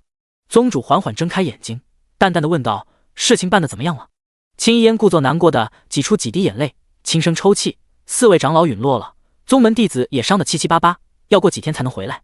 悠闲的宗主闻听此言，猛地从椅子上站起来，目光中带着愤怒的火焰。你说什么？青衣烟垂下头，不再言语。一旁的神通长老替他说道：陆晨此人非常厉害，4位长老不是他对手，被他当场斩杀。九龙混天阵也被他轻而易举的破掉，而且他的实力应该又提升了一个层次。我看天神宗不宜与他结下恩怨，还是应该以和平为主。和平为主？杀了我们这么多人，你觉得能够和平吗？宗主勃然大怒，咬紧牙关，目光阴森森的落在神通长老身上。你居然为他说话，你和他有交情吗？还是说此人是你们天机阁的人？神通长老连忙摆手，他可不想让人误会自己和陆晨有什么关系，更不想让人误会天机阁和陆晨有关系。以陆晨这种性格，用不了几日就会得罪许许多多的人，纵然是天机阁，面对那么多的势力也不敢招惹，所以他现在想得非常清楚，必须和陆晨划清界限。和他没关系，你为什么要替他说话？宗主质问道。神通长老摊开双手，无奈的回答：我不是为他说话，而是不想天神宗再有损伤。说到这里，他无奈的看向一旁一言不发的青衣烟，心中暗想：你个小丫头，怎么一句话都不说？在神通长老的注视之下，青衣烟走到父亲面前，轻声低语起来：父亲，陆晨实在厉害，咱们确实不宜招惹。您是不知道，这家伙太诡异了，恐怕就是您也不能将其制服。这句话让宗主怒不可遏。4名长老被人杀也就算了，可是现在女儿居然怀疑自己的实力，认为自己不是一个年轻人的对手。他就算是为了向女儿证明，也要和陆晨较量较量。看来你是不了解父亲的实力。宗主瞪了一眼女儿，甩了甩衣袖，看向身旁的2名长老：给我查到那个家伙在哪里，把他带来见我。2位长老默默点头，迅速地退出了宫殿。看见2位长老走了，青衣烟想要劝一劝父亲，可是宗主压根就不给他说话的机会。宗主回到座位上，眼睛一闭，陷入修炼状态。任凭青衣烟说什么，他一句话也不说。无可奈何，青衣烟只能带着神通长老离开了大殿。离开大殿，青衣烟问神通长老是回天机阁，还是在宗门小住几日。神通长老盘算了一下，笑着说道：“你是不是想出去找陆晨？不如咱们跟着你们天神宗的人一起去找陆晨吧。”青衣烟眨巴眼睛，这倒是一个好主意。过了几天之后，天神宗的人就查到了陆晨的消息。随后，宗主派出了天神宗门的长老王伯川，带着10几名长老以及数百名天神宗的弟子去捉拿陆晨。青衣烟和神通长老也在这群人的行列之中。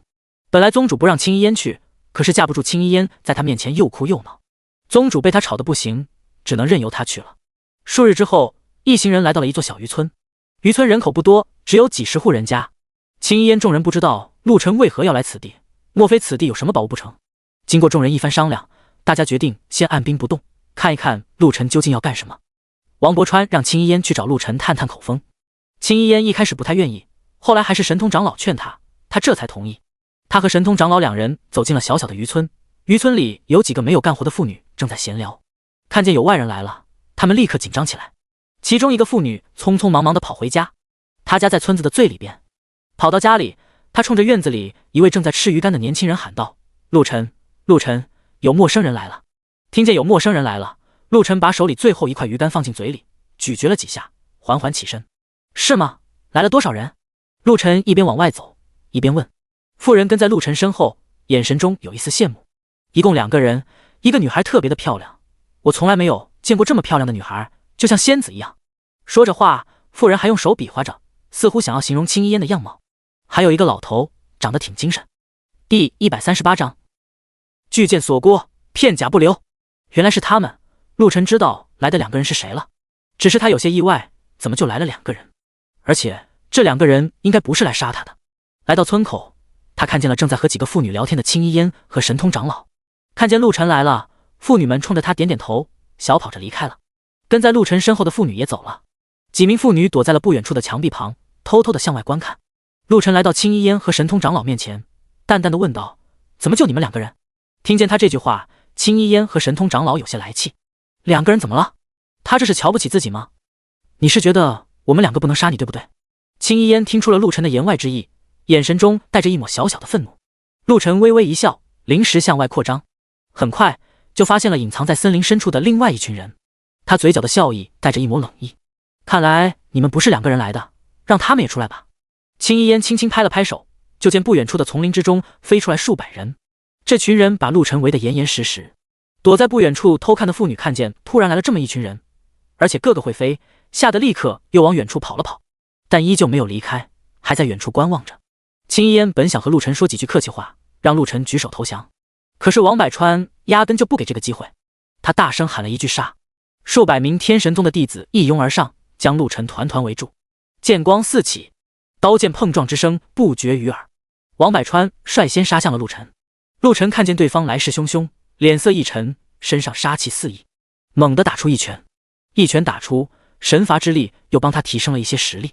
王百川硬挨了陆晨一拳，被逼退了数步，双脚之下产生了一道深深的沟壑。他看了一眼脚下，再一次看向陆晨，认真的点了点头。你确实很强。话音落下，宗门弟子们已经杀向陆晨。这群弟子压根就不是陆晨的对手，一拳一脚之间就被陆晨打得人仰马翻。不到1炷香的时间，数百名弟子就被陆晨全部打趴下了。看在青衣烟的面子上，陆晨并没有将他们杀掉，只是把他们打晕。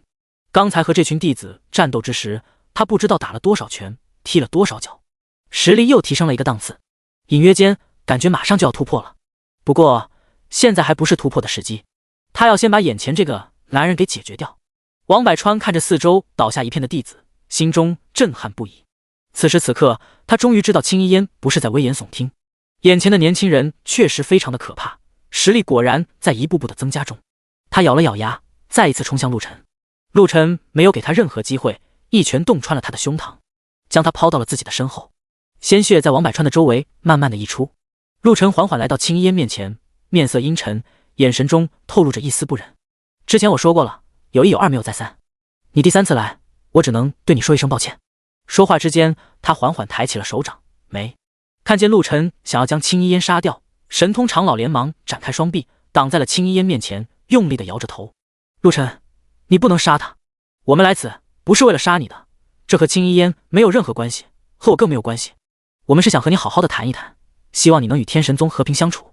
这句话给了陆晨一个台阶，他瞥了一眼神通长老，又深深地看了一眼青衣烟，扬长而去。青衣烟张嘴想说话，可是却一句话都说不出来。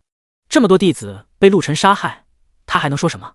让陆晨与宗门和平相处，就算陆晨愿意，宗门能够容忍吗？自己的父亲能够容忍吗？他默默地摇了摇头，转身向渔村外走去。神通长老默默地跟在他身后，轻叹了一声。两人正准备离去，突然发现前方有大批人马正在往这里赶。两个人对视一眼，立刻躲进了不远处的草丛中。过了片刻之后，就见一队人马正快速地向渔村杀去。为首的两个人让青衣烟和神通长老大惊失色。这两个人不是别人，正是南宫烈火和李默胜。等到这群人马冲向前方之后，青衣烟紧锁双眉，瞅了一眼一脸震惊的神通长老，说道：“这两个人带这么多人来渔村干什么？是来支援陆晨的吗？”神通长老脸上一片寒霜，冷笑了一声：“他们可不会做这么愚蠢的事情。何况陆晨哪里需要他们救援？他们来此，恐怕是要与陆晨为敌。”说到此处，他轻叹了一声。原本南宫烈火和李默胜是想要和陆晨结交，没想到最后却闹到了这般地步。他也不知道南宫烈火和李默胜是怎么想的，明明见证了陆晨的强大，为何还要与陆晨为敌？也许是自己想错了。两个人再次来到渔村的时候，就见南宫烈火、李默胜带来的人和陆晨打在了一处。南宫烈火和李默胜带来了将近数千人，实力都不错，其中有几十个人实力和王百川相差无几。可以说，这群人在青州任何一片地方都是称王称霸的存在。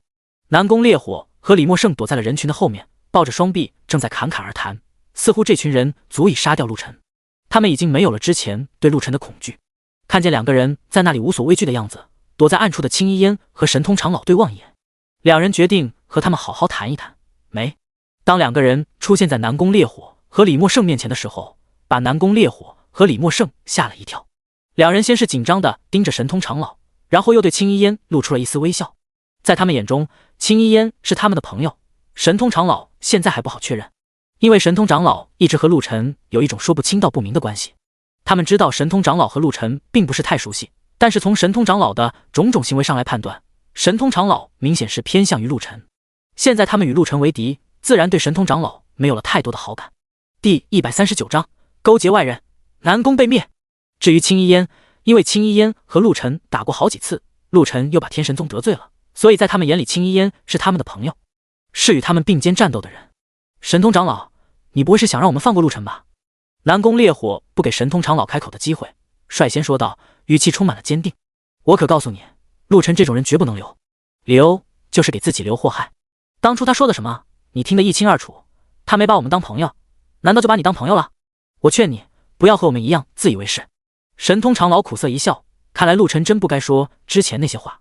如果他不说这些话，恐怕南宫烈火和李默胜不会带人来杀他。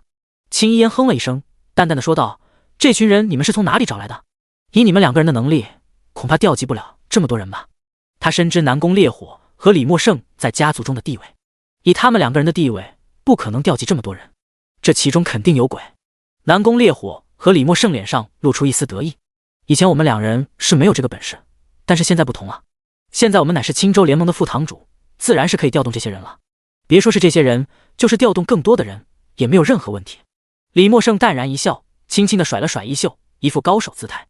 青州联盟，听见这4个词，青衣烟和神通长老微微一愣，从来没有听说过青州联盟，难道是刚刚出现的一个势力？既然是联盟，恐怕是青州多个势力联合在了一起。可是他们联合就联合，为什么要击杀陆晨？难道他们和陆晨有什么恩怨？这我就不懂了。青州联盟和陆晨有什么恩怨吗？神通长老忍不住问道。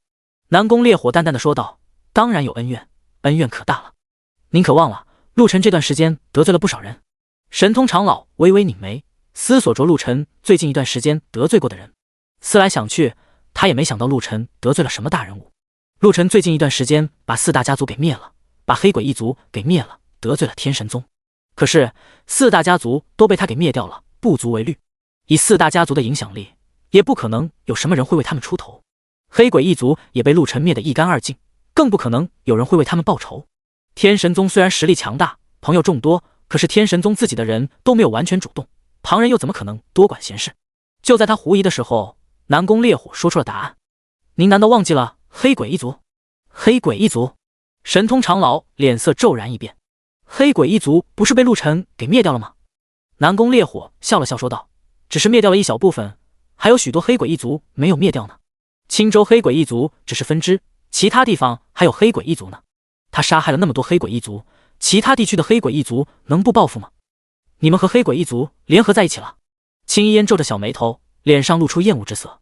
他十分讨厌黑鬼一族，但碍于宗门，很少管黑鬼一族的事情。可是即便是天神宗的人，也不会和黑鬼一族勾结，毕竟他们是一族。整个青州没有人愿意和黑鬼一族勾结，最多就是放任不管罢了。可是现在有人和黑鬼一族勾结在了一起，这让青衣烟觉得十分丢人。他看向南宫烈火和李默胜的眼神充满了嫌弃，就像是在看叛徒一样。神通长老也没想到这两人会勾结黑鬼一族，让他更为担心的是，这两人只是小人物，他们背后是家族和宗门。这两人和黑鬼一族勾结在了一起，恐怕他们的家族和宗门也和黑鬼一族勾结在了一起。就在他思索的时候，南宫烈火直白地说道，实话告诉你们，青州现在许多势力都加入了青州联盟，黑鬼一族也是青州联盟的一员，我们现在是一家人，得罪了我们青州联盟，我们自然要将其铲除掉。陆晨就是青州联盟第一个要铲除的人。他们说话之时，陆晨那边的战斗已经接近了尾声，在陆晨的巨剑之下，数千人也难以支撑太久的时间，即便是那几位和王百川一般的高手，在巨剑面前也不是一招之敌。几剑之下，大部分人被陆晨一扫而空，剩下的一些人仓皇地向南宫烈火、李默胜方向跑去。南宫烈火、李默胜正和另外两人说着话，突然看见人群往他们这边跑，都愣住了。当他们看向战斗方向的时候，嘴角不停地抽搐。这么多人居然没给陆晨造成任何伤害。陆晨手握着巨剑，缓缓向他们走来。南宫烈火、李默胜浑身颤抖，想到了不久之前惨死的黑鬼一族，难道他们也会成为其中的一员吗？两个人对望一眼，什么话也没说，撒腿就跑。陆晨一步步的往前走，并没有去追他们。走到青衣烟和神通长老的面前，他收起了巨剑，看向南宫烈火和李默胜逃跑的方向，摸了摸鼻子，冷声问道，他们的家族和宗门在哪里？听见陆晨这句话，青衣烟和神通长老心中一凛，知道陆晨这么问是要干什么。神通长老假装没有听见，不愿意出卖朋友。青衣烟却乐意看到这样的事情发生，笑着说道，我带你去。随后三人便踏上了旅程。一天之后，在青衣烟的带领下，陆晨来到了南宫家族。此刻南宫家族严阵以待，南宫烈火跑回了家族，就把在渔村所遭所遇说了一遍，并且言之凿凿地说，陆晨肯定会来报复。南宫家族的人为此也早早地做了准备，请来了许多朋友来助阵。因为人数太多，许多人都驻扎在了南宫家族的外面。陆晨他们一出现，就被南宫一族的人发现，无数人飞到了天空之上，将陆晨拦住。仗着人多势众，他们一点也不害怕。外面把陆晨传得神乎其神，说陆晨是一个杀人魔王，以一己之力能抵挡千军万马。但是大部分人没有亲眼所见，压根就不相信。第140章斩草除根，杀上宗门。你就是陆晨？南宫家族的大门缓缓打开，一道声音从门内响起，紧跟着一群人冲到了天空之上，来到了陆晨面前。为首的人正是南宫家族的族长，在他身边的就是南宫烈火。南宫烈火看见陆晨那双冰冷的眼神，不敢与之对视，更不敢与他说话，悄然退到了人群后面了。陆晨环顾周围的人，估算了一下，少说也有数万人。他轻叹了一声，颇为善意地说道，今天我要杀的是南宫家族的人，与南宫家族无关之人可速速离开。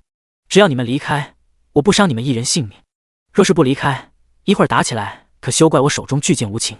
众人听见他的话嗤之以鼻，人群之中有人嘲笑，就凭你也想动南宫家族？你也不照照镜子，看看自己什么德行。都说你厉害，今天老子来此就是想领教领教，看看你究竟有什么本事。我们这么多人还打不过你一个吗？你在这里装什么装？别跟他废话，大家一起上。南宫家族的族长倒是聪明，看见群雄激愤，冲着大家摆了摆手说道，这是我南宫家族的事情，怎么能让你们打头阵呢？此人交给我们南宫家族便是。他嘴上这样说，可却没有命令南宫家族众人动手。南宫家族的朋友听见南宫家族族长这样说，一个个来了脾气，不顾南宫家族族长的阻挠，率先冲向了陆晨。见到自己的朋友们已经冲向了陆晨，南宫家族族长满意的点了点头，带着自己的人往后撤了撤。陆晨看见冲下来的人群，几拳挥出，直接把前面的人全部崩飞出去，同时对身旁的青衣烟和神通长老说道：“你们两个人躲得远远的，小心一会儿我伤了你们。”这两位被陆晨的话气得够呛，什么话也没说，纵身飞到了远处。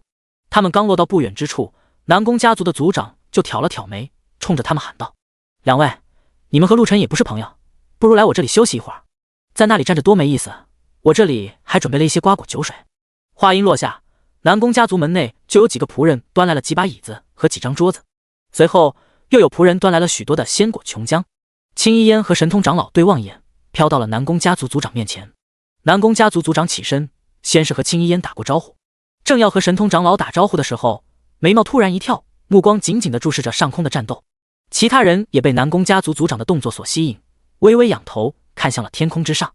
此刻，以陆晨为中心的天空突然下起了阵阵血雨，血雨将地面打成了红色，地面上更是出现了无数血坑。与此同时，不断的有残肢断臂从天空上掉落。陆晨的巨剑无往不利，横扫之下，无一人能靠近。每一剑挥舞之下，神罚之手都会增加他一份力量。挥舞了十几剑之后，陆晨把冲来的人全部斩杀。巨剑攻击范围之外还有许多人，可是这些人已经失去了勇气。想到自己刚才那些嘲讽的话，他们羞愧万分，恨不得找个地方钻下去。就凭他们，怎么是陆晨的对手？刚才还嚣张的人，此刻没有了嚣张的气焰，一个个垂下头，该走的走，该回到南宫家族身后的回到南宫家族身后。这一战他们认输了。看着陆晨手中那把巨剑，他们想到了猪，他们感觉自己就和猪一样，而陆晨就是屠夫，可以任意的宰割他们。时间仿佛静止，一时间没有人说话。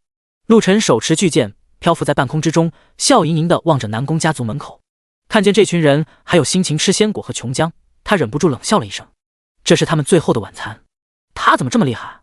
南宫家族的族长突然问了一句。他没想到陆晨厉害到了这种程度，如果知道，他真不愿意与陆晨为敌。可是已至此，不愿意为敌也成了敌人，只能拼死一搏。好在他做了万全的准备。他轻轻地闭上眼睛，叹了口气说道：“上！”一个上四字出口，南宫家族的人纷纷冲向天空。这群冲向天空的人经受过严格的训练，是南宫家族的死士，也是南宫家族的精锐，一共有数百人。他们悍不畏死，刀剑砍在身上也不知疼痛。他们可以以自爆的方式来为南宫家族做出牺牲。每一个人都是金丹境界，金丹境界的自爆可以匹敌元婴期的攻击。这么多人如果一起自爆，力量相当可怕，纵然是现在的陆晨也会被击伤。好在这群人并没有第一时间自爆，他们先布置了阵法，想以阵法困住陆晨。可是在陆晨的巨剑攻击之下，阵法很快就被破掉，死伤了不少的人。剩下的死士怒吼一声，扑向陆晨。因为陆晨的巨剑过长，所以人还没冲到陆晨身边就被巨剑斩杀。死士看见难以靠近陆晨，一咬牙一闭眼，其中有10名死士从10个方向冲向陆晨。快要冲到陆晨的时候，以自爆的方式来为后面的人争取机会。轰隆几声巨响，陆晨被震得耳朵嗡嗡直响，眼神有些飘忽不定了，手中的巨剑也被刚才的爆炸震出了几道裂缝。爆炸过后，剩余的死士再次从四面八方冲向陆晨。他们没对陆晨出任何的攻击，就是以最快的速度扑向他，就像是飞蛾扑火一般。快接近陆晨的时候，又一批人自爆了，紧跟着其他死士以更快的速度冲向陆晨，再一次自爆。轰隆隆的声音响彻了整个天宫，响彻了整个世界。南宫家族差点被这场爆炸夷为平地。陆晨在爆炸的中心，浑身是血，血不是他的血，而是敌人的血肉飞溅到了他身上。他本人也被震得晕晕乎乎，东南西北都找不到。等一切归于平静，陆晨晃晃悠悠地飘落在地面，差点摔在地上。刚才的爆炸让他也受了不轻的伤。在爆炸的过程中，他还是一直在攻击，所以力量有所提升，防御力也跟着有所加强。第141章炼虚境界，一剑擎天。但是爆炸的速度实在是太快，纵然是神罚之手也没有完全帮他躲开危险。看见陆晨如此狼狈，青衣烟心里有些紧张。数百名金丹7修士的自爆会不会给陆晨造成致命的伤害？如果南宫家族的人再次出手，陆晨恐有性命之危。他微微皱眉，想着该如何救一下陆晨。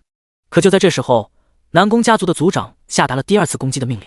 这一回攻击陆晨的人是南宫家族的强者以及其他势力的强者，每个人的境界都到了分神期。其中还有4名炼虚境界的强者。在正常情况下，炼虚境界强者足以轻松灭杀第1级的存在。可以说，炼虚境界的强者轻轻一抬手，就可以把分神期的强者给灭掉。4位炼虚境界的强者飞身来到陆晨东南西北4个方向，同时一背手，一副高人的姿态，没有率先向陆晨发出攻击。分神境界高手一拥而上，先与陆晨激战在一起。分神境界高手在陆晨面前不堪一击，虽然是同等境界，可是在陆晨面前好像是差了一个等级。陆晨一拳一个便将他们一一斩杀。看见不断的有人陨落，南宫家族族长坐不住了，他冲着4名还没有动手的炼虚境界强者喊道：“4位老祖，不要再等了，赶紧出手吧！”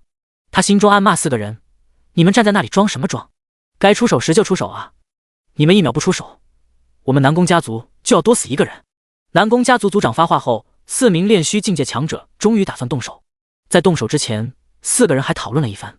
其中一位炼虚境界的强者说道：“你们出手吧，我实力最强，无需动手。”另外一名炼虚境界强者不愿意了：“你实力最强，我也不差，对付这样的小杂鱼，我是懒得出手。”最后4个人一致决定，让实力最弱的一名炼虚境界高手出手。这位实力最弱的炼虚境界高手心中暗骂这3个人，但还是出手了。他对陆晨不屑一顾，心想：我虽然是4人之中实力最弱的，但是对付你还是大材小用啊。心里面想着，他一掌拍向陆晨的胸膛，想要一掌将陆晨击毙。陆晨身形一晃，退出了好几步，双拳一晃，几秒时间便打出了数百拳，神罚之力也给他增加了数百次的力量。实力最弱的炼虚境界强者并没有把陆晨的拳头放在心上，甚至没有做出任何防御措施，拳头打在他身上，让他心中吃了一惊。刚开始的几拳并没有将他身上的防御打破，可是后面的几拳可是让他吃了大亏，一拳之下就把他打出了一口血。接下来的几拳更是让他脸色煞白，身体不断的往后退。就在他吃惊之时，陆晨化身成一道黑影，以极快的速度冲到他面前，对准他的脑袋砸去。砰的一声，一名炼虚境界的强者就这么简简单单的被陆晨击杀。看见一名炼虚境界强者死了，周围众人倒吸一口凉气。正在吃葡萄的南宫家族族长把嘴里的葡萄皮吐出来，噌的一下子站了起来，目光灼灼地盯着死去的炼虚境界强者。那位强者的尸体从高空上坠落而下，砰的一声摔在地上，和其他的血肉融为了一体。南宫家族族长收回目光，眼神中的震撼被很快的掩饰掉。听着身后人的议论，他背后冒出一层冷汗。这家伙好恐怖，不是说他是分神期境界吗？怎么还能这么轻而易举地斩杀炼虚境界的强者？难道他也到了炼虚境界？不可能，他就是分神期。可是为什么炼虚境界强者在他面前不堪一击呢？不知道，可能他修炼的功法奇怪吧。众人讨论之际，又有一名炼虚境界强者被击杀，而且被击杀的方式和刚才那名一模一样，依旧是被陆晨一拳命中了要害，惨死于当场动人。突然众人不再议论了，没什么可议论的了。陆晨的实力让他们闭上了嘴，让他们不知道该说什么。另外2名炼虚境界强者不敢拖大，同时向陆晨杀去。可惜他们错过了击杀陆晨最好的机会。2人没有坚持多久，便被陆晨一一斩杀。斩杀了4名炼虚境界强者，陆晨的实力又一次得到了突破。在众人不可置信的目光中，他以极快的速度突破到了炼虚境界。当陆晨突破到炼虚境界之后，南宫家族的人全傻眼了，尤其是南宫家族的族长，直接把屁股下的椅子坐碎，整个人瘫软在了地上，嘴里喃喃自语：不可能，不可能，怎么可能呢？炼虚境界强者属于是修炼者中非常强大的存在。南宫家族之所以敢与陆晨为敌，之所以敢和黑鬼一族勾结在一起，实际上就是因为有4位炼虚境界的强者支持。在这4位炼虚境界强者之中，有一人是南宫家族的老祖，也是南宫家族最大的依仗。可是现在南宫家族的老祖死了，南宫家族最大的依仗没了，以后他们南宫家族该何去何从？在此之前，南宫家族的大部分长老和强者以及死士就折损在陆晨手里，现在南宫家族最强的人也死了，可以说南宫家族没有什么人才和强者了。这样一个空壳的南宫家族会在短时间内被其他家族给吞噬，这也是为什么南宫家族族长会如此失态的原因。在他身后的南宫烈火更是扑通一声跪在了地上，恨得直扇自己嘴巴，懊悔不已。如果不是他，南宫家族不会有今日之灾。如果不是他招惹陆晨，陆晨又怎么可能来南宫家族？天空之上，陆晨再一次拿出了巨剑。巨剑出现的那一刻，吓跑了所有人，包括南宫家族的人。片刻的时间，许多人逃之夭夭，但也有一些南宫家族人准备背水一战，准备纵然是死，也要死在南宫家族。陆晨并没有丝毫的怜悯，手中巨剑轻轻一划，一道巨大的光芒吞噬了整个南宫家族。站在南宫家族面前的那群人全部化成了烟云，包括南宫烈火在内。第142章宗门之战10大阵法。南宫烈火压根就没有反抗，一直跪在地上，嘴里喃喃地说着一些的话，也不知道他在说什么，可能是在祈求，也可能是在向自己的族人忏悔。青衣烟和神通长老再次飞回到陆晨身边，看着被毁于一旦的南宫家族，心中不是合滋味。两人有些为陆晨感到高兴，又有些为南宫家族感到悲哀。其实把罪魁祸首斩杀即可，没必要都给杀了。神通长老突然冒出了一句，一旁的青衣烟冷冷地说道：“斩草不除根，春风吹又生，我觉得陆晨做得对。”陆晨听着他们争吵，没有太大的反应。等两人不再说话，他淡淡的说道：“去找李默胜。”数日之后，三人来到了李默胜的宗门。因为南宫家族被灭，所以李默胜的宗门早早就做了准备。他们邀请了青州12个宗门前来助阵，光是各宗门弟子就有10余万，除此之外还有强者数千人。最强的便是李默胜的师尊，也是宗门之主赵玉上，实力已经修炼到了合体期，比陆晨还高了一个境界。然而在场的所有人之中，他的境界并不是最高的。除此之外，还有10几名炼虚境界的高手，以及50多名分神期的高手。为了对付陆晨，这些宗门花费了不少功夫，在山门之下布置了10道大阵，就是为了迎接陆晨。陆晨来到山下，看着眼前的阵法，心中冷笑不已，想以阵法来对付自己，异想天开。他之前遇到过不少阵法，发现阵法根本难以困住他，在阵法之中，他可以快速的成长。青衣烟不知道眼前的阵法是什么，但是博学多识，号称上至500年，下至500年的神通长老却看出了这个阵来历。就在陆晨往前走的时候，神通长老一把拽住了陆晨，轻轻的摇了摇头：“别进去，这个阵法不简单。你可知此阵是什么？”陆晨甩开他的手，撇嘴说道：“管他是什么，反正也伤不了我。”话音落下，他一闪身闯入到了阵法之中，留下了一脸错愕的神通长老。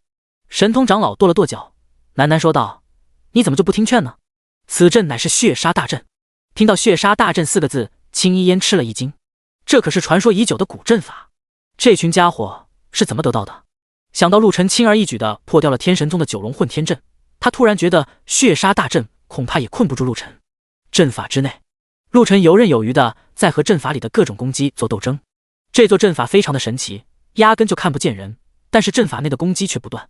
陆晨一直在阻挡，并且在观察阵法内的情况，然而一直没有找到阵法的破绽。宗门之内的一座大殿内坐着许多人，在众人的前方2米高空之中有一团云雾，云雾内正是陆晨在阵法内的场景。在这团云雾旁边还有一团云雾，云雾里面的场景是阵法之外的青衣烟和神通长老。此法名为云镜，看观察的远处的一切。大殿之内，众人看见陆晨被阵法里的攻击打得抱头鼠窜，忍不住哈哈大笑起来。都说他强，我也没见他有多强。一位老者捋着胡须，哈哈大笑。另一位老者抿着嘴唇，大大咧咧地说道：“你这么说就不对了，能够在阵法中坚持这么久，这位年轻人还是有点本事。只可惜遇见了咱们，换作是别人，他有可能就杀上来了。”众人你一句我一句地奚落着陆晨，没把陆晨放在心上。一旁的李默胜紧锁双眉，知道陆晨的厉害之处。他咳嗽了一声，小声说道：“陆晨并没有你们想的那么简单，他最厉害的地方是越战越勇，越打越强。”众人听见李默胜的话，面带不屑之色，说的挺可怕，可事实就是他被困在阵法中了。其中一个年轻人背着一把宝剑，淡淡的对李默胜说道：“你一直说他厉害，一直说他越打越强，他在阵法里面这么久了，怎么还没有变强？”李默胜一时间无言以对，他怎么知道陆晨关键时候掉链子？以前陆晨可不是这样的。李默胜身边的赵玉上扫了一眼云镜的景象，淡淡说道：“不要轻敌，大意。南宫家族既然能被此人灭掉，这人绝不简单。第一阵法不可能阻挡他，破阵只是时间的问题。”赵玉上这么说了，众人便不再说什么。赵玉上这句话刚说了没多久，众人就见陆晨一拳打出，整个阵法抖了抖，随即阵法被一拳打碎。见此一幕，众人心中一颤，突然沉默了。刚才还热闹的大殿，此刻鸦雀无声。一拳打破了阵法，什么情况？李默胜脸上露出一丝得意之色，心中暗想：你们不是不相信吗？现在看见了吧？众人确实被陆晨的实力吓到了，谁也没想到他会用如此简单的方法破掉阵法。扪心自问，他们一拳绝不可能破掉此阵。阵法之外，陆晨笑呵呵地冲着青衣烟和神通长老打招呼：“你们还在啊？怎么不去上面和他们聊一聊？反正你们和他们也不是敌人，不用在这里陪我。”青衣烟和神通长老对望了一眼，默默点头，直径向宗门内走去。陆晨则是迈入了第二个阵法。当青衣烟和神通长老来到大殿的时候，陆晨正好从阵法里面出来，两人笑着和在场的众人打招呼。在场的众人没给他们好脸色，但是也没为难他们，毕竟这两人身份不简单，一个代表着天机阁，一个代表着天神宗。两人入座之后，陆晨踏入了第三个阵法，不到1分钟时间，他就从阵法里面出来了。大殿内众人没有什么反应，但是脸色都不是特别好看。当陆晨闯到第5阵的时候，大殿之内的人终于有点坐不住了。再让陆晨打下去，10个阵法根本拦不住他，必须要想办法阻止。李默胜是最紧张的一个人，他非常清楚，如果阻止不了陆晨，自己就会家毁人亡，身死道消。师尊，是不是该派人利用阵法将陆晨击杀？再这么耗下去，对咱们极其不利。陆晨的战斗会越打越强，这样等于是养虎为患。第143章，越打越强，吓死你们！众人最不愿意听他说陆晨越打越强，怎么就越打越强了？他们怎么就没感觉到呢？赵玉上淡淡的点了点头，环顾在场众人，哪位愿意去将陆晨擒来？他说的是擒来，不是击杀。在他眼里，在场这么多高手，抓住一个陆晨不费吹灰之力。然而他这句话说出口，没有人应答。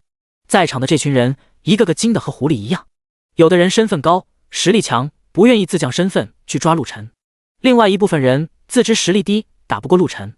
见到无人说话，赵玉上立刻转移话题，笑着问神通长老说道：“神通长老，你是天机阁的人，知晓天下之事，不知道我们在场的这群人中，有谁能完全胜过陆晨？”这句话问出来之后，所有人的目光落在神通长老身上。纵然神通长老见过大场面，可是被眼前这群人虎视眈眈的盯着，心里还是有些紧张。他话还没有说出来，云境之中的陆晨便从阵法里面走了出来。他似乎知道有人在观察他，冲着天空咧嘴一笑，然后以极快的速度闯入了第6个阵法。就在神通长老说了一句据我所知的时候，陆晨已经从第6个阵法杀出来，进入了第7个阵法。神通常盯着云境张口结舌，刚才是怎么回事？他怎么一瞬间就把第6个阵法给破掉了？他环顾四周，希望从这群人身上得到答案，可是这群人和他一样瞠目结舌，谁也没想到陆晨会以这么快的速度破掉第6个阵法。就在他们愣神的功夫，陆晨已经破掉了第7个阵法，进入了第8个阵法。众人刚想议论几句，陆晨从第8个阵法里面出来，杀入了第9个阵法，随即又以闪电般的速度闯入了第10个阵法。当第10个阵法被他破掉之时，大殿内的所有人都惊讶地坐了起来。李默胜额头上溢出了汗水，双腿发软，差点跪在地上。此刻陆晨正一步步向宗门内走去。之前在阵法之中，陆晨通过神法之手的加持，实力也在不断的提升，后期这些阵法根本就阻挡不了他。他很想见一见山上这群人，所以就没再浪费时间，而是直接冲了过来。宗门前数百名弟子严阵以待，每个弟子手中拿着一把宝剑。看见陆晨即将上来，数百名弟子手中宝剑晃动，嘴里念咒，一道道剑气冲天起，漂浮在半空之中。放眼望去，前方的世界被一把把长剑笼罩，闪烁着光芒的长剑在天空之中轻轻地颤抖着。这些宝剑有的光芒很强，有的光芒很弱，剑身有大有小，有的剑身之上似有神龙盘绕，有的剑身比较平凡，看上去就是一把普通的铁剑。突然，一人大吼一声，一把宝剑飞向陆晨，紧跟着无数的宝剑从弟子们口中呐喊而出，一把把宝剑从天空飘然而下。剑气袭来，陆晨停下脚步，目光直逼天空。他双拳舞动，砰砰砰的声音在周围炸响，每1秒钟陆晨就能打出数百拳。这数百拳打在剑气之上，把冲过来的剑气一一打碎。就见陆晨浑身上下被一层淡淡的金光所笼罩。这层金光并不是从陆晨身上散发出来，而是因为他的拳头速度太快，所以在周围形成了一道以拳头组成的防御屏障。陆晨周围像是不断绽放的烟花，五颜六色能量的向四周飘射而出。虽然战斗激烈，但是以陆晨为中心，却产生了一幅神奇而又漂亮的画面。宫殿之内，众人看见这如此美妙而又让人震撼的一幕，心中五味杂陈。数百名弟子组成的剑阵可谓是威力无穷，在场众人心知肚明，如果是自己在这么多剑气的袭击之下，绝不能安然而退。可是眼前的年轻人居然能够将所有的剑气打碎，并且毫发无伤，可见实力相当之强，怪不得李默胜吓成了那个样子。众人看向李默胜的时候，差点没有笑出来。此刻，李默胜已经吓得瘫软在了地上，他实在是坚持不住了，精神已然崩溃。如果不是现场还有这么多人，他恐怕会直接被吓死。没用的东西！赵玉上回头看了一眼，神恍惚的李默胜恨不得一巴掌拍死他。在这么多人面前丢人，根本就不配当他的徒弟。他冷冷地看向了身旁的另一位长老，说道：“你带着李默胜去见一见那个陆晨。”这名长老底气十足，淡淡的点了点头，一把抓起瘫软的李默胜，不紧不慢地向外走去。他在往外走的时候，又有几个人跟着他走出去了，其中就有刚才说话的卑贱年轻人。看见他要出去，一位白发苍苍的老人有些担忧地说了一句：“腾飞，你可要小心一点，那人不简单。”龙腾飞回头看了一眼爷爷，平淡一笑：“爷爷你放心，天底下强者无数，年轻人中有实力的也不在少数。我已经和大部分人都打过了，他们皆不是我的对手。我今天非要会一会这个叫陆晨的不可。”宗门前，陆晨把所有剑气击碎，修为已经到了炼虚境界中期。他一步步往前走，每跨出一步，地面都会发生强烈的震动，一股恐怖的冲击力扑向站在宗门前的弟子。第一排的弟子在陆晨迈出第一步的时候，就全部被震飞出去。陆晨迈第二步的时候，后排的弟子再次被震飞出去。走到第10步的时候，宗门前的弟子已经全部被震飞。有几个宗门弟子想要坚持，硬是被陆晨的步伐震得粉身碎骨。当陆晨来到宗门前的时候，正巧看见宗门内有一群人浩浩荡荡地杀过来。片刻后，一行人来到陆晨面前，为首的人就是长老左飞燕。除了左飞燕之外，还有2个人，这2个人分别是龙腾飞和李默胜。李默胜是被2个弟子搀扶着走过来的，要是没人搀扶他，他根本就走不动。看见李默胜已经被吓成了这个样子，陆晨轻轻地摇了摇头，胆子如此之小，何必与自己为敌呢？想到了已经死去的南宫烈火。第144章青州联盟，巨剑之威。陆晨对南宫烈火倒是有了一丝佩服，最起码这家伙有点骨气。再看看李默胜，恐怕身上的骨头已经没有了，不然怎么会如此的软呢？左飞燕刚想和陆晨聊几句，一旁的龙腾飞就忍不住跳了出来，背后宝剑轻轻抖动，剑自动出鞘，漂浮在他头顶3寸之上，剑尖指着陆晨：“你就是陆晨？年轻人之中，你算是顶尖的了。我前几年挑战了青州所有的年轻强者，无一人是我的对手，可却从未听过你的名字。今日能与你一见，算是我的荣幸，也算是你的荣幸。”陆晨瞥了一眼眼前这个长相英俊的年轻人，淡淡的说道：“你要和我打吗？”龙腾飞刚想答应，一旁的左飞燕却跨出一步，挡在了他身前。“腾飞少爷，你身份尊贵，怎么能与一毛头小子切磋呢？还是我交给我吧，若是我败下来，你再上也不迟。”龙腾飞自知眼前这位长老实力比他强一点，人家这么做是为了保护他，他不能给脸不要脸。他往后退了几步，又嚣张地对陆晨说：“这位前辈已经到了合体境界，你要是能赢过这位前辈，我再考虑是否和你打。”他这句话刚说完，陆晨的拳头直逼左飞燕。左飞燕没想到陆晨居然说打就打，一时不慎就被陆晨一拳给打到了。其实陆晨出拳的时候他有能力闪避，可是他一想，陆晨一个年轻人打我一拳，我还需要闪避吗？我就站在这里不动，他也不能伤我。可是他万万没有想到，陆晨这一拳直接就让他命丧黄泉。一旁的龙腾飞身子哆嗦了一下，头顶上悬浮的宝剑轻轻颤抖，身后的众弟子更是吓得纷纷后退。在他们眼里，强大无比的左飞燕在陆晨面前却扛不住一拳。“你们还想打吗？”陆晨笑着问了一句，跨出一步。龙腾飞往前走了一步，挡在陆晨面前，神色凝重：“你很强，但是你依旧不是我的对手，我乃是龙虎天门的。”话还没有说完，陆晨一拳打向他。看见陆晨来势凶猛，龙腾飞不敢托大，双手向前一拍，一道圆形的蓝色屏障挡在身前。砰的一声，屏障被击碎。龙腾飞往后退了数步，脸上露出一丝惨白。刚才这一拳让他受了轻伤。陆晨在出第2拳的时候，龙腾飞也发动了攻击。漂浮的宝剑终于显示威能，宝剑轻轻一晃，便分裂出了2把。2把宝剑再次进行分裂，短时间内分裂成数千把宝剑。宝剑在龙腾飞头顶上空悬浮，发出了阵阵龙吟之声。突然，宝剑向前冲去，无数把宝剑形成了一个锥形，旋转着冲向陆晨。周围的一切都被旋转的剑气带动，附近的山石、树木纷纷断裂，弟子们更是不断的往后退，同时在身上布置出防御。面对如此恐怖的攻击，陆晨岿然不动，嘴角含笑，看着冲过来的锥形剑阵，他握紧拳头，手臂轻轻向后一摆，陡然间打出一拳，轰隆一声巨响，陆晨被剑阵所包围，无数的宝剑噼里啪啦地打在他身上。众人已经看不见陆晨了，能看见的是无数把宝剑切割的陆晨的身体。大殿之内，众人看见这一幕，纷纷站起来，眼神中带着一丝期待。在这么多宝剑的攻击之下，陆晨应该死了吧？纵然不死，也应该会受些伤。当剑光消失之后，陆晨刚才所在的地方被炸出了一个深深的巨坑，一眼望不到底。深坑附近，龙腾飞往前走了几步，微微探身看向了底部。就在他准备用灵石探查下面情况的时候，突然一道金光从底部冲天起，随即陆晨的身体从光柱内快速射了出来。在所有人诧异之时，陆晨笔直地冲向站在深坑旁的龙腾飞。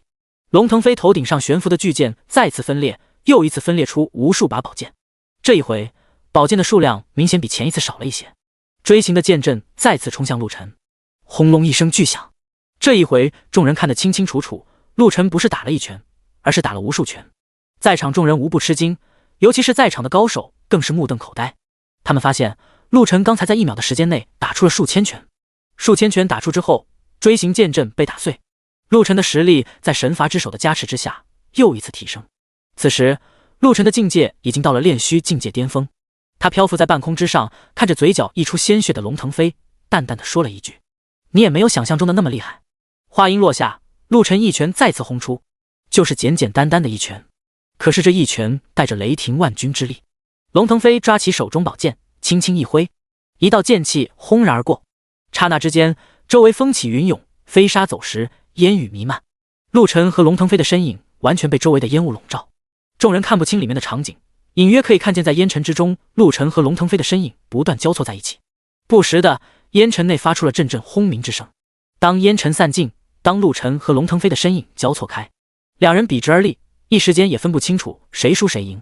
突然，有人惊呼一声，众人望向龙腾飞脚下，就见他脚下的地面突然皲裂，随即便是砰砰砰的闷响，地面突然塌陷，龙腾飞的身子坠入到塌陷的地下之中。看见这一幕，龙腾飞的亲朋好友立刻紧张起来，有数个人直接从大殿内狂奔而出。片刻时间，几人就已经来到了塌陷的地下边缘，其中有2人纵身一跃，飞到了塌陷的地下之中。不一会，他们把昏迷的龙腾飞带了上来。这2人什么话也没有说，转身向宗门内走去。剩下的人则是留在了原地，愤怒地盯着陆晨，恨不得将他千刀万剐。这几个人对望一眼，什么也不说，拿出自己的法宝砸向陆晨。一瞬间，战斗再次打响。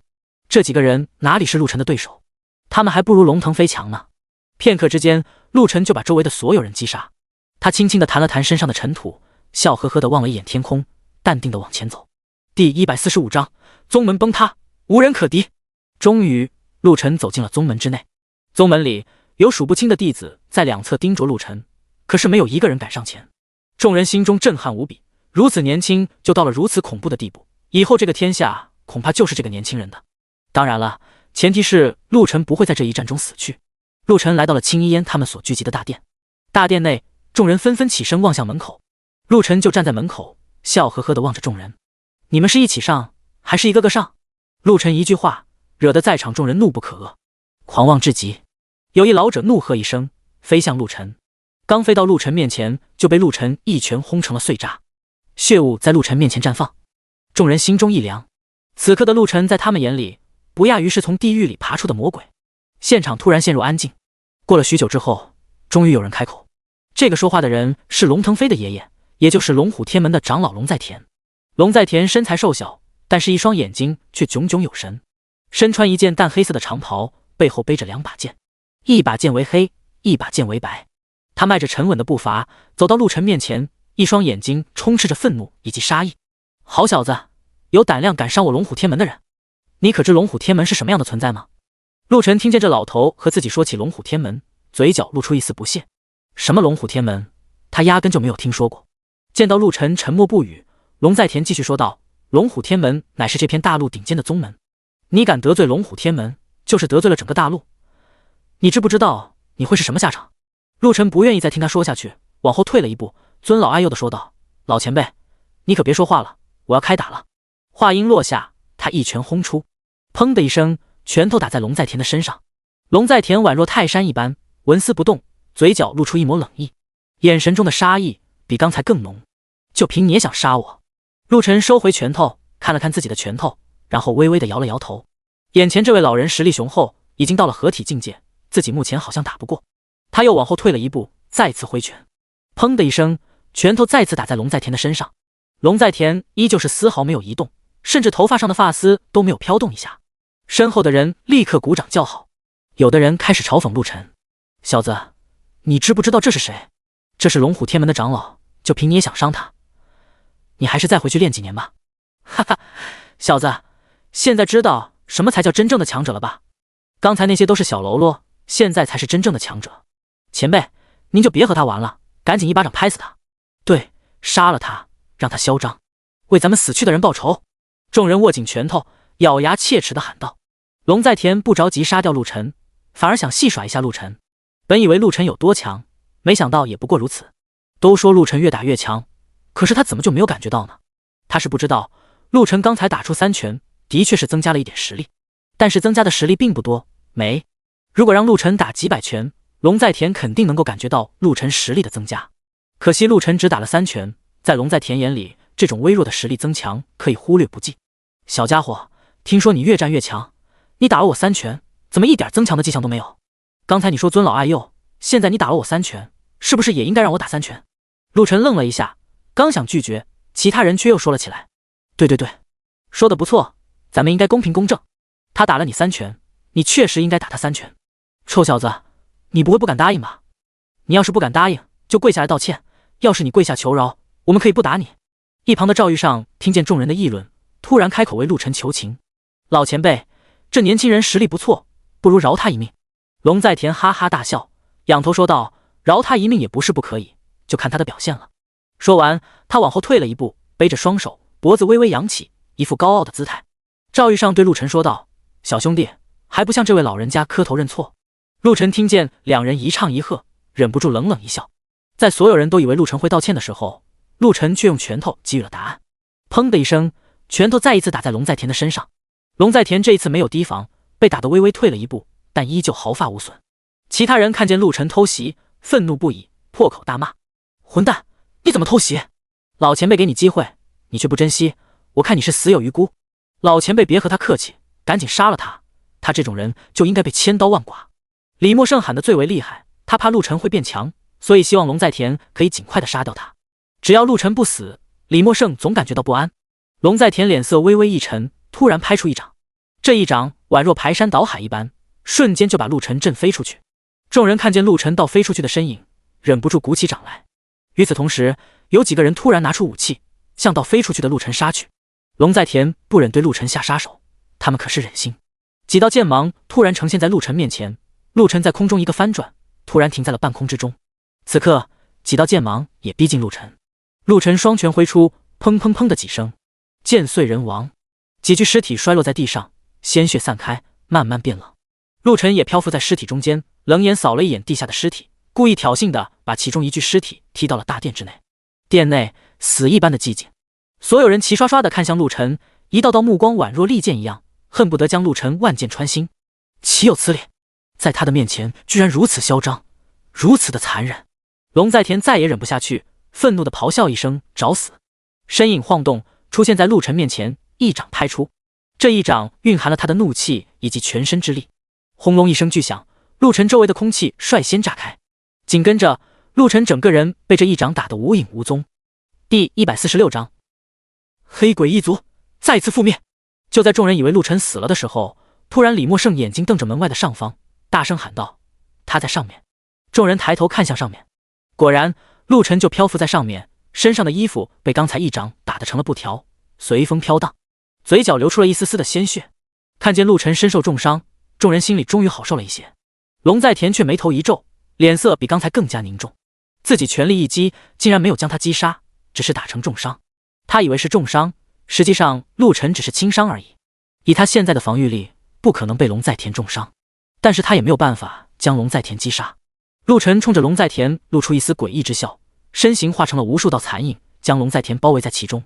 紧跟着，一道道虚影再把龙在田包围。龙在田阴森一笑，身形晃动，与陆晨纠缠在一起。众人看得目不转睛，生怕错过每一招一式。打了不到片刻，陆晨就被一拳击飞出去，周围的虚影也化成了碎片。砰的一声，陆晨摔在了地上，地面的青石被砸成了碎块。陆晨从地上爬起来，擦了一下嘴角的鲜血，晃了晃发麻的手臂，再一次扑向龙在田。又过了一会儿，陆晨再次被击飞出去，爬起来，他继续冲向龙在田。众人看见陆晨如此坚持，心中多少有些佩服。不过，死亡是他最终的归宿，众人心里都这样想。可是龙在田却越打越心惊，因为陆晨每一次爬起来之后，实力似乎都有所增加。这一回，他是相信了李默胜的话。李默胜看见陆晨一次次爬起来，看见他一次次的战斗时间越来越久，心中的恐惧也越来越盛。在所有人都目不转睛盯着战斗的时候，他却悄无声息地从后门溜了出去。他刚跑出宗门，陆晨便再一次从地上爬起来。在陆晨身后是无数被他身体砸碎的石块。当他再一次站起来的时候，众人发现他身上似乎有一种极为特殊的气息。龙在田往后退了一步，紧张地握紧自己的拳头，发白的头发随风飘扬，胡须一根根地绷得笔直，脸色也变得极其僵硬。他感觉陆晨身上有一股危险的气息正在攀升。就在他思索之际，陆晨再一次冲过来，砰的一声，龙在田一掌拍在陆晨的胸膛。这一回陆晨没有被击飞，龙在田心中大惊，身形一转，退出了好几米。与此同时，陆晨也紧随而至，一拳打在了龙在田身上。龙在田哇地喷出一口血，身形倒飞出去。店内有2个人迅速飞到龙在田身边，将他扶住，没有让龙在田倒下。可是龙在田嘴角喷出的血却触目惊心，让所有人心中一颤。龙在田居然被陆晨打伤了，众人目瞪口呆。看着一步步逼近的陆晨，龙在田受到了羞辱。他甩开搀扶住自己的2个人，擦了一下嘴角的血，目光阴森森地凝视陆晨。你果然是越打越强。这句话一出口，在场所有人都一愣。就在此时，龙在田突然冲着身边的人喊道：愣着干什么？一起上，杀了他！众人反应过来，正准备动手。就在此刻，陆晨已经来到龙在田面前，嘴角浮现一抹残忍，拳头毫不留情地打在了龙在田身上。砰的一声，这一回龙在田没有被击飞出去，因为陆晨的拳头就像一把锋利的刀，洞穿了他的身体。不过龙在田并没有死，就在他准备反击的时候，陆晨的另外一只拳头打在了他的脑袋上。这一回他彻底的死了。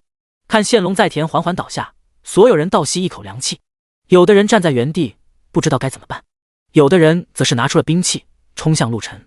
一时间大殿内乱成一团，陆晨的拳头每一次打出都会打出无数道虚影，砰砰砰的声音不绝于耳，同时还夹杂着阵阵惨叫声。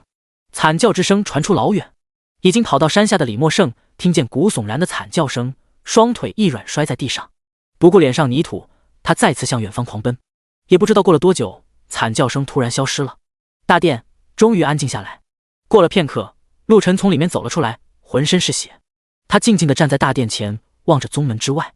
他不远处是个宗门的弟子，大家心惊胆战地盯着陆晨脚步，一步一步地往后退。陆晨往前走一步，他们就往后退一步，没有人敢上前。突然，陆晨身后响起了轻微的脚步声。陆晨停下脚步，回头看去，就见大殿内唯一存活的2个人跑了出来。这2个人正是青衣烟和神通长老。你去哪里？青衣烟眨巴一双漂亮的眼睛，好奇地问道。去找李默胜。陆晨回答。青衣烟蹦蹦跳跳地跑到陆晨身边，要跟他一起去。神通长老虽然没说话，但是脚步跟得很稳。离开这座即将要倒塌的宗门，3个人一路往东走。走了1天的时间，陆晨终于停下了脚步。他不停下脚步，青衣烟和神通长老也不敢停下。这回陆晨停下来，2人也松了一口气。倒不是跟着他走路有多累，而是陆晨一路无语，气氛显得压抑。陆晨站在原地环顾了一眼四周，似乎不知道去哪里。青衣烟问道：看什么呢？陆晨说道：我在想去哪里找李默胜。青衣烟瞥了一眼默不作声的神通长老，心中暗想，这不是你最拿手的本事吗？你应该知道李默胜跑到哪里了啊。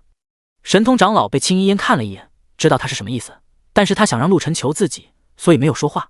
可是陆晨问完之后就什么都不说了。最终还是青衣烟给了神通长老一个台阶，主动问道：神通长老，你知不知道他在哪里？神通长老略显不满地哼了一声，点头说道：这点小事能难倒我吗？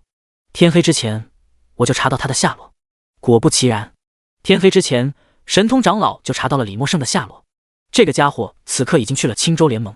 听说对方去了青州联盟，陆晨心中一喜，自己正打算去青州联盟把所有的黑鬼一族除掉。现在李默胜也去了，正好将他们一起灭掉。第147章，陆晨之威，不可为敌。青衣烟看见陆晨嘴角露出一抹不明喜色，便开口问他为什么要笑。陆晨却是笑而不语。几天之后，3个人来到黑城。黑城以前不叫黑城，3个月之前改的名字。因为在3个月之前，黑鬼一族占据了这座城市，并且改了名字。眼下，这城池里面的人类已经被赶得所剩无几，大部分都是黑鬼一族。除了黑鬼一族之外，就是青州联盟的人。现在，青州联盟的骨干力量全部在黑城。李默胜没有来黑城之前，青州联盟就得到了陆晨大杀四方的消息。为了防止陆晨报复，他们把能调过来的人都调过来了。李默胜来了之后，说了陆晨的情况，青州联盟又紧急调来了一批人。此刻，黑城上下严阵以待。黑鬼一族的族长坐于一张虎皮大椅上，椅子上面镶嵌着各种珠宝，纵然珠宝闪亮，但也照不亮他那张黝黑的脸。他脸上看不出来是什么情绪，只有一双喷着怒火的眼睛预示着他的愤怒。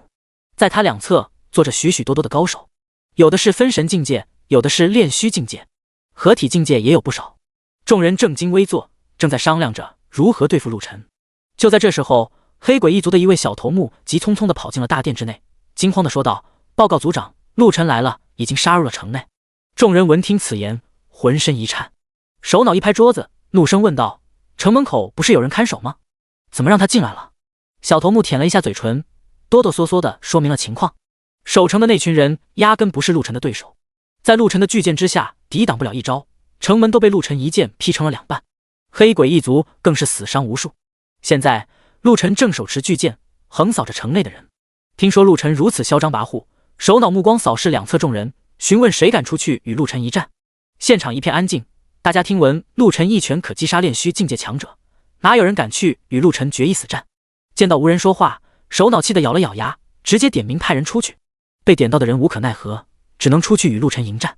此刻，陆晨手中的巨剑沾染上了无数的鲜血，每挥动一下，天空上都会飘起一阵血雨。在陆晨身后100米之外，是观战的青衣烟和神通长老，这2人越看越心惊。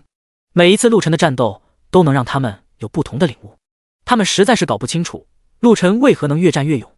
就在此时，天空上飞来10几人，每一个人皆是炼虚境界强者，他们什么话不说，直接冲向陆晨。陆晨手持巨剑，横扫之下，斩杀2名炼虚境界高手。随即，其他高手蜂拥而至，陆晨巨剑横扫，把攻击自己的人逼退。随后，收起巨剑，挥舞了一下自己的拳头，冲向了面前的一名炼虚境界高手，一拳打出，炼虚境界高手被击杀。神罚之力又给陆晨增加了一丝力量。其他高手见陆晨几秒之内连杀数人，不敢再战，纵身飞向远方。陆晨也不追他们，再次拿起巨剑，横扫周围的黑鬼一族。一步一剑，一剑杀100人。一炷香的时间，陆晨就杀了数万黑鬼一族。他每往前走一步，地下便会留下一片黑血，躺下一片尸体。青州联盟的人不断派出高手围杀陆晨，可每一次都被陆晨杀得七零八落。最终，青州联盟的首脑坐不住了，带着所有人要与陆晨决一死战。黑压压的一群人出现在陆晨面前的时候，陆晨手中的巨剑都在微微颤抖。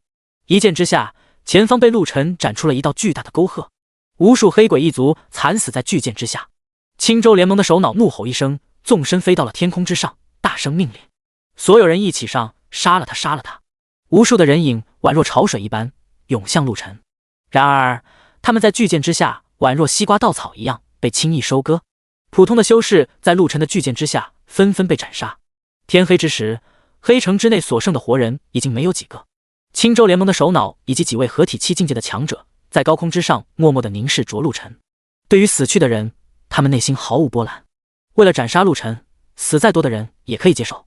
这几个人心中暗想，陆晨杀了这么多人，打了这么久，肯定灵气消耗一空，现在杀他是最好的时机。无需交流，几个人眼神对视片刻，不约而同地杀向陆晨。观战的青衣烟和神通长老为陆晨捏了一把汗。打了这么久的时间，他们觉得陆晨肯定是疲劳过度，纵然他越打越强，可是也不可能坚持这么久。就在两人为他提心吊胆的时候，不远处突然发出了一声惨叫。两个人定睛一看，一位合体境界的强者已经被陆晨一拳击杀。两人同时咽了一口唾沫，心中五味杂陈。这个家伙也太强了吧，强得离谱。他还是人吗？恐怕就算是9天之上的神仙，也不可能这么恐怖。两人思索之间，陆晨又杀了2名合体境界的强者。青州联盟的首脑看见同伴被如此轻而易举地杀掉，心情沉重，转身就准备跑。可是陆晨却不给他机会，手中巨剑对准他的后背猛烈挥出去。轰隆一声巨响，青州联盟的首脑被斩成了无数的碎片。收起巨剑，陆晨回头看向尸山血海，咧嘴一笑。这一笑把青衣烟和神通长老吓得浑身一颤。此刻陆晨像极了一个从地狱里面爬出的魔鬼。看着陆晨一步步靠近自己，青衣烟和神通长老心里越发的沉重，感觉陆晨似乎要把他们杀了。陆晨停下脚步，冲两人淡淡一笑：该杀的人已经杀了，你们不用再跟着我了。青衣烟和神通长老默默的点了点头，的确没有必要跟着陆晨了。两人要赶紧回自己的宗门，把陆晨的恐怖告诉宗门，让他们千万不要招惹陆晨。如果陆晨以前所做的事情只能给他们带来震撼，那么今天他的屠杀黑城之战足以让所有人望而生畏。纵然是天神宗、天机阁也要对陆晨忍让3分，否则他们的下场极有可能会和黑城一样。第148章龙虎天门，三老拦路。虽说天神宗和天机阁要比黑城强大，可是他们的敌人也不少。如果与陆晨为敌，恐怕他们的敌人会坐收渔翁之利。青衣烟和神通长老告别之后，分别回自己的宗门。青衣烟刚回宗门，正好碰见宗门内部正在召开会议，会议的内容就是要去追杀陆晨。青衣烟刚好听见一位长老正在大放厥词，说陆晨根本不是什么厉害人物，只需要给他一队人马就可以将陆晨抓回来。青衣烟急匆匆来到众人面前，挑眉说道：不能抓陆晨，不能得罪他。众人看见青衣烟这副焦急的样子，纷纷皱眉。一个陆晨而已，怎么让他如此失态？他父亲更是不满地拍了拍桌子，呵斥青衣烟退下。青衣烟倔强地往前走了几步，把最近一段时间所看的事情和宗门的人详详细细地说了一遍，又说了陆晨屠杀黑城的事情，并且大肆地渲染了一番。众人听得宛若身临其境。当他们听到李默圣宗门被灭的时候，心中就已经有一丝恐惧了。听说陆晨把黑城给灭了，众人的心突然一阵冰凉。幸好没有去抓捕陆晨，否则天神宗恐怕会有大难。他真有这么强吗？青衣烟的父亲紧锁眉头，盯着自己的女儿，似乎不相信他的话。青衣烟认真的点了点头，说道：真的，他非常强，比我们想象中的还要强。如果您不信，您可以去问一问天机阁。此刻神通长老也刚回到天机阁，天机阁倒没开会，不过天机阁最近一段时间也在关注突然冒出来的陆晨。对于陆晨，他们非常好奇，可是查了许久也没有查到关于陆晨的太多消息。他们唯一知道的就是陆晨在青州所做的事情。众人听说神通长老回来了，立刻围到了神通长老身边。天机阁的阁主也是抓着神通长老的手，让他好好的说一说陆晨究竟是何许人也，究竟修炼了什么功法，为什么可以越战越强。众人你一句我一句的问着，仿佛神通长老知道陆晨身上所有的秘密。神通长老被众人问得头皮发麻，心情郁闷。他倒是想告诉这群人，可是他什么都不知道啊。众人见神通长老吭哧半晌，一句话也不说，心中有点来气，以为神通长老是不想把陆晨的秘密告诉自己。阁主脸色一沉，甩开神通长老的手，不客气地说道：神通长老，你什么意思？是不是不想和我们说陆晨的事情？你不说就算了，何必沉默不语？难道你是个哑巴吗？其他几位长老也毫不留情地讽刺起来。刚离开天机阁多久，你就胳膊肘往外拐，帮着一个外人？陆晨是强，但是他强得过咱们天机阁吗？神通长老捋了捋自己胡须，沉重地叹了口气。他本想说以陆晨的实力，纵然面对天机阁也有招架之力，可是话到嘴边又咽了回去。他对这几位老朋友太了解了，自己要是说出这种话，他们恐怕会气不过。本来不想找陆晨麻烦，因为自己这句话也要去找陆晨切磋切磋。见到神通长老沉默不语，几位长老又开始滔滔不绝地说起来。他们对神通长老这么不客气，也是因为他们和神通长老关系好。神通长老轻轻地摆了摆手，示意众人安静，随后便把自己与陆晨在青州相识以及一路上发生的事情说了。在叙述的时候，他还说了一些自己的想法以及分析。众人听得如痴如醉。等神通长老说完了，众人还沉浸在故事之中。过了许久，阁主这才问道：陆晨有如此实力，你怎么不把他请到天机阁做客？神通长老嘴角一抽，暗暗想到：陆晨这种杀神，我可不敢请来做客，万一出点什么事情，我难辞其咎。陆晨性格古怪，我怕来到天机阁会与别人发生矛盾。这就是你的错了，我们又不是心胸狭隘之人。你下一次见到他，一定要请他来天机阁做客。阁主笑着说道。神通长老默默点头，心里却不以为然。下一次见到陆晨，绝不会让他来天机阁。自己这几位朋友心胸宽广，可是天机阁人数众多，性格不一，总有人会看不惯陆晨，总有人会不服气。万一出事，不好收场。现在陆晨在哪里？神通长老突然问了一句。和陆晨分开之后，他就不知道陆晨的动向了。但是天机阁的人肯定知道。阁主笑着说道：“陆晨在灵州，他去那里干什么？”神通长老皱了皱眉。灵州是一个强者如林的地方，而且是整片大陆的中心。那里不仅仅有庞大的家族，还有无数的宗门，其中龙虎天门就在其中。上一次陆晨杀了龙虎天门的不少人，如果龙虎天门的人发现陆晨，恐怕又是一场恶战。神通长老心中焦急，倒不是为陆晨担心，而是害怕龙虎天门出什么事情。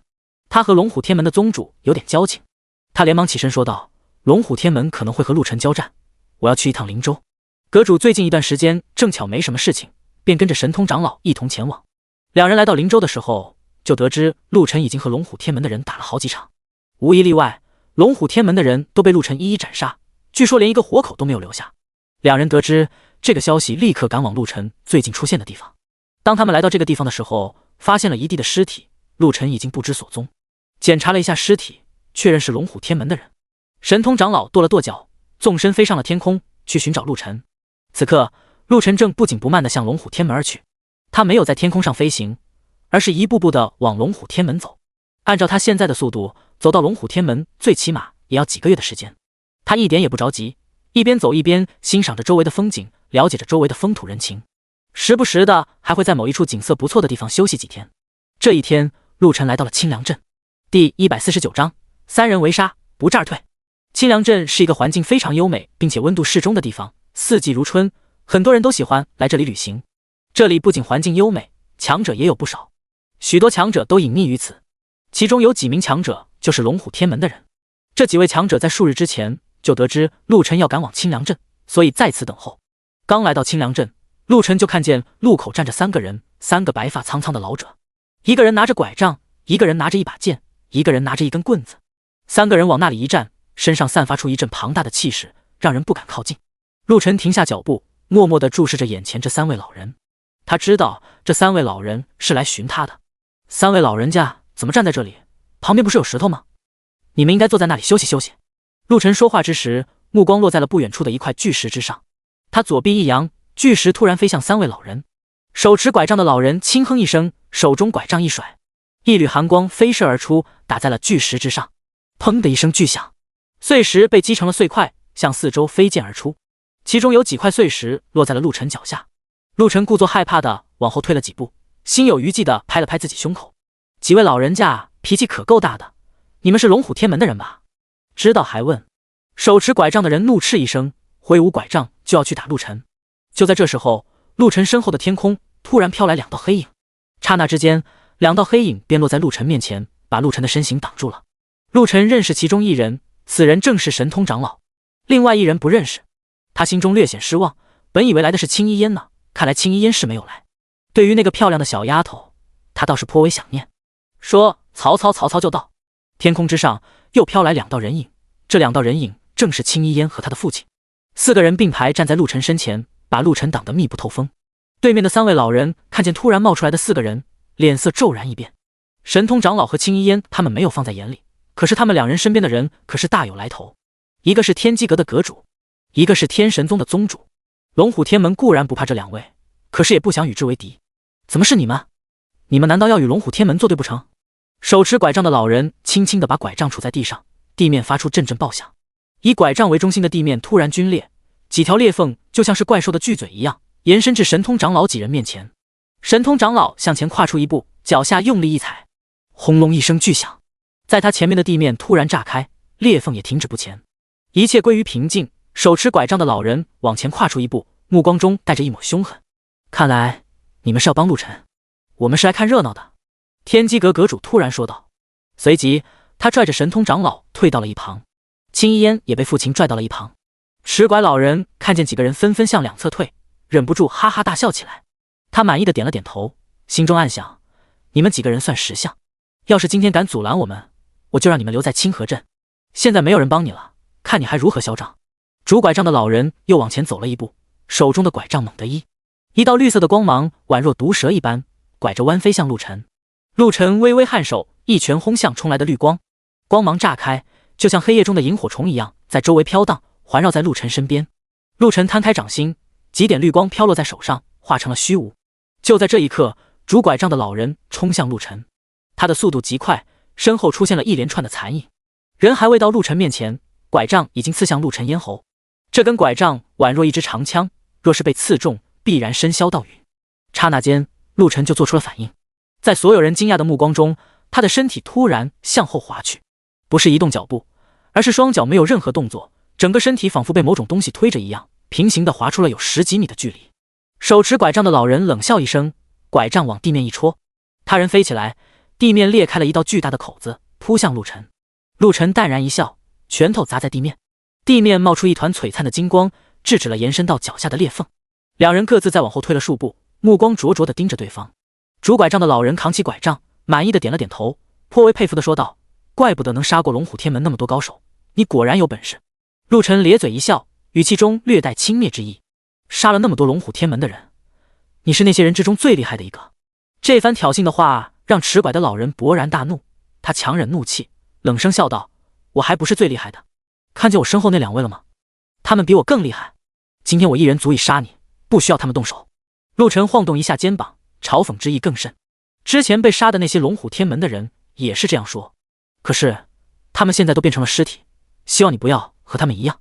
说完这句话，陆晨向前跨出一步，猛地挥动拳头，一拳打出，百拳齐出，砰砰砰的拳影落到了四周。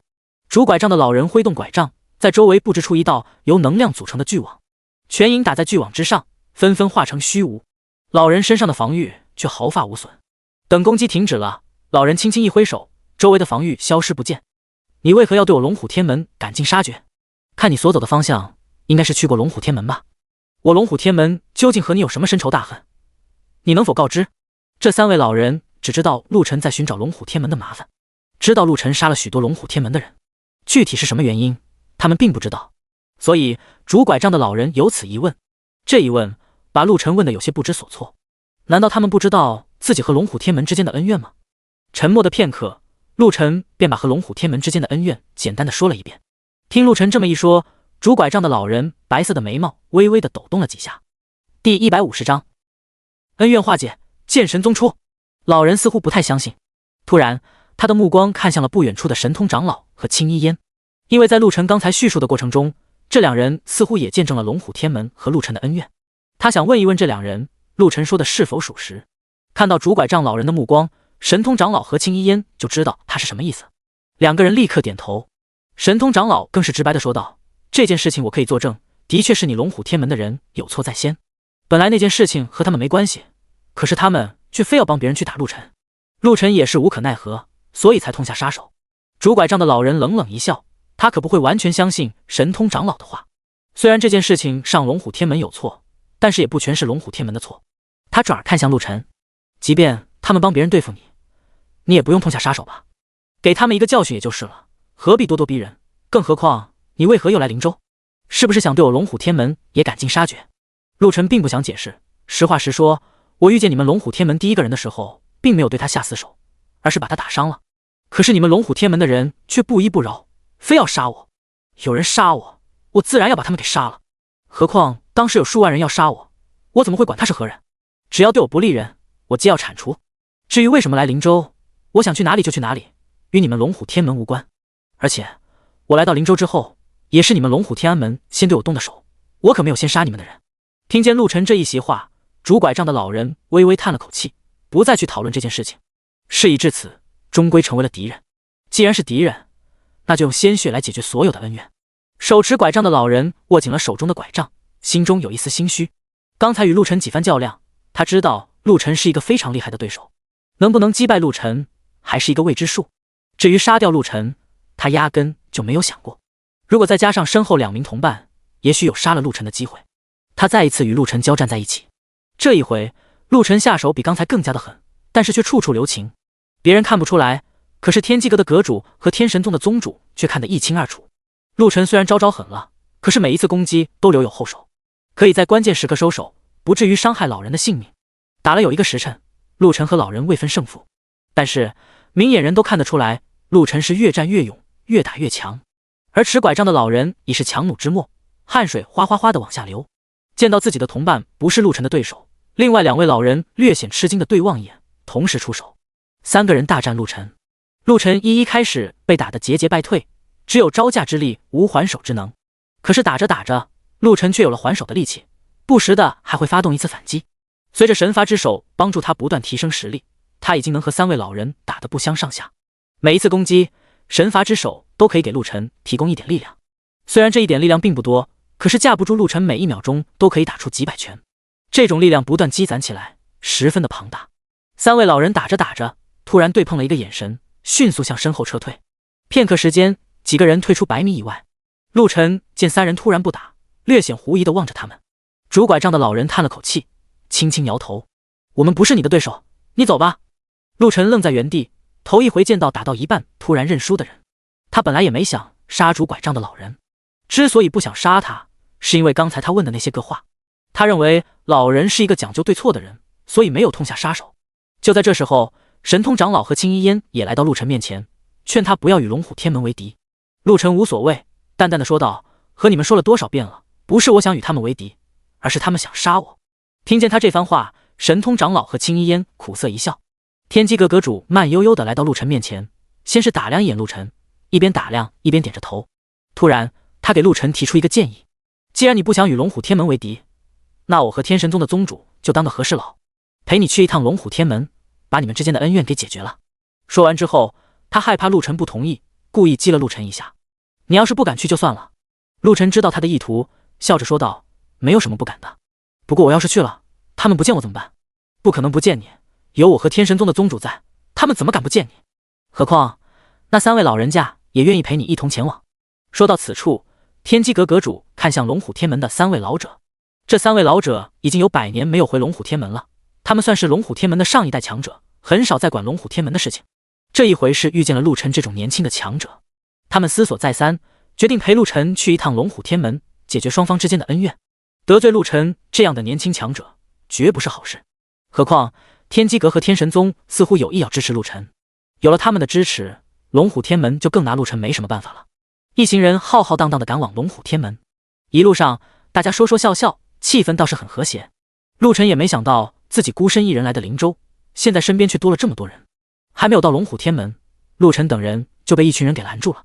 这群人不是龙虎天门的人，而是另外一个宗门的人。宗门的名字叫做神剑宗。神剑宗是灵州的一个大宗门，屈居于龙虎天门之下，实力也非同一般。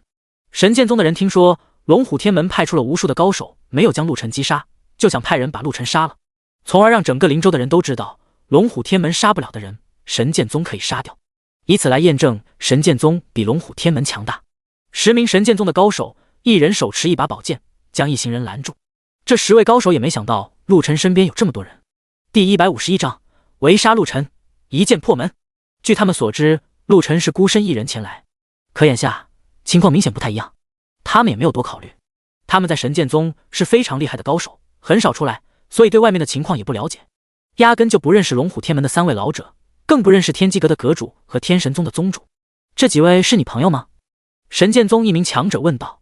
刚问完，他便又继续说起来：如果不想死，就让他们都滚开。今日我们只杀陆晨。听见他口出狂言，龙虎天门的3位老者立刻就不愿意了。本身他们和神剑宗就是敌对关系，何况现在他们有意和陆晨和解。3人率先出手。神剑宗的10位高手虽然厉害，但是却打不过这3名老者。很快10名强者就被一一斩杀。陆晨抱着双臂在不远处观望着这一切，心里多少有点不愿意。明明是自己的敌人，他们怎么给杀了？继续赶路的时候，陆晨就严重警告跟着自己的这几个人：再遇见敌人不要动手，我自己可以处理。神通长老这些人听见陆晨的警告，心中一阵苦笑。别人巴不得有这种好事，他却斥责自己。神剑宗死了这么多人，自然不会善罢甘休。晚上的时候，神剑宗又派出了数十名高手偷袭陆晨。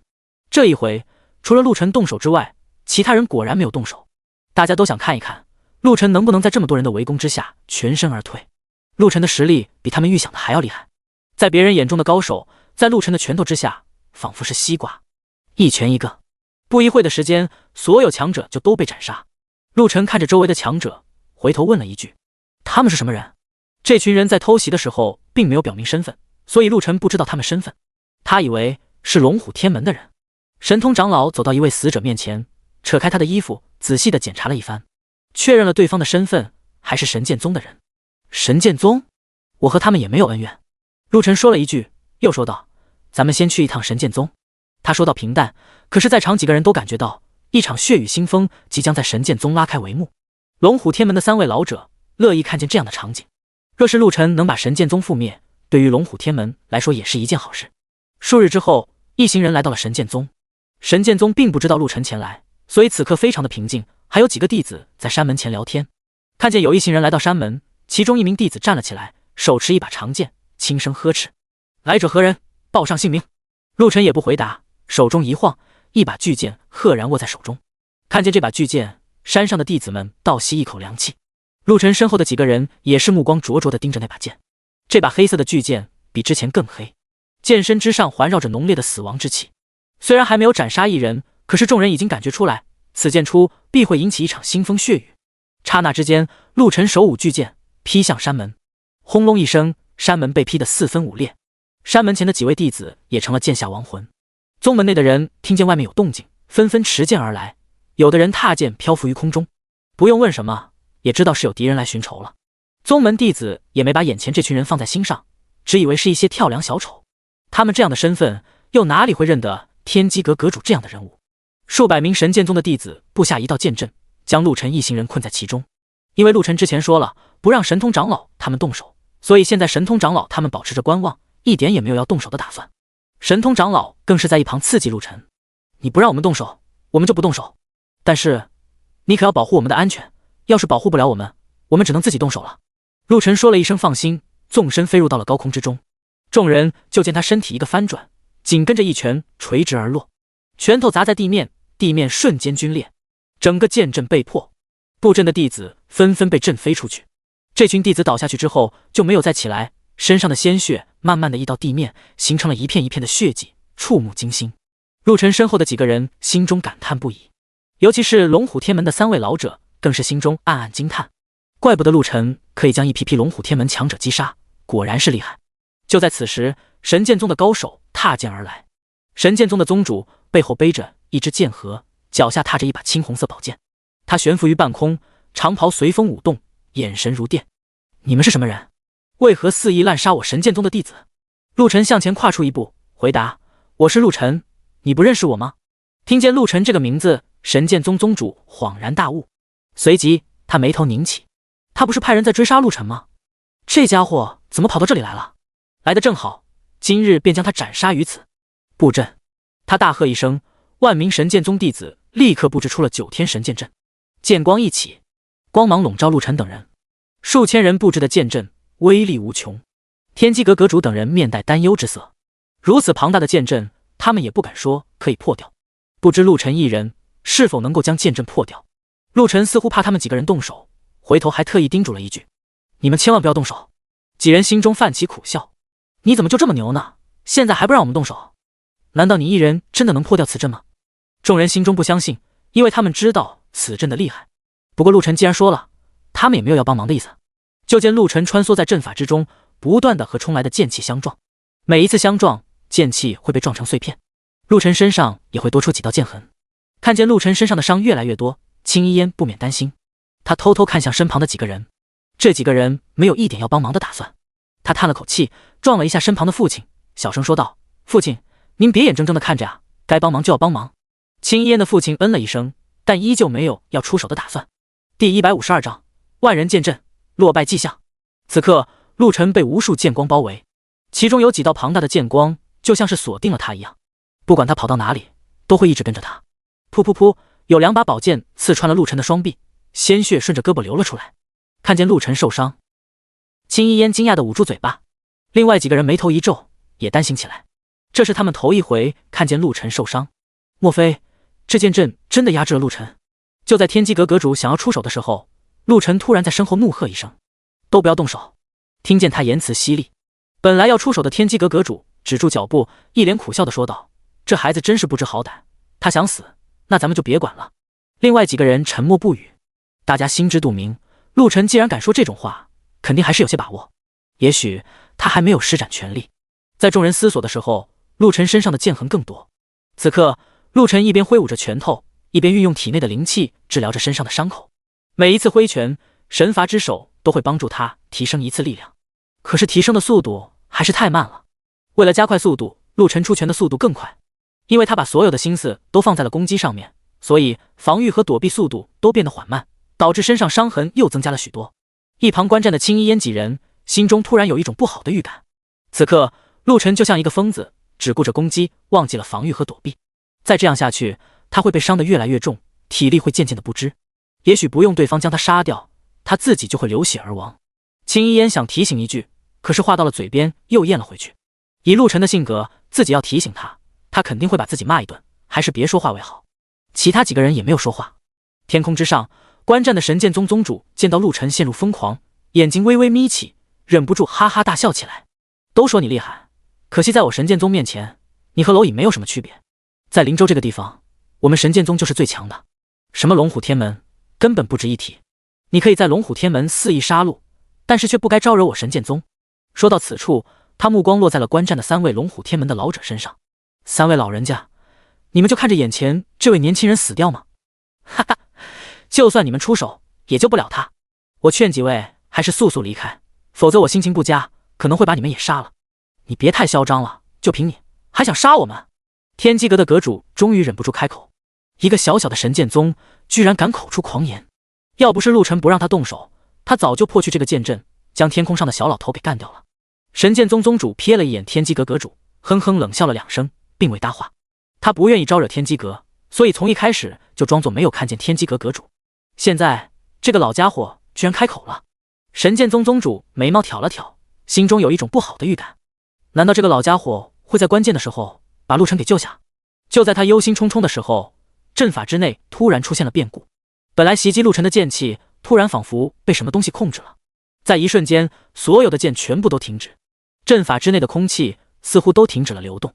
在众人奇怪的注视下，陆晨的双拳向某一个位置持续输出，轰隆隆的巨响震得人耳膜生疼。众人就见原本庞大的剑气在拳头的攻击之下迅速破碎，随着一声惊天动地的爆炸之声，整个阵法被瓦解。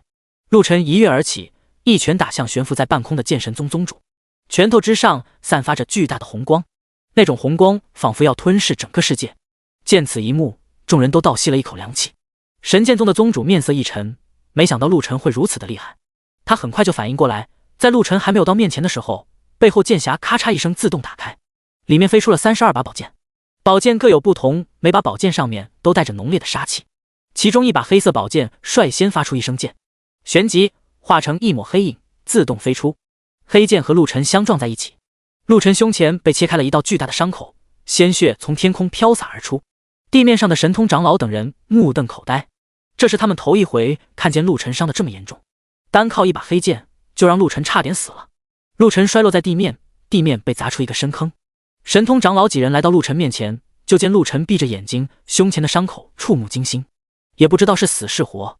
青衣烟紧张地蹲下身子，轻轻地推着陆晨，低声地呼唤着：“陆晨，陆晨。”片刻，陆晨睁开了眼睛，勉强从地上起来，低头看了一眼自己的伤口，龇牙一笑：“没事。”他冲着关心自己的青衣烟说了一句，身体依旧绷得笔直，但是众人看得出来他是强弩之末。此刻他的双腿都在发抖。好强的家伙！天机阁阁主望着天空上的神剑宗宗主，评价了一句。他们对神剑宗宗主有过调查，根据情报上显示，神剑宗宗主是合体境界巅峰，可是刚才他的战斗力已经超越了合体境界，可能这个家伙早在许多年前就已经到达了另外一个境界。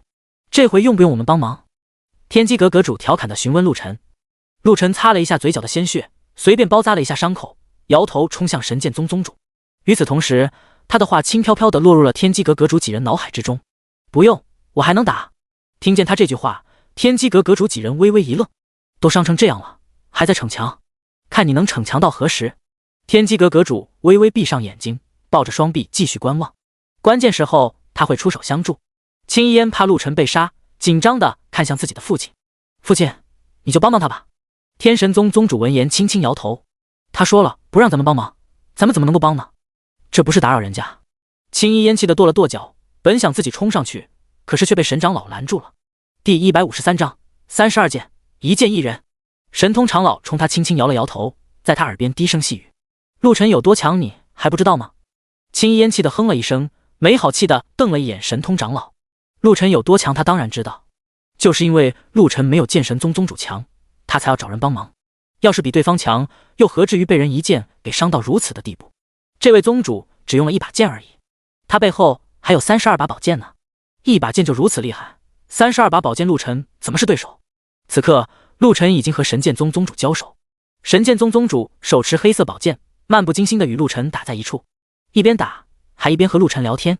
显然陆晨的攻击对他没有任何的效果，就你这点实力，再修炼个10年也打不过我，可惜你活不过10年了。话音落下，手中黑色宝剑轻轻一转，呲啦一声，陆晨手臂就被划开了一个口子。打出一拳之后，陆晨看向自己的伤口，冷森森一笑，是吗？也许我不用10年就能够打败你。他猛地挥出一拳，这一拳力量虽然不强，可是在神罚之力的加持之下，让他实力又多了一分。他心中暗想，只要我还活着，我每1分钟都能够增加力量，用不了多时，我就能够超越你，击败你。神剑宗宗主的剑道已经练到出神入化的地步，看似平凡的一剑，却总能爆发出强大的力量，基本上每一剑都能够伤到陆晨。不多时，陆晨身上就布满了剑痕。青衣烟急得又向父亲和天机阁阁主求助，可是这2位却一直没有要出手的意思。显然他们认为陆晨还能坚持一段时间，因为青衣烟一直在他们耳边不停的唠叨，所以导致2人有点心烦。天神宗宗主被女儿吵得有些头疼，冷着一张脸警告道，你要是再说话，我们一会儿就真不帮他了。这句话起到了作用，青衣烟终于不再说话了，可是一双眼睛却愤怒地盯着父亲。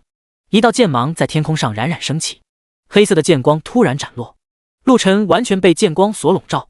他猛地打出2拳，每一拳都打出了无数道拳影，可惜这些拳影迅速被黑光所笼罩，陆晨也完全被黑色的光芒所吞噬。青衣烟闭上了眼睛，当一切尘埃落定，众人已经看不见陆晨的身影。在地面之上有一道深达数米的深坑，在深坑之下，陆晨静静地躺在泥土之上，似乎已经没有了生机。远处观看这场战斗的神剑宗弟子们欢呼雀跃，宗主天下无敌，宗主最厉害，还以为是什么厉害的人物呢，根本就不是咱们宗主一剑之敌。哈哈，这个家伙真是不自量力，居然敢来我们神剑宗挑衅，不知死活。他死了吧？那还用说，肯定死了。众人议论纷纷。突然周围安静了，所有人的目光整齐划一地落在了深坑之内。他们似乎看见了一件非常可怕的事情。深坑内，一个人缓缓地站了起来。他怎么又站了起来？不是死了吗？又站起来也不是咱们宗主的对手。他站起来多少次，咱们宗主就能杀他多少次。在弟子们的议论声中，神剑宗宗主再次攻向陆晨。这一回他用了2把剑，一把剑陆晨都难以抵挡，何况是2把剑。在2把剑的攻击之下，陆晨再一次被打倒在地。神剑宗弟子立刻欢呼，打得好，杀了他，杀了他，看他这回还怎么站起来。神剑宗宗主脸上带着一丝不屑，眉宇之间带着一丝认真。他自信能轻而易举地击垮陆晨，但是陆晨能够一而再再而三地站起来，他还是佩服。他也知道陆晨实力强大，若是再给他几年成长的机会，恐怕自己也不是他的对手。对于陆晨，他起了必杀之心。这一回，陆晨还不等爬起来，他的2把宝剑就迅速地向陆晨杀去，势必要将陆晨斩杀。2把宝剑即将要刺入陆晨身体的时候，陆晨猛地睁开眼睛，一双眼睛里面爆射出阵阵寒光，似乎要把飞来的宝剑震慑住了。2把宝剑悬浮在陆晨身边，微微的轻颤着，没有再往前。陆晨一跃而起，双手各抓1把宝剑，啪啪2声碎响，众人就见陆晨硬生生用手把2把无坚不摧的宝剑捏成了碎片。宝剑和神剑宗宗主有精神联系，2把宝剑被毁，神剑宗宗主脸色惨白，眉宇之间浮现一抹怒色。他重重地哼了一声，3把宝剑横空而立，转瞬间3把宝剑飞到高空之上，各自散发着属于自己的光芒。刹那间，3把宝剑冲天起，化成3道光芒射向陆晨。陆晨双拳舞动，在周围布置出了一道道由拳影组成的防御。因为拳影实在太多，所以看上去就像是一座小黑山。第1把剑穿透了眼前的拳影，在即将要刺入陆晨胸膛的时候，被拳影打碎。半空中的神剑宗宗主脸色比刚才更加的惨白。第2把宝剑还未来到陆晨面前，陆晨再次打出了无数道拳影。第2把宝剑被击碎，此刻陆晨的实力又一次得到了提升。第3把宝剑冲到陆晨面前的时候，陆晨硬生生的用右手抓住了这把宝剑。在所有人诧异的目光中，他眉头一皱，手上用力一捏，噗的一声，宝剑被捏成了碎片。神剑宗宗主脸上毫无血色，他双手一甩，身后的宝剑无风自动，所有宝剑全部对准了陆晨。剑气环绕在周围，所有人都感觉到周围的剑气充斥着无边的力量。这些剑若是全部落在陆晨身上，陆晨非死不可。这一回，天机阁阁主和天神宗宗主也坐不住了。若是让神剑宗宗主继续攻击陆晨，陆晨真的有性命之危。两个人对视一眼，同时跨出一步，将陆晨挡在了面前。神剑宗宗主看见这两个老家伙要出手，神色狰狞。他刚想怒斥两人，陆晨却比他先一步说话了：“不是说了吗？你们不要动手。”第154章龙虎天门八卦神图。陆晨不满的声音在天机阁阁主和天神宗宗主身后响起。两位听见陆晨略带不满的话，心里五味杂陈。你小子真是不识好歹，命都要没了，还在这里装腔作势。我们是在保护你，你难道看不出来吗？两人并没有动，以为他是年轻气盛，不愿意服输，不愿意丢人。看见这两位没有动，陆晨往前走了一步，轻轻拍了一下天机阁阁主的肩膀：“和你说话呢，听见没有？”他语气不善，而且不满的情绪表达得十分饱满。天机阁阁主回头不解地看向陆晨，张了张嘴，最终什么都没有说。他从陆晨脸上看到了坚持，看到了无所畏惧，看到了一种轻蔑。这种轻蔑是对神剑宗宗主的。这一刻，他觉得陆晨可能还有和神剑宗宗主一战之力。既然陆晨有如此信心，自己又何必挡在他面前？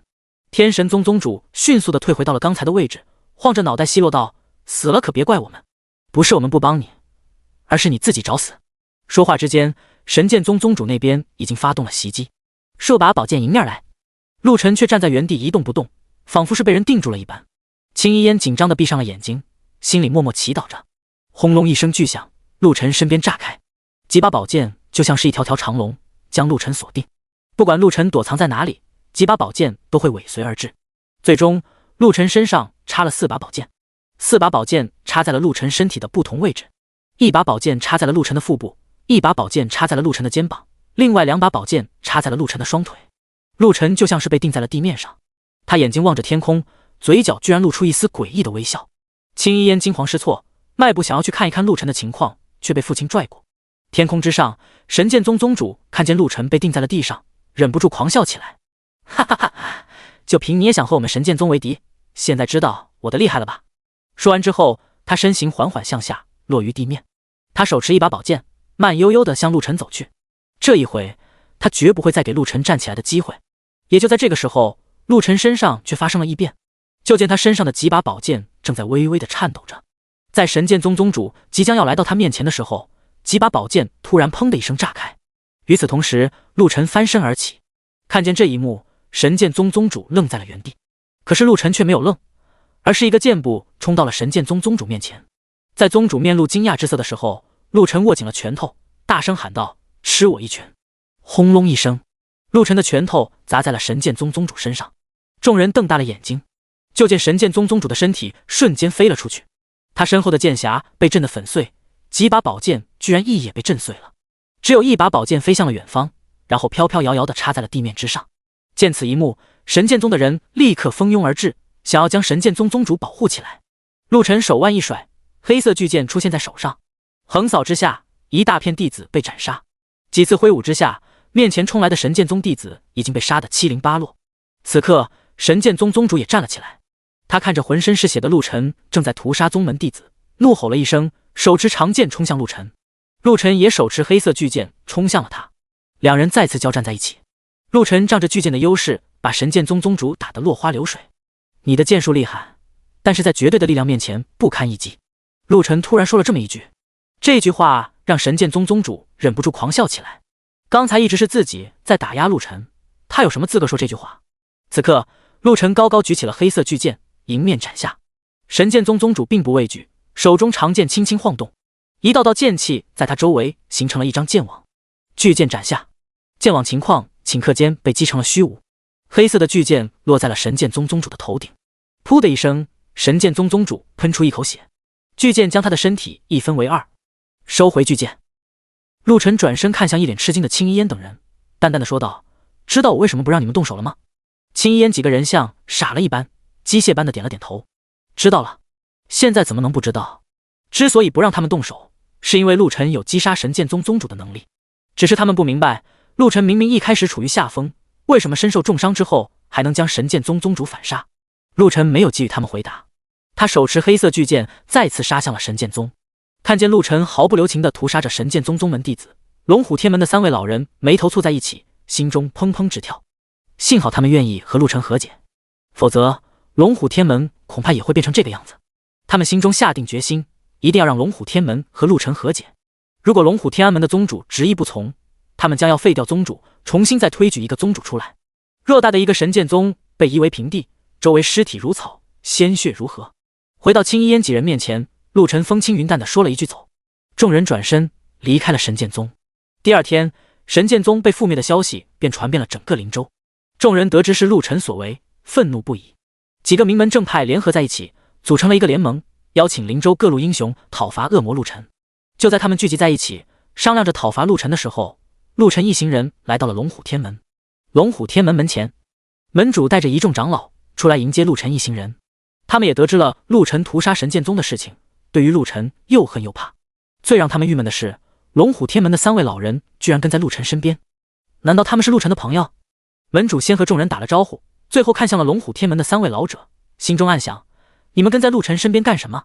你们知不知道，陆晨现在成为了灵州所有人的敌，在他身边就等于向灵州的人宣布，你们和陆晨是一丘之貉。第155章，宗门覆灭，征讨恶魔。这会给龙虎天门带来灾难。心里面想着，门主脸上挂着笑容，什么都没有说。众人来到了议事厅，纷纷坐下之后，门主首先就问3位老人，怎么会和陆晨在一起？他其实是想问，明明让你们把陆晨杀了，你们怎么还和陆晨走在一起了？3位老人也不隐瞒，简单的把事情说了一遍，又说了自己的想法。听见3位老人有意要让龙虎天门和陆晨和解，门主脸色瞬间阴沉下来。其他长老一个个面露冷色，不悦之色显而易见。让他们和陆晨和解，那死去的龙虎天门之人该怎么办？以后他们还怎么在灵州混下去？别的宗门会怎么看他们？肯定会嘲讽他们认贼作父，欺软怕硬。第一个站出来反对的人是龙虎天安门的大长老，身份极高，地位和3位老人差不多。陆晨杀了龙虎天门那么多人，光凭你们3位动动嘴就要和解，恐怕不妥吧？想要和解也不是不可以，但是要问过龙虎天门的弟子。要是龙虎天门的弟子不反对，那我们也不说什么。这句话说出来之后，在场众人的脸色都是一变。陆晨无所谓的喝着茶，一句话都没有说。手持拐杖的老人重重哼了一声，面色阴沉。龙虎天门的弟子听门主的命令，只要门主愿意，宗门弟子自然没有什么意见。门主呵呵一笑，讪讪的说道：话是这么说，可是咱们也要听取弟子的意见。我觉得这件事情还要问一问弟子们。龙虎天门的3位老人面色一沉，如果要问弟子们，那就没有和解的可能了。龙虎天门的弟子少说也有几万人，这几万人之中肯定有反对的。就在他们争吵的时候，陆晨略显不耐烦的用手指轻轻的敲了桌面。所有人的目光落在陆晨身上，不知道他要干什么。陆晨缓缓起身，不急不缓的说道：不和解也没什么，反正我是无所谓。见到陆晨如此嚣，张大长老勃然大怒，瞬间飞出了议事厅之外，指着陆晨说道：别以为你灭了神剑宗就可以在龙虎天门为所欲为，我龙虎天门可不是神剑宗，可不会怕你。听见他这句话，陆晨忍不住淡淡的笑了起来。这句话似曾相识，似乎神剑宗宗主也说过这样的话，可惜他现在已经成为了黄土，恐怕连收尸的人都没有。现在大长老也说出了这样的话，他望了望周围的人，最后目光落在了手持拐杖的老人身上，面带一丝愧疚。这可不是不给你面子，而是你们的人不愿意。留下这句话，陆晨瞬间就来到了大长老面前，背着手说道：你想杀我，那我就给你个机会，我倒想看看你有多大的本事。大长老怒吼一声，双掌化成一团黑烟，黑烟中带着一种类似于毒蛇一样的动物，张开一张诡异透着猩红的小嘴，以雷霆之势扑杀陆晨。与此同时，大长老往后退了数步，嘴中念念有词。天空之上出现一道八卦图，八卦图不是很大，但是随着八卦的旋转，八卦图越来越大，最后笼罩了整个天空，仿佛所有的人都被笼罩在其中。众人看见这一幕，心情激动。这可是传说中的八卦神级图，据说此物可扭转乾坤，日月颠倒。大长老加油，一定要打赢他！大长老杀了他！龙虎天门的弟子一个个握着拳头，为大长老呐喊助力，而陆晨这边却无一人为他加油。几个关心陆晨的人此刻也保持了沉默，为他捏了一把汗。八卦神级图号称灵州第一神物，也是龙虎天门第一神器。据说当年灵州最厉害的渡劫期高手也落败于八卦神级图之下。陆晨并不是渡劫期高手，又怎么可能战胜八卦神级图呢？大部分人心里都这么想，尤其是龙虎门的弟子更是信心百倍，似乎已经看见了陆晨跪地求饶的场面。有的人已经开始嘲讽起来：陆晨，你就跪地求饶吧，你要是现在跪地求饶，我们龙虎天门可以救你一命。对，跪下磕几个头，我们保证放过你。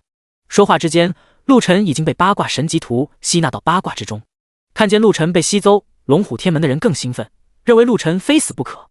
此刻陆晨正在八卦神级图之内，与一股恐怖的力量在做斗争。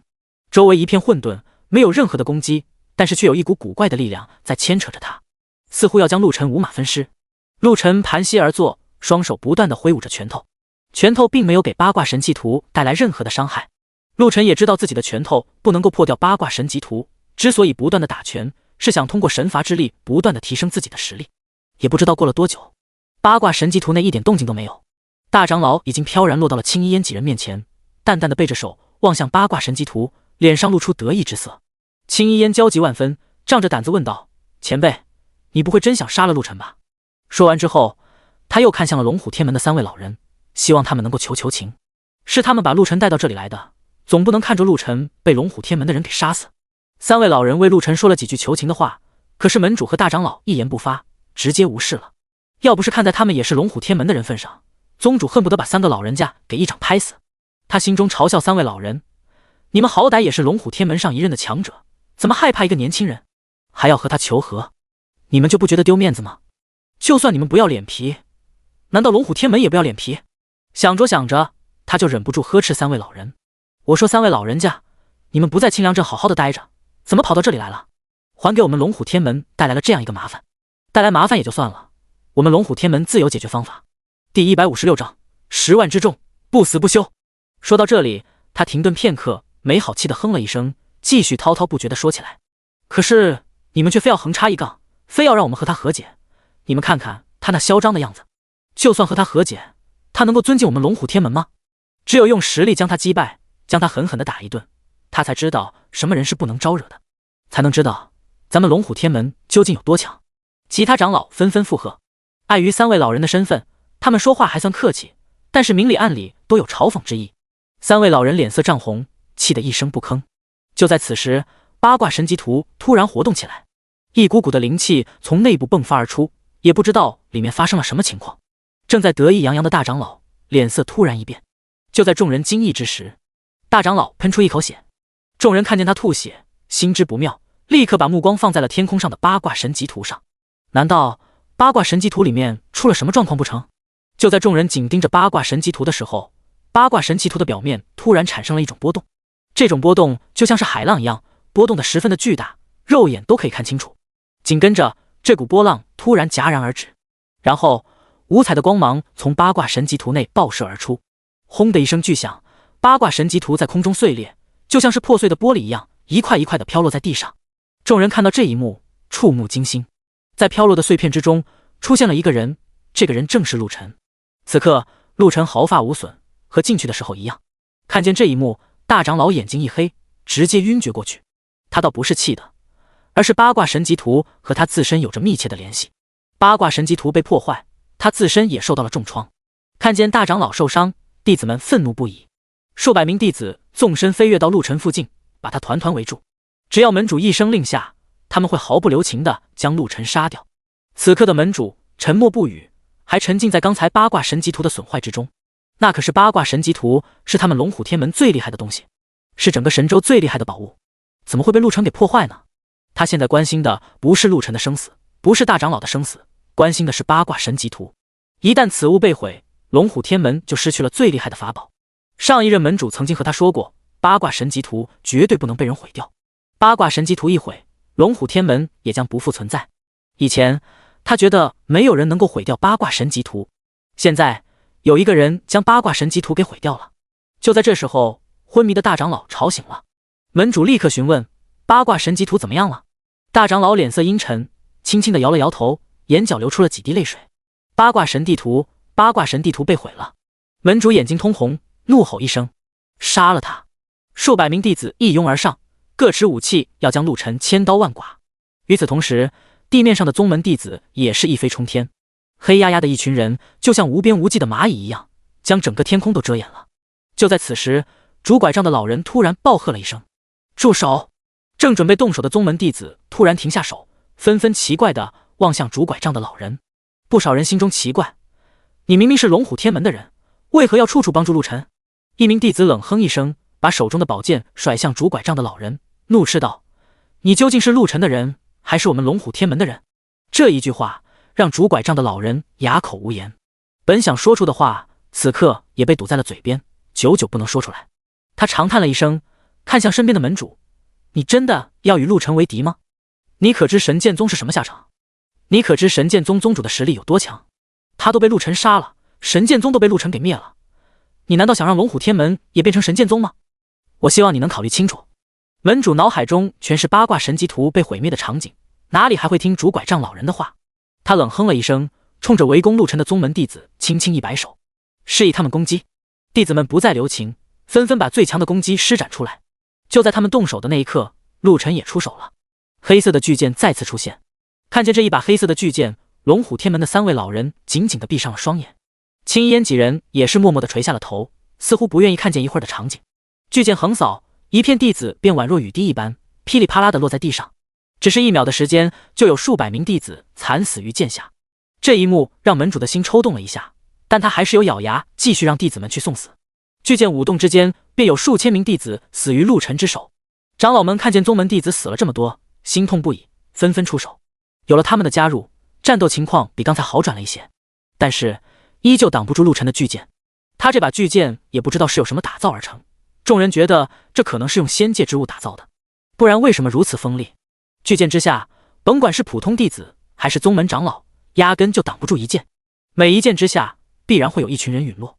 1个时辰后，陆晨身边的人所剩无几，只有几个长老勉强的支撑着。此刻，他们双目通红，面色狰狞，看着地下死伤无数的例子，他们知道龙虎天门完了，以后灵州可能不会再有龙虎天门这个宗门。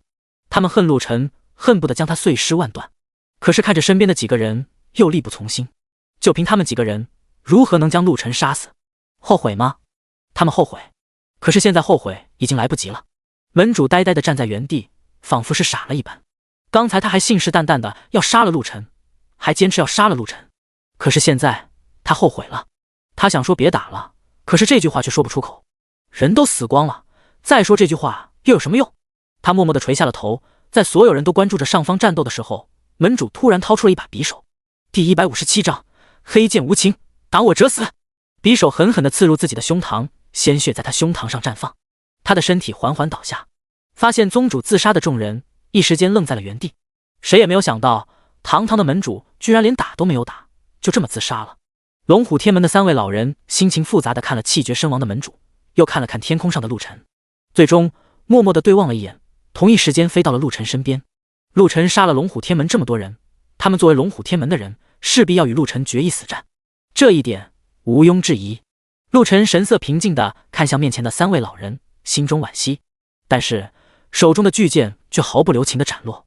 轰隆一声巨响，龙虎天门的3位老人就此陨落，龙虎天门就此覆灭。陆晨飘落到青衣烟4人面前，咧嘴笑了笑。看见陆晨的笑容，青衣烟几人心情沉痛。这3位老人曾经是和他们并肩作战的伙伴，可是现在陆晨却毫不留情地杀了他们。是不是有一天陆晨也会如此无情地杀了自己？想到这里，几个人对陆晨多了一丝敬畏，也多了一丝警惕。他们也知道这件事情不能怪陆晨，陆晨已经处处留情，可是龙虎天门的人步步紧逼，龙虎天门的人要杀陆晨，总不能让陆晨任由他们杀戮。你是一点情面都不讲。神通长老冷着脸，忍不住说了一句。陆晨吧唧吧唧嘴，没有回答，收起黑色巨剑，慢慢地向山下走去。天机阁的阁主和天神宗的宗主对望一眼，心中毛骨悚然。天机阁阁主现在终于明白，神通长老为什么不请陆晨回天机阁了。像陆晨这样的人，去哪里都会带来灾难，去哪里都会造成杀戮。幸好没有去天机阁，要是去了天机阁，恐怕天机阁也要损失惨重，没准会和龙虎天门神剑宗一样，被陆晨的巨剑给毁灭。看见天机阁阁主和天神宗宗主没有动地方，青衣烟蹦到两人面前，笑嘻嘻地问道：“你们怎么不走呀？”天机阁阁主没好气地瞪了一眼这个小丫头，面色阴沉地问道：“去哪里？”“跟着陆晨啊。”青衣烟脱口而出。天机阁阁主和天神宗宗主沉默不语，他们不愿意再跟着陆晨了，觉得跟着陆晨未必是一件好事。看见两人不说话，青衣烟仿佛看穿了他们的心思，撇了撇嘴，扬长而去。神通长老冲着天机阁阁主和天神宗宗主点了点头，也追向陆晨。龙虎天门之内，唯一的活人就是天机阁阁主和天神宗宗主。两个人对望一眼，同时露出苦笑，随即分开，向两个方向而去。天机阁阁主去了灵州最大的宗门飞星宗，天神宗宗主去了灵州最大的家族诸葛家族。两个人去这两个地方，是想和这两大势力好好的谈一谈，希望他们不要联合起来针对陆晨。他们如果联合起来针对陆晨，必然会有无数人伤亡。他们不希望灵州变成屠宰场，不希望让灵州的强者被陆晨一一屠杀。然而，当他们来到两大势力的时候，两大势力已经和灵州的其他势力组成了联盟。这个联盟的主要目的就是斩妖除魔，斩杀陆晨这个作恶多端的魔头。联盟给陆晨罗列出了10宗罪，每一条罪状都足以将陆晨凌迟处死。看见事情已经成了这个样子，天机阁阁主和天神宗宗主并没有说什么。飞星宗的宗主邀请天机阁阁主加入讨伐陆晨的队伍，被天机阁阁主拒绝了。天机阁阁主看见了陆晨2次屠杀两大宗门，怎么可能再与陆晨为敌？他不愿意再管这桩闲事，一个人回到了天机阁，命令天机阁所有的人，不管是陆晨做了什么事情，天机阁人都不能与陆晨为敌。天神宗宗主回到天神宗，直接紧闭山门，命令所有弟子不得外出，只要不出去就不会得罪陆晨，天神宗也不会有什么危险。灵州一场声势浩大的讨伐行动正在如火如荼地展开。陆晨毫不隐藏自己的身份，大张旗鼓地走在大街上，走在各个城池之间。一开始，陆晨并不知道灵州的人在讨伐他，青衣烟和神通长老也不知道。3个人还商量着在灵州多住几天，了解一下风土人情。可是刚安静了2天，第3天的时候，麻烦就上门了。他们住在一家很小的客栈，为的就是不引起别人的注意。可是当他们醒来的时候，发现整个客栈静悄悄的，鸦雀无声，连一只鸟叫声音都没有，仿佛所有的人都没了。刚刚起床的陆晨立刻就察觉到附近有些诡异，他坐在了椅子上，一只手放在桌面上，另外一只手放在自己的大腿，静静地倾听着外面的动静。也不知道过了多久，砰的一声，房门被人推开，青衣烟神通长老从外面闯了进来。两人神色有一些紧张，看见陆晨坐在椅子上一动不动，连眼睛都不眨一下，青衣烟突然心里一慌，陆晨不是遇害了吧？他紧走几步来到陆晨面前，在他面前轻轻地挥舞了一下手臂，轻声呼唤着：“陆晨，陆晨，你没事吧？”陆晨的眼睛缓缓睁开，青衣烟松了一口气：“你没事怎么不动呀？”青衣烟埋怨地说了一句，又说道：“外面被包围了。”陆晨哦了一声，平静地点了点头，来到窗前，打开窗户。窗户打开的一刹那，一股杀气冲进了房间，桌上的茶杯、茶壶瑟瑟发抖。陆晨向下望去，就见眼过之处全是人，黑压压的一片，一眼望不到边。让陆晨最为惊讶的是，一夜之间突然出现这么多人，自己竟毫无察觉。以他这样的境界，外面稍微有点动静都可以听见，可是昨晚他却什么都没有听见。他看向了不远处的茶壶，难道是有人给他下了毒？看见陆晨的目光落在茶壶上面，青衣烟立刻明白了他的意思，走到茶壶前，拿起茶壶闻了闻，冲着陆晨摇了摇头。茶壶里没有毒，如果有毒，他们早就发现了。第158章，围困陆晨，志在必得。陆晨没有再考虑这件事情，而是说道：“他们都来自哪个宗门，哪个势力吗？”青衣烟和神通长老沉默不语，他们看见外面突然出现这么多人，第一时间就来找陆晨了，压根就没有和外面的人碰面。其实两个人从对方的衣着打扮上也能看出一些人的身份。神通长老叹了口气说道：“这群人恐怕来自于多个势力，我认识的就有10几个。最厉害的宗门是飞星宗，最大的家族是诸葛家族。”陆晨默默地点了点头，又问道：“他们是要替龙虎天门和神剑宗报仇吗？”神通长老沉默不语，指了指窗外说道：“你如果想知道，可以问一问他们。”陆晨嗯了一声，来到窗户前。此刻客栈下的人目光全部集中在了这扇窗户上面。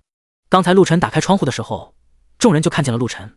再一次看见陆晨，众人目光中带着愤怒，带着杀意，带着仇恨。“你们把这里围起来，是要杀我吗？”陆晨问出了第一个问题。众人沉默不语。陆晨又问出第2个问题：“你们是要为神剑宗和龙虎天门报仇吗？”人群之中终于有人说话：“对，我就是要为龙虎天门报仇，我乃是龙虎天门的弟子，我是神剑宗的弟子，我是南宫家族的族人，我是天剑山的人。你这个恶魔，人人得而诛之！我们要为那些死去的冤魂报仇，斩妖除魔，人人有责。”砰的一声，陆晨把窗户关上了。回头之际，他看向伊烟和神通长老说道：“不关你们的事，你们下楼吧。”两个人对望一眼，默默地点了点头。他们本想与陆晨并肩战斗，可是眼下的情况不允许他们和陆晨一起战斗。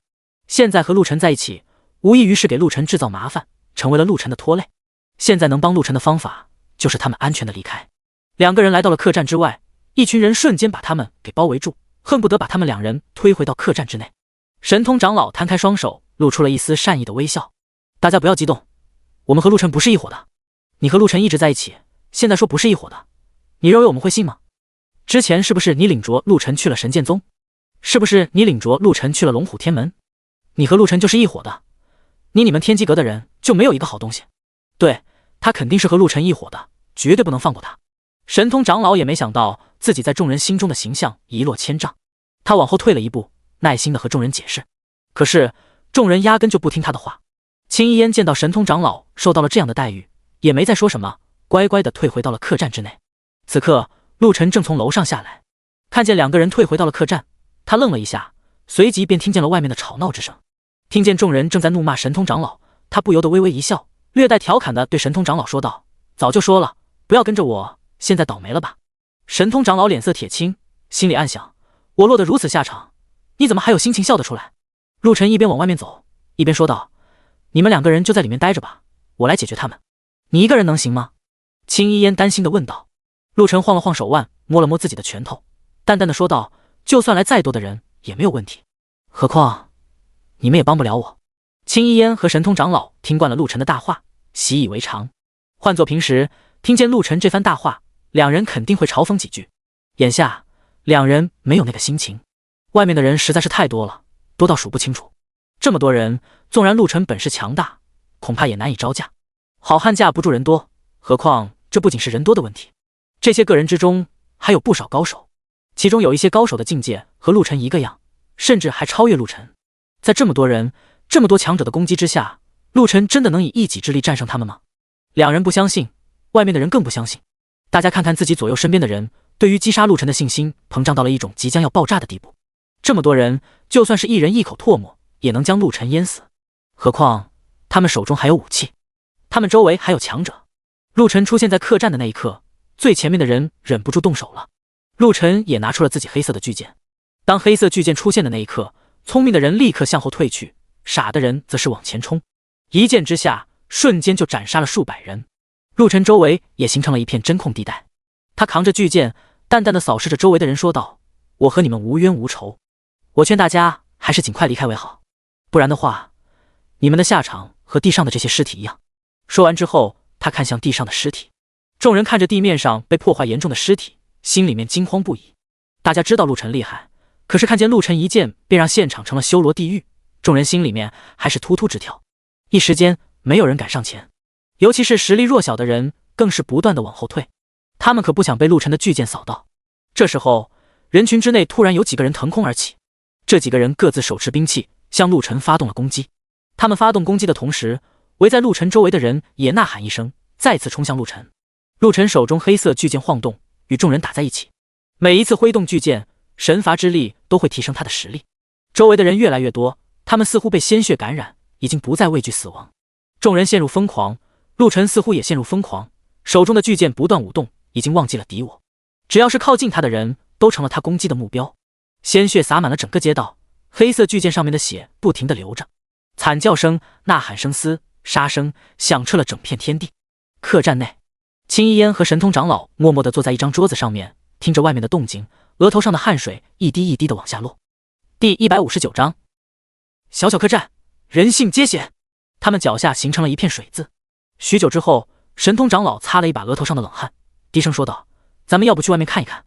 说完之后，他又补充道：“就在门口看一看。”青衣烟沉默不语，现在出去就等于送死。陆晨和周围的人已经疯狂了，他们现在除了杀人之外，压根就不会考虑别的。他们两个人要出去，肯定也会成为被杀的对象。而且，不管是陆晨还是周围的人，都会杀他们。现在他们坐在这里是最好的选择。就在两个人思索的时候，外面突然闯进来一个人。这个人浑身是血，手中拿着一把剑。他呆呆地看着客栈里面的两个人，默默不语。青衣烟和神通长老也看着眼前的人。许久之后，这个人放下了手中的剑，小声说道：“我就是想来这里躲一躲。”青衣烟默默地点了点头，示意他可以躲在这里。外面的战斗还在继续，客栈里面的人越聚越多。除了已经杀疯了的人之外，一些聪明的人、被吓坏的人纷纷躲进了这个小小的客栈之中。此刻，这个曾经被包围的客栈成了一个小小的避风港。天黑了，外面的厮杀还没有结束，客栈的人越聚越多，有的人已经上了2楼。大家依稀可以看见外面的情况，时而有爆炸声响起，时而有光芒在某一个位置冉冉升起，又迅速的熄灭，惨叫声更是像风一样随处可听。夜越来越黑，外面的厮杀声越来越大，也不知道过了多久，外面的声音小了许多。众人以为这一切都结束了，可是当众人想要出去看一看的时候，外面又响起了一声惨叫。这一声惨叫十分的激烈，就像是鬼在承受酷刑一样，那种声音让所有人毛骨悚然。准备出去的人立刻停下了脚步，大家互相看了看，谁也没再移动脚步。突然，一把黑色的巨剑在众人眼前一晃而过，众人心里一惊，陆晨居然还没有死！这么多人围杀他，他为什么还没有死？为什么还可以挥动那把黑色的巨剑？为了击杀陆晨，为了防止他逃跑，这一次讨伐陆晨的人足足有10万之众。在这10万之众之中，还有数不清的高手，可是10万之众却没能将陆晨困住，反倒是被陆晨杀得片甲不留。光是下就吓走了好几万人，剩下的人几乎都死于黑剑之下。此刻，陆晨还在和外面的人战斗，外面的人越来越少，陆晨手中的剑挥舞的却越来越快，实力也越来越强。神罚之手不断给他增加实力，他可以立于不败之地。渐渐的，周围的人越来越少，陆晨挥剑的频率也越来越慢。轰隆一声，最后一剑斩落，周围终于安静了，安静的就像是坟墓一样，除了风声之外，再也没有其他的声音。客栈里面的人屏息凝神，没有一个人吭声，有的人捂住了嘴巴，生怕发出一点声音被陆晨发现。大家默默祈祷陆晨不要过来，可是陆晨还是来了，而且来的速度非常快，眨眼之间就已经出现在了门口。在场的所有人都被吓了一跳，即便是青衣烟和神通长老浑身也颤抖了一下。陆晨默默地看着客栈里面的人，也被吓了一跳。他没想到客栈里会有这么多人，之前他一直在专心的战斗，哪里会想到有这么多人跑到了客栈。看见客栈里面的人气势汹汹，他还以为这群人抓住了青衣烟和神通长老，想要以此来要挟自己。他身上的杀意不由得瞬间向外扩散，震得附近的人纷纷后退。看见陆晨要杀他们，客栈里面的人也握紧了武器，身上灵气瞬间向外释放，想和陆晨做最后的决战。就在这时候，神通长老突然开口：“别打别打，他们没想杀你。”这句话是说给陆晨听的，也是在说给其他人听的。众人身上的杀气、灵气瞬间收回。陆晨诧异地看了看在场的这些人，目光最终落在了神通长老身上。“你确定他们不杀你吗？”神通长老愣了一下，笑着说道：“他们不杀我，他们就是来这里休息片刻。”陆晨恍然大悟，说是休息，无非就是不敢与自己为敌，躲到这里。既然他们没有杀自己之心，陆晨也没打算将他们如何。他看了一眼众人，继续往前走。众人给他让开了一条路，眼睁睁地看着陆晨走上了楼，回了自己的房间。当陆晨关上房门的那一刻，在场所有人轻轻地松了一口气。有的人默默地离开了客栈，有的人还留在客栈，也不知道是想干什么。客栈恢复了安静，青衣烟和神通长老也回房间睡觉了。但是有一群人还在楼下坐着，他们没有说话，但是却用眼神在交流。过了许久之后，这些人似乎是下定了决心，默默地走上楼。这群人想要拼死一搏，将陆晨杀了，不是为了那些死去的人，只是为了自己，为了自己可以在灵州博得一个美名。如果他们把陆晨杀了，他们将会成为灵州的大人物，将会成为灵州所有人敬仰的人物。这是一个难得的机会，是一个一飞冲天的机会，他们不打算错过。陆晨战斗了那么久，肯定身心疲惫，现在又睡着了。他们如果偷袭，没准可以把陆晨杀掉。这是很多人的想法，虽然大部分的人没有胆量这么做，但是终归有胆量大的人。有一些人为了利益能够豁出性命的人。10几个人摸到了楼上，来到了陆晨的房间，静静地等了几秒钟之后，这群人一拥而上，冲进了陆晨的房间。迎接他们的是一把黑色巨剑。轰隆一声巨响，原本没有一点破损的客栈被陆晨一剑斩去一半。正在熟睡的青衣烟和神通长老猛然从各自房间惊醒，两人从床上坐起来，猛地一跃而起，撞碎了房梁，来了楼上。一阵凉风袭来，青衣烟和神通长老傻眼了，楼上的房顶消失不见。第160章飞星之灾，诸葛之王。抬头望去，可以看见星空，可以看见被陆晨削掉的房顶。在陆晨的房间四周有10几具尸体。陆晨收回黑色巨剑，淡淡的瞥了一眼青衣烟和神通长老，早知道就应该把他们都杀了。青衣烟和神通长老无言以对，他们也没想到，居然有人吃了雄心豹子胆，在陆晨杀了那么多人之后，还想杀陆晨，这不是自寻死路吗？2楼被毁了，陆晨只能回1楼睡觉。第二天醒来，陆晨本想去外面吃顿饭，走在大街上，外面的人看见他就像看见魔鬼一样，撒腿就跑。他刚走到一个小摊面前，小摊的老板就把手中的东西扔在地上，逃之夭夭。陆晨昨天一战已经传得满城风雨，现在陆晨被传成了杀人不眨眼的魔王，谁都怕陆晨一怒之下把自己给杀了，都躲得远的，连路上的狗都不敢跑到陆晨跟前。因为摆摊的老板跑了，所以陆晨就独自在小摊找了一点吃的。吃完之后，他还放下了钱。回到客栈的时候，青衣烟和神通长老已经醒了。实际上，这两人自从陆晨把楼顶削掉了之后，就没有再睡过，生怕有人在偷袭。看见陆晨回来了，两个人默默地起身。青衣烟张了张嘴，一时间不知道该问什么。其实他知道陆晨下一步会去飞星宗，把飞星宗给灭了，然后再去诸葛家族，把诸葛家族也给灭了。果不其然，陆晨什么话都没有说，径直向外走去。神通长老和青衣烟跟在身后，看见两个人还跟着自己，陆晨突然停下脚步，非常认真地说道：“你们还有必要跟着我吗？再跟着我，你们恐怕也会被人说成恶魔。我们一个人都没杀，怎么会被说成恶魔呢？”青衣烟撇了撇嘴，略显心虚地说：“跟着陆晨这么久，可能在别人眼里，他们早就和陆晨是一伙的了。虽然他们没有动手杀人，但是他们不曾阻止。”陆晨撇了撇嘴，终于说出了实话：“我觉得你们不应该再跟着我了，你们会给我造成麻烦，万一敌人把你们抓住，你们让我怎么办？是不管你们，还是救你们？可是救你们，我就要受伤。”青衣烟和神通长老气得脸色煞白，两个人没想到陆晨居然会说出这样的话，太让他们失望了。两个人一句话也没说，各自向不同的方向走去。这次陆晨和两个人分开了，他也终于能安安心心地做自己的事情，没有任何的后顾之忧。来到飞星宗，飞星宗已经聚集了无数的人，虽然没有在客栈的人多，但也有好几万。看见陆晨出现，许多人心在颤抖，手中的剑也在颤抖。陆晨一夜之间屠杀10万的事情传得沸沸扬扬，飞星宗现在人心惶惶。飞星宗的宗主也没有了往日的气魄，此刻躲在了宗门的神殿之内，正在与众人商讨着该如何解决眼下的灾难。神殿之内除了飞星宗的宗主之外，还有许多其他宗门的宗主。之前他们还信誓旦旦地说要将陆晨杀了，要将他五马分尸。可是现在所有人听到陆晨的名字都在瑟瑟发抖。怎么办？怎么办？要不出去和他道歉吧？一名宗主提出了自己的想法。虽然在场众人都怕陆晨，可是让他们堂堂的宗主去向陆晨道歉，众人还是不愿意。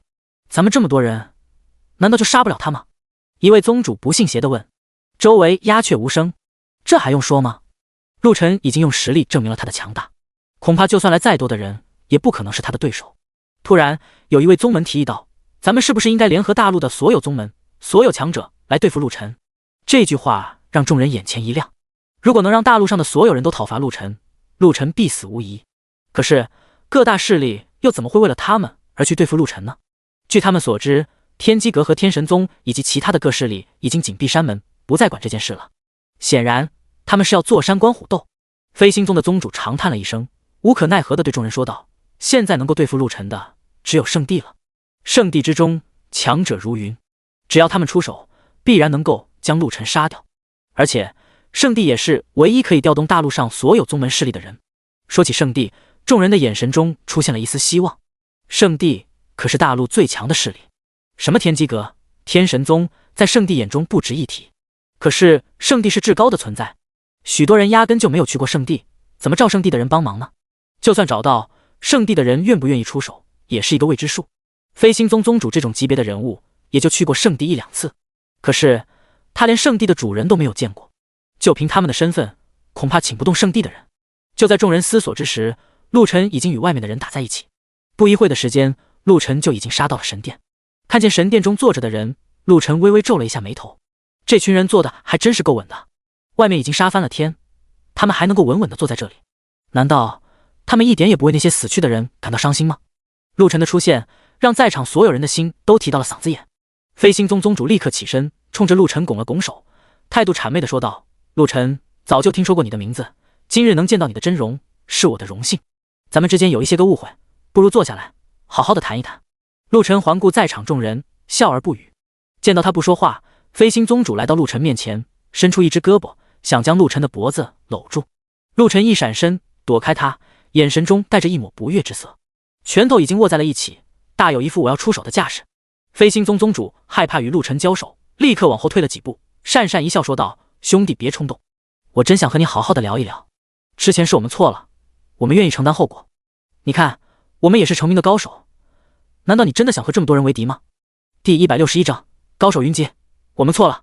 见到陆晨毫无反应，飞星从宗主尴尬一笑，又自顾自地说起来：我给你介绍介绍，在座的这些都是了不得的人物，这一位乃是冰霜天宫的公主，这一位是飞沙帮的帮主，这一位是落星门的门主，这一位是神刀门的门主。他把在场的所有人一一介绍了一个遍，甚至把这些个人的实力境界都说了一个遍，希望用这些人镇住陆晨。陆晨不耐烦地听完了飞星宗宗主的介绍，忍不住说道：你们之前不是要讨伐我吗？现在我来了，你们要是不讨伐我，怎么和天下的民众交代？我觉得咱们还是打一场为好，你们要是打赢，我要杀药剐悉听尊便，我要是打赢你们也是如此。看见陆晨还要打，飞星宗主脸色变得难看起来，他快步走到了自己的座位坐下，一脸严肃的重重的拍了一下桌子，桌面上的茶碗瞬间就飞起来，他目光看向飞到空中的茶碗，只是一眼，茶碗瞬间碎成了粉末，飘飘洒洒的落在了地上。你真的要与我们为敌？他口气有些威胁。陆晨缓缓地松开了拳头，看见这个动作，众人以为陆晨是松口了，可没想到下一刻陆晨就把自己的黑色巨剑拿了出来。当黑色巨剑出现的那一刻，在场所有人倒吸一口凉气，有的人甚至已经惊恐地站了起来。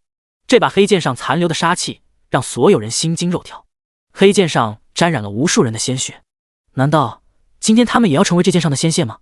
就在众人心惊肉跳的时候，准备四散奔逃的时候，飞星宗宗主突然哈哈大笑起来：陆晨啊陆晨，你是真的厉害，我向你道歉，之前是我们不对，还望你大人有大量，不要与我们计较。这番服软的话说出来之后，在场所有人都愣了一下，紧跟着其他人纷纷向陆晨道歉，有的人恨不得直接给陆晨跪下。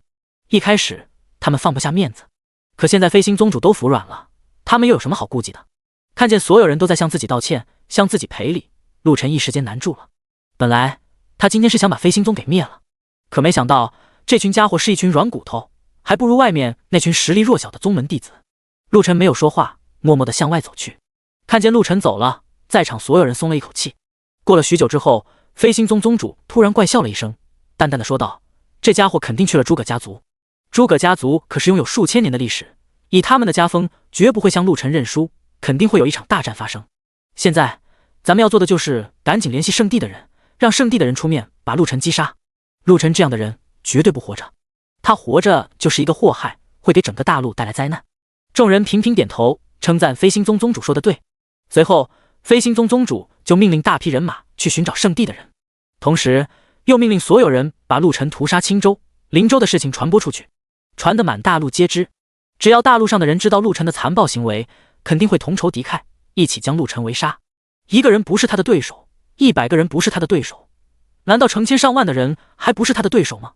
就在飞星宗执行自己计划的时候，陆晨已经来到了诸葛家族。诸葛家族是一个极为庞大的家族，分支就有许多。现在为了应对陆晨，所有家族的人全部聚集到了一起。除了诸葛家族之外，其他各家族的人也前来助阵。大家对陆晨有恐惧之心，可是又有许多人想杀死他。诸葛家族的老祖是一位渡劫期的高手，正是因为有这样一位老祖存在，所以各家族的人才会前来帮忙。许多人都认为渡劫期的高手能力压陆晨一筹，能够将陆晨斩杀。陆晨看见这群人气势汹汹的样子，微微点头。这群人和飞星宗的那群人可是不一样，光看这群人身上的气势，就知道他们肯定要与自己一战。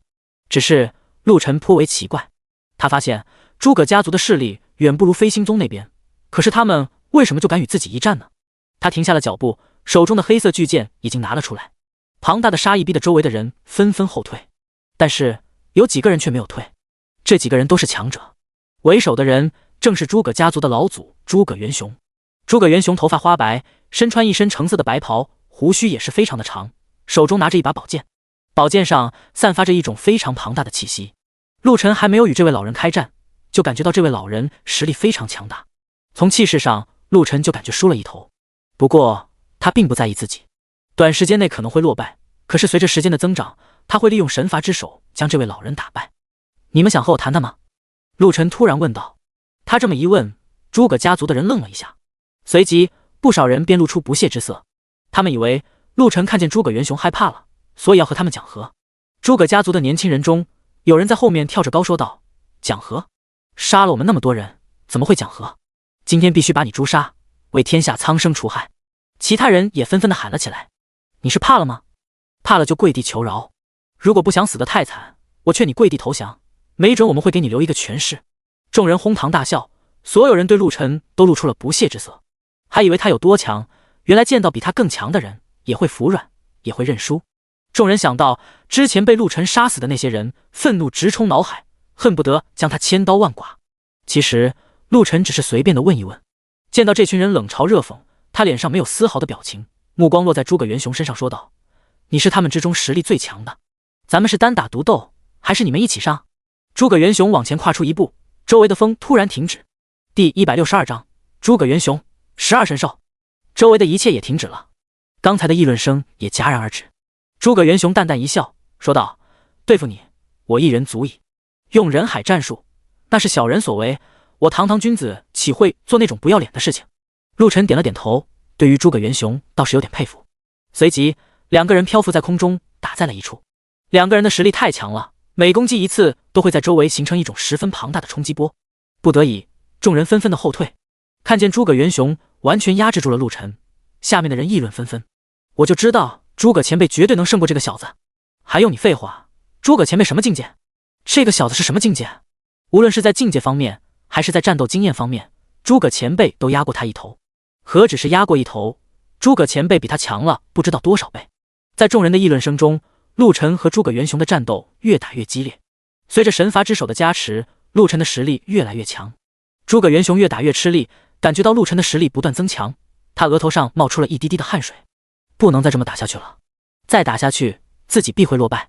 思考到这里，他往后退了几步，手中的长剑终于出鞘。剑出鞘的那一刻，整个天空都为之一震，一抹红光在天空上劈开了一道裂缝。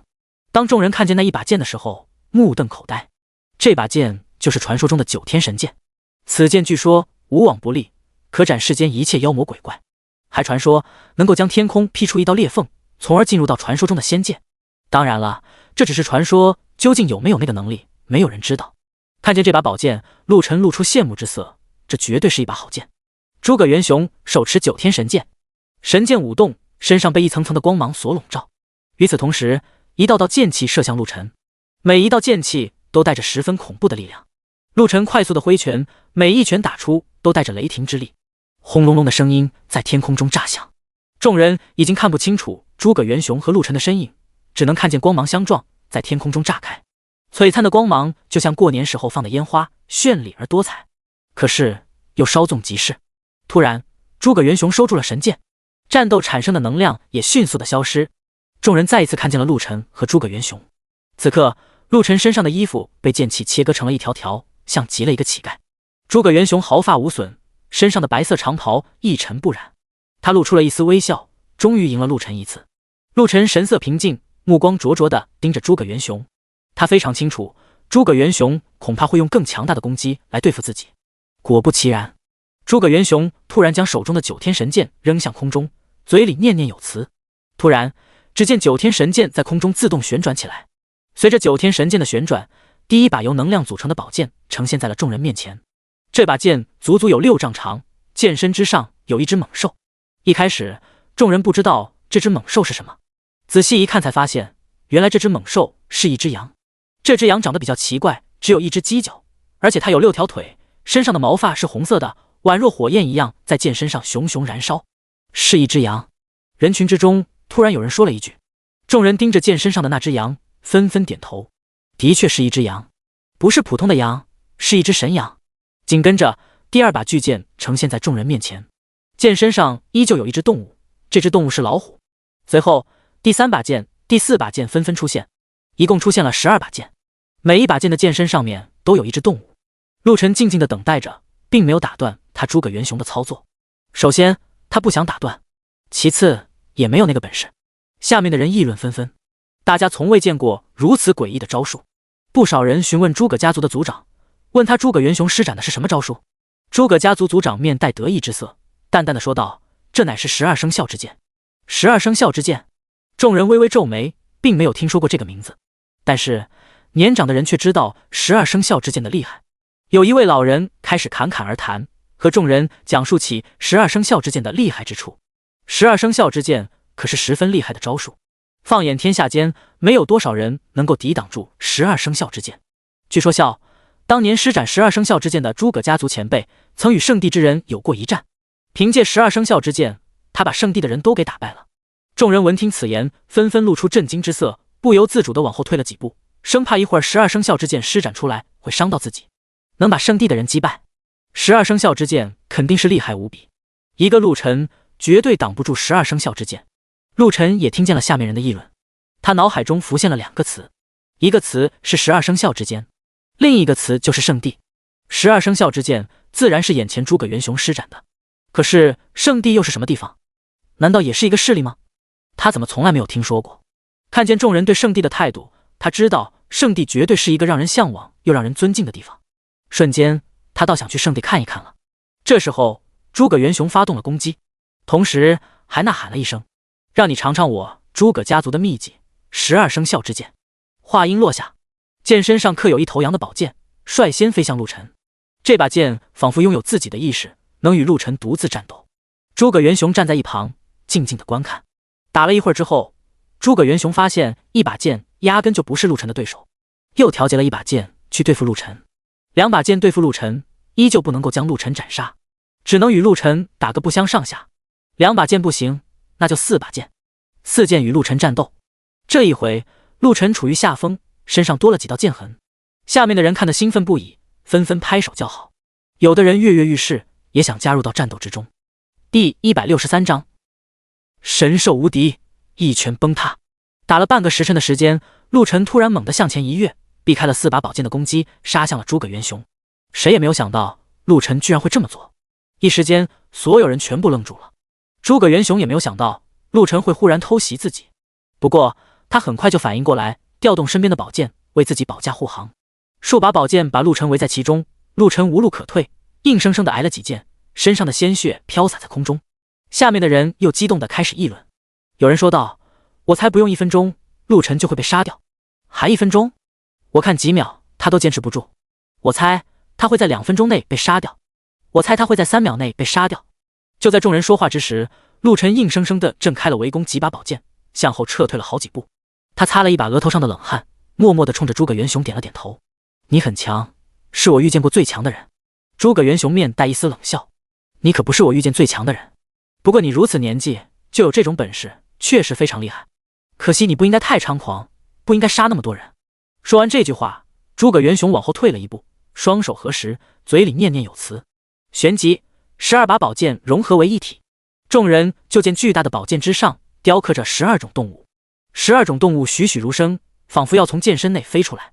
突然，宝剑剧烈的颤抖起来，剑身之上散发出一阵阵的光芒，光芒冲向了天际，冲进了云层，五彩的光芒笼罩了整片大地。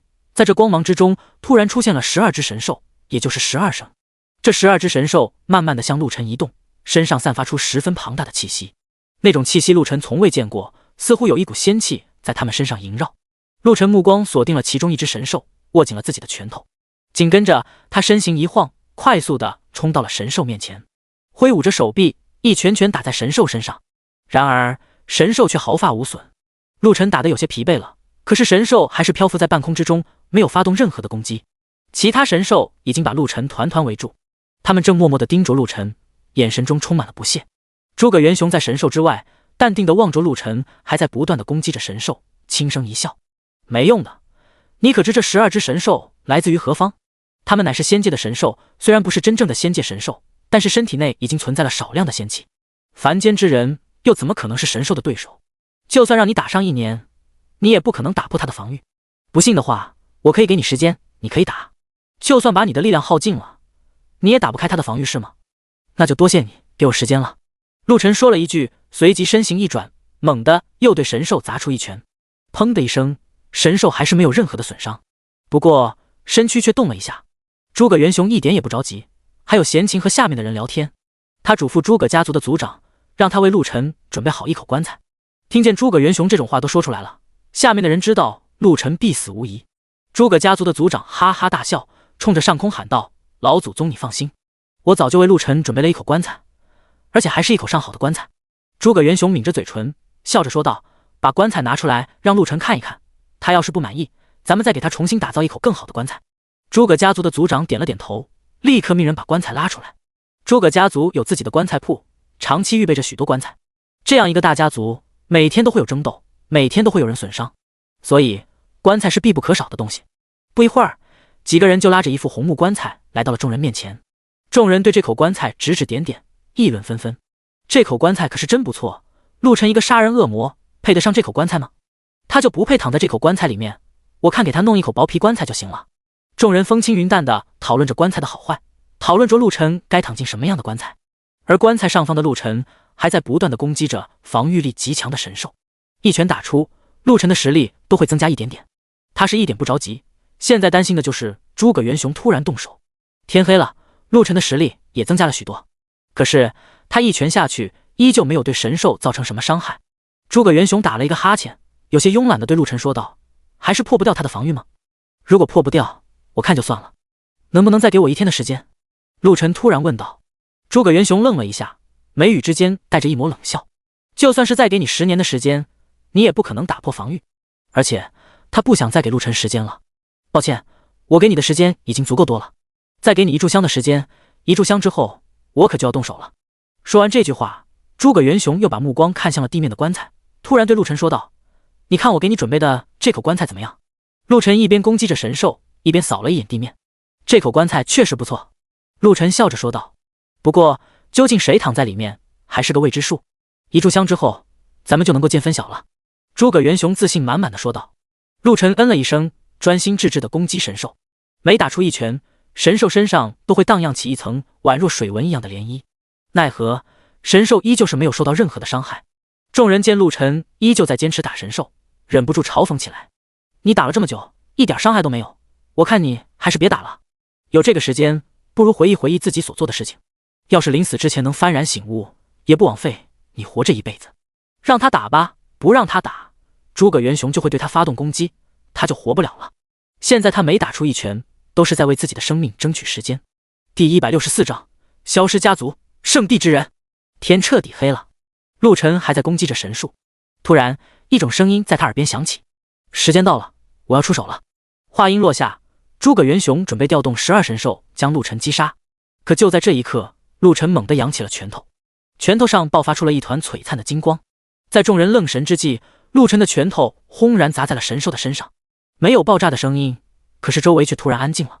众人看见陆晨的拳头像一把剑一样刺入了神兽的身体，神兽身上的光芒正在快速的减弱，片刻的时间就化成了碎片，随风飘向了远方。神兽被杀，众人眼睛瞬间瞪大，所有人静静地看着陆晨。怎么回事？不是说神兽的防御力是无敌的吗？怎么陆晨破开了防御，还把神兽给击杀了？诸葛元雄是最不敢置信的一个人，差点从天空上摔在地上。他擦了擦自己的眼睛，确定神兽被陆晨杀了，脸色惨白的像一张白纸。他眼神中浮现一抹惊恐。别人不知道，他可是非常清楚，一只神兽被杀，整个12生肖的实力都会减弱。陆晨能在神兽最强的时期将神兽击杀，剩下的神兽恐怕也会被陆晨一一击杀。诸葛元雄心里产生一丝恐惧，更多的是不理解。神兽身上带有一丝仙气，按理来说，仙气要比灵气高一个档次。纵然陆晨修炼到了渡劫期，也不可能将神兽击杀。可是神奇的事情偏偏发生了，陆晨就是杀了一只带有仙气的神兽。他万分不理解，一种恐惧弥漫在心里。就在此时，陆晨对其他神兽展开了杀戮。刚才还威风凛凛的是一只神兽，此刻就像是普通的动物一样，任意被陆晨杀戮，根本挡不住陆晨一拳。几个呼吸之间，陆晨就把11只神兽杀掉。他从容地来到诸葛元雄面前，淡定地望着诸葛元雄。此刻，诸葛元雄已经傻了，而且因为12只神兽被杀，他本人也受到了重创。当陆晨来到面前的时候，他缓缓地闭上了眼睛，知道自己即将要回归于本源。陆晨没有多余的废话，直接将诸葛元雄杀掉，带着他的身体来到了诸葛家族众人的面前。他把诸葛元雄的身体放到了刚才那口棺材里面，把棺材盖上。突然，他眼神凌厉地扫了一眼四周，嘿嘿地笑了笑。这一刻，所有人都知道陆晨要大开杀戒了。有的人拿出兵器冲向陆晨，有的人则是向后跑去，该跑的跑，该战斗的战斗。陆晨手中的黑色巨剑毫不留情地斩杀着冲来的人。诸葛家族实力虽强，可是在陆晨的面前不堪一击。天还没有亮，诸葛家族的人就已经被陆晨灭杀，附近血腥冲天，尸体遍野。此地仿佛经历了一场两国之间的征战。陆晨跨过一具具尸体，目光望向了远方。就在此时，黑暗之中突然快速地飘来几个人，眨眼之间，这几个人就来到了陆晨面前。其中一个人身穿蓝色的袍子，另外几个人身穿白袍。很明显，身穿蓝色袍子的人是为首的人。这个人看见眼前的场景，忍不住恶心的干呕起来。过了好一会儿，这才平静下来。他环顾着宛若地狱一般的场景，目光冷森森的落在陆晨身上。这都是你干的，你为何要把他们全杀了？你怎么这么残忍？陆晨平静的回答。因为他们要杀我，所以我就把他们都杀了。你是什么人？我乃是圣地的倪天河。身穿蓝色长袍的年轻人淡淡说道。他心中暗想，圣地2个字一出口，你肯定会害怕到下跪。然而他想象中的场景并没有出现，陆晨依旧笔直地站在那里。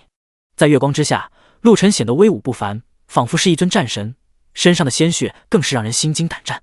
你不知道圣地吗？倪天河又问了一句。他活了这么久，每一个人听见圣地2个字都会吓得浑身颤抖，都会对他恭敬有加。可是眼前这个人却没有丝毫的反应，他肯定是不知道圣地。如果知道圣地的威名，绝对会双腿发软，向自己跪下。不知道。陆晨诚恳地回答。倪天河露出了一丝微笑，淡淡地向陆晨介绍起圣地的威武。他告诉陆晨，圣地乃是整片大陆最强的存在，许多强者都是从圣地里走出去的。可是这些从圣地里走出去的强者，在圣地之中却是蝼蚁般的存在。天机阁的创始人就是从圣地中走出去的，天神宗的最强修炼功法也是圣地之人赠予的。圣地可以调动大陆上的任何一家势力，所有的实力在圣地面前都不堪一击。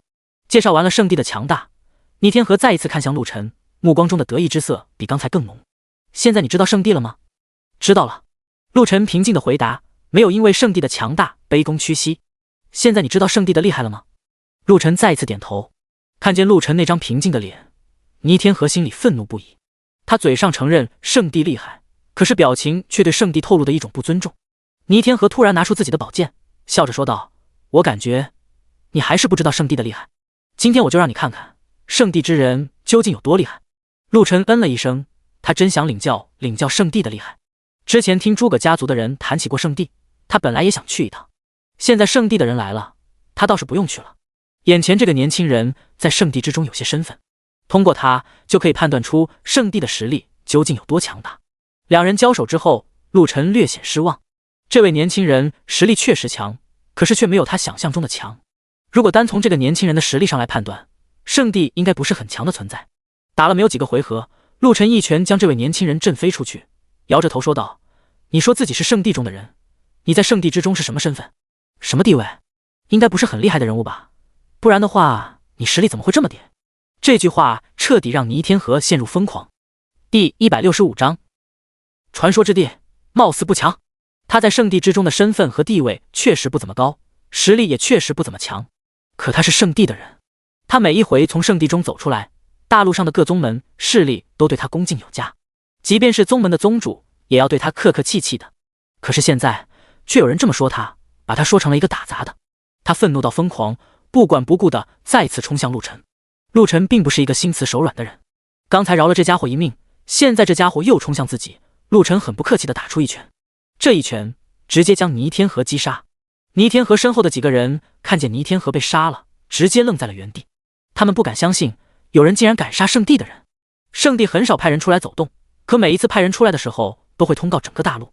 大陆上的所有人对圣地的人都恭恭敬敬，把他们当成最尊敬的贵宾来招待，根本就没有人敢杀圣地的人。别说是杀了，就算是骂的人都没有。可是现在圣地的人被杀了，这个人莫非是疯子不成？除了疯子，谁又敢得罪圣地呢？你竟然敢杀我们圣地的人，你知不知道自己杀的是什么人？其中一个人愤怒地吼道，仿佛是被杀了。陆晨无所谓地晃动一下肩膀，淡淡地说道，我不需要知道他是谁，你们只需要知道我是谁就行了，不要找错报仇的对象。我知道你是陆晨，我知道你是个残忍的恶魔，可是你千不该万不该，不该杀了我们圣地的人。不杀我们圣地的人，我们不会管你的事情。你杀了我们圣地的人，我们圣地的人绝不会放任不管。留下这句狠话，几个圣地的人迅速消失在夜空之下。陆晨摸了摸鼻子，心中暗想，圣地的人也没有想象中的那么厉害，一个人被自己杀了，另外几个人连和自己动手的勇气都没有。都说圣地的人厉害，都说圣地随便出来一个人可以横行天下，可是这几个人好像实力并不怎么样。第二天，陆晨便漫无目的地往前走，快到中午的时候，前方突然出现了2个人。看见这2个人，陆晨冲着他们挥了挥手，意外地说道，你们怎么在这里？青衣烟和神通长老来到陆晨面前，2个人脸色非常的不好看。青衣烟更是狠狠瞪了一眼陆晨，悄声说道，你真是疯了，连圣地的人杀，这一回没有人能够救得了你。他嘴上这样说，心里面却十分的担心。陆晨一边往前走一边说道，圣地的人很厉害吗？就算再厉害，还不是被我杀了？你们说飞星宗的人厉害，说诸葛家族的人厉害，可是这些人最后的下场怎么样？青衣烟和神通长老沉默不语。当初他们是说这些人厉害，让陆晨不要和他们为敌，最后这些人都被陆晨给杀了。可是圣地不一样，圣地和这些家族宗门完全不是一个等级的存在。陆晨可以击败这些人，可是绝不可能击败圣地的人。圣地那是神一般的存在，整个大陆有许许多多成名的人想要挑战圣地，可都铩羽而归。陆晨虽强，但又怎么强得过那群修炼了1000年、100年的老怪物呢？就算陆晨比那些老怪物强，可是也难以抵挡圣地的强者。我得罪了这么强的势力，你们怎么还跟我在一起？陆晨突然问了一句。神通长老苦笑着说道，我们来找你，是希望你不要再杀圣地的人。我们知道你实力强大，一般圣地的高手肯定不是你的对手，可是如果圣地的强者出来，你绝不是他的对手。我们希望你能够和圣地的人和平相处。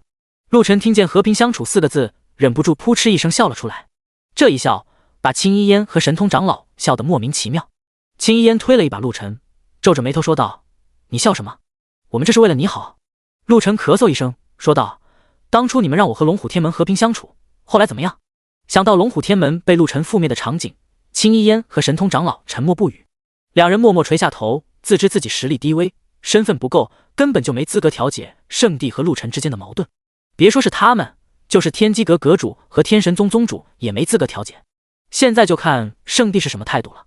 如果圣地执意要杀掉陆晨，那么陆晨恐怕难逃一死。如果圣地爱惜人才，如果圣地是一个公平公正的地方，想来他们也不会太为难陆晨，最多给予陆晨一定的惩罚。你们知不知道圣地在哪里？陆晨突然问道。青衣烟和神通长老同时摇头。圣地在一个神秘的地方，无人知道在哪里，只有圣地的人出来，从来没有听说哪个进入圣地的人能够回来。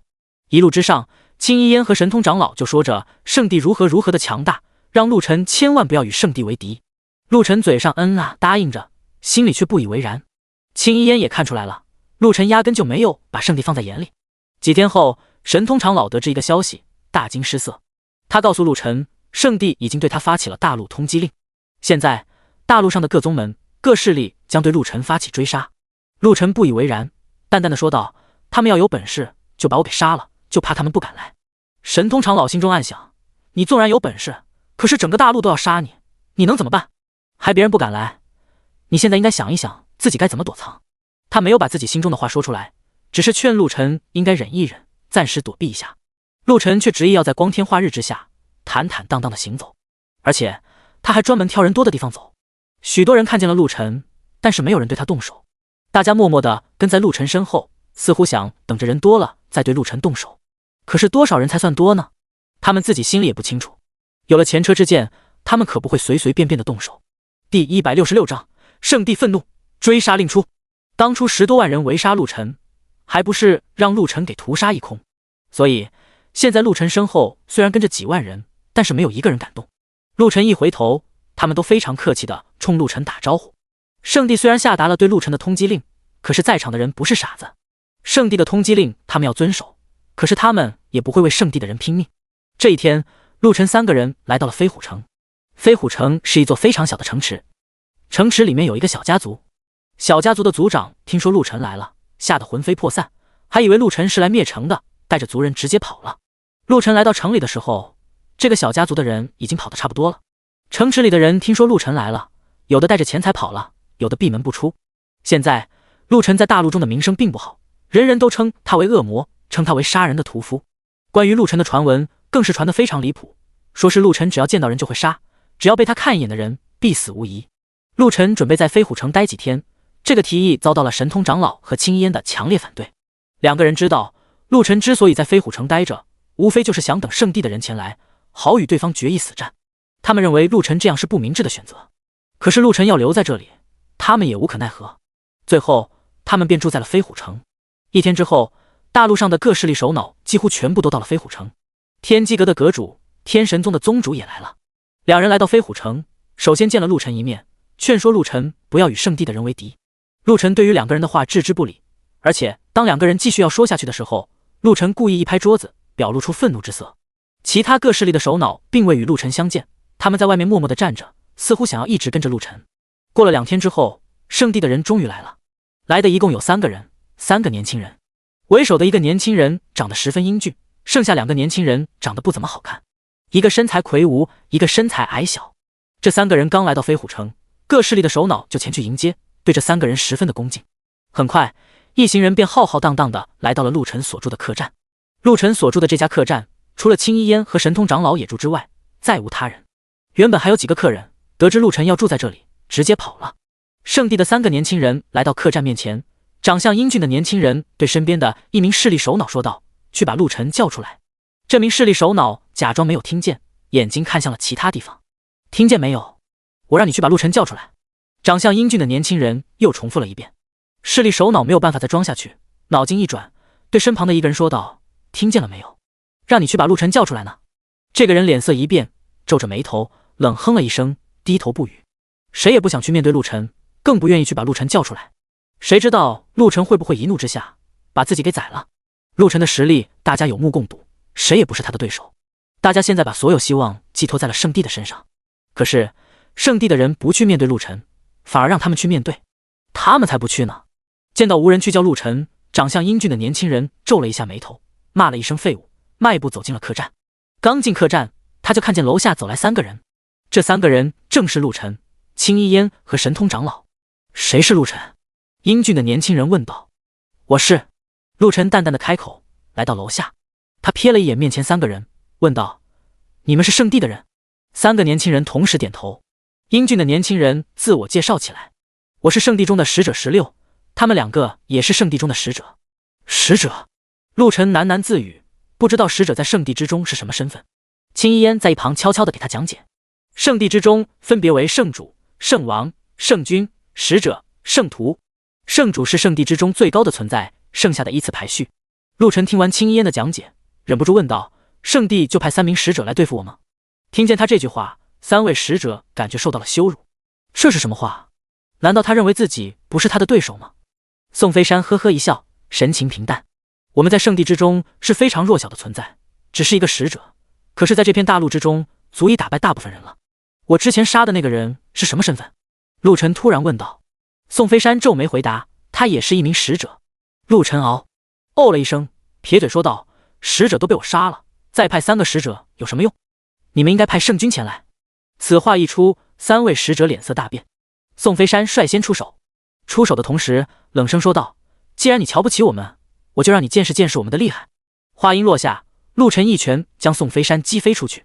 他甩了甩手说道：不堪一击。话音落下，另外2名使者也被陆晨一拳一个击飞，3名使者倒地不起，也不知道是昏迷了还是被陆晨一拳打死了。周围的人惊恐万分，3名使者就这么被陆晨给击败了，实在是太让他们意外了。他们本以为3名使者纵然不是陆晨的对手，也能和他过几招，可是没想到在陆晨面前不堪一击。就在这时候，一名势力首脑来到了其中一名使者面前，查看他的呼吸。一查之下，这名势力首脑忍不住惊呼一声：“死了！他死了！”听说3名使者都死了，众人再一次惊恐起来。3名使者就这么死了，这该如何向圣地的人交代？虽然是陆晨杀的，可是他们却眼睁睁地看着使者死了，没有帮助，他们也有罪。众人愤怒地盯着陆晨，想要把陆晨给杀了，可是看着面前3具使者的尸体，又不敢上前。3位使者都不是陆晨的对手，他们要是和陆晨动手，恐怕会和3位使者一样的命运。场面突然安静下来，所有人愤怒地望着陆晨，可是却不敢动手。第167章，使者被杀，圣军出面。陆晨笑呵呵地看着他们，眼神中带着一抹挑衅：“看我干什么？你们要是不动手，我可就回去休息了。”在众人的注视下，陆晨回到了客栈。各势力的首脑互相看了看，无可奈何，只能让人把使者的尸体装好，送回圣地。数日之后，3位使者的尸体被送回了圣地。圣地的人得知3位使者被杀，大惊失色。圣地在大陆上屹立了这么多年，还从未出现过有人敢杀使者的事情，现在却接连有4名使者被杀，这是在挑衅圣地的权威。圣主知道这件事情，立刻召开了一次会议。他面带一丝笑容，神色庄严，看不出来是喜是悲。在众人面前是死去的3名使者。圣主看着地上躺着的尸体，眉毛微微的抖动了一下，平静地说道：“3位使者前去除恶，不成想魔头没有除掉，他们却惨遭杀害。据说是一个叫陆晨的魔头将3人杀害，而且打斗的过程非常简单，一拳便杀害了他们。你们看看，谁出面将陆晨抓回来，或者把他诛杀，为天下苍生除掉此祸。”圣地之中的人立刻纷纷要求赶往外界诛杀陆晨。圣主见众人并没有把陆晨放在心上，轻轻地咳嗽了一声，说道：“你们可不要小瞧陆晨，这个年轻人实力非比寻常，一般人可不是他的对手。此次出去一定要慎之又慎，不能够轻敌大意。”众人嘴上答应着，心里却不以为然。一位圣君站起来说道：“圣主，一个陆晨何必挂在心上，我明天就把他抓回来。”圣主看了一眼说话的圣君，默默地点了点头。这位圣君实力还算不错，派这位圣君出马，应该可以将陆晨诛杀。为了以防万一，圣主又派出4名使者陪同这位圣君一同前去。数日之后，圣君和4位使者就来到了飞虎城。这一回没有人迎接他们，5个人直接来到了客栈门前。其中一位使者大喊着陆晨的名字，让他出来受死。不一会，陆晨就从客栈里面走了出来。客栈周围挤满了人，不过人数并不多，大部分的人都走了，只留下了各势力首脑。各势力的首脑现在想得明明白白，他们是不可能再和陆晨打了。既然如此，也没有必要让手下在这里待着，还不如让他们回去。所以大部分的人都走了。普通老百姓知道飞虎城即将迎来一场惨无人道的大战，纷纷去别的地方避难了。现在整个飞虎城活人不到500人，但是这里面随便站出来一个人，都是整个大陆响当当的人物，都是威震一方的霸主。众人先拜过了圣地的使者和圣君，然后便看向陆晨。陆晨目光一直盯着面前的这位圣君，圣君也一直盯着陆晨，两个人可以感觉到对方的强大。圣君冲着陆晨点了点头，暗自赞叹，怪不得能杀圣地的使者，果然实力强大。纵然是自己，也感觉到了危险的气息。这一战自己可要小心一点，不然的话真有可能会吃亏。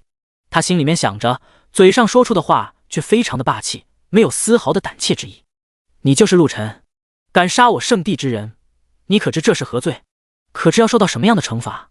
陆晨淡淡一笑，风轻云淡的说道：“只要你能杀了我，我任你处置。”圣君点了点头，向身后的人说道：“你们往后退一退，一会打起来，我可不想伤及到你们。”众人立刻向后退去，把战斗的场地让出来。陆晨背着双手，一副轻松的样子，实际上他心里也不轻松。他并没有把眼前的圣君放在眼里，可是眼前这位圣君却让他感受到了圣地的强大。这位圣君的实力和他不相上下，可是这只是圣地中的一位圣君，圣君之上还有圣王，还有圣主呢。他可以打败圣君，圣王来了，他能打败吗？圣主来了，他又能打败吗？就在他思索的时候，圣君已经向陆晨发动了攻击。圣地之中的修炼功法都极为的诡异，眼前这位圣君修炼的乃是天地化神诀，此功法霸道异常，可以化解天地之力。陆晨每一拳打出，都好像打在了棉花上一样，压根就造成不了任何的伤害。打了几拳之后，陆晨就发现自己的攻击没有任何的作用，退后了几步，怪异的盯着圣君。圣君淡淡一笑，略显得意的说道：“是不是感觉打在了棉花上？实话告诉你，我修炼的乃是天地化神诀。”可以化解万物之力，就算你的境界比我高，也不见得是我的对手。旋即，他化成一道虚影，以极快的速度来到陆晨面前。他在陆晨面前轻轻拍出一掌，陆晨并没有躲闪，他想看一看对方打在自己身上，自己会有什么样的伤害。砰的一声，陆晨往后退了几步，一掌之下，陆晨口吐鲜血。这一掌让陆晨受了重伤，他擦拭了一下嘴角的鲜血，重重的点了点头。很强，很强。他连说2个很强。听见陆晨评价圣君，众人心中燃起的希望，希望圣君能将陆晨击杀。唯一担心陆晨的，也就是青衣烟和神通长老了。现在天机阁的阁主和天神宗的宗主对陆晨也是不闻不问。陆晨和圣君交手有1炷香的时间，陆晨被打了好几掌，圣君被打了不知道多少拳，可是每一拳效都没有给他造成什么伤害。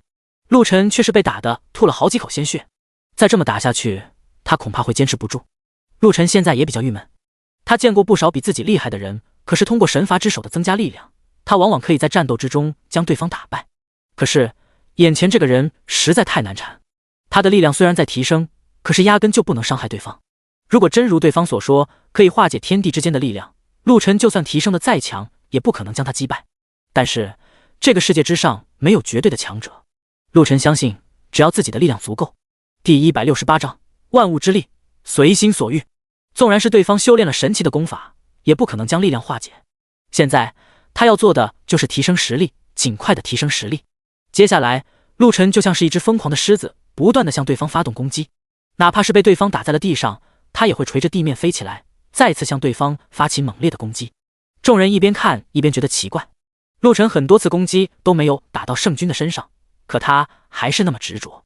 众人不知道陆晨为什么这么做，这不是白白的在消耗自己的力量吗？2个人打了有2个时辰的时间，天渐渐黑了，圣君额头上溢出了一丝丝的汗水。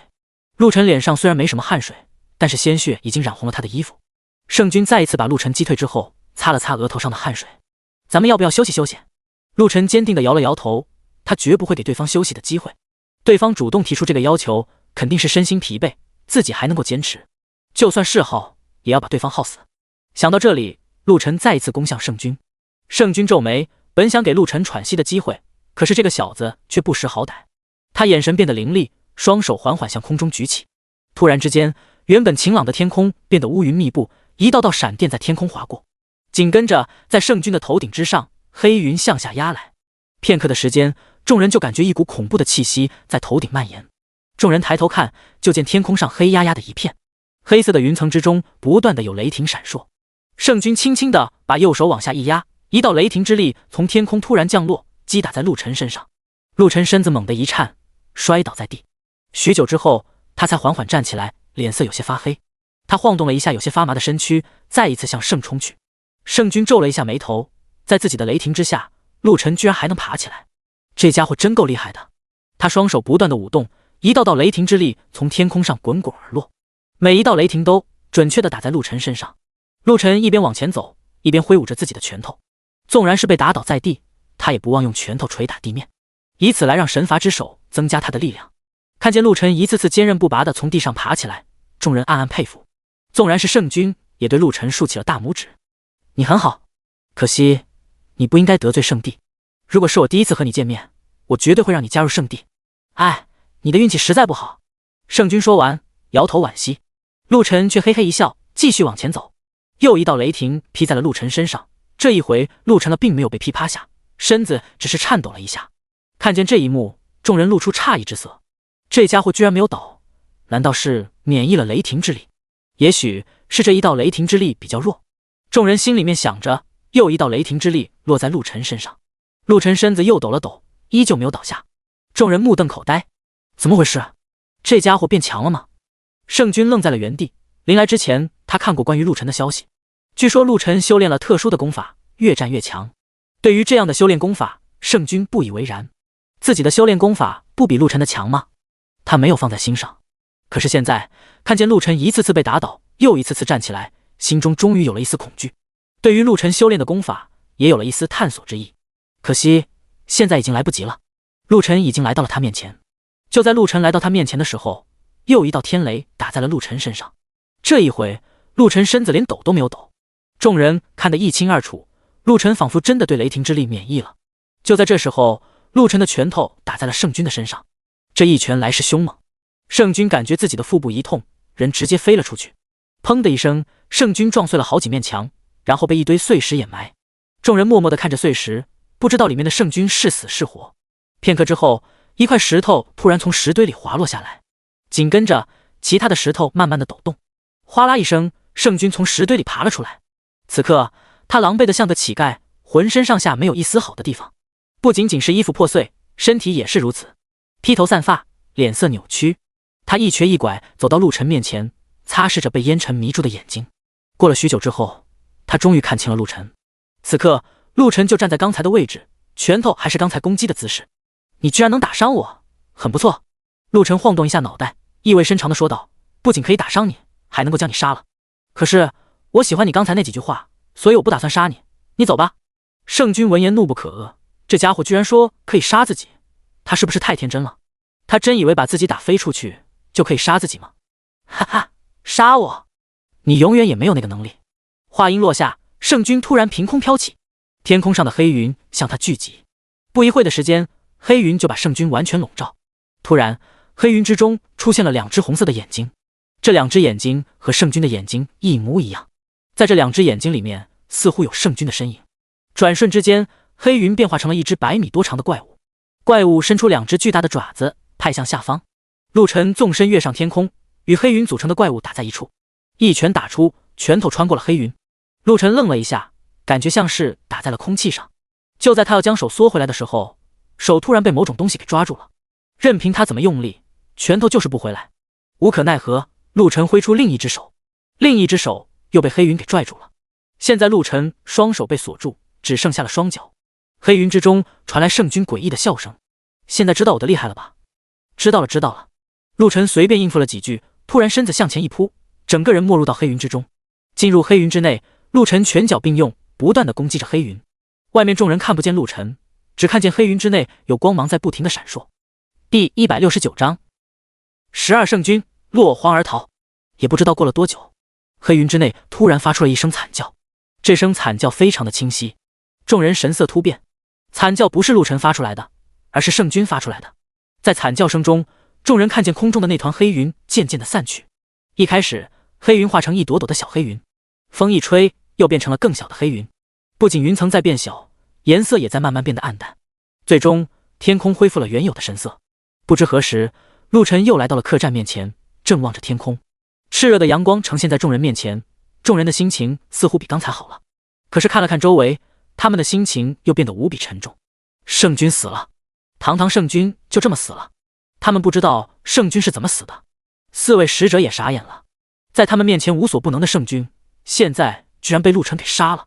圣君死了，4位使者自然不会再与陆晨动手，可是他们的心却比陆晨要高傲。明明是陆晨杀死了圣君，可是4位使者脸上的表情仿佛是陆晨已经死了，说出的话也是充满了傲气和霸气。陆晨，你胆敢杀我圣地的圣君，有种你在这里等着，我们圣地绝不会放过你。你要是敢离开此地，我们将会把这里的所有人都给杀了。留下狠话，使者扬长而去。周围的人脑海中回忆着刚才使者的话，面面相觑。凭什么陆晨跑了，要杀他们？这不是威胁他们吗？这不是让他们盯着陆晨吗？可是陆晨实力如此之强，陆晨要是想走，他们怎么拦得住？就算是拼死一搏，他们也拦不住。众人心里怨恨使者，嘴上请求陆晨不要离开客栈。看见曾经的霸主们此刻像奴才一样低三下四，陆晨面带不屑之色。他没有说话，一个人回到了客栈。圣地之中，得知圣君被杀的消息，圣主平静的脸上露出了一丝怒容。圣君死了不要紧，圣地之中圣君有不少，可是胆敢杀他们圣地之人，这是在挑衅圣地。如果此事不能得到妥善的解决，以后谁还信服圣地，谁还惧怕圣地？圣地之中的人恨不得将陆晨处以极刑，让他生不如死。可是陆晨能将圣君杀死，实力不容小觑。圣地中的一般人可不是他的对手，尤其是使者们更不敢再小瞧陆晨。之前他们还说陆晨是蝼蚁，自己就能够将陆晨斩杀，不需要圣君出手。现在这群说大话的人不再吱声了，走路的时候都低着头走，生怕被人看见。圣主本来要派圣王前去诛杀陆晨，但是在场的圣君不同意。大部分圣君都是同一个想法，圣君被陆晨杀了，是他们圣君丢了人，理所应当由圣君再把陆晨杀掉，来挽回圣君的颜面。在多位圣君的请求之下，圣主最终同意由圣君出面诛杀陆沉。2日之后，12名圣君带着46名使者来到了客栈。看见来了这么多圣地之人，周围的人都是神经紧绷，以为圣地之人要把陆沉以及他们全部都屠杀掉。有一个人壮着胆子，小心翼翼地问道：“诸位圣君、使者，诛杀陆沉一人，何必来这么多人？是不是我们做错了什么？”圣君没明白这个人的意思，可是这个家伙说出来的话，让圣君们不好做出回答。难道要告诉这群人，他们是怕打不过陆沉，所以才来这么多人吗？这种话自然不能说出来。其中一位圣君冷哼一声说道：“听说最近一段时间外界不是很太平，有许多人挑衅我们圣地，所以我们过来看一看。”周围的人立刻向圣地的人表达忠心，说自己绝无反叛之意，自己一直忠心耿耿，忠于圣地。圣君们看见那群高高在上的霸主们向他们低下了高傲的头颅，心中非常的享受，脸上却冰冷冷的，没有一丝一毫的神色。其中一位圣君不耐烦地摆了摆手，大大咧咧地说道：“行了，此次前来主要是为了对付陆沉，与你们无关，你们无需紧张。”听见这句话，众人终于放心了。这时候，陆沉也从客栈里面走了出来，跟他走出来的还有青衣烟和神通长老。其中一位圣君被青衣烟的美貌所吸引，目光一直落在青衣烟身上。看了一会儿，他突然发现了一个问题：这位漂亮的女孩怎么跟在恶魔身边？莫非她是恶魔的同伴？他眼角微微抽动了一下，看向青衣烟说道：“姑娘，你为何与她站在一起？莫非她是你的朋友？”青衣烟点了点头。圣君脸色略显难看，不悦地摇摇头：“姑娘，你可知他是何人？他乃是罪大恶极的杀人恶魔，是圣地要杀之人，乃是各宗门要杀之人。你与他交朋友，恐怕对你不利，还是速速与他断绝关系吧。你过来，以后有我保护你，绝不会让人欺负你。”这句话说出来之后，众人都明白了他的心思。青衣烟的父亲皱了一下眉头，脸上露出一丝怒色。堂堂圣君怎么像个色鬼一样，当众说这种话？青衣烟莞尔一笑，拱手说道：“多谢圣君好意，不过我宁愿死，也不会背叛自己的朋友。”这位圣君还想说点什么，旁边的一位圣君不耐烦地说道：“行了，你就不要说这些个琐事了，还是尽快将它解决吧。”喜欢青衣烟的圣君点了点头，目光落在陆沉身上，高傲地扬起头颅说道：“我乃是圣君刘白涛，你就是陆沉吗？现在跪下来束手就擒，我们可以回去和圣主求情，饶你一命。否则，今天我们12人将你就地斩杀，让你尸骨无存。”陆沉晃动一下脑袋，说了一句：“废话真多！”直接冲向了12名圣君。12名圣君见陆沉杀来，怒火中烧，从来没有人敢对他们如此无礼。以前他们要与别人打斗，都是他们率先出手，可是陆沉却胆敢率先出手攻击，真是狂妄！怪不得所有人都恨他，恨不得让他死。12名圣君将陆沉团团围住，也不管什么以多欺少，把自己看家的本领全部施展出来。第170章，圣王出手，雷霆万钧。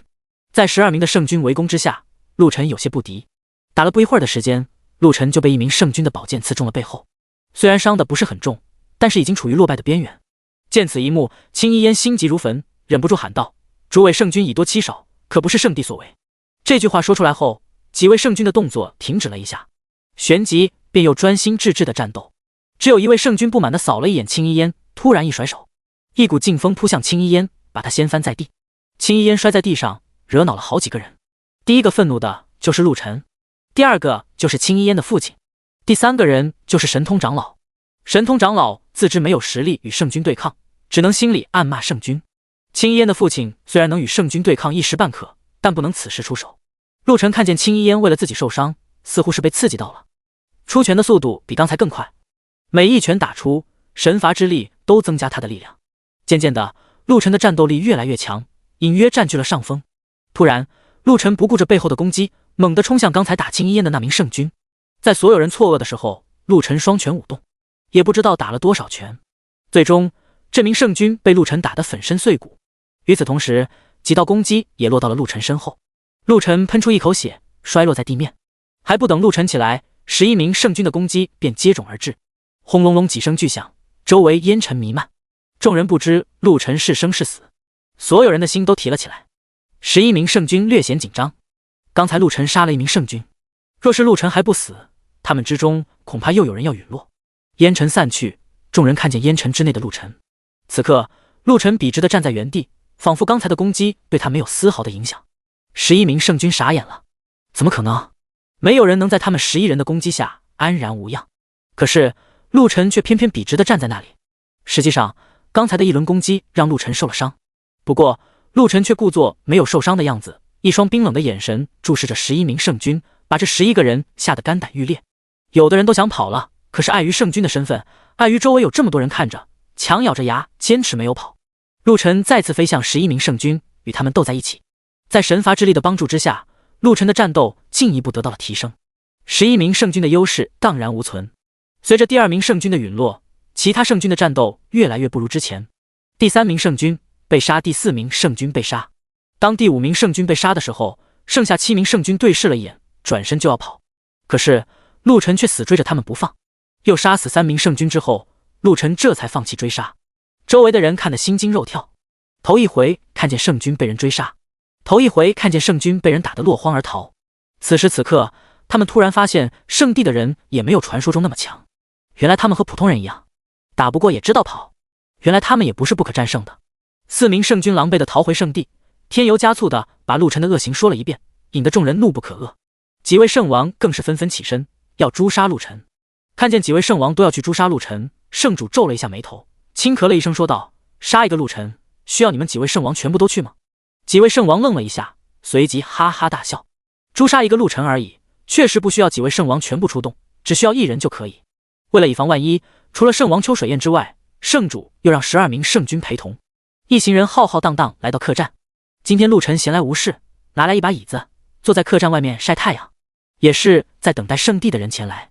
也许是陆晨运气好，真的把圣地的人等来了。陆晨用背部的力量摇晃着椅子，压根就没有正眼看圣地的人，说出的话也充斥着一种嘲讽和挑衅。你们是不是圣地的人？这一次来的是什么人啊？不会又是一些个废物吧？圣地的人咬牙切齿，一位圣军怒声说道：“你才是废物！别以为杀了我圣地几个人就可以天下无敌。你可知我面前这位是何许人也？他乃是圣王秋水宴，杀你只需要1根手指头，是吗？我倒不信他1根手指头能杀了我。”陆晨猛地从椅子上站起来，目光悠悠地看向漂浮在上空的圣地之人，最终视线集中到了那位圣王秋水宴身上。圣王都出来了吗？圣王若是被杀，圣主恐怕就来了。陆晨心中想着，突然决定去一趟圣地。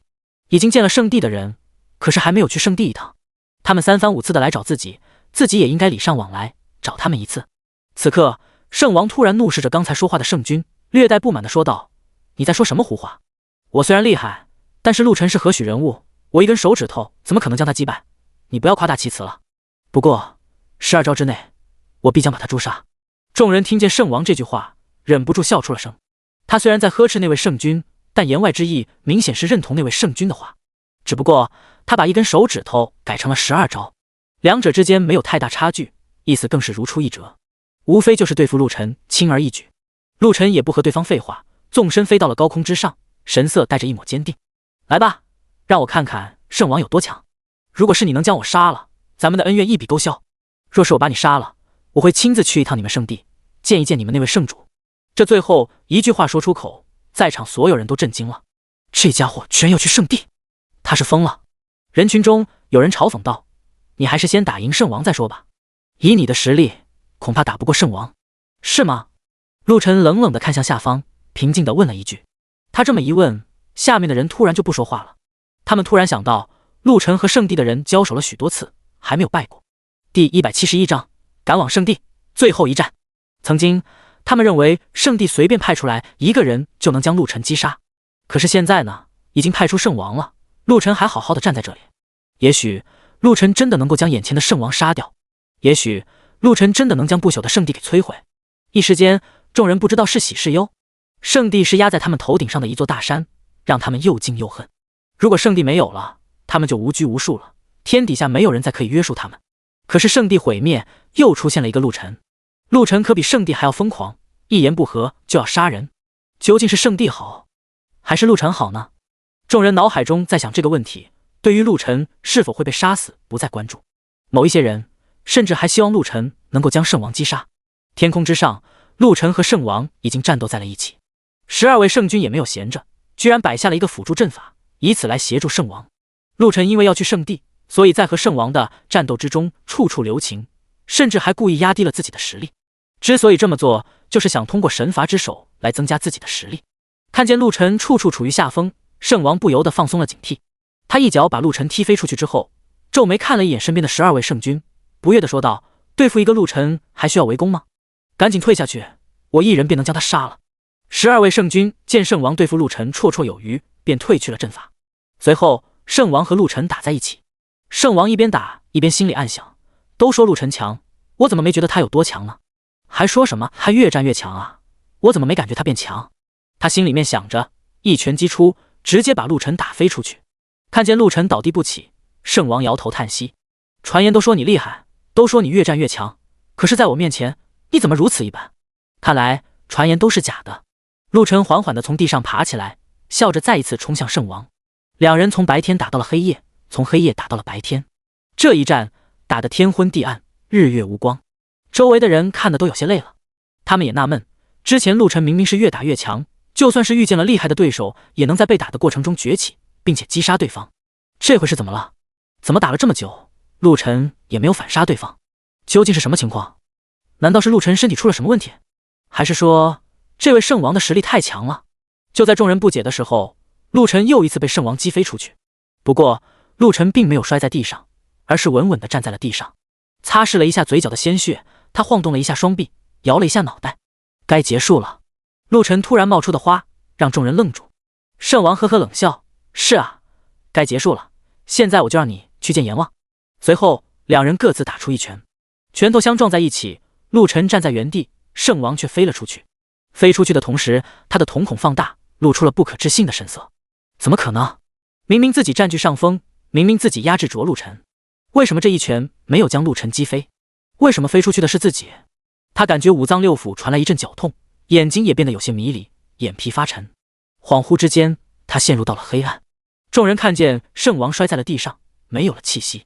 12名圣军大惊失色，连圣王的尸体都没有带走，转身跑了。其他人噤若寒蝉。陆晨再一次让他们体会到了什么叫强大，什么叫死而后生，什么叫遇强则强。突然，人群中有人喊道：陆晨，你真是太厉害了，我能不能拜你为师？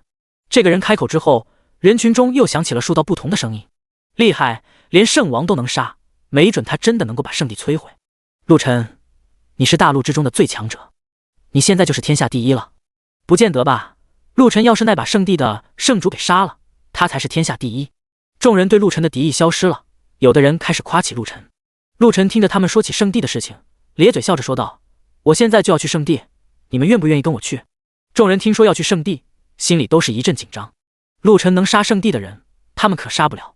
见到众人犹豫不决，陆晨继续说道：就去看个热闹，圣地的人应该不会那么小气吧？众人想了想，决定跟陆晨去一趟圣地。许多人没有去过圣地，都想见识一下圣地的风光，有的人则是想见证这一场旷世奇战。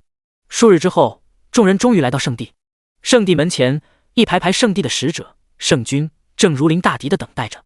看见陆晨他们来了，一名圣军忍不住对着下面的人破口大骂：你们这群狗东西，当年卑躬屈膝，趋炎附势，现在居然敢和陆晨一起来找圣地的麻烦。等我们把陆晨杀了，你们这群人也会跟着倒霉，到时候要诛你们9族。听见圣军一席话，众人吓得魂飞魄散。许多人连忙解释，说自己是来观战的，没有要攻打圣地的意思。你们不是和陆晨一伙的吗？如果不是，就给我滚远点！圣军皱着眉头大声喊道。众人互相看了看，没有办法，只能向远处退去。陆晨看见他们如此听话，摇了摇头，拿出巨剑。一道巨大的光芒从天空劈落而下，轰隆一声巨响，圣地的上门被一剑斩为2半，圣门之上的圣地之人也全部命丧于此。陆晨回头看了一眼还在往远处走的人，大声喊道：别走了，跟我进去！众人看着被陆晨摧毁的圣门，壮着胆子跟着他走进了圣地。圣地没有大家想象中的那么神圣，就是很普通的一个地方，甚至还不如一些普通的名胜古迹。看见圣地没什么特别之处，众人颇为失望。就在此时，不远处杀来一群人，为首之人正是所有人都敬仰的圣主。圣主身边跟着几位圣王，身后是圣地的其他人。你就是陆晨？圣主目光灼灼地看向陆晨，恨意滔天。他居然敢带人来挑衅圣地，今日势必要将他斩杀，否则圣地将不复存在。圣地的威严日后将会被别人践踏。你就是圣主吗？陆晨打量着眼前这位圣主，心中好笑。第172章斩杀圣主，渡劫飞升。本以为这位圣主是一位威严了不得的人物，可是现在一看，这位圣主和他所见过的很多人没有什么区别，甚至还不如那些作威作福的长老、宗主。这位圣主看上去更像是一个平头老百姓，没有什么特殊的。不错，我就是圣主。圣主回答了一句，突然闭上了眼睛。随即，他身后的人蜂拥而至，杀向陆晨。在圣地之人涌向陆晨的时候，陆晨身后的人纷纷向后退，一边退还一边喊着：“我们和陆晨没关系，我们就是来看热闹的，我们永远支持圣地。”圣地的人压根就没有把陆晨身后的人放在心上，所有人集中精神去对付陆晨。陆晨黑色巨剑一向无往不利，这一回居然受到了压制。以往一剑之下，必然能够将面前的人扫飞斩杀，可是此刻一剑斩下，却被人硬生生的给挡住了。挡住黑色巨剑的不是一个人，而是好几个人。在巨剑被挡住的同时，其他人也冲向了陆晨。无奈之下，陆晨只能暂时舍弃巨剑，用双拳与众人对抗。因为在没来圣地之前，陆晨就做了充足的准备，利用神罚之手提升了自己的实力，所以他来到圣地的时候，战斗力已经今非昔比了。之前圣王就不是他的对手，现在他实力攀升，圣王在他面前几乎是挡不住一拳。在陆晨的拳头之下，一名名圣地之人陨落，纵然是圣王也被陆晨杀了3名。一直没有出手的圣主看见陆晨实力如此之强，眼睛差点瞪出来。他也知道陆晨强，可是没想到陆晨强到了这种地步。圣地的所有人围杀他，他居然还能够反杀圣王，而且没有受到丝毫的伤害。圣主的心突然砰砰砰跳起来，不能再等了，再等下去他会把圣地的人都杀光，到时候自己一个人单独面对陆晨，恐怕胜算更不多。想到此处，圣主怪叫了一声，也加入了战斗。圣地的人和陆晨战成一团，跟着陆晨来的人则是在不远处默默观望。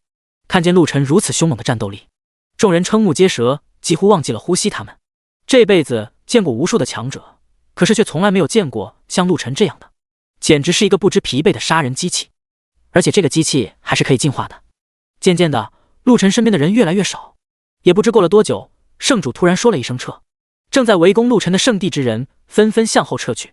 圣主擦了一把额头上的汗，目光灼灼地盯着陆晨，突然和蔼地说道：“你是个人才，我这个人最喜欢人才了。杀了你是一种损失，只要你愿意加入圣地，我可以让你成为我的徒弟，以后你就是圣地的主人。你好好的想一想，你知道圣地是什么吗？圣地乃是这片大陆的核心，我们圣地之中有无数的财宝，无数的美女，无数的修炼功法，圣地可以满足你的一切需求，只要你加入圣地。”听见圣主一番话，众人恍然大悟，这是打不过，所以想让陆晨加入圣地。跟着陆晨来的那群人心里紧张起来，若是陆晨加入圣地，对他们来说绝对是个最坏的消息。现在不少人心里都默默祈祷，千万不要加入。可能是他们的祈祷起到了作用，陆晨坚定地拒绝了：“抱歉，我没有兴趣。”说完，陆晨再次冲向圣主，双方再一次激战起来。这一场战斗打了3天3夜，最终圣主被陆晨击杀。圣主死的那一刻，陆晨身后的人欢呼起来。陆晨缓缓地闭上了眼睛，似乎沉浸在一种玄妙的境界之中。一群人本想跑到陆晨身边为他欢呼，说一些个恭敬的话，可是还没有走到陆晨身边，就被一股诡异的力量震飞了出去。就在众人惊异之时，天空之上突然黑云向陆晨头顶上方聚集。不一会儿的时间，一道道神雷劈落到陆晨身上。看见这一幕，众人都吃了一惊，不知道发生了什么事情。怎么回事？难道是陆晨击杀了圣主，惹来了天怒吗？别胡说八道，圣主也是人，杀了他又怎么会引起天怒？这应该是在渡劫。渡劫？渡什么劫？有人目瞪口呆地问道，心中已经猜到了某种可能。这还用说吗？陆晨什么实力了？肯定是要渡劫飞升。真的假的？他要渡劫飞升？我还是头一回看见人渡劫飞升呢。真的有仙界吗？数千年来，虽然有渡劫的传闻，但是从来没有人真正的见过，更没有听说过哪个人真正渡劫飞升了。这一回，他们终于亲眼见证了一个人渡劫飞升。此刻，众人抛下了所有的恩怨，都默默地为陆晨祈祷，希望他能渡过天劫，渡劫飞升。陆晨如果能成功渡劫飞升，代表着在他们的世界之外，还有仙